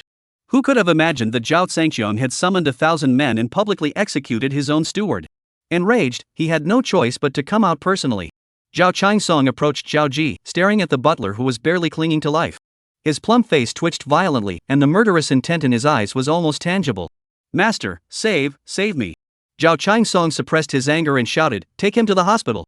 But no one dared to move. The bodies of the two men who had been brutally killed earlier were still lying there. A bunch of useless fools. Zhao Changsong erupted in a furious tirade. Don't waste your strength. You can't save him. Zhao Zhangxiong spoke, his tone leaving no room for argument. Zhao Rui. Zhao Changsong roared, spinning around abruptly. His gaze, sharp as a knife's edge, bore into Zhao Zhangxiong. First you killed my son, then my steward. Who gave you the audacity? The furious shouts echoed around them, deafening in their intensity. Do you really think you have the numbers? Zhao Changsong's gaze swept over the 1,000 imperial guards behind Zhao Zhangxiong. Call for reinforcements. Yes. The subordinates behind him roared in unison, everyone, show yourselves. Boom. Clatter, clatter. In an instant, the sound of footsteps filled the air, and shouts shook the heavens. Countless people surged out from both sides of the Zhao family estate, like a surging tidal wave. Every single person under the Zhao family's command was mobilized at that moment. Chapter 154. Soon, the crowd swarming in from both sides of the Zhao family estate formed a dense, semicircular formation, completely surrounding Zhao Zhangxiong and the others. A young man of similar build, with a face bearing a striking resemblance to Zhao Changsong, approached with a cold, menacing aura. He was Zhao Changsong's most favored son, Zhao Hong, the young master of the Zhao family and the future heir. Father, 2,000 men, is that enough? Zhao Hong smiled, his face radiating confidence. Before Zhao Changsong could respond, Zhao Hong turned his smile toward Zhao Zhangxiong. If it's not enough, I can call for more. This was a clear provocation and act of contempt toward Zhao Zhangxiong. With over 2,000 men against Zhao Zhangxiong's 1,000, the numerical advantage was overwhelming. Cousin, it's been 4 years since we last met. It's been a long time, Zhao Hong greeted him with a forced smile. You're really lucky to have survived the battlefield as cannon fodder. Since you managed to come back, if I were you, I'd just keep my head down and live quietly instead of coming here to die. I really feel sorry for your intelligence. You were stupid 4 years ago, and you're still just as stupid today. Zhao Hong sighed dramatically, feigning regret. 2,000 men? That won't be enough. Zhao Zhangxiong approached with a mocking expression, his gaze sweeping over Zhao Hong. 4 years ago, you framed me and took my position as the young master. That was your doing, wasn't it? Ha ha. Zhao Hong laughed loudly. Zhao Rui, you've chosen to sink so low yourself. Your humanity is despicable. Why bother framing me? Everyone in the southern province knows you're scum, a criminal. My son is right. Zhao Changsong, unwilling to be outdone, stepped forward and shouted, pointing at Zhao Zhangxiong with a look of disappointment. Zhao Rui, your character is corrupt, your morality is despicable. You are unworthy of being a member of the Zhao family. 4 years ago, you were spared by sheer luck. Yet you have not reformed. After 4 years of reflection, you still refuse to acknowledge your mistakes. Instead, you dare to slander my father and me here, accusing us of framing you. You are scum of society, a parasite. Every member of the Zhao family should hunt you down and eliminate you. As soon as he finished speaking, thousands of people echoed his words in unison. Scum of society, everyone should kill you. Kill, kill, kill. The cries of kill echoed through the night sky, reverberating for a long time. Zhao Zhangxiong sneered, I knew you two would say such things.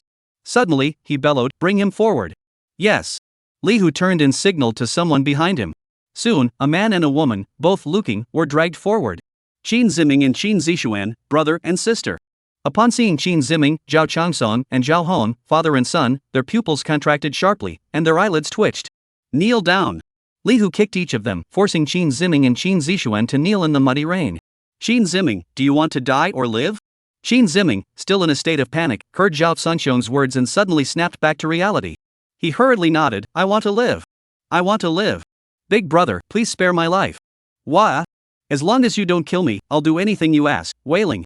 Qin Zishuan, however, had completely lost her mind, repeating Qin Ziming's words, I want to live. As long as you don't kill me, I'll do anything. Wailing. Like a broken record. I'm giving you a chance. Now, in front of everyone, tell me who framed me 4 years ago. Zhao Sanxiong barked. Qin Ziming was startled for a moment, then burst into tears with joy. Thank you, big brother, for giving me this chance. I'll tell you everything. 4 years ago. Qin Ziming. Zhao Hong bellowed, cutting him off. Qin Ziming trembled violently and hurriedly looked up ahead. Under the bright lights, he saw Zhao Changsong and Zhao Hong, father and son. He saw that this was the Zhao family estate. And he saw the 2,000 men of the Zhao family. Whoa! He nervously scanned the area around him. Only then did he realize that Zhao Sanxiong's men were surrounded. The Zhao family held the upper hand. Qin Ziming, have you thought this through? If you say the wrong thing, I won't spare you. Zhao Hong's harsh voice was filled with threat. Qin Ziming, who had been about to speak, suddenly stopped, his eyes darting around as he weighed his options. Li Hu, seeing this, grew furious. Qin Ziming, what are you hesitating for? My older brother won't give you a second chance. Ha ha. Zhao Hong laughed derisively, his tone filled with contempt. Opportunity? You're on the brink of death, what right do you have to ask for one? Zhao Rui, I have 2,000 men here. If I want, I can call another 2,000. What can you do to stop me? Zhao Hong shouted arrogantly, do you think those trash behind you can do anything? Zhao Hong swept his gaze over the imperial guards behind Zhao Rui and burst into laughter again. Silver masks, silver swords? Are you filming an action movie? Where did you hire these extras? Extras? Everyone suddenly realized. Others may not know Zhao Rui's background, but the Zhao family certainly does. The outcast of the Zhao family, a criminal who had survived the battlefield as cannon fodder, wasn't even worth a retired soldier. How could he possibly summon 1,000 men? Looking at the attire of the 1,000 men, they resembled extras in a martial arts film, almost laughable. Haha, someone laughed aloud. Damn it, I almost got scared just now. Turns out they just hired a bunch of extras. I could hire 10,000 of them for $100 each. Qin Ziming looked at the people behind Zhao Sanxiong, his expression changing. Chapter 155. Qin Ziming, if you don't want to be buried with that bastard Zhao Rui, don't speak out of turn. Zhao Changsong stepped forward and shouted, his aura as the head of a prominent family erupting. He pointed at Zhao Sanxiong and said, today, I, as the head of the Zhao family, will clean house. As soon as he finished speaking, Zhao Changsong roared, everyone, follow my orders. Wait. Suddenly, a woman's shrill scream rang out. Everyone froze. They saw the previous Lycan Zishuan sprinting toward Zhao Changsong and his son. By the time everyone reacted, she had already reached Zhao Changsong and his son, kneeling down with a thud. It turned out she had been feigning madness. Uncle Zhao, Hongge, save me, save me. Quickly kill Zhao Rui. I want him to die without a proper burial. Her vicious screams were filled with hatred. Then she turned around and shouted at Qin Ziming, brother, what are you waiting for? Come over here. With Uncle Zhao and so many people here, Zhao Rui is as good as dead. He dares not touch you. Qin Ziming suddenly laughed eerily, looking up at Zhao Sanxiong. Uncle Zhao, I'm sorry. 4 years ago, it was clearly your moral corruption. You had such a beautiful woman like Lin Shangyue at home, yet you went out to find a wild woman, slept with her, and then raped and killed her. I couldn't stand seeing such a scum like you doing evil deeds, so I reported you to the police out of a sense of justice, sending this beast with a human face to prison and to the battlefield as cannon fodder. Now, you still haven't repented and are forcing me to frame Uncle Zhao and Honggu. You're utterly mad. But I have justice in my heart. How can I submit to your tyranny? Even if you kill me today, I will still seek justice and expose your ugly face and evil nature. Qin Ziming delivered a passionate speech, brimming with righteousness. Every word echoed throughout the hall, each sentence ringing out with such force it could awaken the deaf. After finishing his speech, Qin Ziming shed his earlier pitiful, pleading expression and transformed into a smug, triumphant grimace. He looked at Zhao Sanxiong's face, which had turned ashen with anger, and laughed triumphantly. Zhao Rui, you must really want to kill me, but unfortunately, in front of so many Zhao family members, dare you? Killing me would prove you're a coward, haha. At that moment, Qin Ziming had once again become the arrogant and triumphant villain. Zhao Changsong and his son were satisfied. Did all the Zhao family members hear that? Do you all know the true nature of this scum Zhao Rui? Zhao Changsong shouted, "What should be done to such a person? Kill him! Kill him! Kill him!" In the next instant, thousands of people shouted for his death. The heavens and earth trembled in the deafening roar of battle cries. Hearing the Zhao family's cries for blood, Zhao Zhengxiong remained calm. Originally, out of consideration for their shared family ties, he had only intended to deal with the Zhao family father and son. Now, he had given up on the Zhao family, his eyes filled with nothing but cold indifference. Hoof. He raised his head, exhaling a deep breath into the rain-soaked night sky. His sharp gaze pierced through the mist, fixating on Qin Zixuan standing beside Zhao Changsong. "What are you looking at? You piece of trash, do you want to kill me? Come on, beg for death, haha." Qin Zixuan, backed by thousands of Zhao family members, had more than enough reason to be arrogant. "You're a master at pretending to be mad." Zhao Zhengxiong spoke in a cold tone. I'm not pretending to be crazy. How else could I escape your clutches? This is my high intelligence." Qin Zixuan was extremely proud. "Zhao Rui, you're just a fool. You've been played by me without even realizing it." "Is that so?" Zhao Zhengxiong laughed, a dangerous smile on his lips. "A suicidal fool has no right to talk about intelligence. Kill her." Whoosh! Li Hu was about to intervene, but someone had already vanished first. The leader of the Imperial Medical Guards, Song Kuei, drew his silver battle knife, which transformed into a blur, tearing through the void, and returned to its original position in an instant. The speed was too fast. Even Zhao Changsong and Zhao Hong, who were just inches away, didn't have time to react. They only felt a flash of silver light before warm liquid splashed onto their faces. When the silver light faded, Zhao Changsong quickly wiped his face and found bloodstains on his hands. What's going on? Where did the blood come from? Suddenly, he realized something and turned to look at Qin Zixuan beside him. Qin Zixuan's eyes were wide and blank, her face filled with confusion and terror. She didn't know what had happened, but she felt death approaching. She tried to scream, but her head slowly turned away. Thud! A dull thud echoed as her head, once so vibrant, crashed to the ground like a deflated ball, sending rainwater flying everywhere. The head fell to the ground, but Qin Zixuan's body remained standing straight. At the severed neck, the knife wound was clean and smooth, and a jet of blood shot into the sky. Those around her stood speechless, their scalps tingling. "Dad, get out of the way!" Zhao Hong suddenly screamed. The headless body now fell straight toward Zhao Changsong and Zhao Hong, the father and son standing beside him. The father and son screamed and scrambled to avoid it. A loud thud echoed as the body hit the ground. Blood stained the ground red, mixing with rainwater to form small streams of blood. "No, sister!" Qin Ziming's pupils dilated, and he let out a despairing scream. After the despair came endless fear. "Zhao Rui, you dare kill my sister in front of the Zhao family patriarch? How dare you? You don't even respect the Zhao family patriarch or all these Zhao family members." Qin Ziming roared furiously, trying to incite hatred between the two sides. "Zhao family patriarch, Zhao Rui has shown such contempt for the entire Zhao family. I can't tolerate this. Can you? Kill him now." Chapter 156. Now he could only pin his hopes on the Zhao family killing Zhao Rui, otherwise, the next one to die a horrible death would be him. The Zhao family members, who had been stunned into silence, snapped out of their daze after Qin Ziming's outburst. One after another, they were filled with righteous indignation and unable to contain their anger. Zhao Changsong and Zhao Hong, father and son, felt as though they had been slapped in the face, the sting burning fiercely. If they didn't eliminate Zhao Zhengxiong, where would their prestige lie? Where would the Zhao family's reputation stand? "Zhao Hong, how about the extras I hired?" Zhao Zhengxiong looked at the furious Zhao Hong with a smirk and asked, "If that knife had killed you just now, would you still be alive?" Zhao Hong choked, suddenly coming to his senses. Zhao Changsong and Zhao Hong recalled the impossibly fast knife strike from earlier, their spines going cold and cold sweat pouring down their backs. They hurriedly stepped back in fear. "Quick, protect the family head and the eldest young master." A group of people rushed forward, surrounding Zhao Changsong and Zhao Hong, father and son. Gulping. Zhao Changsong's face turned pale. After forcing his throat to move, he gasped, "Son, they might not be extras. If extras are this skilled, then we're in big trouble. Father, we must overwhelm them with numbers and end this quickly to avoid complications." Zhao Hong clenched his teeth, his eyes flashing with savage intent. Though the father and son's voices were not loud, Zhao Zhengxiong's keen hearing picked up every word. Zhao Zhengxiong sneered, 2,000 men trying to overwhelm my 1,000? That's nowhere near enough. If you don't believe me, go ahead and try. The Zhao family father and son froze, their faces turning pale. Given the terrifying strength Song Kuei had demonstrated earlier, every one of these 1,000 men must be a skilled fighter. Even if not everyone was as powerful as Song Kuei, they should at least be able to hold off 2 enemies each. The Zhao family's 2,000 men were no match for them. "Damn it, are you bullying my Zhao family because we have no one?" Zhao Changsong roared, "Honger, call for reinforcements. Let him see just how powerful my Zhao family really is." "Yes." Zhao Hong immediately pulled out his phone and dialed the number to call for reinforcements. Within moments of the call ending, the sound of footsteps echoed loudly, causing the ground to tremble. "They're here, Zhao Rui, are you ready?" Zhao Hong glared at Zhao Sangxiang and laughed savagely. "Tonight, I'll make you taste what true despair feels like." Zhao family head, Zhao Dashi. "The Shin family has brought 500 men to assist." As soon as the words left his mouth, 500 men wielding iron rods charged forward in the rain, their aura intimidating. "The Guanhua group has brought 800 men to assist, to cleanse the Zhao family of its enemies." Dare to provoke the Zhao family? Did you ask my permission first?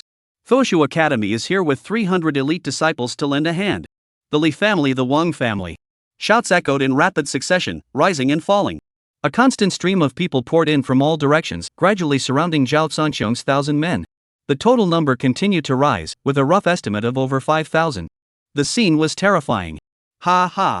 The Zhao family is cleaning house, how could the Zhang family not lend a hand? Amidst the chaos, a particularly loud voice cut through the crowd. Zhang Jun, the eldest son of the Zhang family, has personally led 3,000 men to eliminate Zhao Rui. Zhang Jun, the rival of Zhao Sangxiong, made his entrance and immediately named Zhao Rui. Earlier that day at the Lin family's residence, he had already decided to take matters into his own hands and eliminate Zhao Rui, his rival in love. Little did he expect that such a golden opportunity would present itself, and now that the Zhao family had provided this chance, he couldn't possibly let it slip away. He gathered a massive force of 3,000 men, their intentions clear. As the 3,000 men appeared, the entire crowd was stunned. True to their reputation as a powerful clan, they made a grand entrance. Even the Zhao family father and son were left speechless and moved. As fellow aristocratic families, there was always some level of competition, even hostility, between them. No one expected the Zhang family to come to their aid, let alone mobilize their entire forces, arriving with such a massive contingent that it surpassed the main forces of the Zhao family. It was truly astonishing. With the arrival of the Zhang family's 3,000 men, the total number of people on site reached 8,000. Zhao Sangxiong's force of just 1,000 men was surrounded like a sealed barrel, not even a fly could escape. "Mr. Zhang, thank you so much." "Thank you." Zhao Changsong and Zhao Hong, father and son, hurriedly approached Zhang Jun as he walked toward them. Zhang Jun strode forward with an arrogant air, drawing the stunned gazes of the crowd as he approached Zhao Changsong and Zhao Hong. "Mr. Zhao, Mr. Hong. Did I arrive in time?" "Ha ha." Zhao Changsong laughed heartily. Just in time, just in time. Too timely. "Mr. Zhang, thank you for your family's generous assistance this time." Zhao Hong shook hands enthusiastically with Zhang Jun. "From now on, our two families will unite. This southern state will be our domain. Anyone who dares to challenge us will be annihilated." Ha ha. Exactly what I had in mind. Zhang Jun laughed along. The handshake between these two young men representing the future of two great clans seemed to have already determined the future power structure of Nanzhou. It was a historic handshake. Those who had rushed to the scene to lend their support that night couldn't help but feel fortunate. Following the two great clans, they would eat the meat, and they would get to drink the soup. Those who hadn't come could only watch as they sipped the broth. Thinking of the glorious days ahead of dominating Nanzhou alongside the two major clans, one after another trembled with excitement, their faces flushed red. Chapter 157. Zhang Jun and Zhao Hong's historic handshake was complete. The future heirs of the two powerful families exchanged mocking glances at Zhao Sangxiong, the struggling grasshopper. "Zhao Rui, how do you want to die?" Zhao Hong spoke first. 8,000 men, each spitting on you with their mouths, would be enough to drown you. "Despair, ha ha." "Hong Xiao, just letting him die like this is too easy," Zhang Jun interjected, grinning maliciously at Zhao Rui. "Kneel down, crawl over here, and crawl between my legs. Maybe I can plead for you, and Hong Xiao will give you a quicker death, sparing you the agony." Haha. Qin Ziming, kneeling on the ground, suddenly burst into laughter. "Zhao Rui, you're just waiting to die. With so many people here, even if you grew wings today, you couldn't escape." At that moment, Qin Ziming was overjoyed. This time, he had bet correctly. He was glad he hadn't taken Zhao Sanxiong's offer earlier but had instead chosen to side with the Zhao family. What a wise decision. Although his sister was dead, as long as he was alive, that was enough. "If you're smart, release me immediately. I can speak well of you to Hong Xiao, and you won't die in such a humiliating manner." At that moment, Qin Ziming wore the smug expression of a villain who had achieved his goals. Zhao Sangxiong ignored Zhang Jun and Qin Ziming, fixing his gaze on Zhao Changsong and Zhao Hong, father and son. "Is there anyone else?" This statement made everyone's faces twitch in embarrassment. Are they idiots? Are the 8,000 men just for show? 8,000 men are more than enough to wipe you out, Zhao Hong sneered. Zhao Sangxiong sneered. Is that so? If you're so brave, call for reinforcements. Zhao Hong sneered even more. If you can call for 800 more, I'll call you my own father. Zhao Hong shouted. Zhao Changsong, standing beside him, twitched his lips. What kind of talk was that? If Zhao Rui really called 800 men, wouldn't he have to step down as his own father? Fortunately, Zhao Rui didn't have the ability to do so. Calling 1,000 men earlier was already a miracle. Zhao Zhangxiong merely smiled and turned to Li Hu, call for reinforcements. Yes. Li Hu obeyed, suddenly pulling out a signal flare and lighting it. Woo! Amid the piercing wail, a dazzling flame shot into the sky. With a loud bang, the flame exploded in the night sky, resembling a fairy scattering flowers. What the hell is that? Boom, boom. As the crowd watched the flames fade from the sky, they were still confused about what had happened when the ground suddenly began to tremble. What's happening? Boom, boom, boom, boom. In the distant darkness and mist, it seemed as though a speeding train was approaching from afar. Those inside the encirclement were still unaware of what was happening, but those outside were already stunned, their mouths agape, their faces filled with terror and disbelief. Under the night's dim lights, dense rows of armored vehicles emerged from the rain and mist like steel monsters. The black gun barrels resembled the gaping maws of ferocious beasts, aimed directly at them. Behind the tanks, a dense crowd of soldiers armed with guns followed closely. Rifles stood like a forest, bayonets gleaming. What the hell? A whole army has arrived. Clang, clang, clang. The deafening roar of rotating propellers filled the air. Countless people looked up. In the midst of terrified stares, a swarm of black shadows emerged from the distant night sky. They were armed helicopters. Oh my god. Everyone on the ground, without exception, stared at the armed helicopters roaring toward them, their mouths agape, their faces filled with shock. The Zhao family was completely overwhelmed. Could this really be Zhao Rui who called them? Impossible, absolutely impossible. Mr. Zhao, Hong Xiao. Did you call them? Zhang Jun swallowed hard and asked Zhao Changsong and Zhao Hong. He wouldn't believe for a second that Zhao Rui had called them. A criminal who had narrowly escaped death on the battlefield could never have such power. In Nanzhou, only General Qi Wei, the commander of the Nanzhou garrison, has that kind of power. Even the governor might not be able to mobilize his troops, so Zhao Rui is nothing. Therefore, it was only natural that some people concluded that the Zhao family had paid a hefty price to bring them here. To be able to summon General Qi, such a formidable force, the Zhao family's power must be terrifyingly deep-rooted. However, Zhao Changsong and Zhao Hong were both completely bewildered. We didn't hire him. Zhao Hong stammered. Swoosh. At that moment, Zhang Jun's face turned deathly pale. His expression was as if he had swallowed a fly, utterly miserable. If it wasn't you who invited them, could it really be Zhao Rui, that criminal, who called them? No, that's impossible. Zhang Jun began to panic. The Zhao family father and son also found it impossible to believe. It was too fantastical. To mobilize a general and deploy such a powerful weapon required someone of the highest rank. Zhao Rui is a top-tier figure? That's complete nonsense. It's not Zhao Rui, and it's not someone we called. Then how did it come about? As everyone stood there in confusion, a voice boomed from the sky. All Zhao family members below, listen up. Drop your weapons, put your hands on your heads, and kneel down to surrender. Otherwise, you will be charged with rebellion and executed on the spot. As the shout fell, flames erupted from the sky. Da-da-da-da. At the same time, chaos and shouts could be heard from outside the encirclement. Kneel down. Everyone kneel down. Otherwise, you will be executed without mercy. Rat-tat-tat. The deafening roar of machine guns sent shivers down everyone's spines. Zhao Changsong staggered, suddenly feeling the world spin around him. Chapter 158. Armed helicopters in the sky, tanks and armored vehicles on the ground, plus over 10,000 soldiers armed with rifles. How could the 8,000 disorganized troops gathered by the Zhao family possibly stand a chance? Seeing the flames spewing from the sky and hearing the terrifying gunfire, countless people were so terrified they could barely stand. Thus, from the outer perimeter of the encirclement, under the glinting bayonets, the crowd that had been so defiant moments ago knelt down like a tidal wave, dropping their weapons to the ground. Soon, outside Zhao's estate, everyone surrounding Zhao Zhangxiong was kneeling on the ground, dared not move. A command vehicle broke through the crowd and sped toward Zhao Zhangxiong's location. When it was still dozens of meters away, the vehicle came to a halt. General Qi Wei, dressed in full military regalia, hurried over with his subordinates. Zhao Changsong and the others watched helplessly as Qi Wei rushed toward Zhao Zhangxiong, their hearts sinking deeper and deeper into despair. Commander Qi Wei of the southern province, leading my troops, pays respects to thee. Qi Wei approached Zhao Zhangxiong and, to everyone's astonishment, bowed deeply with unparalleled reverence. Boom! Zhao Changsong and the others felt as though thunder had struck their heads, their minds going blank. Zhao Zhangxiong was actually the Lord? How could that be? The Zhao family couldn't believe it and couldn't accept it. You've worked hard, Zhao Zhangxiong said simply. Serving the Lord is our honor, we dare not speak of hardship. Qi Wei was overwhelmed with gratitude. Zhao Zhangxiong said nothing, waving Qi Wei and the others back. He stepped forward, his expression a mix of a smile and a frown, gazing down at Qin Ziming. Qin Ziming lay on the ground like a pile of mud, covered in excrement and urine. At that moment, his mind went blank, unable to comprehend how things had come to this. Qin Ziming, do you still want to plead for me to Zhao Han's young master, so I can die without such a disgraceful end? The voice carried a hint of amusement. Wah, wah. Qin Ziming burst into tears. Who are you? Who I am doesn't matter.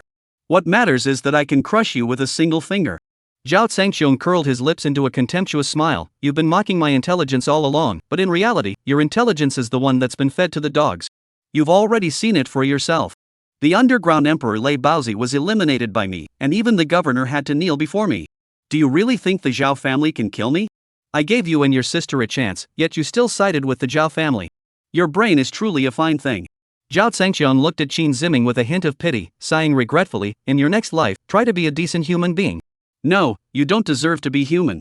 Just be a dog instead. No. Qin Ziming wailed, brother, I was wrong. I was deceived by the Zhao family, my mind was clouded by greed. I know I was wrong. Please give me another chance, brother. I'll never do it again. Zhao Zhangqiong shook his head. Believe me, if you get another chance, you'll do the same thing. People like you can't change. The only way out is death. No, I don't want to die.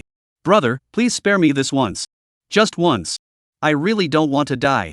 Woo. I'm kneeling before you. Qin Ziming knelt on the ground, frantically kowtowing. Bang bang bang. The sound of his head hitting the ground was loud, and soon his forehead was covered in blood. Zhao Zhangqiong remained expressionless. Kill him. Leave no trace. Understood. Li Hu grabbed Qin Ziming's hair with a strong hand and pulled him up. Wah. Save me. Qin Ziming cried out in despair. Snap. A crisp sound echoed, followed by the horrifying sound of a neck snapping. The cries abruptly ceased. In the horrified stares of the crowd, Li Hu violently twisted off the once vibrant head. Bang!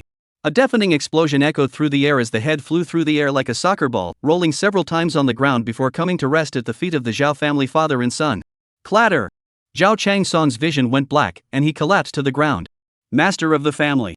The bodyguards by his side acted swiftly, catching him before he hit the ground.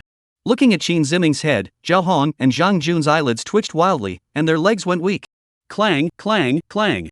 At that moment, Zhao Zhangqiong stepped on the puddles on the ground and walked over step by step. Behind him, Li Hu and Song Kuei followed closely on either side. The two men's eyes were filled with murderous intent, their hands clenched around their battle knives, ready to kill at Zhao Zhangqiong's command. What do you want? Don't come any closer.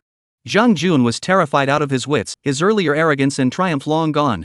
This is your Zhao family's business. It has nothing to do with me. I must take my leave.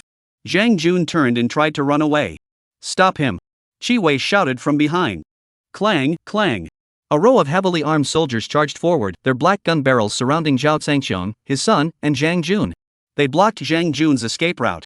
Zhang Jun's face turned ashen, his legs trembling violently, his expression on the verge of tears. Mr. Zhang, you just told me to crawl under your legs, but I haven't done it yet. Why did you leave? Zhao Zhangqiong spoke in a mocking tone. With a loud bang, Zhang Jun fell heavily to his knees before Zhao Zhangqiong. Woo. Zhang Jun cried, Rui Gu, I was wrong. I was just talking nonsense. Just pretend I didn't say anything. Zhao Zhangqiong shook his head with a smile, so many people heard it. How can I pretend I didn't hear it? Come on, stand up and spread your legs so I can crawl under you. No, I dare not. Zhang Jun cried, slapping himself across the face. I'm sorry, brother Rui. I have a dirty mouth. I deserve to be beaten. Please spare me. Chapter 159. Zhao Zhangqiong looked down on and was deeply disappointed by Zhang Jun's sobbing pleas for mercy. At least you had the guts to fight me for a woman and let me crawl between your legs. Even if you die, you should die with some dignity. Zhao Zhangqiong shook his head in disappointment. The 3,000 men you brought are all watching how you, the young master, behave. No, Rui Gu, I'm just a cowardly man. I'm a worthless piece of trash. Please spare my life for the sake of my worthlessness. Why? Zhang Jun was desperate to survive. Who cared about dignity now? Now, nothing is more important than his life. As long as you don't kill me, I can compensate you with a lot of money. Is 1 million enough? Zhang Jun was willing to sell his life for money. $1 million is a lot of money? Everyone's faces twitched in disgust. Li Hu couldn't bear to watch anymore and sneered, Do you think I'm a beggar? 1 million? Are you insulting me? Zhao Zhangqiong's expression darkened, and he ordered, Arrest him. No, 5 million. I'll give you 5 million. Is that enough? Please spare my life. Zhang Jun cried out. Enough for your sister. Li Hu's iron-like hands grabbed Zhang Jun by the collar like an eagle snatching a chick, lifting him up. My older brother doesn't even bat an eye at 500 billion. What's your measly 5 million? What? 500 billion? Zhang Jun was desperate. Even if he sold the entire Zhang family, it wouldn't be worth that much. At that moment, Zhang Jun realized how insignificant he truly was. How dare he dare to compete with Zhao Zhangxiong for a woman? Where did he get the nerve? Wah, wah. Zhang Jun wept bitterly, filled with regret. Disable his ability to walk. Zhao Zhangxiong's face was as cold as ice as he issued a ruthless command. Understood. Li Hu obeyed, and his other iron-like hand suddenly reached out and squeezed. Crunch! The sound of bones breaking echoed through the air. Aha! The piercing, spine-chilling screams rent the night sky, like the wails of a vengeful ghost at midnight. A modern-day eunuch was born. From now on, he would never be able to steal women again. Everyone present was trembling with fear, drenched in cold sweat. Those closest to him, such as Zhao Changsong and Zhao Hong, father and son, were so terrified that their souls fled their bodies, their livers and gallbladders shattered. The gaze they cast upon Zhao Zhangxiong was as though they were looking at a demon. The fear in their hearts felt like the hands of a demon emerging from the dark abyss, gripping their hearts tightly and slowly suffocating them. Zhang Jun, who had always lived a life of luxury, had never experienced such agony. He soon fainted from the pain. Carry him back to the Zhang family. Tell the Zhang family to hand over all their assets within tomorrow, and then every member of the Zhang family must leave Nanzhou. Otherwise, not a single blade of grass will be left. With a single sentence, Zhao Zhangxiong sealed the fate of a once powerful clan, leaving them with no room to breathe. Yes. Li Hu waved his hand, and several men stepped forward to drag the unconscious Zhang Jun away. Now it was the turn of the Zhao family father and son. Seeing Zhao Zhangxiong's ruthless methods, Zhao Changsong and Zhao Hong, father and son, turned ashen-faced. You haven't called me father yet. Zhao Zhangxiong looked at Zhao Hong, whose face was ashen, with a playful expression. I. Zhao Hong's throat convulsed as he struggled to speak, his pleading eyes turning to Zhao Changsong. Zhao Changsong was about to speak, but Zhao Zhangxiong interrupted him. Uncle, I told you your men weren't enough, but you wouldn't listen. Zhao Changsong's lips twitched. You sent a large army over here. Even if he called for more men, it wouldn't make a difference. Even the most powerful aristocratic families wouldn't dare to confront an entire army. Zhao Rui, you, how could you mobilize an army? What is your true identity? Zhao Changsong forced himself to stay calm and not kneel down, his voice trembling as he asked. Zhao Zhangxiong smiled. Don't you know my status, uncle? You call me a criminal and a worthless traitor. No, Zhao Changsong shook his head in panic. Who are you? None of that matters now. Zhao Zhangxiong sighed, his sharp gaze fixed on the Zhao family estate, tinged with regret. After tonight, the Zhao family will cease to exist, and the grudges between us will be laid to rest. You want to destroy the Zhao family? Zhao Changsong's face turned pale. You are also a descendant of the Zhao family.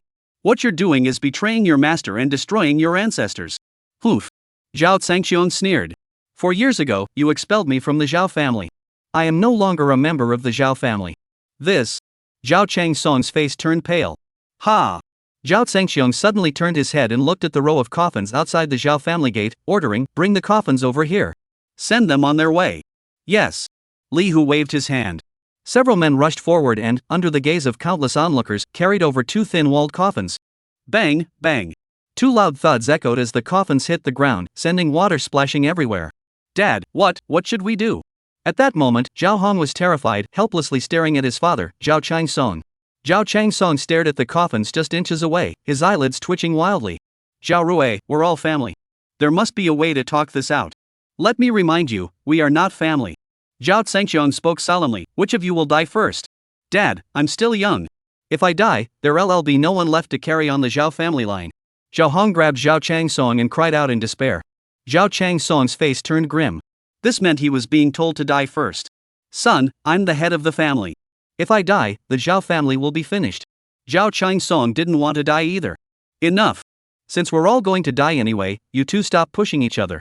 Let's go together. Zhao Sanxiong's icy voice cut off the father and son. Charge! Li Hu roared. Yes. The 4 men charged forward. No, grandmother, save me. In desperation, Zhao Hong let out a hysterical cry for help. Stop! A sudden, sharp shout rang out. From within the Zhao family's main gate, someone rushed out in a hurry. Chapter 160. Zhao Changsong and his son, who had been on the brink of despair, heard the old woman's voice and immediately regained hope. The old matriarch has arrived. Make way. A 70-year-old woman of noble bearing, supported by 2 servants and leaning on a cane, slowly made her way forward. It was the matriarch of the Zhao family, Zhao Hong's grandmother. She was the second wife of the Zhao family patriarch, whom he married after his first wife passed away tragically. She gave birth to Zhao Changsong. Therefore, Zhao Changlong and Zhao Changsong were half-brothers, not Zhao Sanxiong's biological grandmother. This matriarch of the Zhao family naturally doted on her own son, Zhao Changsong. For years ago, she was one of the conspirators who helped Zhao Changsong seize the position of family head. "Grandmother, grandmother, save me!" Zhao Hong shouted for help from within the encirclement. "Make way for me!" The old lady stepped out of the circle and shouted at those surrounding Zhao Changsong and his father. However, the soldiers did not obey the order and remained motionless. "Brother, what should we do with this old woman?" Li Hu asked, approaching Zhao Zhangqiong. "Let her come over," Zhao Zhangqiong ordered coldly. "Yes." Li Hu waved his hand. The soldiers surrounding Zhao Changsong and his son parted to make a path. "Mom, what are you doing here?" Zhao Changsong rushed forward. "Grandma, please save us," Zhao Hong cried. "Don't be afraid. With me here, I'll see who dares to touch you." As she spoke, the old woman's sharp gaze fixed on Zhao Zhangqiong. Zhao Zhangqiong's expression remained calm and indifferent. "Zhao Rui, humph." The old woman gritted her teeth and laughed coldly. "You, the traitor of the Zhao family, dare to return and cause trouble for the Zhao family? Do you think that just because your grandfather is gone, the Zhao family has no one left to deal with you? Where is Zhao Changlong? Tell him to come out and see what kind of son he's raised." The old woman, relying on her age, adopted a haughty demeanor, scolding the younger generation. "Mother, calm down, calm down." Zhao Changsong hurriedly tried to persuade her. "We're no match for him now." "Is that so?" The old man glared fiercely at Qi Wei behind him. "General, order your men to arrest Zhao Rui, this wicked creature, immediately. Otherwise, I swear you'll regret it for the rest of your life."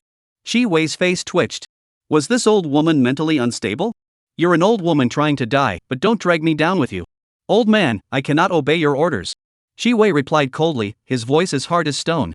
The old man clenched his teeth in anger. "I don't know why you're so determined to help this scoundrel, but let me tell you, destroying your own future for him isn't worth it. Believe me, you'll regret it soon enough." Qi Wei sneered. "Old man, believe me, the one who will regret it will be you. Since you don't know what's good for you, don't blame me for being ruthless. You'll see." The old man angrily pulled out his phone and dialed a number. "Yuan Chao, where are you? If you don't come soon, your aunt's family will be bullied to death by your men." "What? You're already here?" The old woman looked ahead in surprise. Just then, a soldier rushed up to Qi Wei. "Report. The newly appointed military governor from the provincial capital has arrived." "What?" Qi Wei's face turned pale. Suddenly recalling the name the old woman had mentioned earlier, his expression froze. Lu Yuanchao, the newly appointed military governor, in charge of all the troops in the province. The commander-in-chief of the provincial garrison forces. The old lady from the Zhao family was actually his aunt? The situation was serious, and Qi Wei hurried over to Zhao Zhangqiong's side to report. "Sir, Lu Yuanchao is the newly appointed military governor. I didn't expect him to have such a close relationship with the old lady of the Zhao family." "She's from the old lady's maternal family." Zhao Zhangqiong remained expressionless. "He's just a military governor. What are you afraid of?" Qi Wei's back began to sweat. "You're the boss, so you're not afraid, but I am. After all, he's our direct superior." As if sensing Qi Wei's concern, Zhao Zhangqiong coldly said, "Rest assured, from today onward, Lu Yuanchao is no longer the military commander." Qi Wei froze in shock. "What have I done?" "By saying that, I've taken away his position as military governor." Zhao Zhangqiong spoke solemnly. "As long as I'm here, no one can touch you." Qi Wei was overjoyed. That was exactly what he wanted to hear. "As you command. With your words, this subordinate will serve you to the best of my ability until my last breath." "It's not that serious." Zhao Zhangqiong waved his hand.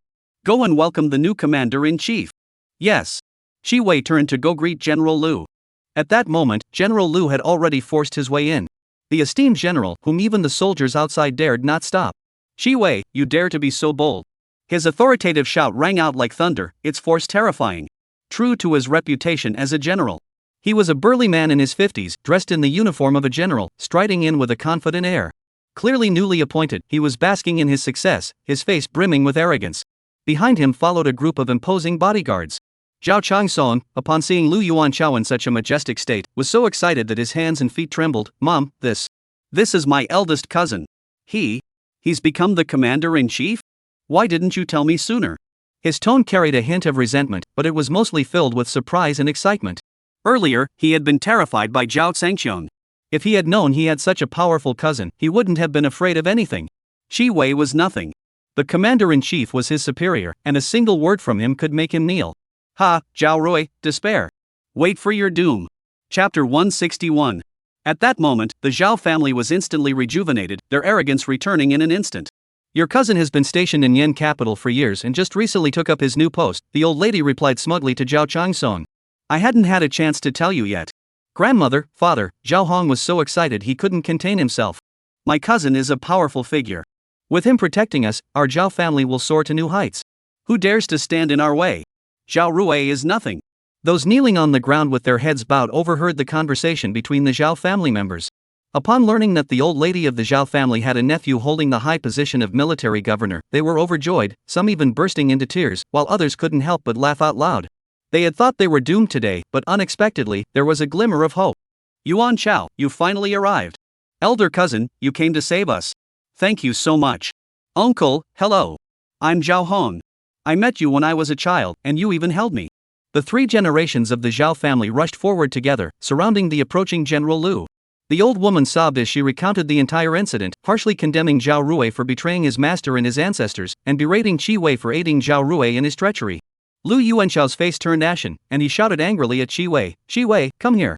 Facing Lu Yuanxiao's thunderous anger, Qi Wei had no choice but to approach him and bow in greeting. Qi Wei, the commander of the southern province, greets the general. Clang! The sound of a gun being cocked echoed through the air, and Lu Yuanxiao's black muzzle pressed directly against Qi Wei's forehead. Qi Wei couldn't help but shiver, his face turning pale. He hadn't expected Lu Yuanxiao to draw his gun without saying a word. Without the commander's orders, who gave you the audacity to move troops and aid the enemy? If you don't provide a reasonable explanation, I will execute you on the spot today. The harsh voice was filled with murderous intent. I. Qi Wei was at a loss for words. According to regulations, moving troops without the commander's approval was indeed a serious offense. Qi General, you were so brave earlier. Now, why don't you say something? Zhao Hong, with the smug expression of a petty official, taunted him. Son, it's too late for him to say anything now. Zhao Changsong interjected, suggesting to Lu Yuanxiao, elder cousin. Such a man deserves to be executed on the spot to uphold military discipline. Yuanxiao, your cousin is right. The old lady poured oil on the fire. If we don't kill Qi Wei, everyone will follow his example. How will you control the men under you? Now that you've just taken office, this is the time to establish your authority. Killing these men will set an example. Qi Wei's eyelids twitched. This old woman was truly poisonous. This was a death sentence. Qi Wei, did you hear what I just said? You'll regret it. Do you regret it now? The old woman's wrinkled face wore a mocking smile, looking satisfied and delighted. Huff. Qi Wei took a deep breath, trying to calm himself down. Old woman, I can assure you that I, Qi Wei, will not regret my decision. It is you who will regret it. Qi Wei actually smiled, enraging both Lu Yuanxiao and the old woman. You're asking for death. Lu Yuanxiao pressed the gun against Qi Wei's head with force. Are you really not afraid of dying? Qi Wei smiled calmly. Do you dare to shoot?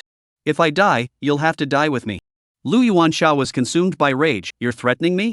I'm a general, killing you is as easy as killing a dog. Since you want to die, I'll grant you your wish. Try moving an inch. A voice as cold as ice suddenly rang out. Zhao Zhangxiong turned around, his sharp gaze locking onto Lu Yuanxiao. Lu Yuanxiao looked at Zhao Zhangxiong with disdain and sneered, Zhao Rui, you're a piece of trash. Who do you think you are to threaten this general? Don't talk about how I'm a general now. In my eyes, you're nothing but a lowly dog. Even 4 years ago, you weren't worth mentioning in my presence. You have no right or courage to threaten me. Lu Yuanxiao spoke arrogantly, looking down on him. Zhao Zhangxiong merely smiled faintly, then suddenly ordered, raise your guns. Clang, clang. In an instant, countless gun barrels were raised, aimed at Lu Yuanxiao and his men. Lu Yuanxiao and the old woman Zhao were stunned, their faces turning pale. Zhao Zhangxiong smiled faintly, this is my qualification in courage. Do you dare to rebel? Zhao Hong roared, this is your commander-in-chief. Lower your guns at once. However, the soldiers remained unmoved. Uncle, they all deserve to die. This is outrageous. Zhao Hong shouted angrily. Lu Yuanxiao's face turned ashen with anger. He shouted, Qi Wei, tell your men to put down their guns. Do you really want to rebel and have your entire clan exterminated? Qi Wei looked helplessly at him and said, I'm sorry, I can't do anything. These words made Lu Yuanxiao's eyelids twitch violently, and he also sensed something was wrong. His furious gaze fixed on Zhao Zhangxiong. It seems you have someone backing you. Come on, call out the person behind you. Let me see who he is that makes Qi Wei fear you so much. That's right, call him out. I'll call my uncle to help me eliminate him. Zhao Hong shouted.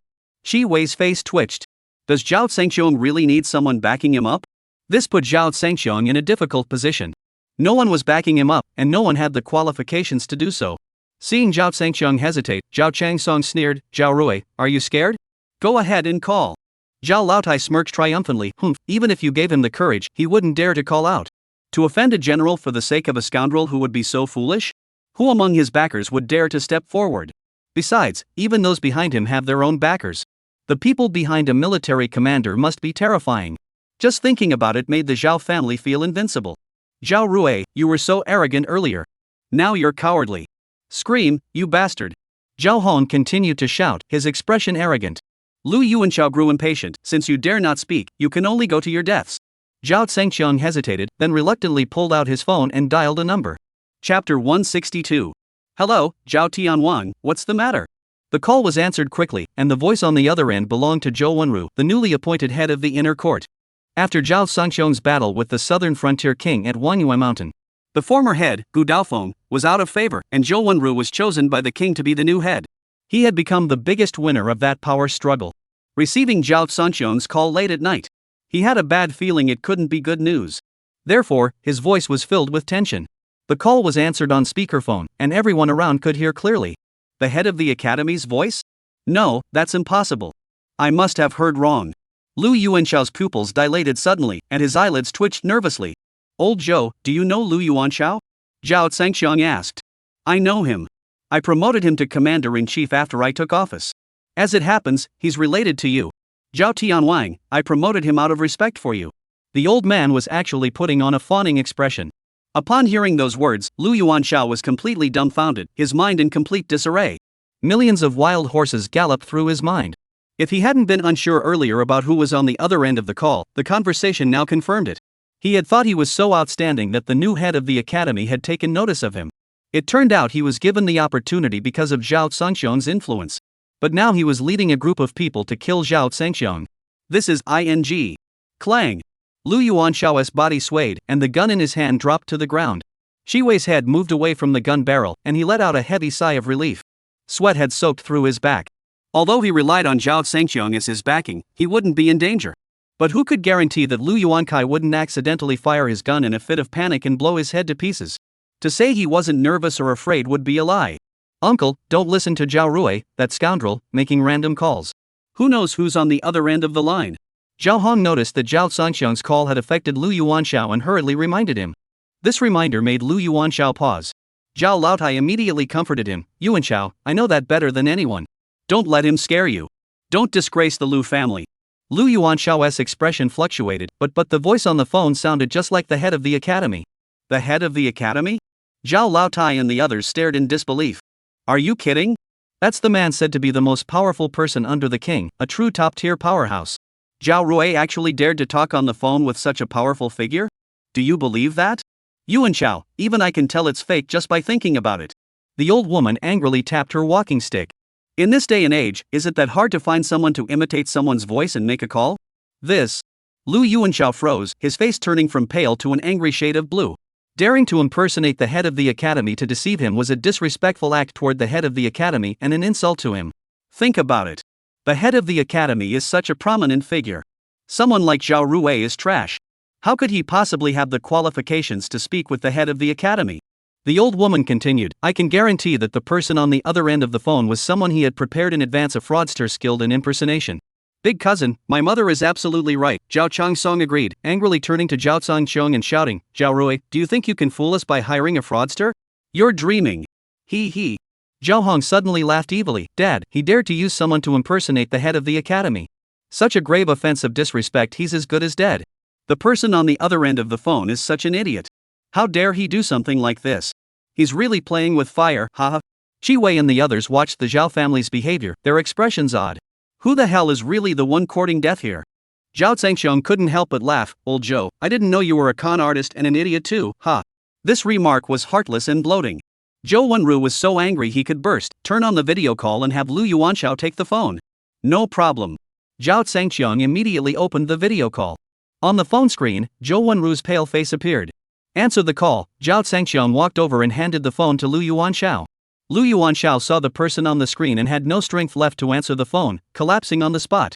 Uncle, it's just an old fool. How could you? Zhao Hong hadn't finished speaking when Lu Yuanxiao, who had collapsed, suddenly sprang up and kicked Zhao Hong with all his might. Ah! A piercing scream echoed as Zhao Hong was kicked into the mud on the ground.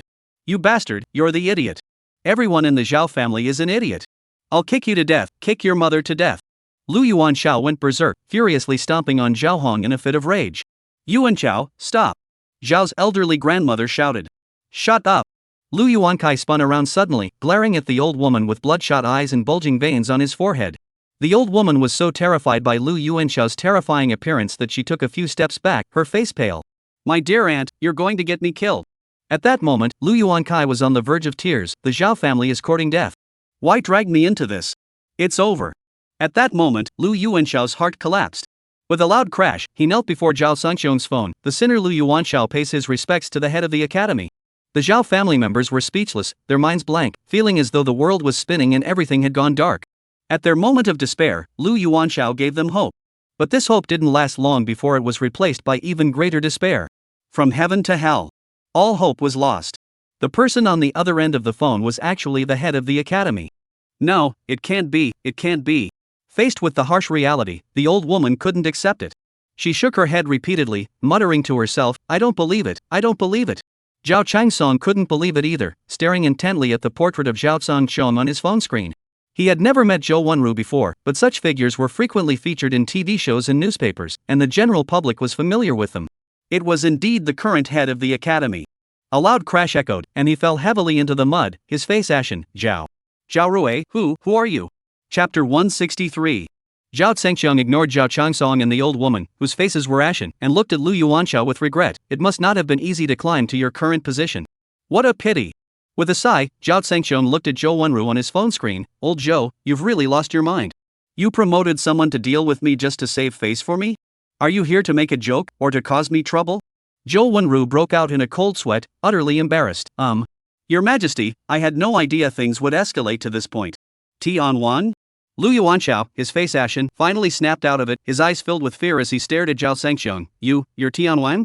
I used to be, Zhao Zhangqiong smiled faintly. But not anymore. I just stepped down. Boom! Lu Yuanxiao's mind exploded, as if struck by lightning. Among the 4 heavenly kings of the Great Xia dynasty, there was only one who had recently stepped down, the Western Wild Heavenly King Zhao Zhangqiong. No, how is that possible? You're Zhao Zhangqiong, the Western Heavenly King? But you're Zhao Rui. Lu Yuanxiao's mind was in chaos. The Zhao Rui you killed 4 years ago is dead. The one standing before you now is Zhao Zhangqiong. Zhao Zhangqiong's words left not only Lu Yuanxiao but everyone around him speechless with shock. This is unbelievable. Zhao Rui is actually Zhao Zhangqiong, the Western Wild Heavenly King. This world is too crazy. Impossible. You're lying. You're lying. The old woman screamed hysterically. Zhao Zhangqiong coldly smiled at the old woman. I know this is hard for you to accept, but it doesn't matter. What matters is that I can mobilize all the troops in Nanzhou with a single word. I can sweep through the entire city of Nanzhou with just one hand, and no one can stop me. As for your Zhao family, I can annihilate you with a flick of my finger. Thud. The old man could no longer hold himself up and fell to the ground along with his walking stick. Now, no one dared to help him up. Your Majesty, I'm sorry. I didn't expect things to escalate to this point, Zhou Wenru said dejectedly over the phone, apologizing. He had given Zhao Zhangqiong face by promoting Lu Yuanxiao, originally intending to use family ties to win Zhao Zhangqiong over. But his good intentions backfired. Lu Yuanxiao had foolishly gone to confront Zhao Zhangqiong with the Zhao family. This plot twist is way too dramatic. Old Zhou, I know your intentions, Zhao Zhangqiong sighed. Since you value my face so much, I now demand that you hand over the position of Commander-in-Chief to Qi Wei. Is that acceptable? What? Qi Wei's head buzzed, and he froze on the spot. Happiness came too suddenly, and he was caught off guard. When he finally came to his senses, his entire body trembled, and his face turned beet red. No problem. I'll have the inner court draft the document immediately. Lu Yuanxiao has committed the crime of insubordination against the Heavenly King and must be arrested and investigated. The position of Commander-in-Chief will be handed over to Qi Wei. Is that satisfactory? Lu Yuanxiao saw black spots before his eyes and nearly fainted. He hadn't even had time to warm his seat as Commander-in-Chief, and now he was being stripped of his position and accused of the grave crime of offending the Heavenly King. Where could he go to appeal this? Woe is me. Bang! Suddenly, a loud bang echoed through the room. It was Qi Wei, who had knelt down in excitement. Thank you, Your Majesty, for your kindness. Thank you, the head of the academy, for your guidance. I will devote my life to this cause, even if it costs me my life. Shi Wei's passionate shout echoed throughout the hall. His subordinates were also filled with emotion, their faces flushed red. Their superior had been promoted, and they were happy and they knew they'd get their share of the benefits too. Thank you, Heavenly King. Thank you, Academy Head. In an instant, the cheers of over 10,000 soldiers erupted, their shouts piercing the sky and dispersing the rain and mist of the night. Zhao Sanxiong's face turned dark with anger, wishing he could slap himself. He had only spoken off the cuff, but Zhou Wenru had agreed so readily. Now that so many soldiers were cheering, there was no way he could take back his words. Having taken on this favor from Zhou Wenru, he would have no choice but to accept any future requests from him. Zhou Wenru had accurately gauged Zhao Sanxiong's personality. He was someone who responded to kindness but not to force, and especially disliked owing favors. He is the kind of person who always repays favors. Your Majesty, this is how it will be done. The official decree will be issued at dawn. Zhou Wenru was in a hurry, fearing that Zhao Sanxiong might change his mind. Before Zhao Sanxiong could speak, Zhou Wenru shouted at Shi Wei, newly appointed Commander Shi Wei, heed my orders. Your humble servant is here. Shi Wei shouted excitedly, his voice trembling. Effective immediately, all troops in the province are under your command. Cooperate fully with the Western Wild King and follow his orders. This subordinate obeys. After issuing the orders, Zhou Wenru hung up the phone and immediately summoned someone to draft the official documents for distribution. He had sealed the deal, leaving Zhao Sanxiong no room to back out. Zhao Sanxiong sighed inwardly as he put away his phone, regaining his cold demeanor. Shi Wei, you know he's the Western Wild King? Lu Yuanshao suddenly roared, why didn't you tell me sooner? You've ruined me. Shi Wei's face turned beet red. How could this be his fault? You should blame the Zhao family, right? Zhao Sanxiong, take him away. Hand him over to the people from the inner courtyard tomorrow for punishment. Shi Wei bellowed, seize him. Several soldiers rushed forward without a word, restraining Lu Yuanshao and shackling him with cold handcuffs. No, wait. Lu Yuanshao shouted loudly, Zhao Rui, tell me how you became the Western Wild King. Let me die knowing the truth, or I'll die with regret. Chapter 164. Lu Yuanshao would not rest in peace unless he understood why Zhao Rui had become Zhao Sanxiong, the Western Wild King. In just 4 years, a convict exiled to a cannon fodder battlefield had become a king with absolute power over the realm. It was something no one could have imagined. However, Zhao Sanxiong had no intention of explaining to him, your death with unresolved grievances has nothing to do with me. Upon hearing this, Shi Wei shouted to his men, take him away immediately. Yes, sir. The men dared not delay further and dragged Lu Yuanshao away. Let me go. I won't die with my eyes open. I won't die with my eyes open. As he shouted, Lu Yuanshao burst into tears, the Zhao family. You've ruined me. It's all your fault. Just moments ago, the once powerful commander was now a prisoner, reduced to a pitiful wretch weeping uncontrollably. It was a scene that left one speechless with sorrow.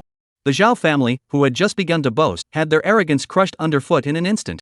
Those who had come to help the Zhao family were filled with regret, some crying so hard they were sobbing uncontrollably. They had thought they were coming to crush a worthless fool, but who the hell would have thought they had provoked a true ruler? This is not how you play the game. At that moment, the most desperate were the 3 generations of the Zhao family. Old woman, I can still give you a chance to call for help. Zhao Sanxiong's words made the old woman tremble with anger, but she could do nothing about it. The head of the village was someone everyone kowtowed to. Who else could she call? This was clearly done to provoke her. Zhao Rui, how did you become Zhao Sanxiong? The old woman's face twitched, and her lips trembled. This is all thanks to the 3 of you. If it weren't for you, I would have been sent to the battlefield as cannon fodder and never had the chance to become the Western Wild's heavenly king. Zhao Sanxiong replied with a smile. That's right, Zhao Rui, oh, no, your majesty the king. Zhao Changsong took the opportunity to interject, smiling obsequiously, we saw your potential to become a king back then, so we sent you to the battlefield. You didn't disappoint us, you've returned in glory. This is a blessing for the Zhao family.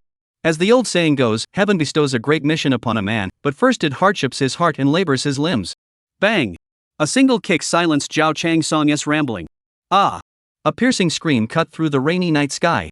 Zhao Sanxiong stomped Zhao Changsong into the mud, sneering, you truly inherited your shamelessness. Bring the coffin over here. Zhao Sanxiong roared, his killing intent rising to the heavens. Yes. Shi Wei quickly ordered his men to bring the coffin over. Zhao Changsong, go with your son. Zhao Tsongqiong ordered, put him in, nail the coffin shut. No, don't. Zhao Changsong screamed in despair, sobbing and begging, Zhao Rui, I'm sorry, please spare me. After all, I'm your uncle. Zhao Sanxiong laughed coldly, do you know now that I'm your second uncle? 4 years ago, when you tried to kill me, did you think about the fact that I was your second uncle? Did you ever consider sparing me, or sparing my parents and younger siblings? His furious shout echoed loudly, deafening the ears. Even just a moment ago, you were still thinking of exterminating my entire family, not even sparing my 4-year-old child. Now you want me to spare you? What are you thinking? Zhao Sangxiong suddenly kicked out with his foot. With a loud whoosh, Zhao Changsong flew into the air amid terrified screams, crashing into the open coffin with a thunderous crash. Close it! Li Hu bellowed. Bang! The coffin lid was slammed shut. Someone brought a hammer and nails, and they nailed a living person inside. Inside the coffin, heart-wrenching cries echoed continuously, accompanied by the sound of someone kicking the coffin lid. However, no matter how much he struggled and screamed, the nailed-shut coffin remained motionless. The Zhao family members witnessed the scene, hearing the cries from inside the coffin, and trembled in fear. The more timid among them were already so terrified that they had lost control of their bowels, their hearts pounding in fear. Zhao Rui, we are of the same blood, why such urgency to harm one another? The old woman, now slightly calmer, sat on the damp ground with all her strength, her hair disheveled, as if mourning the death of a loved one. She never imagined that the day before her 70th birthday would end this way. Swoosh! Zhao Sanxiong's icy gaze fixed on the old woman. Same blood, huh? Zhao Sanxiong's face was filled with scorn. You still remember the words same root, same origin? If you knew that, why didn't you say it 4 years ago when Zhao Changsong and his son framed me and tried to kill me? Instead, you helped them in their evil deeds. When grandfather tried to save me, you cried, caused a scene, and even threatened suicide, blocking his rescue plan at every turn. As a result, grandfather's rescue operation failed, and I was sent to the battlefield as cannon fodder, no different from a death sentence. If it weren't for my luck, I would have been dead and buried on the battlefield long ago. Just now, you were still shouting for Lu Yuanshao to kill us to establish his authority. Now, why don't you say that we're family and shouldn't be so harsh on each other? Zhao Sangxiong knelt down, his gaze as sharp as a knife, fixated on the old woman, waiting for her response. The old woman had no words to respond. She opened her mouth several times but couldn't utter a single word of rebuttal. She could only watch helplessly as the sounds of her son struggling inside the coffin grew fainter and fainter, her eyes filled with despair. Grandmother, what should we do? What should we do? Wailing. Zhao Hong, who had been brutally trampled by Lu Yuanshao moments ago, had regained his strength but nearly been crushed to death by Lu Yuanshao's rage. Seeing his father struggling desperately inside the coffin, and realizing that he would be next, he was so terrified that his soul seemed to leave his body, and his scalp felt like it was about to explode. Chapter 165. The old woman listened to her grandson's pleas, her heart torn with agony, her expression filled with pain. What should I do to make you spare us? The old woman trembled as she pleaded with Zhao Sangxiong. In that moment, she had lost her former arrogance, her haughty demeanor, and all traces of her previous cruelty and malice. Zhao Sangxiong stared expressionlessly at Zhao Hong, whose face was ashen. Zhao Hong, terrified, crawled backward in fear. Don't kill me, woo. Li Hu stood silently in Zhao Hong's retreating path, his intent to kill as cold as ice. Zhao Hong had nowhere to retreat and cried out in despair. What did you just say? You told me to call someone, and then your uncle would join us to eliminate them. Zhao Sangxiong smiled mockingly. I called someone, but your uncle is finished. What am I supposed to say now? The Zhao family members at that moment wished they could strangle Zhao Hong to death. What a curse! Even if you want to die, you shouldn't do it like this by sending someone to their death. Wah, I didn't know you were so powerful, cousin. Please spare me. I was wrong before. Zhao Hong wept bitterly, his voice filled with despair. Did you make a mistake? Tell me, where did you go wrong? Zhao Sangxiong pressed him further. Zhao Hong knew that if he continued to be stubborn now, he would have no chance at all. I was wrong to frame you back then. Immediately, he began sobbing uncontrollably, revealing everything that had happened 4 years ago. Zhao Sangxiong heard everything he wanted to know and more. Elder brother, it was actually grandmother who supported us back then, so we dared to do it. It has nothing to do with me. Zhao Hong shifted the blame onto the old woman. The old woman's face turned ashen, her face twitching. Moreover, shortly after you left, grandfather suddenly died. It was also the old woman's doing. She was the one who killed grandfather. If you have any grudges, take it out on her. Zhao Hong dropped a bombshell. Boom! The thunderclap echoed, leaving the Zhao family members speechless, staring at the old woman in disbelief. Zhao Sangxiong remained calm, as if he had anticipated this. Because he had secretly had someone investigate and uncover some clues, though they hadn't been confirmed yet. Now, Zhao Hong's words served as the best confirmation. Though he had anticipated it, Zhao Sangxiong still felt a sharp pang of pain in his heart. A day's marriage brings 100 favors. To secure her son's position, the old woman had gone so far as to commit such a heinous act as murdering her own husband. The heart of a woman is the most poisonous. Shut up! You're talking nonsense! The old woman suddenly snapped out of it and let out a heart-wrenching scream. I spent my entire life in love with your grandfather. How could I ever do such a heinous thing as killing my own husband? Old woman, stop pretending, Zhao Hong shouted. Others may not know, but I am well aware. On the surface, you claim to be acting for your son's sake, but in reality, you aim to transfer the Zhao family's assets into the hands of your maternal Lu clan. As long as grandfather is alive, your schemes will never succeed. And I know another secret. Grandfather's first wife died young, and it was you who used vicious means to kill your rival, allowing you to marry into the wealthy Zhao family. Grandfather found out about this later. So that night, you two had a huge argument, and then you poisoned grandfather, causing him to die suddenly. Zhao Hong then went into more detail about the old woman's murder of her husband. The story was so chilling that it sent shivers down everyone's spine. The group of men around him felt a chill run down their spines. A venomous woman, there's no one else like her. Zhao Cengxiong's gaze toward the old woman grew increasingly blood red. This wicked old woman had killed her own grandfather and grandmother, and nearly killed her as well. You old hag, I won't let you get away with this. Zhao Cengxiong's murderous intent erupted, causing the void to twist and tremble unsteadily. Ha ha. The old woman looked up at the rain-soaked night sky and laughed madly. Good, I've raised such fine children and grandchildren, haha. That's right, Zhao Rui, it was me who did it. Seeing that his grandson had betrayed him, the old man lost all restraint, feeling there was nothing left to live for. I am now 70 years old. I can die now. Put me in a coffin. No, you don't deserve a coffin. Zhao Cengxiong shook his head. You don't deserve a coffin. The old woman's face turned as pale as paper. What do you want to do? A poisonous woman like you deserves to be thrown into the mountains to feed the dogs, with no place to be buried. Zhao Cengxiong ground out each word. No, Zhao Rui, you can't do this to me. No matter what, I am your grandfather's wife, your grandmother.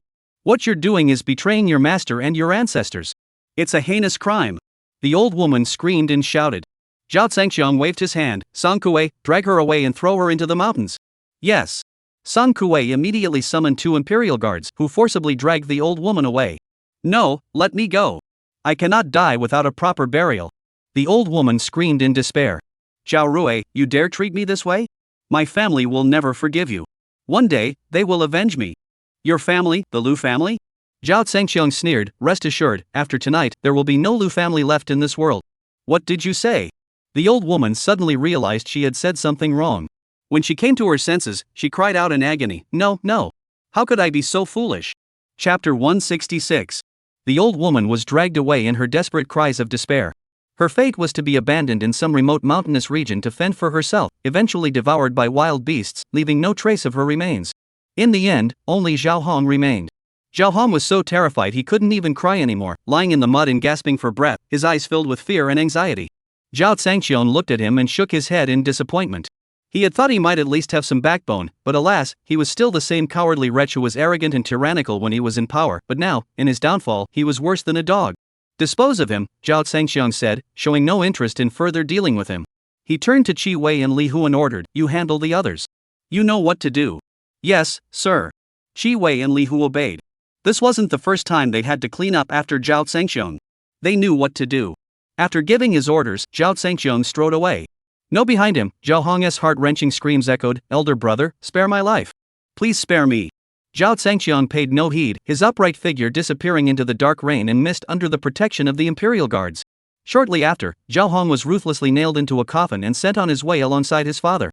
Next, it was time to deal with the opportunists who had come to assist. Though they wailed and begged for mercy, it was all too late. After that night, the southern state underwent another purge of major factions. Countless prominent families and clans were wiped out, reduced to nothing. After a night of turmoil, when Zhao Cengxiong returned to the Peach Grove Villa, it was already late. He slept soundly for a long time. When he awoke, the sun was already high in the sky. If it weren't for Li Hu knocking on the door, he would probably still be asleep. Getting up and opening the door, Zhao Cengxiong looked at the sun high in the sky and frowned, asking, what time is it now?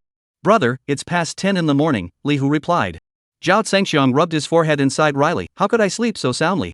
Brother, you've been working day and night these past few days. You must be exhausted. Li Hu felt a pang of sympathy, but there was an urgent matter, so he had no choice but to knock on the door again. Brother, we've handled everything from last night, but there has been an issue in Qingcheng. Zhao Cengxiong furrowed his brows. Isn't the matter in Qingcheng already resolved?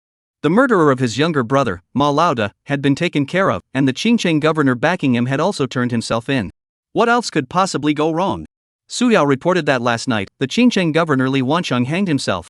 Li Hu reported solemnly. Dead? Zhao Cengxiong was taken aback. Why would he commit suicide? A blood-stained suicide note was left at the scene, claiming that you forced him to kill himself. Li Hu handed over a copy of the suicide note. Zhao Cengxiong took it and read it, his face turning pale with anger. The entire letter accused him of being cruel, inhumane, arrogant, and tyrannical, forcing a respected governor to take his own life. Brother, Su Yao personally inspected the scene. Xingqing General was already dead before he hanged himself. Li Hu continued his report. It's clear that someone is framing you. Zhao Zhangqiang, so the suicide note wasn't written by Li Wancheng himself? After handwriting analysis, it was indeed written by him. Li Hu furrowed his brows. We speculate that he may have been forced to write it before his death, or perhaps tempted by someone. But regardless of the reason, daring to frame you with the life of a governor requires both courage and immense power behind the scenes. Zhao Zhangqiang fell silent, his expression growing dark. It seems that some people behind the scenes can't keep their cool anymore. But I've already killed the southern frontier king. Even if they kill a governor, what can they do to me? This. Li Hu hesitated, his expression growing serious. Brother, the matter involving the southern frontier king Ning Yanbei is not yet resolved. Our men have received intelligence that the Ning family, the clan behind Ning Nanwang, and their in-laws, the Wei family, have been secretly aligning with various factions to prepare against you. Now that Li Wancheng is dead, his family's faction will certainly not let this go. They will hold you responsible for this. Once that happens, they will unite. Under the manipulation of the hand behind the scenes, every person you kill will strengthen the united forces, like a snowball rolling downhill, growing larger and larger. Eventually, they will strike together, and it may be. Li Hu dared not continue, his brows furrowing with concern. Zhao Zhangqiang fell silent once more. After a moment, he shook his head. To target just one person, they wouldn't go to such great lengths. Their ambitions likely extend far beyond me. Once they unite all the major factions under their control, the entire realm will be turned upside down. This. Li Hu was startled, his expression turning pale. He hadn't considered that possibility. The ambition was too great. Ding ding ding. The sudden ringing of the phone interrupted their conversation. Zhao Zhangqiang picked up his phone and couldn't help but furrow his brows. It was a call from Zhou Wenru, the leader of the inner courtyard. Old Zhou, what's the matter? I've just arrived in Nanzhou. I've sent a location to your phone.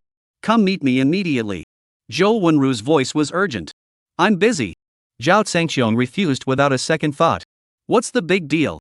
He wasn't his subordinate, why should he go see him? He must be dreaming. He should come to see him if he had the time. It's about the suicide of Qingcheng Governor Li Wancheng. Zhou Wenru spoke seriously, his tone unusually stern. Zhao Zhangqiang suddenly froze. All right, I'll be there immediately. Chapter 167. 30 minutes later, Li Hu drove Zhao Zhangqiang to a cheap motel near a small bus station. Upon reaching the third floor, two young men dressed in ordinary attire were already waiting there. The sharpness in their eyes and their vibrant energy immediately told Zhao Zhangqiang they were elite bodyguards. Sir, you've arrived. The head of the compound has been waiting for you. Please come in. The two young men escorted Zhao Zhangqiang into a room, leaving Li Hu outside.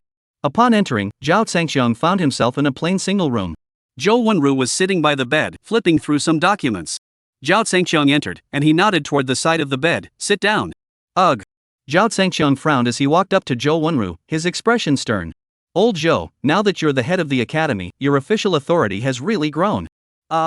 Zhou Wenru realized he had been disrespectful to Zhao Zhangqiang and sighed helplessly, putting down the documents. Sigh, do you think I want this?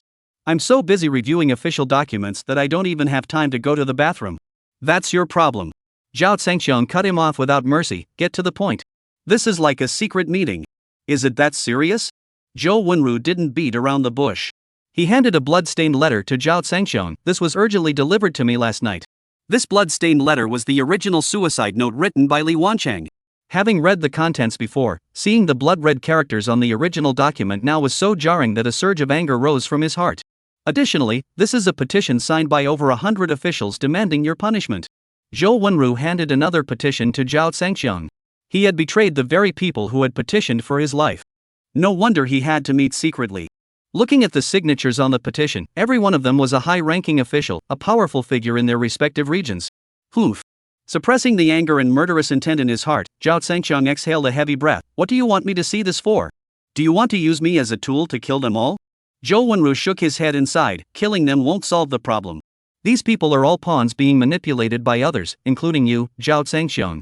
You're just another pawn on this chessboard. Swish. A cold glint flashed in Zhao Zhangqiang's eyes. Who in this world dares to use him as a pawn?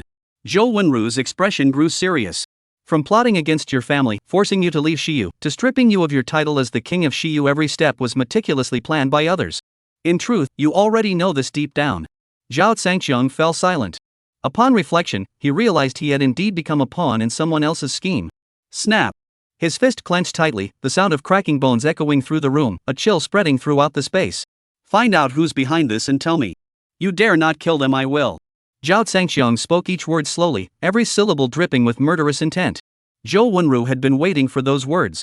In this world, there was no blade sharper than Zhao Zhangxiang. Alright, I'll inform you immediately if there's any new information. Zhou Wenru glanced at his watch. I'm heading to Qingqing to handle Li Wancheng's matter and stopped by here specifically to see you. I must leave immediately. Take this. Zhou Wenru stood up and handed a fruit bag to Zhao Zhangxiang. Don't mention it.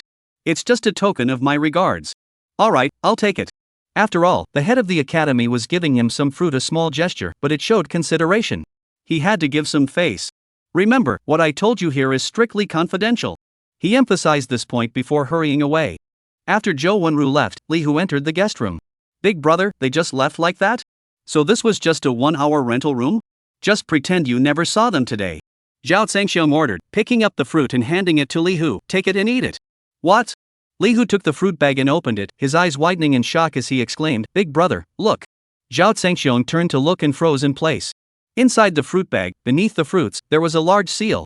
The Heavenly King's seal. Brother, the Heavenly King's seal has returned. Li Hu was so excited his face turned red. That's wonderful. Zhao Zhangxiang glared at Li Hu and said irritably, what's so good about that? This means I'm doomed. From now on, I'll really be his puppet. Li Hu broke out in a sweat. Why did the head of the academy use this method? He knows I won't take the Heavenly King's seal, so he tricked me into accepting it. That old fox. Zhao Zhangxiang was filled with regret, having fallen into the old man's trap. Li Hu's lips twitched. Brother, Zhou Lao is a good person. He's always shown you great respect. You don't understand. Zhao Zhangxiang sighed. Let's go back. There might be more trouble in the future. Zhao Zhangxiang's dream of living a quiet life was likely to be shattered. By midday, the two returned to the villa. Before they even entered the door, they saw Wang Ma rushing out with a panicked expression. Master, you're finally back. Wang Ma was frantic. I was cooking lunch in the kitchen, and the young mistress and Zhao Jiao were playing in the living room. But after I finished cooking, the two of them were gone. I can't find them anywhere, and I can't get through on the phone. It's driving me crazy. Zhao Zhangxiang furrowed his brows and tried to calm her down. Wang Ma, don't worry. Maybe they're playing in the peach grove. Let's go look for them. However, after searching every room in the villa and the surrounding peach grove, they found no one. Lin Shangyue's handbag and wallet were all still in the room, they couldn't have gone out. Zhao Zhangxiang realized the severity of the situation and immediately demanded of Li Hu, what about the blood blade guards you secretly arranged? Blood blade guards? Li Hu trembled, then panicked as he realized what had happened. Chapter 168. Last night, the blood blade guards and the imperial physicians were both sent to deal with the Zhao family. However, the blood blade guards remained hidden and did not make an appearance. Everyone had been working day and night lately and was exhausted. Li Hu decided on his own to give everyone a day off. Little did anyone expect that this day off would lead to trouble. Brother, I'm sorry, it's my fault. Li Hu's face turned pale as he hurriedly apologized, explaining the details of the previous night's decision to grant the day off. Who gave you the authority to act on your own? Zhao Zhangxiang was furious. With a loud thud, Li Hu knelt down in fear. I'm sorry, big brother. Please punish me. I intended to ask your permission, but you were resting at the time. You? Zhao Zhangxiang was so angry he wanted to strike him. But considering Li Hu's loyalty and that he had acted for the good of everyone, he forced himself to suppress his anger and gritted his teeth. This will be the last time. Thank you, big brother. Li Hu was overcome with gratitude. Get up. If I'm not mistaken, this must be the Lin family's doing. Zhao Zhangxiang could smell it coming a mile away. Only the Lin family would be desperate enough to try to kidnap Lin Shangyue. Go to the Lin family.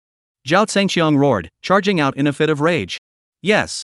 Li Hu hurriedly followed. Just as Zhao Zhangxiang had anticipated. Lin Shangyue and Zhao Jiao were playing in the peach grove when they were abducted by people secretly sent by the Lin family. They had failed several times in their overt attempts to retrieve her, so now they were resorting to underhanded tactics. At that moment, Lin Shangyue was locked in a room, desperately pleading, please, let me see my daughter.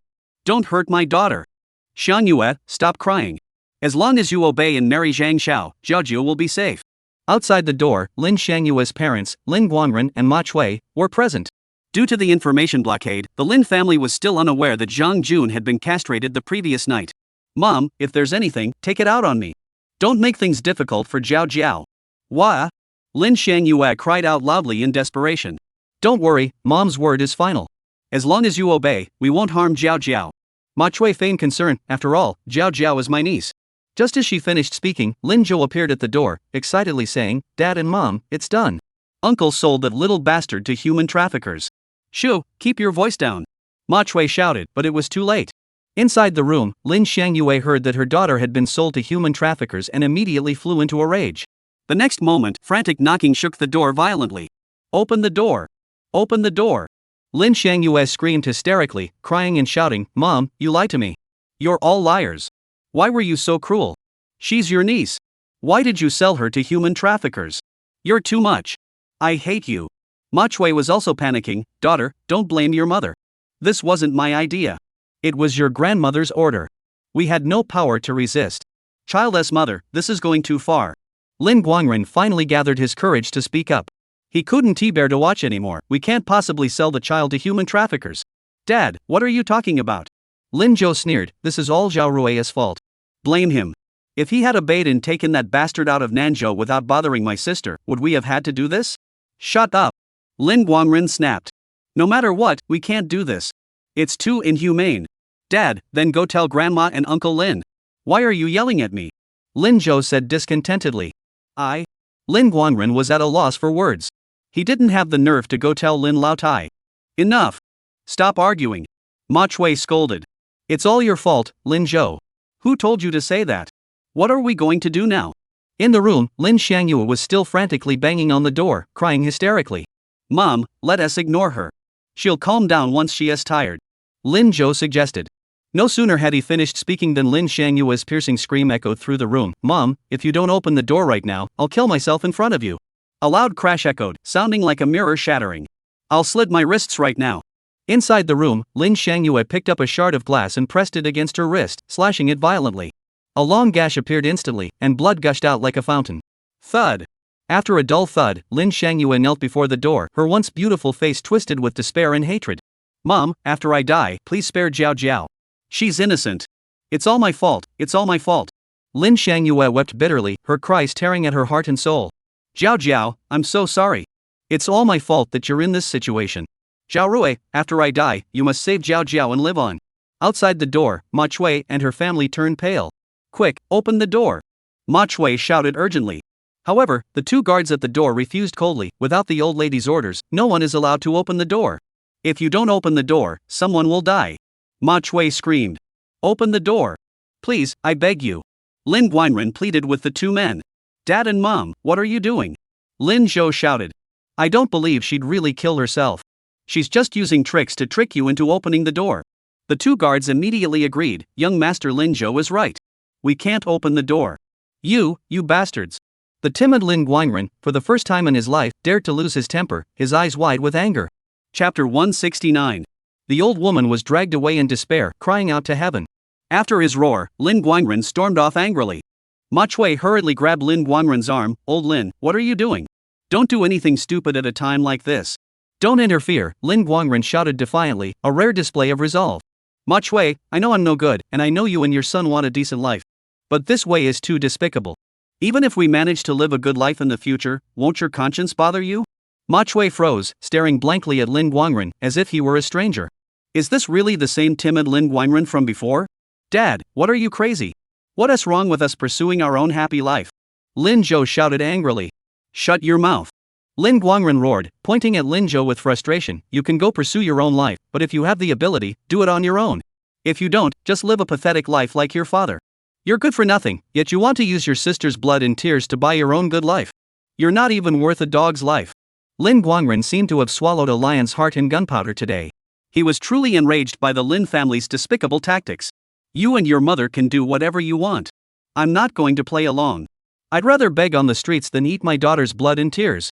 After shouting the last sentence, Lin Guangren stormed off. At that moment, he felt like a real man. But at the same time, his heart was filled with sorrow and pain. Ma Chui and Lin Zhou, mother and son, looked at each other, their faces grim. Lin Guangren burst out of the inner room into the hall. In the hall, Lin's elderly grandmother and his two brothers, Lin Guangli and Lin Guangyi, were all present. "Mother, please rest assured. I've already taken care of everything." Lin Guangyi spoke excitedly. "By now, the human traffickers must have already left Nanzhou with that little bastard. Lin Xiangyue won't be able to find him anywhere in the future. These days, there are so many children kidnapped by human traffickers. How many of them can be found? He. Lin Guangyi boasted about his achievements like a hero, basking in his triumph. Lin Guangli watched with envy and resentment. Old Mrs. Lin was very satisfied and smiled, saying, Guangyi, you did a good job. Now, Xiang Yue should give up hope and marry Zhang Xiao in peace. Go tell Zhang Xiao the good news. Yes. Lin Guangyi was about to turn and leave when he happened to see Lin Guangren coming out from inside. Third brother, your second elder brother has already taken care of the previous matters. Now it's up to you to handle comforting Lin Xiang Yue. Don't mess it up again and make your second elder brother's efforts go to waste. Lin Guangyi scolded him, don't let your family ruin everything and make your second elder brother's efforts go to waste. Lin Guangren looked displeased. Second brother, you went too far selling Jiao Jiao to human traffickers. What did you say? Lin Guangyi's expression darkened. Third brother, have you lost your mind? How dare you speak to your second brother like that? If I went too far, what can you do about it? Lin Guangren dared not speak further. Guangren, if you're good for nothing, get out of here and stop making a fool of yourself. Old Mrs. Lin walked over, her face dark with anger, and shouted. Facing the old woman's anger, Lin Guangren dared not utter a word and could only meekly get out. Seeing his pathetic state, Lin Guangyi sneered with contempt. Old lady, it's bad news. Zhao Rui has come again with his men.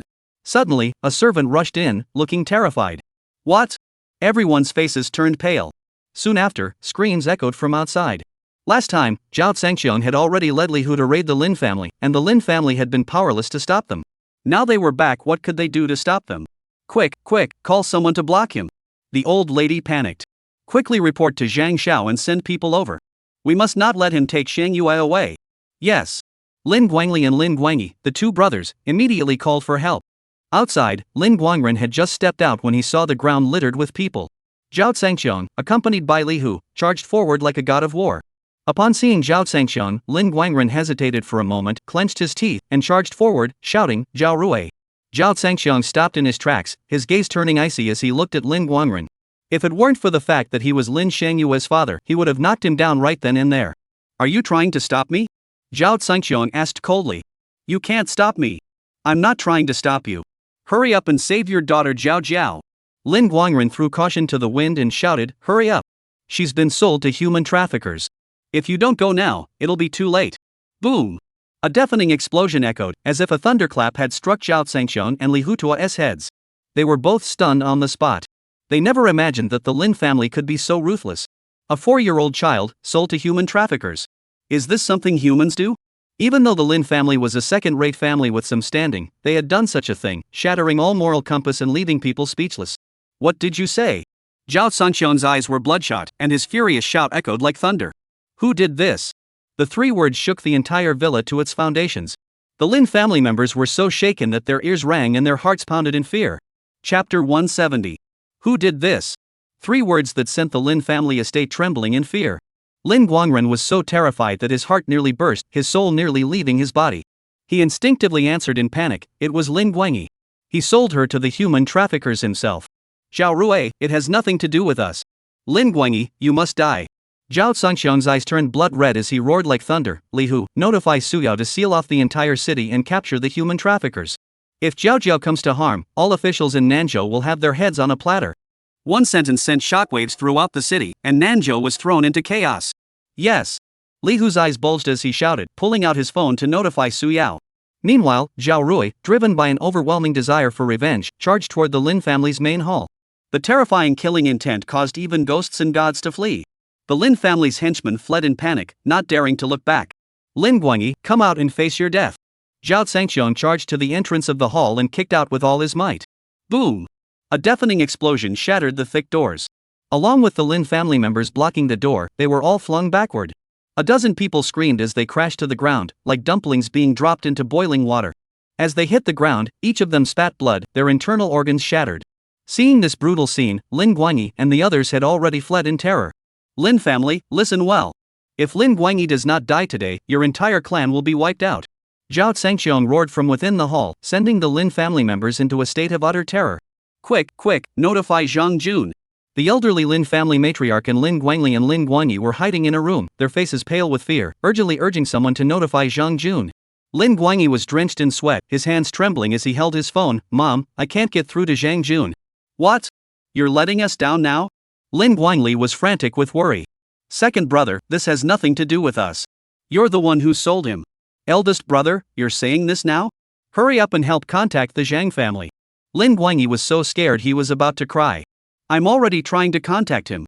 Lin Guangli was frantically making calls to find someone and contact the Zhang family's eldest son. Zhao Zhangxiang had already stormed through the entire Lin family hall, searching everywhere for Lin Guangyi. Zhao Rui, hurry up and save my daughter. At that moment, Lin Guangren came to his senses and rushed back to tell Zhao Zhangxiang to save Lin Shangyue. Zhao Zhangxiang suddenly turned around. What happened to Shangyue? Shangyue is locked in the inner room. Hurry, I'll take you there. Lin Guangren, worried about his daughter's safety, finally acted like a responsible father and rushed ahead to lead the way. The inner room, where Lin Shangyue was being held captive. Mom, it sounds like Zhao Rui, that good-for-nothing, is coming. Lin Zhou felt a bit panicked. Ma Chui was also panicking, but she was even more worried because there was no sound coming from inside the room. The heart-wrenching cries of Lin Shangyue had suddenly stopped. Something must have happened. Quick, open the door. Ma Chui shouted at the two guards at the door. The two men remained unmoved. Sorry, no one is allowed to open the door without the old lady's orders. You stubborn fools. My daughter is in danger, can you take responsibility for that? Ma Chui was furious. If the old matriarch blames us, we won't be able to take the blame either, the taller man said firmly. Brother, could it be that the Zhao family has broken in? The shorter man asked tremblingly, cold sweat pouring down his forehead. Maybe we should open the door. What if something happens? The tall man glared at him. Look at you, such a coward. What are you afraid of? The old matriarch is personally blocking the door outside. We're safe here inside. He didn't know that the old matriarch had already dared not stand in the way. Boom! A loud crash came from outside, and someone broke down the door and burst in. The tall man had barely finished speaking when his expression froze. This was a slap in the face and it came way too fast. Now he was panicking too. Brother, they've broken in. What should we do? The shorter man asked urgently. Mom, I have to go. I'll leave first. Lin Zhou saw the situation was bad and ran off. But before he could reach the door, Zhao Zhangxiang charged in with a murderous intent, followed by Li Hu, whose body was covered in blood, and Lin Guangren. As soon as Zhao Zhangxiang entered, he saw a figure charging toward him.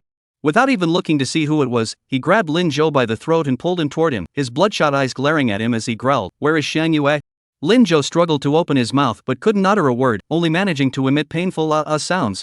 His face turned dark blue, his eyes rolled back, and his muscles twisted in agony. Help, help, me. Chapter 171. For the first time in his life, Lin Zhou felt the grip of death.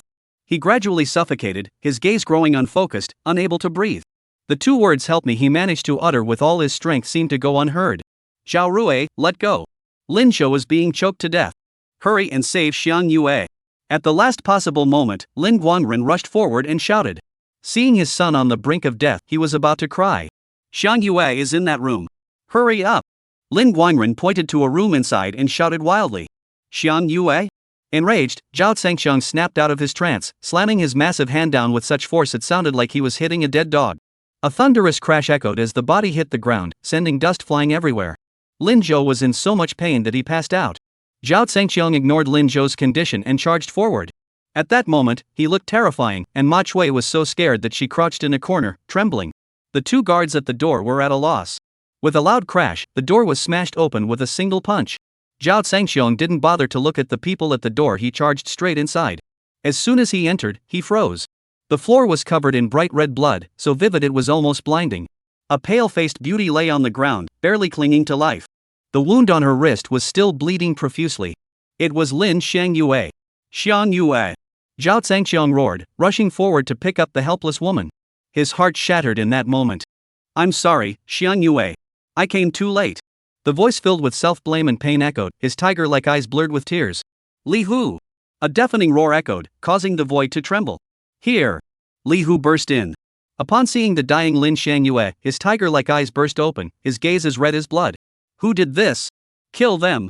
The 6 words sounded like a death sentence. Yes. Li Hu turned abruptly. Ma Chui screamed, it wasn't me. It was those two. Those two. Wah! The fierce woman was so terrified she burst into tears. The 2 men guarding the door hurriedly knelt down, sobbing, it's not our fault. We were following the old lady's orders to guard the door. Without her command, we dared not open it. If you want trouble, go find the old lady. Bang! Li Hu suddenly slammed his palm down, his terrifying hand grabbing a head and twisting it. Snap! Bones shattered, and a bloodied head was violently torn off. Ah! Ma Chui witnessed this horrifying scene, letting out a piercing scream that echoed like the wail of a ghost. Her vision went black, and she fainted from the shock. Lin Guangren, a burly man, wasn't much better off, collapsing onto the ground with a pale face as white as paper. Another guard let out a blood-curdling scream and fled. Unfortunately, before he could run a few steps, an iron hand suddenly grabbed his neck from behind. No, don't. Snap. The piercing screams came to an abrupt halt. The inner room finally fell silent. At that moment, Su Yao rushed in with a group of people at breakneck speed. Upon seeing Li Hu, whose body was shrouded in a murderous aura and reeking of blood, and then glancing at the severed head on the ground, Su Yao's fair face turned pale, and her head spun. Something terrible must have happened. Brother Hu, what happened? Where is the master? Su Yao asked tremblingly. Before Li Hu could answer, Zhao Zhangxiong emerged holding Lin Shangyue. He had already stopped the bleeding for Lin Shangyue. However, due to severe blood loss, she needed to be rushed to the hospital for a blood transfusion immediately. My daughter Lin Guangren saw his daughter being carried out, saw the blood on her hands, and disregarding his fear, crawled to his feet and rushed over. When he saw his daughter barely clinging to life, Lin Guangren burst into tears. Daughter, I'm sorry. It's all my fault. I'm such a useless father. Zhao Rui, please, I beg you, save my daughter. I'll kneel before you. Lin Guangren knelt down with a thud. He had been a coward all his life and had knelt before others many times. But this time, his kneeling was for his daughter. It was a father's duty. Don't worry, I'm here. Xiang Yue will be fine. Zhao Zhangxiong left those words behind and hurried away. Sir. Su Yao hurriedly approached him. Arrange for a hospital immediately. Zhao Zhangxiong barked. Yes. Su Yao obeyed. Lin Guangyi must die. After issuing this death sentence, Zhao Zhangxiong carried Lin Shangyue and disappeared outside. After sending Zhao Zhangxiong away, Su Yao clenched her teeth and shouted, Men, surround the Lin family and capture Lin Guangyi. Anyone who dares to obstruct us, kill them. Chapter 172. Chapter 172. Where is Lin Guangyi?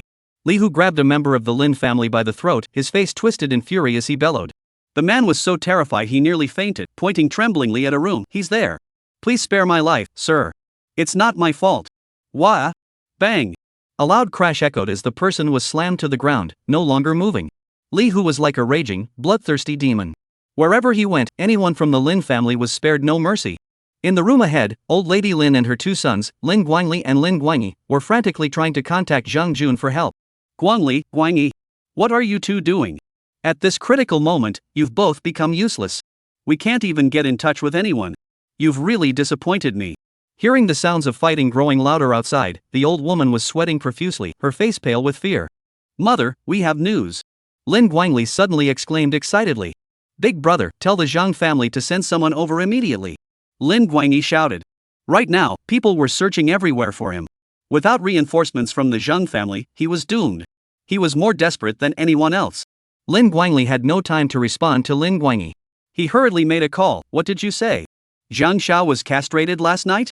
How is that possible? Lin Guangli screamed in shock, his scalp tingling with disbelief. When he hung up the phone, he was still in shock. Big brother, what did you just say? Zhang Xiao was castrated? What does that mean? Lin Guangyi asked frantically. Guangli, what is going on? Old Mrs. Lin's face turned green with panic, shouting urgently. Lin Guangli snapped back to reality, his throat tightening. Mom, the Zhang family is finished. Zhang Jun was castrated and can't come to help us now. Lin Guangli's face turned pale, and he looked dazed. What? Lin Guangyi was struck speechless, his face ashen. That's impossible. He refused to believe it, shouting wildly, Big brother, where did you hear this? It's impossible. The Zhang family is a prominent clan. Who dares to castrate the young master? I got this information through my connections, from the Zhang family's butler. Lin Guangli clenched his teeth and said firmly, It's definitely true. This. Lin Guangyi stumbled, his face ashen. He still couldn't accept it. How is that possible? Who dares? Tell me, who dares? I know who dared to do it. You ask me, and I'll ask them. Lin Guangli shouted back. No, that's impossible. Lin Guangyi panicked. If Zhang Jun becomes a eunuch, he can't marry Lin Shangyue anymore. A eunuch marrying a woman? What's the point? Lin Guangli said impatiently. Mom, second brother, this has nothing to do with me. It was you who sold Jiao Jiao to the human traffickers. I think that's already too much. You Lin Lao Tai and Lin Guangyi glared angrily at Lin Guangli, so furious they wanted to strangle him. How could they turn on him so quickly? Boom! A sudden loud noise interrupted the mother and her two sons. The thick door was kicked open with a single blow, crashing to the ground with a loud thud, causing everyone to scream and retreat wildly. A bloodthirsty killer, covered in blood and reeking of violence, burst through the door. His blood-stained eyes gleamed like those of a bloodthirsty wolf, glaring fiercely at the three defenseless people inside the house. Upon seeing it was Li Hu, Lin Guangyi was so terrified he lost control of his bladder. The Lin family had already experienced Li Hu's terrifying might. Swish! A piercing gaze suddenly locked onto Lin Guangyi, like a sharp knife. Lin Guangyi, I've come to take your life. Without a word, Li Hu charged forward like a bloodthirsty demon, a violent whirlwind sweeping past him. His icy iron hand clamped down on Lin Guangyi's throat. No, Lin Guangyi let out a piercing scream, but his voice abruptly cut off. His entire body was lifted off the ground by the massive hand gripping his throat, and soon his eyes rolled back, his face turning a dusky blue. No matter how much he struggled, it was all in vain. Lin Laotai and Lin Guangli watched in horror, their scalps tingling, collapsing to the ground, unable to control their bodily functions. At the last possible moment, a slender figure rushed in. Tiger brother, wait. Make him tell us who he sold Jiao Jiao to. Su Yao screamed. Li Hu, who was in a frenzy of murder, suddenly froze. With a thunderous crash, he slammed Lin Guangyi to the ground like a dog, sending dust flying everywhere. Lin Guangyi lost consciousness immediately, and after a while, he let out a scream that sounded like a pig being slaughtered. Ah, ah! Li Hu had no interest in listening to his screams. He grabbed him by the collar, pressed him against the wall, and roared furiously, "Tell me, where is Jiao Jiao?" Ah, ah! I don't know, I don't know! Lin Guangyi cried like a child, blood flowing from his mouth. Bang! Li Hu mercilessly slammed Lin Guangyi to the ground for the second time, stomping on his face with his foot and bellowing, "Do you know now? Ah!